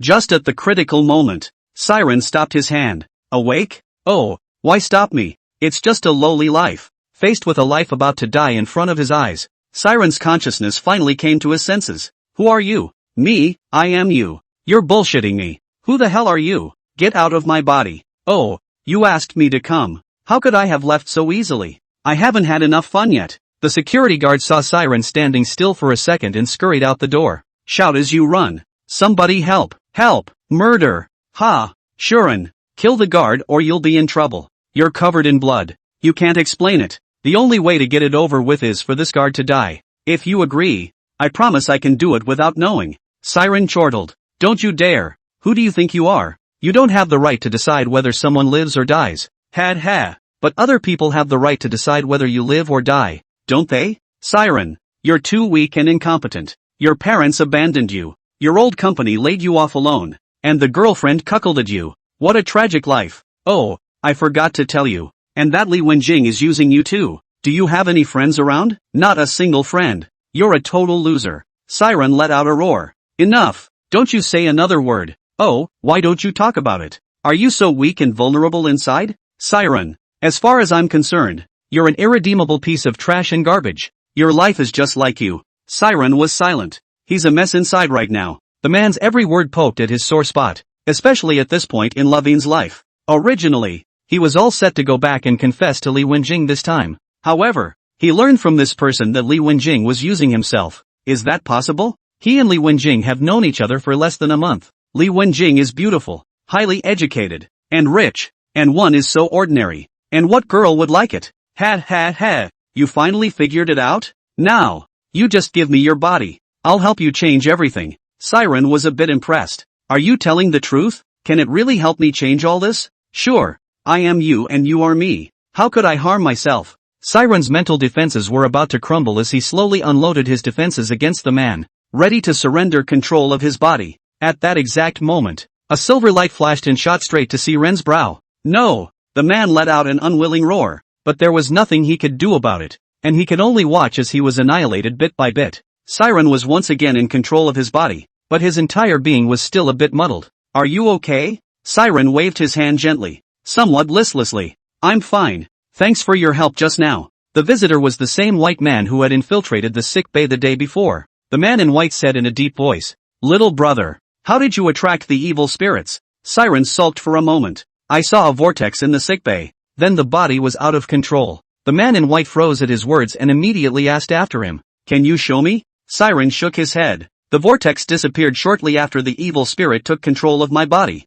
The man in white frowned and muttered, It can't be. How could it disappear? LOL. Forget it. Everything is fate. Turned around and was about to leave. Siren spoke in a hurry. That thing that just took control of my body. What is it? The man in white explained. This thing we call evil. Everyone has the darkest side of their heart. Instead, they force people to release the dark side of their minds and amplify it infinitely through verbal stimulation. Some are greedy for money, some are lustful, and some are brave. So what they say is true. Siren looked at the man in white with a face full of expectation. The man in white shook his head. Of course it's fake. They are good at exploiting human weaknesses, especially after possessing a human body. They can probe the thoughts in your mind and read your memories. They know what you care about the most and what you hate the most. Although the man in white explained it clearly. However, some distrust of Li Wenjing still arose in Siren's heart. Maybe because of low self-esteem? Suddenly, the entire sickbay was lit up. The police slowly approached the sickbay with weapons in hand.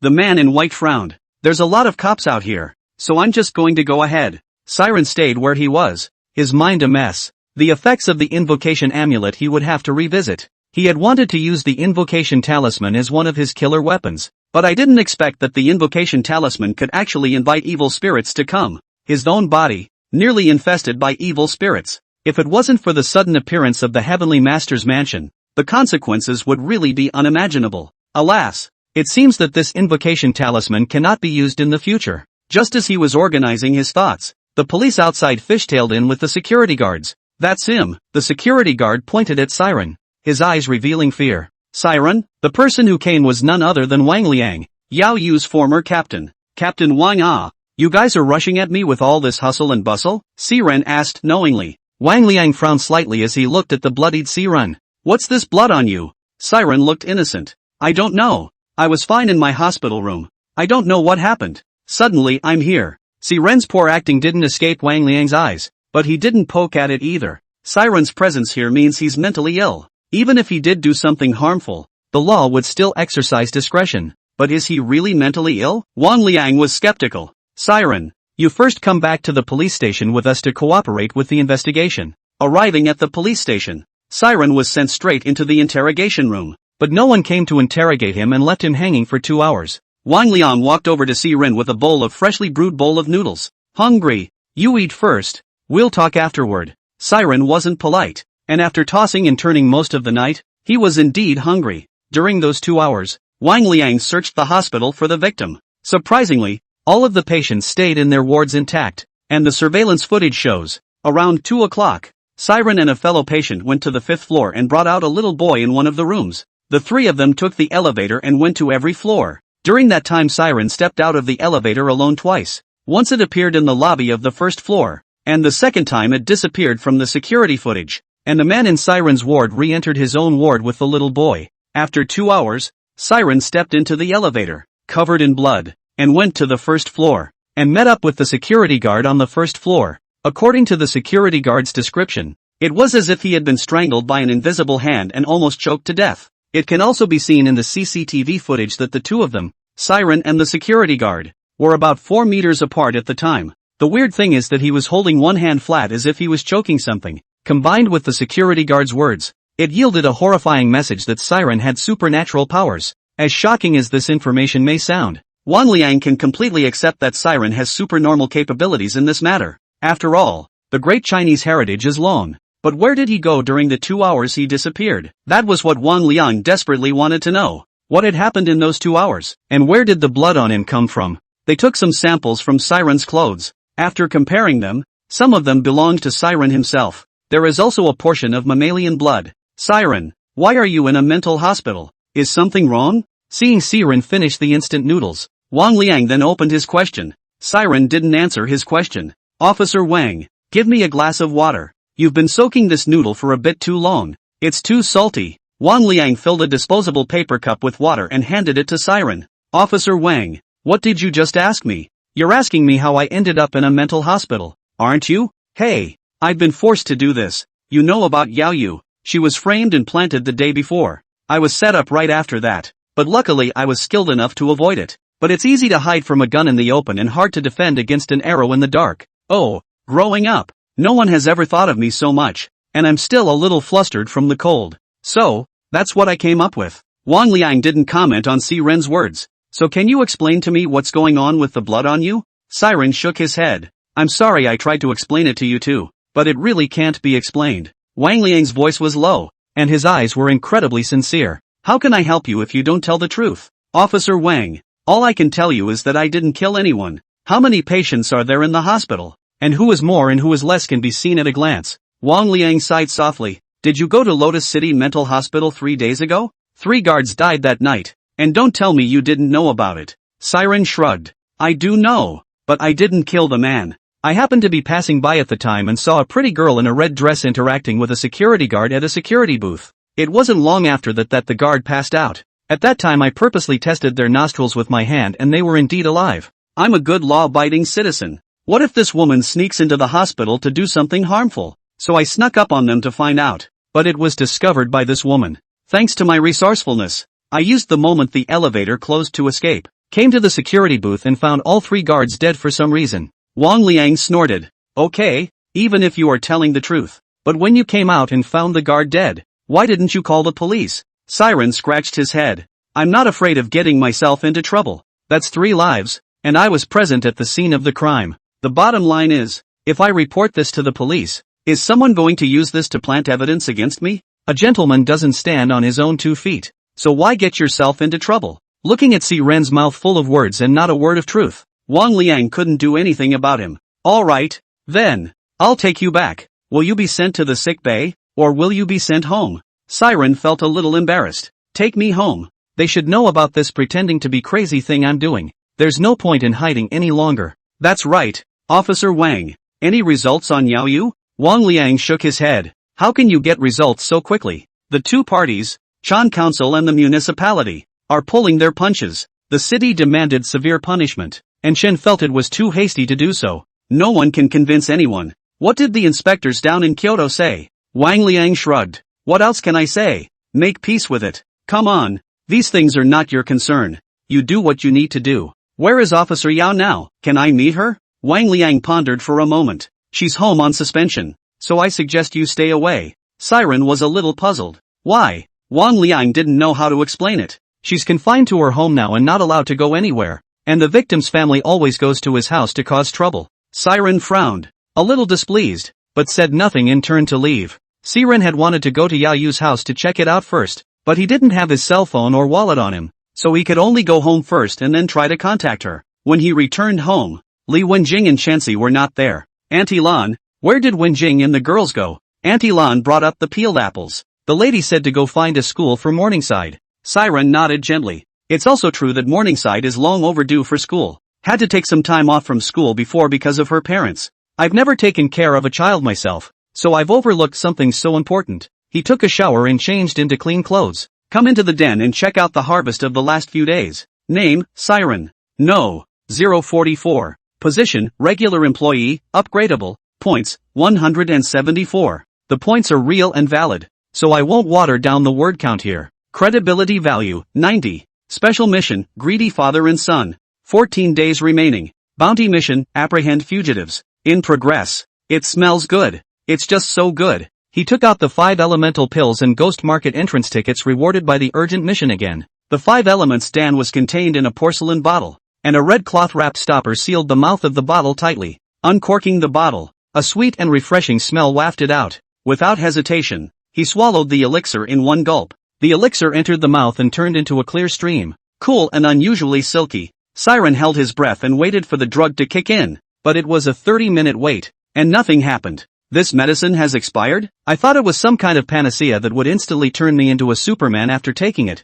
but it turned out that I had eaten a lonely one. But Siren wasn't particularly disappointed. After all, he was running for points to begin with. As for the ghost market admission ticket on the side, he just glanced at it, not really caring about it, pulling open the drawer and throwing it in. Well, there's enough points for a promotion first. With every promotion, the official website would introduce some new gadgets, and he was curious as to what kind of surprises Spiritual Path would give him this time. The promotion button was tapped and 50 points were deducted from the original 174. The position also changed from regular employee to team leader. The interface also has a new feature. Forums. Driven by curiosity, he opened the forum. All the people posting comments in there are from other sect companies. The posts have been all over the place, saying all sorts of things. Siren has nothing to do right now, so it's a good time to test out the forums. He filled in the search page with the 3 words 5 elements Dan, and instantly the page jumped and many posts related to 5 elements Dan were presented to him. However,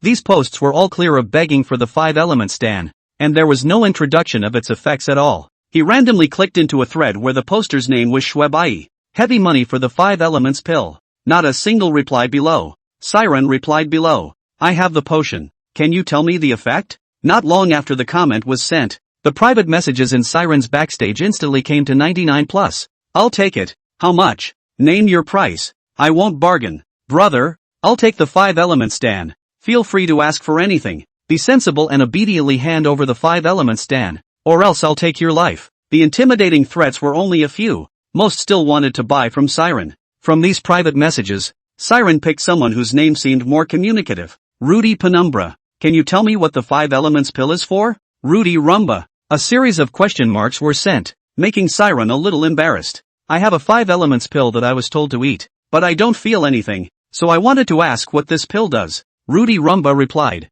Fuck off. I'm busy, don't bother. Siren froze. This wasn't what he thought it would be. I thought the other one was a comedian. Usually comedians are very easygoing and nice to be around. How is this one an exception? Alas, it is said that the people of Ludi are warm and generous, and today I realize that the rumors are somewhat untrue. Rudy Penumbra wasn't happy about it. You're playing the art of war with your father, aren't you? You think I'm gonna fall for that? Beautiful thought. Siren shook his head and laughed bitterly, not expecting to actually be seen by this bastard. He was just about to go ask the others when he saw another message from Rudy Rumba. The 5 elements pill effect increases your life by 20 years. Unusual ghosts and monsters dare not get close to you.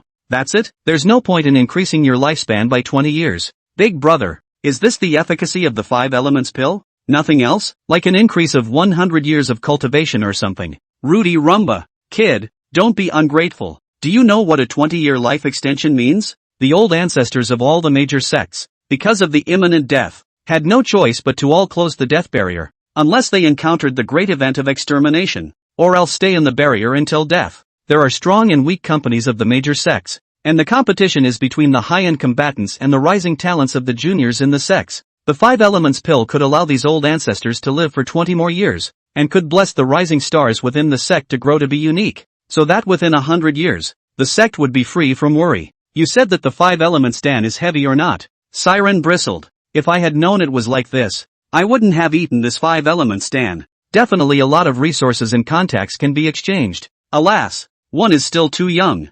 Siren gave a thank you to Rudy Penumbra. I am deeply impressed with how too kind and welcoming you Luddites are. Thank you, Big Brother, for clearing up my confusion. Siren closed the private message and set his eyes on the spiritual path mall. He rubbed his hands together. Hey, it's exciting time to see what goodies a promoted team leader will add to his or her repertoire. The eyes swept quickly downward. 8 items come to mind. Clear Spirit Elixir. Points 1. Removes all negative statuses. The Elixir of Beauty. Point 1. A woman's favorite. Amulet of Spiritual Protection. Points 5. A common amulet. True Inflammation Talisman. Points 5. Fire Attribute Talisman Seal. Highly lethal to ghosts and monsters. Substitute Doll. 15 points. Limited to 1 per month. Resists 1 lethal attack. Amulet of Returning Sun. Points 30. Can briefly resurrect the dead no more than a month old. Effect lasts 7 days. Red Blood Spell. Points 200. Use your own blood against ghosts. Soul Locks.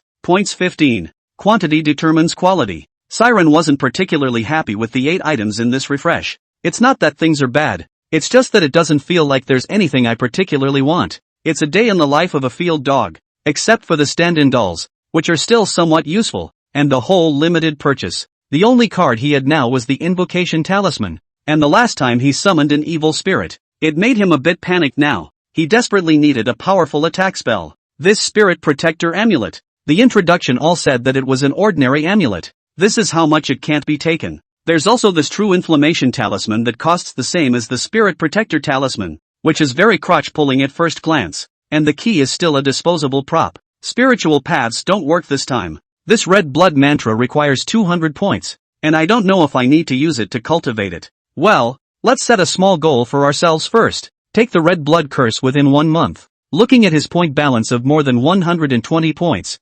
Siren had an itch. Why don't you try your luck by drawing a few Wanxiang boxes? Don't smoke much, just a fraction. After hesitating for a while, I finally took the plunge and bought 4 Vanguard boxes. Here, little baby, let's see what's inside you. The first manifestation box holds a bloodstained embroidered shoe. Siren looked at the shoe and couldn't help but break out in a sweat. What the hell is this? I wouldn't mind even if you gave me a pair of domestic high fashion. What do you mean you're giving me an embroidered shoe with blood on it? I can't throw it away yet. What if it's a good treasure? If you don't throw it away, it's an uncomfortable thing to have in your hand. How about hanging it up for sale in the forums, just in case there's any ingrates out there who like to get their kicks? Once Siren had a plan. He opened the second Wanxiang box. Inside was a pile of white paper figures that had been cut and counted to be 20 in all. Siren shook his head and continued to open the third box. The box contains 10 identical 5 Thunders talismans and is stamped with the Divine Night Jade Wind Bow seal. The moment he opened the box, he felt his body tingling as if electrocuted. He hurriedly covered the Wanxiang box,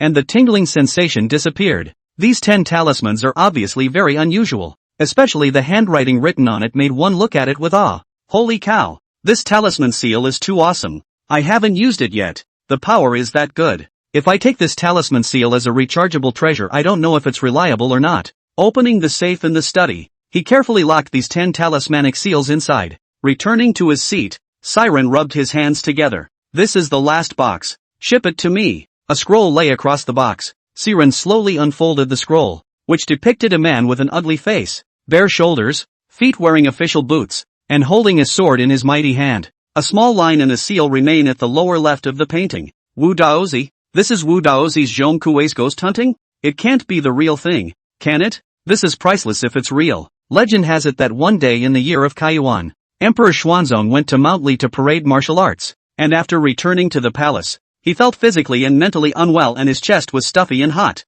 Within a month or so, the imperial doctors tried their best to cure Emperor Xuanzong's illness. Suddenly one night, Xuanzong dreamed of 2 ghosts, one large and one small. The little one, dressed in a dark reddish-colored garment, with 1 foot bare and the other wearing a shoe with open toes, and a bamboo bone fan stuck in his waist, stole Emperor Xuanzong's jade flute and Yang Guifei's purple-scented pouch, and ran around the hall. The big ghost, wearing a hat, a blue coat, 1 arm exposed, and leather boots on both feet, chases the little ghost and chops him up and eats him. So Emperor Tang Minghuang asked where the big ghost came from. I, Zhong Kuei, the man who failed the martial arts examination, vow to rid the world of demons with his majesty. Emperor Ming woke up with a start and felt better and stronger. So he summoned the painter Wu Daozi, told him about the dream, and ordered to draw Zhong Kuei to catch ghosts to present. Wu was ordered to do so, and the idea matured and was quickly painted. and it's exactly the same as in Emperor Ming's dream. Looking at the Zhongkue ghost hunting diagram in his hands,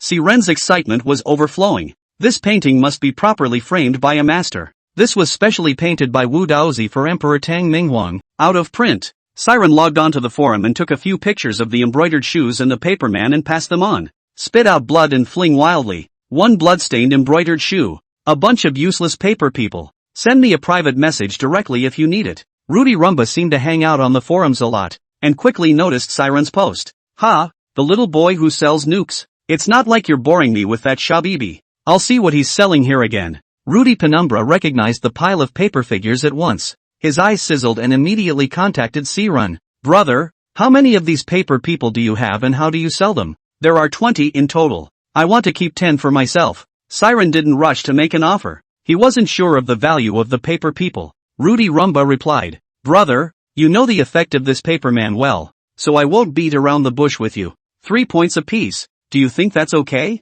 Siren was moved to sell 10 paper figures and get his money back from smoking the box of 10,000 elephants. But now there is a key question. Are the points in their hands the same as their own company's points? If that was the case, what was the use of them keeping these points? Could it be that something similar to the Spiritual Path Mall also existed? This was impossible. Huang Quan had said that the spiritual path was a unique existence. The Rudy running bastard seemed to have some IQ issues, and Siren decided to test the waters. What's the point of me wanting these points? They don't do anything. I don't want points. Bartering is fine. Rudy Penumbra hurriedly explained. Brother, listen to me. These points are the common currency for transactions in the ghost market. The ghost market only recognizes this. That's why we trade in points privately as well. Siren raised an eyebrow and continued. You need a ticket to the ghost market to enter it, and I don't have that. What's the point of not being able to get into the ghost market points? Rudy Penumbra was a bit anxious and hastily explained. The ghost market in the underworld is every month, and you don't need an admission ticket.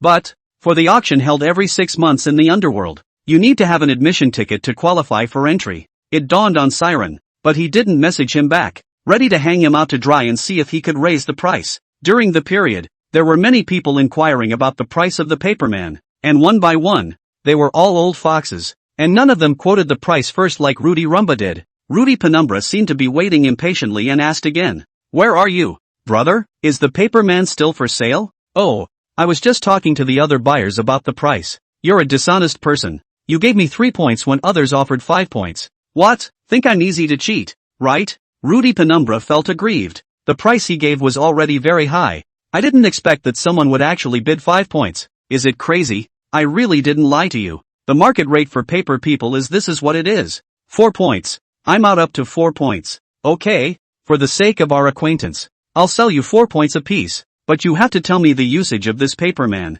Siren smiled wryly, finally revealing his fox's tail. Rudy Penumbra was confused and reacted immediately. You swindled me? Then he shook his head with a bitter smile. This price wanna hide certainly cannot be hidden. After all, the paper people are also considered to be a hot commodity. They do not buy, others will also buy, but the price usually hovers around 3 to 4 points. Alright. You'll find out sooner or later anyway. There are many uses for this paperman. More commonly, it is to write your enemy's birthdate on the body of the paperman and drip his blood on his name. In this way, the attacks you use against the paper people are mapped onto your enemy's body. The second we call it the paperman carrying technique. This spell requires the caster to enter the home of the person they wish to cast the spell on, and by drinking the water in his home, or eating the food in his home, they can order the paperman to steal anything in his home. But I should warn you that if the other party hides something in the water, or wraps it in something obscene like a woman's aunt's napkin, the paperman loses its effect. In the end, Siren sold 10 paper figures to Rudy Penumbra for 40 points. Keep 10 for yourself just in case. This embroidered shoe has been hanging around the forums for quite some time and has gone unnoticed. Forget it, if no one buys it, just put it away for now. An embroidered shoe can't make much of a mess. Siren dialed Yao Yu's number. Hello? The number you have dialed is turned off. Please dial again later. Hang up on me? Siren felt a little incredulous. After all, the two had fought side by side, through life and death, and were considered comrades in arms. Officer Yao, what's your situation? I'm not even answering my phone. Where are you? I'm coming over to you now. Siren edited the text message and sent it, but it took a long time to receive a reply. Looking at the delayed movement of the cell phone, Siren got a little anxious. She's not in danger, is she? No, I have to go over there. Saying that, he purchased a guide bee and followed the guide bee's guidance to the downstairs of Yao Yu's house. 2 white banners were pulled on either side of the unit's door with black pen writing on them. Police officer Yao Yu shot in the street for no reason, causing my daughter to die tragically on the spot. Punish the murderer severely and return my daughter's life. The family of the deceased cried their hearts out as they cradled the black and white photo of their daughter. A group of eaters were pointing at each other. That's a good-looking little cop. And he's a captain at a young age. Che, what do you know? The brother-in-law of the son of the second oldest in my third aunt's family. He's also in the CID. He told me that this little cop is having an affair with the chief. Either that or this has been dragging on with no results. I'd say nah. It's more than likely the chief lover of hers who's been helping him around. That's not how it works. Don't talk nonsense if you don't know. I heard that the little cop was on drugs and hallucinating, which is why he shot the bus in the street. Her boyfriend at the time found the owner of the bus company and then offered $5 million to try to get him to take it on. People have money and power. They can't be messed with. Siren looked away and said nothing. There are some things that can't be explained, but instead, they get worse. He walked through the crowd, entered the unit, and took the elevator straight to Yao Yu's door. The moment the elevator door opened, a stench greeted him. Siren covered his mouth and nose and couldn't help but frown. The door to Yao Yu's house was half hidden, and there were stains all over the iron door, and the walls. Feces and unknown liquids mixed together. Half a bucket of feces remained on the floor,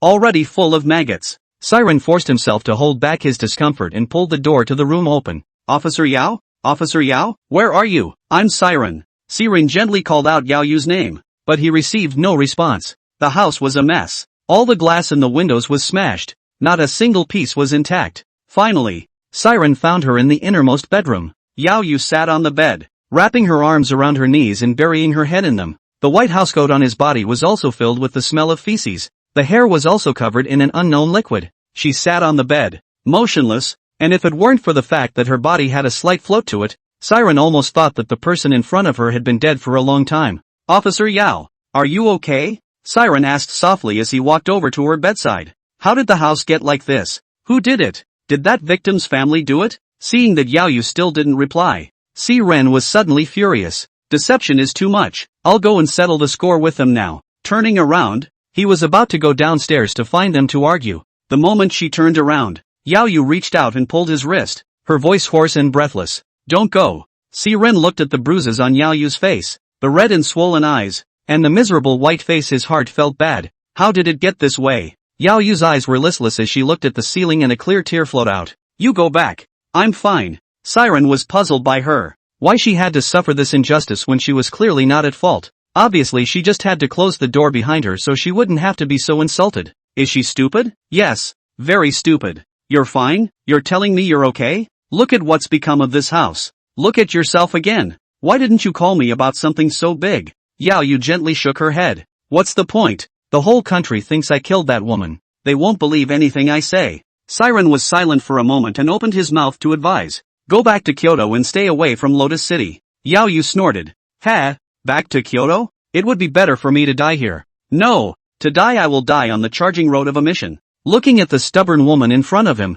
Siren was somewhat speechless. This woman is so axial and one-dimensional. He shook his head and walked into the bathroom, catching a tub of warm water and walking out with a towel. Siren gently wiped the dirt from Yao Yu's body. At first Yao Yu was refusing, gently dodging. It only subsided when Siren spoke up and scolded her. Don't move. Don't blame me if poop is going to fly out of your mouth. Yao Yu gave Siren a grudging look and allowed him to help her organize herself. Perhaps Siren's heckling just now was too loud and startled the families of the victims downstairs. They came to the door again. 5 or 6 strong men, aggressive and grim-faced. Kid, I saw something wrong with you just now. You're the driver who was driving that day, right? You're the one who bribed the owner of the bus company with $5 million, right? Siren did not turn around, still carefully and meticulously wiping Yao Yu. Get out! The burly man stared, then laughed out loud. Ha ha ha, what did you say? Let's get the hell out of here. Do you know that we are the victim's family? And you are the ones who are in the wrong. So why should you tell us to get out? She's a murderer and you're an accomplice. Both of you are one and the same. Siren turned back, his face grim. Even if I am an accomplice, what can you do to me? Kill me? Don't you dare. If I'm at fault, the law will come after me. You enter someone's home without their permission. That's called trespassing. You're breaking the law. Do you know that? Also, who threw the paint and feces outside? Hurry up and restore me to my original state, or I'll make you all suffer. A few of the men were obviously a bit colorful, but continued to talk tough due to their strength in numbers. "Call the police if you can. I'll see what I can do about us. We can't wait to make a big deal out of it." Siren gave a shady grin. "Why would I call the police? I can get someone to clean up your crap for just a few bucks. You know, I took 5 million out without even blinking an eye. What are you going to fight me with? I'll let you off the hook because you're victims too, but don't stomp on me. Before the dust settles, if you dare to mess around again, I'll make sure someone will waste your legs. If you don't believe me, try it and see if I dare."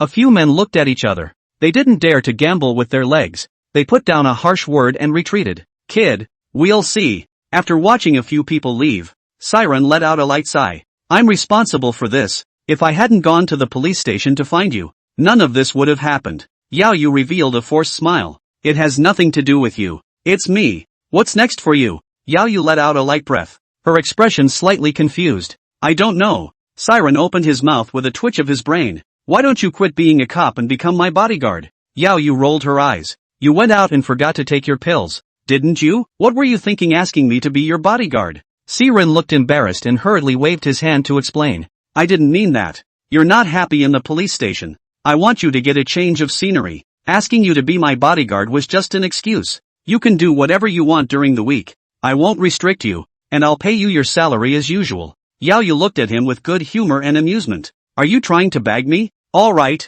kid. I didn't see it coming, but you've got some guts." Seeing that Yao Yu reacted so violently, Siren had no choice but to call it quits. "Are you hungry? Has it been days since you've eaten? Get cleaned up and I'll take you out for a bite to eat." Yao Yu turned her head back. "I'm not going. If you want to go, you go alone. Don't you make me get rough." Yao Yu glared at him. "Try moving me?" Siren rolled up his sleeves and made a move to pick her up. Seeing this, Yao Yu immediately reached out to stop it. "What are you doing? Don't touch me. I'll go." Yao Yu washed up and followed Siren towards the outside of the unit. When she walked to the door of the unit, Yao Yu hesitated. She didn't know how to deal with the families of the deceased. Siren seemed to see her concern and spoke. "Wait here for me. I'll be right back." Looking at Siren, who turned to leave, Yao Yu was a little flustered. "Siren, don't you leave me here by myself." She has suffered so much cyber violence in the last few days that her mental state is on the verge of breaking down at any moment. Neighbors pointing fingers at her, the victim's family's lack of understanding,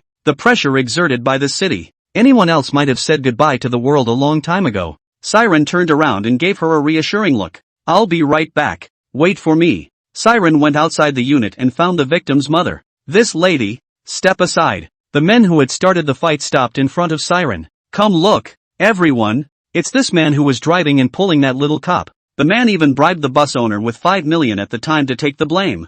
Saying that, he took out his phone and kept taking pictures and videos of Siren. Siren didn't dodge, and even when the camera disliked his face, he wasn't the least bit annoyed. Turning to the victim's mother with a smile, "Auntie, we sympathize with you on the death of your daughter. But before the facts are investigated, would it be too arbitrary for you to conclude that Officer Yao did it?" Where was the victim's mother to listen to Siren? "Do you know how badly my daughter died?" The face was completely disfigured, the stomach broken open with a big hole, and the intestines scattered all over the place. She's only 30. She's only 30. Why are your hearts so hard?" Siren had a calm face. "Do you want to see your daughter again? I think she'll tell you the truth about what happened." The victim's mother first flinched and opened her mouth to chide. "What are you talking about? My daughter is dead." Siren nodded. "Yes, I know your daughter is dead, but I can bring her back to life temporarily, but only for 7 days. Without waiting for the woman to reply, the man beside her was not pleased. "Third aunt, don't listen to him.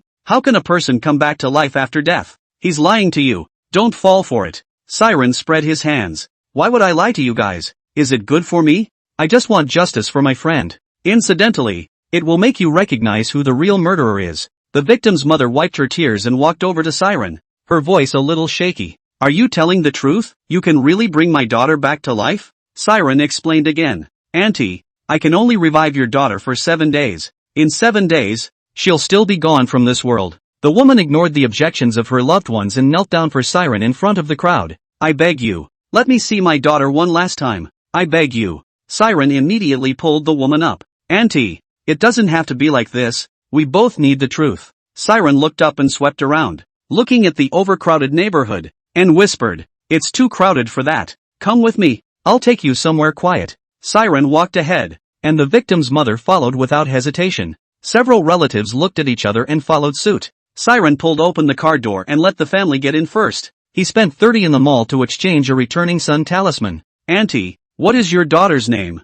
And tell me her birth date. Siren wrote the dead man's name and birth date on the returning son talisman, and then set it ablaze with fire. Not long after, a shadow slowly appeared in the car. The woman covered her mouth and looked incredulously at the increasingly solidified figure. The tears couldn't be stopped. Anna, is that you? Anna Lu blinked, as if she hadn't figured out what she was in for. A familiar call brought her confused thoughts back to reality. Mom? All of Anna Lu's relatives were thrilled. Where had they ever seen anything so amazing? Siren coughed lightly. Why don't we let the mother and daughter talk alone for a while, and we'll wait outside for a while? Yes.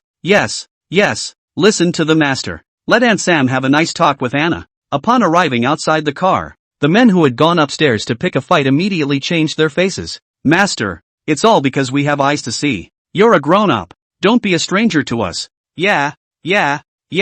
We were out of our minds. Siren smiled. It's human nature not to blame you. A master is a master. High-minded and tolerant. The sea is full of rivers and streams. And the rest. Rest your head let you read more. This is a disgrace, right? You a second grade level in this drag, what idiom? Luana's mother, her eyes red, pulled open the car door and said softly, Master, Anna has a few things she wants to say to you. Siren got into the car and looked at the mother and daughter snuggled together. What's wrong? Anna first thanked Siren, and then slowly recounted what had happened. 3 days before Luana's accident, her boyfriend Shui Yang gave her an amulet wrapped in red cloth. I told her that I had asked for it from a Taoist monk, and that it had been blessed and was very effective. Shui Yang is her age, but does nothing and loafs around all day. Every day they either go out to eat and drink with their group of fox friends or shake their heads at whichever bar or nightclub they are at. The reason why the two of them have dragged on for so long without getting married is because Shui Yang can't put his heart away and is only thinking about having fun.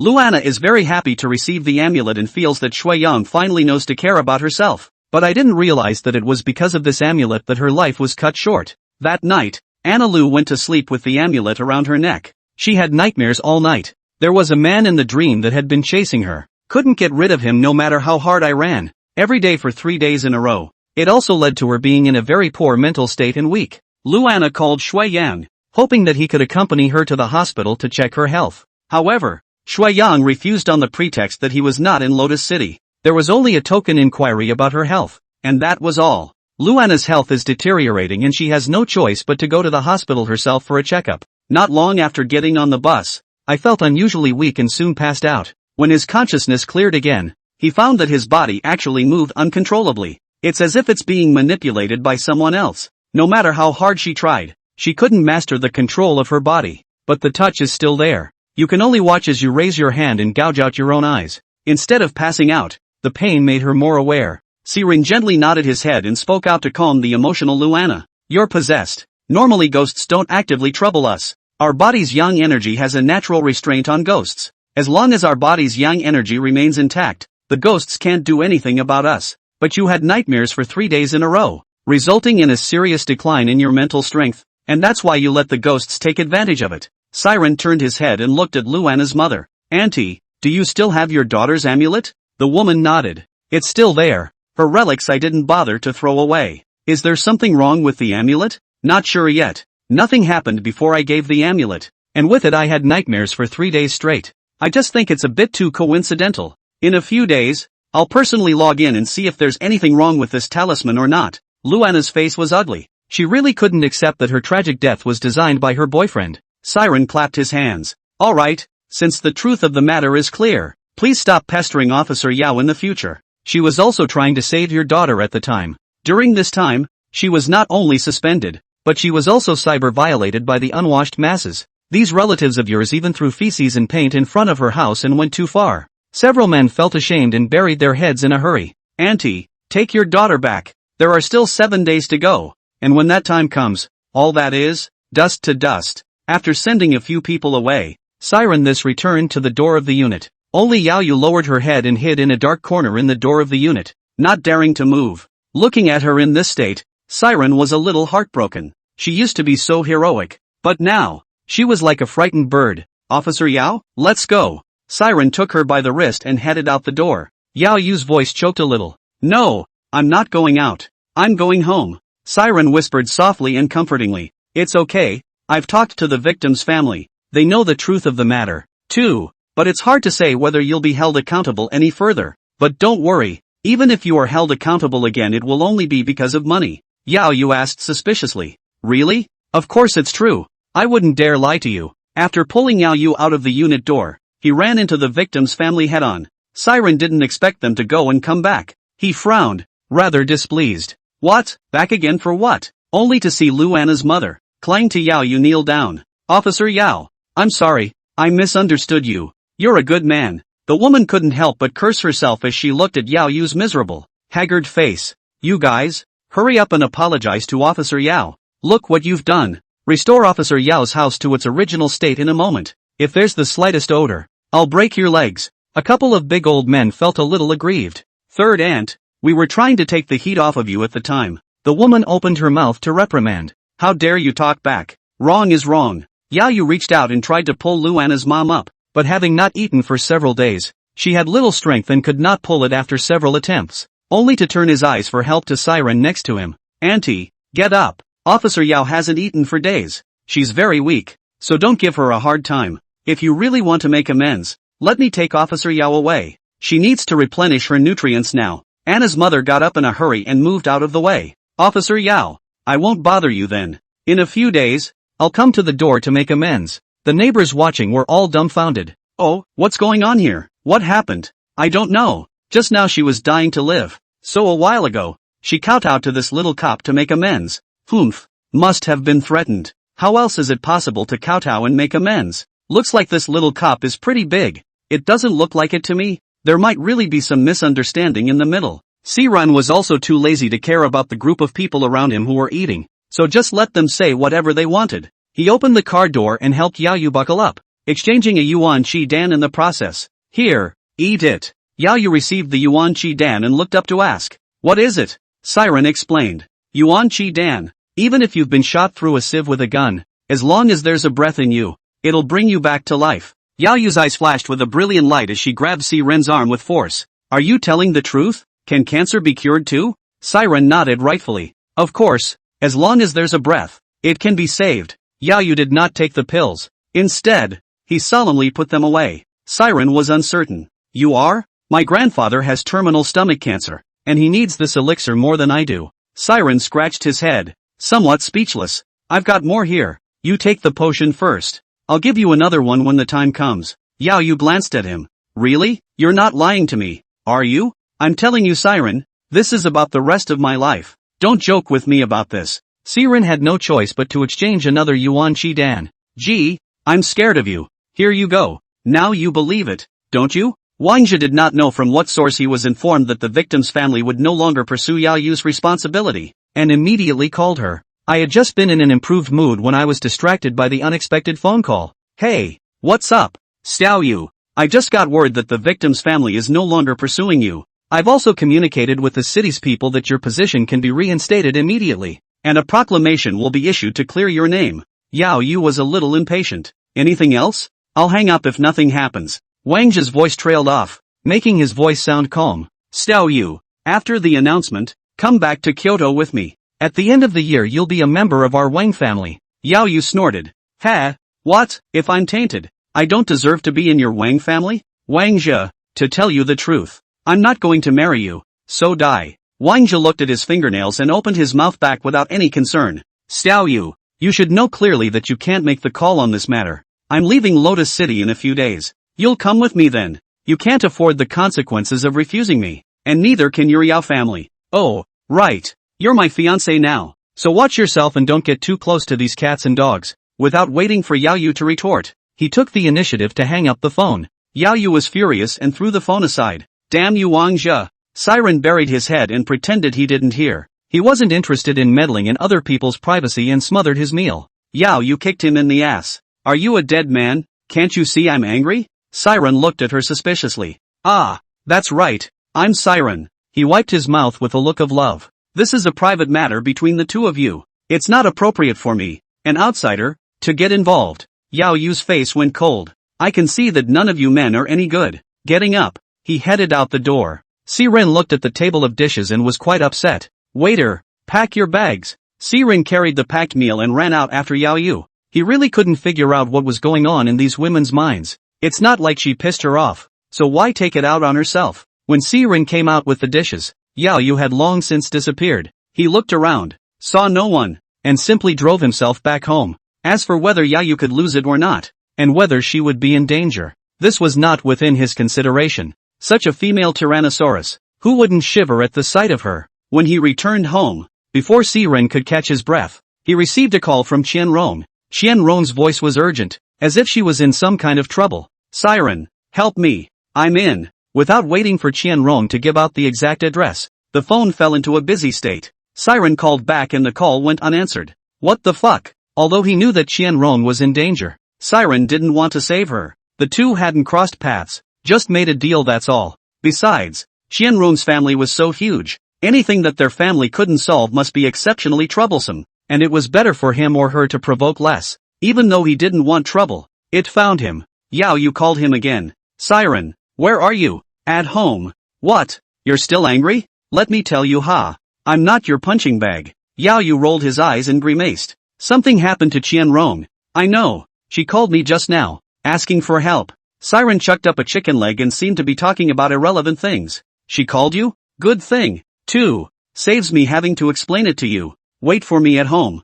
I'll be right there. Siren cut her off in a hurry. You wait a moment. What are you doing in my house? I'll state in advance that I'm not involved in this. Where's all this nonsense? Wait for me at home. Yao Yu hangs up the phone and rushes to Siren's house. Despite Siren's reluctance, he really didn't have a single thing he could do in the face of Yao Yu, who had a determined attitude. I say, Officer Yao, what are you singing about? Don't forget, you're still suspended. Yao Yu dragged Siren into the car. Qianrong asked his family for help. She asked on the phone for you to come along. Master Qian has carefully investigated your background and thinks that you were just an ordinary person who can't play any role, so it wasn't taken seriously. A group of his own disciples were sent to the rescue, but the group that rushed to the rescue also lost contact. It took Siren a moment to come back to his senses. Oh, this Master Qian thinks I'm a dispensable minor character, and doesn't think highly of me at all, chant? In that case, all the more reason I can't go. Push the door open and get out of the car. Yao Yu spoke out to calm down.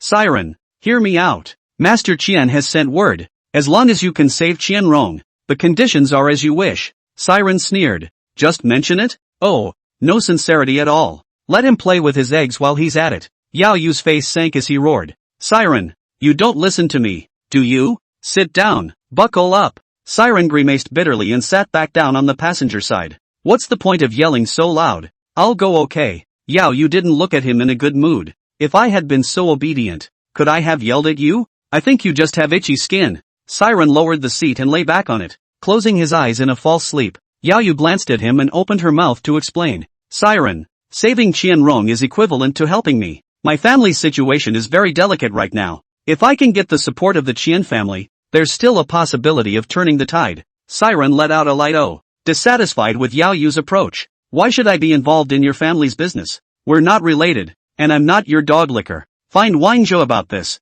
Find me what? It seemed like Yao Yu could see that Siren was unhappy, but she wanted to say something, but when the words reached her mouth, she couldn't get them out. The two of them just stood there in the car, neither one refusing to speak. I don't know how long it took, but Siren woke up quietly. He looked at his body covered with Yao Yu's jacket. His heart softened and he opened his mouth to ask, how much longer to get there? Yao Yu rubbed his dry eyes and scanned the map. It's still 4 hours away, so get some more sleep. Siren sat up straight and hung his jacket over the back of his chair. Pull over and let me drive instead. Yao Yu smiled. It's okay, we'll be there in a minute. Come on, don't be a hero here. There's a whole lot of trouble waiting for you back there. Yao Yu also stopped dwelling on it, and the two of them exchanged places and continued to rush. She slumped back in her chair and cocked her head, looking at Siren, who was fully focused on driving the vehicle. Gradually the eyes closed. At nightfall, the two came to the foot of an unknown mountain with no village around. Looking at the high mountain in front of him,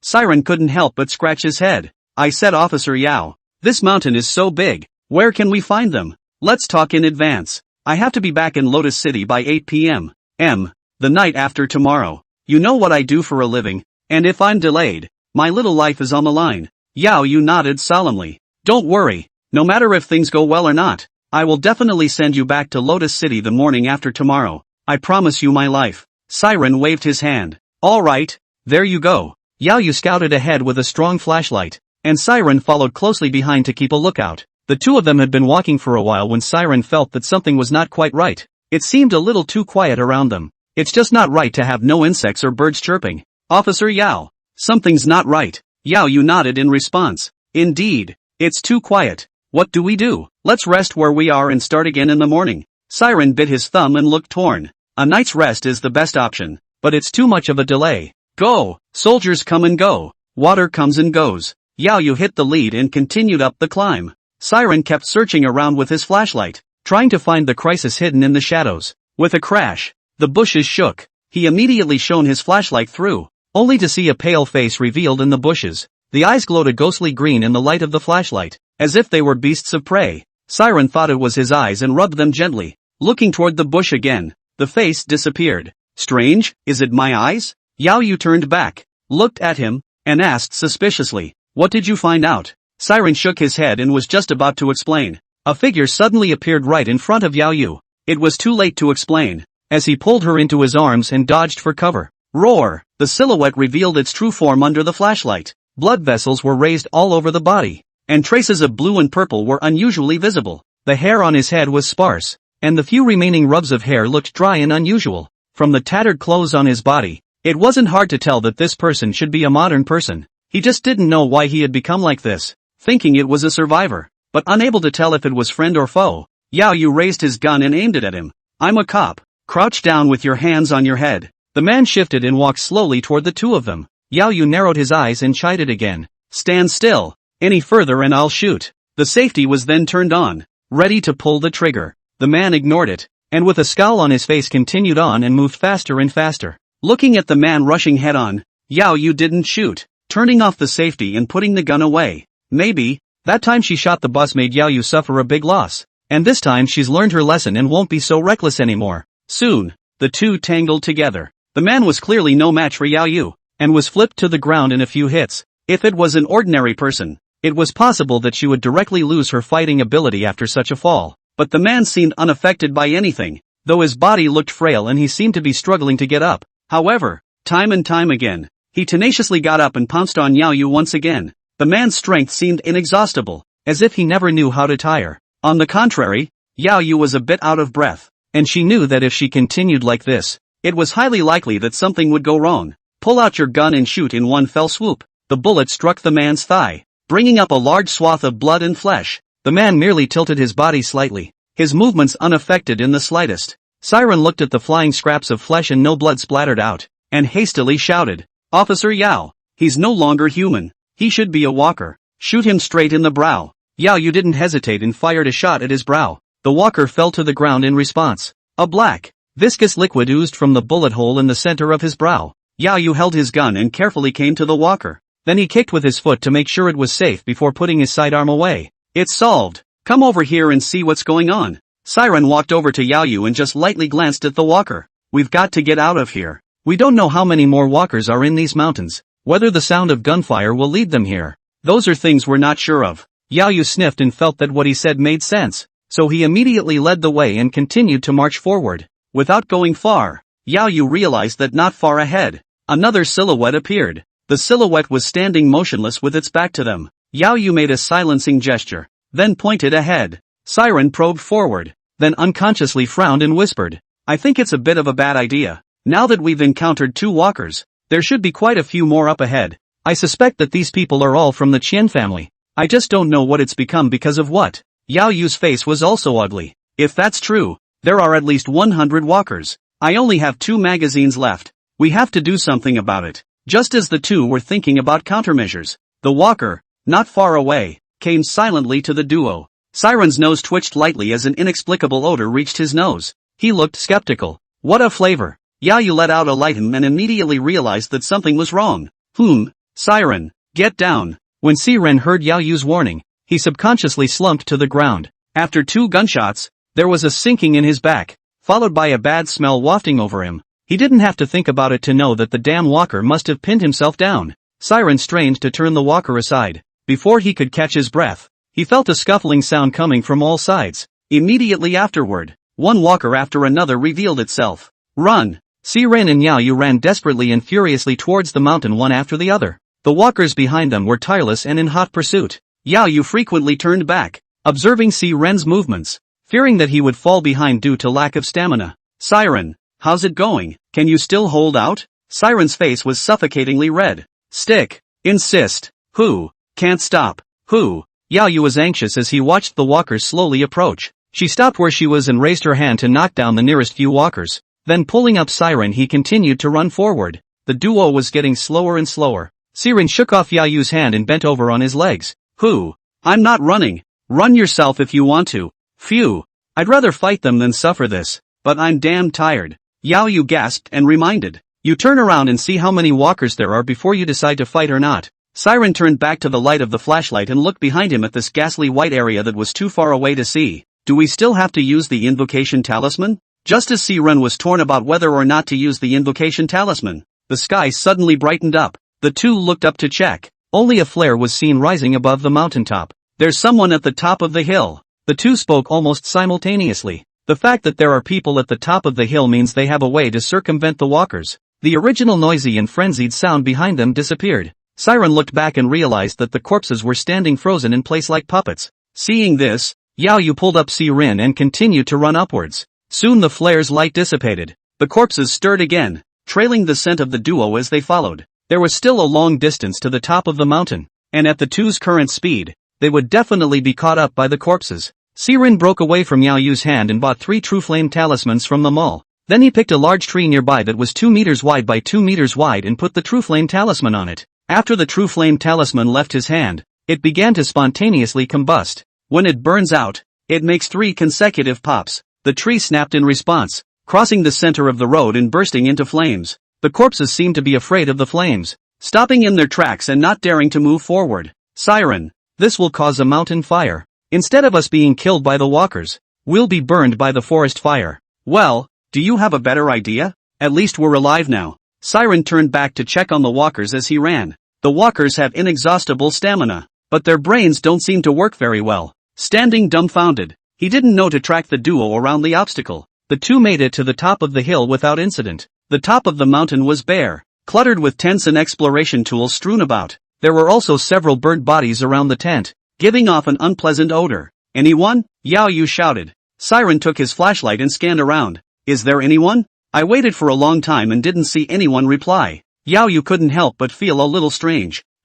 Where did people go? The flare was just clearly sent from this direction. How is it that in such a short time, the person has disappeared? Siren couldn't figure out the situation for a moment, but there was one thing he was sure of. The survivors should be hiding. But what place to hide on this bare mountaintop? Unless it's a mine. Siren exchanged a Pathfinder bee. Now was not the time to be heartbroken about points. Settle it early and go back early. There are just too many walkers here, and the longer we drag this out, the easier it is to make a mistake. The pilot bee vibrated its wings and flew up from Siren's palm. The duo followed closely behind the guide bee, heading deeper into the mountain forest. After walking for about 10 minutes, I finally saw a cave. Several lighting rods were scattered around the mouth of the cave, some extinguished, some still emitting a faint glow. The two men came to the entrance of the cave and shone their flashlights inward. A passageway that sloped downward appeared in front of the duo. The light from the flashlight doesn't reach the end, and there's no telling what else is unknown in the depths of the cave. To enter or not to enter? Yao Yu looked at Si Ren for his opinion.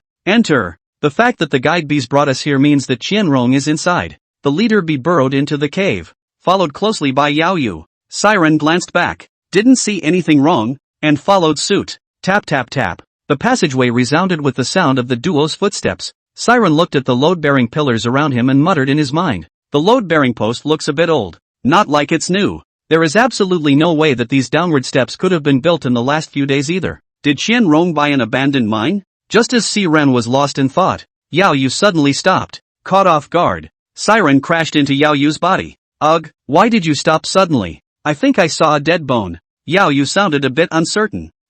Siren looked along where Yao Yu was irradiating. At the wall of the cavern, a human skeleton was sitting against a load-bearing pillar. The clothes on the body hadn't been fully weathered, and it was vaguely obvious that it would have been a product of the 80s or so. Yao Yu observed for a while and saw that there was no danger. Then he walked over to the skeleton and leaned down to check it out. Only a short knife was seen sticking out of the skeleton's chest area. But what makes Xiaoyu feel strange is that if this deceased was stabbed to death by a short knife, then before dying, there should be at least one hand that would be placed at the location of the wound. Xiaoyu's eyes moved up from the short blade's position to the skull. The head is tilted back and there is a gaping hole in the center of the brow with a slight crack around it. The bruises look like they were made by something sharp. Then there's only one answer. Mining picks. The two of them continued to march forward, and the number of dead bones in front of them increased, encountering one almost every 2 steps. These dead bones are in various states of death. Most were on the ground, as if something was chasing them behind them. There were no obvious injuries on the bones, and the cause of death is unclear at this time.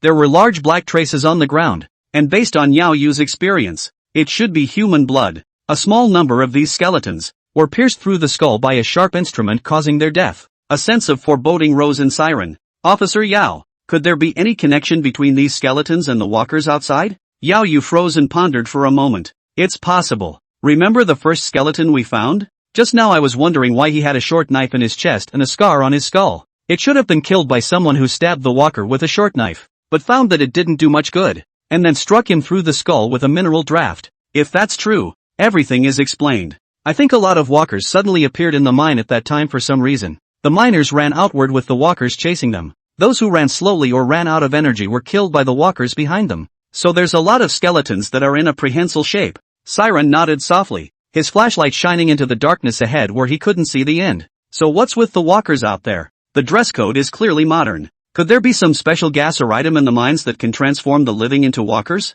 Xiaoyu didn't reply, his face grave. Keep going. The only way to know the truth of the matter is to find Qianrong. The duo didn't go far before a fork in the road appeared in front of them, and it was good that they were guided by the guiding bees. But the good times didn't last long, as an iron gate crossed the mine tunnel, blocking the pair's path. Siren knocked on the iron door. A thick sound came out. The iron door looked like it wasn't light. It wasn't something that could be opened casually. What to do? There's no way out. Xiaoyu looked at Siren, hoping that he could think of a way. What are you looking at me for? I can't turn you out if there's no way out. What? You still want me to dig a path out for you? I'm telling you, I'm not a laborer. I can't do this job. Xiaoyu turned around and fumbled with the iron door, as if trying to find a way to open it, but after trying for a long time, I couldn't find the mechanism to open it. She kicked the metal door hard a few times. The buzzing seemed to mock her incompetence. Siren shook his head. Officer Yao, we can't get in here either. Look, if we can't,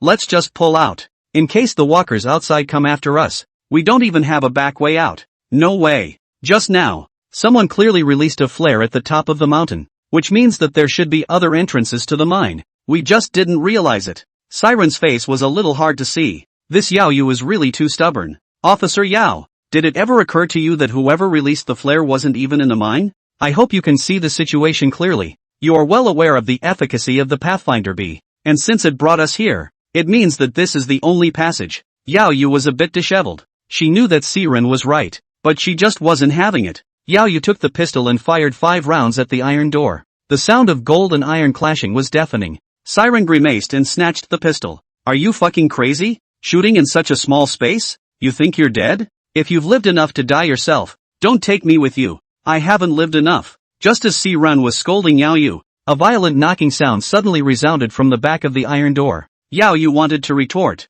but when she heard the voice behind the door she immediately made a silent gesture to Siren, then pressed his ear to the iron door. Clunk! Siren also heard the sound and shouted in a hurry. Can anyone in there hear me? A faint voice, coming through the iron door. I'm Qianrong. Get me out of here. Siren spoke again. This iron gate is blocking us. We can't get through. Qianrong opened her mouth and returned. You take the other fork in the road. There's a waterway in that way. Be sure to watch out for the living dead on the road. Suddenly, Qianrong rang out a scream, and then the sound disappeared. Qianrong? Qianrong? What happened? Can you hear me? Xiaoyu shouted in an urgent voice, but there was no response. Siren pulled Xiaoyu. Let's go. What are you waiting for? Hurry over. Maybe we can still save her life. Since there was another passage that could reach Qianrong, why did the guide bee take them this way? Siren just couldn't figure it out. The two of them turned back to the fork in the road and entered through another hole. I didn't go far before I felt the air was a little damp, and there was a constant ticking sound of water falling to the ground in the darkness.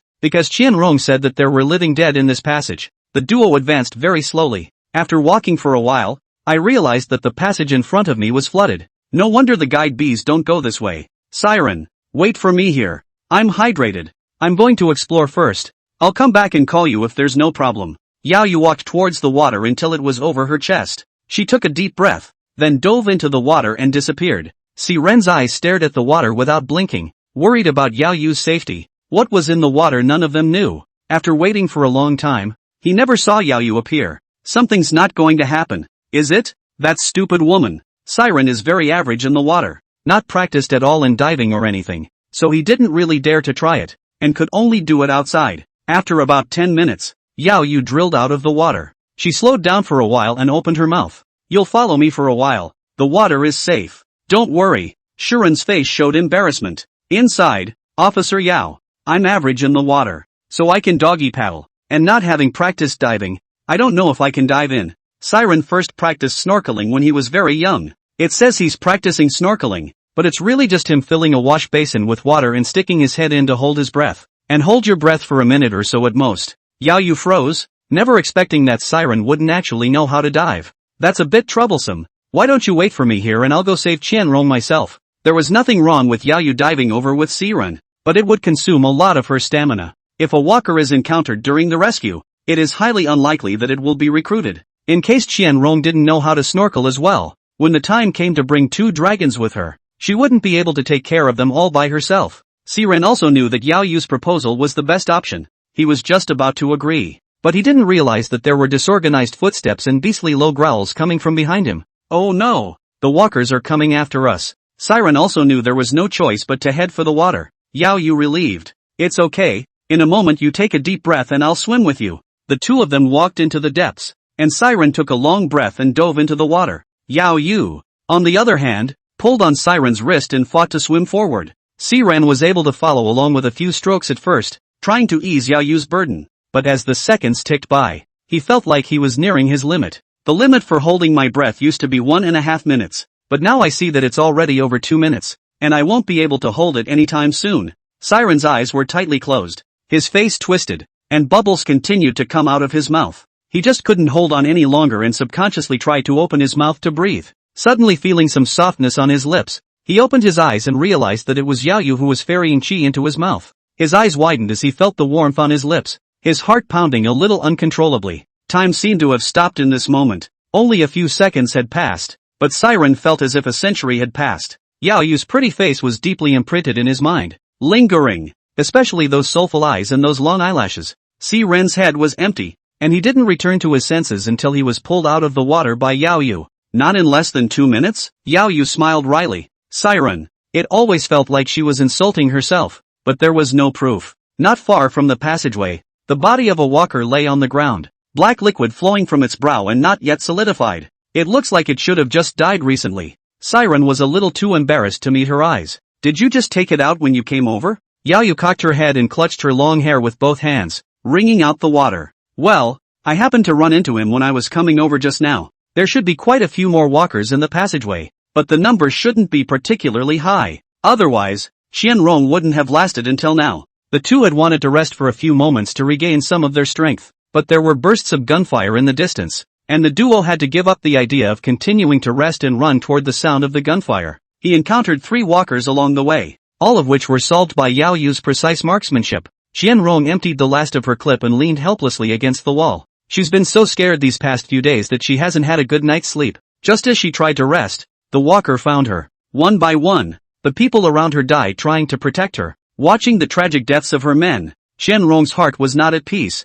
There was no longer the arrogant, domineering, unself-conscious look on his face. The originally white face was also covered with mud and dust, pitch black. Her hair was stuck together and disheveled, not even a little bit like a lady of the house. She hadn't eaten in 2 days and was sleepy and hungry. Tap tap tap. Footsteps sounded. Qianrong sighed softly, then picked up the mining pick in her hand and was secretly on guard. 2 beams of strong light shone on Qianrong. She shielded her eyes with her hands, her voice a little choked. Siren, is Yao Yu you guys? It's us. Confirming the target, Yao Yu couldn't help but breathe a sigh of relief. You're not hurt, are you? Qianrong shook her head. Got any food? Yao Yu took out chocolates and compressed cookies and handed them to her. Siren stood at the entrance of the passageway, looking at Qianrong who was wolfing down her food, and opened his mouth to ask, Miss Money, what's with all the walkers? Didn't I lead you to the bees? How did you find such a mine? Qianrong shook her head with a bitter smile. We're being counted. This vein was contacted by Zhang Wei from me.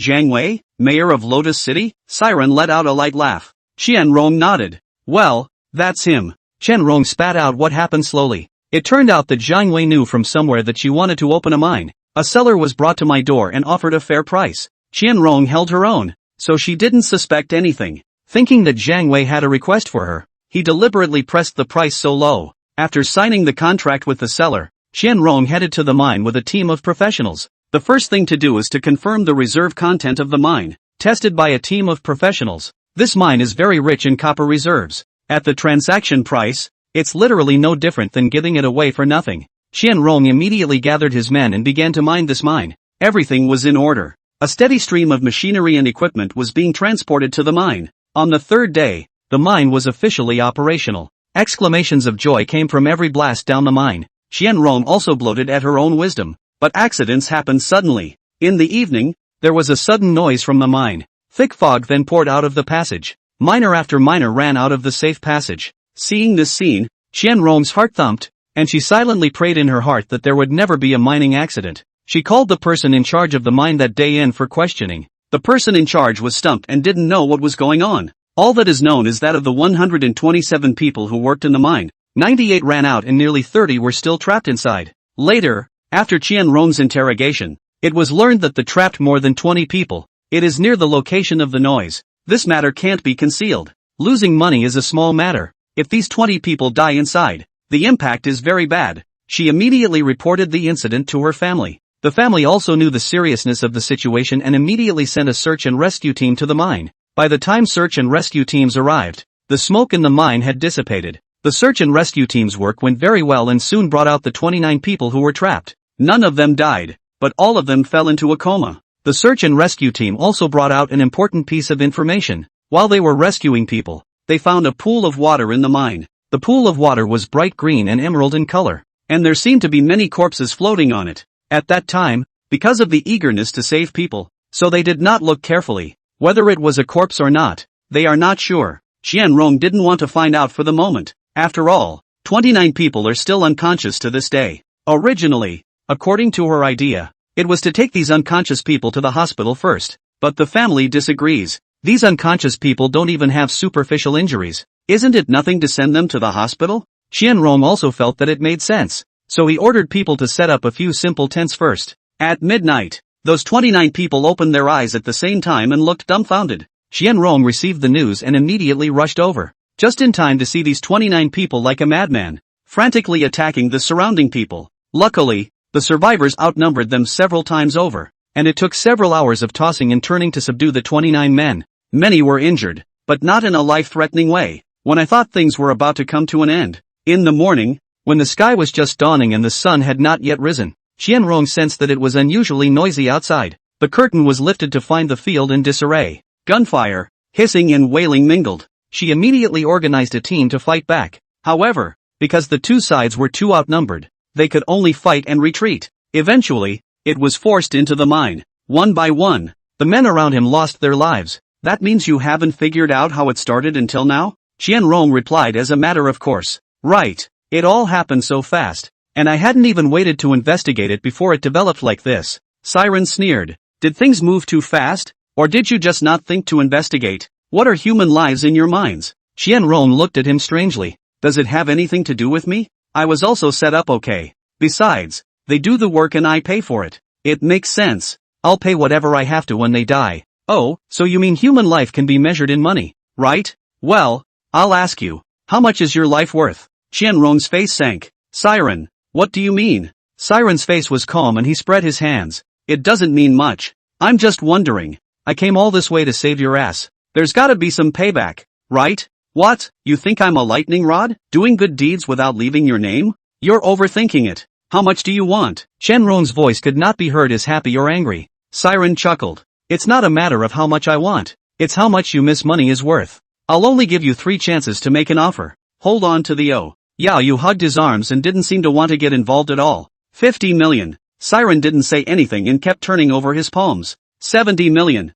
Ran. Don't go too far. Qianrong's face turned blue. Siren whistled softly. Well, since MS. Chen has offered 70 million. She doesn't care to add a few more tens of millions, does she? Chen Rong looked at Siren's appearance and laughed angrily. 85 million. But I'll warn you. This is money beware, you have a life to take and no life to spend. Siren walked over to Chen Rong and leaned down to look at her. You think 85 million is a lot? You know how much it cost me to save you? Based on 10 million for 1 yuan chi dan, I can exchange at least 18 yuan chi dan for what I spent today. Your $85 million is just a fraction of that. Chen Rong were willing to believe Siren's words and turned to taunt.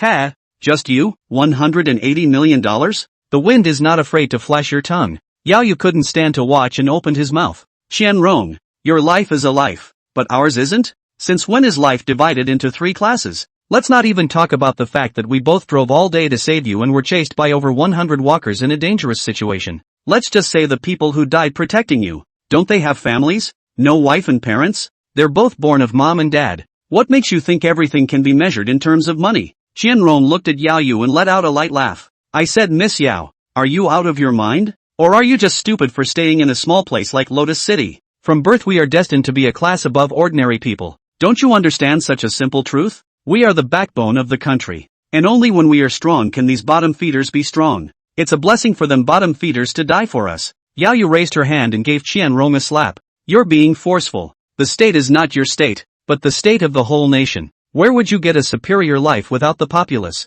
You should be glad. Glad you're alive. Be glad your men didn't leave you behind in a time of crisis. You feel your own conscience and ask, are they in it for the money? Yeah. You worldly families do have some privileges, like the group that escorted you. All of them are good veterans. What is engraved in the bones of a soldier? Is it money? It's responsibility. It's bearing. But you, taking all this for granted. I'd like to ask you, on what grounds? Chen Rong covered her face, not a bit of remorse visible in her eyes. Ha, after all, it's not about the money, is it? Okay, you say $180 million, then $180 million.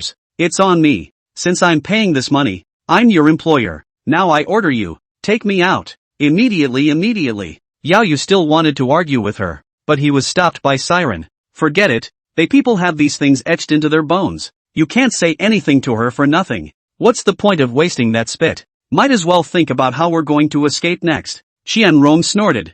Ha, ms. Yao. See, this bottom feeder has nothing but money in his eyes. He bared his teeth to me just now. But now that he heard that I was willing to pay $180 million, he immediately changed his attitude. So there is no need to pity these people. Siren gently shook his head. Not going to explain. Maybe he liked the money when he was first laid off from his company. But as the exposure grows, it becomes more and more mysterious. He then took money very lightly. It doesn't matter how rich you were in life or how high your status was, but if you've done evil, you don't do well after death. The lesser case is to suffer decades of skin and flesh. The more serious case is to taste the mountain of swords in purgatory and hell, and never be able to turn over. Officer Yao, the walkers are now blocking the entrance to the waterway. They can't get in. We can't get out. So we're going to have to find another exit. Yao Yu turned his head to Chen Rong. Are there any other exits besides the iron gate and the waterway? Although Chen Rong received a slap from Yao Yu, she didn't react much. She preferred living to dying. There's also a path that leads to a green pool of water. I sent my men over to scout the area, and none of them came back. I suggest you guys think of something else. Siren raised an eyebrow. Turns out that watering hole was over here. Come on, let's go to the water hole. If Ms. Chen is afraid, just wait here. Chen Rong stood up and patted the dust on her body. You'll never get rid of me. I'm warning you, if anything happens to me, my father won't let you go. Siren skimmed his mouth and looked helplessly at Yao Yu on the side. He really didn't know how Chen Rong had lived so long. Open your mouth and shut up about money, or open your mouth and threaten. Ms. Chen, I have a question for you. You ask, what would you do if you met someone who outranked you in both family and status? Chen Rong didn't even think about it. Of course we have to get on good terms with him. There's something to be said for that. Siren nodded and asked again. What do you do when your family and theirs have their eyes on a project at the same time? Seek opportunities to work together to bring both families closer. Siren flashed a smile and asked rhetorically.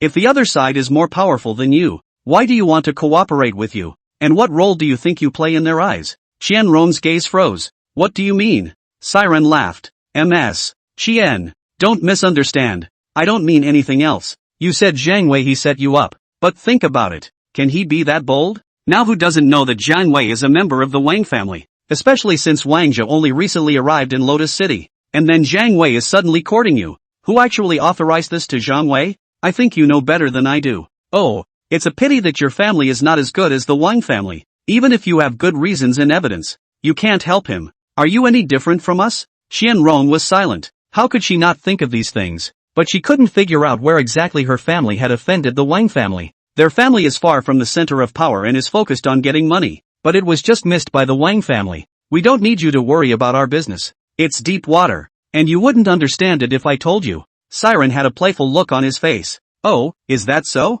What's happening to you now reminds me of someone.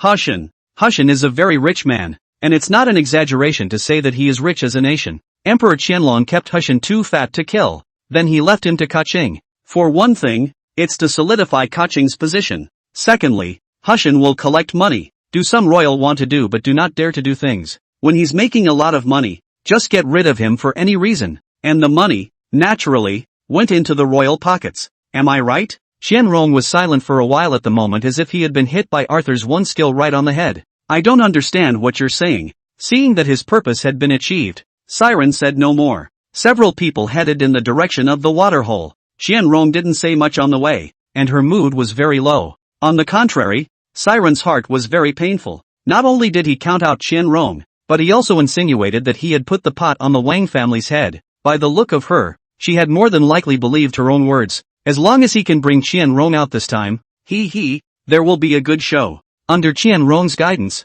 the three of them soon arrived at the turquoise water pool. The pool of water bubbled and had an unmistakable odor. A few people walked near the waterhole and looked down, only to see many things shaped like human beings floating densely on the water pool, interspersed with a few capped bones. Siren took his flashlight and looked around. A wooden stick was seen in the corner spot. Siren picked up the stick and reached into the water. He wanted to use the power of the stick to see what these floating things really were, but just as the stick reached into the water, it seemed to be grabbed by something. No matter how hard Siren pushed, the wooden stick did not move.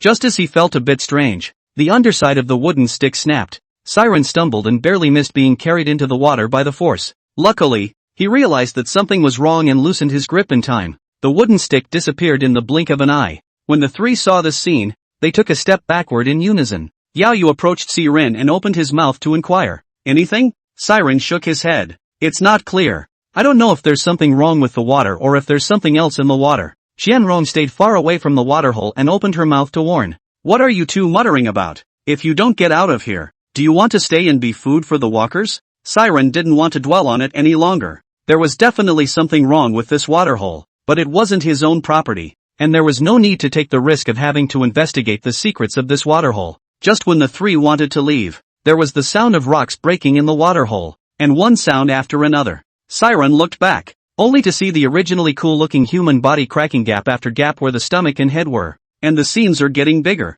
Listen carefully and you can hear a sizzling sound. Suddenly, a barbed tentacle protruded from the gap. Immediately after that the mosquito-like head poked out, followed closely by its body shaped like a scorpion. Two thin opposite wings grow on the back. The bug was the size of a fingernail and covered in green slime. It burrowed out and shook the slime off its body with its wings. Its mouth bared. Then bug after bug burrowed out, densely packed together. They vibrated their wings in unison, making a sound that was unusually annoying to the mind. The bugs sensed the presence of a living person and became frenzied, rapidly rushing towards the three. Siren took off his clothes and kept pumping them in midair, turning back and shouting anxiously. Officer Yao, you run first. Qianrong in the center. I'll break off. Yao Yu didn't dawdle either, finding the right direction to run wildly. In the face of this endless number of bugs, Siren wheeled his clothes around and couldn't stop them from advancing at all. Soon there were bugs landing on Siren's right arm. They start by piercing Siren's skin with their mouthparts. It then turned around and extended a hose from the end and released it along the punctured skin. Siren was so engrossed in dealing with the hordes of bugs in front of him that he didn't even notice this happening on his arm. Siren, keep up, quick! Yao Yu's voice was anxious, worried that Siren was having problems. Siren exchanged a true flame talisman and attached it to his clothes before tossing it into midair. Boom! The true flame talisman exploded in midair, splashing fire in all directions. The uncountable bugs were instantly burned off by a large portion. Siren couldn't wait to watch the outcome of the battle and ran for his life. The bugs were in hot pursuit behind him. Both sides always maintained a certain distance. They couldn't catch up to Siren, and Siren couldn't shake them off. Damn, what the hell are these things? Bang, bang, bang. 3 consecutive gunshots rang out, and Siren shouted in a hurry. Officer Yao, what's up ahead? I can't top it. These bugs are too persistent. Yao Yu shouted back. Run, there's an iron door here to stop them. Siren's stamina was draining fast, and he seemed to have lost feeling in his right arm, and his eyes became blurry, somewhat unable to see the road ahead. The voices heard in his ears were also near and far. He slapped his head hard with his left hand,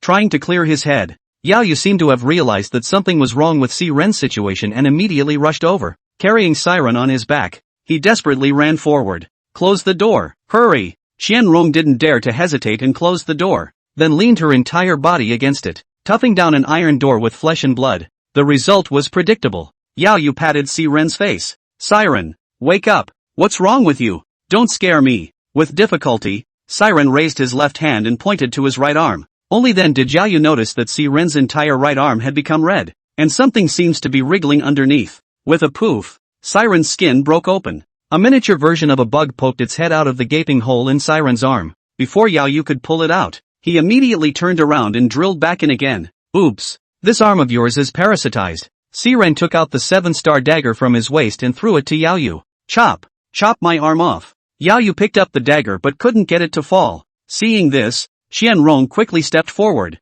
reached out and snatched the dagger, cutting off Siren's entire right arm without hesitation. Looking at the neat wound, Qianrong couldn't help but sigh. Ooh, what a sharp dagger. Ah, the intense pain caused Siren's body to bow into a ball. His forehead was bruised, his eyes were red, and his body kept twitching. Siren, Siren! Yao Yu snapped to mind that Siren had handed himself a Yuan Qi Dan earlier. She sent the Yuan Qi Dan into Siren's mouth. Not long after, Siren's broken right arm grew back. Phew! Yao Yu let out a long breath. This elixir was originally reserved for her grandfather. Once her grandfather's cancer was cured, Yao Yu would be able to leave the sea of suffering and not be bound by the Wang family anymore. However, seeing Siren in such pain, she did not hesitate to give him the elixir. Siren, feeling better? Siren sat up and rubbed his face. Well, much better. Saying that, he got up and came to Qianrong's side, snatching the 7-star dagger back. Qianrong grinned. Hey, it's just a dagger. Why are you being so petty?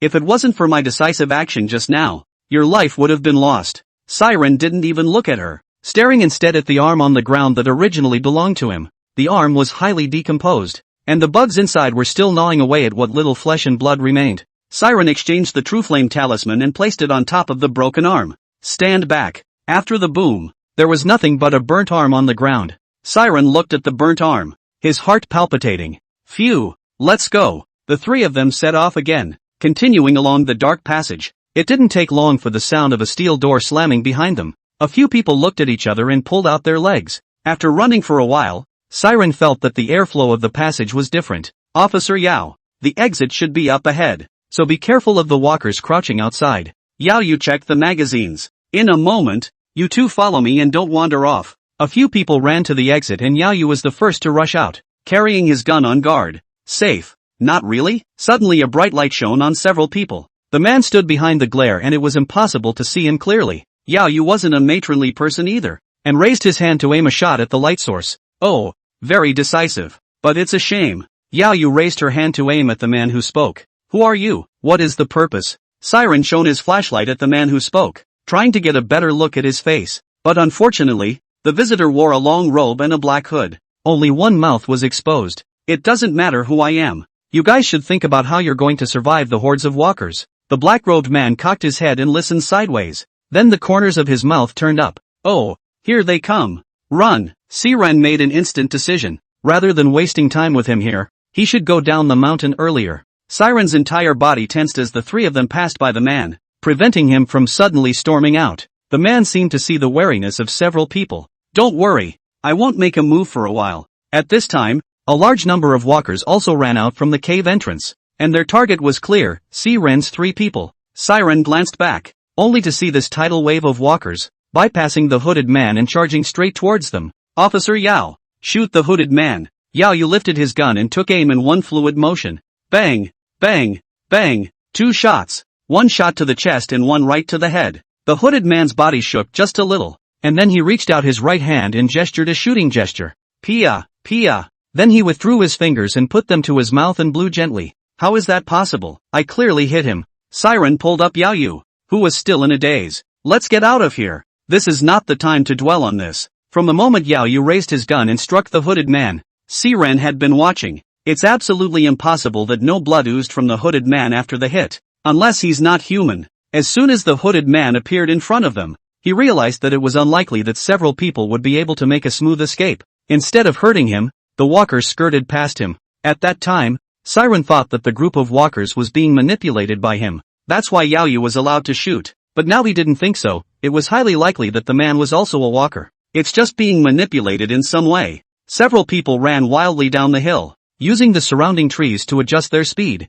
preventing them from losing their footing and rolling down the hill due to too much speed and unsteady feet. The walkers behind them weren't so lucky. Up the hill maybe they have a big advantage, but the descent was not at all controlled by their speed, causing most of the walkers to fall down because they were going too fast. The walkers in front of them fell. The walkers behind them avoided them, and this chain of reactions bought the three of them a lot of time. As the three ran, Siren realized something was wrong. A few people had been running without intervals for almost 15 minutes and it felt like they were still in the same place. Stop! Something's wrong. Yao Yu is on guard with a gun. Something's wrong. Siren shook his head. A little less sure. We seem to be stuck here. Qianrong looked around and didn't notice anything strange. Could it be that you're overthinking it? If we were stuck where we are, these walkers would have caught up with us long ago, and we've been running toward the bottom of the hill. Siren shook his head in the negative. I don't know if you've heard of the Mobius ring. We're in a situation that's akin to running on the Mobius ring. There's no end to it. No end to it. Qianrong still doesn't quite believe it. What a shitload of Mobius rings. You might as well be talking about ghosting. It looks similar between the two of them, but there's a big difference. The essential difference is in the space. If I stand still and don't move, leaving you to go forward alone, it may not be long before we meet, but you can't see me and I can't see you. Maybe you're at my feet, or maybe you're over my head. This is the Mobius ring. Whereas a ghostly wall is much simpler. It's like a donkey pulling a mill. Blindfolded, always circling this one spot. Yao Yu's brows were furrowed. This was also the first time she had encountered such a strange thing. What do we do now? Siren let out a soft laugh. Ha, if it were anyone else, they might actually be trapped here. Don't forget, I have a pilot bee. Guided by the guiding bees, the trio soon escaped from the predicament of the Mobius ring. Before he could be happy, the hooded man appeared out of nowhere. Snap! Snap! Snap! He clapped his hands. Wow! I'm surprised you guys made it out. It seems I underestimated you guys. Lightly snapping his fingers, 8 walkers came out from behind him, and he didn't say much nonsense, directly ordering to the walkers, kill them. Yao Yu raises his gun and fires away, landing shots to the head, but this time it doesn't seem to be working. Oh, I forgot to tell you guys, these 8 bodies aren't the stupid walkers in there. You guys need to be more careful. It can really kill you. Siren threw the 7-star dagger to Yao Yu. Officer Yao, I'll leave these 8 walkers to you. I'm going to meet the hood guy. Siren rushed towards the hooded man, but the 8 walkers couldn't let him pass so easily. Immediately surrounded. Seeing this, Yao Yu immediately protected in front of Siren. Don't worry about going. I'll stop them for you. With Yao Yu's cover, Siren came to the man's side smoothly. The two didn't have any unnecessary nonsense and started fighting straight away. The hooded man was a little slow to move, but strong. Although each strike was blocked by Siren, the residual force of the recoil made it exceptionally difficult for himself, with chi and blood surging in his chest and dizziness. On the other hand, Yao Yu's side, relying on the sharpness of the 7-star dagger, dealt with the walking corpses with ease. As long as they paid attention to their positioning and didn't get surrounded, sooner or later they would be able to finish off these walkers. The hooded man swung his fist at Siren's face again. Siren raised his right arm to stop the blow before he could catch his breath. The hooded man swung both fists into a furious storm of offense against Siren's right arm. Siren took this opportunity to redeem a true flame talisman and saw the right moment to stick the talisman on the hooded man's stomach. But the bones in the joints of his right arm were also hardened. Siren used his strength to quickly retreat backward, pulling away from the hooded man to prevent the explosion effect of the true flame talisman from injuring himself. Boom! A wave of heat hit the hooded man, who was toppled to the ground by the sudden explosion. Seeing that the other 8 walkers were still fighting, Siren knew that the hooded man wasn't dead. Damn it! The true flame talisman really isn't as good as the invocation talisman. The hooded man stood up slowly. The clothes on his body were tattered and torn from the blast, and sparks were still coming out of the edges. The hood was also lifted off the ground by the impact of the true flame talisman and went nowhere. A hideous, horrible face was revealed. Half of his face seemed to have been roasted by fire, and it was densely covered with red blisters. The other half of the face had its entire facade gone, leaving only grimy white bones. Siren covered his right arm and slowly approached the hooded man, uttering a taunt. I said, why are you wearing a broken hat? So you have no face. The hooded man ripped the robe off his body as soon as he could, revealing the bronze-cast body inside. Siren knew that the true flame talisman was weak, but he didn't expect it to be weak to this extent. It just blew black on the hooded man's stomach and didn't do any substantial damage. Kid, trying to provoke me in this way? You're still too young. Saying that, he charged towards Siren with a big stride. Siren is moving a little slow because of the injury to his right arm. The hooded man catches him with a punch to the back of the heart. Cough. Siren spat out blood, staggered a few steps forward, and half-kneeled on the ground,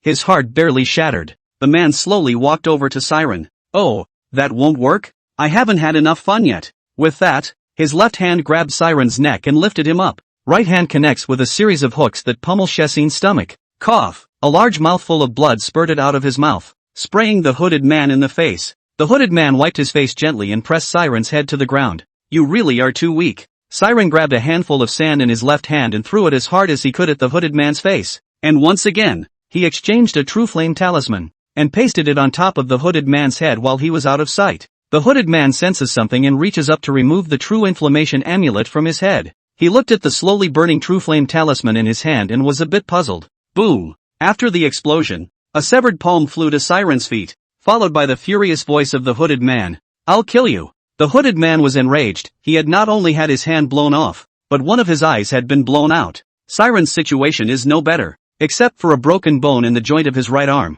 His internal organs were also heavily damaged. The hooded man quickly rushed to Siren and kicked him in the head with one of his feet. Siren's eyes went black and he felt his entire body float. The images in his eyes kept circling. Siren. Yaoyu was anxious when she saw Siren being kicked up, trying to come over to rescue them. They were stopped dead in their tracks by 8 walkers. Siren braced himself and made it several times before he staggered to his feet. He removed the Buddha beads from the wrist of his right hand. With a hard pull, the string snapped in response, and one by one the beads fell to his feet. He endured the excruciating pain and bent down to pick up a Buddha bead, then used the true flame charm to wrap the Buddha beads again. Siren looked at the hooded man provocatively. Are you a pussy? Is that tickling me? Kid, let's see if your mouth is tough or my fist is tough. The hooded man swung his fist again. This time, he was bound to punch this hateful human in front of him to death. Die for me. Siren dragged his bruised and battered body and charged at the hooded man instead of retreating. He was ready to die. But before you die, you have to drag the hooded man with you.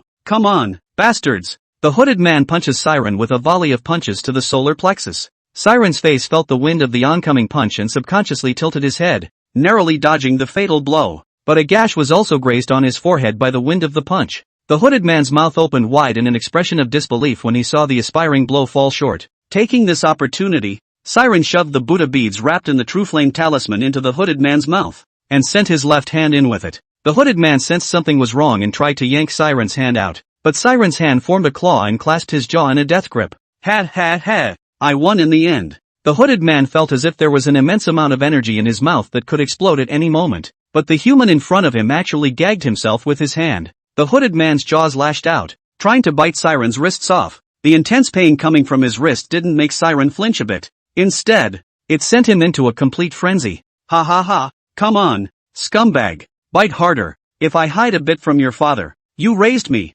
Boom. The hooded man's entire head was blown apart, and not a single whole piece could be found. Siren was lifted out by the aftermath of the explosion. While his own left hand was lost, he exchanged his remaining consciousness for a Yuan Qi Dan and loudly called out to Yaoyu. Officer Yao, quickly save me with the Yuan Qi pill. After the death of the hooded man, the 8 walkers lost control and collapsed to the ground, followed by the rapid decay of their bodies. Yaoyu quickly ran towards Siren, picked up the Yuan Qi Dan on the side, pried open his mouth, and sent the Dan in. After a long time, Siren opened his eyes. Phew, still alive. Yaoyu's eyes were slightly red, and when she saw that Siren had awakened, she then revealed a smile. A good man does not live long, but a scourge lives 1,000 years. You want to die, Hades won't even take you. The sky was gradually whitening at the moment, and the light of the rising sun hung in the sky. Oh, I didn't expect to see the sunrise from this location. When the sun came up, they looked down the hill. The walkers that had been chasing them all lay on the ground,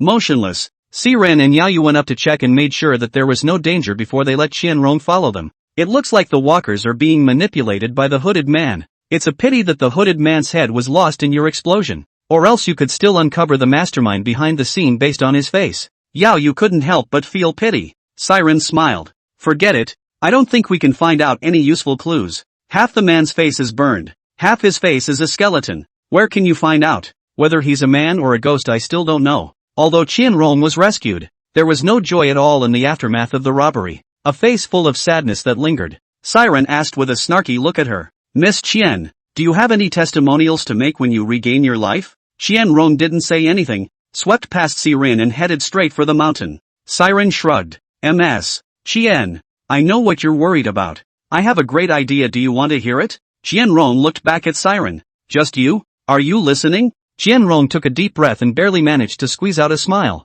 Mr. C, please enlighten me. Siren didn't take the frame either and opened his mouth. I've heard that your family's old man is the governor of a province and a feudal official, and Yao Yu's family started to go downhill because of his grandfather's serious illness. But what if Master Yao is cured? When that time comes, won't it be easy for your two families to join forces and fight against the Wang family? Qianrong glanced at Yao Yu and gently shook her head. Even if our two families were to join forces, it would still be impossible to be a match for the Wang family. You know so little about the Wang family. Let me put it to you this way. Wangzhe can be ranked in the top 5 among Kyoto's dukes. Siren smiled. Hold your horses and hear me out. What if I provide you with another 3 yuan chi dan every month? Qianrong didn't say anything and looked down in deep thought. The Wang family was huge though, with disciples all over the country. But there are also political opponents, and they are of the even-keeled variety, where no one can do anything about it. And they, the Qian family and the Yao family, were the weights on the scale, and no matter which side they favored, they could be the last straw that broke the camel's back. But the Yao family's status is a bit awkward nowadays, and everyone in the circle knows that the Yao family is going to marry their granddaughter to the Wang family as a concubine. In a doggy style, the Money family is so preoccupied with money that they are gradually moving away from the center of power and have no voice. If the Qian and Yao families turn their backs at the same time, will Wang's rivals believe them? Even if they do, will they accept them? The odds are that it will be a victim of politics. But if the two families held the Yuan Qi Dan in their hands, the result would be different. The Yuan Qi Dan is equivalent to a casting, and it's also a miraculous medicine for living and dying. Qianrong thought of this and felt that there was a door in this matter. I think it works. However, the specific implementation plan still needs to be decided by the two old men after careful deliberation. When the time comes, you'll have to step in. 2. Siren pointed a finger at himself. Me? I wouldn't have to, would I? When the time comes, I will give the pills to Yao Yu, and you two will decide on how to divide them. This elixir isn't for nothing. You are required to pay for it. Qianrong rolled her eyes, her tone somewhat ambiguous. We're almost family. Do we need more money? You're so stingy. I don't know what Miss Yao sees in you. Siren waved his hand, not thinking deeply. A brother-in-law is still a brother-in-law. You can't have all the favors and I don't get anything, right? Okay. Still 10 million apiece. I don't think the Yao family can get that much money now. Why don't you give me the potion? It's all the same anyway. Yao Yu's eyes darkened. Qianrong wasn't wrong. Now the Yao family indeed couldn't get so much money. Siren chuckled. If the Yao family can't get it out, you Qian family can? Don't forget, you still owe me $180 million.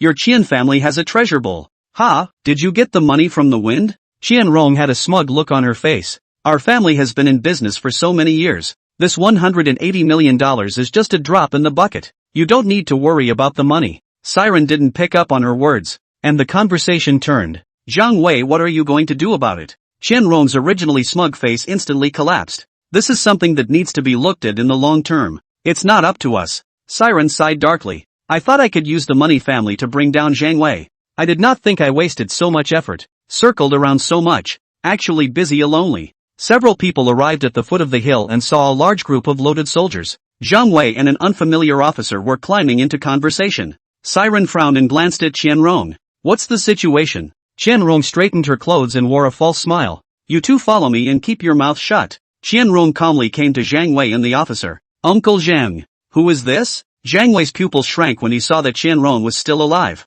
When her eyes swept over to see Rin and Yao Yu behind her, she revealed a look of sudden realization. The excitement that followed on his face was overwhelming. Miss Qian, you scared me to death. When I heard that the terrorists had released chemical weapons on the mountain, I rushed to call my longtime friend, Battalion Commander Zhao Lei Zhao, over to help.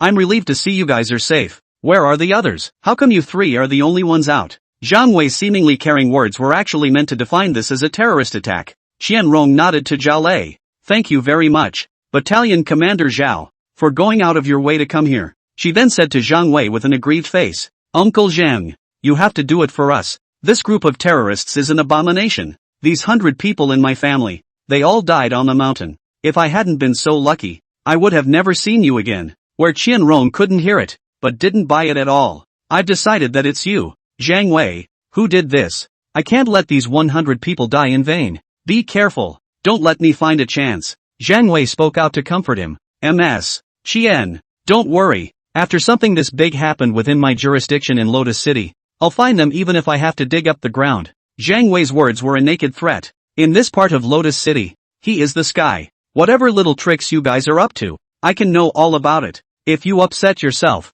you will immediately make the three of you disappear from this world. Qianrong nodded gently. Then this is on you. My grandfather was quite hungover, so we left first. I'll leave it to you to handle it here. You are the sky in Lotus City, but my grandfather already knows the news that I'm still alive. So if anything happens to me, you definitely won't be able to escape. The two men's short sentences were filled with saber rattling at every turn. There was no mutual testing, but both tried to be as restrained as possible. Qianrong knew that now was not the time to tear his face off with Zhang Wei. After all, he had the Wang family standing behind him. Zhang Wei also did not show his fangs, because he had a huge plot in his heart instead, but the time was not ripe yet, so he could only hold back for the time being. He narrowed his eyes and watched the trio leave. Battalion Commander Zhao, take the men to the mountain and take a look. There's always a need to give an account to the top for all the people who died. Qianrong's face became unusually ugly after Ren's three got into the car. Damn Zhang Wei, how dare you threaten me? It seems that the Wang family is going for real this time.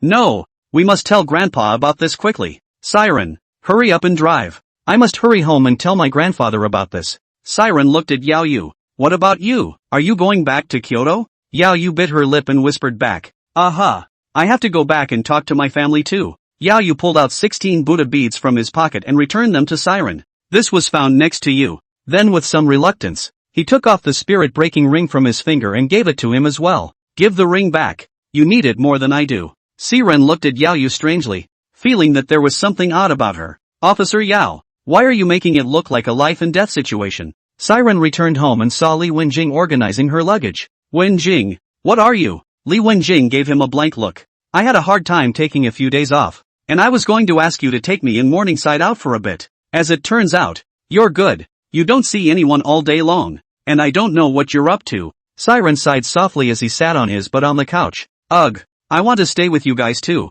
As you can see, it's one thing after another. Doesn't let me rest at all. I'll have time when I've finished with the mayor of Lotus City once and for all. I'll be sure to take you guys out for a good time then. Li Wenjing put down the clothes in her hands and came to Ren's side. You've often wandered on the brink of death, and I know it must be very stressful for you. But I want you to think about morning glory and think about me before you do anything. If possible, you'd better quit your current job. We have money, enough to clothe and feed ourselves for several lifetimes. Siren shook his head gently. From the moment I stepped into this business, everything was doomed. Want to quit unless my people die. Li Wenjing knew that Siren had his difficulties. Okay, enough about that. I've found a good school for Morningside. You pick her up from school when you can. If you don't have time, let Auntie Lan go. Morning Glory doesn't have parents, so she may be bullied by other children. So you have to keep an eye on her. When I come back, if I find out that Chensi is being bullied by someone else, I won't be able to spare you. Siren hastened to assure him. Don't worry, I'll definitely pay more attention. Li Wenjing pulled up the suitcase, really uneasy about these two people. Once again urged. Okay then, I'll go back to school. Let Auntie Lan make whatever you want to eat. And don't always take Chensi to eat junk food, okay? Siren got up and grabbed the suitcase from Li Wenjing. I'll take you to school. No, it's not far from the school. I'll just drive there myself. You hurry up and change into clean clothes and take a good shower. You're filthy. After Li Wenjing left, Siren took a shower and changed into his pajamas to enter the study. He would have to calculate how many points he had lost by rescuing Qianrong this time. Don't count it. It's a shock. There are only 68 points left. 144 points down to 68? Well, 30 points for the return of the sun charm. That doesn't count. So 48 points wasted on this trip out? Ah, Qianrong, you calamity. Give me back my points. Value payments arrived in the amount of $180 million. Oh, it's only a 30-point loss if you do the math that way. It's still acceptable, right? Siren logged on to the forum to see if anyone was interested in his bloodstained embroidered shoes. Rudy Rumba sent Siren a minimum of 20 private messages. Is the brother there? Brother, do you still have this paper, man? I'll buy it at a high price. Did the brother let the ghost get him? If you're really dead by a ghost, give me a dream so I can receive your inheritance. Looking at the last private message sent 10 minutes ago, Siren replied to him with a series of question marks. Rudy Rumba, dude, you're okay? Ha, that's a real shame. The little boy who sold nukes. Siren really didn't want to have a conversation with him anymore, feeling a bit stupid about the other person. In addition to Rudy Penumbra sending him a private message, there was also a private message from a man named Chen Wua from Daming Lake. What price these embroidered shoes? Siren looked at the date of the private message. It was last night. He meditated on how exactly to price the shoes. Sell less, I guess, and be upset. It's expensive to sell, and I'm afraid no one will want it. These embroidered shoes have come a long way. I met a red-clad ghost on the Yellow Springs Road, battled her for 300 rounds and wasted countless of my heavenly treasures before repelling her. Only such a blood-stained embroidered shoe remains. After a while, Chen Wua from Daming Lake called back. Cut the crap. 50 points to sell or not. Siren was shocked. This Chen Wua seems to be a big account. He must ruthlessly slaughter her. Isn't 50 points too little? These are the embroidered shoes of a red-clad ghost. Let's do it this way. I see that you're also sincere in wanting to buy it. I'll take a step back and take 100 points. But after waiting for a long time, this Chen Wua didn't reply. Just when Siren thought that the duck in his hand was going to fly, Chen Wua called back. 80 points. No sale, forget it. Deal. Looking at the 80 points credited, Siren couldn't be happier. It looks like this Wanxiang box opens up something very profitable. Just let yourself run away with your life. How about opening a few more? Looking at his points balance of 148, he bit the bullet and bought 4 more. The first manifestation box opens a wad of plutonium. Obscure. Immediately after that he opened a second one. Inside the box lay a pile of yellow paper. Looking at the size and style should be used for drawing charms. Treading on crap again. Siren took a deep breath and kept reassuring himself. All the good stuff must be at the end. The more crotch-pulling stuff you open up in the front, the better the stuff in the back. Tai Shan Lao Jun. Buddha. Quickly manifest your spirit and ship me out. The third box opened and was actually empty. Siren didn't believe it and rummaged through it carefully, afraid that he had missed something. The magnifying glass was used and it didn't even turn out to be a hair. Calm, must be calm. It's all an illusion. There's one last box left, so make sure you give it a go. Trade me 30 years of singleness for a bullseye baby. Ship me out. The box holds 5 cards. It says, respectively, Yoshi, Great Yoshi, Ping, Fierce, and Great Fierce. This is, making me a half immortal to tell people's fortunes? That's 20 points well spent. Not a single good thing came out of it. He snapped the 5-card deck onto the table and turned the second card over. A big flat word appeared in front of him. Siren froze and let out a soft giggle. Ha, that's not right. I remember the second one was Daikichi. Why did it turn out to be a flat? Unbelieving. He snapped the cardboard with the word Ping written on it back again. This time he chose the first one. The result is still flat. Holy shit. Can this deck of cards really tell good luck and bad luck? Siren was happy at first, but not long after he was happy. His face sank. Can fate be predicted? If that's the case, when one day one turns over the card of the great evil, is one going to have to wait for death? If by some fluke you don't die, shouldn't we say that the card shouldn't be called great evil? It should be called great good. One of the simplest examples. Flip yourself to the card of the great evil and go for a plane ride. As a result, the plane's engine failed and it was about to crash. But he survived. So this is a big bad? It was all about to be a plane crash. And you survived.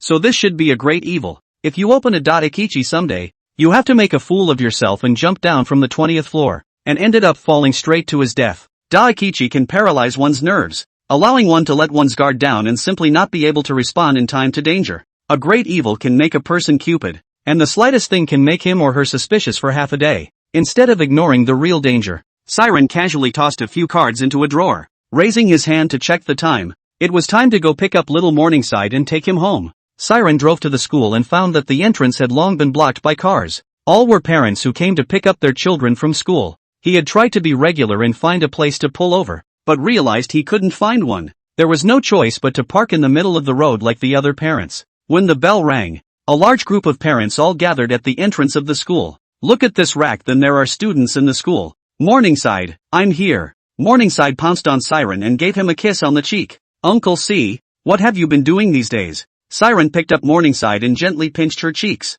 Uncle's been too busy to fight monsters these days. Morningside tilted her little face up and asked curiously, "What does a monster look like?" That one sentence confused Siren. Morning Glory was too young to tell her anything too scary. Monsters? They look similar to us. Only a small percentage of people can see them. Morningside was thoughtful. Uncle. Yesterday when Morning Glory was in gym class, she saw a little boy. He was wearing only a pair of chaps and was filthy. There were so many kids around. I saw him by myself. Is he a monster too? Siren frowned. He wasn't surprised by the fact that little Morning Glory could see ghosts. She's been living with her dead parents for a while, and it's normal for a heavy een to be able to see things that normal people can't. What Siren couldn't figure out was why there was a ghostly creature in the school, and a small child at that. Morning, did this little boy say anything to you? Morningside cocked her head in thought for a moment. He didn't talk to me, but he waved at me as if he wanted me to go with him. Siren's face sank. I don't know where the lone ghosts come from. How dare they hit little Chensi's idea?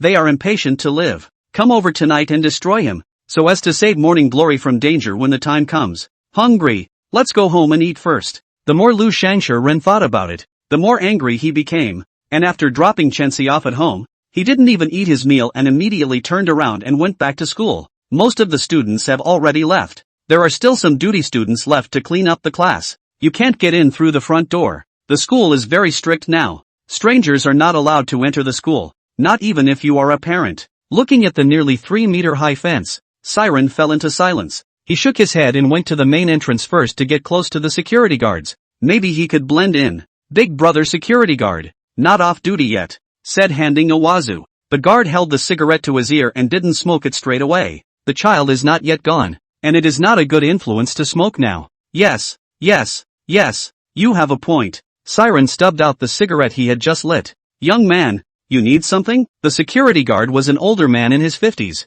with dark skin and a thin body. Siren scratched his head, a sheepish expression on his face. I'm waiting for someone here. The guard grinned, instantly realizing what was going on. Which teacher from our school is it? It wouldn't be Mr. Lee Jr., would it? Siren let out a soft ah and immediately interjected. Ah, yes, that's her. The guard looked surprised. Okay, young man, I don't see it. Our little Ms. Lee is not only pretty, but also exceptionally good. That's quite the suitor. I didn't think I'd let you take it. She hasn't agreed to be with me yet. I'm in a period of observation. Siren's face was embarrassed, and his acting was a masterpiece. Well, I thought I'd come here to surprise her. The security uncle grinned. Young man, you look like an honest man. Mr. Lee can't be bullied when he's with you. For sure. Tell you what, why don't you stop standing outside and go straight to her office? Siren was a little hesitant. It's not good, is it? Aren't there school rules? The older man waved his hand.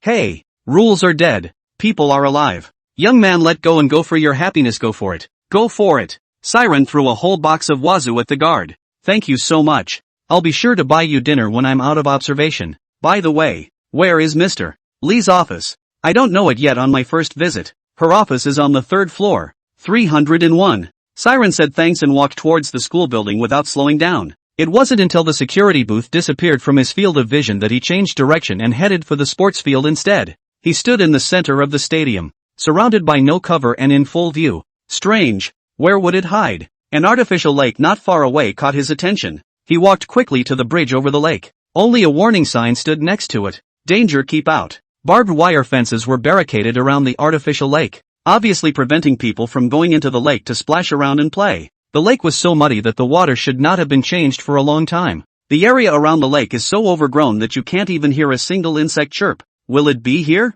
Siren looked around and suddenly realized that there was a figure standing on the opposite side of the bridge. Judging from its height, it should be a child. Found you. Siren stepped over the barbed wire fence and walked towards the figure. The silhouette's look-alike dress became clearer and clearer. Exactly what Morningside said. A small boy, wearing white chaps and greenish-gray skin. Little friend, why are you here alone? Where are your mom and dad? The little boy lifted his head, revealing pupil-less eyes that were pale. Uncle, play with me. I'm so lonely by myself. Siren slowly approached the ghostly creature with the 7-star dagger in hand. Little friend, come to Uncle. Uncle will show you a big baby. The little boy seemed to have no defense, or simply didn't believe that the man in front of him had the strength to kill himself. He came to Siren, tilted his head, and held out his arms for a hug. Siren was disgusted to see maggots constantly burrowing around the little boy's head. Reaching out, he grabbed the ghostly creature by the neck and lifted the 7-star dagger, about to physically overpower the little brat. The little ghost looked panicked and kept struggling. Stop! A young woman's voice suddenly sounded behind Siren. The little ghost took advantage of Siren's distraction and opened its mouth to bite Siren viciously. Siren let go of his hand in pain. By the time he reacted and tried to grab the little boy, it was too late. The little boy had run to the young woman's side, holding the woman's leg. A fierce look came into his eyes. Who are you? What's going to be done with the boy? The woman opened her mouth to question again. And who are you? Did you raise this brat? It's just as well. And it saves the trouble of settling you all here in one piece. It was getting dark, and the woman didn't even realize there was a problem with the brat beside her. She opened her arms and shielded the ghostly body behind her. Her heart was scared, but she had a resolute face. This gentleman, you're still very young. Think about your family. Think about your parents. Once you're on that path, there's no going back. Stop it now before it becomes a big mistake. Siren thought the woman was a ghostly creature trying to use words to confuse her. Humph, trying to threaten me with my family? Oh, you're playing it wrong. I haven't seen my parents since I can remember. Cut the crap and die. The woman watched as Siren swung her knife and ran towards herself with a scowl on her face. Hastily, he turned back to the kid and shouted, "Run, child, and I'll stop him for you." With that said, screaming with his eyes closed, he charged at Siren. Humph, not knowing how to die. I'll fulfill you. Siren raised his dagger and stabbed at the woman's head. As the woman got closer, Siren sensed that something was wrong. It didn't seem to be a ghostly creature, but a living, breathing human being. He hastily put away his dagger. The woman slammed straight into Siren, wrapping her arms around him and refusing to let go. Feeling the woman's body heat, the refreshing fragrance, Siren couldn't help but breathe a sigh of relief. Siren tried to break free of the woman's embrace while scanning for where the brat had gone. Watching the little kid slowly run out of his sight, he couldn't help but feel a little anxious. Stupid woman, let go! The woman cried and shouted. Somebody, there's a murderer here. Siren held his face with one hand and his tone was helpless. Come on, stop yelling. Scream again and I'll kill you. It worked. The woman immediately withdrew her voice and stopped screaming, only sobbing softly. First, Shang, I'm still young. Can you not kill me? Siren sighed. What am I killing you for? Get your hands off me. The woman let go of her hand and lowered her head, not daring to look directly into Siren's face. I really won't call the police, so just leave me alone. I know all the rules. I didn't see what you looked like, and you have no reason to kill me to silence me. Siren was a bit dumbfounded. This woman didn't usually watch a lot of movies. You're a teacher at this school, aren't you? I think there's some misunderstanding between us. The woman kept her head down and said nothing. Misunderstanding? Where's the misunderstanding? You're going to kill me and you're still misunderstanding. Siren explained. Teacher, don't be afraid. I'm not a bad person. My child attends this school as well. Her name is Zhao Chenxi, and she's only been transferred here for a short time. When the teacher heard Zhao Chenxi's name, she subconsciously looked up at Siren. You're Zhao Chenxi's parent? Damn, I saw his face. He's gonna kill me to silence me. Help! Murder! The woman in front of her suddenly screamed, catching Siren off guard. He reached over and covered the woman's mouth to keep her from screaming. But to the woman, it was a prelude to killing herself to silence her. So it kept struggling and opened its mouth to bite Siren's finger. Ouch, you're a dog. I've said I'm not a bad person. While Siren let go, the woman turned and ran desperately out the door, calling for help as she did so. When Siren saw this, he really had to call someone out. Flying to the ground, he tackled the woman to the ground. In the distance, the dark-skinned security guard slowly made his way over with a flashlight. Ha, I thought I heard Mr. Lee's voice just now. Did I mishear? Siren covered the woman's mouth with a dead hand and growled in a low voice. Don't move or I'll kill you. Siren couldn't wait to feel the softness underneath him, staring intently at the security guard until he disappeared. This teacher, I'm going to let go later. So stop yelling. You hear me? I'll say it one last time. I'm not a bad guy. The woman beneath her nodded her head in a rush.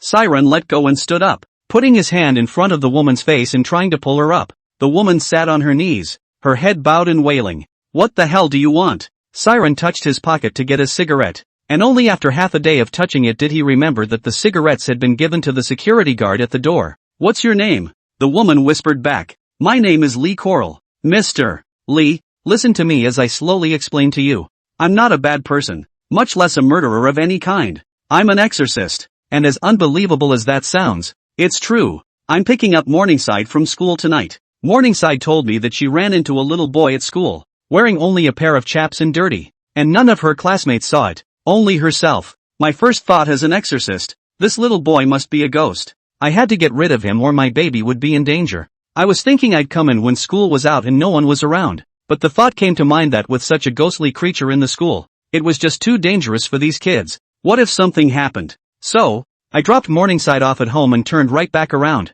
Although Likor didn't say anything, one could tell from her expression that she didn't believe a single punctuation mark. Siren was helpless, knowing that he would be in big trouble if he couldn't give this teacher a reasonable explanation. Mr. Lee, remember carefully, that little boy just now, didn't you notice anything wrong with him? A man alone here at the artificial lake, wearing a chaps and greenish-gray skin. The main thing was that his head was crawling with maggots and his eyes had no pupils. Because he's dead, he doesn't have any body heat either, and he has a very pungent odor. Likor frowned, thinking back carefully. Seems like the little boy just now did have a little cold hands and smelled bad. As for the skin and eyes, she didn't even get to look at them. A child with cold hands should be frightened by you. It is possible to have an odor that is not hygienic. It doesn't prove he's a ghost. Siren sighed. It was too hard to explain these things to ordinary people. He raised the 7-star dagger and slashed down at his wrist. Wrists broke off in unison, blood spraying everywhere. Likor, who was on the side, was stunned when she saw this scene. Siren held back the pain. Hiss. Look, Mr. Lee, the wrist was cut off by me. Isn't it still bubbling with blood? It's not fake, is it? Saying so, he exchanged a yuan chi dan and swallowed it into his stomach. Next, it's time to witness a miracle. Under Likor's unbelievable gaze, Siren's palm slowly grew out. This is real? It's not magic? Likor didn't believe it and personally touched the severed hand. That's when I was sure that what I had just seen was real. It's not a magic trick. Is that little boy really a ghost? Even though Likor believed Siren's words, she felt that the man in front of her was more or less brutal. Say cut off your hand without any hesitation, without blinking an eye. Isn't it true that everyone in their line of work is a bit of a psychopath? Is your hand okay? Do you need to go to the hospital? Siren shook his head. It's okay, get used to it. It's true that this guy is a pervert, and breaking his hand has become a habit. Likor looked at Siren with a strange expression of fear and worry. So, did you go to a psychiatrist? Siren had a question mark on his face. What kind of psychiatrist am I seeing? I'm not sick either. Seeing that Siren reacted so violently, Likor hurriedly calmed him down. Yes. I didn't say you were sick. I'm just concerned about you. In your line of work, dealing with ghosts and monsters all day long must be very stressful. I have a classmate who happens to be a psychiatrist, so I'll take you there sometime? Siren's mind was now filled with the brat that ran away, and he didn't even think about what Likor said. Well, there's a chance. By the way, have you had any kids go missing or die accidentally at your school lately? It's no coincidence that this brat showed up in the school. He should have had an accident there. Well, it's true that a little boy went missing a while ago. Until now there is no whereabouts. It can't be him. Siren rubbed his chin. That should be him. Can you tell me what happened then? Likor spoke up. The little boy's name is Tao Yang. Disappeared a month ago. He was said to have been left at the end of school that evening to do his homework because he had not completed the work assigned by his teacher during the day. His family waited outside until 10 a.m. and didn't see the child come out when the lights went out all over the school. The kid didn't come home either. I don't know where he went. The parents called the police, but no leads were found. Surveillance footage shows the child leaving the classroom at 8:30 a.m., but there was no sign of the child on the surveillance at the school entrance. The police launched a carpet search of the school with dogs and have not been able to locate the child. Siren glanced at the artificial lake. Is it possible that the boy drowned in this artificial lake? Likor nodded. We suspected it at the time, but if the child had drowned it should have floated to the surface. Siren shook his head and returned with a straight face. What if it was murder? Someone killed the child, then tied rocks around it and sank it right to the bottom of the lake.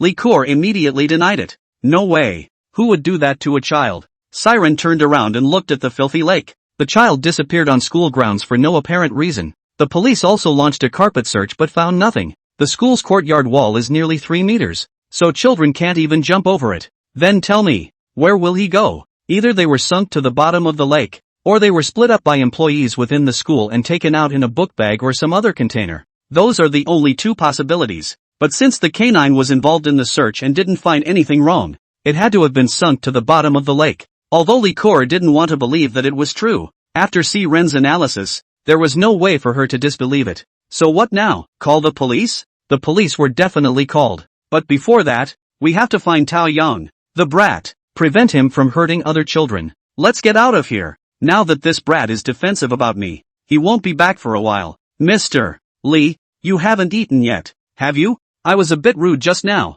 so to apologize, let me buy you dinner. The two of them walked shoulder to shoulder toward the outside of the school. The security guard saw Siren and Liqueur come out side by side and spoke enthusiastically. Yo, Mr. Lee, just getting off work. Not forgetting to squeeze his eyes at Siren. A smile appeared on Siren's face and he was just about to respond. The smile came to an abrupt end, only to see the brat standing right behind the security guard. Those dead fish-like eyes staring viciously at the security guard beside him. Siren took a deep breath and smiled again. Uncle Security Guard, you're working really hard, guarding the school all by yourself. The guard waved his hand. Hey, no hard work. At my age I can just look at the front door and beat the shifts. Alright, I won't keep you two youngsters any longer, so go about your business. Liqueur tried to explain, but she was tugged by Siren without a trace. The two of them walked out of the school's entrance, and Liqueur asked with some unhappiness, what are you yanking me for? Uncle Wang mistook you for my boyfriend. How do you expect me to meet people in the future?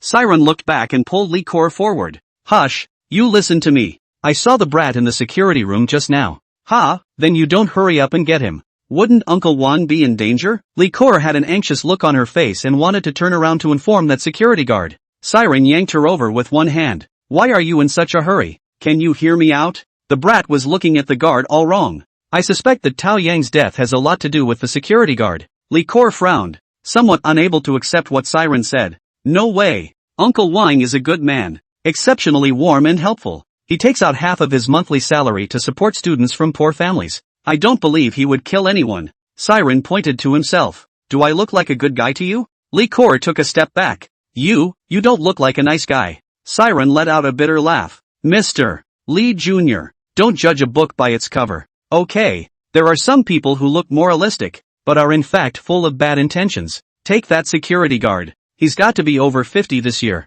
54. Well, he's 54 this year. Married? No, I guess. I don't really know. I've never heard him mention it. Liqueur shook her head. How much money can a security guard get each month? $4,000 tops? He's going to take out half and donate it to students from poor families, and keep the remaining $2,000 for himself. After he eats, drinks and smokes for himself, how much of the $2,000 is left? If he gets married and has kids, will that little bit of money left be enough to cover the kids' expenses? Okay, let's take a step back. This security, he is not married and has no children. So have you ever wondered if there's something wrong with him being 54 and never getting married? And the fact that he sponsors students from poor families every month shows that he should love kids. In that case, why don't you get married and have one yourself? Don't give me that crap about not having the right one when you're young. And don't tell me that your family is not well off and you can't find a wife. It was much easier to get a wife in their day than it is now. This is all your speculation. It doesn't mean anything at all.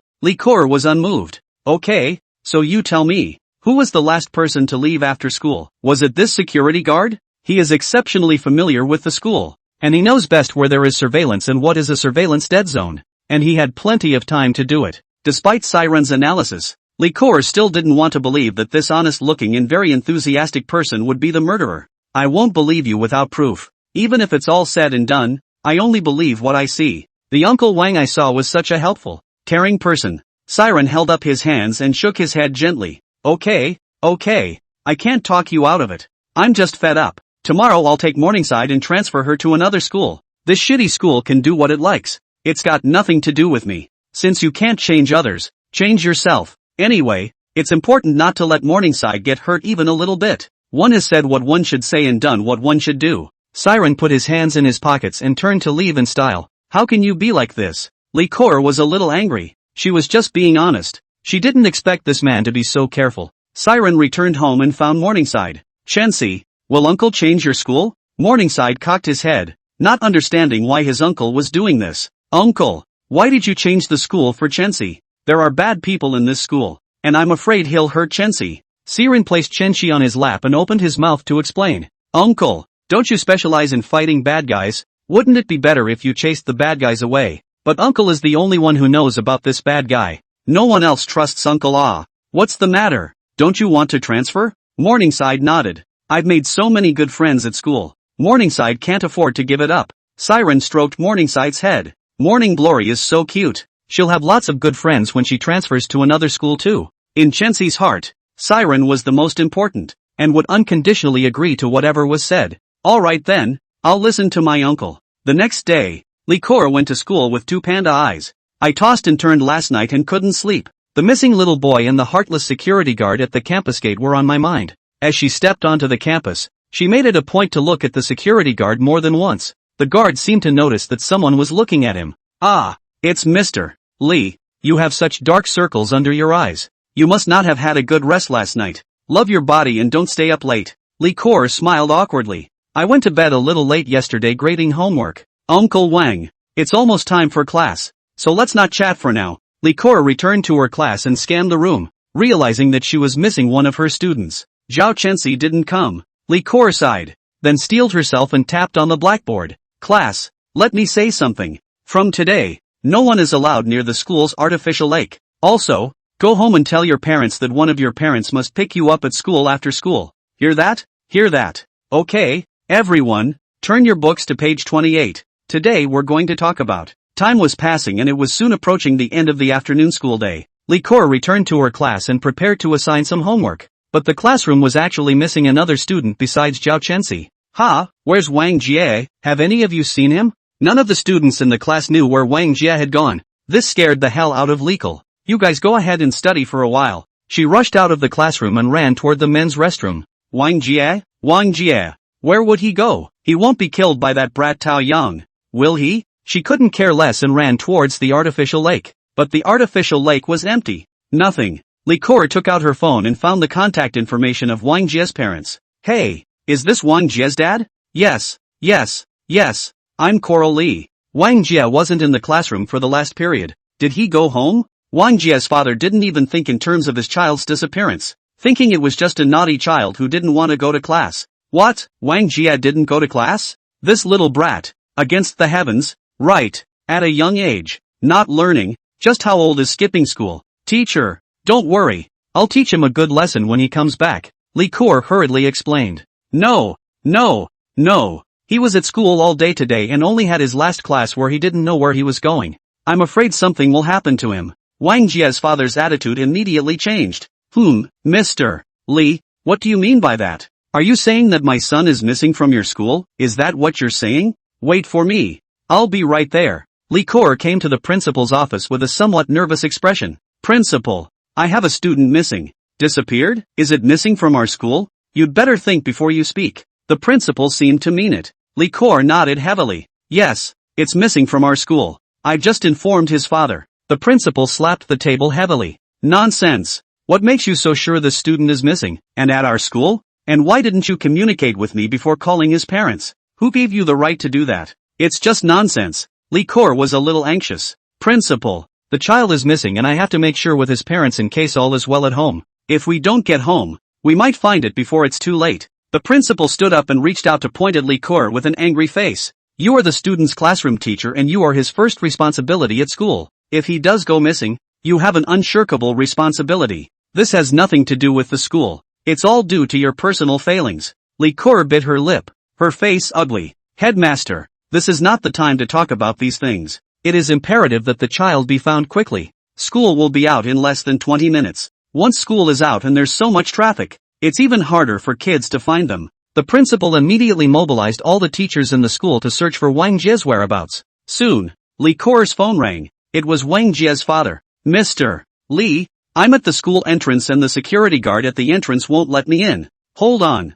I'll be right there. Likor ran towards the school entrance in a hurry. Uncle Wang, open the door. Teacher Lee, why are you panicking? I was just notified that a child was lost. Yes? Likor nodded. One of my students got lost and now the whole school is looking for him. By the way, did you see a little boy leave at the door? On the side. Wang Jie's father also looked at the security guard with hope. I don't see any students passing by the door. The security guard in front of him acted normally and didn't show a single crack. Likor didn't doubt it when she saw it. At the strong request of Wang Jie's father, Likor took him to the principal. Likor had expected Wang Jie's parents to discuss with the principal how to find their son, but I didn't realize that they were here to make a statement. The queen mother pointed at the principal's nose and snapped. Give me back my son. I gave my child to you because I believe in the educational standards of your school. But what about you guys? Lost my kid. It's fine if nothing happens to my son. But if something happens, I'm not done with you. Father Wang concurred. Last month, I heard about a missing child at your school alone.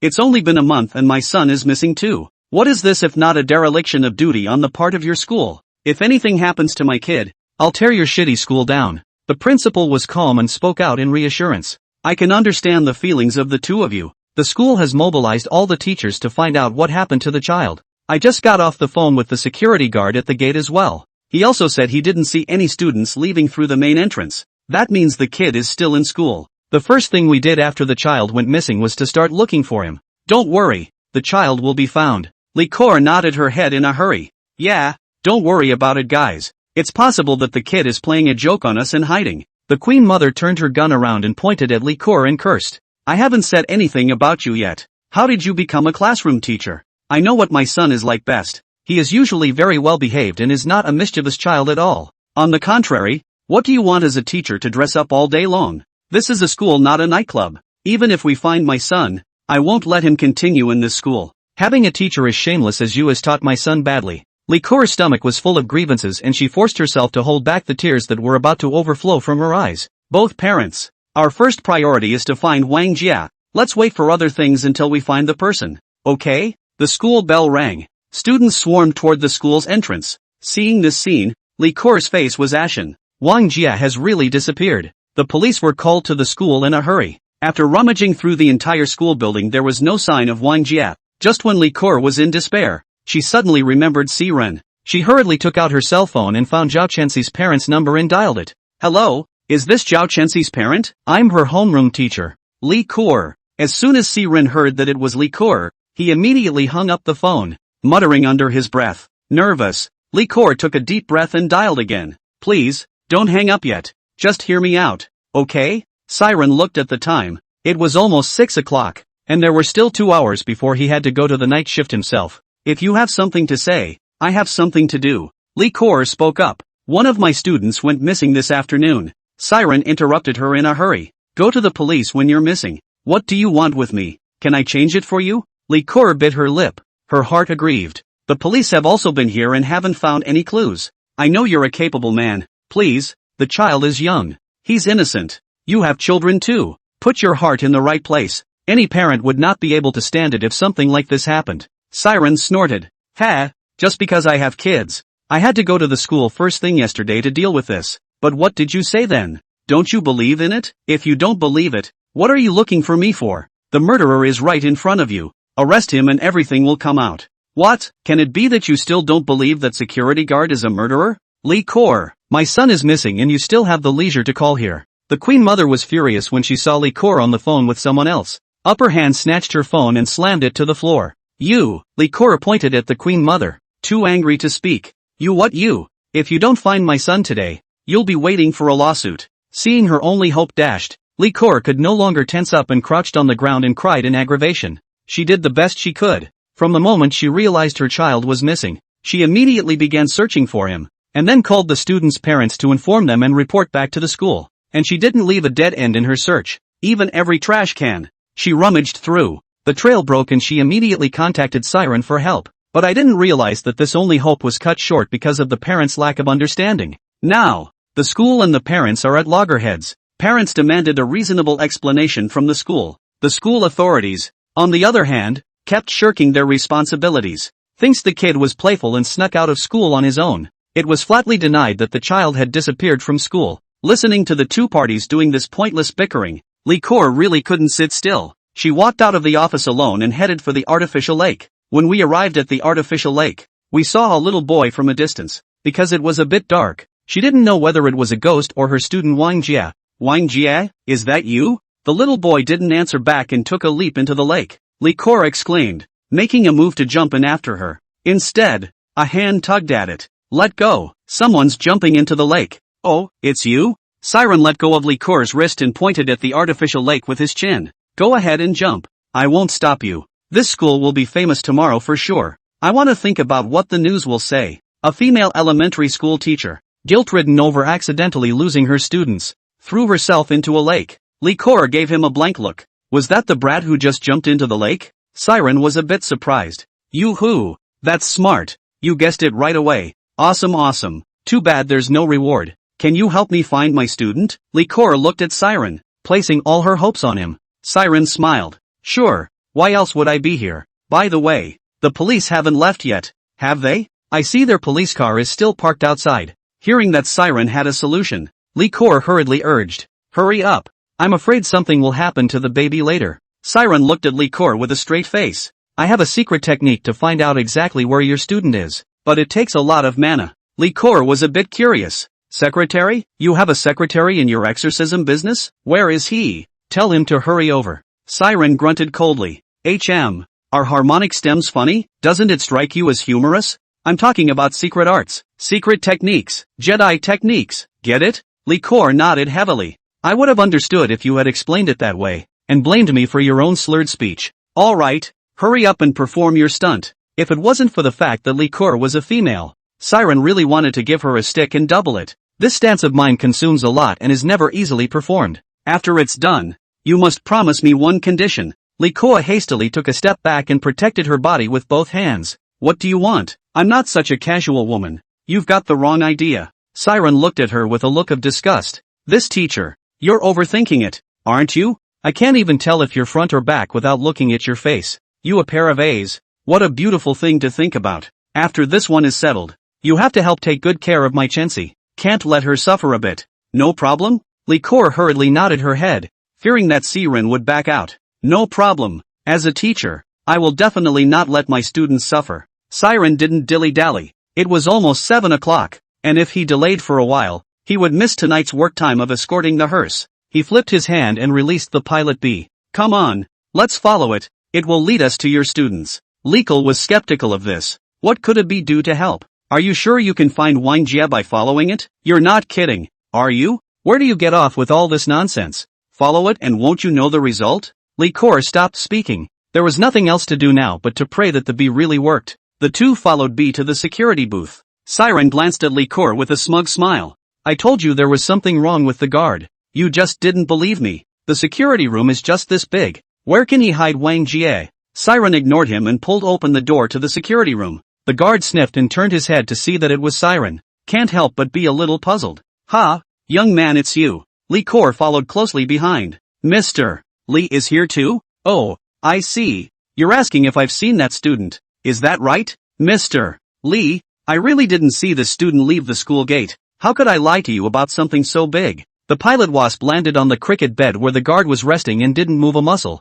The underside of the paneled bed was so tightly covered with books and tools that you couldn't see inside. When Siren saw this, a brilliant light flashed in his eyes. He came to the slab bed and, without hurrying to check it out, sat down on his butt. Under the thin mattress was the plank. Listening to the sound the boards made, Siren could determine that the bed was empty underneath. Uncle Security Guard, if you want to say who knows the school the best, you're number 2. No one dares to say number 1. The moment Siren sat down on the bed, this security guard's face flashed with a hint of unnaturalness before recovering instantly. This scene was watched by Siren and Likor. Hey, I've been at this school for 6 or 7 years, and I know every blade of grass in the school. Siren nodded gently to Likor. She immediately took heart. Siren, you stay here and chat with Uncle Wang for a while. I have to go find Wang Jie. Well, go ahead and be safe. Siren turned his head and flashed a smile. Uncle, what's your name? My name is Wang Sledgehammer. Wang Sledgehammer seemed to notice that something was wrong. Young man, aren't you going to help Mr. Li? That kid's parents made Mr. Li Jr. cry. A gust of wind blew through the door of the security room, opening it a crack. A thin figure burrowed in. Seeing Siren sitting in the house, he subconsciously had to run. Alas, this day, it changes. It was sweltering just a moment ago, and now it's windy. Wang Sledgehammer got up and closed the door behind him, responding with a smile. Who says it isn't? The sky is elusive in Lotus City. Siren looked at the cowering brat not far away and let out a light laugh. Uncle Wang, do you believe that people become ghosts after death? Wang Sledgehammer froze, feeling somewhat puzzled. People die when they die. How can they become ghosts? Young man, don't believe in these feudal superstitions. Siren stared at him with burning eyes. Uncle Wang, if I tell you that I'm yin yang eyes can see ghosts, do you believe me? Wang Sledgehammer froze and gave a dry laugh to hide his embarrassment.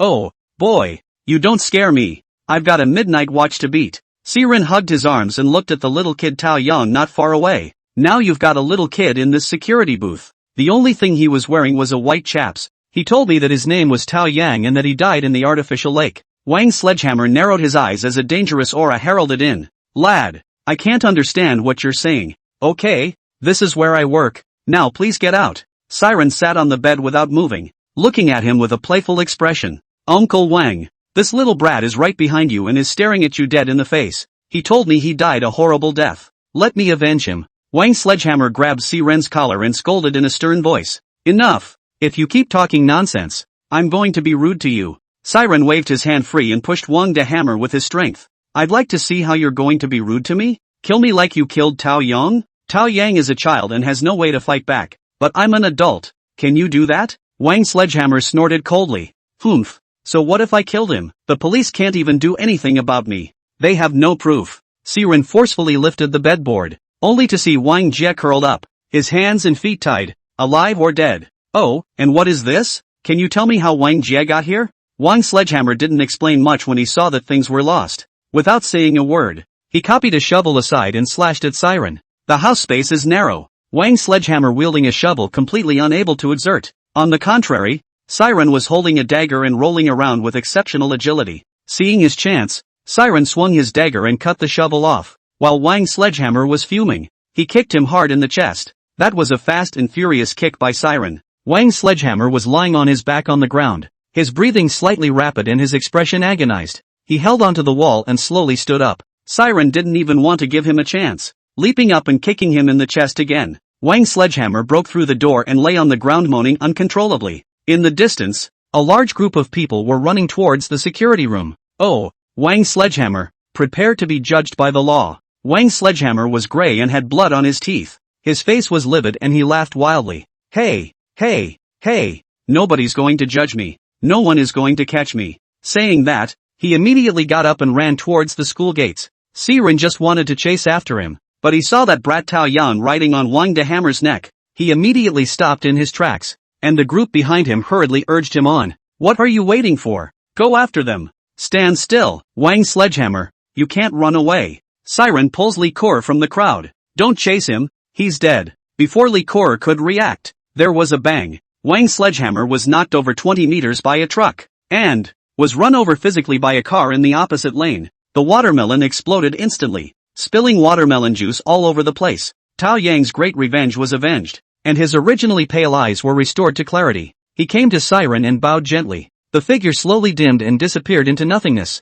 Li Kor couldn't see this in front of her. She was still curious as to why Siren could be certain that Wang de Hammer would surely die. How do you know he'll die? Siren smiled. Haven't you ever heard the saying? Sooner or later, you have to pay back what you came out with. Well, I've got things to do, so I'll leave you to it. Ah yes, don't forget what you promised me. Siren tried to leave the school but was stopped by the police. This gentleman, wait a minute, please cooperate with us for a statement. This officer, I'm really sorry, I have some personal matters to take care of right now. It's not very convenient. Look, is it okay if I go back to your station tomorrow to get a statement? Siren also knew that the police would not agree. After all, a human life had been lost. As expected, the police were tough. No, it's every citizen's duty to cooperate with the police. He had no choice but to give Yayu a call and explain the situation to him. I don't know what Yayu said on the phone, and the police were very quick to let it go. Letting him experience the privilege as well had to be really cool. Siren drove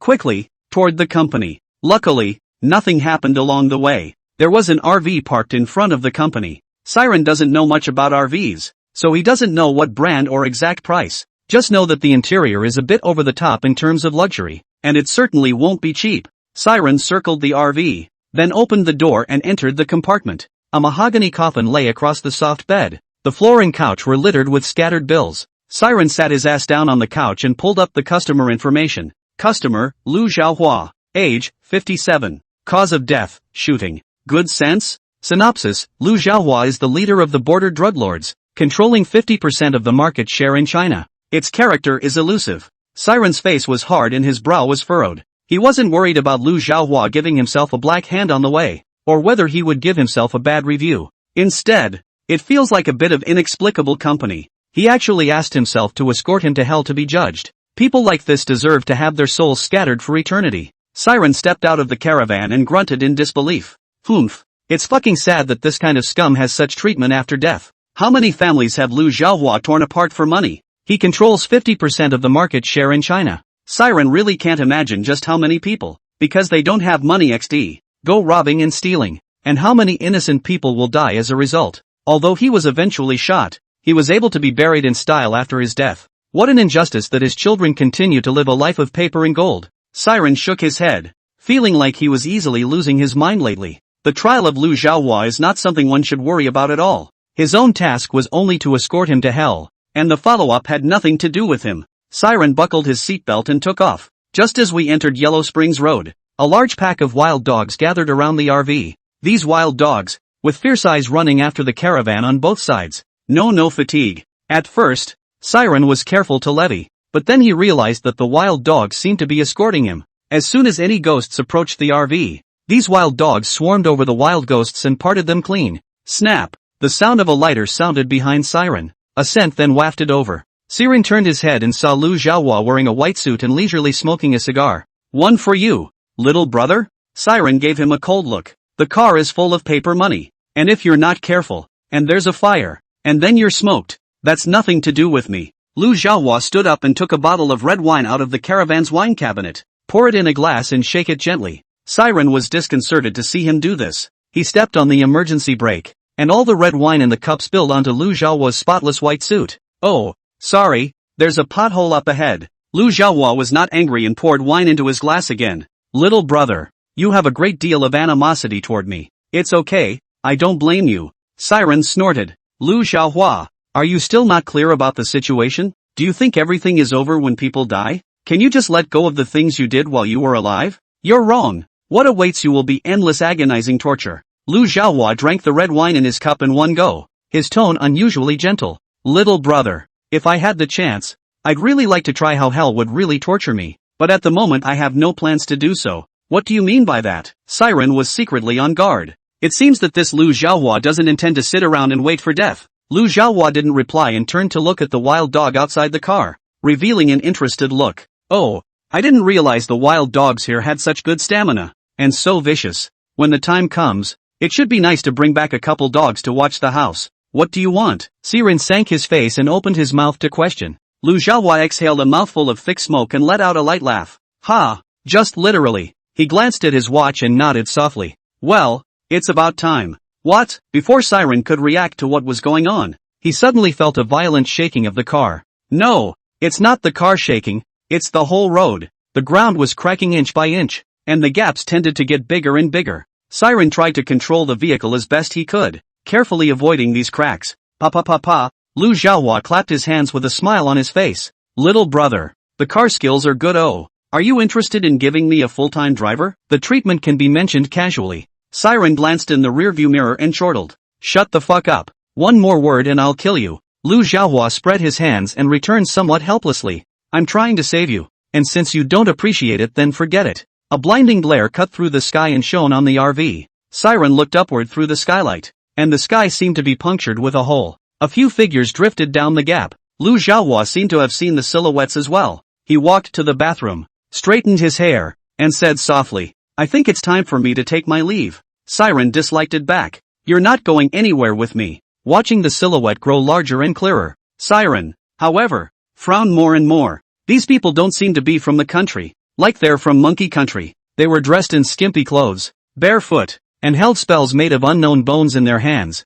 chanting in hushed tones. With red eyes, these wild dogs pounced on these South Vietnamese monkeys. Those 4 people from the monkey kingdom of South Vietnam stood at each of the 4 corners of the caravan. The bone staff in his hand tapped very rhythmically on the ground. The wild dogs that pounced on them rotted in blood and flesh rapidly with the pounding. First the skin on his body, then the flesh and blood, and finally only the white bones were left, scattered all over the place. Lu Xiaohua, what are they? Lu Xiaohua crossed his legs and looked out at the vicious dogs that fell one by one, revealing a wide smile. They're witches from monkey country. Witches in monkey country? A small country can invade the Yellow Springs Road at will? While the wild dog could still hold out for a while, Siren pressed his foot on the gas and tried to flee the place. These wizards must have been subject to many restrictions when they came to the Yellow Springs Road, and they would not have stayed too long. Now all one has to do is stall for time. The wizards of the Monkey Kingdom, it seems, were on guard. They tap their chest with one hand and their right foot follows the rhythm of tapping their chest to the ground.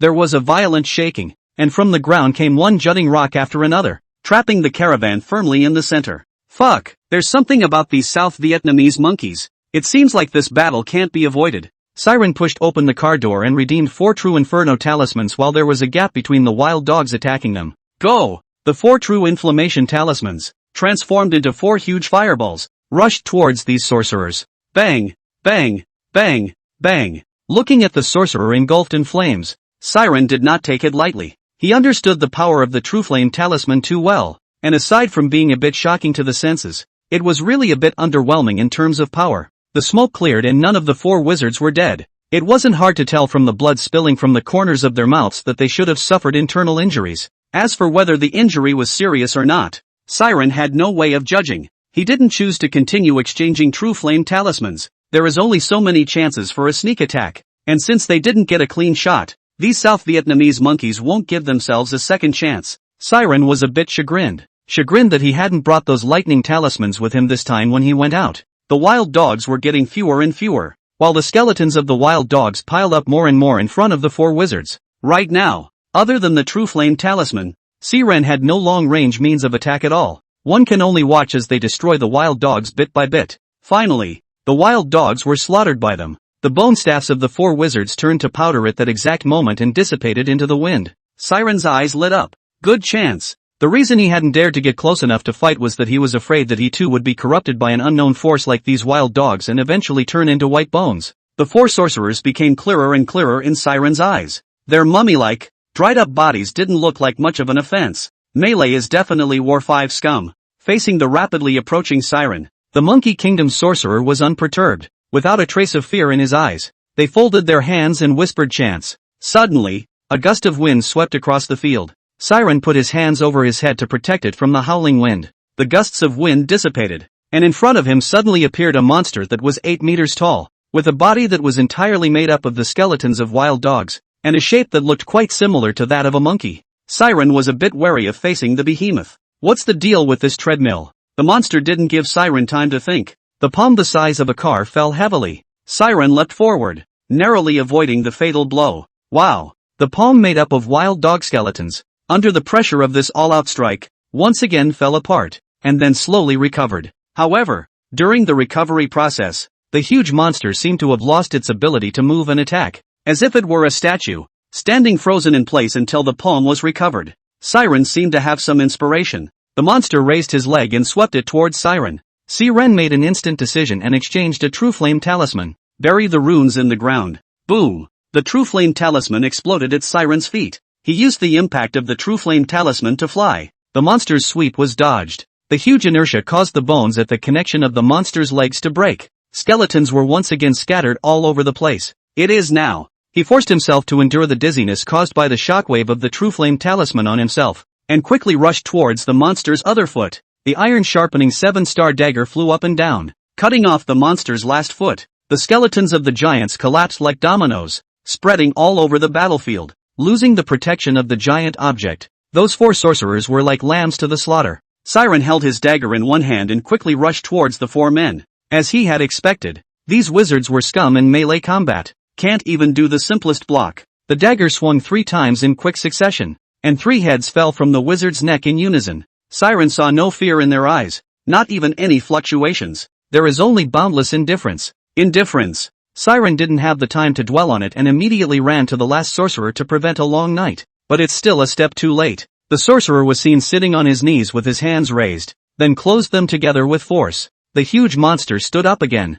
Siren's expression was filled with disdain. Ha! Nothing new. Soon, Siren couldn't stop laughing, only to see the 3 dead sorcerers. The blood, flesh, and skin of their bodies all flew towards the monster in one brain. Even the 3 heads that he had chopped off flew towards the monster together. The monster instantly became flesh and blood, though it appeared to be drenched in blood. But Siren's intuition told him that the monster this time was tough and wouldn't fall apart under pressure like the previous 2 times. Those 3 heads hung above the monster's chest, and 3 pairs of eyes opened at the same time. The frenzied desire to kill in his eyes was not hidden. Siren exhaled the cloudy air in his mouth. Phew! Stand by for the monster's first attack. All he had to do now was to take his own body and test the monster. He had a yuan chi dan in his mouth in case something happened. The monster punches Siren with a straight right. The wind comes before the punch arrives. The violent winds of the punches caused Siren to choke. He crossed his arms and shielded himself. Ah! Siren screamed miserably as he was knocked out and slammed hard against the raised stone pillar on the side of the caravan. The chest was dented by the punch. Bones are broken in an unknown number of ways. His lips were tightly closed. His teeth locked. Blood spilled down the corners of his mouth. He swallowed the yuan chi dan in his mouth mixed with his own blood and waited to recover. And the wizard didn't choose to step up and fill in. He didn't believe that anyone could survive that blow. The sorcerer took control of the monster and lifted the roof off the RV. Saved Lu Xiaohua from the car. Lu Xiaohua wore a smug look on his face and waved his hand at the distant sorcerer. Master Nguyen Buli, you are worthy of being the most powerful sorcerer in the Monkey Kingdom. What I promised you, I'll do it for you right away when I get back. Don't worry. Nguyen Buli was hunched over, his face bloodless, covering his mouth and coughing violently. Mr. Lu, I hope you will keep your promise and deliver 300 boys and girls to me. Lu Xiaohua laughed. I don't have the guts to deceive the master. It's just 300 boys and girls in the district. I can't afford to risk my life. Nguyen Buli nodded. There's not much time. Grab my hand and I'll get you out of here. Siren stood up slowly. If you want to leave, I won't stop you. But this Lu Xiaohua must stay. Nguyen Buli looked at Siren unharmed and was a bit shocked. You're okay? Afterwards, he clenched his hands and commanded the puppets to attack him once again. A chain suddenly appeared in Siren's hand and waved his hand to throw it at the puppet. Gathering Soul Lock. Bundle. The soul-gathering lock was like a giant python preying on its prey, firmly entangling the puppet. Originally, Siren was still worried that the soul-gathering lock wouldn't be able to control the puppet. After all, it was stated on the item description that the quantity of soul locks determined the quality. Watching the puppet temporarily lose control, Siren was overjoyed. So he no longer hesitated and rushed towards Nguyen Buli with his dagger in hand. As he watched the dagger getting closer and closer, Nguyen Buli didn't look flustered in the slightest. He bit his index finger and dabbed the blood right in the center of his forehead. Originally, Nguyen Buli's shriveled body suddenly became like a gnarled polar bear with muscles. The veins on his arms rippled like gnarled dragons flying, and he even swelled up a few points in a matter of moments. When Siren saw this, he wanted to stop, but it was obviously too late, so he could only throw his weight around. Nguyen Buli sidestepped Siren's attack and reached out to grab his wrist holding the knife, twisting it with a backhanded force. Siren had no choice but to let go of the 7-star dagger under the pain. Nguyen Buli's right leg retreated, bowing and crouching. Then his right hand clenched his fist and went straight for Siren's lower abdomen. Siren received a heavy blow to his abdomen and subconsciously bent over to cover it. But Nguyen Buli obediently bends his back leg over his knee and presses it against Siren's forehead. Under the heavy blow, Siren's body floated in midair. But Nguyen Buli didn't stop there. Taking advantage of the gap between Siren's flying up, he grabbed his ankle and turned around to slam it into the ground. After a series of attacks, Nguyen Buli's body was like a deflated ball of leather. Drying up once again, he breathed heavily. Who? Mr. Lu, let's hurry. Master Nguyen, why don't you kill him? Lu Xiaohua pointed at the dying Siren and asked. Nguyen Buli shook his head. In order to break open the passage to the Yellow Springs, I used up almost all of my mana. And the secret technique that I just performed had almost drained my physical strength again. Let alone killing him. I can't even crush an ant right now. Well, let's hurry back before it's too late. Nguyen Buli grabbed Lu Xiaohua's wrist and slowly floated toward the sky. The corners of Lu Xiaohua's mouth rose, and the smile on his face couldn't be hidden at all. Ha ha ha,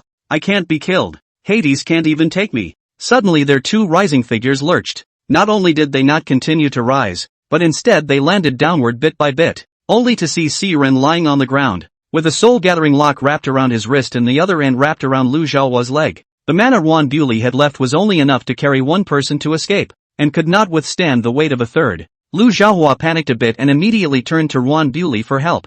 Master, do something. Nguyen Buli looked at the gap above his head that was slowly shrinking. His heart was even more anxious than Lu Xiaohua's, but there was nothing he could do at the moment. Once the gap closes, they will never be able to escape this Yellow Springs road again, and will be imprisoned here for eternity. Mr. Lu, I'm sorry to have to leave you here alone. Lu Xiaohua was no longer as subdued as he had been before, and he prayed. Master, I beg you, do something, don't abandon me. I can grant you whatever you ask. I'll give you money. I have lots and lots of money. By the way, don't you want boy and girl? I'll get you 1,000. No, no, no, no. I'll get you 5,000 boys and girls, just so you can take me out with you. Even if you find me 10,000 boys and girls, there's no way I can take you out, but I can promise you to keep your children safe, and go back and help you get your revenge. With that, Ruan Bewley let go of his hand, but Lu Xiaohua backhanded Ruan Wuli's wrist as he grimaced and growled in a low voice.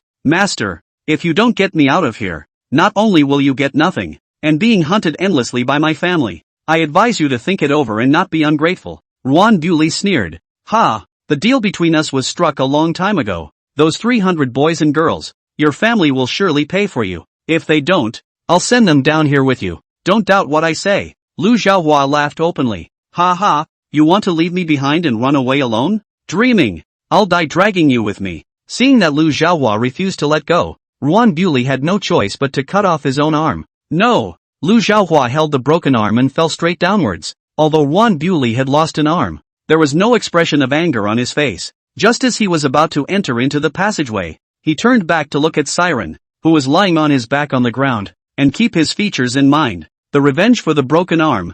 I will have to avenge it sooner or later. It then followed the passage and disappeared into thin air. Falling back to the ground, Lu Xiaohua's heart was like ashes, knowing that he no longer had the possibility of turning the tide. It's all you. You're the reason I can't return to the sun. I'm gonna kill you. I'm going to kill you. Siren stood up shakily, rubbed his swollen forehead, and squinted at the scowling Lu Xiaohua. Who are you going to kill? Lu Xiaohua flattens his hands out and tries to choke Siren out. However, Siren only gently pulled one end of the soul-gathering lock and yanked Lu Xiaohua to the ground, then tethered the upper poly lock on his wrist to the back of the RV. On the other end, it was still wrapped dead center around Lu Xiaohua's leg. Seeing this, Lu Xiaohua asked in a panic. What are you doing? Siren revealed a harmless expression. Oh, I was afraid you'd be too bored sitting in the car to relax and unwind. I'm understanding, aren't I? Losing the enchantment of Ruan Bewley's spell, the protruding rocks around the caravan also returned to their original state. Siren fastened his seatbelt and started the car. He stuck his head out the window and shouted at Lu Xiaohua, who was behind the cars. But, we're leaving, so get ready to enjoy the rest of this wonderful journey. Siren drove in front of him while Lu Xiaohua was dragged by the caravan like an animal. The great battle just now made the many lonely souls and wild spirits not dare to lean forward, until the car started and the group of lone ghosts swarmed the car. Instead of choosing to attack the RV, they were enamored with Lu Xiaohua, who was towing behind the vehicle. The RV had traveled some distance and the lone ghosts behind it had pretty much dispersed. Only a few vicious wolves and wild dogs remained, desperately tearing Lu Xiaohua's body. Lu Xiaohua had gone from resisting death in the beginning to being breathless. His voice had gone hoarse and he couldn't shout. Siren saw that it was almost time, and if he continued to toss Lu Xiaohua, he might really hang up. He slammed his foot on the gas and threw the vicious wolves and wild dogs far away. Seeing the beast disappear through the rearview mirror, he then slowed down and pulled over. Siren walked over to Lu Xiaohua humming a little song. How's that for a great view? Lu Xiaohua's clean white suit had long since been torn into pieces, one by one hanging on his body. That look was both wretched and ridiculous. Lu Xiaohua responded in a mute voice. You'll get what's coming to you for treating me like this. Siren sniffed and laughed. I'm being punished? It's you who gets what's coming to you. With that he crossed his orchid fingers and smiled playfully. For every cause there is a consequence, and your retribution is me. Remember to double-click the mahahaha. Siren unlocked the soul-gathering lock on the back of the car and pushed Lu Xiaohua into the caravan. We're almost at our destination, so stay honestly in the carriage. Don't give me any trouble. There's a limit to my patience. Lu Xiaohua's face was ugly. He was a big drug lord. Never had anyone been so humiliated. But right now, he is obviously not a rival. If he still wants to be tough, it is purely asking for trouble. He smiled sarcastically and got close to Siren. How old is little brother? Siren fastened his seatbelt and gave him a no-nonsense look through the rearview mirror. Save your breath and don't give me no words here. Lu Xiaohua was unimpressed and continued. Are you 25? What a young man. I have a daughter, a little younger than you, who is 18. Be in shape and look good. The bottom line is she's still a fledgling. Let's make a deal. I'll give you my daughter if you let me go. Whether you make her your little one or your maidslave is up to you, and I have a lot of power on the border. You'll be my only heir when the time comes. I have lots and lots of money. I'll leave it all to you when the time comes. How's it going? Siren sneered. What a beautiful thing for you to think about. What, you still want to be my father-in-law? I'm not afraid to tell you that you just don't work well if you have a mountain of gold. I think your money is dirty. Lu Xiaohua did not die and continued. Little brother, money is money. There's no such thing as dirty. Money is king. When the time comes, wouldn't it be good for you to succeed me and be a local emperor on the border? Call the shots and do whatever you want. Siren sneered. Yo, How'd you get shot at? You border landlord? Alright, don't waste your time with me here either. We'll be at the place soon. Get ready for your new life. Lu Xiaohua's face sank when he saw that he wasn't getting any oil or salt. Little brother, as long as you let me off the hook, we'll be friends. In the future, if you have any difficulties, I will help you absolutely unconditionally. But if you are bent on having your way, when I get out of this, I will kill your whole family. Siren wasn't angry either. Oh, lore doesn't work and you've changed to coerce? You've got to give up. You're not good enough for me. Lu Xiaohua also no longer say more. Say more will only add to the ridicule of others. However, he kept calculating in his mind how to reveal the news about Siren to his family. Let your family avenge yourself. Without Lu Xiaohua's harassment, Siren concentrated on driving the car. The destination was soon reached. A grotto appeared before his eyes. The shape of the grotto resembles a skull with its mouth wide open. Crows stood above, their heads cocked as they stared at the caravan, their wings quaking lightly. Suddenly, a raven in the center of the room let out a mournful caw. The other crows saw this and lifted their wings and began to circle around the skull. Siren was confused for a moment, but stepped out of the car. He pulled open the door of the RV and yanked Lu Xiaohua out. Your journey is over. The moment Lu Xiaohua got out of the car, this group of crows unanimously rushed towards him. Where had Siren seen this scene before? Flocks of crows flew towards them in a cloudy sky. He subconsciously dove under the car. Lu Xiaohua stood still for a moment, his eyes wide and flashing for a moment. It wasn't that he didn't want to move, but he couldn't. Crow's target was clear. It was this Lu Xiaohua in front of him. They swooped down and pecked hard at Lu Xiaohua's torso with their hard beaks. Each time it brings up a piece of flesh and blood. Soon, Lu Xiaohua was pecked into a bloody gourd. Not a single piece of his body was intact. A whistle came from the entrance of the cave before the crows stopped there and returned to combing their feathers above the cave. Seeing that the crows were far away, Siren crawled out from under the car in a sorry state. He watched the whole picture of Lu Xiaohua being pecked. It's just too cruel. A man dressed in burlap and black came forward with shackles. Lu Xiaohua, you're killing your fellow man, and you're getting killed. Scourge the country for his own selfish interests. The order of the Yin Tianzi. Lu Xiaohua will be admitted to the Skull and Bones cave to be severely punished. Take away his right to be reincarnated as a human being. After the words, a ghostly light to the man's hand flew towards Lu Xiaohua. Lu Xiaohua let out a muffled grunt and fell back several steps as the word prisoner gradually surfaced above his head. This word prisoner will follow you until you are cleared of all charges. Your children and grandchildren, too, will receive special treatment in the netherworld because of this prisoner character.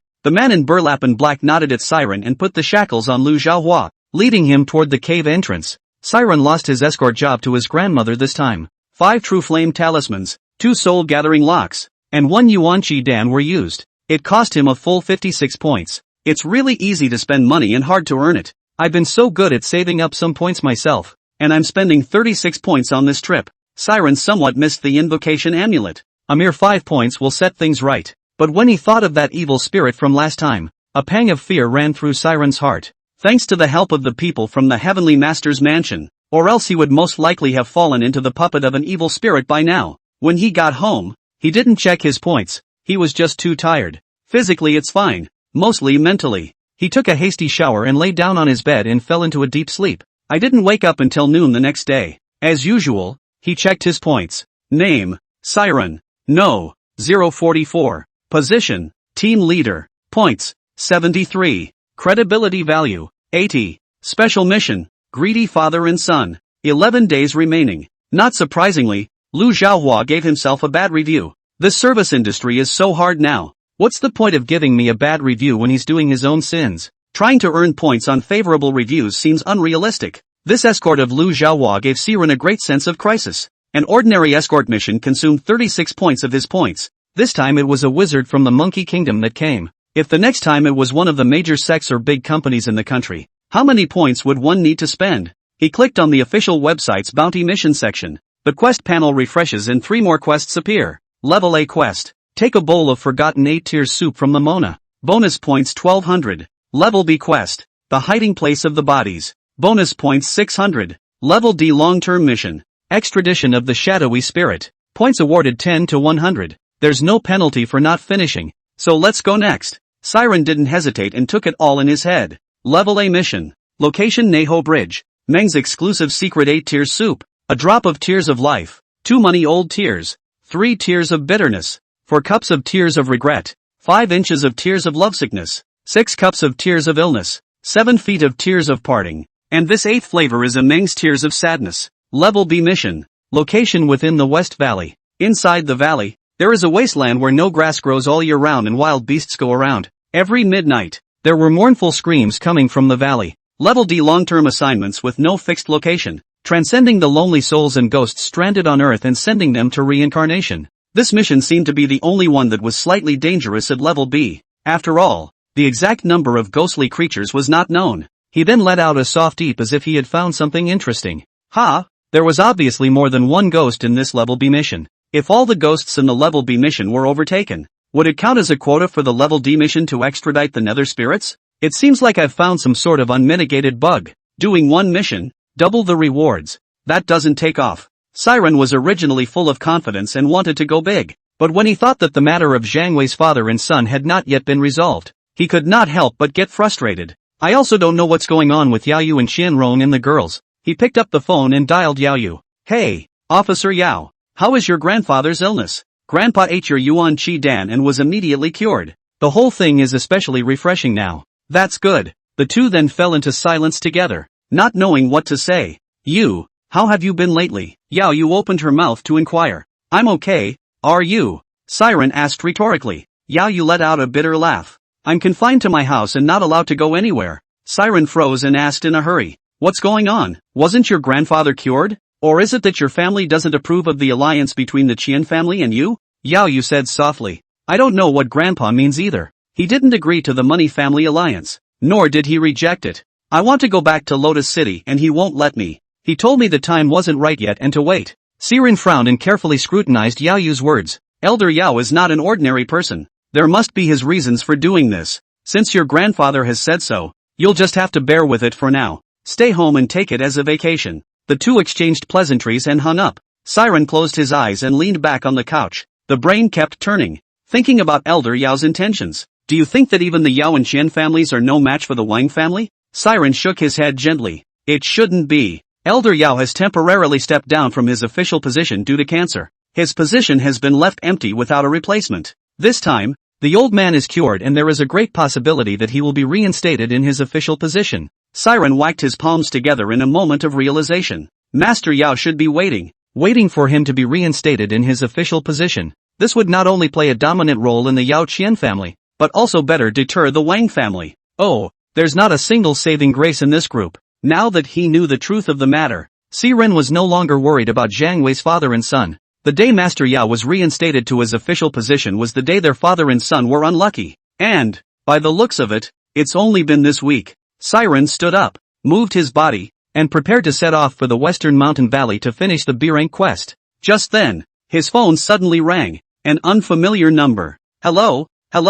Which one? Is this Siren? I'm Chen Feng from the police station. Ah, it's Director Chen. What can I do for you? Is it convenient for you now? Come to my office. I need your help with something urgent. Siren hung up the phone and hurried to the police station. Chief Chen, what happened? Chen Feng sank his face and waved his hand for his men to leave first. I'm telling you, no matter what method you use, you must ensure Wangjia's life is safe. Do you hear me? Siren froze. Wangjia, something happened to him? After the officers had all left, Chen Feng reached out and invited Siren to sit down. Siren, I really had no choice but to ask you to come this time. Wangjia has been captured and I hope you can step in to save him. With a surprised look on his face, Siren reached out and pointed at himself. Bureau Chen, you're not kidding, right? Letting me save him? I'm just a common little citizen. I'm afraid there's nothing I can do. Chen Feng smiled. I know you have some issues with Wangjia, but there's something special about his status, and nothing can happen to him yet. Siren raised an eyebrow and said nothing. Seeing this, Chen Feng continued. Yao, you told me about your deeds, and at first I didn't believe it. It wasn't until Wangjia was kidnapped this time that I was completely convinced that there really are ghosts and monsters in the world. Director Chen, I don't want to get involved in this matter. You should know very well what Wangjia's family is like. There must be something his family can do to save him. No? Siren made a move to get up and leave. Siren, wait. Wangjia was kidnapped by Zhang Wei. Siren immediately turned his head around with a surprised look on his face. What did you say? Wangjia was kidnapped by Zhang Wei? Really? Zhang Wei is a dog owned by the Wang family. Although Chen Feng didn't want to admit it, it was indeed the truth. Yes, indeed. Zhang Wei's son, Zhang Ran, asked Wangjia to a party last night. Wang Jia then lost contact. We'll send someone to search Zhang Wei's house right away. But the father and son ran away a long time ago. Siren scratched his head. It doesn't have anything to do with ghosts or monsters either. Chen Feng continued. This morning, we found Zhang Wei's hiding place based on the city's sky eye system and sent a large number of police forces to apprehend him. There were 5 big, strong men stationed there at the entrance. They are not afraid of bullets, even grenades we used, and they couldn't do a bit of damage to them. So, I instantly associated it with what Xiao Yu said to me earlier. Siren sulked for a moment. He was pondering why the Zhang family's father and son would suddenly strike at Wang Jia. Could there be a conspiracy here? You know, the Wang family is their backer. They are literally digging their own graves by doing this. He couldn't believe Zhang Wei would be so stupid. No matter what tricks Zhang Wei and Wang Jia and the others were up to, the current situation was what Siren wanted to see. Director Chen, I can help you with this favor, but you have to be honest with me. Is Zhang Wei a criminal? Chen Feng hesitated. Although Zhang Wei committed kidnapping against Wang Jia, whether the evidence of his crime is established or not, it is still necessary for Wang Jia to admit in person. If Wang Jia suddenly backtracked and said that the two were fooling around, this would become tricky. I'm sorry, the two of them have special identities and we have no way to define Zhang Wei for now. Siren nodded. Well, I understand. That's it then. When Wang Jia dies, you guys will notify me, and I will step in at that time. Chen Feng hurriedly stopped Siren. This is a matter of human life, not a joke. Wang Jia is really going to die. There's no way for us to explain. Siren looked at him strangely. Director Chen, I hope you can understand one thing. If the two of them are colluding, they will then label me as a murderer of a state official. Where can I argue with that? You don't know Zhang Wei, but I know him very well. He had set up Yao Yu and I 3 times. So I had to be on my guard. Chen Feng also had a headache with this, and Siren's concern was not unreasonable. Both Wang Jia and Zhang Wei were no lightweights. No one was sure if the two of them were playing for real or if they were deliberately obfuscating to lure Siren on. But whether it was true or not, they were going to save Wang Jia. Siren, how the hell are you going to make a move? Siren didn't want to be the wrongdoer, although he said he couldn't wait to get rid of Zhang Wei. But that's based on making sure you're foolproof. It's simple. I have to have a name for my division, and I can't be allowed to go out on a limb so unexplained. You can call and ask for someone who can make a decision, like Wang Jia's father, or his grandfather. Here's the deal. You just take care of the big, burly guys guarding the door and leave the rest to us. This will be fine, right? It wasn't that Chen Feng didn't want to contact the Wang family. It was really that he simply wasn't qualified enough to have the Wang family's contact information. Siren shook his head no. I'm sorry I can't help with this favor. The big, strong men you speak of are walkers, and in my eyes they've been dead for a long time. They have a lot of power, and they're not something I can control just because I want to, unless it kills them. So the question circles back around. There's no way I can make a move without defining them as criminals. Just make a move and I'll be treated like a murderer. While the two were arguing, Kuei pushed the door in aggressively. His face was ugly as he pointed his finger at Chen Feng and opened his mouth to angrily rebuke him. Director Chen, what the hell do you want? The deputy head of the inspection team was actually abducted. Are you a director who eats for free? Chen Feng's face sank. Team leader watch your words. Let's not talk in the dark. You and I know best what Wang Jia is. You don't want to put him in danger, and I'm equally afraid to. But the man who kidnapped him was Zhang Wei, the mayor of Lotus City. What do you want me to do? He laughed in exasperation. You said Zhang Wei kidnapped Wang Jia? Make up a decent story. Zhang Wei was Master Wang's previous secretary. With the love of promotion, how could he kidnap Wang Jia? Chen Feng didn't dawdle, and directly pulled up the surveillance screen and played it to Kuei. Kuei's expression was wonderful. First surprised, then puzzled, and finally slammed the table hard. His expression furious. Zhang Wei, is he crazy? Then what are you waiting for? Hurry up and save the day. Chen Feng said patiently. Since the two of them, Zhang Wei and team leader Wang, are old acquaintances, I wonder if there could be some kind of misunderstanding. Maybe the two were just joking. Kuei had a pained expression. Director Chen, you're confused. That fact is plain as day. How can it be a joke? You quickly order the arrest of Zhang Wei and save Wang Jia. Chen Feng spoke out to pacify him. Team leader take it easy for now. Everything is under our control. Zhang Wei isn't overdoing it at the moment either. But it's not guaranteed that he'll suddenly go crazy and hurt team leader Wang. So, do you think it's a good idea to notify team leader Wang's family about this? So they can make a decision. Chen Feng's Tai Chi hand was quite natural, and there was no trace of it at all. Not only did he throw the trouble to Kuei, but he also secretly sold out to the Wang family. Kuei was first stunned, then revealed a look of great meaning. He wasn't a fool, and with a little thought, He understood Chen Feng's intentions. Commissioner Chen, I always thought you were a cynical and upright police officer. It seems I was out of line. He turned his back and called Wang Zhe's father. After a short conversation, He Kuei hung up the phone and said in a deep voice, Director Chen, the Wang family has sent word. Save Wang Zhe at any cost. I'll leave you to it on this side. I've got some business to attend to. Siren watched He Kuei leave with some doubts in his heart. What is this He Kuei going to do? Is there anything more important than Wang Zhe right now? Chen Feng did not answer Siren's words positively, but only sighed. It seems that the Wang family has completely abandoned Zhang Wei. Well, leave him alone. Now you can strike with confidence and boldness. Soon, Siren arrived at the scene. It was surrounded by police. Chen Feng opened his mouth and asked the police officer beside him. What is it now? Bureau Chen. You can clearly see 3 people in the room through the infrared detector. But strangely enough, the 5 big men didn't have any body heat. Whether it's the equipment or something else is not known at this time. But whatever the reason, odds are there are still hidden enemies inside. That's why I suggested communicating with Zhang Wei to see what the other side wants. He must have wanted something since he kidnapped it. Chen Feng nodded. Well, you're right. I was thinking the same thing. Pass me the horn. Chen Feng picked up the speaker and lightly fed it a few times to try the volume. Hey, Zhang Wei, can you hear me? You are now surrounded. You can't run away. Just bind your hands. After a while, Chen Feng's phone rang. The caller was Wei Zhang. Director Chen, you came too slowly. I've been waiting for you for half a day. Chen Feng returned. Zhang Wei, surrender. You can't escape if you run away. Zhang Wei laughed. Flee? Why would I run away? I'm holding Wang Zhe's little life in my hands. You know who he is, right? As long as Wang Zhe is alive, I can't die. Okay, enough of this nonsense. Do a favor for me, and when it's done, I'll hand over Wang Zhe. Chen Feng breathed a sigh of relief. As long as there was room for negotiation. Okay, tell me what's up. As long as the safety of the hostages is not jeopardized, we can accommodate you. Siren followed you here, didn't he? Let him come in alone. And don't play any tricks, you hear? Chen Feng turned his head to look at Siren at his side, wanting to see what he thought. Siren wanted to hurry up and finish off Zhang Wei, so he didn't hesitate and nodded at Chen Feng. When Chen Feng received Siren's response, he immediately said to Zhang Wei on the phone, Yes, I promise you this, but in exchange, you have to release Wang Zhe.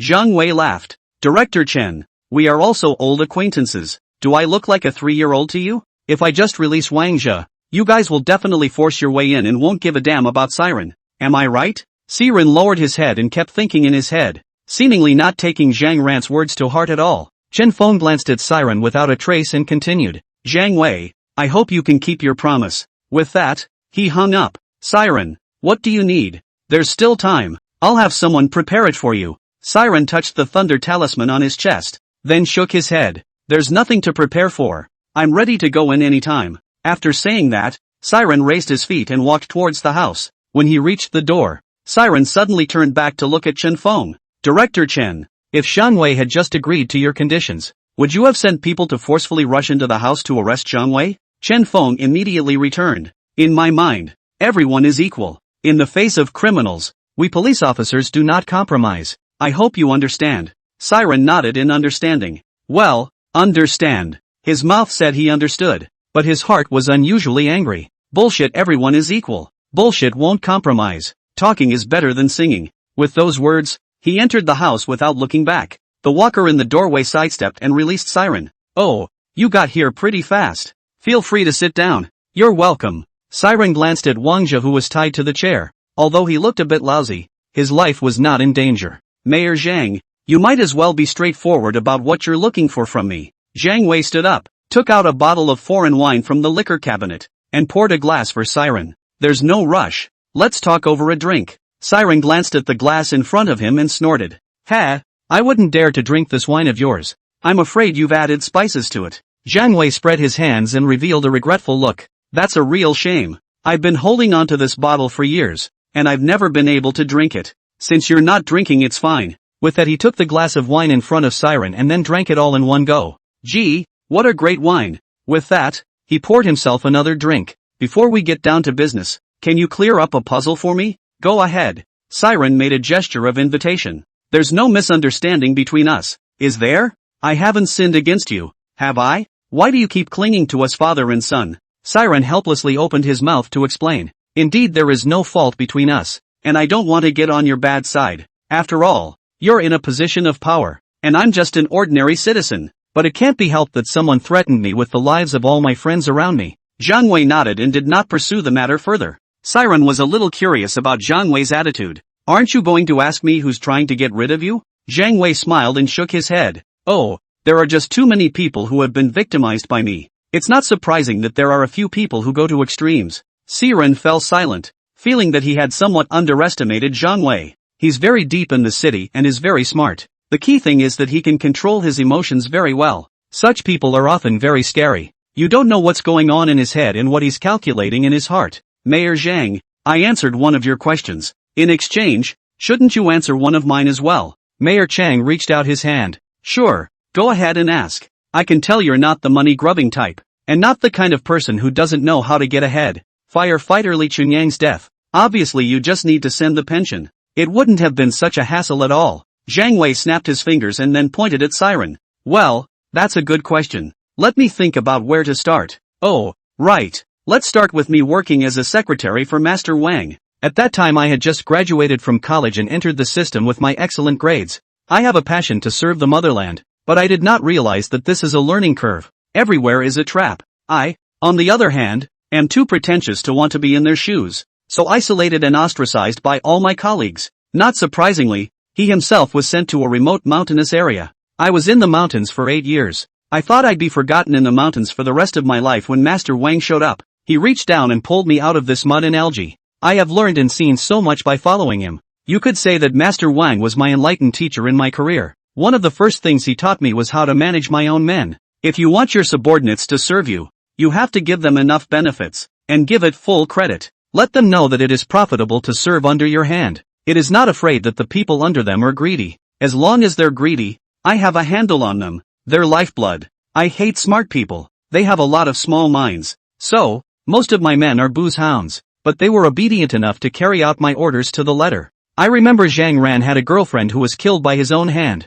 I simply made a phone call and someone took care of this cleanly for me. But you can't let people work for nothing, so I'll leave Triumph Court to him. To put it bluntly, this project is for him to make money. He kept some of the money he raked in for himself and gave the rest to Tang Fei Real Estate. After the operation of Tempest Realty, the money is clean. Those follow-up issues are on his shoulders and I'm not at any risk. The death of fireman Li Chunyang was likewise given to his charge. I didn't touch a single penny of the pension allocated to Li Chunyang and sent it all out. How exactly the people down there distribute it again is none of my business. Siren sneered. Oh, nothing to do with you? The favors are divided among them, and then they are made to work for you. The whole Lotus City is rotten from top to bottom. Jiang Wei shook his finger. You're wrong. The whole Lotus City economy is great. Not as dark as you might think. Though they were greedy, they rarely coveted the people's money. And as soon as I find out, there's a one for all. No mercy. Besides, how much money can these old people have? They are greedy for the specialized money allocated by the state.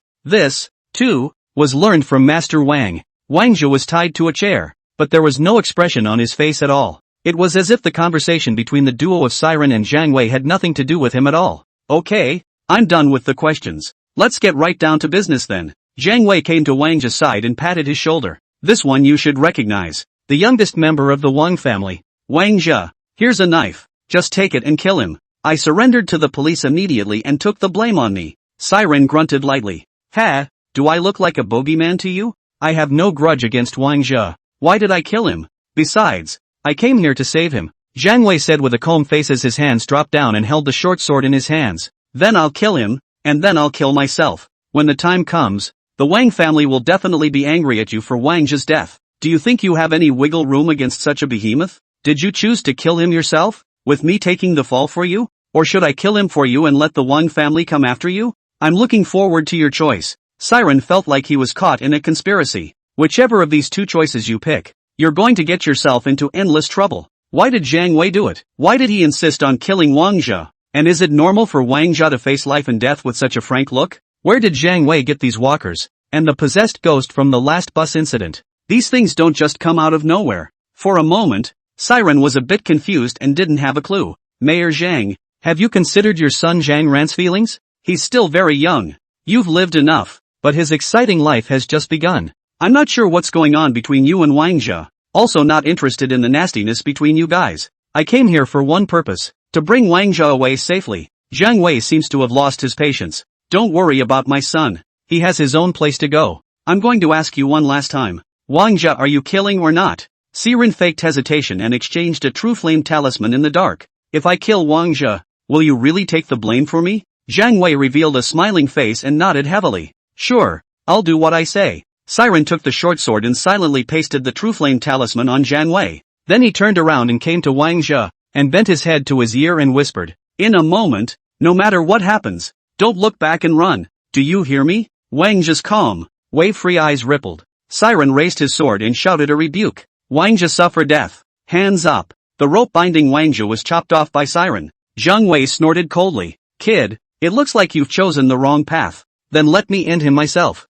As soon as the words left his mouth, explosions rang out violently. Run, I'll stop them. Wang Jia broke free of his bonds and ran outside without looking back. Chen Feng couldn't sit still even after hearing the explosions inside the house and immediately ordered his subordinates to prepare for the attack. Upon seeing Wang Jia appear in the doorway, Chen Feng did not hesitate to order an all-out attack on the entire house. On all fronts, the sound of gunfire outside was unrelenting, and Siren didn't know if Wang Jia could actually run out alive. Let's just hope he's not that unlucky. As the smoke cleared, Jiang Wei stood in place with a gray head. His son, Zhang Ran, is nowhere to be found. Jiang Wei did not hurry to do it, and walked slowly to the window, peeling back the curtains to see Wang Jia unharmed, which was a relief. Siren took a few steps back and hid his hand in his sleeve, grasping the thunder talisman. The slightest misstep and he will release it immediately. Mayor Zhang, Wang Jia has escaped. I'm afraid your plans have fallen through. Jiang Wei revealed a smile. The plan is slightly off, but it's under control.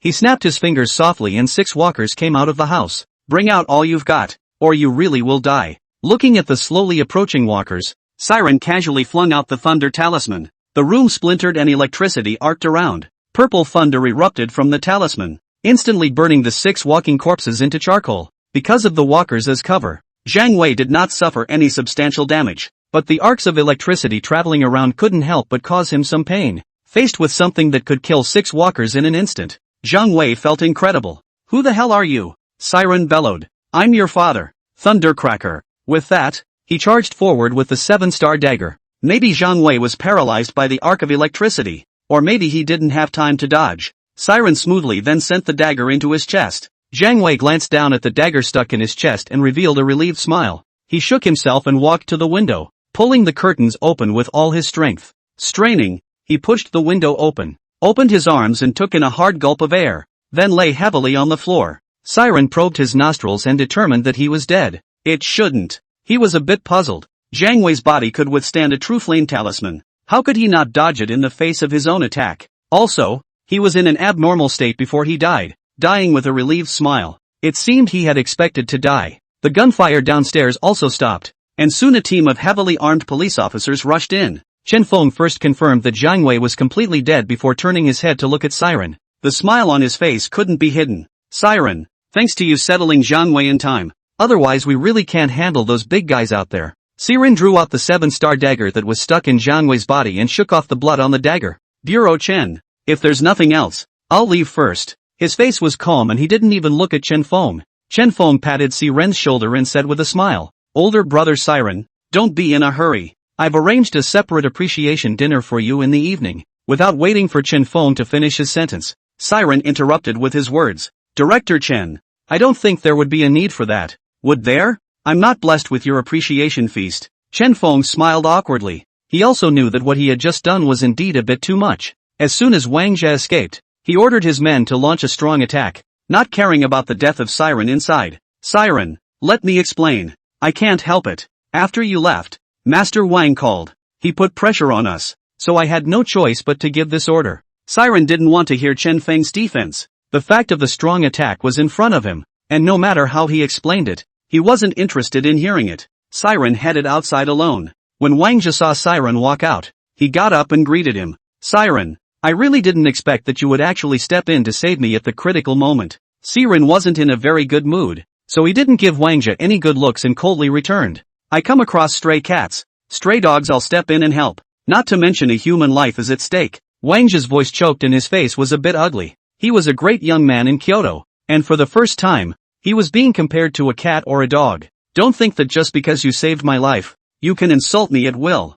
Siren sighed softly. Young Master Wang, do you have anything else? If not, get out of the way. I'm going home. Wang Zhe held back the anger in his heart. I've heard people say that you have a panacea in your hands to bring the dead back to life. Is this true? Siren's face did not move, but his heart was secretly alert. A panacea that brings the dead back to life? Young Master Wang, you've read too many novels, haven't you? How could a normal person like me have such a thing? Wang Zhe stuck one hand in his pocket and revealed a meaningful smile. Siren, I hope you can sell me all of this elixir. This elixir won't do you a bit of good. Instead it will bring you death. Don't think we can't do anything about you just because you know some sideways tricks. It's easy as pie to try to move your words. Siren laughed lightly, not taking Wang Zhe's threat to heart at all. I'm here in person, and there are police upstairs. With the power of your Wang family you can totally put a random charge on me and let them take me away. And it saves you from wasting your breath with me here. Wang Zhe was cold. Don't you be insensitive. I came here with good faith,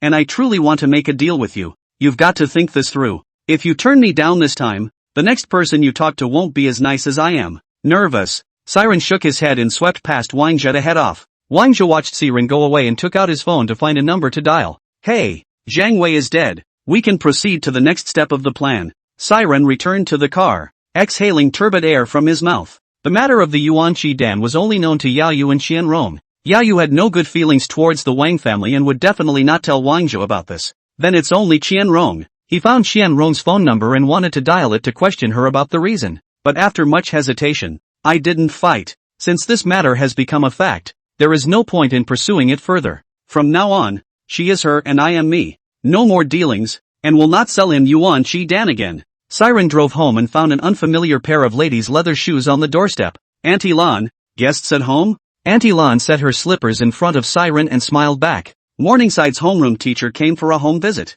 Siren changed his slippers and headed towards the parlor. Mr. Li, it's you. Li Kor stood up, acting a bit rushed. She knew that Chenxi's family was supposed to be very good, but she never expected it to be so luxurious. Mr. C, I'm really sorry that I didn't inform you in advance of my appearance today. Siren gave her a somewhat strange look. Ha, why are you being so polite today? It's making me a little uncomfortable. Li Kor smiled awkwardly and didn't explain. There are two main things about this visit. One is a learning issue about Morning Glory. The other is about King Sledgehammer. Siren reached out and invited Li Kor to sit down before pulling Morning Glory into his arms and gently scratching her nose. Little Morningside, have you been out of class for many days and can't keep up with your studies? Morningside leaned obediently into Siren's arms and looked up in return. Not at all. Morning Glory studies hard. Li Kor, who was at the side, hurriedly explained. You've got it wrong. This child Chenxi is especially smart. She can listen to the teacher's lectures once and memorize them,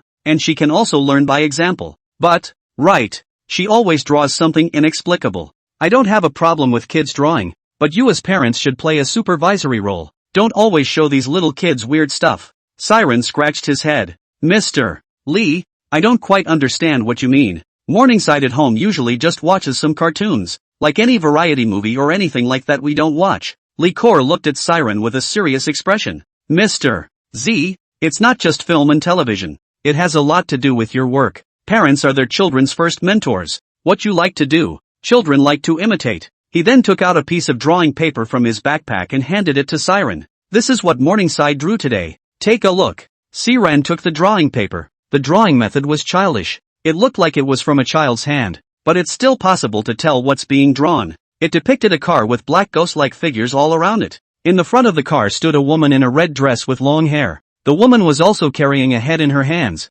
with blood dripping from the neck. At the very top of the painting, there was a pair of crimson eyes, like observers, watching what was happening below. Looking at the content of the picture alone, it's about 8 out of 10 similar to your own job. Morningside, did you paint this picture? Morningside lowered her head and returned weakly. Uncle, I drew it. Then can you tell your uncle a little about what's inside the painting? Morningside shook her head. In art class, the teacher told us to use our imaginations. Originally I wanted to draw a big house with Uncle C, Sister Wenjing and me and Oreo, but I don't know what happened. Morningside is sad that she didn't draw what he wanted to draw. Siren stroked Morningside's head and comforted him. This painting is very well drawn by Morning Glory. You see, this is the car and the grass around it. The big sister in red in front of her was a passerby, and she was carrying a broken watermelon. And there are 2 clouds in the sky. Li Kor was a bit upset when she heard Siren's words. Isn't this lying to children? Besides, The painting was drawn by Chensi herself. Can she not know what it is? Mr. Z, you're teaching your children this way. Siren waved his hand to stop Li Kor's words. Morningside, you play with Oreo for a while I talk to Mr. Li. Li Kor looked at the departing morning glory and spoke. Mr. C, I don't think that your comment just now was appropriate. At her age she is just getting cognitive abilities and is at the stage where she likes to learn and imitate things around her. Parents need to provide timely guidance at this time to prevent them from learning something bad. Siren returned with a sincere face. Mr. Li, thank you for your guidance. I will pay more attention in the future. I've been a bit busy lately, and I did neglect Morningside. Li Kor's face eased. The police came to the school this morning and found Tao Yang's body in the artificial lake. It's exactly as you said, with stones tied to Tao Yang's feet. Li Kor then told Siren the results of the police investigation. Formerly known as Wang Hua, Wang Sledgehammer is a wanted fugitive. He was arrested 10 years ago in his hometown for molesting a boy and sentenced to 3 years in prison. Not long after his release, he committed another crime, and the modus operandi was brutal. He will use the child's loved ones or family members as an excuse to gain the child's trust. The child is then taken to his or her hiding place to commit the offense. When he gets tired of it himself, he'll kill the child and destroy the body. These dead children were burned, mutilated and buried alive. When Li Kor talked about the excitement, she couldn't wait to eat Wang de Hammer alive. It's really cheap to let him, this scum, die so easily. Siren guffawed. It may seem like an easy death for him, but in reality he will suffer endless agonizing torture in the underworld, until he atones for the sins he has committed. Li Kor rolled her eyes. Can you stop acting like a godly man? Morning glory was brought down by you. Siren spread his hands and acted helpless.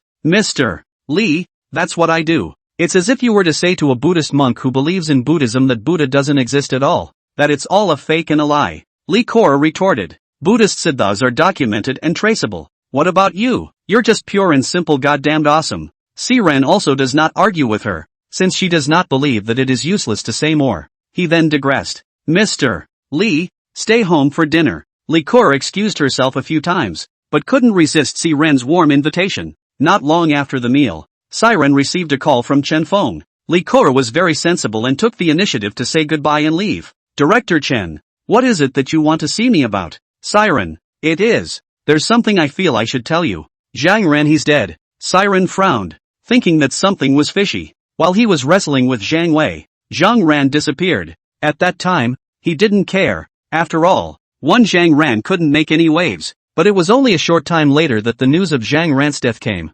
Zhang Ran is dead? How did he die? Chen Feng organized his words and opened his mouth to reply. According to our investigation, he should have committed suicide by taking poison, and a suicide note was found next to his body, and we checked his notes to make sure it was in his hand. It explains the crimes he's committed over the years, and it also admits that he killed Li Wan. After hanging up the phone, Siren closed his eyes and contemplated. This whole thing was abnormal in every way. First, Zhang Wei kidnaps Wang Jie, who was acting calmly. Then Zhang Wei was bent on death, and his son was not spared. He couldn't figure out right now where exactly Zhang Wei's purpose was in kidnapping Wang Jie and why he was doing it. Can't see a single benefit other than speeding up the process of his death. Moreover, Zhang Wei also mastered the spell of refining walking corpses. So if he wanted to kill someone, wouldn't it be better to directly order the walking corpses to make a move? Why all the fuss? Coincidentally, Yao Yu made a phone call. Siren, something's wrong. What's wrong? Yao Yu covered the phone and whispered. The Chen family and the Wang family have made up again and are now targeting us at every turn.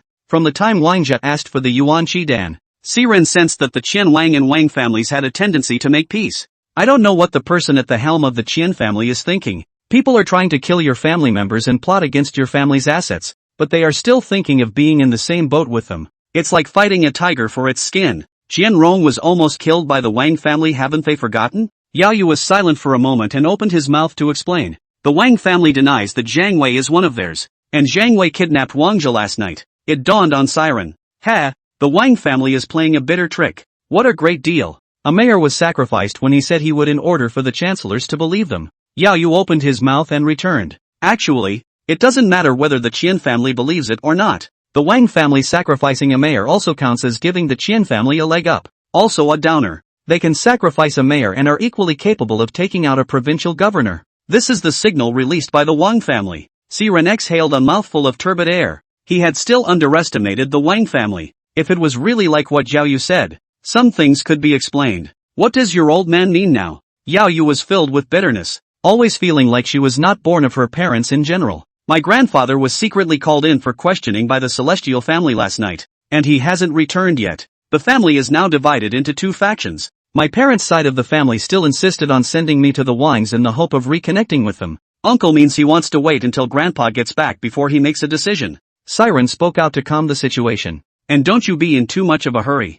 Since the Tian family still misses Elder Yao, it means that your Yao family still carries some weight. Everything will be decided when your old man returns. After hanging up the phone, Siren opened the company's official website. Name, Siren. No. 044. Position, Team Leader. Points, 103. Credibility value, 80. Mission, Level A quest. Take a bowl of forgotten 8-tier soup from Mamona. Bonus points 1200. Level B quest. The hiding place of the bodies. Bonus points 600. Level D long-term mission. Extradition of the shadowy spirit. Points reward 10 to 100. The task that has plagued me for so long is finally complete. Well, tomorrow, we'll go to the Western Valley to look for a hiding place for the body. I guess I'll be able to promote myself after the B-rank quests are done. So go for it, Hitman. The Wang and Qian families were put behind him, and Siren didn't think they would ever cross paths again. As for the Yuan Qi pill, he had no intention of selling it to Wang Zhe. Early the next morning, Siren took his gear and drove to West Mountain. It wasn't a very nice day. It was overcast and gave a very depressing feeling. The bright green leaves also turned dark green under the dark clouds. Alas, one is so not allowed to be diligent to try to do a quest. This heaven is not beautiful. As soon as the words fell, a thunderbolt rang out of thin air. Then the rain poured down. The countryside paths were already uneven and became even muddier after the rain. The rain on the windshield was like a small stream, and no matter how much the windshield wipers waved, they still couldn't stop the water from blurring the view. Siren simply stopped the car and didn't proceed any further. Waiting for the rain to subside a little, he turned on the music, lit his cigarette on fire, and leaned back in his seat, eyes staring out the window out of focus, not knowing what to think. Suddenly, Siren's pupils shrunk as if he saw something. Only a figure was seen directly in front of the car. It was hard to see what it looked like because of the heavy rain. It could only be vaguely made out to be the outline of a humanoid figure, wearing a large red dress,